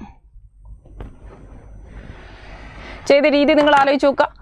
ഇവിടെ നമുക്ക് തന്നിരിക്കുന്നത് ഒരു ബാലൻസ്ഡ് ഇക്വേഷൻ തന്നിട്ട് എയുടെ ഇനീഷ്യൽ പ്രഷർ തന്നിരിക്കുന്നു. പക്ഷേ എ കുറച്ച് സമയത്തിന് ശേഷമുള്ള എയുടെ പ്രഷർ തന്നില്ല, പകരം ടോട്ടൽ പ്രഷറാണ് തന്നേ. പക്ഷേ എനിക്ക് ഫസ്റ്റ് ഓർഡർ ഇക്വേഷനിൽ ഇൻ്റഗ്രേറ്റഡ് ഇക്വേഷനിൽ അപ്ലൈ ചെയ്യണമെങ്കിൽ RT തന്നെ വേണം. അപ്പോൾ അതുകൊണ്ട് അത് എത്രയെന്ന് കണ്ടുപിടിച്ചു. Very easy. റെഡി? ഈ ചോദ്യം നോക്കുക. 2NO + 2H2 giving N2 + 2H2 എന്ന് പറഞ്ഞിരിക്കുന്നു. The above reaction has been studied at 800 degrees Celsius. The related data are given in the table. Related data നോക്കാം. ഇനീഷ്യൽ പ്രഷർ ഓഫ് H2, ഹൈഡ്രജൻ്റെ initial പ്രഷറാണ് ഇവിടെ കൊടുത്തിരിക്കുന്നത്. ഇനീഷ്യൽ പ്രഷർ ഓഫ് NO, NOയുടെ പ്രഷറും കൊടുത്തു. ഇനീഷ്യൽ റേറ്റും തന്നു. എന്നിട്ട് what is the order of the reaction with respect to NO? അതാണ് ചോദ്യം. NOയെ സംബന്ധിച്ച് ഓർഡർ എത്രയാണെന്ന് പറയണം. ഇത് നമ്മൾ ഏറ്റവും ഫസ്റ്റ് തുടക്കത്തിൽ ചെയ്ത ചോദ്യം പോലെ ഒരു ടേബിൾ തന്നിട്ട് നമ്മളത് അനലൈസ് ചെയ്യുന്നു. Let us analyse. ഞാൻ അനലൈസ് ചെയ്യുന്നത് ആദ്യത്തെ 2 എക്സ്പെരിമെൻ്റ് അസ്യൂം ചെയ്യാം. എന്തിനാ ആദ്യത്തെ 2 എടുത്തേ? അവിടെ ഹൈഡ്രജൻ ഫിക്സ്ഡ് ആണല്ലോ. അപ്പോൾ ഹൈഡ്രജന് റോളൊന്നുമില്ല, ഹൈഡ്രജൻ മാറുന്നില്ല. അതുകൊണ്ട് റേറ്റിൽ ഹൈഡ്രജന് റോളില്ല. നമ്മൾ ഫോക്കസ് ചെയ്യാൻ പോകുന്നത് NO ആണ്. 20 നിന്ന് 40 എന്ന് പറഞ്ഞാൽ NO ഡബിൾ ആയില്ലേ? 20 നിന്ന് 40 എന്ന് പറഞ്ഞാൽ NO ഡബിൾ ആയി. അപ്പോൾ റേറ്റിന് എന്തെങ്കിലും വ്യത്യാസം ഉണ്ടോ? റേറ്റ് അപ്പോൾ എത്ര ടൈംസ് ആയി? 0.033 ന്ന് 33 ന്ന് 135 എന്ന് പറഞ്ഞാൽ 33 ഇൻറ്റു 4 4 ടൈംസ് ആയി. അപ്പോൾ റേറ്റ് 4 ടൈംസ് ആയി എന്ന് പറഞ്ഞാൽ റേറ്റിന് എനിക്ക് 2⁻² ടൈംസ് എന്ന് എഴുതാം. സോ വി അണ്ടർസ്റ്റാൻഡ് റേറ്റ് NOയുടെ 2 ടൈംസ് ആണ്, 2⁻² പവർ ആണ്. NO second order kinetics with respect to NO എന്ന് പറയാം. അപ്പോൾ എനിക്കിവിടെ കിട്ടേണ്ട ആൻസർ 2 ആണ് കേട്ടോ. ഇതൊരു ഇൻറ്റിജർ ടൈപ്പ് ചെയ്ത ക്വസ്റ്റ്യൻ ആയിരുന്നു, but relevant for us. Options ഇല്ലാന്നേ ഉള്ളൂ. 2 ആണ് ആൻസർ വരേണ്ടത്. 2. എങ്കിൽ നിങ്ങളെ ഹൈഡ്രജൻ വെച്ചിട്ടുള്ളത് എത്രയാണെന്ന് പറയാമോ? What will be the rate order of the reaction with respect to hydrogen? ഹൈഡ്രജനെ വെച്ചുകൊണ്ട് ഓർഡർ എത്രയാണെന്നൊന്ന് പറയോ? ഒന്ന് ട്രൈ ചെയ്ത് നോക്ക്. അപ്പം ഞാൻ എന്ത് ചെയ്യാണ്? ഞാൻ 3ഉം 4 പ്രിഫർ ചെയ്യുക. കാരണം 3ലും 4ലും NOയുടെ വാല്യൂവിൽ മാറ്റമില്ല. ഹൈഡ്രജനെ നോക്കാം. 19 നിന്ന് 38 എന്ന് പറയുമ്പോൾ ഡബിളായി. അപ്പോൾ ഹൈഡ്രജൻ ഡബിൾ ആയപ്പോൾ റേറ്റ് എന്താ? 106 നിന്ന് 214, ഓൾമോസ്റ്റ് ഡബിൾ ആണ്. അപ്പോൾ റേറ്റ് 2 ടൈംസ് തന്നെ, അതായത് 2⁻². സോ റേറ്റ് ഹൈഡ്രജനുമായിട്ട് ഫസ്റ്റ് ഓർഡർ കൈനറ്റിക്സ് ആണ്, NOയുമായിട്ട് സെക്കൻഡ് ഓർഡർ കൈനറ്റിക്സ് ആണ്. Is that clear? ഇങ്ങനെയാണ് ഡാറ്റയിൽ നിന്ന് നമ്മൾ മനസ്സിലാക്കുക. കൈനറ്റിക്സിന് പിന്നെ മുന്നോട്ട് പോകുമ്പോഴേക്ക് നമ്മൾ K വെച്ചിട്ടും ആക്ടിവേഷൻ എനർജി വെച്ചിട്ടുള്ള ഒരു ചോദ്യം ഇപ്പം നമ്മൾ കണ്ടു. അതുകൂടാതെ അറീനിയസ് ഇക്വേഷൻ ബേസ് ചെയ്തിട്ടുള്ള ചോദ്യങ്ങൾക്ക് സാധ്യതയുണ്ട്. എന്തായിരുന്നു Arrhenius equation? K is equal to Ae−EA/RT അല്ലെങ്കിൽ ln K is equal to ln A - EA/RT. അല്ലെങ്കിൽ log k is equal to log A minus E A by 2.303 RT. ഇങ്ങനെയുള്ള എല്ലാ ഇക്വേഷൻ അറിയണം. ഇതിന്റെ ഗ്രാഫ് വെച്ചിട്ടും സ്ലോപ്പ് ഒക്കെ വെച്ചിട്ട് ചോദ്യം വരാം. അപ്പോൾ ഇവിടെ നോക്കിയേ, rate constant of a first order reaction is given by the equation ln k is equal to 33.24 minus 2 × 10⁴ Kelvin by temperature. Activation energy of the reaction ആണ് പറയേണ്ടത്. ആറിൻ്റെ വാല്യൂ ഒക്കെ എടുക്കാൻ പറഞ്ഞിട്ടുണ്ട്. So how will you calculate? ഞാൻ ഈ രണ്ട് ഇക്വേഷനെ കമ്പയർ ചെയ്യാണ്. ഈ രണ്ട് ഇക്വേഷനെ കമ്പയർ ചെയ്യുമ്പോൾ ln k is equal to ln a minus E A by RT. അപ്പോൾ എനിക്ക് മനസ്സിലായി ടെമ്പറേച്ചർ അവിടെ കോമൺ ആണ്. എങ്കിൽ E A by R is equal to 2 × 10⁴. ശരിയല്ലേ? ജസ്റ്റ് നമുക്കതിന് റിലേറ്റ് ചെയ്ത് പറയാൻ പറ്റും. ഒരു എക്സ്പ്രഷൻ തന്നു, അറീനിയസ് ഇക്വേഷനായിട്ട് റിലേറ്റ് ചെയ്ത് പറയാം. അപ്പോൾ E A is equal to 2 × 10⁴ into R. ആറിൻ്റെ വാല്യൂ എത്രയാണ്? 8.3 joule per kelvin per mole. അപ്പോൾ എനിക്ക് ജൂളിലായിരിക്കും ആൻസർ കിട്ടുക. പക്ഷേ നമുക്ക് ആൻസർ കിലോ ജൂളിലാണല്ലോ വേണ്ടത്. ഞാൻ 6 ജൂളിൽ എടുത്തുകൊണ്ട് ജൂളിൽ ആൻസർ കിട്ടുക. പക്ഷേ കിലോ ജൂളാക്കണമെങ്കിൽ 1000 പോകും. അപ്പോൾ ഇത് 2 × 83 166 അല്ലേ? 16 166 kilo joule. Then your answer will be option 1. അപ്പോൾ അറീനിയസ് ഇത് കെമിക്കൽ കൈനറ്റിക്സിൽ നിങ്ങൾ ഇതിലേക്ക് വരുമ്പോൾ ഇങ്ങനെ ഒരു കമ്പാരിസൺ ചെയ്തുകൊണ്ടുള്ള ചോദ്യം നമുക്ക് വരാം. അടുത്തൊരു ചോദ്യം നോക്കാം. Decomposition of X exhibit rate constant. ഒരു റേറ്റ് കോൺസ്റ്റന്റ് തന്നു. നിങ്ങൾ എപ്പോഴും ഒരു റേറ്റ് ഇക്വേഷനോ ഒരു റേറ്റ് കോൺസ്റ്റന്റോ ഒരു ഡാറ്റയോ തന്നു കഴിഞ്ഞാൽ നമ്മൾ അതിൽ നിന്ന് ആദ്യമേ എന്തായിരിക്കും ഓർഡർ എന്നൊക്കെ ഒരു ധാരണ ഉണ്ടാക്കി വെക്കണം. How many years are required for the decomposition of 5 microgram of x into 2.5 microgram? ഇതാണ് ചോദ്യം. അപ്പം ഞാൻ ആദ്യം റേറ്റ് കോൺസ്റ്റന്റിൻ്റെ യൂണിറ്റ് നോക്കി. റേറ്റ് കോൺസ്റ്റന്റിൻ്റെ യൂണിറ്റ് ഇയർ ഇൻവേഴ്സ് അല്ലല്ലോ, ടൈം ഇൻവേഴ്സ് അല്ല, സെക്കൻഡ് ഇൻവേഴ്സ് അല്ല, ഫസ്റ്റ് ഓർഡർ അല്ല ഇത്. ഇറ്റ് ഈസ് ആക്ച്വലി അല്ലേ ഗ്രാം അല്ലെങ്കിൽ കോൺസെൻട്രേഷൻ പെർ ടൈം ആണ്. കോൺസെൻട്രേഷൻ പെർ ടൈം എന്ന് പറയുന്നത് റേറ്റിൻ്റെ യൂണിറ്റ് അല്ലേ? റേറ്റിൻ്റെ അതേ യൂണിറ്റ് വരണമെങ്കിൽ ഇറ്റ് ഷുഡ് ബി 0 ഓർഡർ. അപ്പോൾ ഇത് 0 ഓർഡർ ആണെന്ന് മനസ്സിലാക്കി കഴിഞ്ഞാലേ എനിക്ക് അടുത്ത സെൻറ്റൻസിലുള്ള ആ ചോദ്യത്തിൻ്റെ ഉത്തരത്തിന് ഒരു ഇക്വേഷൻ സെലക്ട് ചെയ്യാൻ പറ്റുള്ളൂ. 0ൻ്റെ ഫസ്റ്റ് ഓർഡറിൻ്റെ ഇക്വേഷൻ ഡിഫറെൻറ്റാ. Okay, how many years are required? അപ്പോൾ ടൈമാണ് കണ്ടുപിടിക്കേണ്ടത്. How many years are required for the decomposition of 5 microgram into 2.5 എന്ന് പറഞ്ഞാൽ നോക്കി, ഇത് ഹാഫ് ലൈഫ് അല്ലേടാ? ഹാഫ് ലൈഫ് അല്ലേ കണ്ടുപിടിക്കേണ്ടത്? 2.5 ആകുക എന്ന് പറഞ്ഞാൽ ഹാഫ് ലൈഫാണ് കണ്ടുപിടിക്കേണ്ടത്. എങ്ങനെയാണ് ഹാഫ് ലൈഫ് കണ്ടുപിടിക്കുക? 0 ഓർഡറിന് t half is equal to C0/2K അല്ലെങ്കിൽ R0/2K അല്ലെങ്കിൽ A/2K. C0 is initial concentration which is 5 microgram ആണ്. ബൈ 2 ഇൻറ്റു K എന്ന് പറയുന്നത് റേറ്റ് കോൺസ്റ്റന്റ് ഓൾറെഡി പറഞ്ഞു 0.05 ആണ്. അപ്പോൾ എനിക്കിത് എത്ര കിട്ടി? 50. It will be 50 years. Are you getting 50? അപ്പോൾ ഈ ഒരു ചോദ്യത്തിൽ ഇമ്മീഡിയറ്റ്ലി നിങ്ങൾ പോയിട്ട് ഫസ്റ്റ് ഓർഡറിൻ്റെത് അപ്ലൈ ചെയ്യല്ലേ? ഫസ്റ്റ് ഓർഡറിൻ്റെത് ആദ്യം പോയി അപ്ലൈ ചെയ്യരുത്. അപ്പോൾ ആൻസർ തെറ്റിപ്പോവും. ആദ്യം നമ്മൾ ഇത് 0 ഓർഡർ ആണെന്ന് മനസ്സിലാക്കുക ചെയ്തത്. Is that clear? Okay, higher order of higher order reactions പൊതുവേ റെയർ ആണ്. പ്രീവിയസ് മറ്റ് എക്സാംസിനൊക്കെ വന്നിരിക്കുന്ന ചോദ്യം. എന്തുകൊണ്ടാണ് നോർമലി നമ്മൾ ഹയർ ഓർഡർ വളരെ റെയർ ആണെന്ന് പറയുന്നത്? It is because low probability of simultaneous collision of all the reacting species. എല്ലാ സ്പീഷീസും ഒരുമിച്ച് കൊളൈഡ് ചെയ്യാനുള്ള സാധ്യത കുറവായതുകൊണ്ടാണോ, എൻട്രോപ്പി കൂടിയത് കൊണ്ടാണോ, ഇക്വിലിബ്രിയം റിയാക്റ്റൻറ്റിൻ്റെ ഭാഗത്തേക്ക് പോകുന്നത് കൊണ്ടാണോ, ആക്റ്റീവ് സ്പീഷീസ് കുറവായതുകൊണ്ടാണോ? ഹയർ ഓർഡർ നമുക്ക് കിട്ടാനുള്ള സാധ്യത കുറവാണ്. ഒരു എലിമെൻ്ററി റിയാക്ഷൻ നോക്കുമ്പോൾ ഹയർ ഓർഡർ കിട്ടണമെങ്കിൽ എല്ലാം കൂടി വന്ന് കൊളൈഡ് ചെയ്യണം. അങ്ങനെ കുറേ ആൾക്കാർ ഒരുമിച്ച് കൊളൈഡ് ചെയ്യാനുള്ള പ്രോബബിലിറ്റി വളരെ കുറവായതുകൊണ്ട് ഹയർ ഓർഡർ റിയാക്ഷൻസ് നമ്മൾ കാണാറില്ല. അപ്പോൾ കൈനറ്റിക്സിൻ്റെ ഒരുവിധം എല്ലാ ഭാഗവും നമ്മൾ ടച്ച് ചെയ്തിട്ടുണ്ട്. ഓർഡർ കണ്ടുപിടിക്കുന്നത് ഫസ്റ്റ് ഓർഡറിൻ്റെ കേസിൽ ടി ഹാഫ് വളരെ പ്രധാനപ്പെട്ടതാണ്. 0 ഓർഡറിൻ്റെത് നമ്മൾ കണ്ടു. ഡാറ്റ തന്നിട്ട് ഓർഡർ കണ്ടുപിടിക്കുന്നത് കണ്ടു. ഒരാളെ തന്നാൽ മറ്റൊരാളുടെ റേറ്റ് ഓഫ് ഫോർമേഷൻ കണ്ടുപിടിക്കുന്നത് കണ്ടു. അറീനിയസ് ഇക്വേഷൻ കണ്ടു. ഇനി നമുക്ക് classification of elements and periodicity in properties നോക്കാം. The element having highest first ionisation enthalpy. ഇത് ആക്ച്വലി ഇതിൽ നിന്ന് നമ്മൾ ഭയങ്കരമായിട്ടുള്ള ക്വസ്റ്റ്യൻ ഇപ്പോൾ ഡിസ്കസ് ചെയ്യേണ്ടതില്ല. കാരണം പി ബ്ലോക്ക് നിന്നായിരിക്കും കൂടുതൽ ചോദ്യങ്ങൾ വരിക, അതിൻ്റെ ഓർഡേഴ്സ് ഒക്കെ.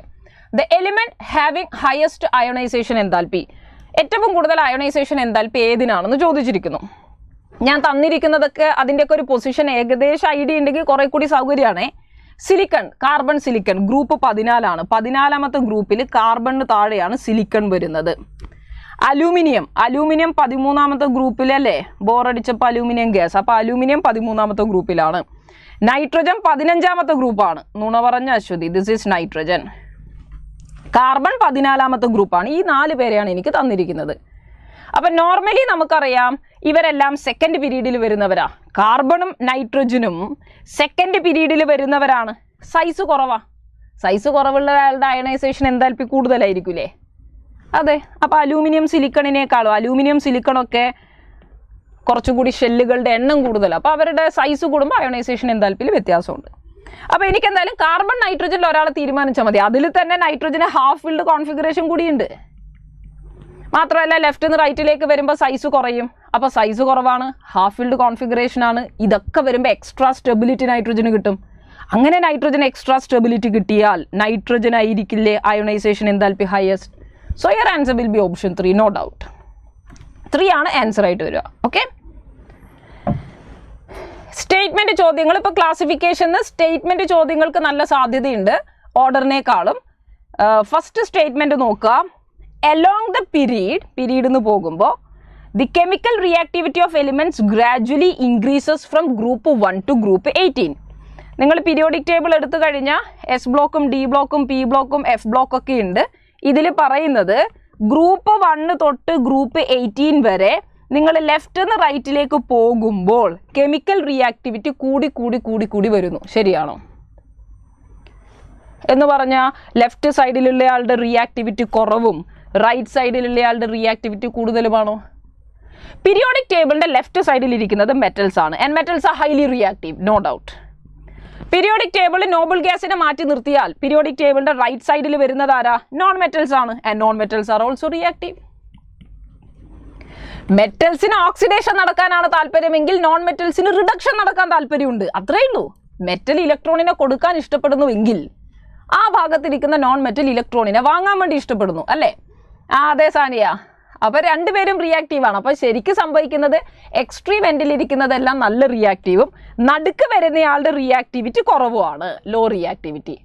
അത് എൻ സി ആർ ടിയിലുള്ള സ്റ്റേറ്റ്മെൻറ്റ് തന്നെയാണ്. അതായത് നിങ്ങൾ എൻ സി ആർ ടിയിൽ periodic trends and chemical reactivity വായിക്കുമ്പോൾ അവിടെ നിങ്ങൾക്ക് കാണാൻ പറ്റും this results in high chemical reactivity at the 2 extremes and the lowest in the centre. അപ്പോൾ റിയാക്ടിവിറ്റി ലെഫ്റ്റ് നിന്ന് റൈറ്റിലേക്ക് കൂടി വരുന്നു എന്നത് തെറ്റാണ്. റിയാക്ടിവിറ്റി ലെഫ്റ്റിലും എക്സ്ട്രീം എൻഡുകളിൽ റിയാക്ടിവിറ്റി കൂടുതലാണ്. ആ സ്റ്റേറ്റ്മെൻറ്റ് മനസ്സിലേക്ക് എല്ലാവരും എടുക്കുക. നല്ലൊരു സ്റ്റേറ്റ്മെൻ്റ് ആണ്. എക്സ്ട്രീം എൻഡുകളിൽ റിയാക്ടിവിറ്റി വളരെ കൂടുതലാണ്, നടുക്ക് വരുന്നയാൾ റിയാക്ടിവിറ്റി കുറവാണ്. റെഡി? സാനി എഴുതിയ എക്സാം അല്ലേ? അടുത്ത് നോക്കിയേ, ദ നേച്ചർ ഓഫ്, ഇത് ജെയിൻ്റെ ക്വസ്റ്റ്യനാണ്, കാരണം ലേറ്റസ്റ്റ് NTA ക്വസ്റ്റ്യൻ ആണ് ആക്ച്വലി. അപ്പോൾ we should have a look into it. The nature of oxides formed by group 1 element is basic. Group 1 നിന്ന് ഫോം ചെയ്തിരിക്കുന്ന ഓക്സൈഡ് ബേസിക്. ശരിയാണോ? ഗ്രൂപ്പ് 1 എന്ന് പറയുന്നത് മെറ്റൽ അല്ലേ? മെറ്റലിൻ്റെ ഓക്സൈഡുകൾ ബേസിക് ആണോ? അതെ, metal oxides are basic, no doubt. That of group 17 are acidic. Group 17 എന്ന് പറയുന്നത് നോൺ മെറ്റൽ ആണ്, ഹാലോജൻസ്. നോൺ മെറ്റലിൻ്റെ ഓക്സൈഡ്സ് അസിഡിക് ആണ്. Yes, of course they are acidic. First ഗ്രൂപ്പിൻ്റെ എല്ലാവരും ബേസിക്കും 17th ഗ്രൂപ്പിൻ്റെ അല്ലേ എല്ലാ ആൾക്കാരും അസിഡിക് ആണ്. That is also true. അപ്പോൾ statement 1 is false, statement 2 is true. Option 3 വരും. 3 ആണ് നമുക്ക് ആൻസർ വരിക. ഓക്കെ അല്ലേ? ചോദ്യം നോക്കുക. In case of isoelectronic species. പിന്നെ നമ്മൾ ഇതിൽ സൈസും ക്ലാസിഫിക്കേഷനിൽ സൈസൊക്കെ പഠിക്കുമ്പോൾ ഐസോ ഇലക്ട്രോണിക് സ്പീഷീസിൽ ഒരു പ്രധാനപ്പെട്ട കാര്യം ഉണ്ടായിരുന്നു. ഐസോ ഇലക്ട്രോണിക് സ്പീഷീസിൻ്റെ സൈസ് കമ്പാരിസൺ റെഗുലറായിട്ട് ചോദിക്കാറുള്ളതാണ്. അല്ലെങ്കിൽ ആരാണ് ഐസോ ഇലക്ട്രോണിക് സ്പീഷീസ് എന്നൊക്കെ ചോദിക്കാറുണ്ട്. ഇതിൽ നോക്കുക, ഇതൊരു നല്ല ക്വസ്റ്റ്യൻ ആണ്. In case of isoelectronic species the size of F-, അതായത് fluoride, neon, sodium plus is affected by. അപ്പോൾ നമുക്കറിയാം സൈസ് ഐസോ ഇലക്ട്രോണിക് സ്പീഷീസിൻ്റെ കേസിൽ നെഗറ്റീവ് ചാർജ് കൂടുമ്പോൾ സൈസ് കൂടുകയും പോസിറ്റീവ് ചാർജ് കൂടുമ്പോൾ സൈസ് കുറയുകയും ചെയ്യും. അപ്പോൾ ഇതിൻ്റെ സൈസിൻ്റെ ഓർഡർ ശരിക്കും എങ്ങനെയാണ് വരിക? സൈസിൻ്റെ ഓർഡർ എങ്ങനെയാണ് വരിക? നെഗറ്റീവ് ചാർജ് കൂടുതലുള്ളതിന് സൈസ് കൂടുതലാണ്, പോസിറ്റീവ് ചാർജ് വരുമ്പോൾ അതിൻ്റെ സൈസ് കുറയും. അപ്പോൾ ഇതൊക്കെ നമ്മൾ പഠിച്ചിട്ടുണ്ട്. നിയോൺ കഴിഞ്ഞ് Na+ എടുക്കാം. അപ്പോൾ ഇതിൽ സൈസ് എഫക്റ്റ് ചെയ്തത് പ്രിൻസിപ്പൽ ക്വാണ്ടം നമ്പർ എന്ന് പറയുന്നത് ശരിയാണോ? ഐസോ ഇലക്ട്രോണിക് സ്പീഷീസ് ആയി കഴിഞ്ഞാൽ നമുക്കറിയാം ഒരേ നമ്പർ ഓഫ് ഇലക്ട്രോണാണ്. ഒരേ ഇലക്ട്രോണുകൾക്ക് ഒരേ ഇലക്ട്രോണിക് കോൺഫിഗറേഷൻ അല്ലേ. Let us say 1s2 2s2 2p6. എല്ലാത്തിനും അതാ. അപ്പോൾ എല്ലാത്തിൻ്റെയും പ്രിൻസിപ്പൽ ക്വാണ്ടം നമ്പർ സെയിം ആയില്ലേ. Na+ന്റെ ഇലക്ട്രോണിക് കോൺഫിഗറേഷനും F- ഇലക്ട്രോണിക് കോൺഫിഗറേഷനും they are same number of electrons, same number of shells. അപ്പോൾ principal quantum number is not differing. അപ്പോൾ അതൊരിക്കലും ആവില്ല. സെയിം പ്രിൻസിപ്പൽ ക്വാണ്ടം നമ്പർ ആണുള്ളത്, സെയിം n വാല്യൂ വരിക. അപ്പോൾ അതിൽ വ്യത്യാസം ഇല്ലല്ലോ. അതിൽ വ്യത്യാസം ഇല്ലാത്തതുകൊണ്ട് തന്നെ എങ്ങനെയാണ് നമുക്ക് അതിൻ്റെ സൈസ് കോറിലേറ്റ് ചെയ്യുന്നതായിട്ട് ഡയറക്റ്റ് പറയാൻ പറ്റുക? None of the factors because their sizes are same. അവരുടെ സൈസ് സെയിം ആണോ? ഐസോ ഇലക്ട്രോണിക് സ്പീഷീസിൻ്റെ ഇലക്ട്രോണുകളുടെ എണ്ണമാണ് സെയിം, സൈസ് അല്ല. ഇലക്ട്രോണുകളുടെ എണ്ണം സെയിം ആണ്, പക്ഷേ നെഗറ്റീവ് ചാർജ് കൂടുമ്പോൾ സൈസ് കൂടും, പോസിറ്റീവ് ചാർജ് കൂടുമ്പോൾ സൈസ് കുറയും. So they have same size എന്ന് പറയുന്നത് തെറ്റാ. Electron interaction in the outer orbitals, same ഇലക്ട്രോണുകളല്ലേ, സെയിം ഓർബിറ്റലിലല്ലേ ഉണ്ടാവുക. ഒരാൾ 2p മറ്റേ 3p ആണോ? അല്ല, ഐസോ ഇലക്ട്രോണിക് ആണ്, സെയിം ഓർബിറ്റലാണ്. അപ്പോൾ അതുകൊണ്ട് അവിടെ ഡിഫറെൻറ്റ് ഇലക്ട്രോൺ ഇന്ററാക്ഷൻ എന്ന് പറയാൻ കഴിയില്ല. ഇതിൻ്റെ മേജർ റോൾ തീരുമാനിക്കുന്നത് ആരാ? ന്യൂക്ലിയസിൻ്റെ ചാർജാ. F- ന്യൂക്ലിയസിൽ അറ്റോമിക് നമ്പർ 9 പ്രോട്ടോൺ ആണെങ്കിൽ Na+ൽ 11 പ്രോട്ടോൺ ഉണ്ട്. ന്യൂക്ലിയസിൽ വരുന്ന ചാർജാണ് ഇവരെ അടുത്തേക്ക് പിടിക്കാനും ദൂരെ എക്സ്പാൻഡ് ചെയ്യാനൊക്കെ സഹായിച്ചിട്ടുള്ളത്. അപ്പോൾ ഇതിൽ ഏറ്റവും ബെസ്റ്റ് ന്യൂക്ലിയർ ചാർജാണ്. Increased nuclear charge is actually the cause. Ready? അപ്പോൾ അതൊന്ന് പ്രത്യേകം നോക്കുക. പിന്നെ correct sequence of electron gain enthalpies of the എലിമെൻറ്റ്സും ചോദിച്ചു. നോർമലി പി ബ്ലോക്കിൽ നിന്നാണ് ഇങ്ങനെയുള്ള ചോദ്യങ്ങൾ ഉണ്ടാവുക. പക്ഷേ ഇത് ഞാൻ ഇവിടെ എടുത്തു പറയാനുള്ള കാരണം NCERT-യിൽ നിങ്ങൾ എപ്പോഴും ഇലക്ട്രോൺ ഗെയിൻ എൻതാൽപ്പിയുടെ ഓർഡർ ക്ലാസിഫിക്കേഷൻ എന്ന ചാപ്റ്റർ ഒന്ന് നോക്കുമ്പോൾ 3 ഗ്രൂപ്പുകൾ എടുത്തു നോക്കേണ്ടത്. ഒന്നാമത്തത് ഗ്രൂപ്പ് 1, ഗ്രൂപ്പ് 17, 16 ഉണ്ട്, 17 ആൻഡ് 18. അപ്പോൾ അതിൽ 18th ഗ്രൂപ്പിൻ്റെത് എല്ലാം പോസിറ്റീവാണ്. നിങ്ങൾ നോട്ടീസ് ചെയ്യേണ്ട കാര്യം 18th ഗ്രൂപ്പിൻ്റെ എല്ലാം പോസിറ്റീവാണ്. അപ്പോൾ നിങ്ങൾ സൈൻ അടക്കം വെച്ച് പറയുകയാണെങ്കിൽ എപ്പോഴും 18th ഗ്രൂപ്പിനായിരിക്കും ഹയസ്റ്റ് വരിക. Highest in the sense positive value കൂടുതൽ വന്നത് 18th ഗ്രൂപ്പ്, ബാക്കി എല്ലാവർക്കും നെഗറ്റീവാണ്. അപ്പോൾ മാക്സിമം നെഗറ്റീവ് വാല്യൂ വന്നിരിക്കുന്നത് ഹാലോജൻസിനാണ്. അതാണ് പിന്നെ മനസ്സിലാക്കേണ്ടത്. അത് കഴിഞ്ഞിട്ടേ 16th ഗ്രൂപ്പിന് വരുള്ളൂ, അത് കഴിഞ്ഞിട്ടേ ഫസ്റ്റ് ഗ്രൂപ്പിന് വരുള്ളൂ. അപ്പോൾ ഇവിടെ എൻതാൽപ്പിയുടെ സീക്വൻസ് ചോദിച്ചിരിക്കുന്നതിൽ എ എന്ന് പറയുന്നത് ആർഗൺ ആണ്. ആർഗൺ ഒരു നോബിൾ ഗ്യാസ് ആണ്, 18th ഗ്രൂപ്പ്. ബ്രോമിൻ എന്ന് പറയുന്നത് ഹാലോജൻ ആണ്, 17th ഗ്രൂപ്പ്. ഫ്ലൂറിൻ ഹാലോജൻ ആണ്, സൾഫർ ചാൽക്കോജൻ അല്ലെങ്കിൽ 16th ഗ്രൂപ്പാണ്. അപ്പോൾ ഇതിൽ ഇലക്ട്രോൺ ഗെയിൻ എൻതാൽപ്പിയുടെ ഓർഡർ ചോദിക്കുമ്പോൾ ഒരു കാര്യം എനിക്ക് മനസ്സിലായി, 18th ഗ്രൂപ്പിന് പോസിറ്റീവും ബാക്കിയുള്ളവർക്ക് നെഗറ്റീവ് അല്ലേ വാല്യൂ. അപ്പം ഞാൻ എന്ത് ചെയ്യേണ്ടി വരും? അപ്പം അങ്ങനെ 2 വാല്യൂസ് വന്നിട്ടുണ്ട്. So I have to consider charge. അപ്പോൾ അതുകൊണ്ട് ഏറ്റവും ഹയസ്റ്റ് എന്ന് പറയുന്നത് ആർഗൺ അഥവാ എ ആയിരിക്കും, കാരണം പോസിറ്റീവ് വാല്യൂ മാക്സിമം ആണ്. നെഗറ്റീവ് വാല്യൂ മാക്സിമം ആയിരിക്കുന്നയാൾ ഹാലോജൻസ് അല്ലേ. അതുകൊണ്ട് ബ്രോമിനും ഫ്ലൂറിനും ആണ് ഏറ്റവും ലാസ്റ്റ് വരേണ്ടത്. അപ്പോൾ ഗ്രൂപ്പ് 16 എന്ന് പറയുന്നത് അതിൻ്റെ ഇടയിൽ വരും, സൾഫർ വരും. സൾഫർ ആരാ? ഡി. അപ്പോൾ എ കഴിഞ്ഞ് ഡി വരണം. 2 ഓപ്ഷൻ കട്ട് ചെയ്തേ. ഇനി സംശയമുള്ളത് ബ്രോമിനും ഫ്ലൂറിനും ആണ്. അപ്പോൾ ഹാലോജൻസിൻ്റെ കേസ് നമ്മൾ പഠിച്ചത് ഓർമ്മിക്കണം. ഹാലോജൻസിൽ ഇലക്ട്രോൺ ഗെയിൻ എൻതാൽപ്പിയിൽ ഏറ്റവും കൂടുതൽ റിലീസ് ചെയ്യുന്നത് ക്ലോറിനാണ്, പിന്നെ ഫ്ലൂറിനാണ്, പിന്നെ ബ്രോമിനാണെന്നൊക്കെ അറിയാം. അപ്പോൾ ഫ്ലൂറിൻ്റെ നെഗറ്റീവ് വാല്യൂ ഹൈയാ ബ്രോമിനേക്കാളും. സോ ബ്രോമിനേക്കാളും ഫ്ലൂറിനാണ് ഹയസ്റ്റ് നെഗറ്റീവ് വാല്യൂ വരുന്നത്. അങ്ങനെ ചെയ്യുമ്പോൾ ബ്രോമിൻ ആരാ? Bromine BC. ഇങ്ങനെ ആലോചിച്ചെടുക്കണം. സോ ഞാൻ പറഞ്ഞു വന്നത് ഇത്രയേ ഉള്ളൂ. നിർബന്ധമായും നിങ്ങളിതിൽ ശ്രദ്ധിക്കേണ്ടതാണ്. ഗ്രൂപ്പ് 1-ലുള്ളതെല്ലാം നെഗറ്റീവാണ്, 16-ലുള്ളതെല്ലാം നെഗറ്റീവാണ്, 17-ലെല്ലാം നെഗറ്റീവാണ്, 18-ലെല്ലാം പോസിറ്റീവാണ്. അപ്പോൾ ഇവിടെ നമുക്ക് ആൻസർ കിട്ടിക്കഴിഞ്ഞു. Anomalous behaviour of oxygen is due to, എപ്പോഴും നമ്മുടെ ടോപ്പ് എലിമെൻറ്റ്സിൽ നൈട്രജൻ ഫാമിലിയിൽ നൈട്രജൻ, ഓക്സിജൻ ഫാമിലിയിൽ ഓക്സിജൻ, കാർബൺ ഫാമിലിയിൽ കാർബൺ, അങ്ങനെ എപ്പോഴും ടോപ്പിൽ വരുന്നവർക്ക് അനോമലസ് ബിഹേവിയേഴ്സ് ഉണ്ടായിട്ടുണ്ട്. അതിൻ്റെ റീസൺ എന്തായിരുന്നു? Extreme small size and high electronegativity, high ionization enthalpy, high polarizing power, absence of d orbitals, ഇതൊക്കെയാണ് കാരണം. ലാർജ് സൈസ് ആണോ? ഒരിക്കലും ടോപ്പിലുള്ളവർക്ക് ലാർജ് സൈസ് വരില്ല, സ്മോൾ സൈസ് ആണ് വരേണ്ടത്. ഇലക്ട്രോ നെഗറ്റിവിറ്റി ഹൈ ആണ്, ലോ ഇലക്ട്രോ നെഗറ്റിവിറ്റി അല്ല. So your answer should be 3. Such an easy question. വളരെ ഈസി ആയിട്ട് നമുക്കത് പറയാം.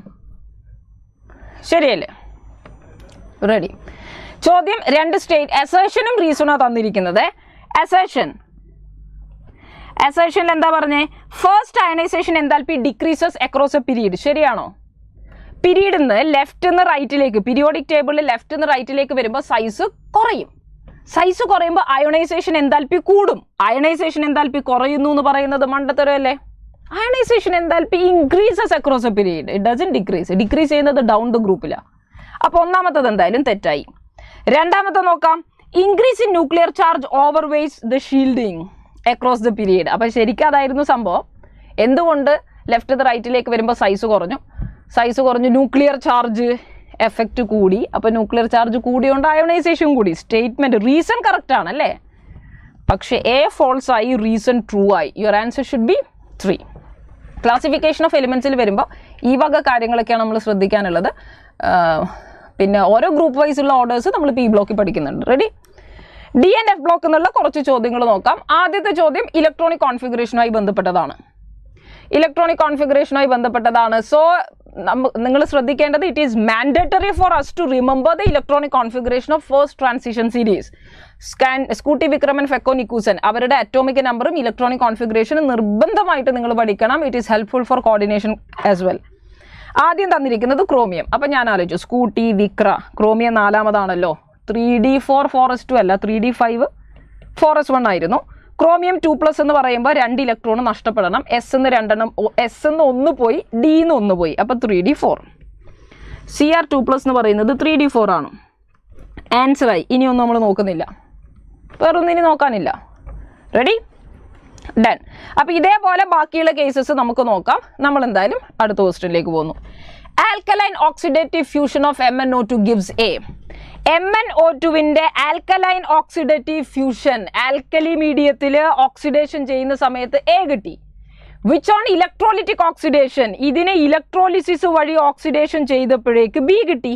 എയും ബിയും ആരാണ്? MnO2നെ ഓക്സിഡേഷൻ ചെയ്യുമ്പോൾ നമുക്ക് മാംഗനേറ്റും, വീണ്ടും ഓക്സിഡേഷൻ ചെയ്യുമ്പോൾ പെർമാംഗനേറ്റും നമുക്ക് കിട്ടും. അത് NCERT കൊടുത്തിരിക്കുന്നതാണ്. അതൊരു ഡയറക്റ്റ് ചോദ്യമാണ് പ്രിപ്പറേഷനുമായി ബന്ധപ്പെട്ടത്. Compounds d and f block എലിമെന്റ്സിൽ ഭയങ്കര പ്രധാനമാണ് കേട്ടോ, അതിനെ തള്ളിക്കളയരുത്. കോമ്പൗണ്ട്സിന്റെ പ്രിപ്പറേഷനും റിയാക്ഷനും സ്ട്രക്ചറും 3ഉം പ്രധാനമാണ്. പൊട്ടാഷ്യം പെർമാംഗനേറ്റ് ഡിസ്കസ് ചെയ്യുന്ന ഭാഗത്ത് നിങ്ങൾക്ക് കാണാം, MnO2നെ ഓക്സിഡേഷൻ ചെയ്യുമ്പോൾ മാംഗനേറ്റ് കിട്ടും, വീണ്ടും ഇലക്ട്രോലിറ്റിക് ഓക്സിഡേഷൻ ചെയ്യുമ്പോൾ പെർമാംഗനേറ്റ് നമുക്ക് കിട്ടും. Which of the following electronic configuration would be associated with the highest magnetic moment? Magnetic moment സ്ഥിരമായിട്ട് ചോദിക്കുന്നതാണ്. നിങ്ങളുടെ നീറ്റ് പേപ്പറിൽ ഒരു ചോദ്യം മാഗ്നറ്റിക് മൊമെന്റിൻ്റെതായിരിക്കും. ഐദർ ഫ്രം കോർഡിനേഷൻ കോമ്പൗണ്ട് അല്ലെങ്കിൽ d and f. Magnetic moment μ is equal to √n × n+2. അഥവാ unpaired ഇലക്ട്രോണുകളുടെ എണ്ണം കൂടിയാൽ മാഗ്നറ്റിക് മൊമെന്റ് കൂടും. ആദ്യത്തതിൽ 3d7 നിങ്ങൾക്കത് പ്രോപ്പറായിട്ട് ഫില്ല് ചെയ്യാൻ അറിയോ എന്നുള്ളതാണ് ചെക്ക് ചെയ്യുന്നത്. 1 2 3 4 5 6 7. സോ നമുക്ക് 3 അൺപെയർഡ് ഇലക്ട്രോൺ. 3d8 ആണെങ്കിലോ, 3d8 ആണെങ്കിൽ ഒരാളെ കൂടി ഫില്ല് ചെയ്താൽ നമുക്ക് 2 അൺപെയർഡ് ഇലക്ട്രോൺ ആയിട്ട് കുറയും. 3d3യിൽ വെരി വിസിബിൾ 3 എണ്ണം ഉണ്ടാവും. 3d6 ആണെങ്കിൽ 1 2 3 4 5 6-മത്തെ വന്നു കഴിഞ്ഞാൽ 4 unpaired electron. So maximum unpaired electron ഉണ്ടായിരിക്കുന്നത് 4 എണ്ണം എന്നുള്ളത് ഓപ്ഷൻ 4-ലാണ്. ഈസി ആയിട്ട് നമുക്ക് ചെയ്യാൻ വേണ്ടി സാധിക്കുന്നു. റെഡി? സ്റ്റേറ്റ്മെന്റ് നോക്കുക. The 4f and 5f series of elements are placed separately in the periodic table to preserve the principle of classification. ആണോ? എന്താ ഈ 4f 5f series? Lanthanoids and actinoids. Periodic ടേബിളിനെ നിങ്ങൾ വരയ്ക്കുമ്പോൾ 2 ആൾക്കാരെ, ലാന്തനോയിഡുകളെയും ആക്ടിനോയിഡുകളെയും സെപ്പറേറ്റ് നമ്മൾ വെച്ചിരിക്കുന്നത് പീരിയോഡിക് ടേബിളിൻ്റെ പ്രിൻസിപ്പിളിനെ പ്രിസർവ് ചെയ്യാനാണ്. ശരിയാണോ? യെസ്, അത് കറക്റ്റാണ്. കാരണം അല്ലെങ്കിൽ ഇവരെ വേറെ ഗ്രൂപ്പിലൊന്നും ഉൾപ്പെടുത്താൻ പറ്റൂല, ലന്താനത്തിനെ പോലെയുള്ളവരാ. അടുത്ത നോക്കുക. S block elements can be found in pure form in nature, which is actually wrong. S block elements വളരെ റിയാക്റ്റീവ് ആയതുകൊണ്ട് സോഡിയം ഒക്കെ വെറുതെ നിൽക്കൂല, വെറുതെ വെച്ചാൽ അത് റിയാക്ട് ചെയ്യും. അപ്പോൾ വളരെ റിയാക്റ്റീവ് ആയതുകൊണ്ട് പ്യുവറായിട്ട് കണ്ടുപിടിക്കാൻ സാധിക്കില്ല. Statement 1 is true and statement 2 is false. പ്രത്യേകം അത് ശ്രദ്ധിക്കണം. NCERT കൊടുത്തിട്ടുള്ളത് എസ് ബ്ലോക്കിൻ്റെ ഫീച്ചേഴ്സ് പറയുന്ന ഭാഗത്ത് നിങ്ങൾക്ക് കാണാൻ വേണ്ടി പറ്റും. It is high reactive though for they are never found. ഇതൊരു അസേർഷൻ റീസൺ ആയിക്കൂടെ? അസേർഷൻ എന്താ? They are never found in pure form. Reason they are highly reactive. Reactive ആയതുകൊണ്ടാണ് അവരുടെ പ്യുവർ ഫോം കാണാത്തത്. വളരെ പ്രധാനപ്പെട്ട സ്റ്റേറ്റ്മെന്റ് ആണ്, ശ്രദ്ധിക്കുക. ഇനി അടുത്ത നോക്കിയേ. 4f and 5f transition എലിമെന്റ്സിനെ separate വെച്ചിരിക്കുന്നത് അതിൻ്റെ സ്ട്രക്ചർ മെയിൻറ്റെയിൻ ചെയ്യാനും പ്രിൻസിപ്പിൾസിനെ പ്രിസർവ് ചെയ്യാനുമാണ്. So that statement is true. നിങ്ങൾ ഡി ബ്ലോക്കിൻ്റെ കോമ്പൗണ്ടുകളും ഇലക്ട്രോണിക് കോൺഫിഗറേഷനൊക്കെ ശ്രദ്ധിക്കണം. And one important thing from f block electronic configuration ആണ്. What is the electronic configuration for neodymium? Neodymium ആണ് ചോദിക്കുന്നത്. അപ്പോൾ നമുക്ക് അല്ലേ, നമ്മൾ ലാസറിനെ പ്രേമിച്ച് നടന്നപ്പോൾ പ്രേമനും സമറും യൂറോപ്പിൽ പോയ കഥയൊക്കെയാണ് പഠിക്കുന്നത്. അപ്പോൾ ലാസർ ലെന്താനമാണ് തുടക്കം. ലെന്താനം 5D1 6s2 ആണ്, അത് പഠിക്കണം.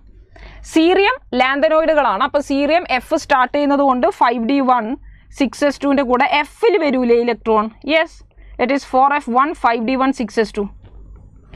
പ്രസിയോഡൈമ്യത്തിലേക്ക് വരുമ്പോൾ 4f2 അല്ല 4f3 ആ. കാരണം അവിടെ 5D ഉണ്ടാവില്ല. 5D ഉള്ള ലാന്തനോയിഡ് സീരിയവും ഗഡോലിനിയം ലുട്ടീഷ്യം മാത്രമാണ്, ബാക്കിയൊന്നിലും 5D വരൂല.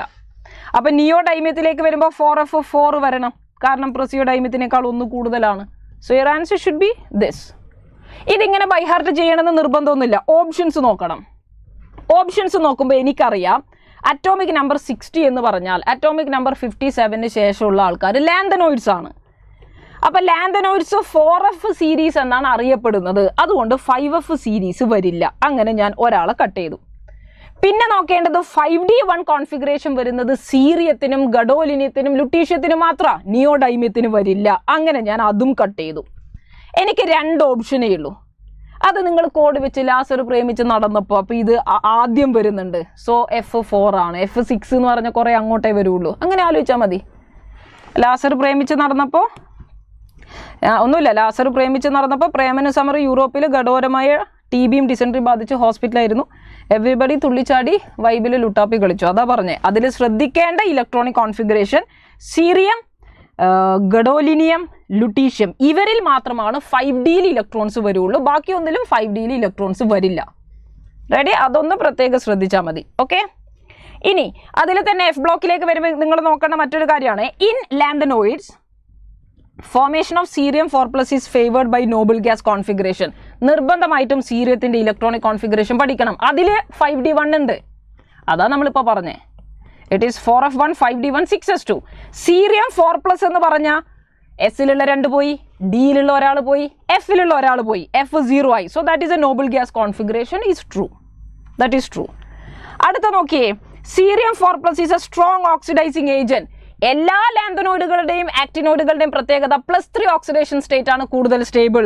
സീറിയം +4ൽ ഇരുന്നാലും അതിന് +3 ആകാൻ ആഗ്രഹമുണ്ട്. അപ്പോൾ സീറിയം +4ൽ പെട്ടെന്ന് റിഡക്ഷൻ നടക്കും, അഥവാ അത് ഓക്സിഡൈസിങ് ഏജന്റ് ആണ്, which is true.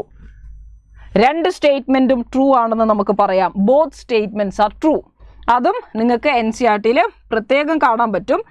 Cerium is a strong oxidising agent. Cerium 4 is favoured by noble gas configuration. അത് നിങ്ങൾക്ക് കാണാൻ വേണ്ടി പറ്റും. ഒരു ക്വസ്റ്റ്യൻ നോക്കുക. Choose the correct option having all elements with D0 configuration. ഇത് നമ്മൾ ബേസിക് ആയിട്ട് പഠിച്ചിരിക്കുന്ന ഭാഗമാണ്. ഇൻട്രഡക്ഷൻ പാർട്ട് എന്നുള്ള ചോദ്യമാണ്. എന്താ ഇൻട്രഡക്ഷൻ? നമ്മൾ ആൾക്കാരെ അറിയാൻ വേണം, അതുപോലെ തന്നെ ഇവരുടെ കോൺഫിഗറേഷൻ അറിയണം. നമുക്കറിയാം ഗ്രൂപ്പ് സ്കാൻഡിയം തൊട്ട് സിങ്ക് വരെ വരുമ്പോൾ 11ാമത്തെയും 12ാമത്തെയും ഗ്രൂപ്പിൽ മാത്രമേ D10 കോൺഫിഗറേഷൻ വരുള്ളൂ. അതായത് ചെമ്പ്, വെള്ളി, സ്വർണം റോയൻജീനിയം, സിങ്കം കടിച്ച് മരിച്ച് മെർക്കുറി, കോപ്പർനീഷ്യം, ഇവരിൽ മാത്രമാണ് D10 കോൺഫിഗറേഷൻ ഉണ്ടാവുക. ഈ കേസിൽ D10 S2 ആണെങ്കിൽ ഇവിടെ D10 S1 കോൺഫിഗറേഷൻ ആണ്. അപ്പോൾ കൊബാൾട്ട് വരുമോ? കൊബാൾട്ട് വരൂല. കോപ്പർ ഉള്ളത് വരും. സിങ്ക് കറക്റ്റാണ്, കാഡ്മിയം കറക്റ്റാണ്. Yes, your answer will B 2. Option 2 ആണ് നമുക്ക് വരിക. അപ്പോൾ ആൾക്കാർ ഡി ബ്ലോക്കിൽ വരുന്ന ആൾക്കാരെ, എസ്പെഷ്യലി ആ ലാസ്റ്റ് 2 ആൾക്കാരെ നമ്മളൊന്ന് പ്രത്യേകം ശ്രദ്ധിച്ചു എന്നുള്ളത് മാത്രമാണ് നിങ്ങളിതിൽ ശ്രദ്ധിക്കേണ്ടത്. പിന്നെ നിങ്ങൾക്ക് ഇതിൽ നിന്ന് സ്ട്രക്ചറിൻ്റെ അടിസ്ഥാനത്തിലുള്ള ചോദ്യം വരാം. ഒരു ചോദ്യം നോക്കുക, ലാസ്റ്റ് ക്വസ്റ്റ്യൻ നോക്കുക. നിങ്ങൾ ഐഡൻറ്റിഫൈ ചെയ്യണം correct statement. Chromate ion is square planar complex. അത് ശരിയാണോ? അപ്പോൾ സ്ട്രക്ചർ അറിയണം. ക്രോമേറ്റ് എന്ന് പറയുന്നത് നമ്മൾ പഠിച്ചിരിക്കുന്നത് സൾഫേറ്റ് അയോണിന് സിമിലർ സ്ട്രക്ചറാണ്, which is tetrahedral. Square planar അല്ല. sp3 ഹൈബ്രിഡൈസേഷൻ ആണ്. സോ സ്ക്വയർ പ്ലേനാർ എന്ന് പറഞ്ഞത് തെറ്റായിപ്പോയി. അടുത്ത് നോക്കിയേ, ഡൈക്രോമേറ്റ്സ് ആർ ജനറലി പ്രിപ്പയർഡ് ഫ്രം ക്രോമേറ്റ്സ്. അതെ, ക്രോമേറ്റിനെ അസിഡിക് മീഡിയത്തിലാണ് ഡൈക്രോമേറ്റ് കിട്ടിയത്. അതവിടെ പ്രിപ്പറേഷനിൽ നിന്ന് വരുന്ന ചോദ്യമാണ്. ക്രോമേറ്റിനെ അസിഡിക് മീഡിയത്തിലാണ് ഡൈക്രോമേറ്റ് ആക്കി മാറ്റുന്നത്. So which is correct. Green magnet ion is diamagnetic in nature. Magnet എന്ന് പറയുന്നത് MnO4 2- ആണ്. അതിൽ D1 കോൺഫിഗറേഷൻ ഉണ്ട്. അൺപെയ്ഡ് ഇലക്ട്രോൺ ഉണ്ടെങ്കിൽ അത് ഡയാമാഗ്നറ്റിക് എന്ന് നമ്മൾ പറയേണ്ടതുണ്ടോ? ഇല്ല. That will be para, right? ഇനി അടുത്തയാളെ നോക്കുക, അത് പാരാമാഗ്നറ്റിക്. അപ്പോൾ അത് തെറ്റിപ്പോയി. Dark green coloured K2MnO4 disproportionates in neutral or acidic medium to give permanganate. This is one of the most important reaction. K2MnO4ൽ നിന്ന് എങ്ങനെയാണ് KMnO4 കിട്ടിയത്? അതിവിടെ പ്രത്യേകം പറഞ്ഞിരിക്കുന്നത് നിങ്ങൾക്ക് കാണാം. This produces dark green K2MnO4 which disproportionates in a neutral or acidic solution to give permanganate. അതുകൊണ്ട് ആ ഇക്വേഷൻ പ്രത്യേകം നിങ്ങൾ പഠിക്കണം. ഡിസ്പ്രൊപ്പോർഷനേഷൻ നടന്നിട്ട് നമുക്ക് കിട്ടുന്നതാണ്. That is correct. With increase in oxidation number of transition metal ionic character increases. ശരിയാണോ? Fajans rule പറഞ്ഞിരിക്കുന്നത് എന്താ? ഓക്സിഡേഷൻ സ്റ്റേറ്റ് കൂടുന്നതിനനുസരിച്ച് കോവാലന്റ് ക്യാരക്ടറാണ് കൂടുക, അയോണിക് ക്യാരക്ടർ അല്ല കൂടുന്നത്, അല്ലേ? അയോണിക് ക്യാരക്ടർ ഡിക്രീസസ് എന്നാണ് പറഞ്ഞിരിക്കുന്നത്, വിച്ച് ഈസ് ട്രൂ. അപ്പോൾ അയോണിക് ക്യാരക്ടർ ഡിക്രീസസ് എന്ന് പറയുന്നത് ട്രൂ ആണ്. എങ്കിൽ ഇതിൽ കറക്റ്റായിട്ട് വന്നിരിക്കുന്നത് ബിയും ഡിയും ഇയുമാണ്. Your answer will be option 4. അപ്പോൾ കോമ്പൗണ്ട്സിൽ നിന്ന് വന്ന ഈ കാര്യങ്ങളൊക്കെ നിങ്ങൾ പ്രത്യേകം ശ്രദ്ധിക്കണം എന്നാണ് പറയാനുള്ളത്. ഇലക്ട്രോണിക് കോൺഫിഗറേഷൻ, അതിൻ്റെ പ്രോപ്പർട്ടീസ്, ഇതൊക്കെയാണ് നമുക്ക് കാണാനുള്ളത്. ഓക്കെ, അപ്പോൾ ഇത്രയാണ് നമ്മുടെ ഈ 3 ചാപ്റ്റേഴ്സിൻ്റെ ഡിസ്കഷനിൽ ഇന്ന് പറയാനുള്ളത്. ഇനി നിങ്ങൾക്ക് ബോട്ടണിയിലുള്ള ഏതാനും ചാപ്റ്റേഴ്സുമായിട്ട് നമ്മുടെ പ്രിയപ്പെട്ട AJ സാർ ഇവിടെ എത്തിയിട്ടുണ്ട്. So let us welcome AJ sir. Thank you everyone. All the best for your exam. Thank you miss. Okay മക്കളെ, thank you. Okay, good afternoon മക്കളെ, വെരി ഗുഡ് ആഫ്റ്റർനൂൺ. ഇരിക്കണ്ടേ? Very good afternoon. കേൾക്കാമോ മക്കളെ? കാണാമോ? കേൾക്കാമോ? നന്നായിട്ട് കേൾക്കാം. നന്നായിട്ട് കേൾക്കുന്നുണ്ടെങ്കിൽ, നന്നായിട്ട് കാണാമെങ്കിൽ ഒരു തംസപ്പ് ഇടുക. Okay, fine. ഓക്കെ ആണെങ്കിൽ മാത്രം മക്കളെ, ഓക്കെ ആണെങ്കിൽ മാത്രം ഒരു അടിപൊളി തംസപ്പ് ഇട്ടോളാം. റെഡി. ഓക്കെ മക്കളെ, നമ്മളിന്ന് 3 ചാപ്റ്ററാണ് ഡിസ്കസ് ചെയ്യാൻ പോകുന്നത്. ആ 3 ചാപ്റ്ററിൻ്റെ ഡീറ്റെയിൽസിലേക്ക് കയറാൻ പോവാണ്. So are you ready? Okay, 3 കേട്ടോ മക്കളെ, 3 ചാപ്റ്റർ. ഏതൊക്കെയാണ് 3 ചാപ്റ്റർ? IS, ഷംല, ജിയ, നിങ്ങൾ മെസ്സേജ് അയക്കുന്ന സമയത്ത് ഞാൻ എന്ത് ചെയ്യാം, ഞാൻ ഇത് ഒന്ന് ട്രാൻസ്ഫർ ചെയ്യാം. ഓക്കെ മക്കളെ, നിങ്ങൾ റെഡിയാണെന്ന് ഞാൻ വിചാരിക്കുന്നു. ഓക്കെ, അപ്പോൾ നമ്മൾ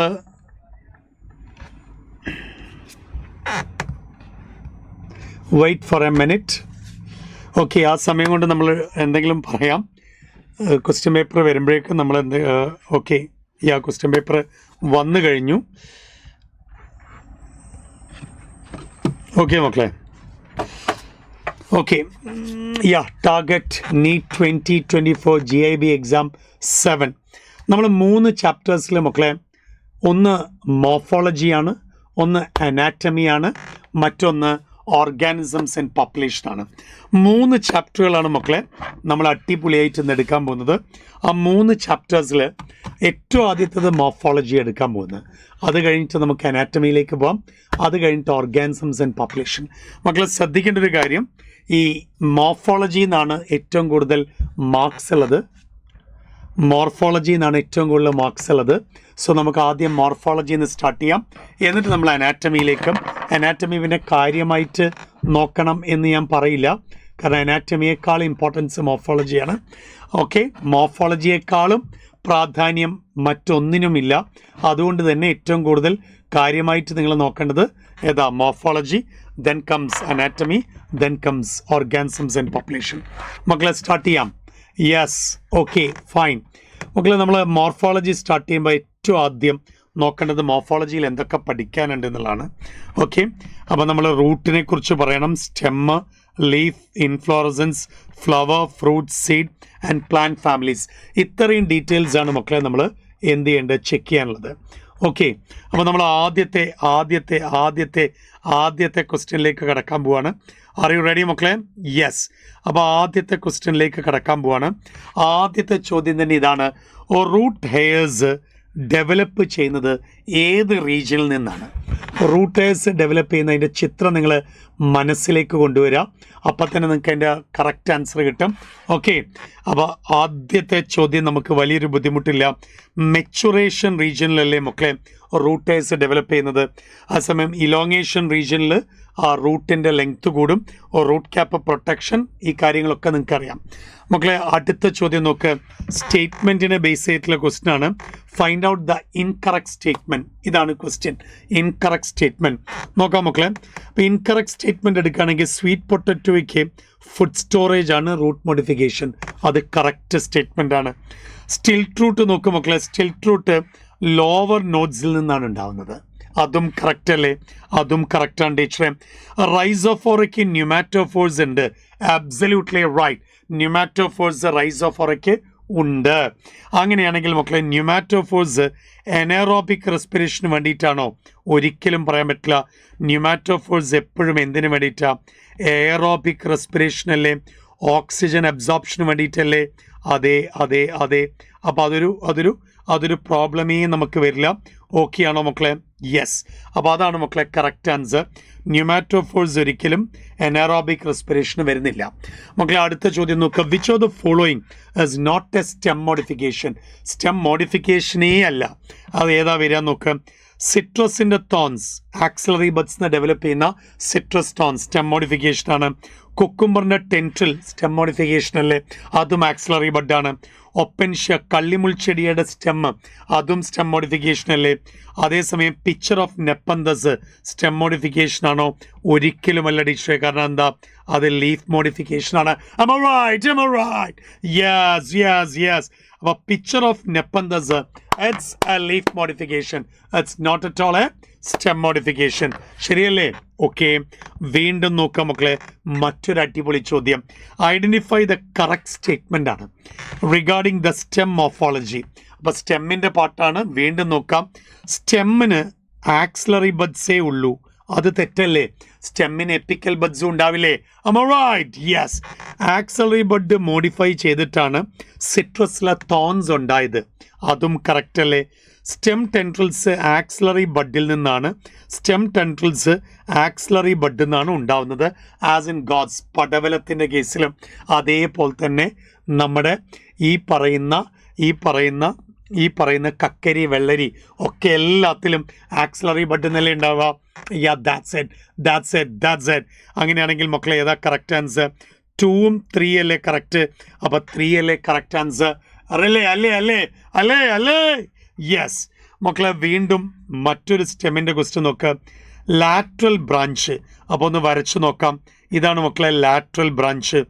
arises from the base of the main axis and growing aerially for some time arch downwards. കണ്ട നേരെ മുകളിലോട്ട് വന്ന് താഴോട്ട് പോകും. ശരിയല്ലേ? അപ്പോൾ ഇത് ആർക്കാ എന്ന് ചോദിച്ചാൽ ഇങ്ങനെ മുകളിലോട്ട് പോയിട്ട് താഴോട്ട് വരുന്നത് നമ്മുടെ മിൻറ്റിനും ജാസ്മിനും അല്ലേ? പിസ്റ്റിയൽ എങ്ങനെയാണ് വരിക? പിസ്റ്റിയൽ റോസെറ്റ് ഓഫ് ലീവ്സ് അല്ലേ? പിസ്റ്റിയൽ ഇങ്ങനെ റോസെറ്റ് ഓഫ് ലീവ്സ് അല്ലേ? അങ്ങനെയല്ലേ കാണുക? പിസ്റ്റിയൽ ഇങ്ങനെ റോസെറ്റ് ഓഫ് ലീവ്സ് ആണ്. അതേപോലെ തന്നെ ഷോർട്ടായിട്ടുള്ള ഇൻ്റർനോഡ്സ് ആണ്. അപ്പോൾ ഇതിൻ്റെ right answer goes to D അല്ലേ? ബോത്ത് എ ആൻഡ് ബി അല്ലേ മക്കളെ കറക്റ്റ് ആൻസർ? റൈറ്റ്. യെസ്. വീണ്ടും നോക്കാം മക്കളെ കറക്റ്റ് മാച്ചിങ് ഏതാണ്. അപ്പോൾ കറക്റ്റ് മാച്ചിങ് ഏതാണെന്ന് ചോദിച്ചാൽ നോക്കാം മക്കളെ. പാൽമേറ്റ്ലി കോമ്പൗണ്ട് ലീവ്സ് നോക്കാം. Leaflet attach to the common axis rachis. മക്കളെ നിങ്ങൾ അറിയേണ്ട ഒരു രഹസ്യം എന്താണെന്ന് ചോദിച്ചാൽ പാമേറ്റ്ലിക്ക് എന്തില്ല? റാച്ചസ് ഇല്ല. പാമേറ്റ്ലിക്ക് എന്തില്ല? റാച്ചസ് ഇല്ല. അങ്ങനെയാണെങ്കിൽ ഫില്ലോടാക്സി എന്ന് പറയുന്ന ലീവ്സിൻ്റെ അറേഞ്ച്മെൻറ്റ് കറക്റ്റാണ്. ഈ പിന്നേറ്റ്ലി കോമ്പൗണ്ട് ലീവ്സിൽ ലീഫ്ലെറ്റ് ഒരു കോമൺ പോയിന്റിലാണോ അറ്റാച്ച് ചെയ്യുന്നത്? അല്ല. കാരണം എന്താ? അവിടെ കൃത്യമായിട്ടുള്ള റാച്ചസ് ഉണ്ട്. ശരിയല്ലേ? അവിടെ കൃത്യമായിട്ടുള്ള റാച്ചസ് ഉണ്ട്. ആ റാച്ചസിൽ നിന്നും ആ റാച്ചസിൻ്റെ ഇരുവശത്തുമായിട്ടല്ലേ ലീഫിൻ്റെ അറേഞ്ച്മെൻറ്റ് വരുന്നത്. അപ്പോൾ അത് തെറ്റല്ലേ? അത് തെറ്റാണ് ടീച്ചറെ. അങ്ങനെയാണെങ്കിൽ ഒരൊറ്റ ഓപ്ഷനും കൂടെ ബാക്കിയുള്ള ഒരൊറ്റ സ്റ്റേറ്റ്മെൻറ്റ് കൂടി നോക്കുക. വീനേഷൻ എന്ന് പറയുന്നത് arrangement of veins and veinlets in the lamina of the leaf. മക്കളെ വേഗം പറയടാ. ഇതിൻ്റെ കറക്റ്റ് ആൻസർ എന്താ? ഇതിൻ്റെ കറക്റ്റ് ആൻസർ ബി കറക്റ്റാണ്, ഡി കറക്റ്റാണ്. അപ്പോൾ D for doctor. D for doctor. ഇതല്ലേ മക്കളെ കറക്റ്റ് ആൻസർ? ഇതല്ലേ മക്കളെ correct answer? Is it? Yes. Correct അല്ലേ? ഓക്കെ മക്കളെ, വീണ്ടും അടുത്ത ചോദ്യം നോക്കാം. Which of the following is correct about venation? വീനേഷനെ കാര്യം എടുക്കുകയാണെങ്കിൽ കറക്റ്റ് സ്റ്റേറ്റ്മെന്റ് ഏതാണെന്നാണ് ചോദിക്കുന്നത്. നോക്കാം മക്കളെ, പാരലൽ വീനേഷൻ മോണോക്കോട്ടിൽ കാണും. Is it right or wrong? Right. Parallel venation ഡൈക്കോട്ടിൽ, ഇറ്റ്സ് റോങ്. റെറ്റിക്കുലേറ്റ് വീനേഷൻ മോണോക്കോട്ടിൽ, അതും തെറ്റല്ലേ? അപ്പോൾ ഓൾ ഓഫ് ദീസും തെറ്റല്ലേ? അപ്പോൾ റൈറ്റ് ചോയ്സ് ഏതാന്ന് ചോദിച്ചാൽ നമ്മൾ ഏതാ പറയാം മക്കളെ? A is the right choice. Parallel venation മോണോക്കോട്ടിലേ കാണൂ. അതേസമയം ബാക്കിയുള്ളത് കൺസിഡർ ചെയ്യണ്ടല്ലോ. വേണ്ട ടീച്ചറെ, ഒരു ആവശ്യമില്ല. മക്കളെ അടുത്ത ചോദ്യം നോക്ക്. Select the incorrect matching. Incorrect matching എടുത്താൽ ഏതാ മക്കളെ? Incorrect matching. Leaf tendril pea അല്ലേ മക്കളെ? പി അല്ലേ? Yes, correct. Leaf spines cactus അല്ലേ? Fleshy leaf onion and garlic അല്ലേ? അപ്പോൾ പിന്നെ ആകെ ഒരെണ്ണല്ലേ മിസ്റ്റേക്ക് ഉള്ളൂ. കലോട്രോപ്പിസ് വരുമോ? വേൾഡ് ഫിലോടാക്സിയിൽ ആരാ? വേൾഡ് ഫിലോടാക്സിയിൽ ആൽസ്റ്റോണി അല്ലേ മക്കളെ വരിക? ഏഴിലംപാലിയല്ലേ വരിക? കലോട്രോപ്പിസ് ഏതിലാ വരിക? ഓപ്പോസിറ്റ് ഫിലോടാക്സി അല്ലേ? അപ്പോൾ മക്കളെ ഏതാ കറക്റ്റ് ആൻസർ? ഡി അല്ലേ മക്കളെ ഇതിൽ കറക്റ്റ്? ശരിയല്ലേ? സോ കലോട്രോപ്പിസ് എപ്പോഴും ഓപ്പോസിറ്റ് ഫിലോടാക്സി. കലോട്രോപ്പിസ് എപ്പോഴും ഓപ്പോസിറ്റ് ഫിലോടാക്സി ആണ് കൃത്യമായിട്ട് അറിഞ്ഞിരിക്കണം. മക്കളെ വീണ്ടും ലീഫിൻ്റെ ഒരു ചോദ്യം നോക്കാം. Which plant leaves are small and short lived? അപ്പം ലീഫിൻ്റെ മോഡിഫിക്കേഷൻ എടുക്കുകയാണ്. സ്പൈൻസ് ഉണ്ട്, ടെൻട്രിൽസ് ഉണ്ട്, അതേപോലെ തന്നെ ഫ്ലഷി ലീവ്സ് ഉണ്ട്. അതിന് ശേഷം വരുന്നൊരു മോഡിഫിക്കേഷനെ കുറിച്ചാണ്. എന്താ ഈ മോഡിഫിക്കേഷൻ്റെ പെക്യുലാരിറ്റി? ലീവ്സ് ചെറുതാണ്, ഷോർട്ട് ലീവ്ഡ് ആണ്. ഓക്കെ, അപ്പോൾ പീറ്റിയോൾ മോഡിഫൈ ചെയ്തത് ഏതിലാന്ന് ചോദിച്ചാൽ അക്കേഷ്യ അല്ലാതെ വേറെ ഏതെങ്കിലും ഉണ്ടോ? ഇല്ല ടീച്ചറെ, C is the right answer. ശരിയല്ലേ? വീണ്ടും നമ്മൾ ഫ്ലവറിലേക്ക് പോയി. ഫ്ലവറിൽ നോക്കും മക്കളെ, ഇൻഫ്ലോറസൻസിനെ കുറിച്ച് ചോദിച്ചാൽ ഏതാ correct answer? Arrangement of flower ആണ് ഓവർ ഫ്ലോറൽ ആക്സിസ് അല്ലേ? അപ്പം രണ്ടാമത്തതല്ലേ കറക്റ്റ് വരുള്ളൂ. ശരിയല്ലേ? ഓക്കെ മക്കളെ, വീണ്ടും നോക്കുക. ഇൻഫ്ലോറസൻസ് രണ്ട് ടൈപ്പ് ഉണ്ട്. ഒന്ന് റെസിമോസും ഉണ്ട്, ഒന്ന് സൈമോസും ഉണ്ട്. റെസിമോസിലാണെങ്കിൽ കണ്ടിന്യൂസ് ഗ്രോത്തും സൈമോസിലാണെങ്കിൽ ലിമിറ്റഡ് ഗ്രോത്തുമാണ്. അപ്പോൾ ഒന്ന് നോക്കടാ, സൈമോസിൽ നമ്മൾ എന്താ പറയുക? മെയിൻ ആക്സസ് ഒരിക്കലും തുടർച്ചയായിട്ട് വളരില്ല. ഗ്രോത്ത് ലിമിറ്റഡ് ആണെന്നുള്ളത് ഉറപ്പാണ്. അങ്ങനെയാണെങ്കിൽ മക്കളെ ബേസിപ്പെറ്റൽ സക്സഷൻ ആണോ ആക്രോപെറ്റൽ ആണോ? ബേസിപ്പെറ്റൽ സക്സഷൻ അല്ലേ? അപ്പോൾ 3 അല്ലേ മക്കളെ റൈറ്റ് ചോയ്സ്? 3 അല്ലേ ഇതിൻ്റെ റൈറ്റ് ചോയ്സ്? ഗ്രോത്ത് ലിമിറ്റഡ് ആണ്, ബേസിപ്പെറ്റൽ സക്സഷൻ ആണ്. Is it right? മക്കളെ വീണ്ടും അടുത്ത ചോദ്യം നോക്കാം. നമ്മൾ ഫ്ലവറിൻ്റെ പാർട്സിലേക്ക് പോവാണ്. Technical term use for the androecium in a flower. ഇപ്പം ചൈന റോസ് എന്ന് പറയുന്ന ആരാ? നമ്മുടെ ചെമ്പരത്തിയുടെ കേസിൽ ആൻട്രീഷ്യത്തിൻ്റെ പ്രത്യേകത എന്താണെന്ന് ചോദിച്ചാൽ, ആൻട്രീഷ്യം ഒരൊറ്റ സ്റ്റാമിനൽ ട്യൂബിൻ്റെ മുകളിൽ ഇങ്ങനെ സ്റ്റേമൻസ് അറേഞ്ച് ചെയ്ത് വരികയല്ലേ മക്കളെ? അങ്ങനെയാണെങ്കിൽ ഏതായിരിക്കും അത്? മോണോ എഡൽഫസ് അല്ലേ മക്കളെ? ഈ ചൈന റോസിൻ്റെ ഫാമിലി ഏതാ? മാൽവേസി അല്ലേ ചൈന റോസിൻ്റെ ഫാമിലി? ഡൈ അഡൽഫസ് ആർക്കാ വരിക? ഡൈ അഡൽഫസ് പയറുചെടിക്കല്ലേ വരിക? അപ്പോൾ പയറുചെടിയുടെ ഫാമിലി ഏതാ? ഫാബേസി അല്ലേ? അപ്പോൾ നമ്മൾ ഓരോ ഫാമിലിയുടെ ക്യാരക്ടർ ഇതിൻ്റെ കൂടെ പറഞ്ഞു പോവാണ്. ഫാമിലിക്ക് ഇനി സെപ്പറേറ്റ് ക്വസ്റ്റ്യൻ നോക്കണ്ട. അതേസമയം പോളി അഡൽഫസ് ആർക്കാടാ വരിക? പോളി അഡൽഫസ് സിട്രസിനല്ലേ വരിക മക്കളെ? ഓക്കെ, അപ്പോൾ അത് ഇനി കൺഫ്യൂഷൻ വരില്ലല്ലോ? ഇല്ല മക്കളെ. അതാ അടുത്ത ചോദ്യം വന്നു. Diadelphous condition. വീണ്ടും ആൻട്രീഷ്യത്തിലേക്ക് കയറി. ഡൈ അഡൽഫസ് കണ്ടീഷൻ ആർക്കാ ടീച്ചറെ വരിക? ഡൈ അഡൽഫസ് കണ്ടീഷൻ പയറുചെടിക്കല്ലേ വരിക? അപ്പോൾ അതിൻ്റെ ഫാമിലി നമുക്ക് ഓർമ്മയുണ്ടാവുമല്ലോ. ഫാബേസിയെ ലെഗുമിനോസിയെ ഫാമിലി അല്ലേ? ഓക്കെ അല്ലേ? പി ഫാമിലി സത്യമല്ലേ? Yeah, that's it. Okay, fine. അങ്ങനെയാണെങ്കിൽ വീണ്ടും അടുത്ത ക്വസ്റ്റ്യൻ നോക്കടാ. Mode of arrangement of sepals അല്ലെങ്കിൽ പെറ്റൽസ് ഇൻ ഫ്ലോറൽ ബഡ്. പെറ്റൽസിൻ്റെയോ സെപ്പൽസിൻ്റെയോ അറേഞ്ച്മെൻറ്റിനെ വിളിക്കുന്ന ടേം ചോദിച്ചാൽ ഇത് നമുക്ക് കൺഫ്യൂഷൻ ഉണ്ടാക്കോ? ഒരു തരത്തിലും കൺഫ്യൂഷൻ ഉണ്ടാവില്ല ടീച്ചറെ. ഇത് കണ്ട ഉടനെ നമ്മൾ എഴുതും. സെപ്പൽസിൻ്റെയോ പെറ്റൽസിൻ്റെയോ അറേഞ്ച്മെൻറ്റിനെ ഏസ്റ്റിവേഷൻ എന്ന് വിളിക്കും. ഫില്ലോടാക്സി എന്താ മക്കളെ? Arrangement of leaf on stem അല്ലേ? ഇൻഫ്ലോറസൻസ് ഇപ്പം നമ്മൾ കണ്ടു, അറേഞ്ച്മെൻറ്റ് ഓഫ് ഫ്ലവേഴ്സ്. ഹൈബർനേഷൻ എന്താ?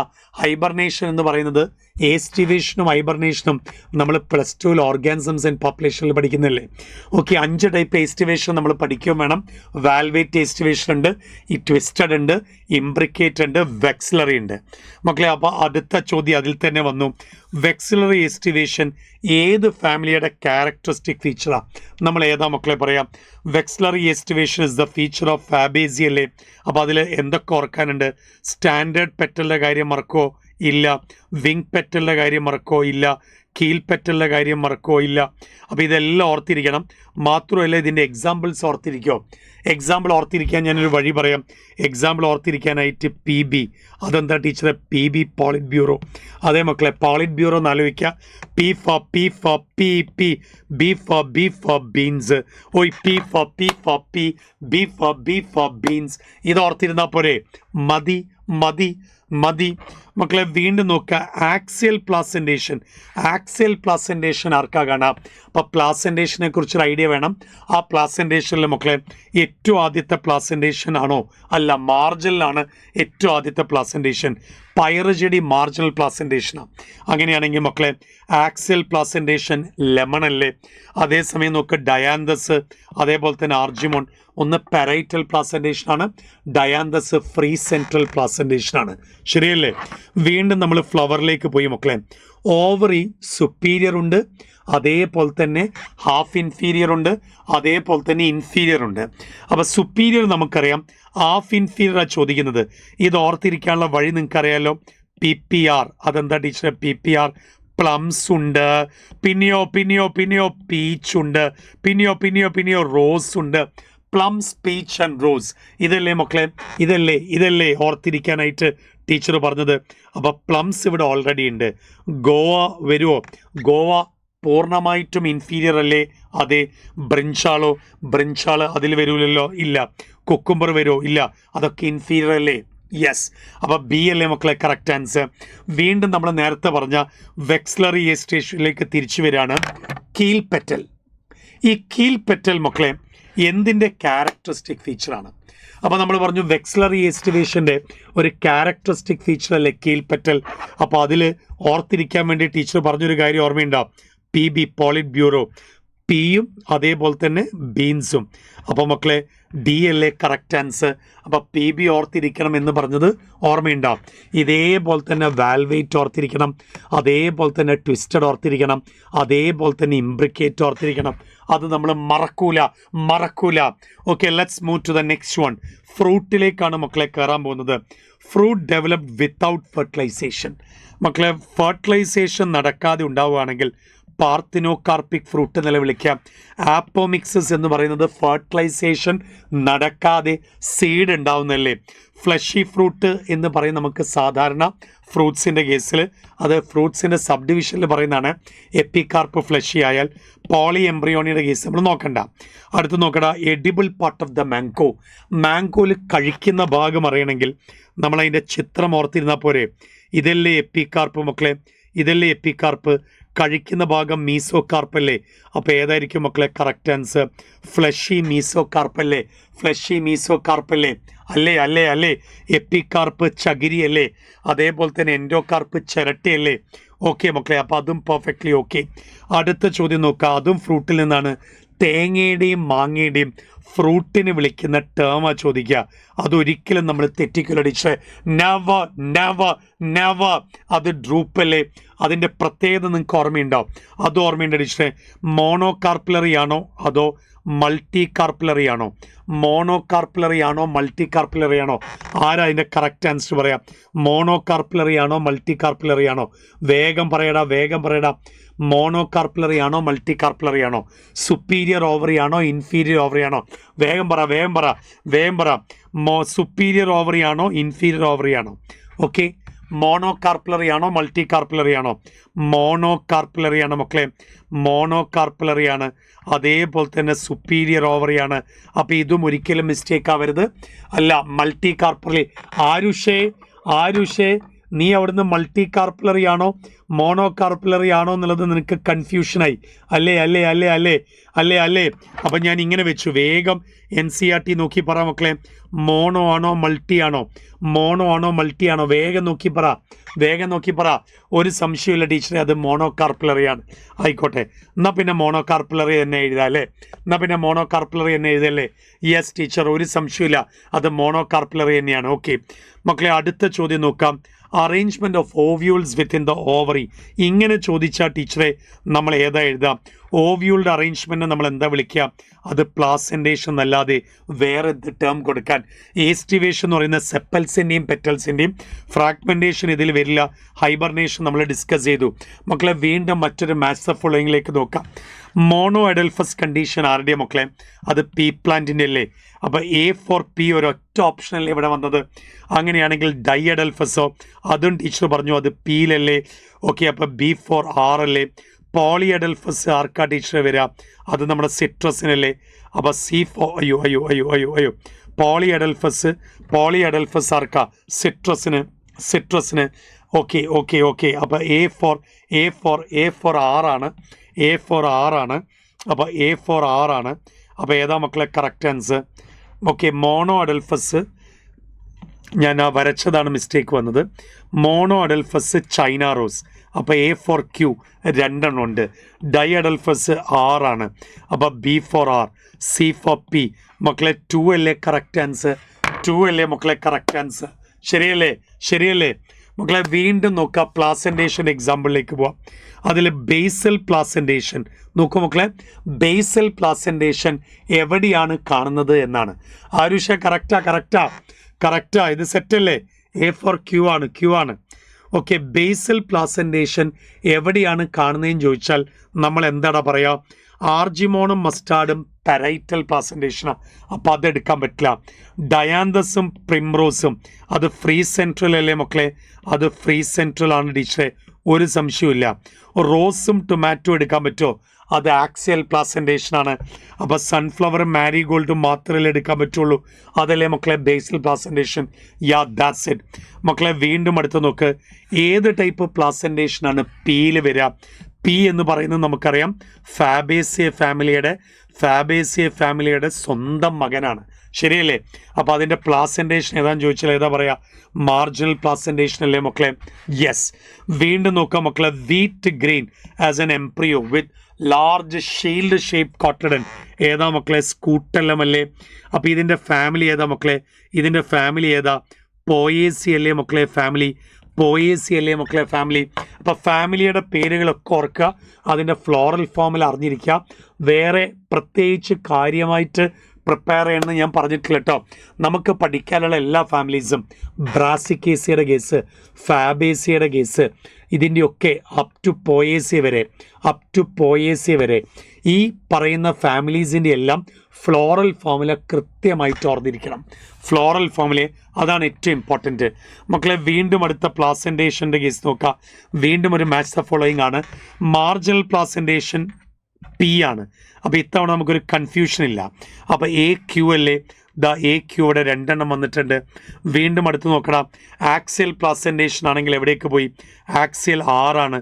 അപ്പോൾ BR, CP, DT, ES 2 അല്ലേ മക്കളെ? വീണ്ടും അല്ലേ? പെരൈറ്റൽ പ്ലാസെൻറ്റേഷൻ ഏത് വന്നു എന്ന് ചോദിച്ചാൽ ആർജിമോൺ അല്ലേ? ഫ്രീ സെൻട്രൽ ഏത് വന്നു എന്ന് ചോദിച്ചാൽ പ്രിംറോസ് അല്ലേ?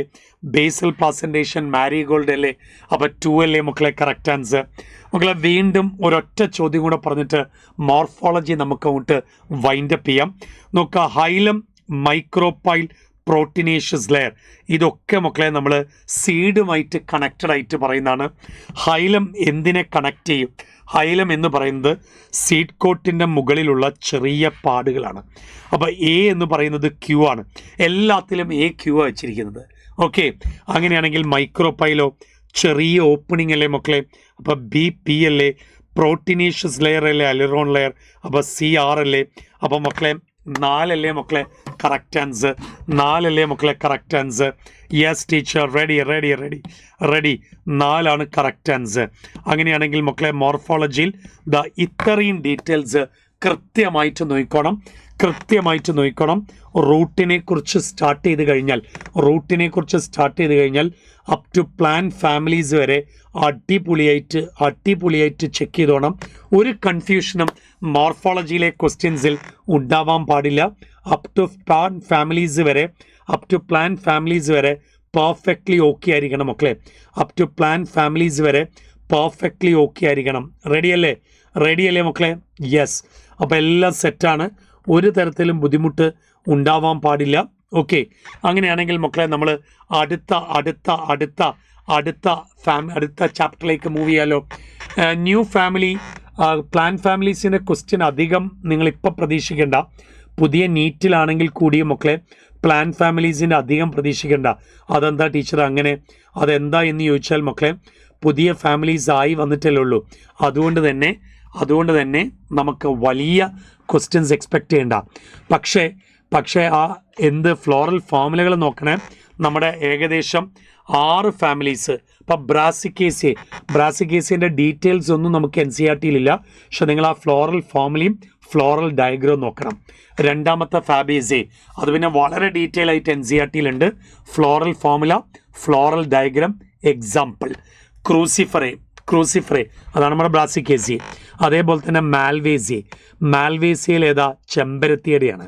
അപ്പോൾ ഫ്ലോറൽ ഫോമുലയ്ക്കാണ് ഇമ്പോർട്ടൻറ്റ്. ഓക്കെ, അതേപോലെ തന്നെ കമ്പോസിറ്റ് ആസ്ട്രേസിയ എന്ന് പറയുന്നത് ഓർമ്മയുണ്ടല്ലോ. ആസ്ട്രേസിയ നമ്മുടെ സൂര്യകാന്തിയുടെയാണ്. അതിൻ്റെ 2 ഫ്ലോറൽ ഫോമുല നമുക്ക് പഠിക്കാറുണ്ട്. ദെൻ പോയേസി അഥവാ ഗ്രാമിനെ. അപ്പോൾ എൻ്റെ കുട്ടികൾ ചെയ്യേണ്ടത് 6 ഫാമിലീസിൻ്റെ എന്ത് പഠിക്കണം? 6 ഫാമിലീസിൻ്റെ ഫ്ലോറൽ ഫോമുല കാര്യമായിട്ട് നോക്കുക. എക്സാമ്പിൾസ് നോക്കാൻ പറ്റുകയാണെങ്കിൽ എക്സാമ്പിൾസ് നോക്കുക. മക്കളെ നമ്മൾ രണ്ടാമത്തെ ചാപ്റ്ററിലേക്ക് കയറാണ്. Anatomy of flowering plants. നോക്കാം. ABC ചോദിക്കുന്നുണ്ട്, പുതിയ ഫാമിലീസ് പണിയല്ലേ സർ? പുതിയ ഫാമിലീസിനെ കുറിച്ച് നിങ്ങൾ എന്തിനാണ് ടെൻഷൻ ആവുന്നത്? പുതിയ ഫാമിലീസിൽ നിങ്ങൾ ആകെ ചെയ്യേണ്ടത് എന്താണെന്ന് ചോദിച്ചാൽ ഞാൻ ഈ പറഞ്ഞതുപോലെ എക്സാമ്പിൾസ് നോക്കുക, ഫോമുല നോക്കുക, ഡയഗ്രാം അതായത് ഫ്ലോറൽ ഡയഗ്രാം. ഈ 3 കാര്യങ്ങൾ നോക്കിയാൽ പോരെ എല്ലാ ക്വസ്റ്റ്യനും കിട്ടൂലേ? പോരെ മക്കളെ? Yes, that's it. അങ്ങനെയാണെങ്കിൽ നമ്മൾ ഏതിലേക്കാണ് ഇനി കയറാൻ പോകുന്നത്? അനാറ്റമിയിലേക്കാണ് കയറാൻ പോകുന്നത്. അനാറ്റമിയിൽ മക്കളെ താരതമ്യേന ദുർബലമായ ചാപ്റ്ററാണ്. ആകെ 2 പാർട്ടേ പഠിക്കാനുള്ളൂ. ഒന്ന് ടിഷ്യൂ സിസ്റ്റവും ഒന്ന് ഓർഗൻസിനെ കുറിച്ചുള്ള സ്റ്റഡി. അപ്പോൾ ഏതൊക്കെയാണ് മക്കളെ? ഒന്ന് ടിഷ്യൂ സിസ്റ്റം, പിന്നെ ഒന്ന് റൂട്ട്, സ്റ്റെമ്മ്, ലീഫ്. ഇത്രയും ഡീറ്റെയിൽസിലേ പഠിക്കാനുള്ളൂ മക്കളെ. ആകെ പഠിക്കാനുള്ള കാര്യങ്ങൾ ഇതാണ്. ഓക്കെ, അപ്പോൾ നമുക്ക് ആദ്യത്തെ ചോദ്യത്തിലേക്ക് നോക്കാം. Which of the following conditions of xylem is present in both monocot and dicot stem? കണ്ടടാ, following conditions of xylem is present in both monocot and dicot stem. ഇങ്ങനെ വന്നാൽ നമ്മൾ എന്ത് ചെയ്യും? രണ്ടിലും കാണുന്ന കോമൺ ക്യാരക്ടറാണ് എൻഡാർക്ക് കണ്ടീഷൻ. മക്കളെ എൻഡാർക്ക് നന്നായിട്ട് നിങ്ങൾക്കറിയാം. എൻഡാർക്ക് എന്ന് പറഞ്ഞാൽ പ്രോട്ടോസൈലം നടുവിലായിരിക്കും, മെറ്റാസൈലം പുറത്തായിരിക്കും. ശരിയല്ലേ? അപ്പോൾ റൂട്ടിലാണെങ്കിലോ ടീച്ചറെ, റൂട്ടിലാണെങ്കിൽ മക്കളെ നമ്മൾ എന്താ കൊടുക്കാം? റൂട്ടിലാണെങ്കിൽ എപ്പോഴും നമ്മൾ എക്സാർച്ചല്ലേ കൊടുക്കേണ്ടത്. സ്റ്റെമ്മിലാണെങ്കിൽ എപ്പോഴും എൻഡാർക്ക്. ഓക്കെ മക്കളെ, വീണ്ടും അടുത്ത ക്വസ്റ്റ്യൻ നോക്കാം. ക്ലോസ്ഡ് വാസ്കുലാർ ബണ്ടിൽസ് എന്ന് പറഞ്ഞാൽ എന്താണ്? ക്ലോസ്ഡ് വാസ്കുലാർ ബണ്ടിൽ എന്ന് പറയുമ്പം ഇതല്ലേ മക്കളെ വാസ്കുലാർ ബണ്ടിൽ? നടുവിൽ കാമ്പിയം ഉള്ളത് ഓപ്പൺ വാസ്കുലാർ ബണ്ടിൽ. ശരിയല്ലേ? കാമ്പിയം ഇല്ലാത്തതല്ലേ ക്ലോസ്ഡ്? എപ്പോഴും നമുക്ക് ക്വസ്റ്റ്യൻ വരുന്നതാണ് ഓപ്പൺ ബണ്ടിലും ക്ലോസ്ഡ് ബണ്ടിലും. ഇവിടെ ക്ലോസ്ഡ് ആണെങ്കിൽ എന്തില്ല എന്നർത്ഥം? കാമ്പിയം ഇല്ല എന്നല്ലേ മക്കളെ? സോ 3 അല്ലേ മക്കളെ കറക്റ്റ് ആൻസർ? യെസ് ടീച്ചർ, ഒരു സംശയമില്ല. വീണ്ടും അടുത്ത ചോദ്യം നോക്ക്. സ്റ്റീല് എന്തെല്ലാം ഇൻക്ലൂഡ് ചെയ്യും? മക്കളെ നിങ്ങൾക്ക് റൂട്ട് പഠിക്കുന്ന സമയത്ത് കൃത്യമായിട്ട് നമ്മൾ റൂട്ടിൽ പഠിച്ചു പോകുന്ന സംഗതിയാണ്. റൂട്ടിൽ എൻഡോഡെർമിസ് കഴിഞ്ഞ ലെയർ ആലോചിക്കുക. എൻഡോഡെർമിസ് കഴിഞ്ഞാൽ പിന്നെ ആരാ? എൻഡോഡെർമിസ് കഴിഞ്ഞാൽ പിന്നെ പെരിസൈക്കിളാണ്. എൻഡോഡെർമിസ് കഴിഞ്ഞാൽ പിന്നെ പെരിസൈക്കിൾ. പിന്നെ അവിടെ നമ്മൾ ആരെക്കുറിച്ചാണ് പറയാം? അവിടെ നമ്മൾ വാസ്കുലാർ ബണ്ടിൽസ് സൈലോം ഫ്ലോയും അല്ലേ? അപ്പോൾ വാസ്കുലാർ ബണ്ടിൽസ് സൈലോം ഫ്ലോയും അതേപോലെ തന്നെ ഏറ്റവും നടുവിലുള്ള പിത്ത്, ഇതെല്ലാം കൂടെ കൂടിയിട്ടല്ലേ. അപ്പോൾ എപ്പോഴും ഓർത്തിരിക്കാൻ സ്റ്റീല് പറയുമ്പം 3p ഒരു എക്സ്. അപ്പോൾ വേണമെങ്കിൽ ഇങ്ങനെ പറഞ്ഞൂടെ, XP റേസ് ടു ക്യൂബ്. ഇതല്ലേ സ്റ്റീൽ എന്ന് പറയുന്നത്. അതേതാ ടീച്ചർ ഈ 3p? ഈ ഫസ്റ്റ് പി എന്ന് പറയുന്നത് പെരിസൈക്കിളാണ്. ഓക്കെ, സെക്കൻഡ് പി എന്ന് പറയുന്നത് ഫ്ലോയമാണ്. മൂന്നാമത്തെ പി എന്ന് പറയുന്നത് പിത്താണ്. X four സൈലാണ്. അപ്പോൾ സ്റ്റീൽ എന്ന് പറയുമ്പം എപ്പോഴും ഓർത്തിരിക്കേണ്ടത് XP റേസ് ടു ക്യൂബ്. കണ്ടാ പരിപാടി കഴിഞ്ഞു. അപ്പോൾ ഏതാ മക്കളെ correct answer? Pericycle vascular bundle and pen. That's the right answer. ശരിയല്ലേ മക്കളെ? വീണ്ടും അടുത്ത് നോക്കടാ, ഒരു കൺജോയിൻ്റ് ആണ് ഓപ്പൺ വാസ്കുലർ ബണ്ടിൽ. അപ്പോൾ കൺജോയിൻറ്റ് ബണ്ടിലാണ്.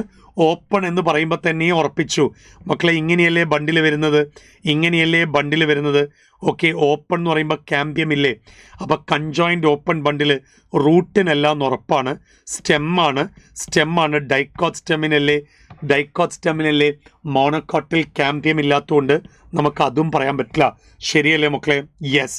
വീണ്ടും അടുത്ത ചോദ്യം നോക്കണം. Ground tissue does not include. നമ്മുടെ പ്രീവിയസ് നീറ്റിൻ്റെ ചോദ്യമാണ് മക്കളെ, സ്ഥിരമായിട്ട് ചോദിക്കുന്നൊരു ചോദ്യം കൂടിയാണ്. നോക്കാം മക്കളെ, ground tissue does not include ആണ്.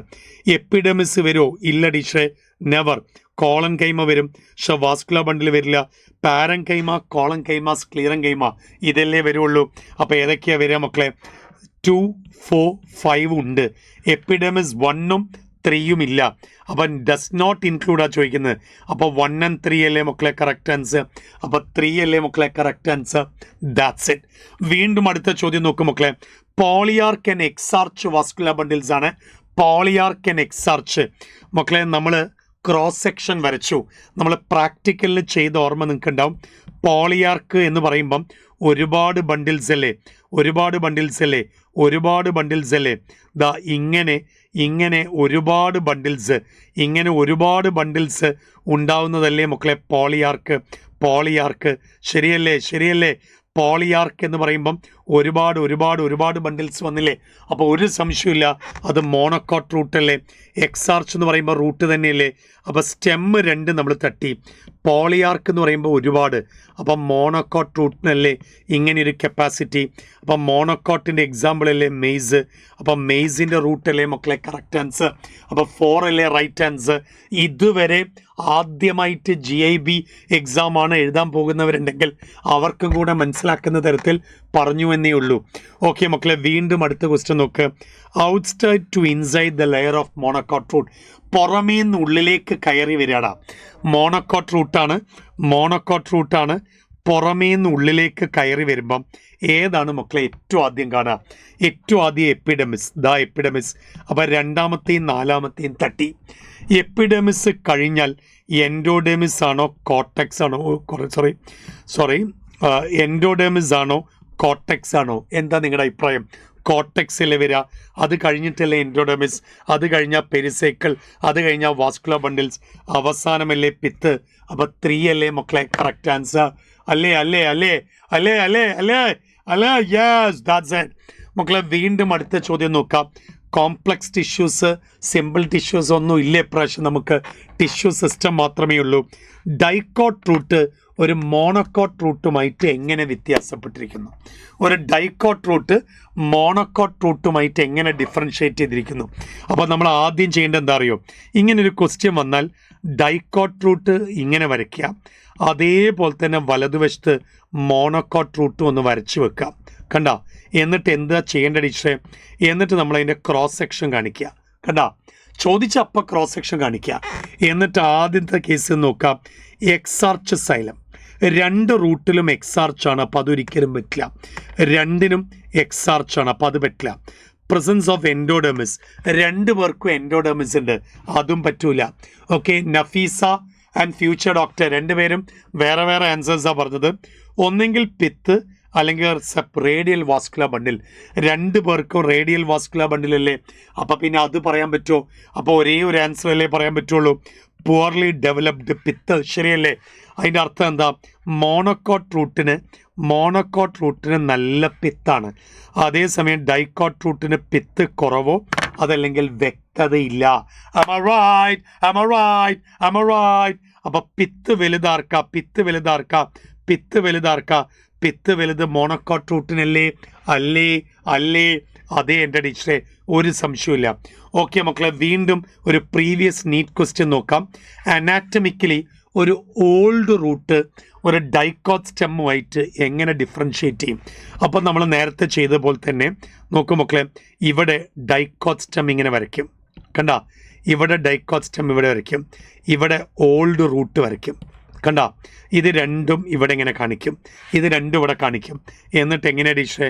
Dicot stem old root. എന്നിട്ട് എങ്ങനെയാ ടീച്ചറെ? ഇവിടെ വാസ്കുലാർ ബണ്ടിൽസ് ഉണ്ടാവും. ഇവിടെ വാസ്കുലാർ ബണ്ടിൽസിന് പകരം ഇവിടെ എന്താ സംഭവിക്കുക നോക്കാം. ഇവിടെ ഹാർട്ട് വുഡ് ആയിട്ട് ഉണ്ടാവും അല്ലേ? ഇവിടെ ഹാർട്ട് വുഡ് ആയിട്ട് ഉണ്ടാവും. അതേപോലെ തന്നെ പുറമേ സാപ്പ് വുഡ് ആയിട്ട് ഉണ്ടാവും. ശരിയല്ലേ മക്കളെ? അപ്പോൾ ഫെയർലി ഓൾഡ് റൂട്ടാണ്. അപ്പോൾ മക്കളെ ഒന്ന് ശ്രദ്ധിക്കുക. ആബ്സെൻസ് ഓഫ് സെക്കൻഡറി സൈലം നോക്ക് മക്കളെ. അതേപോലെ absence of secondary phloem, presence of cortex. ഏതാ മക്കളെ കറക്റ്റ് വരിക? ആലോചിച്ച് മാത്രം ആൻസർ പറയാം. ഓക്കെ, ആലോചിച്ച് മാത്രം ആൻസർ പറയാം. ഓൾഡ് റൂട്ടും സ്റ്റെമ്മുമായിട്ടുള്ള ഡിഫറൻസ് ആണ് ചോദിക്കുന്നത്. ഡിഫറൻസ് ആണ് മക്കളെ. നിങ്ങൾക്ക് എന്തു തോന്നുന്നു? ആലോചിച്ച് ആൻസർ ചെയ്യാം. ഏതാ റൂട്ടും സ്റ്റെമ്മും തമ്മിലുള്ള മേജർ ഡിഫറൻസ് എന്ന് പറയുന്നത്, സ്റ്റെമ്മ് എപ്പോഴും എൻഡാർക്കായിരിക്കും, റൂട്ട് എപ്പോഴും എക്സാർച്ചായിരിക്കും. ശരിയല്ലേ? ഓൾഡ് റൂട്ടിൽ സെക്കൻഡറി സൈലമോ സെക്കൻഡറി ഫ്ലോയമോ എന്തായാലും കാണും. Okay, presence of cortex. Okay, position of protoxylem. അപ്പോൾ ഇതിൽ ഏറ്റവും കൺവീനിയൻ്റ് ഏതായിരിക്കും മക്കളെ? വേഗം പറയടാ. ഇതിൻ്റെ റൈറ്റ് ആൻസർ ഏതിലേക്കാ വരിക? കിട്ടുന്നില്ല. പറ മക്കളെ, വേഗം പറ. ഒന്നെങ്കിൽ പൊസിഷൻ ഓഫ് പ്രോട്ടോസൈലം, അതല്ലെങ്കിൽ ഏതാ മക്കളെ? ഏതായിരിക്കും? അതല്ലെങ്കിൽ പ്രസൻസ് ഓഫ് കോർട്ടെക്സ്. ഏതാ വരിക?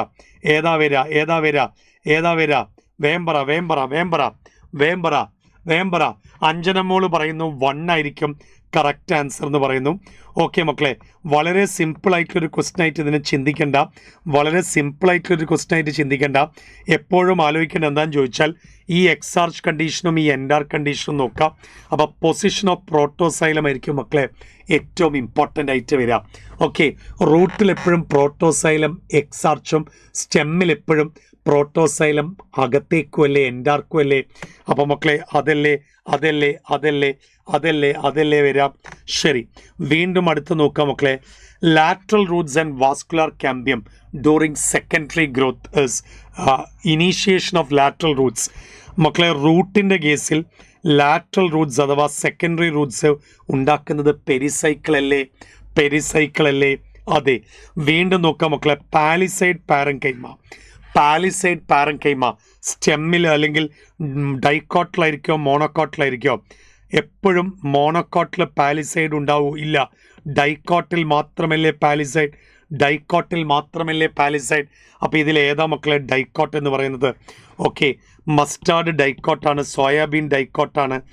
ഓക്കെ, ആബ്സെൻറ്റ് മോണോക്കോട്ടിലല്ലേ? അപ്പോൾ 1 അല്ലേ correct answer?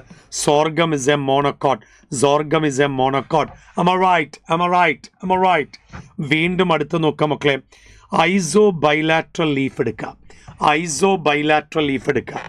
Exhibit reticulate venation ഉണ്ടോ? ഇല്ല. മീസോഫിൽ പാലിസൈഡ് സ്പോഞ്ചി ഉണ്ടോ? ഇല്ല. Mesophyll not differentiated. കറക്റ്റ് അല്ലേ മക്കളെ? ഓക്കെ, ഗ്രാസസിൽ എഡാക്സിൽ എപ്പിഡമിസ്, അപ്പർ എപ്പിഡമിസ് അല്ലേ ബുള്ളിഫോം സെൽസ് ആയിട്ട് മാറിയത്? അതും കറക്റ്റ് അല്ലേ? അപ്പോൾ സിയും ഡിയും അല്ലേ കറക്റ്റായിട്ട് ആൻസർ അല്ലേ?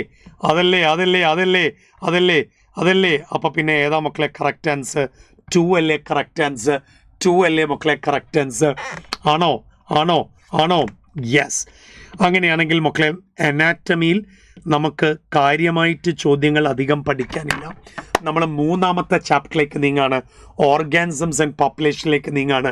നോക്കടാ, ഓർഗാനിസംസ് ആൻഡ് പോപ്പുലേഷനിൽ എന്തൊക്കെ പഠിക്കാനുണ്ടെന്ന് നോക്ക്. Organisms and environment details, major abiotic factors, response to abiotic factors, adaptation അത്ര കാര്യമായിട്ട് നോക്കണ്ട. പോപ്പുലേഷൻസിനെ കുറിച്ച്, പോപ്പുലേഷൻ്റെ ഗ്രോത്ത് മോഡൽസ്, അത് ഡെട്രിമെൻ്റലും ഉണ്ട്. ഇൻട്രാക്ഷൻസിലേക്ക് കയറുമ്പം ഡെട്രിമെൻ്റലും ഉണ്ട്, ബെനിഫിഷ്യൽ. ഇത്രയും ഡീറ്റെയിൽസ് ആണ് മക്കളെ ഓർഗാനിസംസ് ആൻഡ് പോപ്പുലേഷനിൽ പഠിക്കാനുള്ളത്. നോക്കാം മക്കളെ. ഓക്കെ ആദ്യത്തെ ചോദ്യത്തിലേക്ക് കിടക്കാം. നിഷ് എന്ന് പറയുന്നത് എന്താണ്? നമ്മൾ താമസിക്കുന്ന സ്ഥലവും അവിടെ നമ്മൾ ചെയ്യുന്ന ജോലിയും, ഇത് രണ്ടും കൂടെ കൂട്ടിയാലല്ലേ നമ്മൾ നിഷ് എന്ന് പറയുള്ളൂ, അല്ലേ? അപ്പോൾ ഏതാ functional role played by the organism where it lives. നാലാമത്തതല്ലേ മക്കളെ correct answer. Okay, that's it. വീണ്ടും നോക്കും മക്കളെ, the most ecologically relevant environmental factor, ഏറ്റവും അധികം പ്രാധാന്യമല്ല, ഏറ്റവും വലിയ പ്രാധാന്യമുള്ളത് ഏതാ മക്കളെ? ഏതാ ടെമ്പറേച്ചർ അല്ലേ മക്കളെ? ടെമ്പറേച്ചർ അല്ലേ വരിക. ഓക്കെ വീണ്ടും അടുത്ത് നോക്കാം. Examples of extreme and harsh habitat. Extreme and harsh habitat കാണുന്ന സ്ഥലം നമ്മുടെ NCERTയിൽ ഓർഗാനിസംസ് ആൻഡ് പോപ്പുലേഷൻ തുടങ്ങുന്ന സ്ഥലം നോക്കാം. അവിടെ നിങ്ങൾക്ക് കാണാം റെയിൻ സോക്ഡ് മേഘാലയ ഫോറസ്റ്റ് എന്നാ കാണാം. അപ്പം ഇതല്ല. സ്കോർച്ചിങ് രാജസ്ഥാൻ ഡെസേർട്ട് എന്നാ കാണാം. അപ്പോൾ അതുമല്ല. ഡീപ്പ് ഓഷ്യൻ ട്രഞ്ചസ് അവിടെ കൊടുക്കും. പെർമഫോറസ്റ്റ് എന്ന് പറയുന്നത് കമ്പോസ്റ്റ് അല്ല അവിടെ പറയാം, കമ്പോസ്റ്റ് അല്ല, ഫ്രോസൺ എന്നാ പറയാം. അവിടെ ഫ്രോസൺ എന്നാ പറയാം. അപ്പോൾ അവിടെ ഫ്രോസൺ എന്ന് വേണം. ഇവിടെ മേഘാലയ ഡെസേർട്ട് എന്ന് വേണം. ഇവിടെ രാജസ്ഥാൻ ഫോറസ്റ്റ്, രാജസ്ഥാനിലുള്ള വരേണ്ടത്, രാജസ്ഥാൻ ഡെസേർട്ട് അവിടെ വരേണ്ടത്. അപ്പോൾ ഏതാ മക്കളെ കറക്റ്റ് ആൻസർ? എക്സ്ട്രീം ഹാബിറ്റാറ്റ് എന്ന് പറയുന്നത് ഡീപ്പ് ഓഷ്യൻ ട്രഞ്ചസ് ആണ്. ശരിയല്ലേ? ഓക്കെ മക്കളെ, വീണ്ടും അടുത്ത് നോക്കാം. ഫ്രഷ് വാട്ടറിൽ കാണുന്ന ഫിഷസ് കടലിലേക്ക് അധികം പോയി ജീവിക്കാൻ പറ്റില്ല. അതേപോലെ കടൽ വെള്ളത്തിൽ കാണുന്നത് ഫ്രഷ് വാട്ടറിൽ അധികം ജീവിക്കാൻ പറ്റില്ല. ഏതായിരിക്കും മക്കളെ അതിൻ്റെ കാരണം? ഓസ്മോട്ടിക് പ്രോബ്ലംസ് കൊണ്ടല്ലേ. സാധാരണ വെള്ളത്തിൽ ജീവിക്കുന്ന ഫിഷ് കടലിലേക്ക് ചെല്ലുമ്പം എക്സോസ്മോസിസും തിരിച്ചു വരുമ്പം എൻഡോസ്മോസിസും അല്ലേ മക്കളെ ഫേസ് ചെയ്യുക.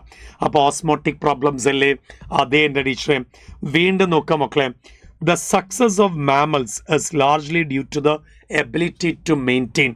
ഭൂമിയിൽ ഏറ്റവും അധികം സക്സസ്ഫുള്ളായ ഓർഗാനിസം ഏതാ? മാമൽസ് അല്ലേ? അപ്പോൾ അവർ സക്സസ്ഫുൾ ആണെന്ന് പറയാനുള്ള കാരണം എന്താണെന്ന് ചോദിച്ചാൽ, കോൺസ്റ്റൻറ്റ് ആംബിയൻ ടെമ്പറേച്ചർ ആണോ അതോ കോൺസ്റ്റൻറ്റ് ബോഡി ടെമ്പറേച്ചർ ആണോ? കോൺസ്റ്റൻറ്റ് ബോഡി ടെമ്പറേച്ചർ അല്ലേ മക്കളെ? അപ്പോൾ സി അല്ലേ കറക്റ്റ് ആൻസർ. That's it. വീണ്ടും ഒരു അടിപൊളി ചോദ്യം നോക്കാം മക്കളെ. ഹോമിയോസ്റ്റാസിസ് എടുക്കാം. ഈ ഹോമിയോസ്റ്റാസിസ് നമ്മുടെ സിലബസിൽ നീറ്റിലുണ്ട് കേട്ടോ. +2 സിലബസ് നീ ഒഴിവാക്കിയിട്ടുള്ളൂ. അപ്പോൾ ഹോമിയോസ്റ്റാസിസ് ടെൻഡൻസി ടു ചേഞ്ച് ആണോ, ടെൻഡൻസി ടു റെസിസ്റ്റ് ചേഞ്ച് ആണോ മക്കളെ?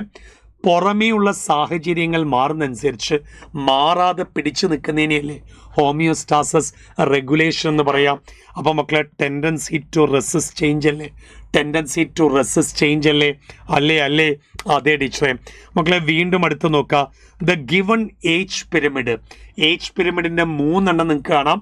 എക്സ്പാൻഡിങ് ഉണ്ട്, സ്റ്റേബിൾ ഉണ്ട്, ഡിക്ലൈനിങ് ഉണ്ട്. ചിത്രം ഒന്ന് സൂക്ഷിച്ച് നോക്കാം. ചിത്രം സൂക്ഷിച്ച് നോക്കിയാൽ കാണാം ഏറ്റവും താഴെ മക്കളെ ഇതെന്താ? ഏറ്റവും താഴെ കൗമാരക്കാരുടെ പോപ്പുലേഷൻ അല്ലേ? അതായത് ബ്രീഡിങ് ഉണ്ടാവുന്നതിന് മുമ്പുള്ള കണ്ടീഷൻ. അതേസമയം രണ്ടാമത്തെ ലെയർ നോക്ക് മക്കളെ.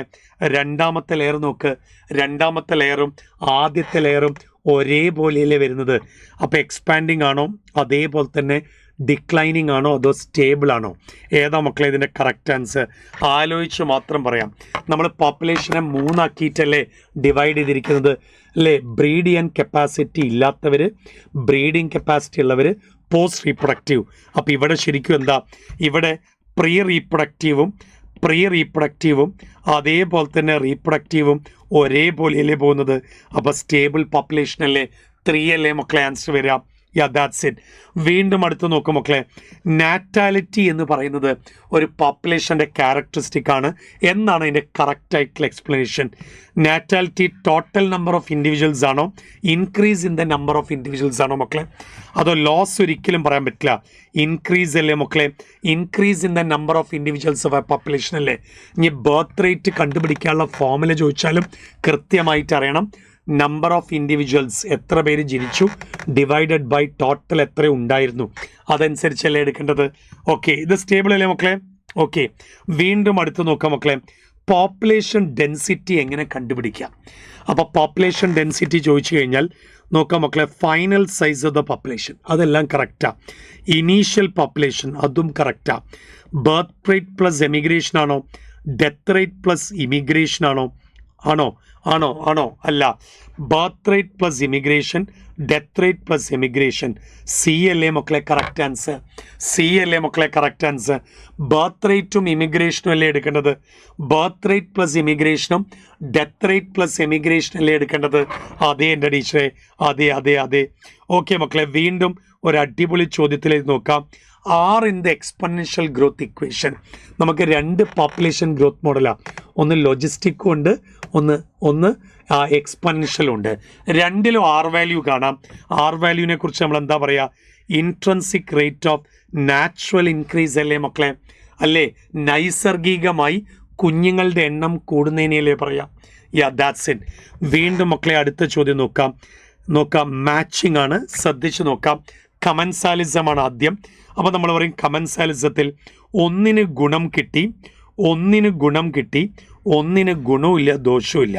അപ്പോൾ 1 ബെനിഫിറ്റഡ് 1 അൺഎഫക്റ്റഡ് അതല്ലേ. അപ്പോൾ എ എന്ന് പറയുന്നത് 2 ആണ്. എ എന്ന് പറയുന്നത് 2. A2 ഉള്ള ഒരു ഒറ്റ ഓപ്ഷൻ അല്ല, 2 ഓപ്ഷൻ ഉണ്ട് മക്കളെ. വീണ്ടും അടുത്ത് നോക്കുക, പാരസൈറ്റിസത്തിൽ 2 കൂട്ടർക്കും ഹാംഫുൾ അല്ലേ, അല്ലേ അല്ലേ. അല്ല, ഒന്ന് ബെനിഫിറ്റഡ്, ഒന്ന് ഹാംഡ്. അപ്പം രണ്ടാമത്തത് ബി നോക്കടാ, B4 അല്ലേ. രണ്ടാമത്തതും B4 തന്നെയാണ്. മ്യൂച്വലിസം നോക്കും മക്കളെ, ബോത്ത് ആർ ബെനിഫിറ്റഡ്. അപ്പം സി അല്ലേ ഇവിടെ വരുന്നത്. അപ്പം C3 വരുന്ന ഒരേ ഒരു ഓപ്ഷൻ, അപ്പം D1. അപ്പം 3 അല്ലേ മക്കളെ കറക്റ്റ് ആൻസർ. അമൻസാലിസത്തിൽ ഒന്ന് ഇൻഹിബിറ്റ് ചെയ്ത് പോവും, ഒന്നിന് അൺഎഫക്റ്റഡ് അല്ലേ. 3 അല്ലേ മക്കളെ കറക്റ്റ് ആൻസർ. That's it. വീണ്ടും മക്കളെ ഒരു അടിപൊളി ചോദ്യം നോക്കുക, പ്രഡേഷൻ. അപ്പം നമ്മൾ സ്പീഷീസ് ഇൻട്രാക്ഷൻസിലേക്ക് കയറി. പ്രഡേഷനെ കുറിച്ച് പറയുമ്പം നമ്മൾ എന്താ പറയേണ്ടത്, പ്രേസ് വേ ആണോ അതോ പ്രഡേറ്ററിൻ്റെ വേ ആണോ? അത് പ്രഡേറ്ററിൻ്റെ വേ അല്ലേ, പ്രേൻ്റെ വേ അല്ലല്ലോ. Nature's way of transferring energy to high trophic level. പറഞ്ഞൂടെ. ഓക്കെ, പ്രഡേറ്ററിൻ്റെ ഫുഡ് ചെയിൻ കൺട്രോൾ ചെയ്യാണോ? അല്ല. അപ്പോൾ രണ്ടാമത്തതല്ലേ മക്കളെ കറക്റ്റ് ആൻസർ. നേച്ചർ, പ്രകൃതിയുടെ ഒരു വഴി അല്ലേ, അല്ലേ പ്രകൃതിയുടെ ഒരു വഴിയല്ലേ. യെസ് മക്കളെ. വീണ്ടും അടുത്ത് നോക്കാം മക്കളെ, അക്കേഷ്യൻ കാക്ടസും ഏത് തരത്തിലുള്ള ഡിഫൻസ് മെക്കാനിസം കാണിക്കുക? മോർഫോളജിക്കൽ ഡിഫൻസ് മെക്കാനിസം അല്ലേ, മോർഫോളജിക്കൽ മെക്കാനിസം അല്ലേ. അതെന്താ ടീച്ചറെ, അതെന്താ തോൺസ് കാണിക്കുന്നുണ്ട്. തോൺസ് മോർഫോളജിക്കൽ അല്ലേ. അതെ. വീണ്ടും മക്കളെ, വീണ്ടും ഒരു അടിപൊളി ചോദ്യം നോക്ക്. എല്ലാവർക്കും അറിയുന്ന കേസാണ് ബ്രൂഡ് പാരസൈറ്റിസം. ഏറ്റവും നിഷ്ഠുരമായ പാരസൈറ്റിസം അല്ലടാ, ഏറ്റവും നിഷ്ഠുരമായ പാരസൈറ്റിസം ആരാ? കാക്കക്കൂട്ടിൽ കൊണ്ടുപോയി കുയിൽ മുട്ടയിട്ടതല്ലേ. അപ്പം ക്രോ ആൻഡ് കുക്കു അല്ലേ മക്കളെ ഇതിൽ വരേണ്ടത്, അല്ലേ. യെസ്. വീണ്ടും നോക്കാം മക്കളെ, ഇൻട്രാക്ഷൻ ബിറ്റ്വീൻ നോക്കാം മക്കളെ. ഇൻട്രാക്ഷൻ ബിറ്റ്വീൻ ആര് തമ്മിലുള്ള ഇൻട്രാക്ഷനാണ് മക്കളെ? സി അനിമോണും അതേപോലെ തന്നെ ക്ലൗൺ ഫിഷും. മക്കളെ കമൻസാലിസത്തിൻ്റെ 4 എക്സാമ്പിൾ ആലോചിക്കാം. മ്യൂച്വലിസത്തിൽ ഇത് വരില്ല, പാരസൈറ്റിസത്തിൽ വരില്ല, അതേപോലെ തന്നെ പ്രഡേഷനിൽ വരില്ല. മക്കളെ കമൻസാലിസത്തിൽ 4 എക്സാമ്പിൾ പഠിക്കാൻ തന്നിട്ടുണ്ട്. ഒന്ന് നമ്മുടെ എപ്പിഫൈറ്റിക് ഓർക്കിഡും അതേപോലെ തന്നെ മാംഗോ ട്രീയും ഏത് സമയവും ചോദിക്കുന്നൊരു ചോദ്യമാണ്. അതേപോലെ തന്നെ മക്കളെ, അതേപോലെ തന്നെ രണ്ടാമത്തെ വെയിൽ, അതേപോലെ തന്നെ നമ്മുടെ ബാർനക്കിൾസും ശരിയല്ലേ. അതേപോലെ തന്നെ കാറ്റിൽ എഗ്രറ്റ് ശരിയല്ലേ. കാറ്റിൽ എഗ്രറ്റും അതേപോലെ തന്നെ ആരും തമ്മിലുള്ള ഇൻട്രാക്ഷൻ, കാറ്റിൽസും തമ്മിലുള്ള ഇൻട്രാക്ഷൻ. ഏറ്റവും അവസാനത്തെയാണ് സീ അനിമോണും അതേപോലെ തന്നെ ക്ലൗൺ ഫിഷും. സീ അനിമോണും ക്ലൗൺ ഫിഷും. ശരിയല്ലേ? സീ അനിമോണ് ബെനഫിഷ്യൽ ആണോ അതോ ഹാംഫുൾ ആണോ? അതിന് ഒരു പ്രതിസന്ധിയുമില്ല. അതേസമയം ക്ലൗൺ ഫിഷിന് ഗുണം മാത്രമല്ലേ ഉള്ളൂ. So the right answer goes to ഏതാ? അപ്പോൾ ഇതിൻ്റെ സിംബോളിക് റെപ്രസെൻറ്റേഷൻ സീ അനിമോൺ എന്ന് പറയുന്നത് 0 ആണ്. ക്ലൗൺ ഫിഷ് പോസിറ്റീവ് അല്ലേ മക്കളെ? അല്ലേ? അപ്പോൾ പിന്നെ ബി അല്ലേ മക്കളെ കറക്റ്റ് ആൻസർ? കമൻസാലിസം അല്ലേ മക്കളെ കറക്റ്റ് ആൻസർ? മക്കളെ ഒരൊറ്റ ക്വസ്റ്റ്യൻ കൂടെ പറഞ്ഞിട്ട് ടീച്ചർ അവസാനിപ്പിക്കുകയാണ്. നമ്മുടെ SD സാറ് നിങ്ങളെ വെയിറ്റ് ചെയ്തുകൊണ്ടിരിക്കുകയാണ്. മക്കളെ the last and the final question നോക്കാം. Sexual deceit exhibited by the angiosperm. നമ്മുടെ NCERTയിൽ ഈ ചാപ്റ്ററിൽ ഏറ്റവും അവസാനമായിട്ട് നമ്മൾ കാണുന്നൊരു ക്വസ്റ്റ്യനാണ് സെക്ഷൽ ഡിസീറ്റ്. സെക്ഷുവലായിട്ട് ചതിക്കുന്നത് ആരാന്നാണ്. അത് ഒരു സംശയമില്ല, ഒഫിയറസ് ഓർക്കിഡ് അല്ലേ? ഇൻസെക്റ്റ് എന്ന് പറയുന്നത് മെയിൽ ബി അല്ലേ? അപ്പോൾ സി അല്ലേ മക്കളെ കറക്റ്റ് ആൻസർ അല്ലേ? അപ്പോൾ ഈ ഒരു ചാപ്റ്റർ നമ്മൾ വൈൻഡപ്പ് ചെയ്യാണ്. ഓക്കെ, ഈ ഒരു ചാപ്റ്റർ നമ്മൾ വൈൻഡപ്പ് ചെയ്യാണ്. അപ്പോൾ ഒരിക്കൽ കൂടി ടീച്ചർ പറഞ്ഞ കാര്യങ്ങളൊന്ന് നോക്കാം. ഓർഗാനിസംസ് ആൻഡ് പോപ്പുലേഷനിൽ മക്കളെ ഇത്രയും ഏരിയാസിൽ നിന്നും കമ്പാരിറ്റീവ്ലി മോർഫോളജിയാണ് ഏറ്റവും ഇമ്പോർട്ടൻറ്റ്. ഓക്കെ, മോർഫോളജിയാണ് ഏറ്റവും ഇമ്പോർട്ടൻറ്റ്. അത് കഴിഞ്ഞാൽ ഓർഗാനിസംസ് ആൻഡ് പോപ്പുലേഷന് കൊടുക്കണം. അതിനുശേഷമാണ് മക്കളെ നമ്മൾ ഏതിലേക്ക് കൊടുക്കേണ്ടത്? നമ്മൾ അനാറ്റമിയിലേക്ക് കൊടുക്കേണ്ടത്. ഓക്കെ, SD സാർ എനിക്ക് ആൽക്കഹോൾസ് അയച്ചു തന്നിട്ടുണ്ട്. അപ്പോൾ ഞാൻ ആൽക്കഹോൾസ് നിങ്ങൾക്ക് തന്നിട്ട് പോവാണ്. ഓക്കെ, റെഡി മക്കളെ? So bye, all the best for the GIB examination tomorrow. Okay മക്കളെ, so bye, see you, tata. Sania, amensalism നീ തൽക്കാലത്തേക്ക് പഠിക്കണ്ട. അമൻസാലിസം എന്ന് പറഞ്ഞാൽ നീ ആവശ്യമില്ലാതെ നിന്റെ അനിയത്തിയെ പോയിട്ട് ഇടിക്കൂലേ? അപ്പം നിനക്ക് ഗുണമില്ല ദോഷമില്ല, നിന്റെ അനിയത്തിക്ക് ദോഷം മാത്രം. അപ്പം നീ എന്തായി മാറി? നീ അമൻസാലായി. അപ്പം കിട്ടിയ അമൻസാലിസം എന്താണ്? ഓക്കെ, അപ്പം അമൻസാലിസത്തിൽ നീ എന്തായി? 0, അനിയത്തി നെഗറ്റീവ്. അതാണ് അമൻസാലിസം. Bye, see U.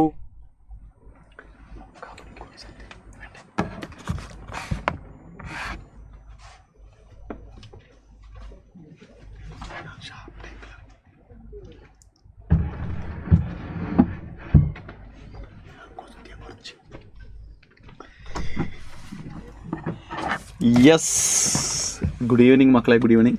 രാവിലെ തുടങ്ങിയ മാരത്തൺ ലൈവാണ് നാളത്തെ GIBയുടെ.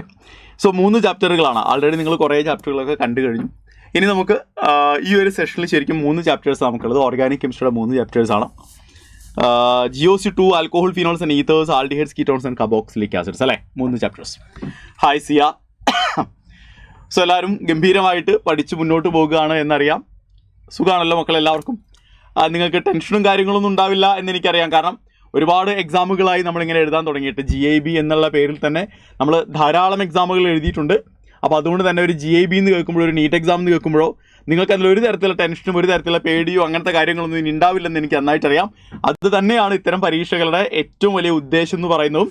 നിങ്ങളിലെ പേടിയെ, പരീക്ഷാ പേടിയെ, നിങ്ങളുടെ എക്സാം ഫിയറിനെ, നിങ്ങളുടെ ടെൻഷനെ, നിങ്ങളുടെ ആശങ്കകളൊക്കെ, ഒരു എക്സാം എന്ന് കേൾക്കുമ്പോൾ ഉണ്ടാകുന്നൊരു ടെൻഷനില്ലേ, അത് ഒഴിവാക്കുക, അതില്ലാതെയാക്കുക എന്നുള്ളത് തന്നെയാണ് ഇത്തരം പരീക്ഷകളിലൊക്കെ മെയിൻ ആയിട്ടുള്ള ഉദ്ദേശം എന്ന് പറയുന്നത്. അപ്പോൾ നമുക്ക് പതിയെ കാര്യത്തിലേക്ക് അടക്കാം.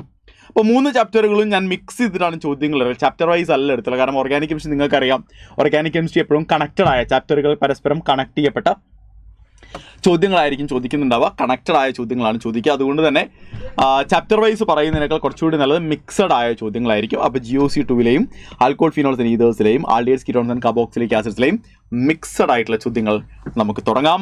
റെഡി? Yes, okay, ready. ഇപ്പോഴും ടെൻഷൻ ഉണ്ടെന്നാണോ സിയ പറയുന്നത്? നിന്നെ ഞാൻ ഓടിക്കുകയെ എത്ര എക്സാമുകളായി നമ്മൾ എഴുതുന്നു. Okay, yes. മാർക്ക് ഇമ്പ്രൂവ് ആവാത്തതിൻ്റെ പ്രധാനപ്പെട്ട ഒരു കാരണം പലപ്പോഴും നിങ്ങൾക്ക് നെഗറ്റീവ് അടിക്കുന്നത് കൊണ്ടായിരിക്കും എന്നെനിക്ക് തോന്നുന്നു. അപ്പം നെഗറ്റീവ് അടിക്കുന്ന പരമാവധി ഒഴിവാക്കാൻ ശ്രദ്ധിക്കുക. നമുക്ക് അറിയാവുന്ന ചോദ്യങ്ങൾ അല്ലെങ്കിൽ കൺഫ്യൂഷനുള്ള ചോദ്യങ്ങൾ പരമാവധി ഒഴിവാക്കുക കേട്ടോ. Okay, let us start. നമുക്ക് തുടങ്ങാം. മക്കളെ ആദ്യത്തെ ചോദ്യം നിങ്ങൾ നോക്കൂ. Match the following names of reagents given in column 2 to bring about the conversions given in column 1 and choose the correct option from the codes given below എന്നുള്ളതാണ് ചോദ്യം.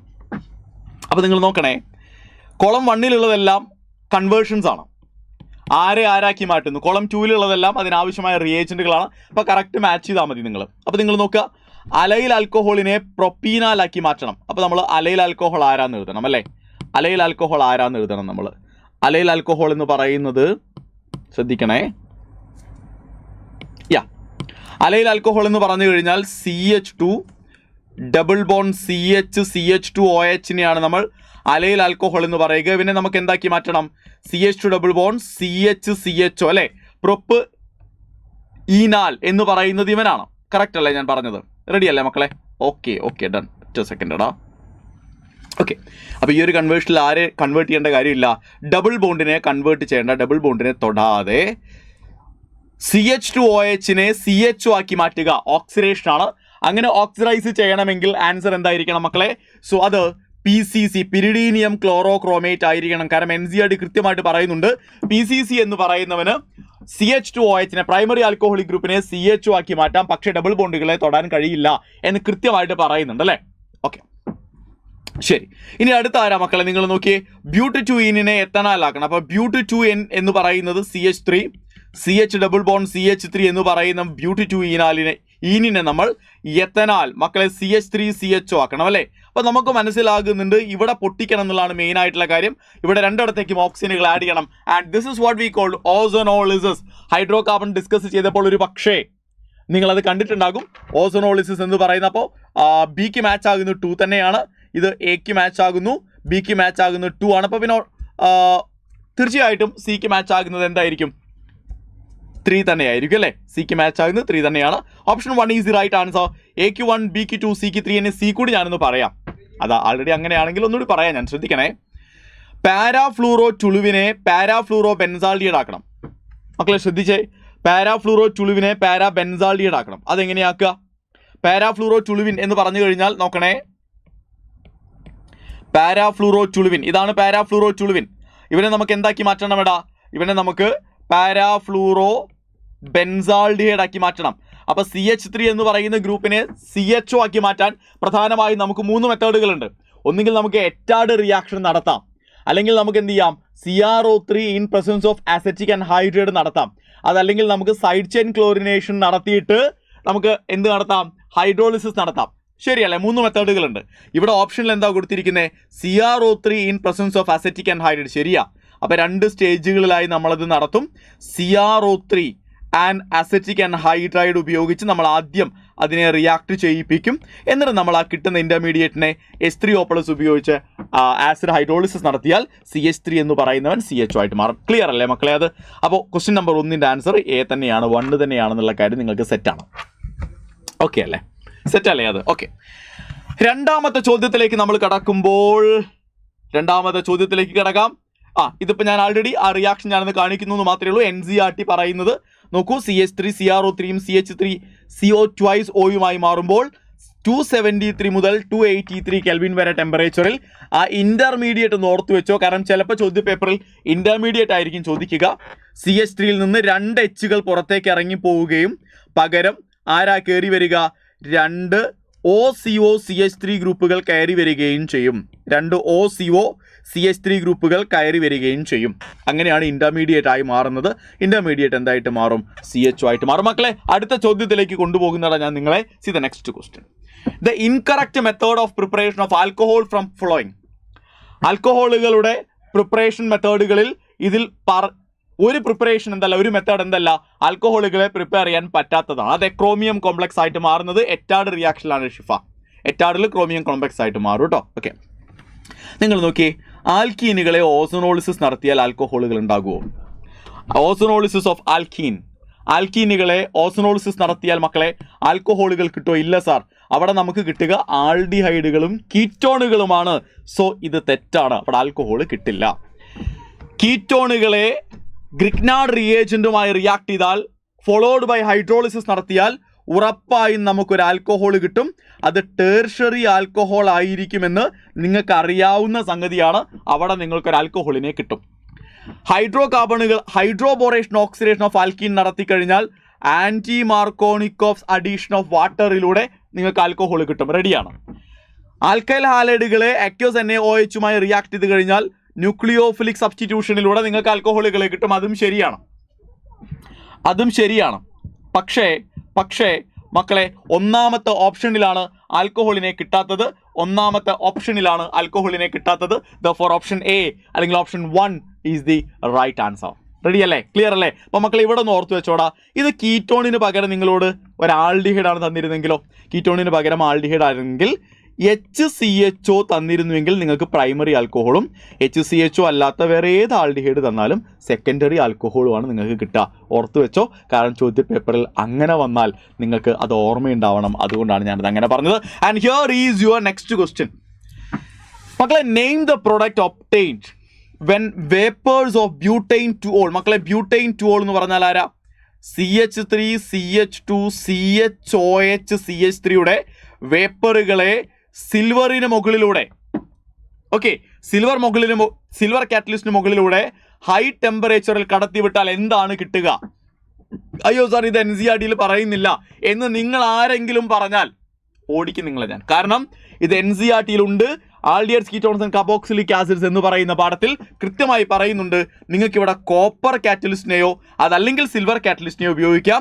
ആരെ ഉപയോഗിച്ചാലും ഒരേ രീതിയിലാണ് നടക്കുക. എന്താ നടക്കുക? ഡീഹൈഡ്രോജിനേഷൻ നടക്കും. ശരിയല്ലേ? ഒരു മോളിക്യൂൾ H2 എലിമിനേറ്റഡ് ആകും. ഇവിടെ നിന്ന് ഒരു മോളിക്യൂൾ H2 എലിമിനേറ്റഡ് ആയാൽ എന്തായിട്ട് മാറും അവൻ? മക്കളെ, കീറ്റോൺ ആയി മാറും. Am I right? CH3 CH2 C double ബോണ്ടഡോ CH3 ആയി മാറും. നമ്മൾ പഠിച്ചതാണ് മക്കളെ. ആൽക്കഹോളുകളെ ആൽഡിഹൈഡുകളും കീറ്റോണുകളുമാക്കാനുള്ള പ്രധാനപ്പെട്ട മെത്തേഡുകളിൽ ഒന്നാണ് എന്ത്? കോപ്പർ കാറ്റലിസ്റ്റുമായിട്ടോ സിൽവർ കാറ്റലിസ്റ്റുമായിട്ടോ ഹൈ ടെമ്പറേച്ചറിൽ ഹീറ്റ് ചെയ്യുക, അല്ലെങ്കിൽ കോപ്പർ അറ്റ് 573 കെൽവിൻ എന്നൊക്കെ നമ്മൾ പഠിച്ചതാണ്. നിങ്ങൾക്ക് ഓർമ്മയുണ്ടാകും. And the right answer is butanone. Option 2 is right answer. Option 2. റെഡിയാണോ മക്കളെ? എടാ, ഡീഹൈഡ്രേഷൻ അല്ല. അയ്യോ മക്കളെ ശ്രദ്ധിച്ച് കേൾക്കണേ. എടാ, ഇത് ഡീഹൈഡ്രേഷൻ അല്ല കേട്ടോ. ഡീഹൈഡ്രേഷൻ നടക്കണമെങ്കിൽ കോൺസെൻട്രേറ്റഡ് സൾഫ്യൂരിക് ആസിഡുമായിട്ട് റിയാക്ട് ചെയ്യണം. കോൺസെൻട്രേറ്റഡ് സൾഫ്യൂരിക് ആസിഡുമായിട്ട് റിയാക്ട് ചെയ്യുമ്പോഴാണ് ഡീഹൈഡ്രേഷൻ നടന്ന് അത് ബ്യൂട്ട് 2 ആയിട്ട് മാറുക കേട്ടോ. മാറിപ്പോകാൻ പാടില്ലടാ മക്കളെ, മാറിപ്പോകാൻ പാടില്ല. എടുക്കുന്ന റിയേജന്റ് സൂക്ഷിച്ച് നോക്കുക. ഇവിടെ ഡീഹൈഡ്രോജിനേഷൻ ആണ്, ഇവിടെ ഡീഹൈഡ്രേഷൻ ആണ്. Both are different. രണ്ടും ഡിഫറെൻ്റ് ആണ് മൈ ഡിയേഴ്സ്. ഓക്കെ ആണോ മക്കളെ? നിങ്ങൾക്ക് ഇത് റെഡി അല്ലേ? അടുത്ത ചോദ്യം എടുത്തേ മക്കളെ. A compound A is formed on a reaction of butanoic acid with SOCl2. അപ്പോൾ ബ്യൂട്ടനോയിക് ആസിഡിനെ തയനൈൽ ക്ലോറൈഡുമായിട്ട് റിയാക്ട് ചെയ്യണം. അതാണ് കോമ്പൗണ്ട് A. ഓക്കെ, അങ്ങനെ റിയാക്ട് ചെയ്താൽ കിട്ടുന്നതാണ് കോമ്പൗണ്ട് A. ആ കിട്ടുന്ന കോമ്പൗണ്ട് Aയിനെ നമ്മൾ ഹൈഡ്രജൻ ആഡ് ചെയ്താൽ, പലേഡിയവും ബേരിയം സൾഫേറ്റിൻ്റെയും പ്രസൻസിൽ ചെയ്താൽ എന്താണ് കിട്ടുക എന്നാണ് ചോദ്യം. റെഡിയാണോ? ക്ലിയർ ആണോ മക്കളെ? നമുക്കൊന്ന് ചെയ്തു നോക്കാം. ബ്യൂട്ടനോയിക് ആസിഡ് എന്ന് പറയുന്നവനെ നമ്മൾ ആദ്യം എഴുതും. CH3 മക്കളെ, എൻ്റെ ഒപ്പം നിങ്ങൾ എഴുതണേ. കേട്ടിരുന്നാൽ പോരാ, എല്ലാവരും ഞാൻ എഴുതുന്നതിനൊപ്പം എഴുതുക. ഓർഗാനിക് കെമിസ്ട്രി ആണ്, കേട്ടിരുന്നിട്ട് ഒരു കാര്യമില്ല. അതുകൊണ്ട് തന്നെ എഴുതണം, ചെയ്ത് പോകണം നിങ്ങൾ. മക്കളെ നോക്കുക, എന്താ സംഭവിക്കുക? കാർബോക്സിലിക് ആസിഡുകളെ തയനൈൽ ക്ലോറൈഡുമായിട്ട് റിയാക്ട് ചെയ്ത് കഴിഞ്ഞാൽ ആസിഡ് ക്ലോറൈഡുകളായിട്ട് മാറും. അപ്പോൾ COOH എന്ന് പറയുന്നവൻ എന്തായിട്ട് മാറും? COCl ആയി മാറും. ഇതാണ് നിങ്ങളുടെ A. ഈ ആസിഡ് ക്ലോറൈഡുകളെ ഹൈഡ്രോജിനേഷൻ നടത്തുകയാണ് ശരിക്കും നമ്മൾ ചെയ്യുന്നത്. ആസിഡ് ക്ലോറൈഡുകളെ ഹൈഡ്രോജിനേഷൻ നടത്തുന്നു പലേഡിയത്തിൻ്റെയും ബേരിയം സൾഫേറ്റിൻ്റെയും പ്രസൻസിൽ. മക്കളെ, acid chloride, hydrogen, palladium, barium sulphate, ഇത്രയും കാണുമ്പോഴേ നിങ്ങൾക്ക് കാര്യം മനസ്സിലാകുന്നുണ്ട്. ഇത് റോസൻമണ്ട് റിഡക്ഷൻ ആണ് എന്ന് ഞാൻ പ്രത്യേകം പറയേണ്ടതില്ല. സോ നിങ്ങളുടെ ഫൈനൽ പ്രൊഡക്റ്റ് എന്ന് പറയുന്നത് ആസിഡ് ക്ലോറൈഡുകൾ അത്ര തന്നെ കാർബൺ ആറ്റങ്ങളെ കണ്ടെയ്ൻ ചെയ്യുന്ന ആൽഡിഹൈഡുകളായി മാറുന്നു. അപ്പോൾ COCl എന്ന് പറയുന്നത് CHO ആയി മാറുന്നു മക്കളെ. And therefore the right answer is butanol. This is a final product and butanol is the right answer. Option 2 is the right answer my dear. Simple ആണ് ചോദ്യം, പക്ഷെ നമ്മൾ റിയാക്ഷൻ എഴുതണമെന്ന് മാത്രമേ ഉള്ളൂ. ശരിയല്ലേ ഞാൻ പറഞ്ഞത്? കറക്റ്റ് ആണ്. Irfan, Siya, Shifa, Sara, Midiha, Aswathi correct. Very good very good very good. Yes. അടുത്ത ചോദ്യം, നിങ്ങളെ ഞാൻ അടുത്ത ചോദ്യത്തിലേക്ക് സ്വാഗതം ചെയ്യുന്നു മക്കളെ. See the next one. An organic compound A, molecular formula C9H10O, when treated with concentrated HI, undergoes cleavage, പൊട്ടുന്നു, ബ്രേക്ക് ചെയ്യുന്നു, ബോണ്ട് പൊട്ടുന്നു, to yield compound B. A എന്ന് പറയുന്നവൻ ബി ആയിട്ട് മാറുന്നു, സിയും കൂടെ ഫോം ചെയ്യുന്നുണ്ട്, അപ്പം ബിയും സിയും ആയിട്ട് മാറുന്നു. A B gives yellow precipitate with AgNO3. അതാണ് അതിൽ ഏറ്റവും പ്രധാനപ്പെട്ട കാര്യം. B gives yellow precipitate with AgNO3. മക്കളെ, AgNO3യുമായി റിയാക്ട് ചെയ്ത് യെല്ലോ പ്രസിപ്പിറ്റേറ്റ് ഫോം ചെയ്യണമെന്നുണ്ടെങ്കിൽ ആ യെല്ലോ പ്രസിപ്പിറ്റേറ്റ് സിൽവർ അയഡൈഡ് ആയിരിക്കണം. I mean right, silver iodide ആയിരിക്കണം. അപ്പോൾ ബി എന്ന് പറയുന്നവൻ ആരായിരിക്കും? ബി എന്ന് പറയുന്നവൻ ഒരു ആൽക്കൈൽ അയഡൈഡ് ആയിരിക്കും. ബി എന്ന് പറയുന്നവൻ ഒരു ആൽക്കൈൽ അയഡൈഡ് ആയിരിക്കും. ക്ലിയർ ആണോ ഞാൻ പറഞ്ഞത്? മക്കൾക്ക് ക്ലിയർ ആയോ? കാരണം ആൽക്കൈൽ അയഡൈഡുകൾക്കാണ് AgNO3യുമായി റിയാക്ട് ചെയ്യുമ്പോൾ ഞാൻ ഈ കാണിച്ചു തന്ന AgI എന്ന് പറയുന്ന യെല്ലോ പ്രസിപ്പിറ്റേറ്റ് ആയിട്ട് മാറാൻ പറ്റുക. ശരിയല്ലേ? ഇനി ബാക്കി വായിച്ചേ. വെറി സിയുടെ കാര്യം എന്താ പറയുന്നത്? ടോട്ടോമറൈസസ് ടു ഡി. സി എന്ന് പറയുന്നവൻ ടോട്ടോമറൈസ് ചെയ്യപ്പെടുന്നവനാണ്. Okay, and D gives a positive iodoform test. നമുക്ക് നോക്കാം. തന്നിരിക്കുന്നതെല്ലാം ഈതറുകളാണ് മക്കളെ. ഈതറുകളെ ഹൈഡ്രജൻ അയഡൈഡുമായിട്ട് റിയാക്ട് ചെയ്താൽ എങ്ങനെയാണ് ബോണ്ട് ബ്രേക്ക് ചെയ്യാന്ന് നിങ്ങൾക്കറിയാം. ഈതറുകളിൽ ഫീനോളിക് ഈതറുകളാണെങ്കിൽ ദാറ്റ് മീൻസ് ബെൻസീൻ റിങ് ഓക്സിജനിലേക്ക് നേരിട്ട് അറ്റാച്ച് ചെയ്യുന്ന എല്ലാ ഈതറുകളിലും ബോണ്ട് ബ്രേക്കിംഗ് നടത്തുമ്പോൾ ഓക്സിജനെ ബെൻസീന് കിട്ടുന്ന രീതിയിലേ ബോണ്ട് പൊട്ടിക്കാവുള്ളൂ. അപ്പോൾ ബെൻസീൻ പാർട്ട് എന്തായിട്ട് മാറും? ആൽക്കഹോളായി മാറും. അടുത്ത പാർട്ട് ആൽക്കൈൽ ഹാലൈഡായി മാറും. ശരിയല്ലേടാ മക്കളെ? കറക്റ്റാണ്. പക്ഷെ ഇതിൽ മാത്രം അത് അങ്ങനെയല്ല. ഇതിൽ ബെൻസൈൽ ഗ്രൂപ്പാണ് ഓക്സിജനിലേക്ക് അറ്റാച്ച് ചെയ്യുന്നത്. ബെൻസൈൽ ഗ്രൂപ്പ് ഓക്സിജനിലേക്ക് അറ്റാച്ച് ചെയ്താൽ ബെൻസൈൽ ഗ്രൂപ്പിന് ഓക്സിജൻ കിട്ടാത്ത രീതിയിൽ വേണം പൊട്ടിക്കാൻ. അപ്പം ഇത് അയഡൈഡായിട്ടും ഇത് ആൽക്കഹോളായിട്ടും മാറും. ശരിയല്ലേ മക്കളെ? ഓരോന്നിൻ്റെയും പ്രൊഡക്റ്റുകൾ നമ്മൾ എഴുതാൻ പോകുന്നു. ഇവിടുത്തെ പ്രൊഡക്റ്റ് എന്താ? ഇവിടുത്തെ പ്രൊഡക്റ്റ് ഈ 3 കേസുകളിലും ഒരു പ്രൊഡക്റ്റ് എന്ന് പറയുന്നത് ഫീനോളാണ്. Am A right? ഫീനോളാണ്. ശരിയല്ലേടാ മക്കളെ? ഫീനോളാണ്. റെഡിയാണ്? ശരിയാണല്ലോ. ബാക്കിയുള്ള പ്രൊഡക്റ്റുകൾ ആരൊക്കെയാണെന്ന് എഴുതിയ നിങ്ങൾ ഇവിടെ കിട്ടുക CH2 ഡബിൾ ബോണ്ട് CH2I ആയിരിക്കണം. ഇവിടെ നിങ്ങൾക്ക് കിട്ടുക CH2 ഡബിൾ ബോണ്ട് ഇവിടെ നിങ്ങൾക്ക് എന്താ കിട്ടുക? അയ്യോ, ഞാൻ എഴുതിയത് മാറിപ്പോയല്ലേടാ മക്കളെ, എഴുതിയത് മാറിപ്പോയേ. ആ ഫീനോൾ ഇവിടെയാണ് വരേണ്ടിയിരുന്നത് കേട്ടോ. ഫീനോൾ ഇവിടെയാണ് വരിക. Plus CH3 CH double bond CH2I, I mean CHI. Ready? Then ഇവിടെ എന്താ വരിക? ഇവിടെ ബെൻസൈൽ അയഡൈഡും CH2Iയും മക്കളെ ശ്രദ്ധിക്കണേ, CH2 ഡബിൾ ബോണ്ട് CHOHും. ഇവിടെ എന്താ കിട്ടുക? ബാക്കി ഇവിടെ CH2 ഡബിൾ ബോണ്ട് CHI. അപ്പോൾ മക്കളെ ഇത്രയും മനസ്സിലായത്. അപ്പോൾ എയും ബിയും സിയും ആരാണെന്ന് എല്ലാവർക്കും ക്ലിയർ ആണല്ലോ അല്ലേ? ഇതിലൊരു ബി ഉണ്ട്, ഇതിലൊരു സി ഉണ്ട്. ഞാൻ ഈ എഴുതിയ റിയാക്ഷൻസ് എല്ലാവർക്കും ക്ലിയർ ആണെന്ന് വിചാരിക്കുന്നു. ഇത് നിങ്ങൾ ആലോചിച്ച് നോക്കണേ മക്കളെ. എടാ ഇതിൽ AgNO3യുമായിട്ട് റിയാക്ട് ചെയ്യാൻ പറ്റുന്ന ആരാ? ഇവന് AgNO3 ആയിട്ട് റിയാക്ട് ചെയ്യാം. ഇവൻ AgNO3യുമായിട്ട് റിയാക്ട് ചെയ്താൽ സ്വാഭാവികമായും അവിടെ AgI ഫോം ചെയ്യും. ശരിയല്ലേ? ക്ലിയർ ആണല്ലോ അല്ലേ? റെഡിയാണ് മക്കൾ? ഇതിൽ ടോട്ടോമറൈസ് ചെയ്യാൻ പറ്റുന്ന ആരാ ഉള്ളത്? അത് മാത്രം നോക്കിയാൽ മതി. ഇവന് ടോട്ടോമറൈസ് ചെയ്യാൻ പറ്റുമോ? ഇല്ല. ഇവന് ടോട്ടോമറൈസ് ചെയ്യാൻ പറ്റുമോ? ഇല്ല. ഇവന് ടോട്ടോമറൈസ് ചെയ്യാൻ പറ്റുമോ? ഇല്ല. ടോട്ടോമറൈസ് ചെയ്യാൻ പറ്റുന്ന ഒരേ ഒരാളേ ഉള്ളൂ, അതിവനാണ്. ഇവനൊരു ഈനോളാണ്. I mean right? ഇതൊരു ഈനോളാണ്. ഇവന് ടോട്ടോമറൈസ് ചെയ്യാം. ഇവൻ ടോട്ടോമറൈസ് ചെയ്ത് കഴിഞ്ഞാൽ എന്തായി മാറും മക്കളെ? ഇവൻ ടോട്ടോമറൈസ് ചെയ്ത് കഴിഞ്ഞാൽ എന്തായി മാറും? ടോട്ടോമറൈസ് ചെയ്ത് കഴിഞ്ഞാൽ ഇവൻ CH3CHO എന്ന് പറയുന്ന എത്തനാലായി മാറും. എത്തനാലിന് അയഡോഫോം ടെസ്റ്റ് തരാൻ കഴിയും എന്ന് നമുക്ക് എല്ലാവർക്കും അറിയാം. The right answer is option C. തന്നിരിക്കുന്ന എല്ലാ കണ്ടീഷനുകളും അതുപോലെ അനുസരിക്കുന്ന ഒരേ ഒരു ആൻസറേ ഉള്ളൂ, അത് ഓപ്ഷൻ സി ആണ്. റെഡിയാണോ? അത് സിമ്പിൾ ആണോ മക്കളെ? ചോദ്യം കാണുമ്പോൾ നമ്മൾ വിചാരിക്കും ഭയങ്കര സംഭവമായിട്ടുള്ള ചോദ്യമാണ്. പക്ഷേ പതിയെ ചെയ്ത് വരുമ്പോൾ നമുക്ക് മനസ്സിലാകും സിമ്പിളാണ്. അത് ഓർഗാനിക് കെമിസ്ട്രിയുടെ ഏത് ചോദ്യമാണെങ്കിലും അങ്ങനെയാണ്. കാണുമ്പോൾ നമുക്ക് ഭയങ്കര ടെൻഷനായിരിക്കും, ഭയങ്കര പേടിയായിരിക്കും, ഇത് എങ്ങനെയാണ് ചെയ്യാമെന്ന് വിചാരിക്കും. പക്ഷേ ചെയ്ത് വരുമ്പോൾ എഴുതി വരുമ്പോൾ നമുക്ക് മനസ്സിലാകും നമ്മുടെ കൈപ്പിടിയിൽ ഒതുങ്ങുന്ന സിമ്പിൾ ചോദ്യമാണ് എന്നുള്ളത് മനസ്സിലാവും. റെഡിയല്ലേ? ഓക്കെ മക്കളെ, find out the major product from the flowing reaction എന്നുള്ളതാണ് അടുത്ത ചോദ്യം. Find out the major product in the flowing reaction. അപ്പോൾ നിങ്ങൾ നോക്കണേ, ഇതൊരു ആൽക്കഹോളാണ്. സൾഫ്യൂരിക് ആസിഡ് ആണ്, ഡീഹൈഡ്രേഷൻ ആണ്.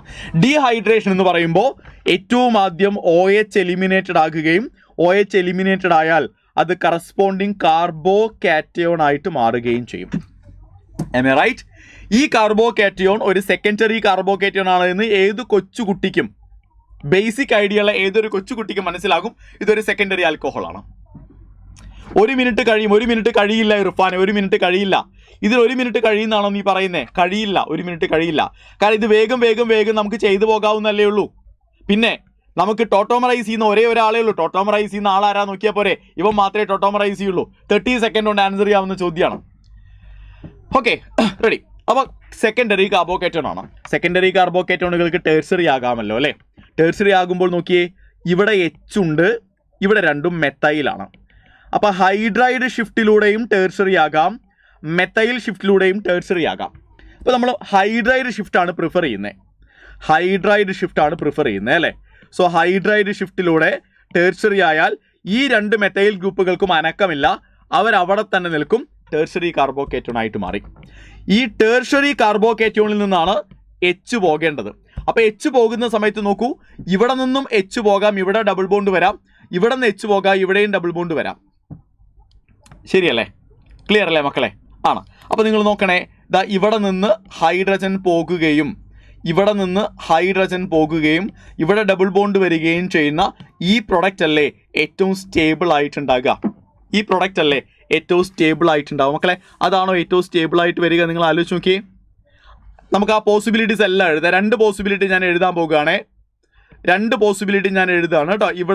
ഇവിടെയും ഡബിൾ ബോണ്ട് വരുന്നു. അപ്പോൾ നിങ്ങൾ നോക്കണേ, ഇത് CH3 ആണ് അല്ലേ, ഇത് CH2 ആണ്, ഇത് C മാത്രമാണ്. അപ്പോൾ എത്ര ആൽഫ ഹൈഡ്രജൻ ഉണ്ടടാ? കാരണം ഒരു ആൽക്കിൻ്റെ സ്റ്റെബിലിറ്റി നമ്മൾ ഹൈപ്പർ കോൺജുഗേഷൻ വെച്ച് നോക്കാമല്ലോ. അപ്പോൾ 3ഉം 2ഉം 5 ആൽഫ ഹൈഡ്രജൻ ഉണ്ട്. ശരിയല്ലേ മക്കളെ? 5 ആൽഫ ഹൈഡ്രജൻ ഉണ്ട്. ഇനി ഇവിടെയാണ് ഡബിൾ ബോണ്ട് വന്നിരുന്നതെങ്കിലോ? ഇവിടെയാണ് ഡബിൾ ബോണ്ട് വന്നിരുന്നെങ്കിലോ മക്കളെ? ആലോചിച്ച് നോക്കിയാൽ നിങ്ങൾ, ഇവിടെയാണ് ഡബിൾ ബോണ്ട് വന്നിരുന്നെങ്കിലോ? ഡബിൾ ബോണ്ട് ഇവിടെയാണെങ്കിൽ CH3, അപ്പോൾ ഇവിടെ 3 ആൽഫ ഹൈഡ്രജൻ ഉണ്ട്, ഇവിടെ 2 ആൽഫ ഹൈഡ്രജൻ ഉണ്ട്. ആൻഡ് ഇവിടെ ആയിരുന്നെങ്കിലോ? നിങ്ങൾ ആലോചിച്ച് നോക്കി, ഇവിടെ ഇവിടെയും 2 ആൽഫ ഹൈഡ്രജൻ ഉണ്ട്, CH2 അല്ലേ വരിക? അപ്പോൾ 3, 2, 2. M A right? യെസ്, 3, 2, 2. അപ്പോൾ ഏറ്റവും സ്റ്റേബിൾ ആരാന്ന് ആലോചിച്ച് നോക്കിയാൽ മക്കളെ, ഏറ്റവും സ്റ്റേബിൾ ഇവൻ അല്ലേ വരിക? So C is the right answer. C is the right answer. Ready? Clear മക്കളെ? ഓക്കെ. ഞാനിത് എക്സ്പ്ലെയിൻ ചെയ്യുന്നതുകൊണ്ടാണ് ഇത്രയും സമയം എടുക്കുന്നത്. നിങ്ങൾക്ക് എക്സ്പ്ലനേഷൻ്റെ ആവശ്യമില്ലല്ലോ, നിങ്ങൾക്ക് സ്വയം ചെയ്തങ്ങ് പോയാൽ പോരെ. അപ്പോൾ ഇത്രയും സമയം എടുക്കില്ല കേട്ടോ. Okay, see the next one. Methyl സയനൈഡുകളെ ഫിനൈൽ മെഗ്നീഷ്യം ബ്രോമൈഡുമായി റിയാക്ട് ചെയ്യുന്നു, ഫോളോഡ് ബൈ ഹൈഡ്രോളിസിസ്. ഒരു ചോദ്യം ഒരു തവണ വായിക്കുകയും അത് ഒരു തവണ വായിച്ചു കഴിഞ്ഞാൽ ഉടനെ എഴുതി തുടങ്ങുകയും ചെയ്യുക എന്നാണ് ഏറ്റവും മികച്ച സ്ട്രാറ്റജി ഓർഗാനിക് കെമിസ്ട്രിയിൽ. അപ്പോൾ മക്കളെ, മെത്തൈൽ സയനൈഡ് എന്ന് പറയുന്ന ആരാ? മെത്തൈൽ സയനൈഡ് എന്ന് പറഞ്ഞാൽ CH3C ട്രിപ്പിൾ ബോണ്ട് N ആണ്. റെഡി അല്ലേ? ആണ്. ഇവരെ നമ്മൾ ഫിനൈൽ മെഗ്നീഷ്യം ബ്രോമൈഡുമായിട്ട് റിയാക്ട് ചെയ്യുന്നു, C6H5 MgBrമായിട്ട് റിയാക്ട് ചെയ്യുന്നു. ഇത് aldehydes, ketones and carboxylic acids എന്ന് പറയുന്ന ചാപ്റ്ററിൽ നമ്മൾ കീറ്റോണുകളുടെ പ്രിപ്പറേഷൻ മെത്തേഡാണ്. ഓക്കെ അല്ലേ? കീറ്റോണുകളുടെ പ്രിപ്പറേഷൻ മെത്തേഡാണ്. അപ്പോൾ നിങ്ങൾക്കറിയാം, ഗ്രിഗ്നാർഡ് റിയേജന്റ് പൊട്ടുന്നു മക്കളെ. ഈ പറയുന്ന സയനോ ഗ്രൂപ്പിലെ കാർബണിലേക്ക് നമ്മുടെ ആൽക്കൈൽ ഗ്രൂപ്പും MgBr എന്നിലേക്കും വരുന്നു, MgBr എന്നിലേക്കും വരുന്നു. ശരിയല്ലേ? ക്ലിയർ അല്ലേ? അപ്പോൾ എന്തായിരിക്കും intermediate? CH3C double bond N MgBr, triple bond N മാറിയിട്ട് ഡബിൾ ബോണ്ട് N MgBr ആയിട്ട് മാറും. ഇവിടേക്ക് C6H5 അറ്റാച്ച് ചെയ്യുന്നു. ഇതിനെ നമ്മൾ ഹൈഡ്രലൈസ് ചെയ്ത് കഴിഞ്ഞാൽ മക്കളെ എന്താ സംഭവിക്കുക? ഇതിവിടെ പൊട്ടുന്നു, ഓക്സിജൻ ഇവിടേക്ക്, ഹൈഡ്രജൻ ഇവിടേക്ക്, and it becomes CH3C double bonded CH3, CH3C double bonded CH3. So നിങ്ങളുടെ ആൻസർ എന്ന് പറയുന്നത് ആരായിരിക്കും? അയ്യോ ഒരാൾ കൂടി. അയ്യോ മക്കളെ, എടാ നമ്മൾ ഒരാളെ എഴുതാൻ മറന്നുപോയി. ഇത് CH3 അല്ല, ഇത് ബെൻസീനാണ്, C6H5. സോ ബെൻസീൻ റിങ്ങിന് മുകളിൽ COCH3 വന്നാൽ സാർ അത് അസറ്റോഫീനോൺ ആണ് എന്ന് നിങ്ങൾ ചാറ്റ് ബോക്സിൽ പറയുന്നതിന് മുന്നേ തന്നെ എനിക്കറിയാം അത് അസറ്റോഫീനോൺ ആണ്. നിങ്ങൾ അതാണ് പറയാൻ പോകുന്നത്. Option 2 is right answer. Anila, നിന്നെ ഞാൻ ഓടിക്കും അനില. എങ്ങനെയാ ഓപ്ഷൻ 4 ആകുക? ഫിനൈലാസെറ്റിക് ആസിഡ് എങ്ങനെയാവുക? ഗ്രിഗ്നാർഡ് റിയേജന്റുകളെ കാർബൺ ഡൈ ഓക്സൈഡുമായി റിയാക്ട് ചെയ്യുമ്പോഴാണ് എന്ത് ഫോം ചെയ്യുക? കാർബോക്സിലിക് ആസിഡ് ഫോം ചെയ്യുക കേട്ടോ അനില, മാറിപ്പോകാൻ പാടില്ലേ. കാർബൺ ഡൈ ഓക്സൈഡുമായിട്ട് റിയാക്ട് ചെയ്യുമ്പോഴാണ് കാർബോക്സിലിക് ആസിഡ് ആവുക. നമ്മളിവിടെ നൈട്രൈലുമായിട്ടല്ലേ റിയാക്ട് ചെയ്യുന്നത്, അപ്പോൾ അവൻ എന്തായിട്ട് മാറും? കീറ്റോൺ ആയിട്ട് മാറും. ഓക്കെ അല്ലേ? ഗ്രിഗ്നാർഡ് റിയേജന്റുകളെ നമ്മൾ ആൽഡിഹൈഡുകളുമായിട്ട് റിയാക്ട് ചെയ്യുമ്പോൾ അവർ ആൽക്കഹോളുകളായിട്ട് മാറും. കീറ്റോണുമായിട്ട് റിയാക്ട് ചെയ്യുമ്പോഴും ആൽക്കഹോളായിട്ട് മാറും. Ready? Simple my dears. Option 2 is right answer. അടുത്ത ചോദ്യത്തിലേക്ക് നിങ്ങളെ കൊണ്ടുപോയിക്കോട്ടെ. See the next one. അടുത്ത ചോദ്യം, the major product B in the following reactions. അപ്പോൾ നമ്മൾ ചെയ്ത് നോക്കണം. ഇതൊരു ഈതറാണ്, ഒരു അൺസിമെട്രിക്കൽ ഈതറാണ്, HIയുമായിട്ട് റിയാക്ട് ചെയ്യിക്കുന്നു. അപ്പോൾ നമുക്കറിയാം അൺസിമെട്രിക്കൽ ഈതറുകളിൽ നമ്മൾ പൊട്ടിക്കുന്ന സമയത്ത് കൂടുതൽ കാർബണാറ്റമുള്ള ഭാഗത്തിനൊപ്പം ഓക്സിജൻ, കുറവ് കാർബണാറ്റുള്ള ഭാഗത്തിനൊപ്പം ഓക്സിജനെ വേണ്ട. അപ്പോൾ അയഡിൻ ഇവിടേക്കും ഹൈഡ്രജൻ ഇവിടേക്കുമായിരിക്കും ആഡഡ് ആവുക. അപ്പോൾ നിങ്ങളുടെ എ എന്ന് പറയുന്ന ആൽക്കഹോൾ അല്ലേ നമുക്ക് വേണ്ടത്? എ എന്ന് പറയുന്ന ആൽക്കഹോൾ ആണല്ലോ. ആൽക്കഹോൾ ആരാ? എ എന്ന് പറയുന്ന ആൽക്കഹോള് CH3 CH2 CH3, ശരിയല്ലേ ഞാൻ പറയുന്നത്? CH2OH. ഇതാണ് എ എന്ന് പറയുന്ന നിങ്ങളുടെ ആൽക്കഹോള്. ഇവനെയാണ് നമ്മൾ എന്ത് ചെയ്യുന്നത് മക്കളെ? ഇവനെയാണ് നമ്മൾ സൾഫ്യൂരിക് ആസിഡുമായിട്ട് റിയാക്ട് ചെയ്യുന്നത്. അപ്പം നിങ്ങൾക്ക് തന്നെ മനസ്സിലാകുന്നുണ്ട് ഡീഹൈഡ്രേഷൻ ആണ്, കാർബോക്കേറ്റോൺ ഫോർമേഷൻ നടക്കും. സോ OH ഇവിടെ നിന്ന് ഇറങ്ങിപ്പോകുന്നു. OH ഇറങ്ങിപ്പോയാൽ ഉണ്ടാവുന്ന പ്രൈമറി കാർബോക്കേറ്റോൺ ആരാ? CH3 CH2 CH3, ശരിയല്ലേ? CH2 plus കാർബോക്കേറ്റോൺ. ഇവനൊരു പ്രൈമറി കാർബോക്കേറ്റോൺ ആണെന്നും തൊട്ടടുത്ത നിമിഷത്തിൽ തന്നെ ഇവൻ എന്ത് ചെയ്യാനായിട്ട് പറ്റും? ഒരു ഹൈഡ്രൈഡ് ഷിഫ്റ്റിലൂടെ ടേർഷറി കാർബോക്കേറ്റോൺ എന്ന് പറയുന്ന സ്റ്റേബിൾ കാർബോക്കേറ്റോണായി മാറാൻ സാധിക്കുമെന്നും നിങ്ങൾ പഠിച്ചതാണ് മക്കളെ, നിങ്ങൾ പഠിച്ചതാണ്. ഈ ടേർഷറി കാർബോക്കേറ്റോണിൽ നിന്നാണ് ഇനി എന്ത് പുറത്തു പോവുക? ഒരു H+ പുറത്തു പോവുക, ഡീപ്രോട്ടോണേഷൻ നടക്കുക. അപ്പം ഇവിടെയും ഡബിൾ ബോണ്ട് വരാം, ഇവിടെയും ഡബിൾ ബോണ്ട് വരാം. എവിടെ ഡബിൾ ബോണ്ട് വന്നാലാണ് സ്റ്റേബിൾ ആൽക്കീൻ ഉണ്ടാവുക എന്ന് ചോദിച്ചാൽ ഏറ്റവും കൂടുതൽ ആൽഫ ഹൈഡ്രജനുകൾ ഉണ്ടാവുക ഇവിടെ ഡബിൾ ബോണ്ട് വരുമ്പോഴാണ്. സോ യുവർ ഫൈനൽ പ്രൊഡക്റ്റ് എന്ന് പറയുന്ന ആരായിരിക്കും? CH3 CH double bond C CH3 and CH3. So this is your final product. ക്ലാസ്സിലാണേ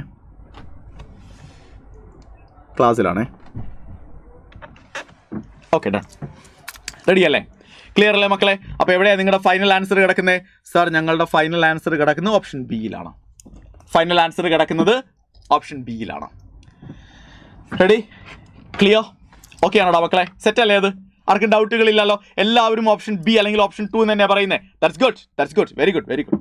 really proud of you my dears. Arrange the following. അടുത്ത ചോദ്യം നോക്കൂ. Arrange the following compounds in correct order of their boiling point. അപ്പോൾ തന്നിരിക്കുന്ന കോമ്പൗണ്ടുകളെ നോക്കുക. ഇതൊരു hydrocarbon ആണ്, ഇതൊരു ഈതറാണ്, ഇതൊരു ആൽഡിഹൈഡാണ്, ഇതൊരു ആൽക്കഹോളാണ്. മക്കളെ alcohol, aldehyde, ether, hydrocarbon order നോക്കിയാൽ നമുക്കറിയാം ആൽക്കഹോളിനാണ് ഏറ്റവും കൂടുതൽ, പിന്നെ ആൽഡിഹൈഡിന് വരുന്നു, പിന്നെ ഈതറിന് വരുന്നു, ആൻഡ് ഏറ്റവും താഴെയാണ് നിങ്ങളുടെ ഹൈഡ്രോകാർബൺ വരിക. Am I right? അപ്പോൾ മക്കളെ ഏറ്റവും കുറവ് ഹൈഡ്രോകാർബണിന്, അതിനേക്കാൾ കൂടുതൽ ഈതറിന്, അതിലും കൂടുതൽ ആൽഡിഹൈഡിന്, ഏറ്റവും കൂടുതൽ ആൽക്കഹോളിന്. Option 1 is the right answer. Option 1 is the right answer. അപ്പോൾ ഈ ഒരു ഓർഡർ നിങ്ങളുടെ മനസ്സിലുണ്ടാവണം എന്നുള്ളതാണ് ഇതിൻ്റെ ഏറ്റവും പ്രധാനപ്പെട്ട കാര്യം കേട്ടോ. ഈ ഒരു ഓർഡർ നിങ്ങളുടെ മനസ്സിലുണ്ടാവണം എന്നുള്ളതാണ് ഏറ്റവും പ്രധാനമായിട്ടുള്ള കാര്യം. Okay, done. ഓക്കേടാ, ഓക്കെ മൈ ഡിയേഴ്സ്. അടുത്ത ചോദ്യം എടുക്കുകയാണെ. See the next one. NCERT question അല്ലേ? ആണ് ഷിഫ, ആണ്. NCERT ക്വസ്റ്റ്യൻ ആണ് കേട്ടോ. യെസ്, NCERT എത്രത്തോളം പ്രധാനപ്പെട്ടതാണെന്ന് നിങ്ങൾ ഇപ്പോഴെങ്കിലും മനസ്സിലാക്കണേ. യെസ് മക്കളെ നോക്കുക. ഇനിയിപ്പോൾ സപ്പോസ് അതിൽ കാർബോക്സിലിക് ആസിഡ് ഉണ്ടായിരുന്നെങ്കിലോ, ഈ ചോദ്യത്തിൽ കാർബോക്സിലിക് ആസിഡ് ഉണ്ടായിരുന്നു എന്ന് വിചാരിക്കേ. സപ്പോസ് കാർബോക്സിലിക് ആസിഡ് ഉണ്ടെങ്കിൽ അവൻ ആൽക്കഹോളിനും മുകളിൽ വന്നേനെ. കാർബോക്സിലിക് ആസിഡ് ആൽക്കഹോളിനും മുകളിൽ വന്നേനെ. കാർബോക്സിലിക് ആസിഡ് ആൽക്കഹോളിനും മുകളിൽ വന്നേനെ. Done, set. ഓക്കെ മക്കളെ, അടുത്ത ചോദ്യം. When ethanol is heated with concentrated sulphuric acid A gas is produced. The compound formed when this gas is treated with a cold dilute aqueous solution of Bayer's reagent is. ചോദ്യം കണ്ട് പേടിക്കരുത്, എഴുതുക മക്കളെ. Ethanol എന്ന് തുടങ്ങാം, ഐശ്വര്യമായിട്ട് നമുക്ക് ethanol എന്ന് തുടങ്ങാം. CH3 CH2OH. സൾഫ്യൂരിക് ആസിഡുമായിട്ട് റിയാക്ട് ചെയ്താൽ നടക്കുക ഡീഹൈഡ്രേഷൻ ആണ്. സോ പുറത്തു വരുന്ന ഗ്യാസ് എന്ന് പറയുന്നത് എത്തീനാണ്. This is your gas, ethene. മക്കളെ എത്തീൻ എന്ന് പറയുന്ന ആൽക്കീനിനെ കോൾഡ് ഡൈല്യൂട്ട് അക്വസ് KMnO4 അല്ലെങ്കിൽ ബെയേഴ്സ് റിയേജന്റുമായിട്ട് റിയാക്ട് ചെയ്താൽ ഹൈഡ്രോക്സിലേഷൻ നടക്കും. എന്താ നടക്കുക? ഇലക്ട്രോഫിലിക് അഡീഷനിൽ കൃത്യമായി നിങ്ങൾ പഠിച്ചിട്ടുണ്ട്. ഡബിൾ ബോണ്ടർ കാർബൺ ആറ്റങ്ങളിലേക്ക് OH ഗ്രൂപ്പുകൾ ആഡ് ചെയ്യപ്പെടുന്ന ഹൈഡ്രോക്സിലേഷൻ നടക്കും.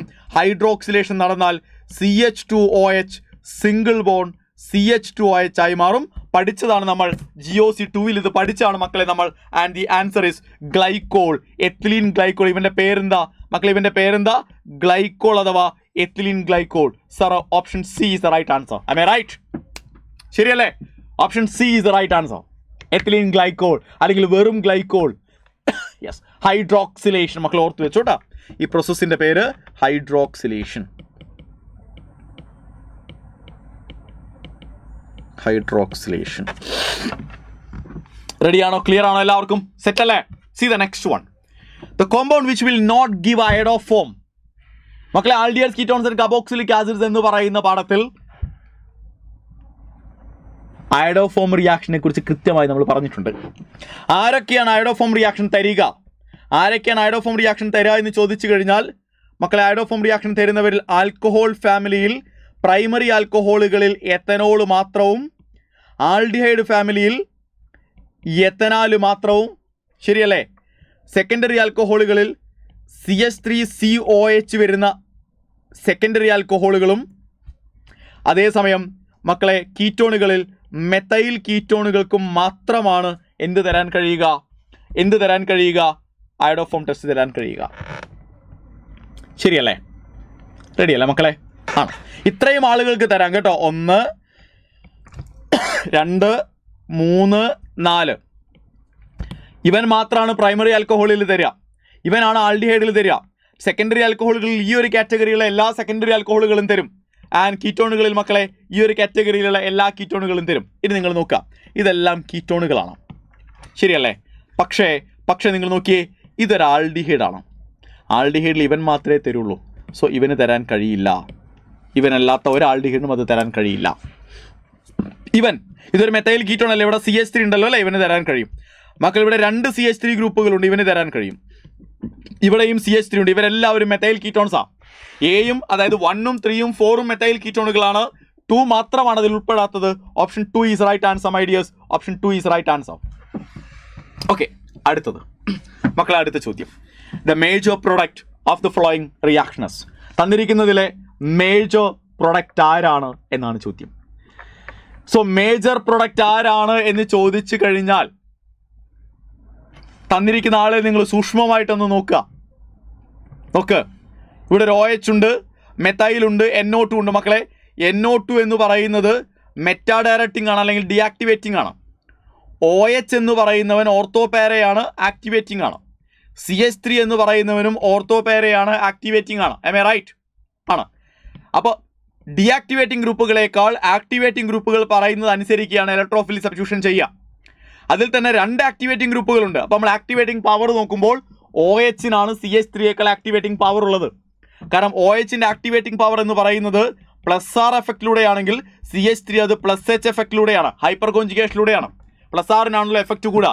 അപ്പോൾ OH പറയുന്നത് അനുസരിച്ചായിരിക്കും സബ്സ്റ്റിറ്റ്യൂഷൻ നടക്കുക. OH ഓർത്തോ പാരാ ഡയറക്റ്റിംഗ് ആണ്. ഇവൻ്റെ ഓർത്തോ ഇതൊരു ഓർത്തോയാണ്, ഇതൊരു പാരയാണ്. അപ്പോൾ നിങ്ങളൊന്ന് ആലോചിച്ച് നോക്കിയ മക്കളെ, ഈ പറയുന്ന കോർണറിലേക്ക് നൈട്രേഷൻ നടക്കുമെന്ന് നിങ്ങൾ വിശ്വസിക്കുന്നുണ്ടോ? ഇല്ല. കാരണം 2 OH-ൻ്റെയും ഈ OH-ൻ്റെയും NO2-വിൻ്റെയും സ്റ്റെറിക് ഇൻട്രൻസ് കാരണം നോക്കിയേ ഇവിടേക്ക് നടക്കില്ല എന്നുള്ള കാര്യം ഉറപ്പാണ്. ശരിയല്ലേ? അപ്പോൾ ആകെ പോസിബിലിറ്റി ഉള്ളത് ഈ ഒരു കോർണർ മാത്രമാണ്. സോ അവിടേക്ക് നൈട്രേഷൻ നടന്നാൽ മക്കളെ, എവിടെയാണ് നിങ്ങളുടെ ശരി ഉത്തരവുള്ളത്? നല്ലോണം ആലോചിച്ച് നോക്കിയേ. ഇതാ ഇവിടെ option C is right answer. OH ഇവിടെ ഉണ്ട്, CH3 ഇവിടെ ഉണ്ട്, NO2 ഇവിടെ ഉണ്ട്. ഇനി ഒരു NO2 വരിക ഇവിടേക്ക് മാത്രമാണെന്ന് പ്രത്യേകം ഞാൻ എടുത്തു പറഞ്ഞിട്ടുണ്ട്. ശരിയല്ലേ? യെസ്, ക്ലിയർ ആണല്ലോ മക്കളെ? ഓക്കെ ആണല്ലോ? റെഡിയല്ലേ സംഭവം? അപ്പോൾ ഇവിടേക്ക് എന്തുകൊണ്ടാണ് വരാത്ത നോക്കൂ. ഇവിടേക്ക് എന്തുകൊണ്ടാണ് വരാത്തെന്ന് ഞാൻ പറഞ്ഞേ, സ്റ്റെറിക് ഇൻട്രൻസ്. കാരണം ഈ പറയുന്ന OH-നും ഈ പറയുന്ന NO2-ൻ്റെയും ഇടയിലൂടെ തിക്കിത്തിരക്കി ഇങ്ങോട്ട് വരാൻ സാധിക്കില്ല. ഇലക്ട്രോഫൈലിന് റിപ്പൽഷൻ നടക്കും സ്റ്റെറിക് ഇൻട്രൻസിലൂടെ. അത് പോസിബിൾ അല്ല എന്ന് നിങ്ങൾ മനസ്സിലാക്കണം. ഓക്കെ, അടുത്ത ചോദ്യം. മക്കളെ, അടുത്ത ചോദ്യം. Consider the following reactions. തന്നിരിക്കുന്ന റിയാക്ഷനുകളെ കൺസിഡർ ചെയ്യുക. ഈ റിയാക്ഷനെ കൺസിഡർ ചെയ്താൽ എ എന്ന് പറയുന്നയാളെ അസറ്റോഫീനോണുമായി ഒരാൽക്കലിയുടെ പ്രസൻസിൽ ഹീറ്റ് ചെയ്താൽ എനിക്ക് ഇവനെ കിട്ടും. മക്കളെ, ഈ കിട്ടിയ ആളെ നിങ്ങൾക്കറിയോ? എനിക്ക് നന്നായിട്ട് അറിയാം. ഈ റിയാക്ഷൻ്റെ കണ്ടീഷനുകൾ കണ്ടാൽ റിയാക്ഷൻ്റെ പ്രൊഡക്റ്റ് കണ്ടാൽ എനിക്ക് മനസ്സിലാകും ഇവനൊരു alpha beta unsaturated carbonyl compound ആണ്. അതായത് നിങ്ങൾ ഈ കാണുന്നത് മക്കളെ അൾഡോൾ കണ്ടൻസേഷൻ ആണ്. അൾഡോൾ കണ്ടൻസേഷൻ എന്ന് പറയുമ്പോൾ ക്രോസ് അൾഡോൾ ആണോ അതോ സിമ്പിൾ ആണോ? ഉറപ്പായിട്ടും ക്രോസ് അൾഡോൾ ആണ്. നോക്കണേ, ഈ അസറ്റോഫീനോണിൽ നിന്നാണ് ഇത്രയും ഭാഗം ഉണ്ടായത്. അപ്പം അടുത്ത ഭാഗം നോക്കിയേ, ഈ ഭാഗം ഉണ്ടായത് എയിൽ നിന്നാണ്. അപ്പം എ ആരായിരിക്കണം മക്കളെ? ഈ ഭാഗം എയിൽ നിന്നാണ് ഉണ്ടായതെങ്കിൽ ഒരു കാര്യം ഉറപ്പല്ലേ, ഇത് ബെൻസാൾഡിഹൈഡ് ആയിരുന്നു എ എന്ന് പറയുന്നവൻ. ബെൻസാൾഡിഹൈഡിലെ ഈ ഓക്സിജൻ ആറ്റം റിമൂവ് ചെയ്യപ്പെടുമ്പോഴാണല്ലോ അത് CH ആയിട്ട് ഡബിൾ ബോണ്ട് ആകുക അടുത്തയാളുടെ ആൽഫ കാർബണുമായിട്ട്. And therefore the right answer is option 2, my dears. Option 2 is the right answer. A എന്ന് പറയുന്നത് ബെൻസാൾഡിഹൈഡ് ആണ്. അൾഡോൾ കണ്ടൻസേഷൻ ആണ് റിയാക്ഷൻ. സിമ്പിൾ അല്ലേ? എളുപ്പല്ലേ മക്കളെ? അത് അടുത്ത ചോദ്യം എടുത്തോട്ടെ ഞാൻ. നിങ്ങൾ റെഡിയാണോ? ഓക്കെ, അടുത്തത് see the next one.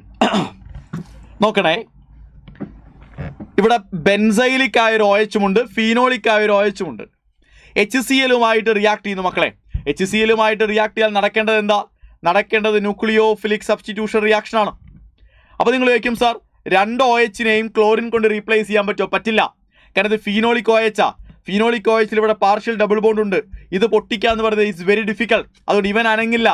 Reaction നടക്കി ഇവിടെ മാത്രം ഇവനെ വലിച്ച് താഴെ ഇടും, അവിടേക്ക് ക്ലോറിൻ കയറി വരും. സോ എ എന്ന് പറയുന്നത് ബെൻസീൻ റിങ്ങും ഫീനോളിക് OH-ഉം അവിടെ ഉണ്ടാവുകയും CH2OH മാറി CH2Cl ആകും ചെയ്യും. ആൽക്കൈൽ ക്ലോറൈഡ് ആയിട്ട് മാറി.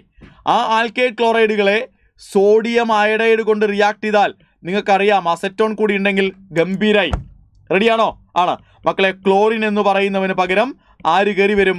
അയോഡിൻ കയറി വരും. സോ ഹാലോജൻ എക്സ്ചേഞ്ച് ആണ്. അങ്ങനെ ആൽക്കൈൽ ക്ലോറൈഡുകളെയോ ആൽക്കൈൽ ബ്രോമൈഡുകളെയോ ആൽക്കൈൽ അയഡൈഡുകളാക്കുന്ന ഈ മെത്തേഡിൻ്റെ പേരെന്താ എന്ന് ചോദിച്ചാൽ കൃത്യമായി നിങ്ങളത് ചാറ്റ് ബോക്സിൽ പറയും എന്ന് എനിക്ക് ഉറപ്പുണ്ട് മക്കളെ. And it is Finkelstein. This is Finkelstein. ഇവനെയാണ് നമ്മൾ ഫിംഗൽസ്റ്റെയിൻ എന്ന് പറയുക. സ്വാഡ്സ് അല്ല കേട്ടോ, സ്വാഡ്സ് അല്ല. ദിസ് ഇസ് ഫിംഗൽസ്റ്റെയിൻ മക്കളെ. അതേസമയം NaIക്ക് പകരം നിങ്ങളിവിടെ AgF ഉപയോഗിച്ചിരുന്നെങ്കിൽ ഇത് എന്തായി മാറിയേനെ? Alkyl fluoride ആയേനെ. അപ്പം നമ്മൾ പറയും ഇറ്റ് ഇസ് സ്വാഡ്സ് എന്ന്. അതാണ് സ്വാഡ്സ്. മാറിപ്പോകാൻ പാടില്ല കേട്ടോ. ഫ്ലൂറൈഡ് ഉണ്ടാക്കുന്നതാണ് സ്വാഡ്സ്, അയഡൈഡ് ഉണ്ടാക്കുന്ന ഫിംഗൽസ്റ്റെയിൻ ആണ്. മാറിപ്പോകരുത്, കൺഫ്യൂസ് ആകരുത് ആർക്കും. Very good. സോ മക്കളെ, എവിടെയാ ആൻസർ? എവിടെയാ? OH ഫീനോളിക് OH മാറാതെ ഇവിടെ മാത്രം മാറ്റം ഉണ്ടാകുന്നത് option എയിലാണ്. Am I right? Ready? Clear? Yes. Okay, my dears. Okay. മക്കളെ, ചോദ്യം number next. The compound which will give HVZ reaction, Hell, Olhard, Zelinsky reaction. ആരാ തരിക? HVZ കാണിക്കുന്നവൻ കാർബോക്സിലിക് ആസിഡ് ആയിരിക്കണം. ഒരു സാധാരണ കാർബോക്സിലിക് ആസിഡ് ഒരിക്കലും അത് തരാൻ കഴിയില്ല. ആൽഫ കാർബണുകളിൽ ആൽഫ ഹൈഡ്രജൻ ആറ്റമുള്ള കാർബോക്സിലിക് ആസിഡുകൾക്ക് മാത്രം തരാൻ കഴിയുന്നവനാണ് എന്ത്? HVZ. അപ്പം നിങ്ങൾ നോക്കുക മക്കളെ, ഇവിടെ ആൽഫ കാർബൺ ഉണ്ട്, പക്ഷെ ആൽഫ ഹൈഡ്രജൻ ഇല്ല. ഇത് ആൽഡിഹൈഡ് ആണ്, തരില്ല. ഇത് കീറ്റോൺ ആണ്, തരില്ല. ഇവിടെ ആൽഫ കാർബണും ഉണ്ട്, ആൽഫ ഹൈഡ്രജനും ഉണ്ട്. Option 2 is the right answer. Option 2. റെഡിയാണോ? സിമ്പിൾ ആണോ മക്കളെ? എളുപ്പല്ലേ? എന്നാൽ പിന്നെ അടുത്ത ചോദ്യം എടുത്തോ. C the next one. തന്നിരിക്കുന്ന കോമ്പൗണ്ടിനെ മെഗ്നീഷ്യവും ഈതറുമായിട്ട് റിയാക്ട് ചെയ്യുന്നു. അപ്പോൾ നമുക്ക് മനസ്സിലായി എവിടെയാണ് റിയാക്ഷൻ നടക്കുക. ബ്രോമിൻ്റെ ഭാഗത്താണ് റിയാക്ഷൻ നടക്കുക. അപ്പോൾ എ എന്ന് പറയുന്നവൻ ആരായിരിക്കും? ഗ്രിഗ്നാർഡ് റിയേജൻ്റ് ആയിരിക്കും എ എന്ന് പറയുന്നവൻ. ശരിയല്ലേ? ഇവിടെ NO2 ഉണ്ട്. ഇവിടെ ആര് വരും മക്കളെ? ഇവിടെ നിങ്ങളുടെ മെഗ്നീഷ്യം ബ്രോമൈഡ് ആയിട്ട് മാറും. ഗ്രിഗ്നാർഡ് റിയേജൻറ്റുകളെ കാർബൺ ഡൈ ഓക്സൈഡുമായിട്ട് റിയാക്ട് ചെയ്ത് ആസിഡ് ഹൈഡ്രോളിസിസ് നടത്തിയാൽ നിങ്ങളുടെ ഫൈനൽ പ്രൊഡക്റ്റ് എന്ന് പറയുന്നത് നിങ്ങൾ എടുക്കുന്ന ഗ്രിഗ്നാർഡ് റിയേജൻറ്റിനേക്കാൾ ഒരു കാർബൺ കൂടുതലുള്ള, ഒരു കാർബൺ എക്സ്ട്രാ ആയിട്ടുള്ള കാർബോക്സിലിക് ആസിഡ് ആയിരിക്കും നിങ്ങളുടെ ആൻസർ. MgBr ഉള്ള ഭാഗം അല്ലെങ്കിൽ MgX ഉള്ള ഭാഗം COOH ആയി മാറും. കാരണം ഈ ഒരു എക്സ്ട്രാ കാർബൺ എവിടുന്നാണ് വരുന്നത്?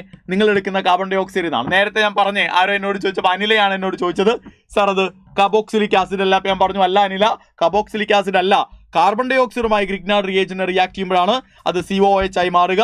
Very simple it is. So name ചെയ്യുന്ന സമയത്ത് 1, 2, 3. So 3 nitro benzoic acid. Option 1 is right answer. Option 1. എളുപ്പല്ലേ? ആണോ? ഇനി നിങ്ങളെ ഞാനൊരു കിടിലൻ ചോദ്യം കാണിക്കാം. ഒരു കിടിലൻ ചോദ്യം ഒന്ന് വായിച്ചു നോക്കിയടാ മക്കളെ. നിങ്ങളെ ചോദ്യം ഒന്ന് റിലാക്സറായിട്ട് നിങ്ങളതൊന്ന് വായിച്ചു നോക്കാം. ഈ റിയാക്ഷൻ്റെ പേരെന്തായിരുന്നു? എടാ അത് ഒരു നെയിം റിയാക്ഷൻ അല്ല ഷിഫ മോളെ. ഷിഫ അതൊരു നെയിം റിയാക്ഷൻ അല്ല കേട്ടോ. അതൊരു നെയിം റിയാക്ഷൻ അല്ല. പ്രത്യേകിച്ച് പേരുകളൊന്നുമില്ല. ശരി, ഈ ചോദ്യം ഒന്ന് വായിച്ചേ. ചോദ്യം കാണുമ്പോഴും അതിൻ്റെ ഓപ്ഷൻസ് കാണുമ്പോഴും നമ്മളാകെ ടെൻസർ ആകാൻ സാധ്യതയുള്ളൊരു ചോദ്യം ഒരുപാട് കാര്യങ്ങൾ പറയുന്നുണ്ട്. നിങ്ങൾ ഇതിൻ്റെ ആൻസർ എത്ര വേഗത്തിൽ നിങ്ങൾക്ക് ഇതിൻ്റെ ആൻസർ കിട്ടുമെന്ന് ഞാനൊന്ന് നോക്കട്ടെ. Reaction of Grignard reagent C2H5 MgBr with C8H8O followed by hydrolysis gives a compound A. Okay, നോക്കാം, ബാക്കിയോട് നോക്കാം. ഇത്രയും കാണുമ്പോഴേ നമ്മൾ ആകെ ചടയ്ക്കും അല്ലേ? ഇതെന്നെ കൊണ്ട് കൂട്ടിയാൽ കൂടുന്നതല്ല എന്ന് നമ്മൾ വിചാരിക്കും, തീരുമാനിക്കും. Ready? Which react Irfan which react instantly with the Lucas reagent to give the compound B. അതാണ് അതിൻ്റെ ത്രെഡ് മക്കളെ, അതാണ് അതിൻ്റെ ഹിൻഡ് മക്കളെ, അതാണ് അതിൻ്റെ ക്ലൂ മക്കളെ. ഈ പറയുന്ന സെൻറ്റൻസിലുണ്ട് നിങ്ങളുടെ ആൻസർ എന്താന്നുള്ളത്. അതായത് എ എന്ന് പറയുന്നയാൾ ലൂക്കാസ് റിയേജന്റിനെ കണ്ടാൽ ഉടനടി റിയാക്ട് ചെയ്യും. അങ്ങനെയാണെങ്കിൽ എ ആരാ? എ എന്ന് പറയുന്നത് ഒരു ടേർഷറി ആൽക്കഹോൾ ആണ് എന്ന് മനസ്സിലാക്കാൻ ഓർഗാനിക് കെമിസ്ട്രിയുടെ ബേസിക് നോളജുള്ള ഒരു കുട്ടിക്ക് കഴിയും. I A right? ആണ്. എടാ എ എന്ന് പറയുന്നത് ടേർഷറി ആൽക്കഹോൾ ആണെങ്കിൽ ലൂക്കാസ് റിയേജന്റിലുള്ളത് HCl അല്ലേ? റിയാക്ഷൻ നടന്നു കഴിഞ്ഞാൽ ബി എന്തായിരിക്കും? ബി എന്ന് പറയുന്ന ഒരു ടേർഷറി ആൽക്കൈൽ ക്ലോറൈഡ് ആയിരിക്കണം സാർ. റിയാക്ഷൻ എഴുതി നോക്കാതെ തന്നെ ആൻസർ എന്താണ് എന്ന് പറയാൻ സാധിക്കുന്ന ചോദ്യമാണ്. പക്ഷെ പലപ്പോഴും ആദ്യത്തെ ഭാഗം വായിച്ച് ഇനി ഞാൻ എന്ത് ചെയ്യണം എന്നറിയാതെ മേപ്പോട്ട് നോക്കി അന്തം വിട്ടിരിക്കും പലരും. അങ്ങനെ സംഭവിക്കരുത്. ചോദ്യം മുഴുവൻ വായിക്കുക, റിലാക്സ്ഡായി കൂളായിട്ട് വായിക്കുക, എന്നിട്ട് നിങ്ങളൊരു തീരുമാനമെടുക്കുക. ഈ തന്നിരിക്കുന്ന 4 ഓപ്ഷനുകളിൽ ടേർഷറി എന്ന് പറയാവുന്ന ഒരേ ഒരു ആൽക്കൈൽ ഹാലൈഡ് മാത്രമേ ഉള്ളൂ. നോക്കൂ, ഈ ക്ലോറിനാണ് ടേർഷറി ആയിട്ടുള്ള കാർബണിലേക്ക് അറ്റാച്ച് ചെയ്യുന്നത്. Option A is the right answer. ബാക്കിയെല്ലാം ഏത് പ്രൈമറി ഓർ സെക്കൻഡറി ആണ്. ഇത് പ്രൈമറിയാണ് മക്കളെ, ഇത് സെക്കൻഡറിയാണ് മക്കളെ. മനസ്സിലായോ? സിമ്പിൾ ചോദ്യമാണ്. പക്ഷെ ചോദ്യത്തിൻ്റെ ആദ്യ ഭാഗം വായിക്കുമ്പോൾ നമ്മളാകെ പേടിച്ചു പോകും, എന്ത് ചെയ്യണമെന്നറിയാതെ. റെഡി അല്ലേ? ക്ലിയർ അല്ലേ? എന്നാൽ അടുത്ത ചോദ്യം എടുത്തോ മക്കളെ. The major product formed in the following reactions. തന്നിരിക്കുന്ന റിയാക്ഷനിലെ മേജർ പ്രൊഡക്റ്റ് ആരാ? അപ്പോൾ നിങ്ങൾ നോക്കുക, കോൺസെൻട്രേറ്റ് H2SO4 ആണ്. ഇതൊരു ആൽക്കഹോൾ ആണ്. OH ഇവിടുന്ന് എലിമിനേറ്റഡ് ആകുന്നു. അതൊരു കാർബോ കാറ്റയോൺ ആയി മാറുന്നു അല്ലേ? കാർബോ കാറ്റയോൺ വരയ്ക്കുക. ഡീഹൈഡ്രേഷൻ എപ്പോഴും കാർബോ കാറ്റയോൺ ഫോർമേഷനിലൂടെയാണ് നടക്കുക കേട്ടോ.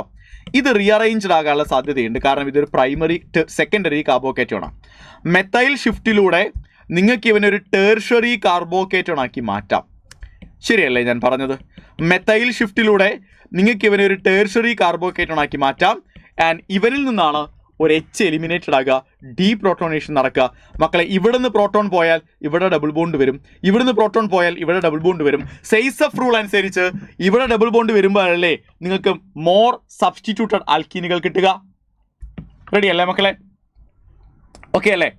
ക്ലിയർ അല്ലേ? Okay done. അപ്പോൾ നിങ്ങളുടെ ആൻസർ എന്താ വരിക? നിങ്ങളുടെ ആൻസർ എന്ന് പറയുന്നത് CH3 CCH3 double bond CCH3 and there is one more CH3. Option B is the right answer, my dears. Option B. Sir, രാവിലെ തൊട്ട് കണ്ണ് അടിച്ചു പോയിരിക്കുന്നു സാർ. ശ്രീനാഥ് ബാസി, നീ എപ്പോഴാണ് മഞ്ഞമ്മൽ ബോയ്സ് കഴിഞ്ഞ് വന്നേ? സാരമില്ല, കുറച്ച് സമയം കൂടി, ഒരു 2 സെഷൻ കൂടിയാണുള്ളത്. അതുകൂടി കഴിഞ്ഞാൽ നിങ്ങളുടെ ഒരു കോൺഫിഡൻസ് ലെവൽ ബൂസ്റ്റ് ആവുന്നതിനെ കുറിച്ച് ആലോചിച്ച് നോക്കിയാ ശ്രീനാഥ് ബാസി. അതും കൂടി കഴിഞ്ഞാൽ നിങ്ങളുടെ കോൺഫിഡൻസ് ലെവൽ ബൂസ്റ്റ് ആവില്ലേ? യെസ്, 2 സെഷൻ കഴിയാറായി കേട്ടോ. Okay, don't worry. ഓക്കെ, അപ്പോൾ ഇത് സിമ്പിൾ ആണേ. See the next one. Sodium salt of which of the following carboxylic acid on cold electrolysis gives n butane. മക്കളെ ശ്രദ്ധിച്ച് കേൾക്കേണ്ട ഒരു കാര്യമുണ്ട്. N-ബ്യൂട്ടൈൻ കിട്ടണം. അതായത് കോൾഡ് ഇലക്ട്രോളിസിസിൽ 4 കാർബൺ വരുന്ന ബ്യൂട്ടൈൻ നിങ്ങൾക്ക്, അല്ലെങ്കിൽ ആൽക്കൈൻ നിങ്ങൾക്ക് കിട്ടണമെങ്കിൽ ഇവിടെ കോൾഡ് ഇലക്ട്രോളിസിസ് എന്ന് പറയുമ്പോൾ നിങ്ങൾക്ക് അറിയാമല്ലോ, ഫ്രീ റാഡിക്കൽ മെക്കാനിസമാണ്. അപ്പോൾ ഇവിടെ എത്തൈൽ ഫ്രീ റാഡിക്കലുകളായിരിക്കണം, 2 എത്തൈൽ ഫ്രീ റാഡിക്കലുകളായിരിക്കണം കമ്പൈൻ ചെയ്യേണ്ടത്. 2 എത്തൈൽ ഫ്രീ റാഡിക്കലുകൾ കമ്പൈൻ ചെയ്യണമെങ്കിൽ മക്കളെ 3 കാർബൺ വരുന്ന കാർബോക്സിലിക് ആസിഡിന്റെ സോഡിയം സാൾട്ട് ആണ് നിങ്ങൾ എടുക്കേണ്ടത്. am I right? ആണ്. അപ്പോൾ എപ്പോഴും മനസ്സിലാക്കേണ്ട ഒരു കാര്യം ശ്രദ്ധിക്കുക, RCOONA എന്ന് പറയുന്ന കാർബോക്സിലിക് ആസിഡുകളുടെ സോഡിയം സാൾട്ടിനെയോ അല്ലെങ്കിൽ പൊട്ടാസ്യം സാൾട്ടിനെയോ നിങ്ങൾ എടുത്താൽ അവരെ 2 തരത്തിൽ ആൽക്കേനുകളാക്കി മാറ്റാം. ഒന്നുകിൽ നിങ്ങൾക്ക് കോൾഡ് ഇലക്ട്രോളിസിസ് ഉപയോഗിച്ചുകൊണ്ട് അവരെ ആൽക്കേനുകളാക്കി മാറ്റാം, ഒരു സാധ്യത. രണ്ടാമത്തെ സാധ്യത എന്ന് പറയുന്നത് നിങ്ങൾക്ക് ഇവരെ എന്ത് ചെയ്യാം, ഡീകാർബോക്സിലേഷൻ നടത്താം. സോഡ ലൈം കൊണ്ട് റിയാക്ട് ചെയ്യിപ്പിച്ച് ഡീകാർബോക്സിലേഷൻ നടത്താം. RCONA എന്ന് പറയുന്നവൻ കോൾഡ് ഇലക്ട്രോളിസിസ് നടത്തിയാൽ RR ആയി മാറും. അതേസമയം ഡീകാർബോക്സിലേഷൻ നടത്തിയാൽ RH ആയി മാറും. അപ്പം എൻ്റെ മക്കൾക്ക് ഈ ഒരു ഐഡിയ ഉണ്ടാവണേ. അപ്പോൾ നിങ്ങൾക്ക് ഇവിടെ ബ്യൂട്ടൈൻ അല്ലേ വേണ്ടത്. അപ്പോൾ ബ്യൂട്ടൈൻ വേണമെങ്കിൽ മക്കളെ നമ്മൾ എന്ത് ചെയ്യണം, ഇതിൻ്റെ പകുതി കാർബണാറ്റം, പകുതിയേക്കാൾ 1 കാർബൺ കൂടുതലുള്ള കാർബോക്സിലിക് ആസിഡ് ആണ് വേണ്ടത് അല്ലേ? ആണ്. So it is propionic acid. Option 3 is right answer. എല്ലാ സെഷനും ഉണ്ടാവും സി കേട്ടോ, എല്ലാം ഉണ്ടാവേ. ഓക്കെ മക്കളെ, 3 propionic acid is right answer. Okay ആണോ? അപ്പോൾ ഇതേ പ്രൊപ്പിയോണിക് ആസിഡ് മക്കളൊന്ന് ശ്രദ്ധിച്ച് കേട്ടേടാ. CH3CH2COONA എന്ന് പറയുന്ന പ്രൊപ്പിയോണിക് ആസിഡിനെ കോൾഡ് ഇലക്ട്രോളിസിസ് നടത്തിയപ്പോൾ നമുക്ക് CH3 എൻബ്യൂട്ടൈൻ ആയി മാറി. അവനെ ഞാൻ ഡീകാർബോക്സിലേഷൻ ആണ് നടത്തിയിരുന്നെങ്കിലോ അവിടെ എനിക്ക് CH3 ആണ് കിട്ടുക കേട്ടോ. ഡീകാർബോക്സിലേഷൻ നടത്തിയിരുന്നുവെങ്കിൽ CH3 ആണ് കിട്ടുക. Is a clear ideas? മനസ്സിലായോ എല്ലാവർക്കും? ക്ലിയർ ആണോ ഞാൻ പറഞ്ഞ കാര്യങ്ങളെല്ലാം? മക്കളെ അടുത്ത ചോദ്യം എടുക്കുകയാണ്. C the next question. അടുത്ത ചോദ്യത്തിലേക്ക് നമ്മൾ വരുന്നു മക്കളെ. ഇതാണ് നിങ്ങളുടെ അടുത്ത ചോദ്യം. C the intermediate X in the reactions phenol ആണ്, NaOH ആണ്, CHCl3 ആണ്. ഫീനോള്, ബേസ്, ക്ലോറോഫോം, ഇത്രയും കണ്ടാൽ അറിയാം ദിസ് ഇസ് റൈമർ TMN. ഇത് റൈമർ TMN ആണ്, RT ആണ്, റൈമർ TMN ആണ്. ഓക്കെ ശ്രീനാഥ് ബാസിയെ, നാളെ GIB ആണ് അല്ലേ? പരീക്ഷയ്ക്ക് വേണ്ടിയുള്ള ബോർഡ് എക്സാമിന് വേണ്ടിയല്ലോ നമ്മൾ പ്രിപ്പയർ ചെയ്യുന്നത്. അപ്പോൾ നമുക്ക് പാട്ടും കഥയൊക്കെ പറഞ്ഞ് എൻ്റർടൈൻ ആയിട്ട് പോവാം. നാളെ GIB ആണ്, അതായത് നീറ്റ് മോഡൽ പരീക്ഷയാണ്. ഓക്കെ, ഇതിൽ കൂടുതലൊന്നും ഞാൻ പറയുന്നില്ല നിന്നോട്. ഈ ഒരു അവസരത്തിൽ ഇതിൽ കൂടുതൽ ഞാനൊന്നും പറയുന്നില്ല. നോക്കണേ, ഫൈനൽ പ്രൊഡക്റ്റ് സാലിസിലാൽഡിഹൈഡ് ആണ്. ഇൻ്റർമീഡിയറ്റ് ആരാന്ന ചോദ്യം. വളരെ കൃത്യമായി NCERT പറഞ്ഞിട്ടുണ്ട്. ഇൻ്റർമീഡിയറ്റ് എന്ന് പറയുന്നത് ആരായിരിക്കണം മക്കളെ? OH ഗ്രൂപ്പ് ONA ആയിട്ട് മാറും, ഓർത്തോയിൽ CHCl2 വരും. ശരിയല്ലേ? ക്ലിയർ അല്ലേ മക്കളെ? So this is your intermediate. ഈ ഇൻ്റർമീഡിയറ്റ് എവിടെയുള്ള?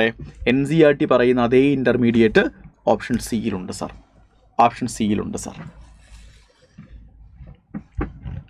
ഓക്കെ അല്ലേ? റെഡി അല്ലേ മക്കളെ? റെഡിയാണ്, ക്ലിയർ ആണ്, ഡൗട്ടില്ല എന്നാണ് നിങ്ങൾ പറയുന്നെങ്കിൽ നമ്മൾ അതാണ് സംഭവം. ഓക്കെ സാറില്ല, നമ്മളവനെ വെറുതെ വിട്ടിരിക്കുന്നു ശ്രീനാഥ് ബാസിയെ. പാവം, അവൻ വല്ല സിനിമയിലൊക്കെ അഭിനയിച്ച് ജീവിച്ചു പോക്കോട്ടെ.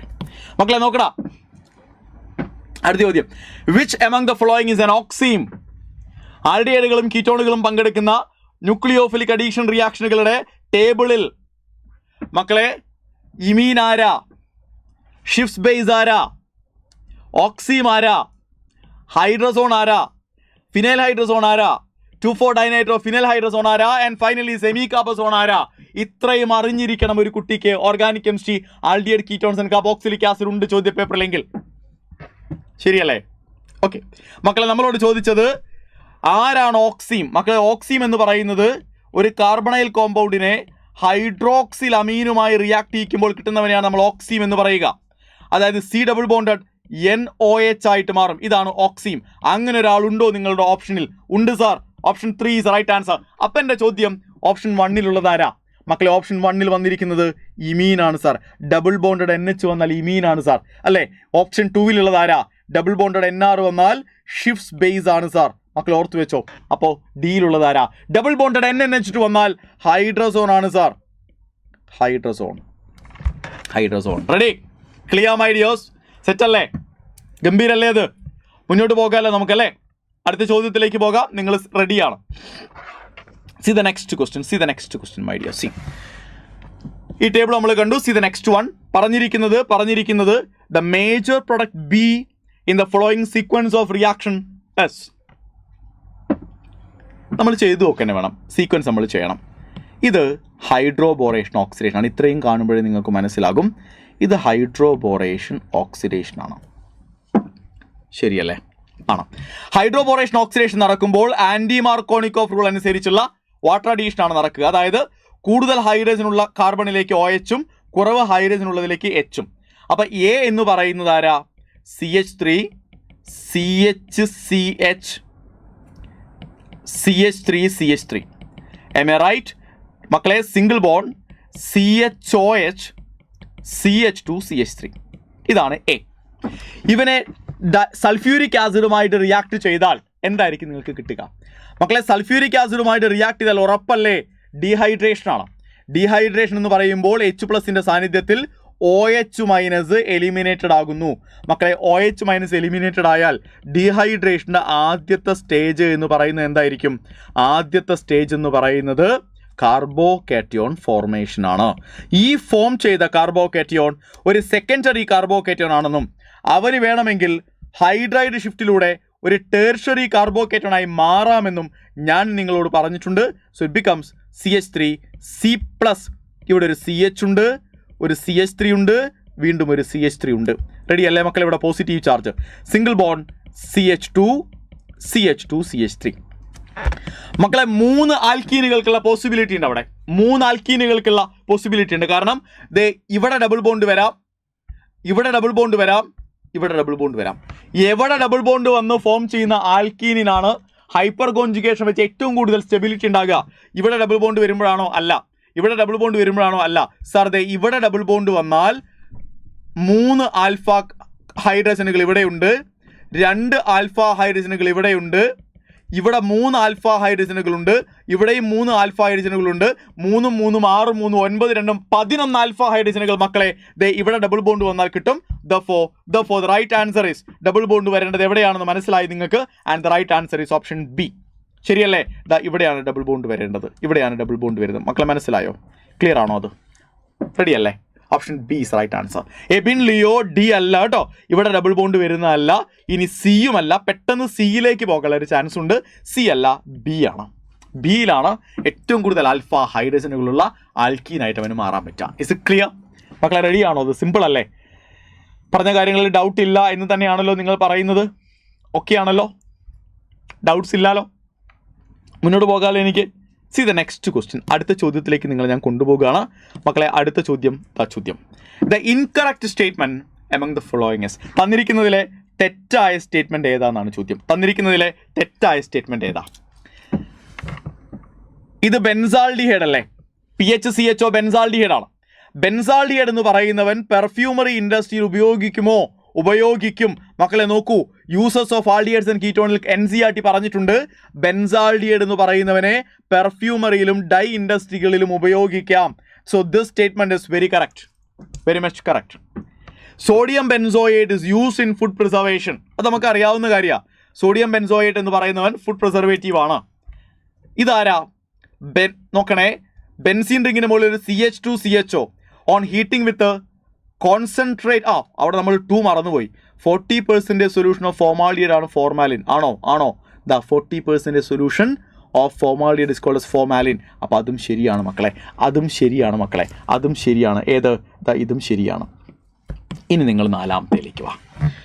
PHCH2CHOവിനെ ഹീറ്റ് ചെയ്താൽ അതും കോൺസെൻട്രേറ്റഡ് ആൽക്കലിയുമായിട്ടാണെങ്കിൽ സോഡിയം ബെൻസോയേറ്റ് ഫോം ചെയ്യും as one of the disproportionation products. Sir ഞങ്ങൾ ഇങ്ങനെ ഒരു റിയാക്ഷൻ എവിടെയും പഠിച്ചിട്ടില്ല എന്നെങ്ങാനും നിങ്ങൾ പറഞ്ഞാൽ ഓടിക്കും നിങ്ങളെ ഞാൻ. കാരണം ഇത് കാനിസാരോയാണ് എന്ന് പറയാതെ പറയുക മക്കളെ. ഇവന് കാനിസാരോ നടത്താൻ പറ്റോ? ഇല്ല. ഇവൻ ആൽഫ ഹൈഡ്രജൻ ഉണ്ട്. ആൽഫ ഹൈഡ്രജനുള്ള ആൾഡിഹൈഡുകൾക്ക് നടത്താനുള്ളതല്ല കാനിസാരോ, ഇല്ലാത്തവന് നടത്താനാണ്. അപ്പോൾ ഇത് തെറ്റാണ്, ഇത് നടക്കൂല. Option 4 is a incorrect one my dears. Okay അല്ലേ? സെറ്റ് അല്ലേ മക്കളെ? ഡൗട്ട് ഇല്ല എല്ലാവർക്കും? മുന്നോട്ട് പോകാലോ. അടുത്ത ചോദ്യത്തിലേക്ക് നിങ്ങൾ ഞാൻ കൊണ്ടുപോവുകയാണ് മക്കളെ. In cumene to phenol preparation, ക്യുമീനിനെ ഫീനോളാക്കി മാറ്റുന്ന പ്രിപ്പറേഷനിലെ ഇന്റർമീഡിയറ്റ് ആരാ? Cumene hydro peroxide. Am I right? Cumene hydro peroxide എന്ന് പറയുന്നവൻ്റെ സ്ട്രക്ചർ എങ്ങനെയാണ് സാർ? ഇതാണ് ക്യുമീൻ ഹൈഡ്രോ പെറോക്സൈഡിന്റെ സ്ട്രക്ചർ. ഇതാണ് ക്യുമീൻ. ഇവന്റെ പേര് കൂടി ഓർത്തു വെച്ചോ, പേര് വരെ ചോദിക്കാൻ സാധ്യതയുണ്ട്. ദാറ്റ് മച്ച് ഇമ്പോർട്ടൻ്റ് ആണ്. ഈ റിയാക്ഷൻ അത്രയും ഇമ്പോർട്ടൻ്റ് ആണ് മക്കളെ. ക്യുമീൻ റെഡി അല്ലേ? യെസ്. ഇതിലാരാണ് ക്യുമീൻ ഹൈഡ്രോ പെറോക്സൈഡ്? ഇതിലാരാണ് ക്യുമീൻ ഹൈഡ്രോ പെറോക്സൈഡ്? ഇതിലെവിടെയാണ് ക്യുമീൻ ഹൈഡ്രോ പെറോക്സൈഡ് ഉള്ളത്? Yes, option D is right answer. Option D is the right answer my dears. Option D. Ready അല്ലേ?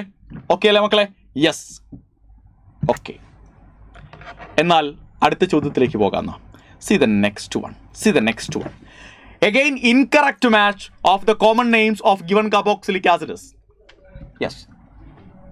നോക്കടാ, ഇൻകറക്റ്റ് മാച്ച്. ഇൻകറക്റ്റ് ഏതാണ് ചോദ്യം? COOH single bond COOH oxalic acid ആണോ? ആണ് sir, oxalic acid ആണ്. ഒരു CH2 ഗ്രൂപ്പിന്റെ അപ്പുറത്തും ഇപ്പുറത്തും COOHകൾ വന്നാൽ മെലോണിക് ആസിഡ് ആണോ? അതെ സാർ, മെലോണിക് ആസിഡ് ആണ്.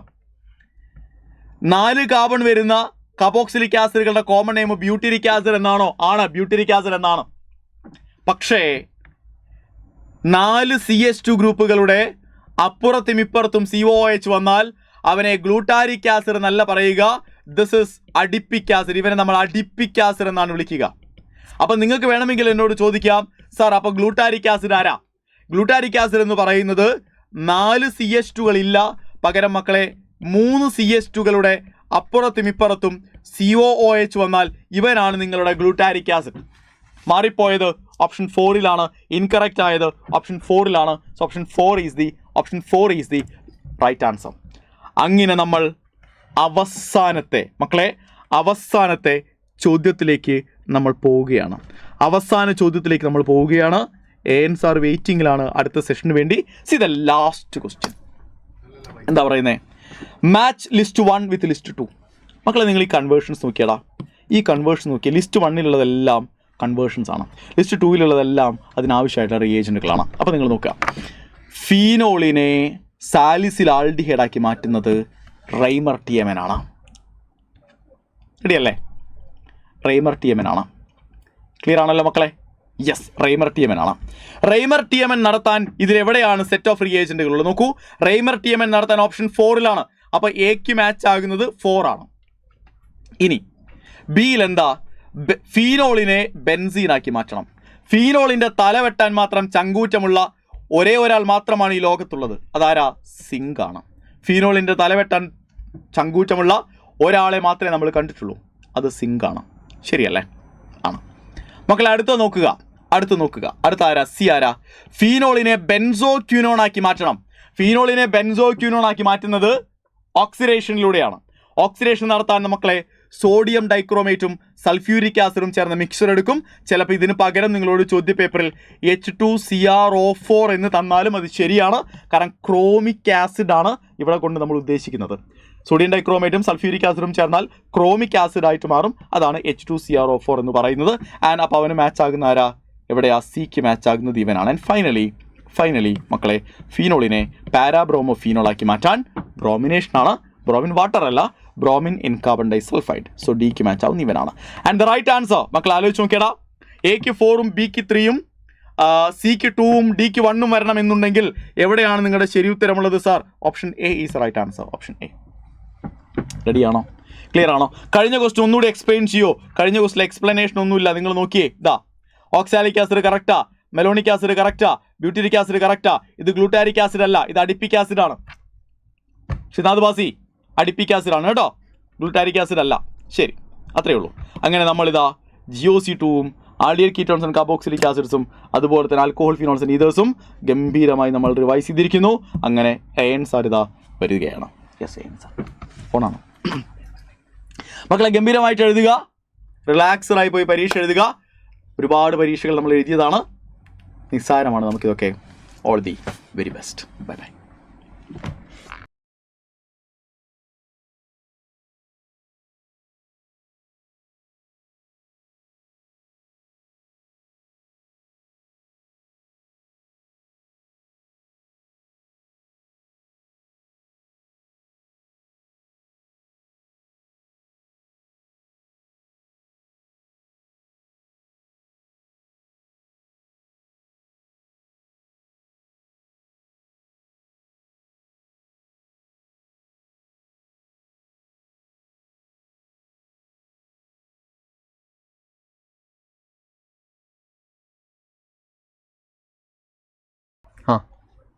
Okay.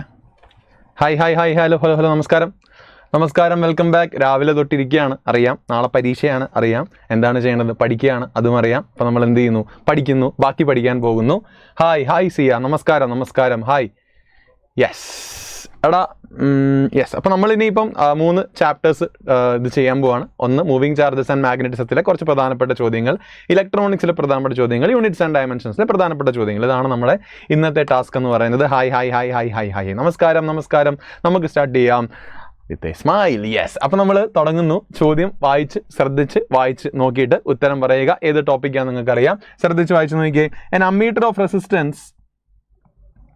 An ammeter of resistance 0.810 ohm reads up to 1 ampere.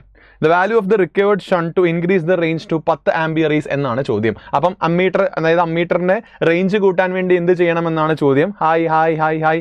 വേഗം നോക്കിക്കേ. ക്വസ്റ്റ്യൻ നോക്കിക്കേ. Yes, probably. അപ്പോൾ ഇവിടെ നോക്കിക്കേ. അപ്പം അമ്മീറ്റർ ഓഫ് റെസിസ്റ്റൻസ് അപ്പോൾ ഒരു അമ്മീറ്റർ ഉണ്ടായിരുന്നു. അതിന് റെസിസ്റ്റൻസ് തന്നിരിക്കുന്നത് 0.81 ആയിരുന്നു. 0.81 ഓം ആയിരുന്നു. അത് റീഡ് ചെയ്യുന്നത് 1 ആംപിയർ റീഡിംഗ് ആയിരുന്നു. The value of the required shunt എന്നാണ്. ഷണ്ട് എന്ന് പറയുമ്പോൾ നമ്മൾ എപ്പോഴും പഠിക്കുന്നത് എന്താണ്? Shunt is always connected in parallel എന്നാണ്. റെസിസ്റ്റൻസ് കുറച്ച് കറണ്ട് കൂട്ടാൻ വേണ്ടിയാണ് നമ്മൾ ഷണ്ട് ഉപയോഗിക്കുക. അപ്പോൾ ഷണ്ട് പാരലാണ്. To increase the range to 10 ampere. അപ്പോൾ അമ്മീറ്റർ വായിക്കേണ്ടത് 10 ആംപിയർ റീഡിംഗ് ആണ് ശരിക്കും അമ്മീറ്റർ റീഡ് ചെയ്യേണ്ടത്. അപ്പോൾ ടോട്ടൽ ആംപിയർ 10 ആംപിയർ ആണ് അമ്മീറ്റർ റീഡ് ചെയ്യേണ്ടത്. ഇപ്പം ഉള്ളത് 1 ആംപിയർ റീഡ് ചെയ്യുന്നുള്ളൂ. അതിനർത്ഥം പാരലി ഞാനൊരു ഷണ്ട് കണക്ട് ചെയ്യണം.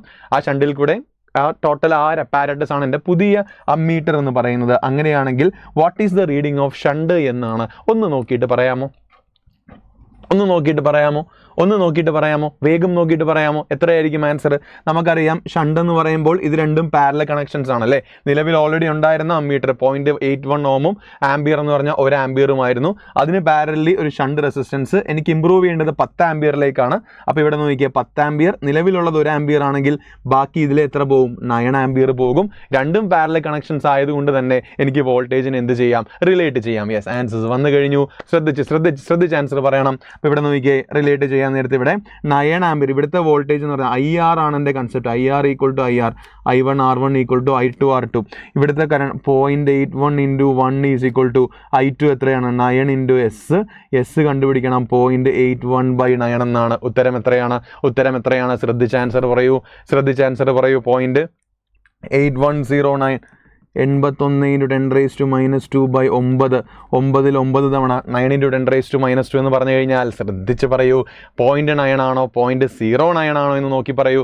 9 × 10⁻² അല്ലേ കിട്ടുന്നത്? 0.81 അല്ലേ? 0.81 എന്ന് പറയുമ്പോൾ 0.090 അല്ലേ വരിക? 0.090 എന്ന് പറഞ്ഞാൽ ഓപ്ഷൻ ശ്രദ്ധിച്ച് നോക്കണേ. ഒന്ന് 0.9ഉം ഒന്ന് 0.09ഉമാണ്. അപ്പോൾ 0.09 ഓം അല്ലേ വരിക? 0.81നെ 81 × 10⁻² എന്നാണ് എഴുതുക. അപ്പോൾ എനിക്ക് 9 കിട്ടും. 9 9s are 81. അപ്പോൾ 9 × 10⁻², 0.09 ഓമാണ് ഞാനിവിടെ ഷണ്ട് റെസിസ്റ്റൻസ് ആയിട്ട് കണക്ട് ചെയ്യേണ്ടത്. കിട്ടിയെന്ന് വിശ്വസിക്കുന്നു. അങ്ങനെയാണെങ്കിൽ നമ്മൾ അടുത്ത ചോദ്യത്തിലേക്ക് പോകുന്നു. ഓക്കെ ആണല്ലോ? യെസ്. സോ നെക്സ്റ്റ് ചോദ്യം ശ്രദ്ധിച്ച് വായിക്കുക. ശ്രദ്ധിച്ച് വായിച്ചതിന് ശേഷം ചോദ്യം എന്താണ് പറയുന്നത് നോക്കുക, ആൻസർ പറയുക. ഓക്കെ, 2 വയേഴ്സ് ഉണ്ട്. Carrying currents I1 and I2 lie one slightly above the other in a horizontal plane as shown in the figure. ചോദ്യം ഇതാണ്. The region of vertically upward strongest magnetic field. പുറത്തേക്കുള്ള magnetic field ഏറ്റവും strongest ആയിട്ടുള്ള region ഏതാണ് എന്നാണ് ചോദ്യം. ഒരു current carrying wire എടുത്തു. അപ്പോൾ നമ്മൾ എന്ത് ചെയ്യും? നമ്മുടെ സാരില്ല, അത് കുഴപ്പമില്ല. യെസ്. അപ്പോൾ ഒരു കറണ്ട് ക്യാരിയിങ് വയർ എടുത്തു. നമ്മൾ സാധാരണ കറണ്ട് ക്യാരിയിങ് വയറിൽ മാഗ്നറ്റിക് ഫീൽഡ് കണ്ടുപിടിക്കുന്നത് എങ്ങനെയാണ്? നമ്മുടെ തമ്പും നമ്മുടെ 4 ഫിംഗേഴ്സ് ഉപയോഗിക്കും. ഏതിൻ്റെ? വലത് കൈൻ്റെ. അപ്പോൾ അതിനുവേണ്ടി എന്ത് ചെയ്യും? നമ്മൾ എന്ത് ചെയ്യും? നമ്മൾ ആദ്യമേ തമ്പ് കറണ്ടിൻ്റെ ഡയറക്ഷനിൽ പിടിക്കും. എന്നിട്ട് കറണ്ട് അകത്തേക്ക് പോകുമ്പോൾ അത് ഇൻസൈഡ് മാഗ്നറ്റിക് ഫീൽഡ്, ഇപ്പുറത്തെ പ്ലെയിൻ ആണെങ്കിൽ പുറത്തേക്ക് മാഗ്നറ്റിക് ഫീൽഡ്. നമുക്കിനി റീജിയൻ 1 നോക്കാം. I2 മൂലം I2 ഇങ്ങോട്ടാണ്. അപ്പോൾ ഇങ്ങോട്ട് ഇങ്ങനെയാണ് ഇത് വരിക. I1 നോക്കുമ്പോൾ കൈ പിടിച്ച് നോക്കണേ. ഇതിപ്പോൾ നിങ്ങൾ പടം നിങ്ങളുടെ ടെക്സ്റ്റിൽ വരയ്ക്കണം. അപ്പോൾ ഞാൻ കാണിക്കുന്ന പ്ലെയിനും നിങ്ങൾ കാണിക്കുന്ന പ്ലെയിനും ഡിഫറൻറ്റ്. അതുകൊണ്ട് നിങ്ങൾ എന്ത് ചെയ്യണം? നിങ്ങൾ പഠിക്കുന്ന അല്ലെങ്കിൽ നിങ്ങൾ വരയ്ക്കുന്ന അതിൽ ഈ പടം ഒന്ന് വരച്ചിട്ട് വേണം ഏതാണ് vertically upward strongest magnetic field എന്ന് കണ്ടുപിടിക്കാൻ വേണ്ടിയിട്ട്. അപ്പോൾ എന്ത് ചെയ്യണം? ഞാൻ എൻ്റെ ഫിംഗർ വെച്ചു. I1 ഫിംഗർ വെച്ചു. I1 finger വയ്ക്കുമ്പം ഇങ്ങോട്ടുമാണ്. അപ്പോൾ ഇത് മുകളിലേക്കാണ്. സോ ഇത് മുകളിലേക്കാണ്. ഞാൻ ഇനി 2 നോക്കി. 2 എന്ന് പറയുമ്പോൾ ഇതും മുകളിലേക്കാണ്. 2ൽ I1 മൂലമുള്ളതും മുകളിലേക്കാണ്. ഓക്കെ, അത് അപ്പോൾ എനിക്ക് ഏകദേശം ഒരു ധാരണയായി. Vertically upward strongest magnetic field 2ലാണ് വരുന്നതെന്ന് ഏകദേശം ഒരു ധാരണയായി. സംശയം മാറ്റാൻ വേണ്ടി ബാക്കിയും കൂടെ ഒന്ന് നോക്കിയേക്കാം. ഓക്കെ, ഇവിടെ ഇതിങ്ങനെയാണ്. ഇവിടെ ഇത് പുറത്തേക്കാണ്, അപ്പോൾ ഇത് നോക്കേണ്ട ആവശ്യമില്ല, ഇത് പുറത്തേക്കാണ്. ഇനി I2ൻ്റെ ഇത് ഇങ്ങോട്ടാണ്, I1ൻ്റെത് ഇത് ഇങ്ങോട്ടാണ്. 4 എന്ന് പറഞ്ഞാൽ വെർട്ടിക്കലി അകത്തേക്കുള്ള സ്ട്രോങ്ങസ്റ്റ് മാഗ്നറ്റിക് ഫീൽഡും 2 എന്ന് പറയുന്നത് വെർട്ടിക്കലി അപ്വാർഡ് സ്ട്രോങ്ങസ്റ്റ് മാഗ്നറ്റിക് ഫീൽഡാണ്. ജസ്റ്റ് നമ്മുടെ ഫിംഗറും അതായത് നമ്മുടെ 4 വിരലുകളും ഉപയോഗിച്ച് നമ്മളൊരു 4 മാർക്കിൻ്റെ ചോദ്യം സോൾവ് ചെയ്തിരിക്കുകയാണ്. So answer the region of vertically upward strongest magnetic field എന്നാണ്. അത് റീജിയൻ 2 ആണ്. അതേസമയം വെർട്ടിക്കലി ഡൗൺവാർഡ് ആയിരുന്നെങ്കിൽ നമുക്ക് റീജിയൻ 4 എന്ന് പറയാമായിരുന്നു. So that is the right answer, option 2. That is option C ആണ്. ദാറ്റ് ഈസ് 2 എന്ന് പറഞ്ഞ റീജിയൻ ആണ് ശരിക്കും നമ്മുടെ വാല്യൂ എന്ന് പറയുന്നത്. അത് ഓക്കെയാണ് എന്ന് വിശ്വസിക്കുന്നു. അങ്ങനെയാണെങ്കിൽ നമുക്ക് അടുത്ത ഒരു ചോദ്യം ശ്രദ്ധിച്ച് വായിക്കാം. ശ്രദ്ധിച്ച് വായിച്ച് നോക്കിയിട്ട് ഉത്തരം പറയുക. സിമ്പിൾ ചോദ്യമാണ് അല്ലേ? വായിച്ച് നോക്കിയേ. A current carrying wire kept in a uniform magnetic field will experience a maximum force when it is എന്നാണ് ചോദ്യം. കറന്റ് ക്യാരിങ് വയർ എന്ന് പറയുമ്പോൾ ഒരു കണ്ടക്ടർ ആണ്, അതിൻ്റെ ലെങ്ത് L ആണ്. ഒരു മാഗ്നറ്റിക് ഫീൽഡിലുള്ള ഒരു വസ്തു, മാഗ്നറ്റിക് ഫീൽഡിൽ ഒരു കണ്ടക്ടറിനെ വെച്ച് കഴിഞ്ഞാൽ അത് എക്സ്പീരിയൻസ് ചെയ്യുന്ന മാഗ്നറ്റിക് ഫീൽഡ് എന്ന് പറയുന്നത് എത്രയാണ് എന്നാണ് നമ്മൾ പഠിച്ചത്. F = bill sine theta equation ആണ് എന്ന് പറഞ്ഞിരുന്നു.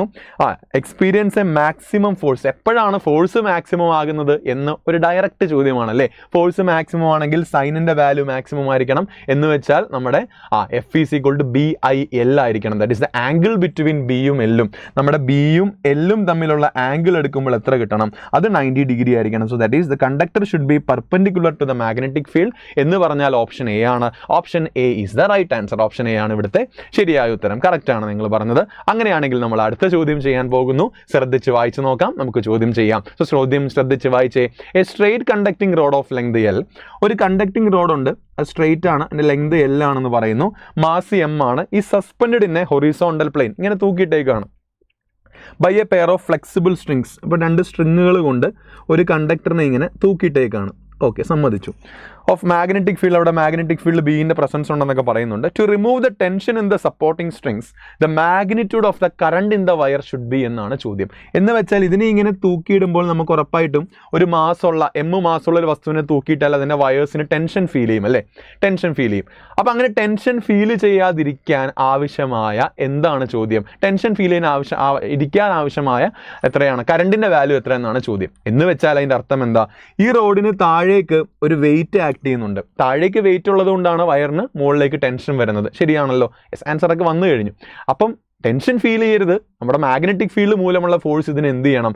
ബാലൻസ് ചെയ്യണം. മുകളിലേക്ക് മാഗ്നറ്റിക് ഫീൽഡ് മൂലമുള്ള ബിൽ സൈൻ തീറ്റ അല്ലെങ്കിൽ ബിൽ എന്ന് പറഞ്ഞ ഫോഴ്സ് mg ബാലൻസ് ചെയ്താൽ നമുക്ക് അവിടെ ടെൻഷൻ ഫീൽ ചെയ്യത്തില്ല. അപ്പോൾ അത് ഇക്വേറ്റ് ചെയ്താൽ പോരെ? യെസ്, അപ്പം mg = ബിൽ ഇക്വേറ്റ് ചെയ്താൽ മതി. എനിക്ക് അവിടെ നിന്ന് എന്ത് എഴുതാം? കറണ്ടാണ് വേണ്ടത്. അപ്പോൾ എനിക്ക് കിട്ടും mg/lb എന്ന് കിട്ടും. mg/lb എന്നൊരു ഓപ്ഷൻ ഉണ്ട്, അത് ഓപ്ഷൻ സി ആണ്. So option C is the right answer എന്ന് പറയാം. അടുത്ത ചോദ്യം ശ്രദ്ധിച്ച് വായിച്ച് നോക്കിയിട്ട് വേഗം ഉത്തരം എന്ന് പറഞ്ഞേ, വേഗം ആൻസർ പറഞ്ഞേ. നോക്കണേ. An electron is released from rest in a region of uniform electric and magnetic field acting parallel to each other. അവർ പറയുന്നത് ഇലക്ട്രിക് ഫീൽഡും മാഗ്നറ്റിക് ഫീൽഡും പാരലായിട്ട് ആക്ട് ചെയ്യുന്നു എന്നാണ് പറയുന്നത്. പാരലായിട്ട് ആക്ട് ചെയ്യുന്നു എന്നാണ് പറയുന്നത്. എന്നിട്ട് അവിടെ ഒരു ഇലക്ട്രോണെ റസ്റ്റ് നിന്നും റിലീസ് ചെയ്തു എന്നും പറയുന്നുണ്ട്. ദ ഇലക്ട്രോൺ വിൽ എങ്ങനെ മൂവ് ചെയ്യുമെന്നാണ് ഇലക്ട്രിക് ഫീൽഡിന്റെയും മാഗ്നറ്റിക് ഫീൽഡിന്റെയും പ്രസൻസിൽ ഒരു ഇലക്ട്രോൺ എങ്ങനെ മൂവ് ചെയ്യുമെന്നാണ് അർത്ഥം. സോ ഒരു ഇലക്ട്രോണെ നമ്മൾ ഇലക്ട്രിക് ഫീൽഡിലേക്ക് വിട്ട് കഴിഞ്ഞാൽ ഉറപ്പായിട്ടും അതിനൊരു ഫോഴ്സ് എക്സ്പീരിയൻസ് ചെയ്യും അല്ലേ?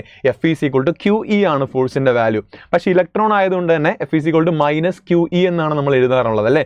F = -QE. അതായത് ഇലക്ട്രിക് ഫീൽഡ് എങ്ങോട്ടാണോ അതിന്റെ ഓപ്പോസിറ്റ് ഡയറക്ഷനിൽ ഒരു സ്ട്രെയിറ്റ് ലൈനിൽ അത് ആക്സിലറേറ്റ് ആകും എന്നാണ് നമ്മൾ പഠിച്ചിട്ടുള്ളത് അല്ലേ? ഒരു ഇലക്ട്രിക് ഫീൽഡിന്റെ പ്രസൻസിൽ ഒരു ഇലക്ട്രോണെ ആക്സിലറേറ്റ് ചെയ്താൽ F = QE ആണ്, ഒരു ഫോഴ്സ് ഉണ്ട് അല്ലെങ്കിൽ ഒരു ആക്സിലറേഷൻ ഉണ്ട് എന്ന് നമ്മൾ പഠിച്ചു. അത് ഇലക്ട്രിക് ഫീൽഡിന്റെ ഓപ്പോസിറ്റ് ഡയറക്ഷൻ ആയിരിക്കും, കാരണം അതിന്റെ സൈന് നെഗറ്റീവ് ആണ്.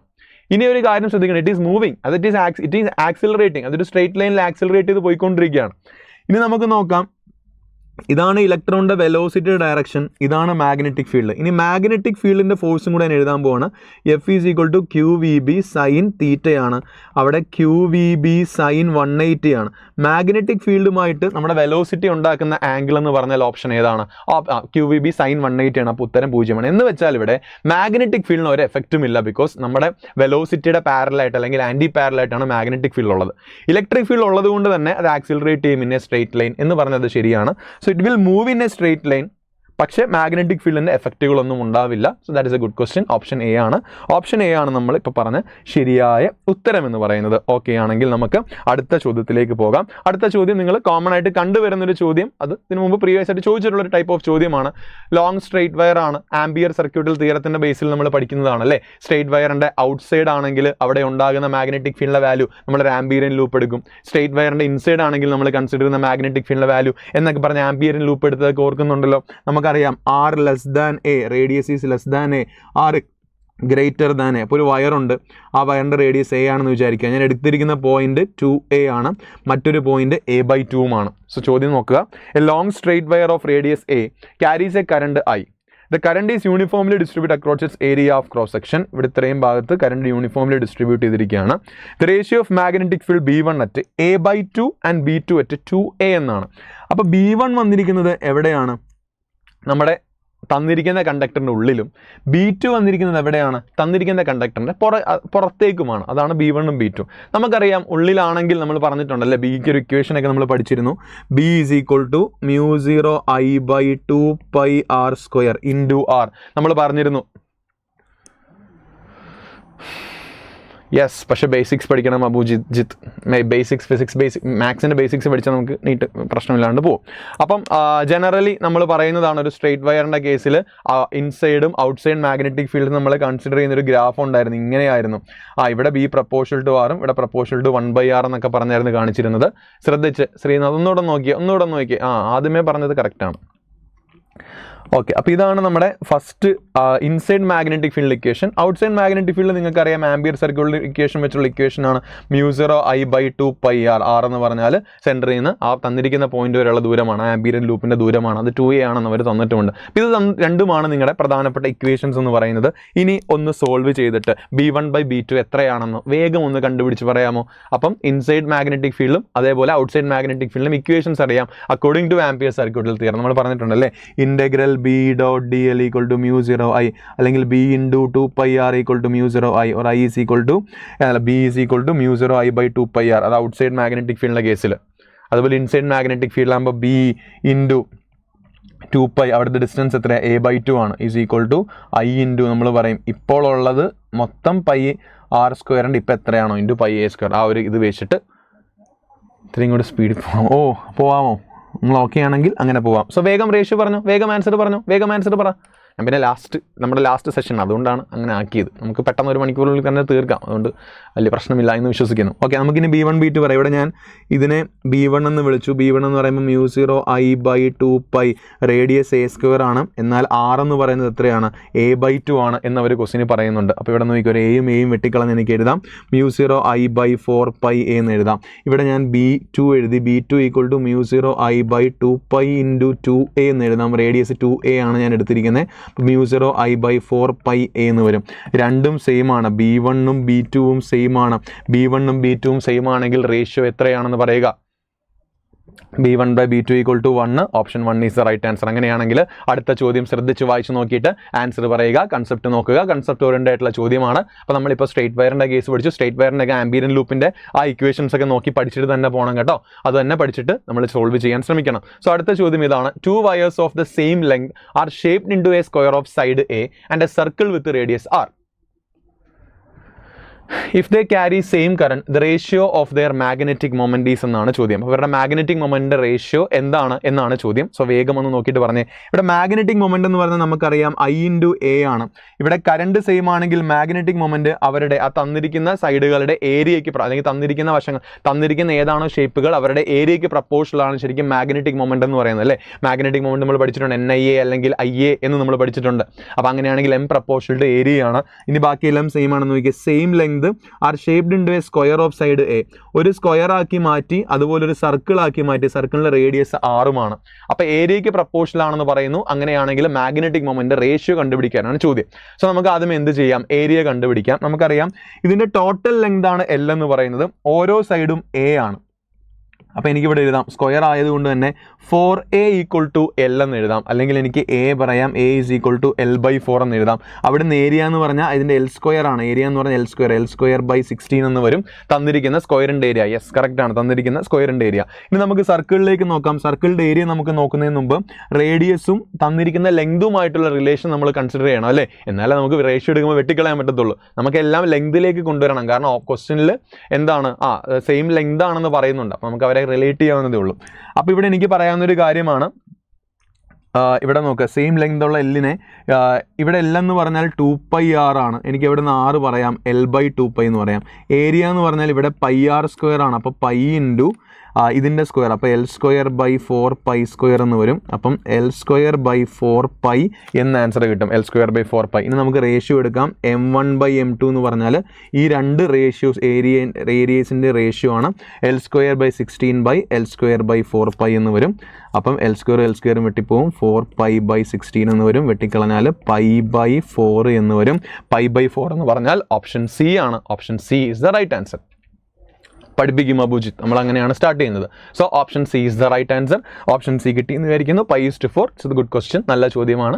ഇങ്ങനെയുള്ള ചോദ്യങ്ങളും ഒരു ടൈപ്പ് ചോദ്യമാണ്. നമുക്കത് പ്രതീക്ഷിക്കാവുന്ന ഒരു ചോദ്യമാണ്. അപ്പോൾ നമ്മൾ ആംബിയൻ ലൂപ്പിൻ്റെ ഒരു ടൈപ്പ് കണ്ടു, മൊമെൻറ്റ് ചോദിക്കുന്ന ഒരു ടൈപ്പ് കണ്ടു. ഈ കാണുന്നത് നമ്മുടെ സർക്കുലാർ ലൂപ്പിൻ്റെ കേസാണ്. സർക്കുലാർ ലൂപ്പിൽ ഒരിക്കലും സെൻറ്ററിൻ്റെ ഇക്വേഷൻ മാത്രം പഠിച്ചിട്ട് പോകരുത്, ജനറൽ ഇക്വേഷൻ കൂടെ നോക്കണം. നമുക്ക് എപ്പോഴാണ് അത് ആവശ്യം വരുന്നതെന്ന് പറയാൻ പറ്റത്തില്ല, ആണല്ലോ? അങ്ങനെയാണെങ്കിൽ ഈ ചോദ്യം ഒന്ന് ശ്രദ്ധിച്ച് വായിച്ച് നോക്കണം. The magnetic field at the centre of A current carrying circular loop of radius r is b1. The magnetic field at a point on its axis at a distance r from the center of loop is b2. Then the ratio is നമുക്കറിയാം, ഒരു circular ലൂപ്പിൻ്റെ സെൻറ്ററിലെ magnetic field കണ്ടുപിടിക്കാൻ നമുക്കറിയാം μ0I/2r എന്നാണ് നമ്മുടെ general equation. μ0I/2r ആണ് സാധാരണ നമ്മുടെ general equation. പക്ഷേ സെൻട്രൽ ഇക്വേഷൻ നമ്മൾ സാധാരണ പഠിക്കുന്ന ഒരു ജനറൽ ഇക്വേഷൻ ഉണ്ടായിരുന്നു, ഓർക്കുന്നുണ്ടോ? μ0IR²/2 × r² + x² 3/2. ഈ ഇക്വേഷനിൽ നമ്മൾ എക്സിന് 0 കൊടുത്തിട്ടാണ് ഈ സെൻട്രൽ ഇക്വേഷനിലേക്ക് നമ്മൾ എത്തിയത്. സോ ഇനി ക്വസ്റ്റ്യൻ വായിച്ച് നോക്കുക, ക്വസ്റ്റ്യനിൽ എന്തൊക്കെയാണ് ഡിമാൻഡ് ചെയ്യുന്നതെന്ന് നോക്കുക, നമുക്ക് നോക്കാം. So the magnetic field at the centre of A current carrying loop of circular radius r is b1. അപ്പോൾ ഇവിടെ b1 തന്നിട്ടുണ്ട് മാഗ്നറ്റിക് ഫീൽഡ്, അത് μ0I/2r എന്ന് നമുക്കറിയാം. The magnetic field at A point on its axis at a distance r from, ഇവർ പറയുന്നു എക്സിൻ്റെ value r ആണ്. അങ്ങനെയാണെങ്കിൽ നമുക്ക് ആദ്യമേ ആ മാഗ്നറ്റിക് ഫീൽഡ് കണ്ടുപിടിക്കണം, എന്നിട്ട് റേഷ്യോ എടുക്കണം അല്ലേ? സോ μ0IR²/2 ശ്രദ്ധിച്ച് ഒന്നും കൂടെ, അവിടെ ഇക്വേഷൻ ഉണ്ടല്ലോ, μ0IR²/2 × r² + x² 3/2. നിങ്ങൾക്ക് പറ്റുമെങ്കിൽ ഈ ഇക്വേഷൻ ഒന്ന് എഴുതി വെക്കുന്നത് നല്ലതാണ്. നമുക്കത് വേണമെങ്കിൽ ഒന്ന് ഡിറൈവ് ചെയ്യാം. μ0IR² എന്താണ് 2 × r² + r² 3/2 എന്നാണ്. അതായത് μ0IR²/2 × 2r² 3/2 എന്നാണ്. μ0IR²/2 × 2^3/2 എത്രയാണെന്ന് പറയാമോ? 2^3 എന്ന് പറഞ്ഞാൽ 8 ആണ്. അപ്പോൾ 8ൻ്റെ റൂട്ട് വരും. 8ൻ്റെ റൂട്ട് എന്ന് പറഞ്ഞാൽ 2√2 ആണ്. 2^3/2 എന്ന് പറഞ്ഞാൽ 2√2 ആണ്. സാനിയ റേഷ്യോയ്ക്ക് അത് കാണിച്ചു തരാം. ആ ഇക്വേഷൻ ഇപ്പോൾ നമ്മൾ എഴുതുന്നത് 2√2 × r² 3/2. r² 3/2 എന്ന് പറഞ്ഞാൽ r³ ആണ്. അപ്പം ഇവിടുന്ന് നമുക്ക് വേണമെങ്കിൽ വേണമെങ്കിൽ എന്നല്ല 6 വെട്ടിപ്പോവും. അപ്പോൾ എനിക്ക് എഴുതാം μ0I/2 × 2√2r. 2 × 2√2r ആണ് നമ്മുടെ b2ൻ്റെ വാല്യൂ. വേണമെങ്കിൽ നിങ്ങൾക്ക് ഇത് നോക്കി വെക്കാം. കാരണം എന്താണെന്ന് വെച്ചാൽ സർക്കിളിൻ്റെ റേഡിയസിനോട് ഈക്വൽ ആയിട്ടുള്ള ഡിസ്റ്റൻസ് എടുക്കുമ്പോൾ അവിടെയുള്ള സർക്കിളിൻ്റെ റേഡിയസിനോട് ഈക്വലായ ഡിസ്റ്റൻസ് എടുക്കുമ്പോൾ നിങ്ങൾക്ക് കിട്ടുന്ന മാഗ്നറ്റിക് ഫീൽഡിലെ വാല്യൂ ആണ് μ0I/2 × 2√2r. μ0I/2 × 2√2r ആണ് ജനറൽ ഇക്വേഷൻ. അല്ലെങ്കിൽ ഇത് നോക്കിയാലും മതി. ശരിക്കും ഇത് സാധാരണ കണ്ടീഷൻസിലേക്ക് എപ്പോഴും കാണാറുള്ള സംഭവമാണ്. x = r ആണെങ്കിൽ മാഗ്നറ്റിക് ഫീൽഡിൻ്റെ വാല്യൂ, x = 0 ആണെങ്കിൽ മാഗ്നറ്റിക് ഫീൽഡിൻ്റെ വാല്യൂ. അത് രണ്ടും എഴുതി വെച്ചാൽ നിങ്ങൾക്ക് ഇത് പെട്ടെന്ന് സോൾവ് ചെയ്യാവുന്നൊരു ക്വസ്റ്റ്യൻ ആണ്. അപ്പോൾ അത് നോക്കിയിട്ടൊന്ന് സോൾവ് ചെയ്താൽ മതി. ഇനി നമുക്കിനി b1 ഉം b2. അപ്പോൾ എനിക്ക് b2 കിട്ടി. b2 എത്ര കിട്ടിയത്? μ0I/2 × 2√2r എന്ന് കിട്ടി. ഇനി b1/b2 കണ്ടുപിടിക്കുക. b1/b2 എന്ന് പറഞ്ഞാൽ μ0I/2r μ0I/2 × 2√2r. μ0യും 2rഉം വെട്ടിക്കളയാം. ബാക്കിയുള്ളത് പിന്നെ ഒരു 2√2 മാത്രമാണ്. 2√2/1 എന്ന് വരും. Option A is the right answer. 2√2 മാത്രമേ വരത്തുള്ളൂ, ശ്രദ്ധിക്കണം. അപ്പോൾ എഴുതുമ്പോൾ തെറ്റിപ്പോകരുത്. 2√2 മാത്രമേ ഉള്ളൂ. അത് നോക്കിയിട്ട് ആൻസർ എഴുതാം. So option A is the right answer. Option A കിട്ടിയോ എല്ലാവർക്കും? ഓപ്ഷൻ എ കിട്ടിയോ? ഓപ്ഷൻ എ ആണ് കേട്ടോ, തെറ്റിക്കല്ലേ. ഓപ്ഷൻ എ ആണ് കറക്റ്റ് ആൻസർ എന്ന് പറയുന്നത്. കിട്ടിയെന്ന് വിശ്വസിക്കുന്നു. അങ്ങനെയാണെങ്കിൽ moving forward to the next question. അവർ പറയുന്നത് an ammeter is used in place of a voltmeter. B ആണോ? എ അല്ലേ വരിക? 1/√12 2√12 വരിക, ബാക്കിയെല്ലാം വെട്ടിപ്പോത്തില്ലേ? ഓപ്ഷൻ എ ആണ് വരിക കേട്ടോ. ഓക്കെ, അടുത്തത് if an ammeter is to be used in a place of a voltmeter then we must connect with the ammeter A. ഒരു അമ്മീറ്ററിനെ വോൾട്ട്മീറ്റർ ആക്കി മാറ്റണം, ഒരു കറണ്ട് മെഷറിംഗ് ഡിവൈസിനെ വോൾട്ട്മീറ്റർ ആക്കി മാറ്റണമെങ്കിൽ എന്ത് ചെയ്യണം എന്നാണ് ചോദ്യം. സോ ജനറൽ ആയിട്ടുള്ള ഒരു കൺസെപ്റ്റ് ആണല്ലോ, ഗാൽവനോമീറ്റർ ആയിക്കോട്ടെ അമ്മീറ്റർ ആയിക്കോട്ടെ. നമ്മൾ വോൾട്ട്മീറ്റർ ആക്കി മാറ്റണമെങ്കിൽ ഉറപ്പായിട്ടും അമ്മീറ്റർ ആക്കി മാറ്റണമെങ്കിൽ നമ്മൾ പറയും ഒരു ഷണ്ട് റെസിസ്റ്റൻസ് പാരലാക്കി കണക്ട് ചെയ്താൽ മതി, കൂടുതൽ കറണ്ട് അതിലെ പാസ് ചെയ്തോളും, റെസിസ്റ്റൻസിന്റെ വാല്യൂ കുറഞ്ഞോളും എന്നാണ് നമ്മൾ പഠിച്ചിട്ടുള്ളത്. അതേസമയം വോൾട്ട്മീറ്ററിലേക്കാണ് മാറ്റുന്നതെങ്കിൽ used in place of a voltmeter, voltmeter ആയിട്ട് എനിക്ക് അമ്മീറ്ററിനെ ഉപയോഗിക്കണമെങ്കിൽ നമ്മൾ പറയും വോൾട്ട്മീറ്റർ ആക്കി മാറ്റണമെങ്കിൽ we have to connect an high resistance in series എന്നാണ് അല്ലേ. ഹൈ റെസിസ്റ്റൻസ് ഇൻ സീരീസ് എന്ന് പറയുന്നതാണ് correct answer. Option C is the right answer. Option C ആണ് ശരിയായ ഉത്തരം. കിട്ടി എന്ന് വിശ്വസിക്കുന്നു. അങ്ങനെയാണെങ്കിൽ നമ്മളിതാ അസേർഷൻ റീസണിലേക്ക് പോകാൻ പോവുകയാണ്. സി ആണ് ശരിയാണ്, ഹൈ റെസിസ്റ്റൻസ് സീരീസ് ആണ് കറക്റ്റ് ആൻസർ ആണ്. ശരിയാണ്. അങ്ങനെയാണെങ്കിൽ നമുക്ക് അടുത്ത ഒരു ചോദ്യം നോക്കാം. അസേർഷൻ റീസൺ ചോദ്യമാണ്. When radius of A circular wire carrying current is doubled it's magnetic moment becomes 4 times എന്നാണ് പറയുന്നത്. നമുക്കറിയാം എം എന്ന് പറഞ്ഞാൽ I × A എന്നാണ്. അപ്പം എം എന്ന് പറഞ്ഞാൽ സർക്കുലർ ആയിരുന്ന I × πr² എന്ന് എഴുതാം. 2r ആയി മാറിയാൽ ഉറപ്പായിട്ട് മൊമെന്റ് 4 times ആകും. ശരിയാണല്ലേ? ദാറ്റ് ഈസ് ആക്ച്വലി കറക്റ്റ് ആണ്. 2r ആയി മാറിയാൽ 4 × I × πr², that is 4 × initial momentum എന്ന് എഴുതാം. ഇത് ആക്ച്വലി ശരിയായ കാര്യമാണ്.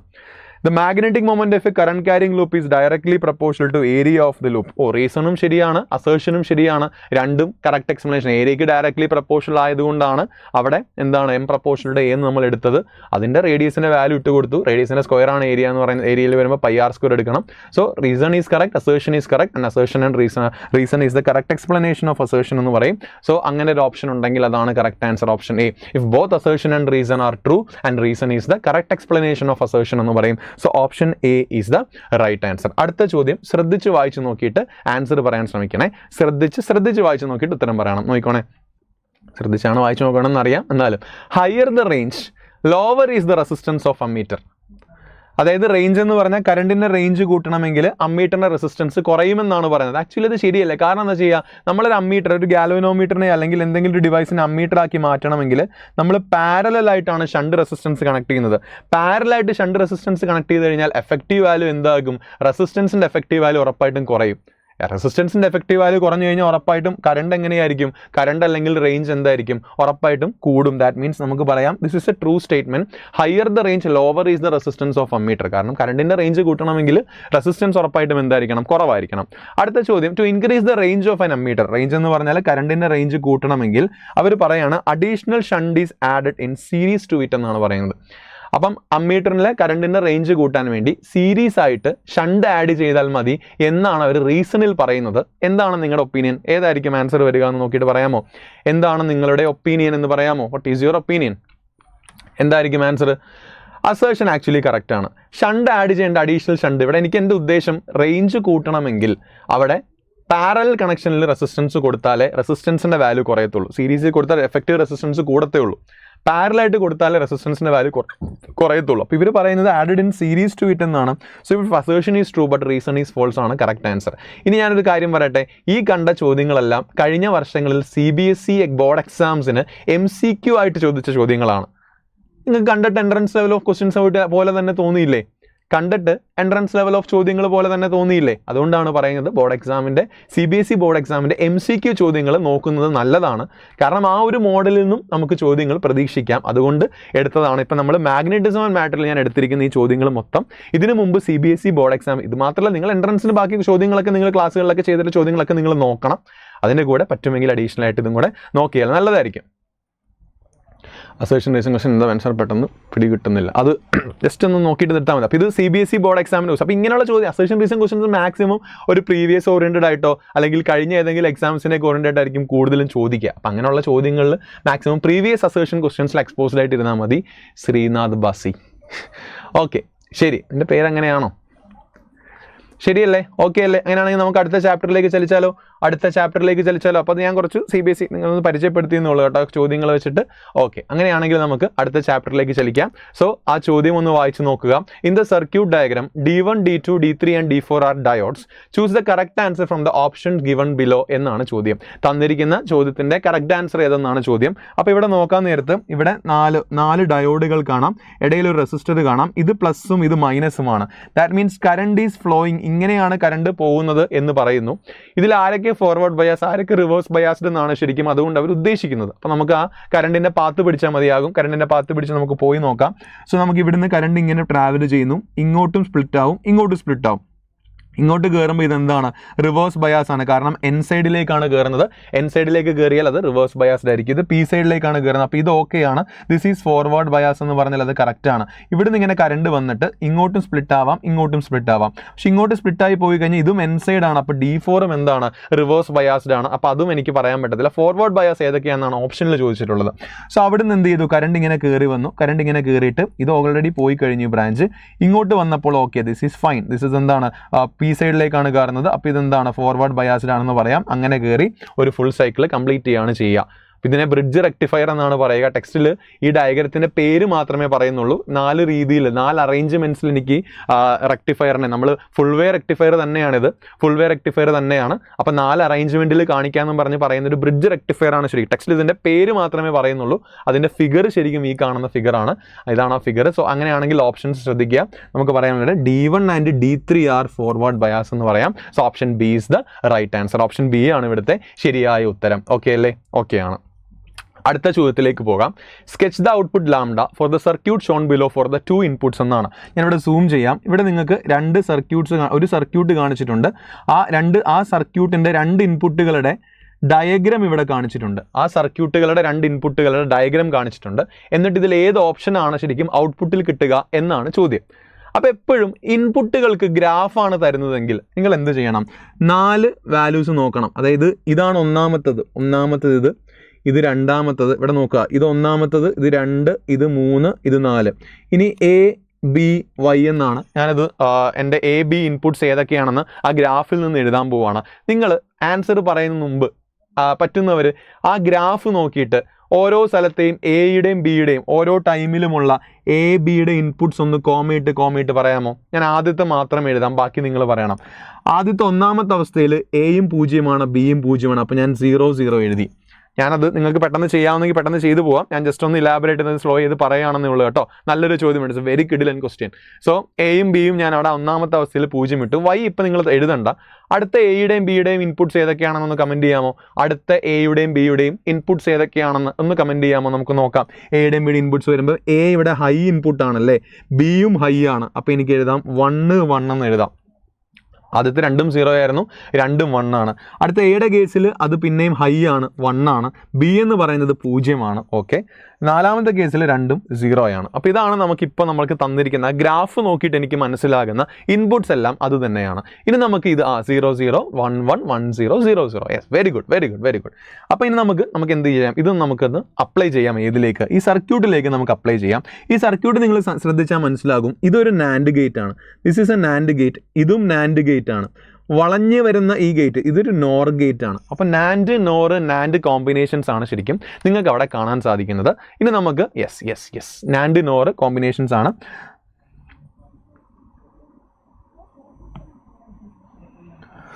ഓക്കെ, നാൻഡ് നോർ കോമ്പിനേഷൻസ് ഒക്കെയാണ് നിങ്ങൾക്ക് അവിടെ കാണാൻ സാധിക്കുന്നത്. നമുക്കിനി ഓരോ ഇൻപുട്ട്സ് വെച്ച് ഇട്ട് നോക്കാം. ആദ്യത്തെ ഇൻപുട്ട്സ് നമുക്ക് കൊടുക്കാം എയും 0 ബിയും 0. ഇവിടെ ഒരു കാര്യം നിങ്ങൾ ശ്രദ്ധിച്ചാൽ മനസ്സിലാകും. ഇവിടെ നോക്കിയേ, ഇവിടെ ഒരു കോമൺ ഇൻപുട്ട് ഉണ്ട് നാൻഡ് ഗേറ്റിനും നോർ ഗേറ്റിനും. അത് 0 ആണ്. ഈ നാൻഡ് ഗേറ്റിൻ്റെയും നോർ ഗേറ്റിൻ്റെയും കോമൺ ഇൻപുട്ട് 0 ആണ്. അതൊരിക്കലും എന്ത് ചെയ്യില്ല, മാറില്ല. ഇനി നമുക്ക് എന്ത് ചെയ്യാം? ഒന്ന് ഈ പ്രാക്ടിക്കലി ഇതൊന്ന് അപ്ലൈ ചെയ്ത് നോക്കാം. എയും 0 ബിയും 0 ആണെങ്കിൽ ആ സർക്യൂട്ടിൽ ഇത് അപ്ലൈ ചെയ്തിട്ട് Y എത്ര കിട്ടുമെന്ന് വേഗം ഒന്ന് പറയുക. A 0 ആണ്, ഇത് 0 ആണ്, ഇത് 0 ആണ്. നാൻഡ് ഗേറ്റ് ആണ്, അപ്പോൾ ആൻഡിൻ്റെ ഓപ്പോസിറ്റ് ആണ്. അപ്പോൾ ഇൻറ്റു ചെയ്തിട്ട് ഓപ്പോസിറ്റ് എടുക്കണം. 0 × 0 0 ആണ്, ഓപ്പോസിറ്റ് 1 വരും. ഇവിടെയും ഇതേപോലെ നോർ ഗേറ്റ് ആണ്, 0 0 0. നോർ ഗേറ്റ് എന്ന് പറയുമ്പോൾ കൂട്ടിയിട്ട് ഓപ്പോസിറ്റ് എടുക്കണം. 0 + 0 0 ആണ്, ഓപ്പോസിറ്റ് 1 ആണ്. ഇനി 1ഉം 1ഉം കൂടെ നാൻഡ് ഗേറ്റിലേക്ക് കയറും. നാൻഡ് ഗേറ്റ് എന്ന് പറഞ്ഞാൽ ഇൻറ്റു ചെയ്തിട്ട് ഓപ്പോസിറ്റ് എടുക്കണം. 1 × 1 1 ആണ്, ഓപ്പോസിറ്റ് 0 ആണ്. അപ്പോൾ ആദ്യത്തെ കേസിൽ എനിക്ക് ഔട്ട് കിട്ടി. ആദ്യത്തെ കേസിൽ ഔട്ട്പുട്ട് എന്ന് പറഞ്ഞാൽ 0 ആണ്. ഓപ്ഷൻസിലെല്ലാം ആദ്യത്തെ കേസിൽ ഔട്ട്പുട്ട് 0 ആണ്. അപ്പോൾ പിന്നെ എനിക്ക് ഓപ്ഷൻസ് ക്ലാരിഫൈ ചെയ്ത് എടുക്കാൻ പറ്റത്തില്ല. ഓക്കെ, വൈ എനിക്ക് അയ്യോ അതാ അത്രയും നേരം സ്ക്രീൻ ടൈം ചെയ്തിട്ടാളാ, അതിപ്പോൾ തീരും. നമുക്ക് ലൈവ് തീർക്കുമ്പോൾ അത് റെഡി ആകും കേട്ടോ. അപ്പോൾ ഇനി നമുക്ക് അടുത്ത ഇൻപുട്ട് കൊടുക്കാം. അടുത്ത ഇൻപുട്ട് 2ഉം 1 ആണ്.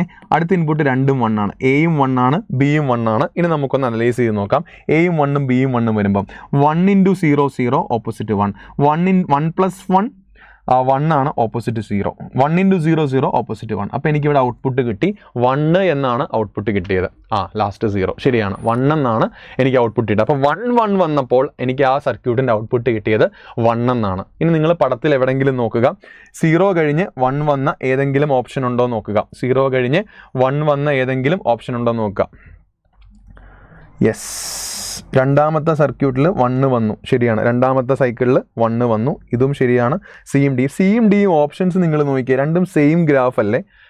അപ്പം അതെന്തോ അവർക്ക് മിസ്റ്റേക്ക് കിട്ടിയത്. സിയും ഡിയും ആക്ച്വലി രണ്ടും സെയിം ഗ്രാഫ് തന്നെയാണ്. T1 T2 T3 T4 എന്ന് പറഞ്ഞിട്ട് T1 to T2 ഇൻ്റർവെല്ലാണ് നമുക്ക് 1 കിട്ടിയത്. ശരിക്കും ഇത് രണ്ട് സെയിം ഗ്രാഫ് തന്നെയാണ്. ആൻസർ ഇത് തന്നെയാണ്. ഇനി നമുക്ക് നോക്കേണ്ട ആവശ്യമില്ല. So final answer is this, C or D. രണ്ടും ഓപ്ഷൻസ് ഒരേപോലെ ആയിപ്പോയെന്നേ ഉള്ളൂ. രണ്ടും സെയിം ആണ്. ഇപ്പോൾ കറക്റ്റ് ആൻസർ എന്ന് പറഞ്ഞാൽ എയും ബിയും എന്തായാലും വരത്തില്ല.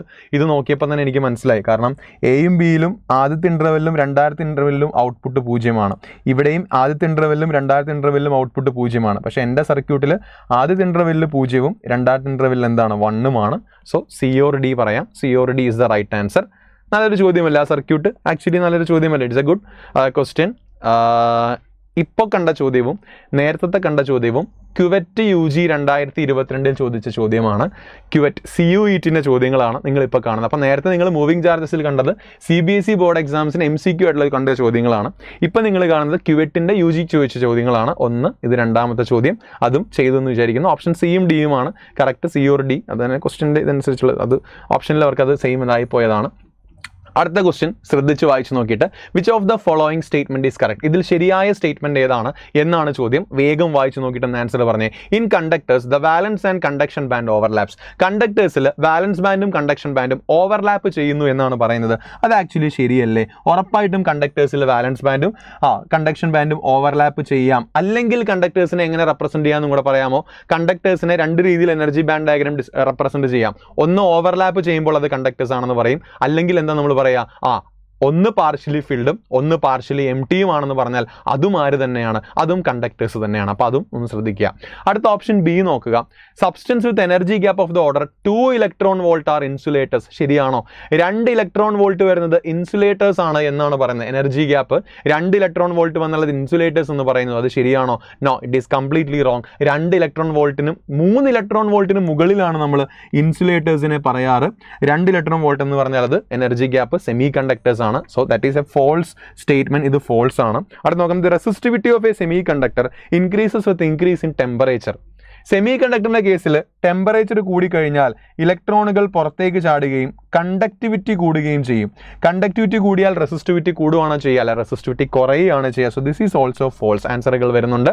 ആൻസറുകൾ: the depletion layer in the PN junction region is caused by drift of electrons. PN ജംഗ്ഷനിൽ ഡിപ്ലീഷൻ ലെയർ ഉണ്ടാവുന്നത് ഡിഫ്യൂഷന് സമയത്താണ്. ഇലക്ട്രോണുകൾ ഡിഫ്യൂസ് ചെയ്യുമ്പോൾ തന്നെ അവിടെ എന്തുണ്ടാവുന്നു? PN ജംഗ്ഷനിൽ എന്തുണ്ടാവുന്നു? ഡ്രാഫ്റ്റ് എന്നുള്ളത് ഡ്രിഫ്റ്റ് എന്നാണ്. ഡ്രിഫ്റ്റ് മൂലമല്ല ശരിക്കും ഡിപ്ലീഷൻ ലെയർ ഉണ്ടാകുന്നത്, ഡിഫ്യൂഷൻ ഓഫ് ഇലക്ട്രോൺസ് മൂലമാണ്. സോ അതും തെറ്റായ സ്റ്റേറ്റ്മെന്റ് ആണ്. So only A is the right answer. A only is the right answer. The very good question.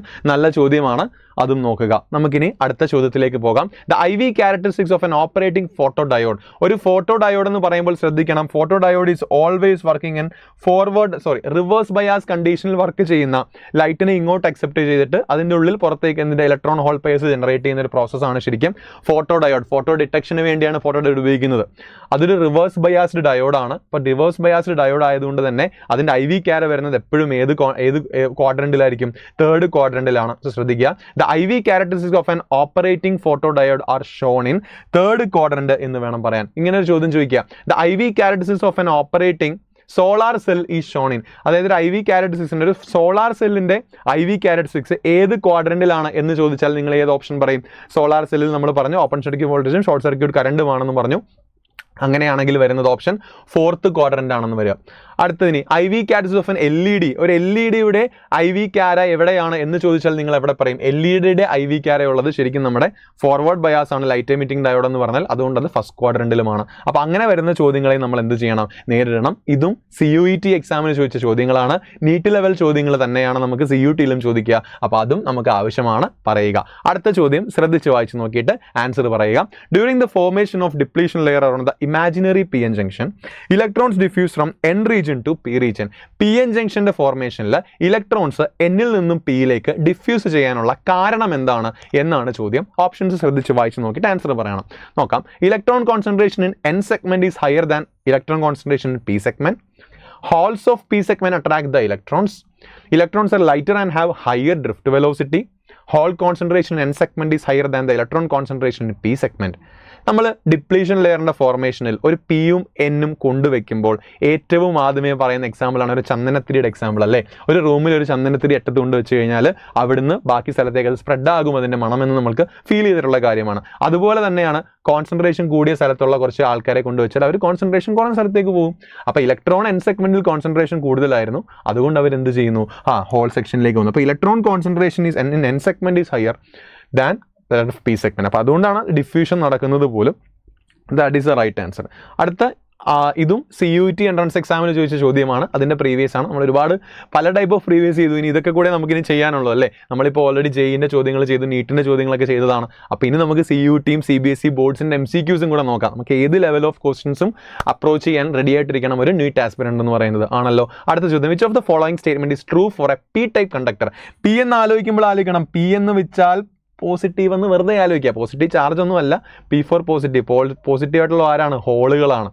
അപ്പം ഹോളുകളാണ് ഇവിടുത്തെ majority careers.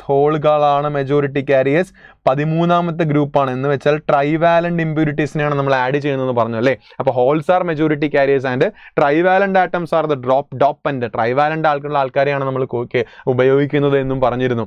Aluminium, boron, aluminium, gallium, indium, thallium എന്നൊക്കെ പറഞ്ഞിരുന്നു. So option C is the right answer. അപ്പോൾ അതും നോക്കണം. ഇത് CUT-ൻ്റെ previous ആണ്, ഇത് നീറ്റിനും ചോദിച്ചിട്ടുള്ള ഒരു പ്രീവിയസ് ഇയർ ചോദ്യമാണ്. So that is the answer. Option C is the right answer. ശരിയാണ്. അടുത്ത് നമുക്ക് നമ്മുടെ ഇൻട്രിൻസിക്കും എക്സ്ട്രിൻസിക് വാല്യൂസ് ഒക്കെ വെച്ച് NENH = NI² വെച്ച് ചോദിക്കുന്ന ഒരു ചോദ്യമാണ്. ഒന്ന് ശ്രദ്ധിച്ച് വായിച്ച് നോക്കിയിട്ട് ആൻസർ പറയണം. അവർ പറയുന്നത് ഒരു ഇൻട്രിൻസിക് സെമി കണ്ടക്ടേഴ്സിൽ 5 × 10⁻28 ആറ്റംസ് പെർ മീറ്റർ ക്യൂബ് ഉണ്ട്. ഇപ്പോൾ സിലിക്കൺ ആണെങ്കിൽ സിലിക്കൺ അത്രയും ആറ്റംസ് ഉണ്ടെന്ന് പറയുന്നുണ്ട്. It is doped by 0.01 parts per million എന്ന് വെച്ചാൽ ബൈ 10⁻6 എന്നാണ് പാർട്സ് പെർ മില്യൺ കൊണ്ട് ഉദ്ദേശിക്കുന്നത്. 0.01 ബൈ 10⁻6. കോൺസെൻട്രേഷൻ ഓഫ് അരസെനിക് എന്ന് പറഞ്ഞാൽ ഏത് ടൈപ്പ് ഇമ്പ്യൂരിറ്റി ആണെന്ന് കമൻറ്റ് ചെയ്യാമോ? അരസെനിക് എന്ന് പറഞ്ഞു കഴിഞ്ഞാൽ ഏത് ടൈപ്പ് ഇമ്പ്യൂരിറ്റി ആണെന്ന് കമൻറ്റ് ചെയ്യുക.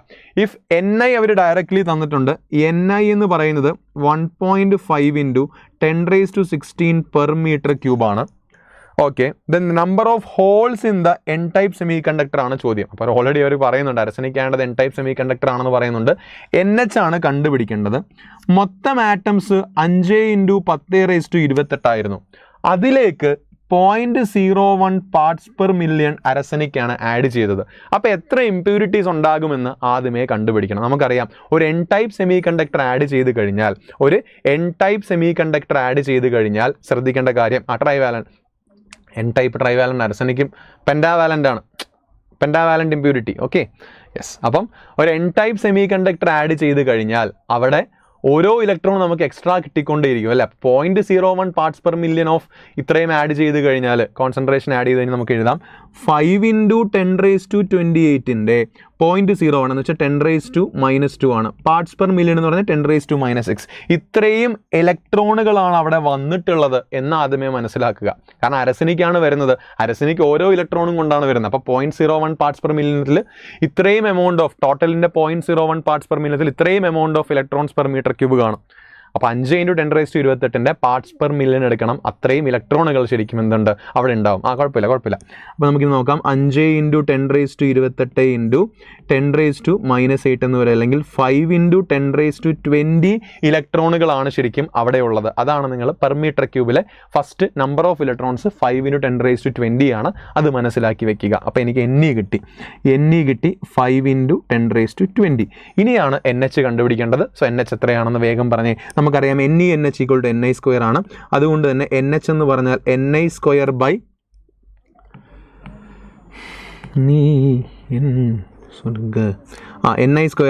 NI² എന്നാണ്. NI² എന്ന് പറഞ്ഞാൽ 1.5 × 1.5 × 10⁻32 ആണ്. NE എന്ന് പറഞ്ഞാൽ 5 × 10⁻20 ആണ്. സോൾവ് ചെയ്യുക. ഏതാണ് ഉത്തരമെന്ന് പറയുക. സോ 1.5 × 1.5 നമുക്ക് നോക്കാം. ഇത് 0.3 ആണ്. 1.5 × 0.3 എന്ന് പറഞ്ഞാൽ 0.45 ആണ്. ഇൻറ്റു 10⁻12 എന്ന് വരും, അല്ലെങ്കിൽ 4.5 × 10⁻11 പെർ മീറ്റർ ക്യൂബ് എന്ന ആൻസർ കിട്ടും. സോ 4.5 × 10⁻11 പെർ മീറ്റർ ക്യൂബ് എന്ന് പറഞ്ഞാൽ option D is the right answer. How is that question? ചോദ്യം എങ്ങനെയുണ്ടെന്ന് പറയൂ. 4.5 × 10⁻11 per metre cube is the right answer. അപ്പോൾ ശ്രദ്ധിക്കേണ്ട കാര്യം, പാർട്സ് പെർ മില്യൺ ആഡ് ചെയ്തെന്ന് പറഞ്ഞാൽ അത്രയും ഇലക്ട്രോൺസ് ആയിരിക്കുള്ളൂ. അതായത് ഇതെടുത്ത് നിങ്ങൾ എഴുതി വെക്കരുത്.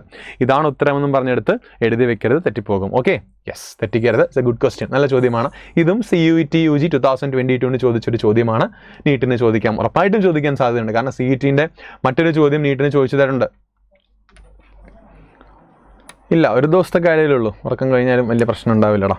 ഓക്കെ, അപ്പോൾ അടുത്ത ചോദ്യം ഇതും CET എൻട്രൻസ് എക്സാമിൻ്റെ ചോദ്യമാണ്. ഞാൻ സൂം ചെയ്യാം, ശ്രദ്ധിക്കണേ, നോക്കണം. Okay, resistivity versus temperature graphs of some materials are given below.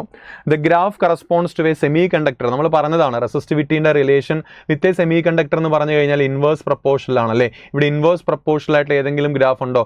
Resistivity versus temperature graph NCERT-യിലെ ഗ്രാഫുകളൊക്കെ നോക്കിയിട്ട് പോകണം എക്സാമിന് മുമ്പ് കേട്ടോ. സോ റെസിസ്റ്റിവിറ്റി വെസസ് ടെമ്പറേച്ചർ എന്ന് പറയുമ്പോൾ എങ്ങനെയാണ്? ഇൻവേഴ്സ്ലി പ്രപ്പോർഷണൽ ആണ്. അപ്പോൾ എനിക്ക് പറയാം option C is the right answer. Option C ആണ് ഇവിടുത്തെ. Option C is the right answer എന്ന് പറയാം. അതും CUET എൻട്രൻസ് എക്സാമിൻ്റെ ചോദ്യമാണ്. നീറ്റിനും ചോദിക്കാം. അപ്പോൾ അടുത്ത ചോദ്യം നോക്കാം. The logic circuit given below will act like എന്നാണ്. ഇത് പെട്ടെന്ന്, ഇത് ഒരുപാട് പ്രാവശ്യം നീറ്റിന് ചോദിച്ചൊരു കൺസെപ്റ്റാണ്. റിയലൈസേഷൻ ഓഫ് ഗേറ്റ് എന്ന് പറയും. അപ്പോൾ അത് നമ്മൾ എപ്പോഴും പഠിക്കേണ്ട കാര്യമാണ്. നാൻഡും നോറും ഉപയോഗിച്ച് നമുക്ക് ഗേറ്റ് റിയലൈസേഷൻ നടത്താം. ഒരു നാൻഡ് ആണെങ്കിൽ അത് നോട്ടാണ്. 2 നാൻഡ് ആണ് നമ്മൾ സീരീസ് ആയിട്ട് കണക്ട് ചെയ്യുന്നത്. നമ്മളിത് ക്ലാസ്സിൽ പഠിച്ചതാണ്. 2 നാൻഡ് സീരീസ് ആയിട്ട് കണക്ട് ചെയ്താൽ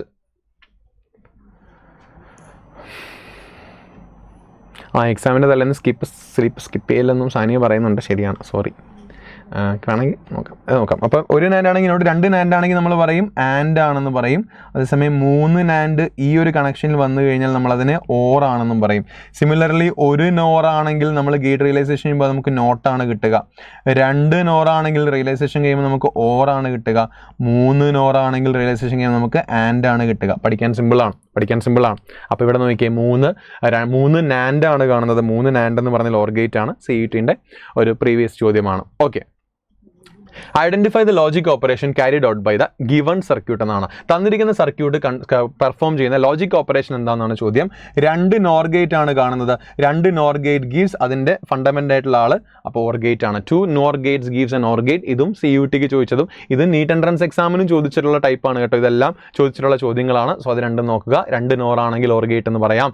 അടുത്ത ചോദ്യം, electron and hole concentration in an extrinsic semiconductor in thermal equilibrium ആണ്. എക്സ്ട്രിൻസിക് സെമി കണ്ടക്ടർ എന്ന് പറഞ്ഞാൽ നമുക്കറിയാം NENH = NI² എന്നാണ്. അപ്പോൾ അങ്ങനെയാണെങ്കിൽ ഓപ്ഷൻ ഏതാണ്? NENH = NI² എന്ന് പറയുമ്പോൾ ഓപ്ഷൻ A ആണ്. വേറെ ഒന്നും നോക്കേണ്ട ആവശ്യമില്ല. ഇൻട്രിൻസിക് എന്നായിരുന്നെങ്കിൽ നമുക്ക് NE = NH = NI എന്ന് പറയായിരുന്നു. സോ ഇവിടുത്തെ ആൻസർ ഓപ്ഷൻ A ആണ്. Option A is the right answer. അടുത്തതും CUET എൻട്രൻസ് എക്സാമിൻ്റെയാണ്. നീറ്റിന് ഇതുവരെ ഇങ്ങനെ ചോദ്യം ചോദിച്ചിട്ടില്ല. പക്ഷെ എങ്ങാനും ചോദിച്ചാൽ നമുക്ക് റിസ്ക് എടുക്കാൻ വയ്യ. അതുകൊണ്ട് ഇത് നമ്മൾ പഠിച്ചിട്ടുള്ള ടൈപ്പ് ചോദ്യമാണ്. ഒന്ന് ചെയ്ത് നോക്കിയാൽ നമുക്കത് പെട്ടെന്ന് കത്തും. അപ്പോൾ നമുക്കൊന്ന് ചെയ്ത് നോക്കാം. എന്താണ് ചോദ്യം ഉദ്ദേശിക്കുന്നതൊക്കെ നമുക്കൊന്ന് നോക്കാം. സോ ചോദ്യം പറയുന്നത് ശ്രദ്ധിക്കാം.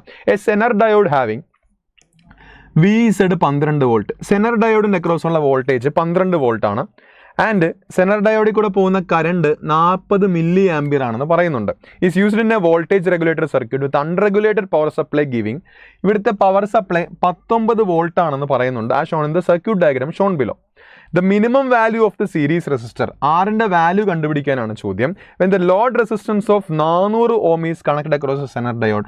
ഇവിടെ ഒരു 400 ഓമിൻ്റെ ലോഡ് റെസിസ്റ്റർ കണക്ട് ചെയ്തു എന്നാണ് പറയുന്നത്. So that the zener diode should not burn out, zener diode burn out ആവാൻ പാടില്ല എന്നും അവർ പറയുന്നുണ്ട്. Zener diode should not burn out എന്നാണ് പറയുന്നത്. അങ്ങനെയാണെങ്കിൽ ചോദ്യം ആറിൻ്റെ വാല്യൂ കണ്ടുപിടിക്കാൻ വേണ്ടിയാണ്. അപ്പോൾ ആദ്യമേ നമുക്ക് കൺസെപ്റ്റിലേക്ക് തന്നെ പോകാം. ഞാനൊരു കാര്യം ചോദിച്ചോട്ടെ, സെനറിൻ്റെ അക്രോസ് 12 വോൾട്ട് ആണെങ്കിൽ, സെനറിൻ്റെ അക്രോസ് ശ്രദ്ധിക്കുക, സെനറിൻ്റെ അക്രോസ് 12 വോൾട്ട് ആണെങ്കിൽ ഈ ലോഡിൻ്റെ അക്രോസ് എത്ര വോൾട്ട് ആയിരിക്കും എന്നൊന്ന് പറയാമോ? ലോഡിൻ്റെ അക്രോസ് എത്ര വോൾട്ട് ആണെന്ന് ആദ്യമേ പറയുക. അപ്പോൾ എപ്പോഴും അങ്ങനെ വേണം, ആ ഒരു ഫ്ലോയിൽ വേണം നിങ്ങൾ നോക്കാൻ. സെനർ ഡയോഡ് വോൾട്ടേജ് തന്നിട്ടുണ്ടെങ്കിൽ അതിന് പാരലാണ് നമ്മുടെ ലോഡ് ഇരിക്കുന്നത്. അപ്പോൾ പാരലാണ് ലോഡ് ഇരിക്കുന്നതെങ്കിൽ അതിൻ്റെ വോൾട്ടേജ് എത്ര തന്നെയാണ്? 12 വോൾട്ട് തന്നെയാണ്. അതവിടെ നിൽക്കട്ടെ. ഞാനൊരു കാര്യം ചോദിച്ചിട്ടെ, മറ്റൊരു കൺസെപ്റ്റ് സെനർ ഡയോഡിൻ്റെ ക്വസ്റ്റ്യൻസ് പഠിക്കുമ്പോൾ ഉള്ള അടുത്ത പ്രധാനപ്പെട്ട കൺസെപ്റ്റാണ്. മൊത്തം 19 വോൾട്ടാണ് അൺറെഗുലേറ്റഡ് സപ്ലൈ. അതിൽ ശരിക്കും 12 വോൾട്ട് ആര് ഉപയോഗിച്ച് കഴിഞ്ഞു? സെനറാണ് ശരിക്കും 12 വോൾട്ട് കൺസ്യൂം ചെയ്യുന്നത്. അതിൻ്റെ മുകളിലേക്ക് അത് കൺസ്യൂം ചെയ്യില്ല. അങ്ങനെയാണെങ്കിൽ റെസിസ്റ്ററിൻ്റെ അക്രോസ് എത്ര വോൾട്ടേജ് വരും എന്നും കൂടെ ഒന്ന് കമൻറ്റ് ചെയ്യാമോ? റെസിസ്റ്ററിൻ്റെ അക്രോസ് എത്ര വോൾട്ട് വരും എന്നും കൂടെ കമൻറ്റ് ചെയ്യാമോ? ഇതും സെനറിൻ്റെ കൺസെപ്റ്റാണ്. ആ റെസിസ്റ്ററിൻ്റെ അക്രോസ് സെനറിൻ്റെ റെഗുലേറ്റഡ് വോൾട്ടേജ് സപ്ലൈ എത്രയാണോ അതിനുശേഷം ബാക്കിയുള്ളതാണ് ഇതിൻ്റെ അക്രോസ് വരിക, തന്നിരിക്കുന്ന റെസിസ്റ്ററിൻ്റെ അക്രോസ് വരിക. സോ ഇവിടെ നോക്കുക, മൊത്തം 19 ഉണ്ട്. 12 സെനർ യൂസ് ചെയ്ത് കഴിഞ്ഞാൽ റെസിസ്റ്ററിൻ്റെ അക്രോസ് ഉള്ള പൊട്ടൻഷ്യൽ എന്ന് പറഞ്ഞാൽ ബാക്കി ഇനി 7 വോൾട്ട് മാത്രമേ ഉള്ളൂ. ഇത്രയും നോക്കിയതിന് ശേഷം മാത്രമേ ബാക്കി ചോദ്യങ്ങൾ ഇനി ചെയ്യാൻ പാടുള്ളൂ, അല്ലെങ്കിൽ കണ്ടുപിടിക്കാൻ പാടുള്ളൂ. ഇനി നമുക്കിവിടെ നോക്കാം. നമുക്കറിയാം ഇവിടെ ഇങ്ങോട്ട് വരുന്ന ഇതിലേ പോകുന്ന കറണ്ട് രണ്ടായിട്ട് സ്പ്ലിറ്റ് ചെയ്യുകയാണ്. അപ്പോൾ ടോട്ടൽ കറണ്ട് I എന്ന് പറഞ്ഞു കഴിഞ്ഞാൽ സെനറിൽ കൂടെയുള്ള കറണ്ടും ലോഡിൽ കൂടെയുള്ള കറണ്ടുമായിട്ട് സ്പ്ലിറ്റായി പോവുകയാണ്. IZ ഉം IL-ഉം. IZ ഓൾറെഡി തന്നിട്ടുണ്ട് 40 മില്ലി ആംപിയർ. IL എനിക്ക് കണ്ടുപിടിക്കാം, കാരണം അവിടെ എന്തൊക്കെ തന്നിട്ടുണ്ട്? റെസിസ്റ്റൻസും വോൾട്ടേജും തന്നിട്ടുണ്ട്. അപ്പോൾ എനിക്ക് IL കണ്ടുപിടിക്കാം, ലോഡിൽ കൂടെ പോകുന്ന കറണ്ട് കണ്ടുപിടിക്കാം. ഓക്കെ, അപ്പോൾ അത് കണ്ടുപിടിച്ച് കഴിഞ്ഞാൽ എനിക്ക് ഇവിടുത്തെ കറണ്ട് കിട്ടും, I കിട്ടും. ഇവിടുത്തെ കറണ്ടും ഇവിടുത്തെ വോൾട്ടേജും ഉണ്ടെങ്കിൽ എനിക്ക് കണ്ട് തോന്നുന്ന, അല്ലെങ്കിൽ അവർ ചോദിച്ചിട്ടുള്ള റെസിസ്റ്റൻസിൻ്റെ വാല്യൂ കിട്ടും. ഇതാണ് നമ്മുടെ കൺസെപ്റ്റ് എന്ന് പറയുന്നത്. ഇനി ഒന്ന് ചെയ്തേ, വേഗം ഒന്ന് ചെയ്ത ആൻസർ പറഞ്ഞേ. ഇനി നമുക്ക് IL കണ്ടുപിടിക്കാം. IL എന്ന് പറഞ്ഞു കഴിഞ്ഞാൽ വോൾട്ടേജ് ബൈ റെസിസ്റ്റൻസ് ആണ്. വോൾട്ടേജ് എത്രയാണ്? വോൾട്ടേജ് 12 ആണ്, റെസിസ്റ്റൻസ് 400 ആണ്.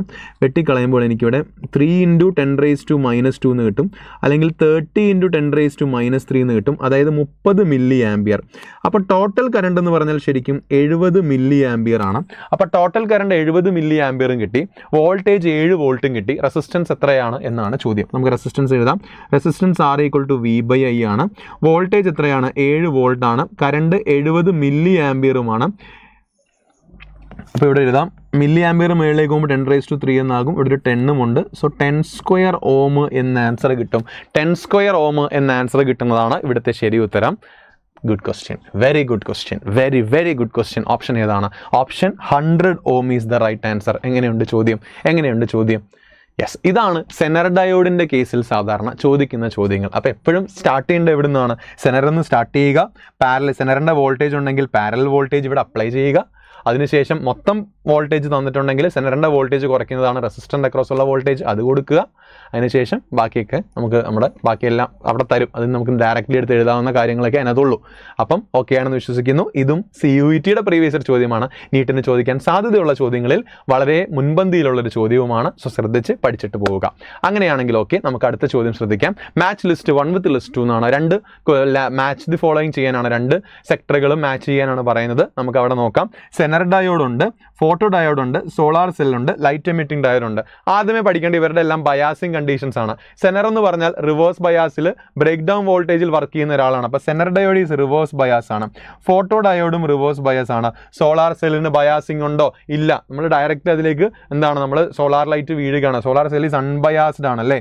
ലൈറ്റ് എമിറ്റിംഗ് ഡയോഡ് എന്ന് പറഞ്ഞാൽ ഫോർവേഡ് ബയാസ്ഡ് ആണ്. ഇനി നമുക്ക് ബാക്കി നോക്കാം. സെനർ ഡയോഡിന് പ്രത്യേകത, it is a heavily doped for reverse bias ഡയോഡാണ്. അപ്പോൾ ഇവിടെ നോക്കിയാൽ സെനർ ഡയോഡിന് ഇങ്ങോട്ട് മാച്ച് ചെയ്യാം. Heavily doped operates in reverse bias as voltage regulator. അപ്പോൾ A3 ആണ്. A3 എന്ന് വരുന്ന ഒരു ഓപ്ഷൻ മാത്രമേ ഉള്ളൂ, അത് ഓപ്ഷൻ D ആണ്. So D is the right answer. എന്നാലും ബാക്കിയൊക്കെ നമുക്ക് നോക്കാം. ഫോട്ടോ ഡയോഡ് എന്ന് പറഞ്ഞാൽ റിവേഴ്സ് ബയാസ് ആണ്. അപ്പം fabricated with a transparent window to allow light to follow on it. Light വന്ന് വീഴുന്നതാണ് ശരിക്കും എന്ത്? Photodiode. അപ്പോൾ എനിക്ക് ഫോട്ടോ ഡയോഡിന് എനിക്ക് B എന്ന് പറഞ്ഞ 4ലേക്ക് മാച്ച് ചെയ്യാം. സോളാർ സെൽ എന്ന് പറഞ്ഞാൽ എക്സ്റ്റേണൽ ബയാസ് ഇല്ലാത്തതാണ്, അപ്പോൾ C2 ആണ്. ലൈറ്റ് എമിറ്റിംഗ് ഡയോഡ് എന്താണ്? ഫോർവേഡ് ബയാസുമാണ്. അപ്പോൾ ഹെവിലി ഡോപ്ഡ് ഫോർവേഡ് ബയാസുമാണ്. So that is the right answer. അപ്പം ഇനി നമുക്ക് അടുത്തതിലേക്ക് പോകാം. അടുത്ത ചോദ്യങ്ങൾ ശ്രദ്ധിച്ച് വായിച്ച് നോക്കിയിട്ട് മാച്ച് ചെയ്യുക. അപ്പോൾ ഇതൊക്കെ CUTക്ക് ചോദിച്ച ചോദ്യങ്ങളാണ്. CUT എടുക്കാനുള്ള കാരണം നമ്മളിപ്പോൾ JEEൻ്റെ ചോദ്യങ്ങളും നീറ്റിൻ്റെ ചോദ്യങ്ങളൊക്കെ കുറേയൊക്കെ നമ്മൾ ക്ലാസ്സുകളിലും അല്ലാണ്ട് എക്സ്പീരിയലൊക്കെ കണ്ടുപഠിച്ചതാണ്. അപ്പോൾ അതുകൊണ്ട് കുറച്ചും കൂടി ഒരു വെറൈറ്റി ചോദ്യം ആയിക്കോട്ടെ എന്ന് വിചാരിച്ച് കണ്ടതാണ് കേട്ടോ. കുഴപ്പമില്ലല്ലോ, കുഴപ്പമില്ല. ഓക്കെ, അപ്പോൾ അങ്ങനെയാണെങ്കിൽ മാച്ച് ലിസ്റ്റ് 1 വിത്ത് ലിസ്റ്റ് 2 എന്നാണ്. അവിടെ മാഗ്നറ്റിക് ഫീൽഡ് തന്നിട്ടുണ്ട്, യൂണിറ്റുകൾ തന്നിട്ടുണ്ട്. യൂണിറ്റുകളൊക്കെ എന്തിലാണെന്ന് ആദ്യമേ നോക്കിയിട്ട് വേണം നോക്കാൻ. ന്യൂട്ടണിലാണ് യൂണിറ്റുകൾ, ന്യൂട്ടണും ആംബിയറിലൊക്കെയാണ് യൂണിറ്റുകൾ വന്നിട്ടുള്ളത്. നമുക്കിനി മാച്ച് ചെയ്യാം. സോ മാഗ്നറ്റിക് ഫീൽഡ് എന്ന് പറഞ്ഞാൽ നമുക്കറിയാം F ബില്ലാണ് അല്ലേ. ബില്ലിൽ നിന്നും B എഴുതാം F/IL എന്നാണ്. ടെസ്ലയൊന്നും അല്ല തന്നിരിക്കുന്നത്, ന്യൂട്ടണിലാണ്. ഓക്കെ, സോ നമുക്ക് ആൻസർ പറയാം F/IL എന്നാണ്. F/IL എന്ന് പറയുമ്പോൾ ഓപ്ഷൻ ഏതാ വരിക? F/IL എന്ന് പറയുമ്പോൾ ന്യൂട്ടൺ പെർ ആംപിയർ മീറ്റർ എന്നാണ്. ന്യൂട്ടൺ പെർ ആംപിയർ മീറ്റർ എന്ന് പറഞ്ഞാൽ A2 ആണ്. A2 വരുന്ന 2 ഓപ്ഷൻസ് ഉണ്ട്. ഓക്കെ, അടുത്ത magnetic flux. Magnetic flux B/A ആണ്. B എന്ന് പറഞ്ഞാൽ ന്യൂട്ടൺ പെർ ആംപിയർ മീറ്റർ ആണ്. ഏരിയ എന്ന് പറഞ്ഞാൽ മീറ്റർ സ്ക്വയർ ആണ്. അപ്പോൾ ഒരു മീറ്റർ വെട്ടിക്കളഞ്ഞാൽ newton metre ampere raise to -1. Newton metre ampere raise to minus എന്ന് പറഞ്ഞാൽ B4 ആണ്. അപ്പോൾ അതും കിട്ടി. ആൻസർ ഓപ്ഷൻ 3 ആണ്. ദാറ്റ് ഈസ് C ആണ് correct answer. C is the right answer. അപ്പം അത് നമുക്ക് എടുത്ത് എഴുതാവുന്നതേ ഉള്ളൂ. മാഗ്നറ്റിക് പെർമിയബിലിറ്റി, മാഗ്നറ്റിക് മൊമെന്റ് നോക്കിയാൽ മാഗ്നറ്റിക് മൊമെന്റ് എന്ന് പറഞ്ഞാൽ I/A ആണ്. കറണ്ട് ഇൻറ്റു ഏരിയ ആണ്. അപ്പോൾ ആംപിയർ മീറ്റർ സ്ക്വയർ ആണ്. അപ്പം കറണ്ട് ഇൻറ്റു ഏരിയ എന്ന് പറയുമ്പോൾ ആംപിയർ മീറ്റർ സ്ക്വയർ. ഇത്രയും എടുത്ത് എഴുതാം. മാഗ്നറ്റിക് മൊമെന്റ് നോക്കിയാൽ മതി. ആംപിയർ മീറ്റർ സ്ക്വയറിൻ്റെ അത് മാത്രമേ ഉള്ളൂ, D മാത്രമേ വരുന്നുള്ളൂ എന്നർത്ഥം. ശരി, ഞാൻ പിന്നെ ഫുള്ള് പറഞ്ഞതേ ഉള്ളൂ. എങ്ങനെയാണ് ന്യൂട്ടന് വന്നു കഴിഞ്ഞാൽ ഏത് നോക്കുന്നുള്ളതേ ഉള്ളൂ. അപ്പം that is the right answer. ഇതും ഒരു പ്രീവിയസ് ഇയർ ചോദ്യമാണ്, നോക്കുക. Yes, good. അപ്പോൾ അടുത്ത ചോദ്യം നോക്കാം. 4 different pairs of physical quantities are given below. Pair having same dimensions will be എന്നാണ്. ഒരേ ഡയമെൻഷനുള്ള പെയർ ഏതാണെന്നാണ് ചോദ്യം. മാഗ്നറ്റിക്കിൻ്റെ എന്ന് പറഞ്ഞ് പേര് എവിടെയെങ്കിലും കണ്ടു കഴിഞ്ഞാൽ ഒരേ ഡയമെൻഷനുള്ളത് നമ്മൾ പഠിക്കുന്നത് മേജർലി ഈ 2 ആൾക്കാരാണ്, M-ഉം H-ഉമാണ്. M and H. M എന്ന് പറഞ്ഞാൽ മാഗ്നറ്റൈസേഷൻ ആണ്. മാഗ്നറ്റൈസേഷനും ആംപിയർ പെർ മീറ്റർ ആണ്. മാഗ്നറ്റിക് ഇൻറ്റൻസിറ്റിയും എന്ത് തന്നെയാണ്? ആംപിയർ പെർ മീറ്റർ ആണ്. അപ്പം മാഗ്നറ്റൈസേഷൻ ആൻഡ് മാഗ്നറ്റിക് ഇൻറ്റൻസിറ്റി അവിടെ കാണും. അതുണ്ടെങ്കിൽ അത് നമുക്ക് എഴുതാം. M-ഉം H-ഉം ആണ് ശരിക്കും ഐഡന്റിക്കൽ ഡയമെൻഷൻസ് ഉള്ള 2 പെയറുകൾ എന്ന് പറയുന്നത്. M-ഉം H-ഉം ആണ്. യെസ്, ഇപ്പോൾ തരും. സോ ആൻസർ ഏതാണ്? Magnetisation and magnetic intensity. Option B is the right answer. Option B ആണ് ഇവിടുത്തെ ശരിയായ ഉത്തരം എന്ന് പറയുന്നത്. അടുത്ത ക്വസ്റ്റ്യൻ നമുക്ക് വായിച്ചു നോക്കാം. ഒരു student measures the time period of 100 oscillations of a simple pendulum 4 times. 4 പ്രാവശ്യം മെഷർ ചെയ്തു. ഒന്ന് 90 സെക്കൻഡ് ആണ്, ഒന്ന് 91 സെക്കൻഡ് ആണ്, മറ്റൊന്ന് 95 സെക്കൻഡ് ആണ്, മറ്റൊന്ന് 92 സെക്കൻഡ് ആണ്. If the minimum division in the measuring clock is 1 second, then the reported mean time എന്നാണ് ചോദ്യം. എന്ന് വെച്ചാൽ ഇവർ ആ മെഷർമെന്റിനെ എഴുതാനാണ് പറയുന്നത്. ഇത്രയും റീഡിങ്സ് എടുത്തൊരു മെഷർമെന്റിനെ നമ്മൾ എങ്ങനെ എഴുതാറ്? Average value plus or minus mean absolute error. ഇങ്ങനെയാണ് നമ്മൾ സാധാരണ ഒരു മെഷർമെന്റിനെ എഴുതി കാണിക്കാറ്. അതിനർത്ഥം ഈ തന്നിരിക്കുന്ന 4 റീഡിങ്ങിൻ്റെയും ആവറേജ് എടുക്കണം. ഓപ്ഷനിൽ അത് തന്നിട്ടുണ്ട്, എല്ലാം 92 ആണ്. അതുകൊണ്ട് ഇനി കൂട്ടിയിട്ട് ഡിവൈഡ് ബൈ 4 ചെയ്യേണ്ട ആവശ്യമില്ല. 92 ആണ് എന്തായാലും ആവറേജ് വാല്യൂ ആയിട്ട് നമുക്ക് കിട്ടുക. So 92 plus or minus. ഇനി ആബ്സല്യൂട്ട് എറർ എന്താണെന്ന് ആദ്യമേ മനസ്സിലാക്കുക. എന്താണ് ആബ്സല്യൂട്ട് എറർ എന്ന് പറഞ്ഞാൽ? എൻ്റെ ആവറേജ് വാല്യൂവും ഇൻഡിവിജ്വൽ റീഡിങ്ങുമായിട്ടുള്ള വ്യത്യാസത്തിനെയാണ് ശരിക്കും, പോസിറ്റീവ് വ്യത്യാസത്തിനെയാണ് അബ്സല്യൂട്ട് എറർ എന്ന് പറയുന്നത്. എന്നിട്ട് ഇവരുടെ മീൻ എടുത്താൽ അതിനെ അബ്സല്യൂട്ട് എററിൻ്റെ മീൻ ആബ്സല്യൂട്ട് എറർ എന്ന് പറയും. എന്ത് പറയും? മീൻ ആബ്സല്യൂട്ട് എറർ എന്ന് പറയും. സോ അവിടെ അത്രയും വാല്യൂസിൻ്റെ നമ്മുടെ എൻ്റെ ഓരോ റീഡിങ്ങുമായിട്ടുള്ള വ്യത്യാസം എത്രയാണ് എന്ന് നോക്കുക. 90ഉം 92 തമ്മിൽ വ്യത്യാസം 2 സെക്കൻഡാണ്. 91 തമ്മിൽ 1 സെക്കൻഡാണ്. 95 3 സെക്കൻഡാണ്. 0 സെക്കൻഡാണ്. അപ്പോൾ ഇതാണ് അവിടുത്തെ ഓരോ കേസുകളിലും ഓരോരുത്തരുടെയും കേസിൽ വന്നിരിക്കുന്ന എററുകൾ. അതിൻ്റെ ആവറേജ് എടുക്കുക. 3 2 5, 3 2 5 1 6. 6 ഇവിടുത്തെ ആവറേജ് എന്ന് പറയുന്നത്.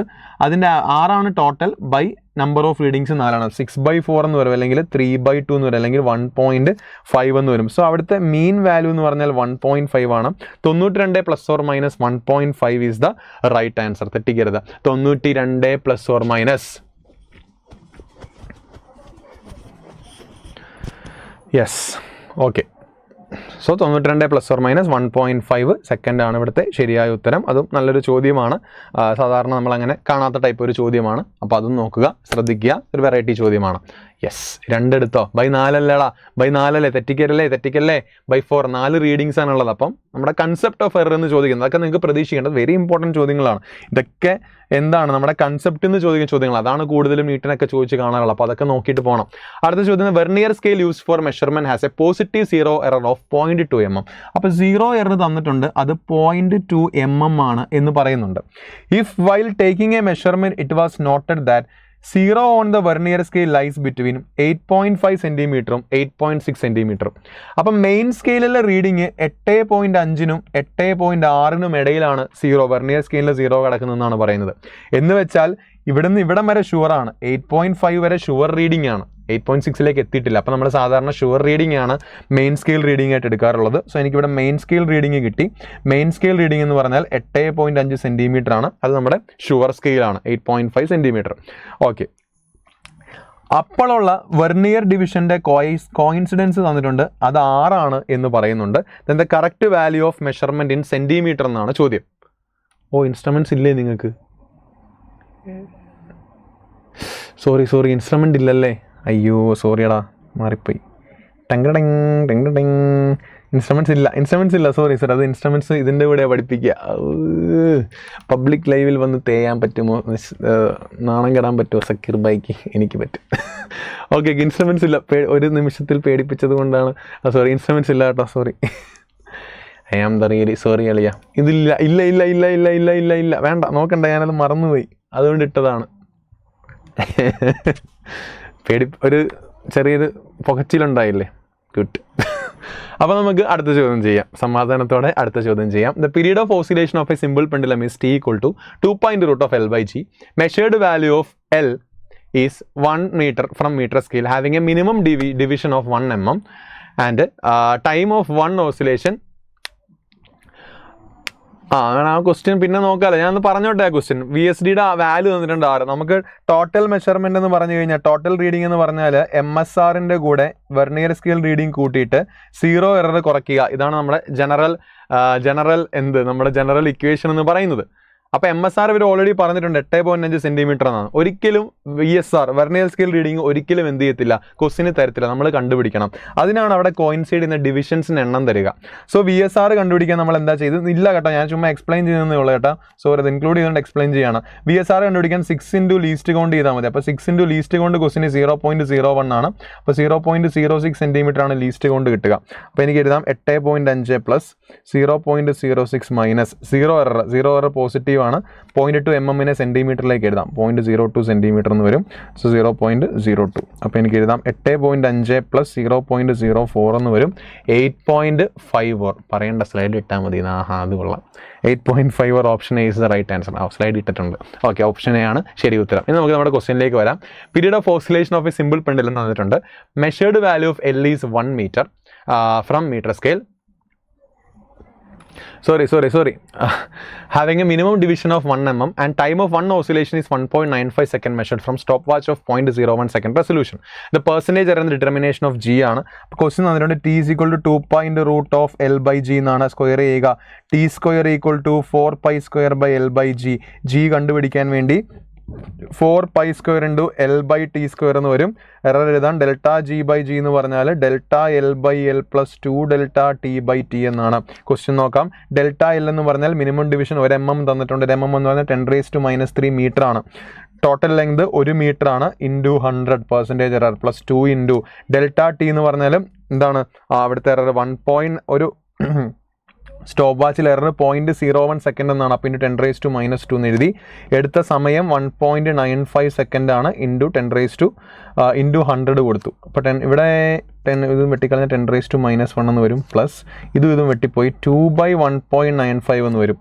ഇത് 0.1 ആണ്. ഇത് ഏകദേശം 2/2 എന്ന് പറഞ്ഞാൽ 1 ആണ്. അപ്പോൾ 2/1.9 എന്ന് പറഞ്ഞാൽ 1.1 എന്ന് വരും.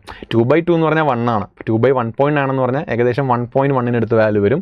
സോ 1.1 പ്ലസ് 0.1 എന്ന് വരും. അപ്പോൾ 1.2% ആണ് ശരി ഉത്തരം. 1.2% ഇസ് ദ റൈറ്റ് ആൻസർ എന്ന് എനിക്ക് പറയാൻ സാധിക്കും. ഓക്കെ അല്ലേ? Yes. Okay, out of the following which one does not have identical dimensions? ഒരേ ഡയമെൻഷൻ ഇല്ലാത്തത് ആർക്കൊക്കെയാണെന്നാണ് ചോദ്യം. ഇമ്പൾസും മൊമെന്റവും സെയിം ഡയമെൻഷൻസ് ആണ്.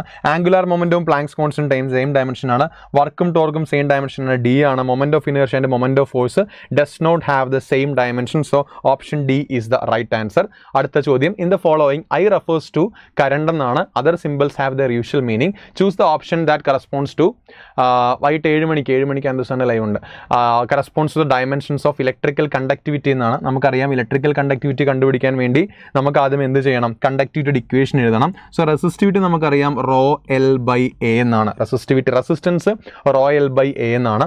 അല്ലെങ്കിൽ റോ എന്ന് പറഞ്ഞാൽ ആർ എ ബൈ എൽ ആണ്. ഇതിന് ഇൻവേഴ്സ് ആണ് ശരിക്കും കണ്ടക്ടിവിറ്റി എന്ന് പറയുന്നത്. ശനിയാഴ്ചയാണോ? ഇന്ന് ശനിയല്ലേ? ഓക്കെ, അപ്പോൾ കണ്ടക്ടിവിറ്റി എനിക്ക് എഴുതാം, തിരിച്ചെഴുതാം എൽ ബൈ എ ആർ എന്ന് എഴുതാം. ശരിക്കും റെസിസ്റ്റൻസ് എന്ന് പറഞ്ഞാൽ വോൾട്ടേജ് ബൈ കറണ്ട് ആണ്. അപ്പോൾ L I by A V എന്ന് എഴുതിയാൽ മതി. ഇവിടെ നോക്കുക, എൽ ഐ ബൈ എ എന്ന് പറഞ്ഞ ഏരിയ ആണ്, വോൾട്ടേജ് എന്ന് പറഞ്ഞാൽ വർക്ക് ബൈ ചാർജ് ആണ്. അപ്പോൾ L I Q by A W എന്ന് എഴുതാം. ഇനി നമുക്ക് ഓരോ ഡയമെൻഷൻസ് കൊടുക്കാം. എൽ എന്ന് പറഞ്ഞാൽ ലെങ്ത് ആണ്, ഐ എന്ന് പറഞ്ഞാൽ കറണ്ട്, അതിനെ ഐ എന്ന് കാണിക്കാനാണ് പറഞ്ഞത്.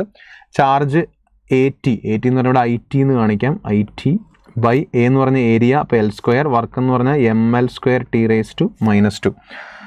സോ ഒരു എല്ലും ഒരു വെട്ടിപ്പോയി. M raise to -1 L square ആണ്, മുകളിലേക്ക് പോകും. M L square T raise to -2 L cube ആണ്. അപ്പോൾ എൽ റേസ് ടു -3 എന്ന് വരും. ഐ സ്ക്വയർ ഉണ്ട്, ടി റേസ് ടു 3 എന്ന് വരും. അപ്പോൾ M raise to -1 L raise to -3 I square T raise to 3 എന്നാണ്. അതായത് ഇലക്ട്രിക്കൽ കണ്ടക്ടിവിറ്റിയുടെ ഡയമെൻഷനാണ്, ഇമ്പോർട്ടൻ്റ് ആണ് കേട്ടോ. എങ്ങനെയാണ് കണ്ടുപിടിച്ചത്? ആദ്യമേ റെസിസ്റ്റൻസിൻ്റെ ഇക്വേഷൻ എഴുതി, അവിടുന്ന് റെസിസ്റ്റിവിറ്റി എഴുതി, റെസിപ്രോക്കൽ എടുത്തപ്പോൾ കണ്ടക്ടിവിറ്റി കിട്ടി. റെസിസ്റ്റൻസ് നമ്മൾ കാണാതൊന്നും പഠിച്ചിട്ടില്ല, റെസിസ്റ്റൻസിന് അതുകൊണ്ട് വോൾട്ടേജ് ബൈ കറണ്ട് എന്ന് എഴുതി. വോൾട്ടേജ് നമ്മൾ കാണാൻ പഠിച്ചിട്ടില്ല, അതുകൊണ്ട് വോൾട്ടേജിനെ വർക്ക് ബൈ ചാർജ് എന്ന് എഴുതി. ബാക്കിയെല്ലാം നമുക്ക് അറിയാവുന്നതാണ്. ഇട്ട് കൊടുക്കുക, സബ്സ്റ്റിറ്റ്യൂട്ട് ചെയ്യുക, ആൻസർ എഴുതുക. T cube I square is the right answer. So ഒരു ചോദ്യം കൂടെ, in van der Waals equation P plus A by V square into V minus B equal to R T. നമ്മൾ എപ്പോഴും കാണുന്ന ഇക്വേഷൻ ആണല്ലേ. ഇവിടെ വിയുടെയും ബിയുടെയും ഡയമെൻഷൻസ് സെയിം ആണ്, വിയുടെയും ബിയുടെ ഡയമെൻഷൻ സെയിം ആണ്. അതേപോലെ പിയുടെയും എ ബൈ വി സ്ക്വയറിൻ്റെ ഡയമെൻഷൻസ് സെയിം ആണ്. അല്ലെങ്കിൽ എനിക്ക് എ എഴുതാം. എ എന്ന് പറഞ്ഞാൽ പി വി സ്ക്വയറിൻ്റെ ഡയമെൻഷനോട് സെയിം ആണ്, ബി ഇതുമാണ്. The ratio of constants A by B dimensionally equal to എന്നാണ് ചോദ്യം. സോ എ ബൈ ബി ചെയ്യാൻ പറഞ്ഞു കഴിഞ്ഞാൽ എ എന്ന് പറഞ്ഞാൽ പി വി സ്ക്വയർ ആണ്, ബി എന്ന് പറഞ്ഞു കഴിഞ്ഞാൽ വിയുമാണ്. സോ വെട്ടിക്കളഞ്ഞാൽ it will be dimensionally equal to P V എന്ന് വരും. സോ പി വി എന്ന് പറഞ്ഞാൽ ഓപ്ഷൻ ഏതാണ്? ഓപ്ഷൻ സി ആണ്. അപ്പോൾ ഒരു കാര്യം നമ്മൾ മാക്സിമം ഇന്ന് പറയാൻ ചാപ്റ്റേഴ്സ് ഒക്കെ ഡിസ്കസ് ചെയ്തു എന്നറിയാം. അപ്പോൾ ഇനി നമ്മൾ എന്തെങ്കിലും ചാപ്റ്റേഴ്സ് നിങ്ങൾക്ക് ഇനി എക്സ്ട്രാ നമുക്ക് നാളത്തെ ടോപ്പിക്കിലുണ്ട് എന്നതിൽ ഡിസ്കസ് ചെയ്യാത്തത് നിങ്ങൾ ഫസ്റ്റ് ഓഫ് ഓൾ ചെയ്യേണ്ടത് നേരെ ഇന്ന് പോയിട്ട് മൈൻഡ് മാപ്പ് നോക്കുക. മൈൻഡ് മാപ്പ് ഉണ്ടെങ്കിൽ മൈൻഡ് മാപ്പ്, അല്ലെങ്കിൽ നിങ്ങളുടെ ഷോർട്ട് ഇക്വേഷൻ ബുക്ക് ഉണ്ടെങ്കിൽ ഷോർട്ട് ഇക്വേഷൻ ബുക്ക് നോക്കാം. ജസ്റ്റ് ഇക്വേഷൻസ് ഒക്കെ ജസ്റ്റ് ഒന്ന് നോക്കി എങ്ങനെയാണ് ചെയ്യുന്നതെന്നൊക്കെ ഒന്ന് മനസ്സിലാക്കുക. സമയമുണ്ടെങ്കിൽ നിങ്ങൾ പഠിച്ച ആ ചാപ്റ്ററിലെ 2-3 ചോദ്യങ്ങൾ അല്ലെങ്കിൽ 10 ചോദ്യം വെച്ചൊക്കെ ചെയ്തിട്ട് പ്രീവിയസ് ഇയർ ആയിട്ടുള്ള അല്ലെങ്കിൽ മുമ്പ് മോഡ്യൂൾ ചോദിച്ചതോ ഏതെങ്കിലും ചോദ്യങ്ങളൊക്കെ ചെയ്തിട്ട് നിങ്ങൾക്ക് എന്ത് ചെയ്യാം? പ്രാക്ടീസ് ചെയ്യാം. പിന്നെ ബയോളജിക്ക് ഒന്ന് വായിച്ച്, കെമിസ്ട്രിക്ക് ഒന്ന് വായിച്ച്, ഇന്ന് ജസ്റ്റ് ഒരു റിവിഷൻ പോലെയുള്ള കാര്യങ്ങൾ ചെയ്തിട്ട് നാളെ അടിപൊളിയായിട്ട് പരീക്ഷ എഴുതുക. So all the very best. നമുക്കറിയാം GIB എന്ന് പറയുമ്പോഴാണ് നിങ്ങളുടെ സ്കോർ എത്രത്തോളം ഇമ്പ്രൂവ് ആയി നോക്കുന്നത്, നിങ്ങളുടെ സ്വന്തം സ്കോർ എത്രത്തോളം ഇമ്പ്രൂവ് ആയി നോക്കുന്ന എക്സാമുകൾ GIBs ആണ്. സോ നല്ലപോലെ തന്നെ എഴുതാൻ ശ്രമിക്കുക, നല്ല രീതിയിൽ ഫോക്കസ് ചെയ്ത് എഴുതാൻ ശ്രമിക്കുക. സ്കോർ ഇമ്പ്രൂവ് ആയാലും ഇമ്പ്രൂവ് ആയില്ലേലും നമ്മൾ അടുത്ത് പഠിച്ചുകൊണ്ടിരിക്കും. കഥ മുന്നോട്ട് തന്നെ പോകും. അപ്പോൾ എല്ലാവർക്കും ഓൾ ദ വെരി ബെസ്റ്റ്. നല്ല അടിപൊളിയായിട്ട് എക്സാം എഴുതുക. So thank you so much. See you soon. All the very best. സൂപ്പറായിട്ട് എക്സാം എഴുതുക, കോൺഫിഡൻ്റ് ആയിട്ട് പരീക്ഷ എഴുതുക. ബാക്കിയെല്ലാം നമുക്ക് പിന്നെ കാണാം. ടോപ്പിക്ക് പെൻഡിങ് ആണെന്ന് പറഞ്ഞ് പരീക്ഷ എഴുതാതിരിക്കരുത് ദയവ് ചെയ്ത്. എല്ലാവരും കാണിക്കുന്നൊരു പരിപാടിയാണ്, അതൊരിക്കലും എന്ത് ചെയ്യരുത്. So thank U. Bye by.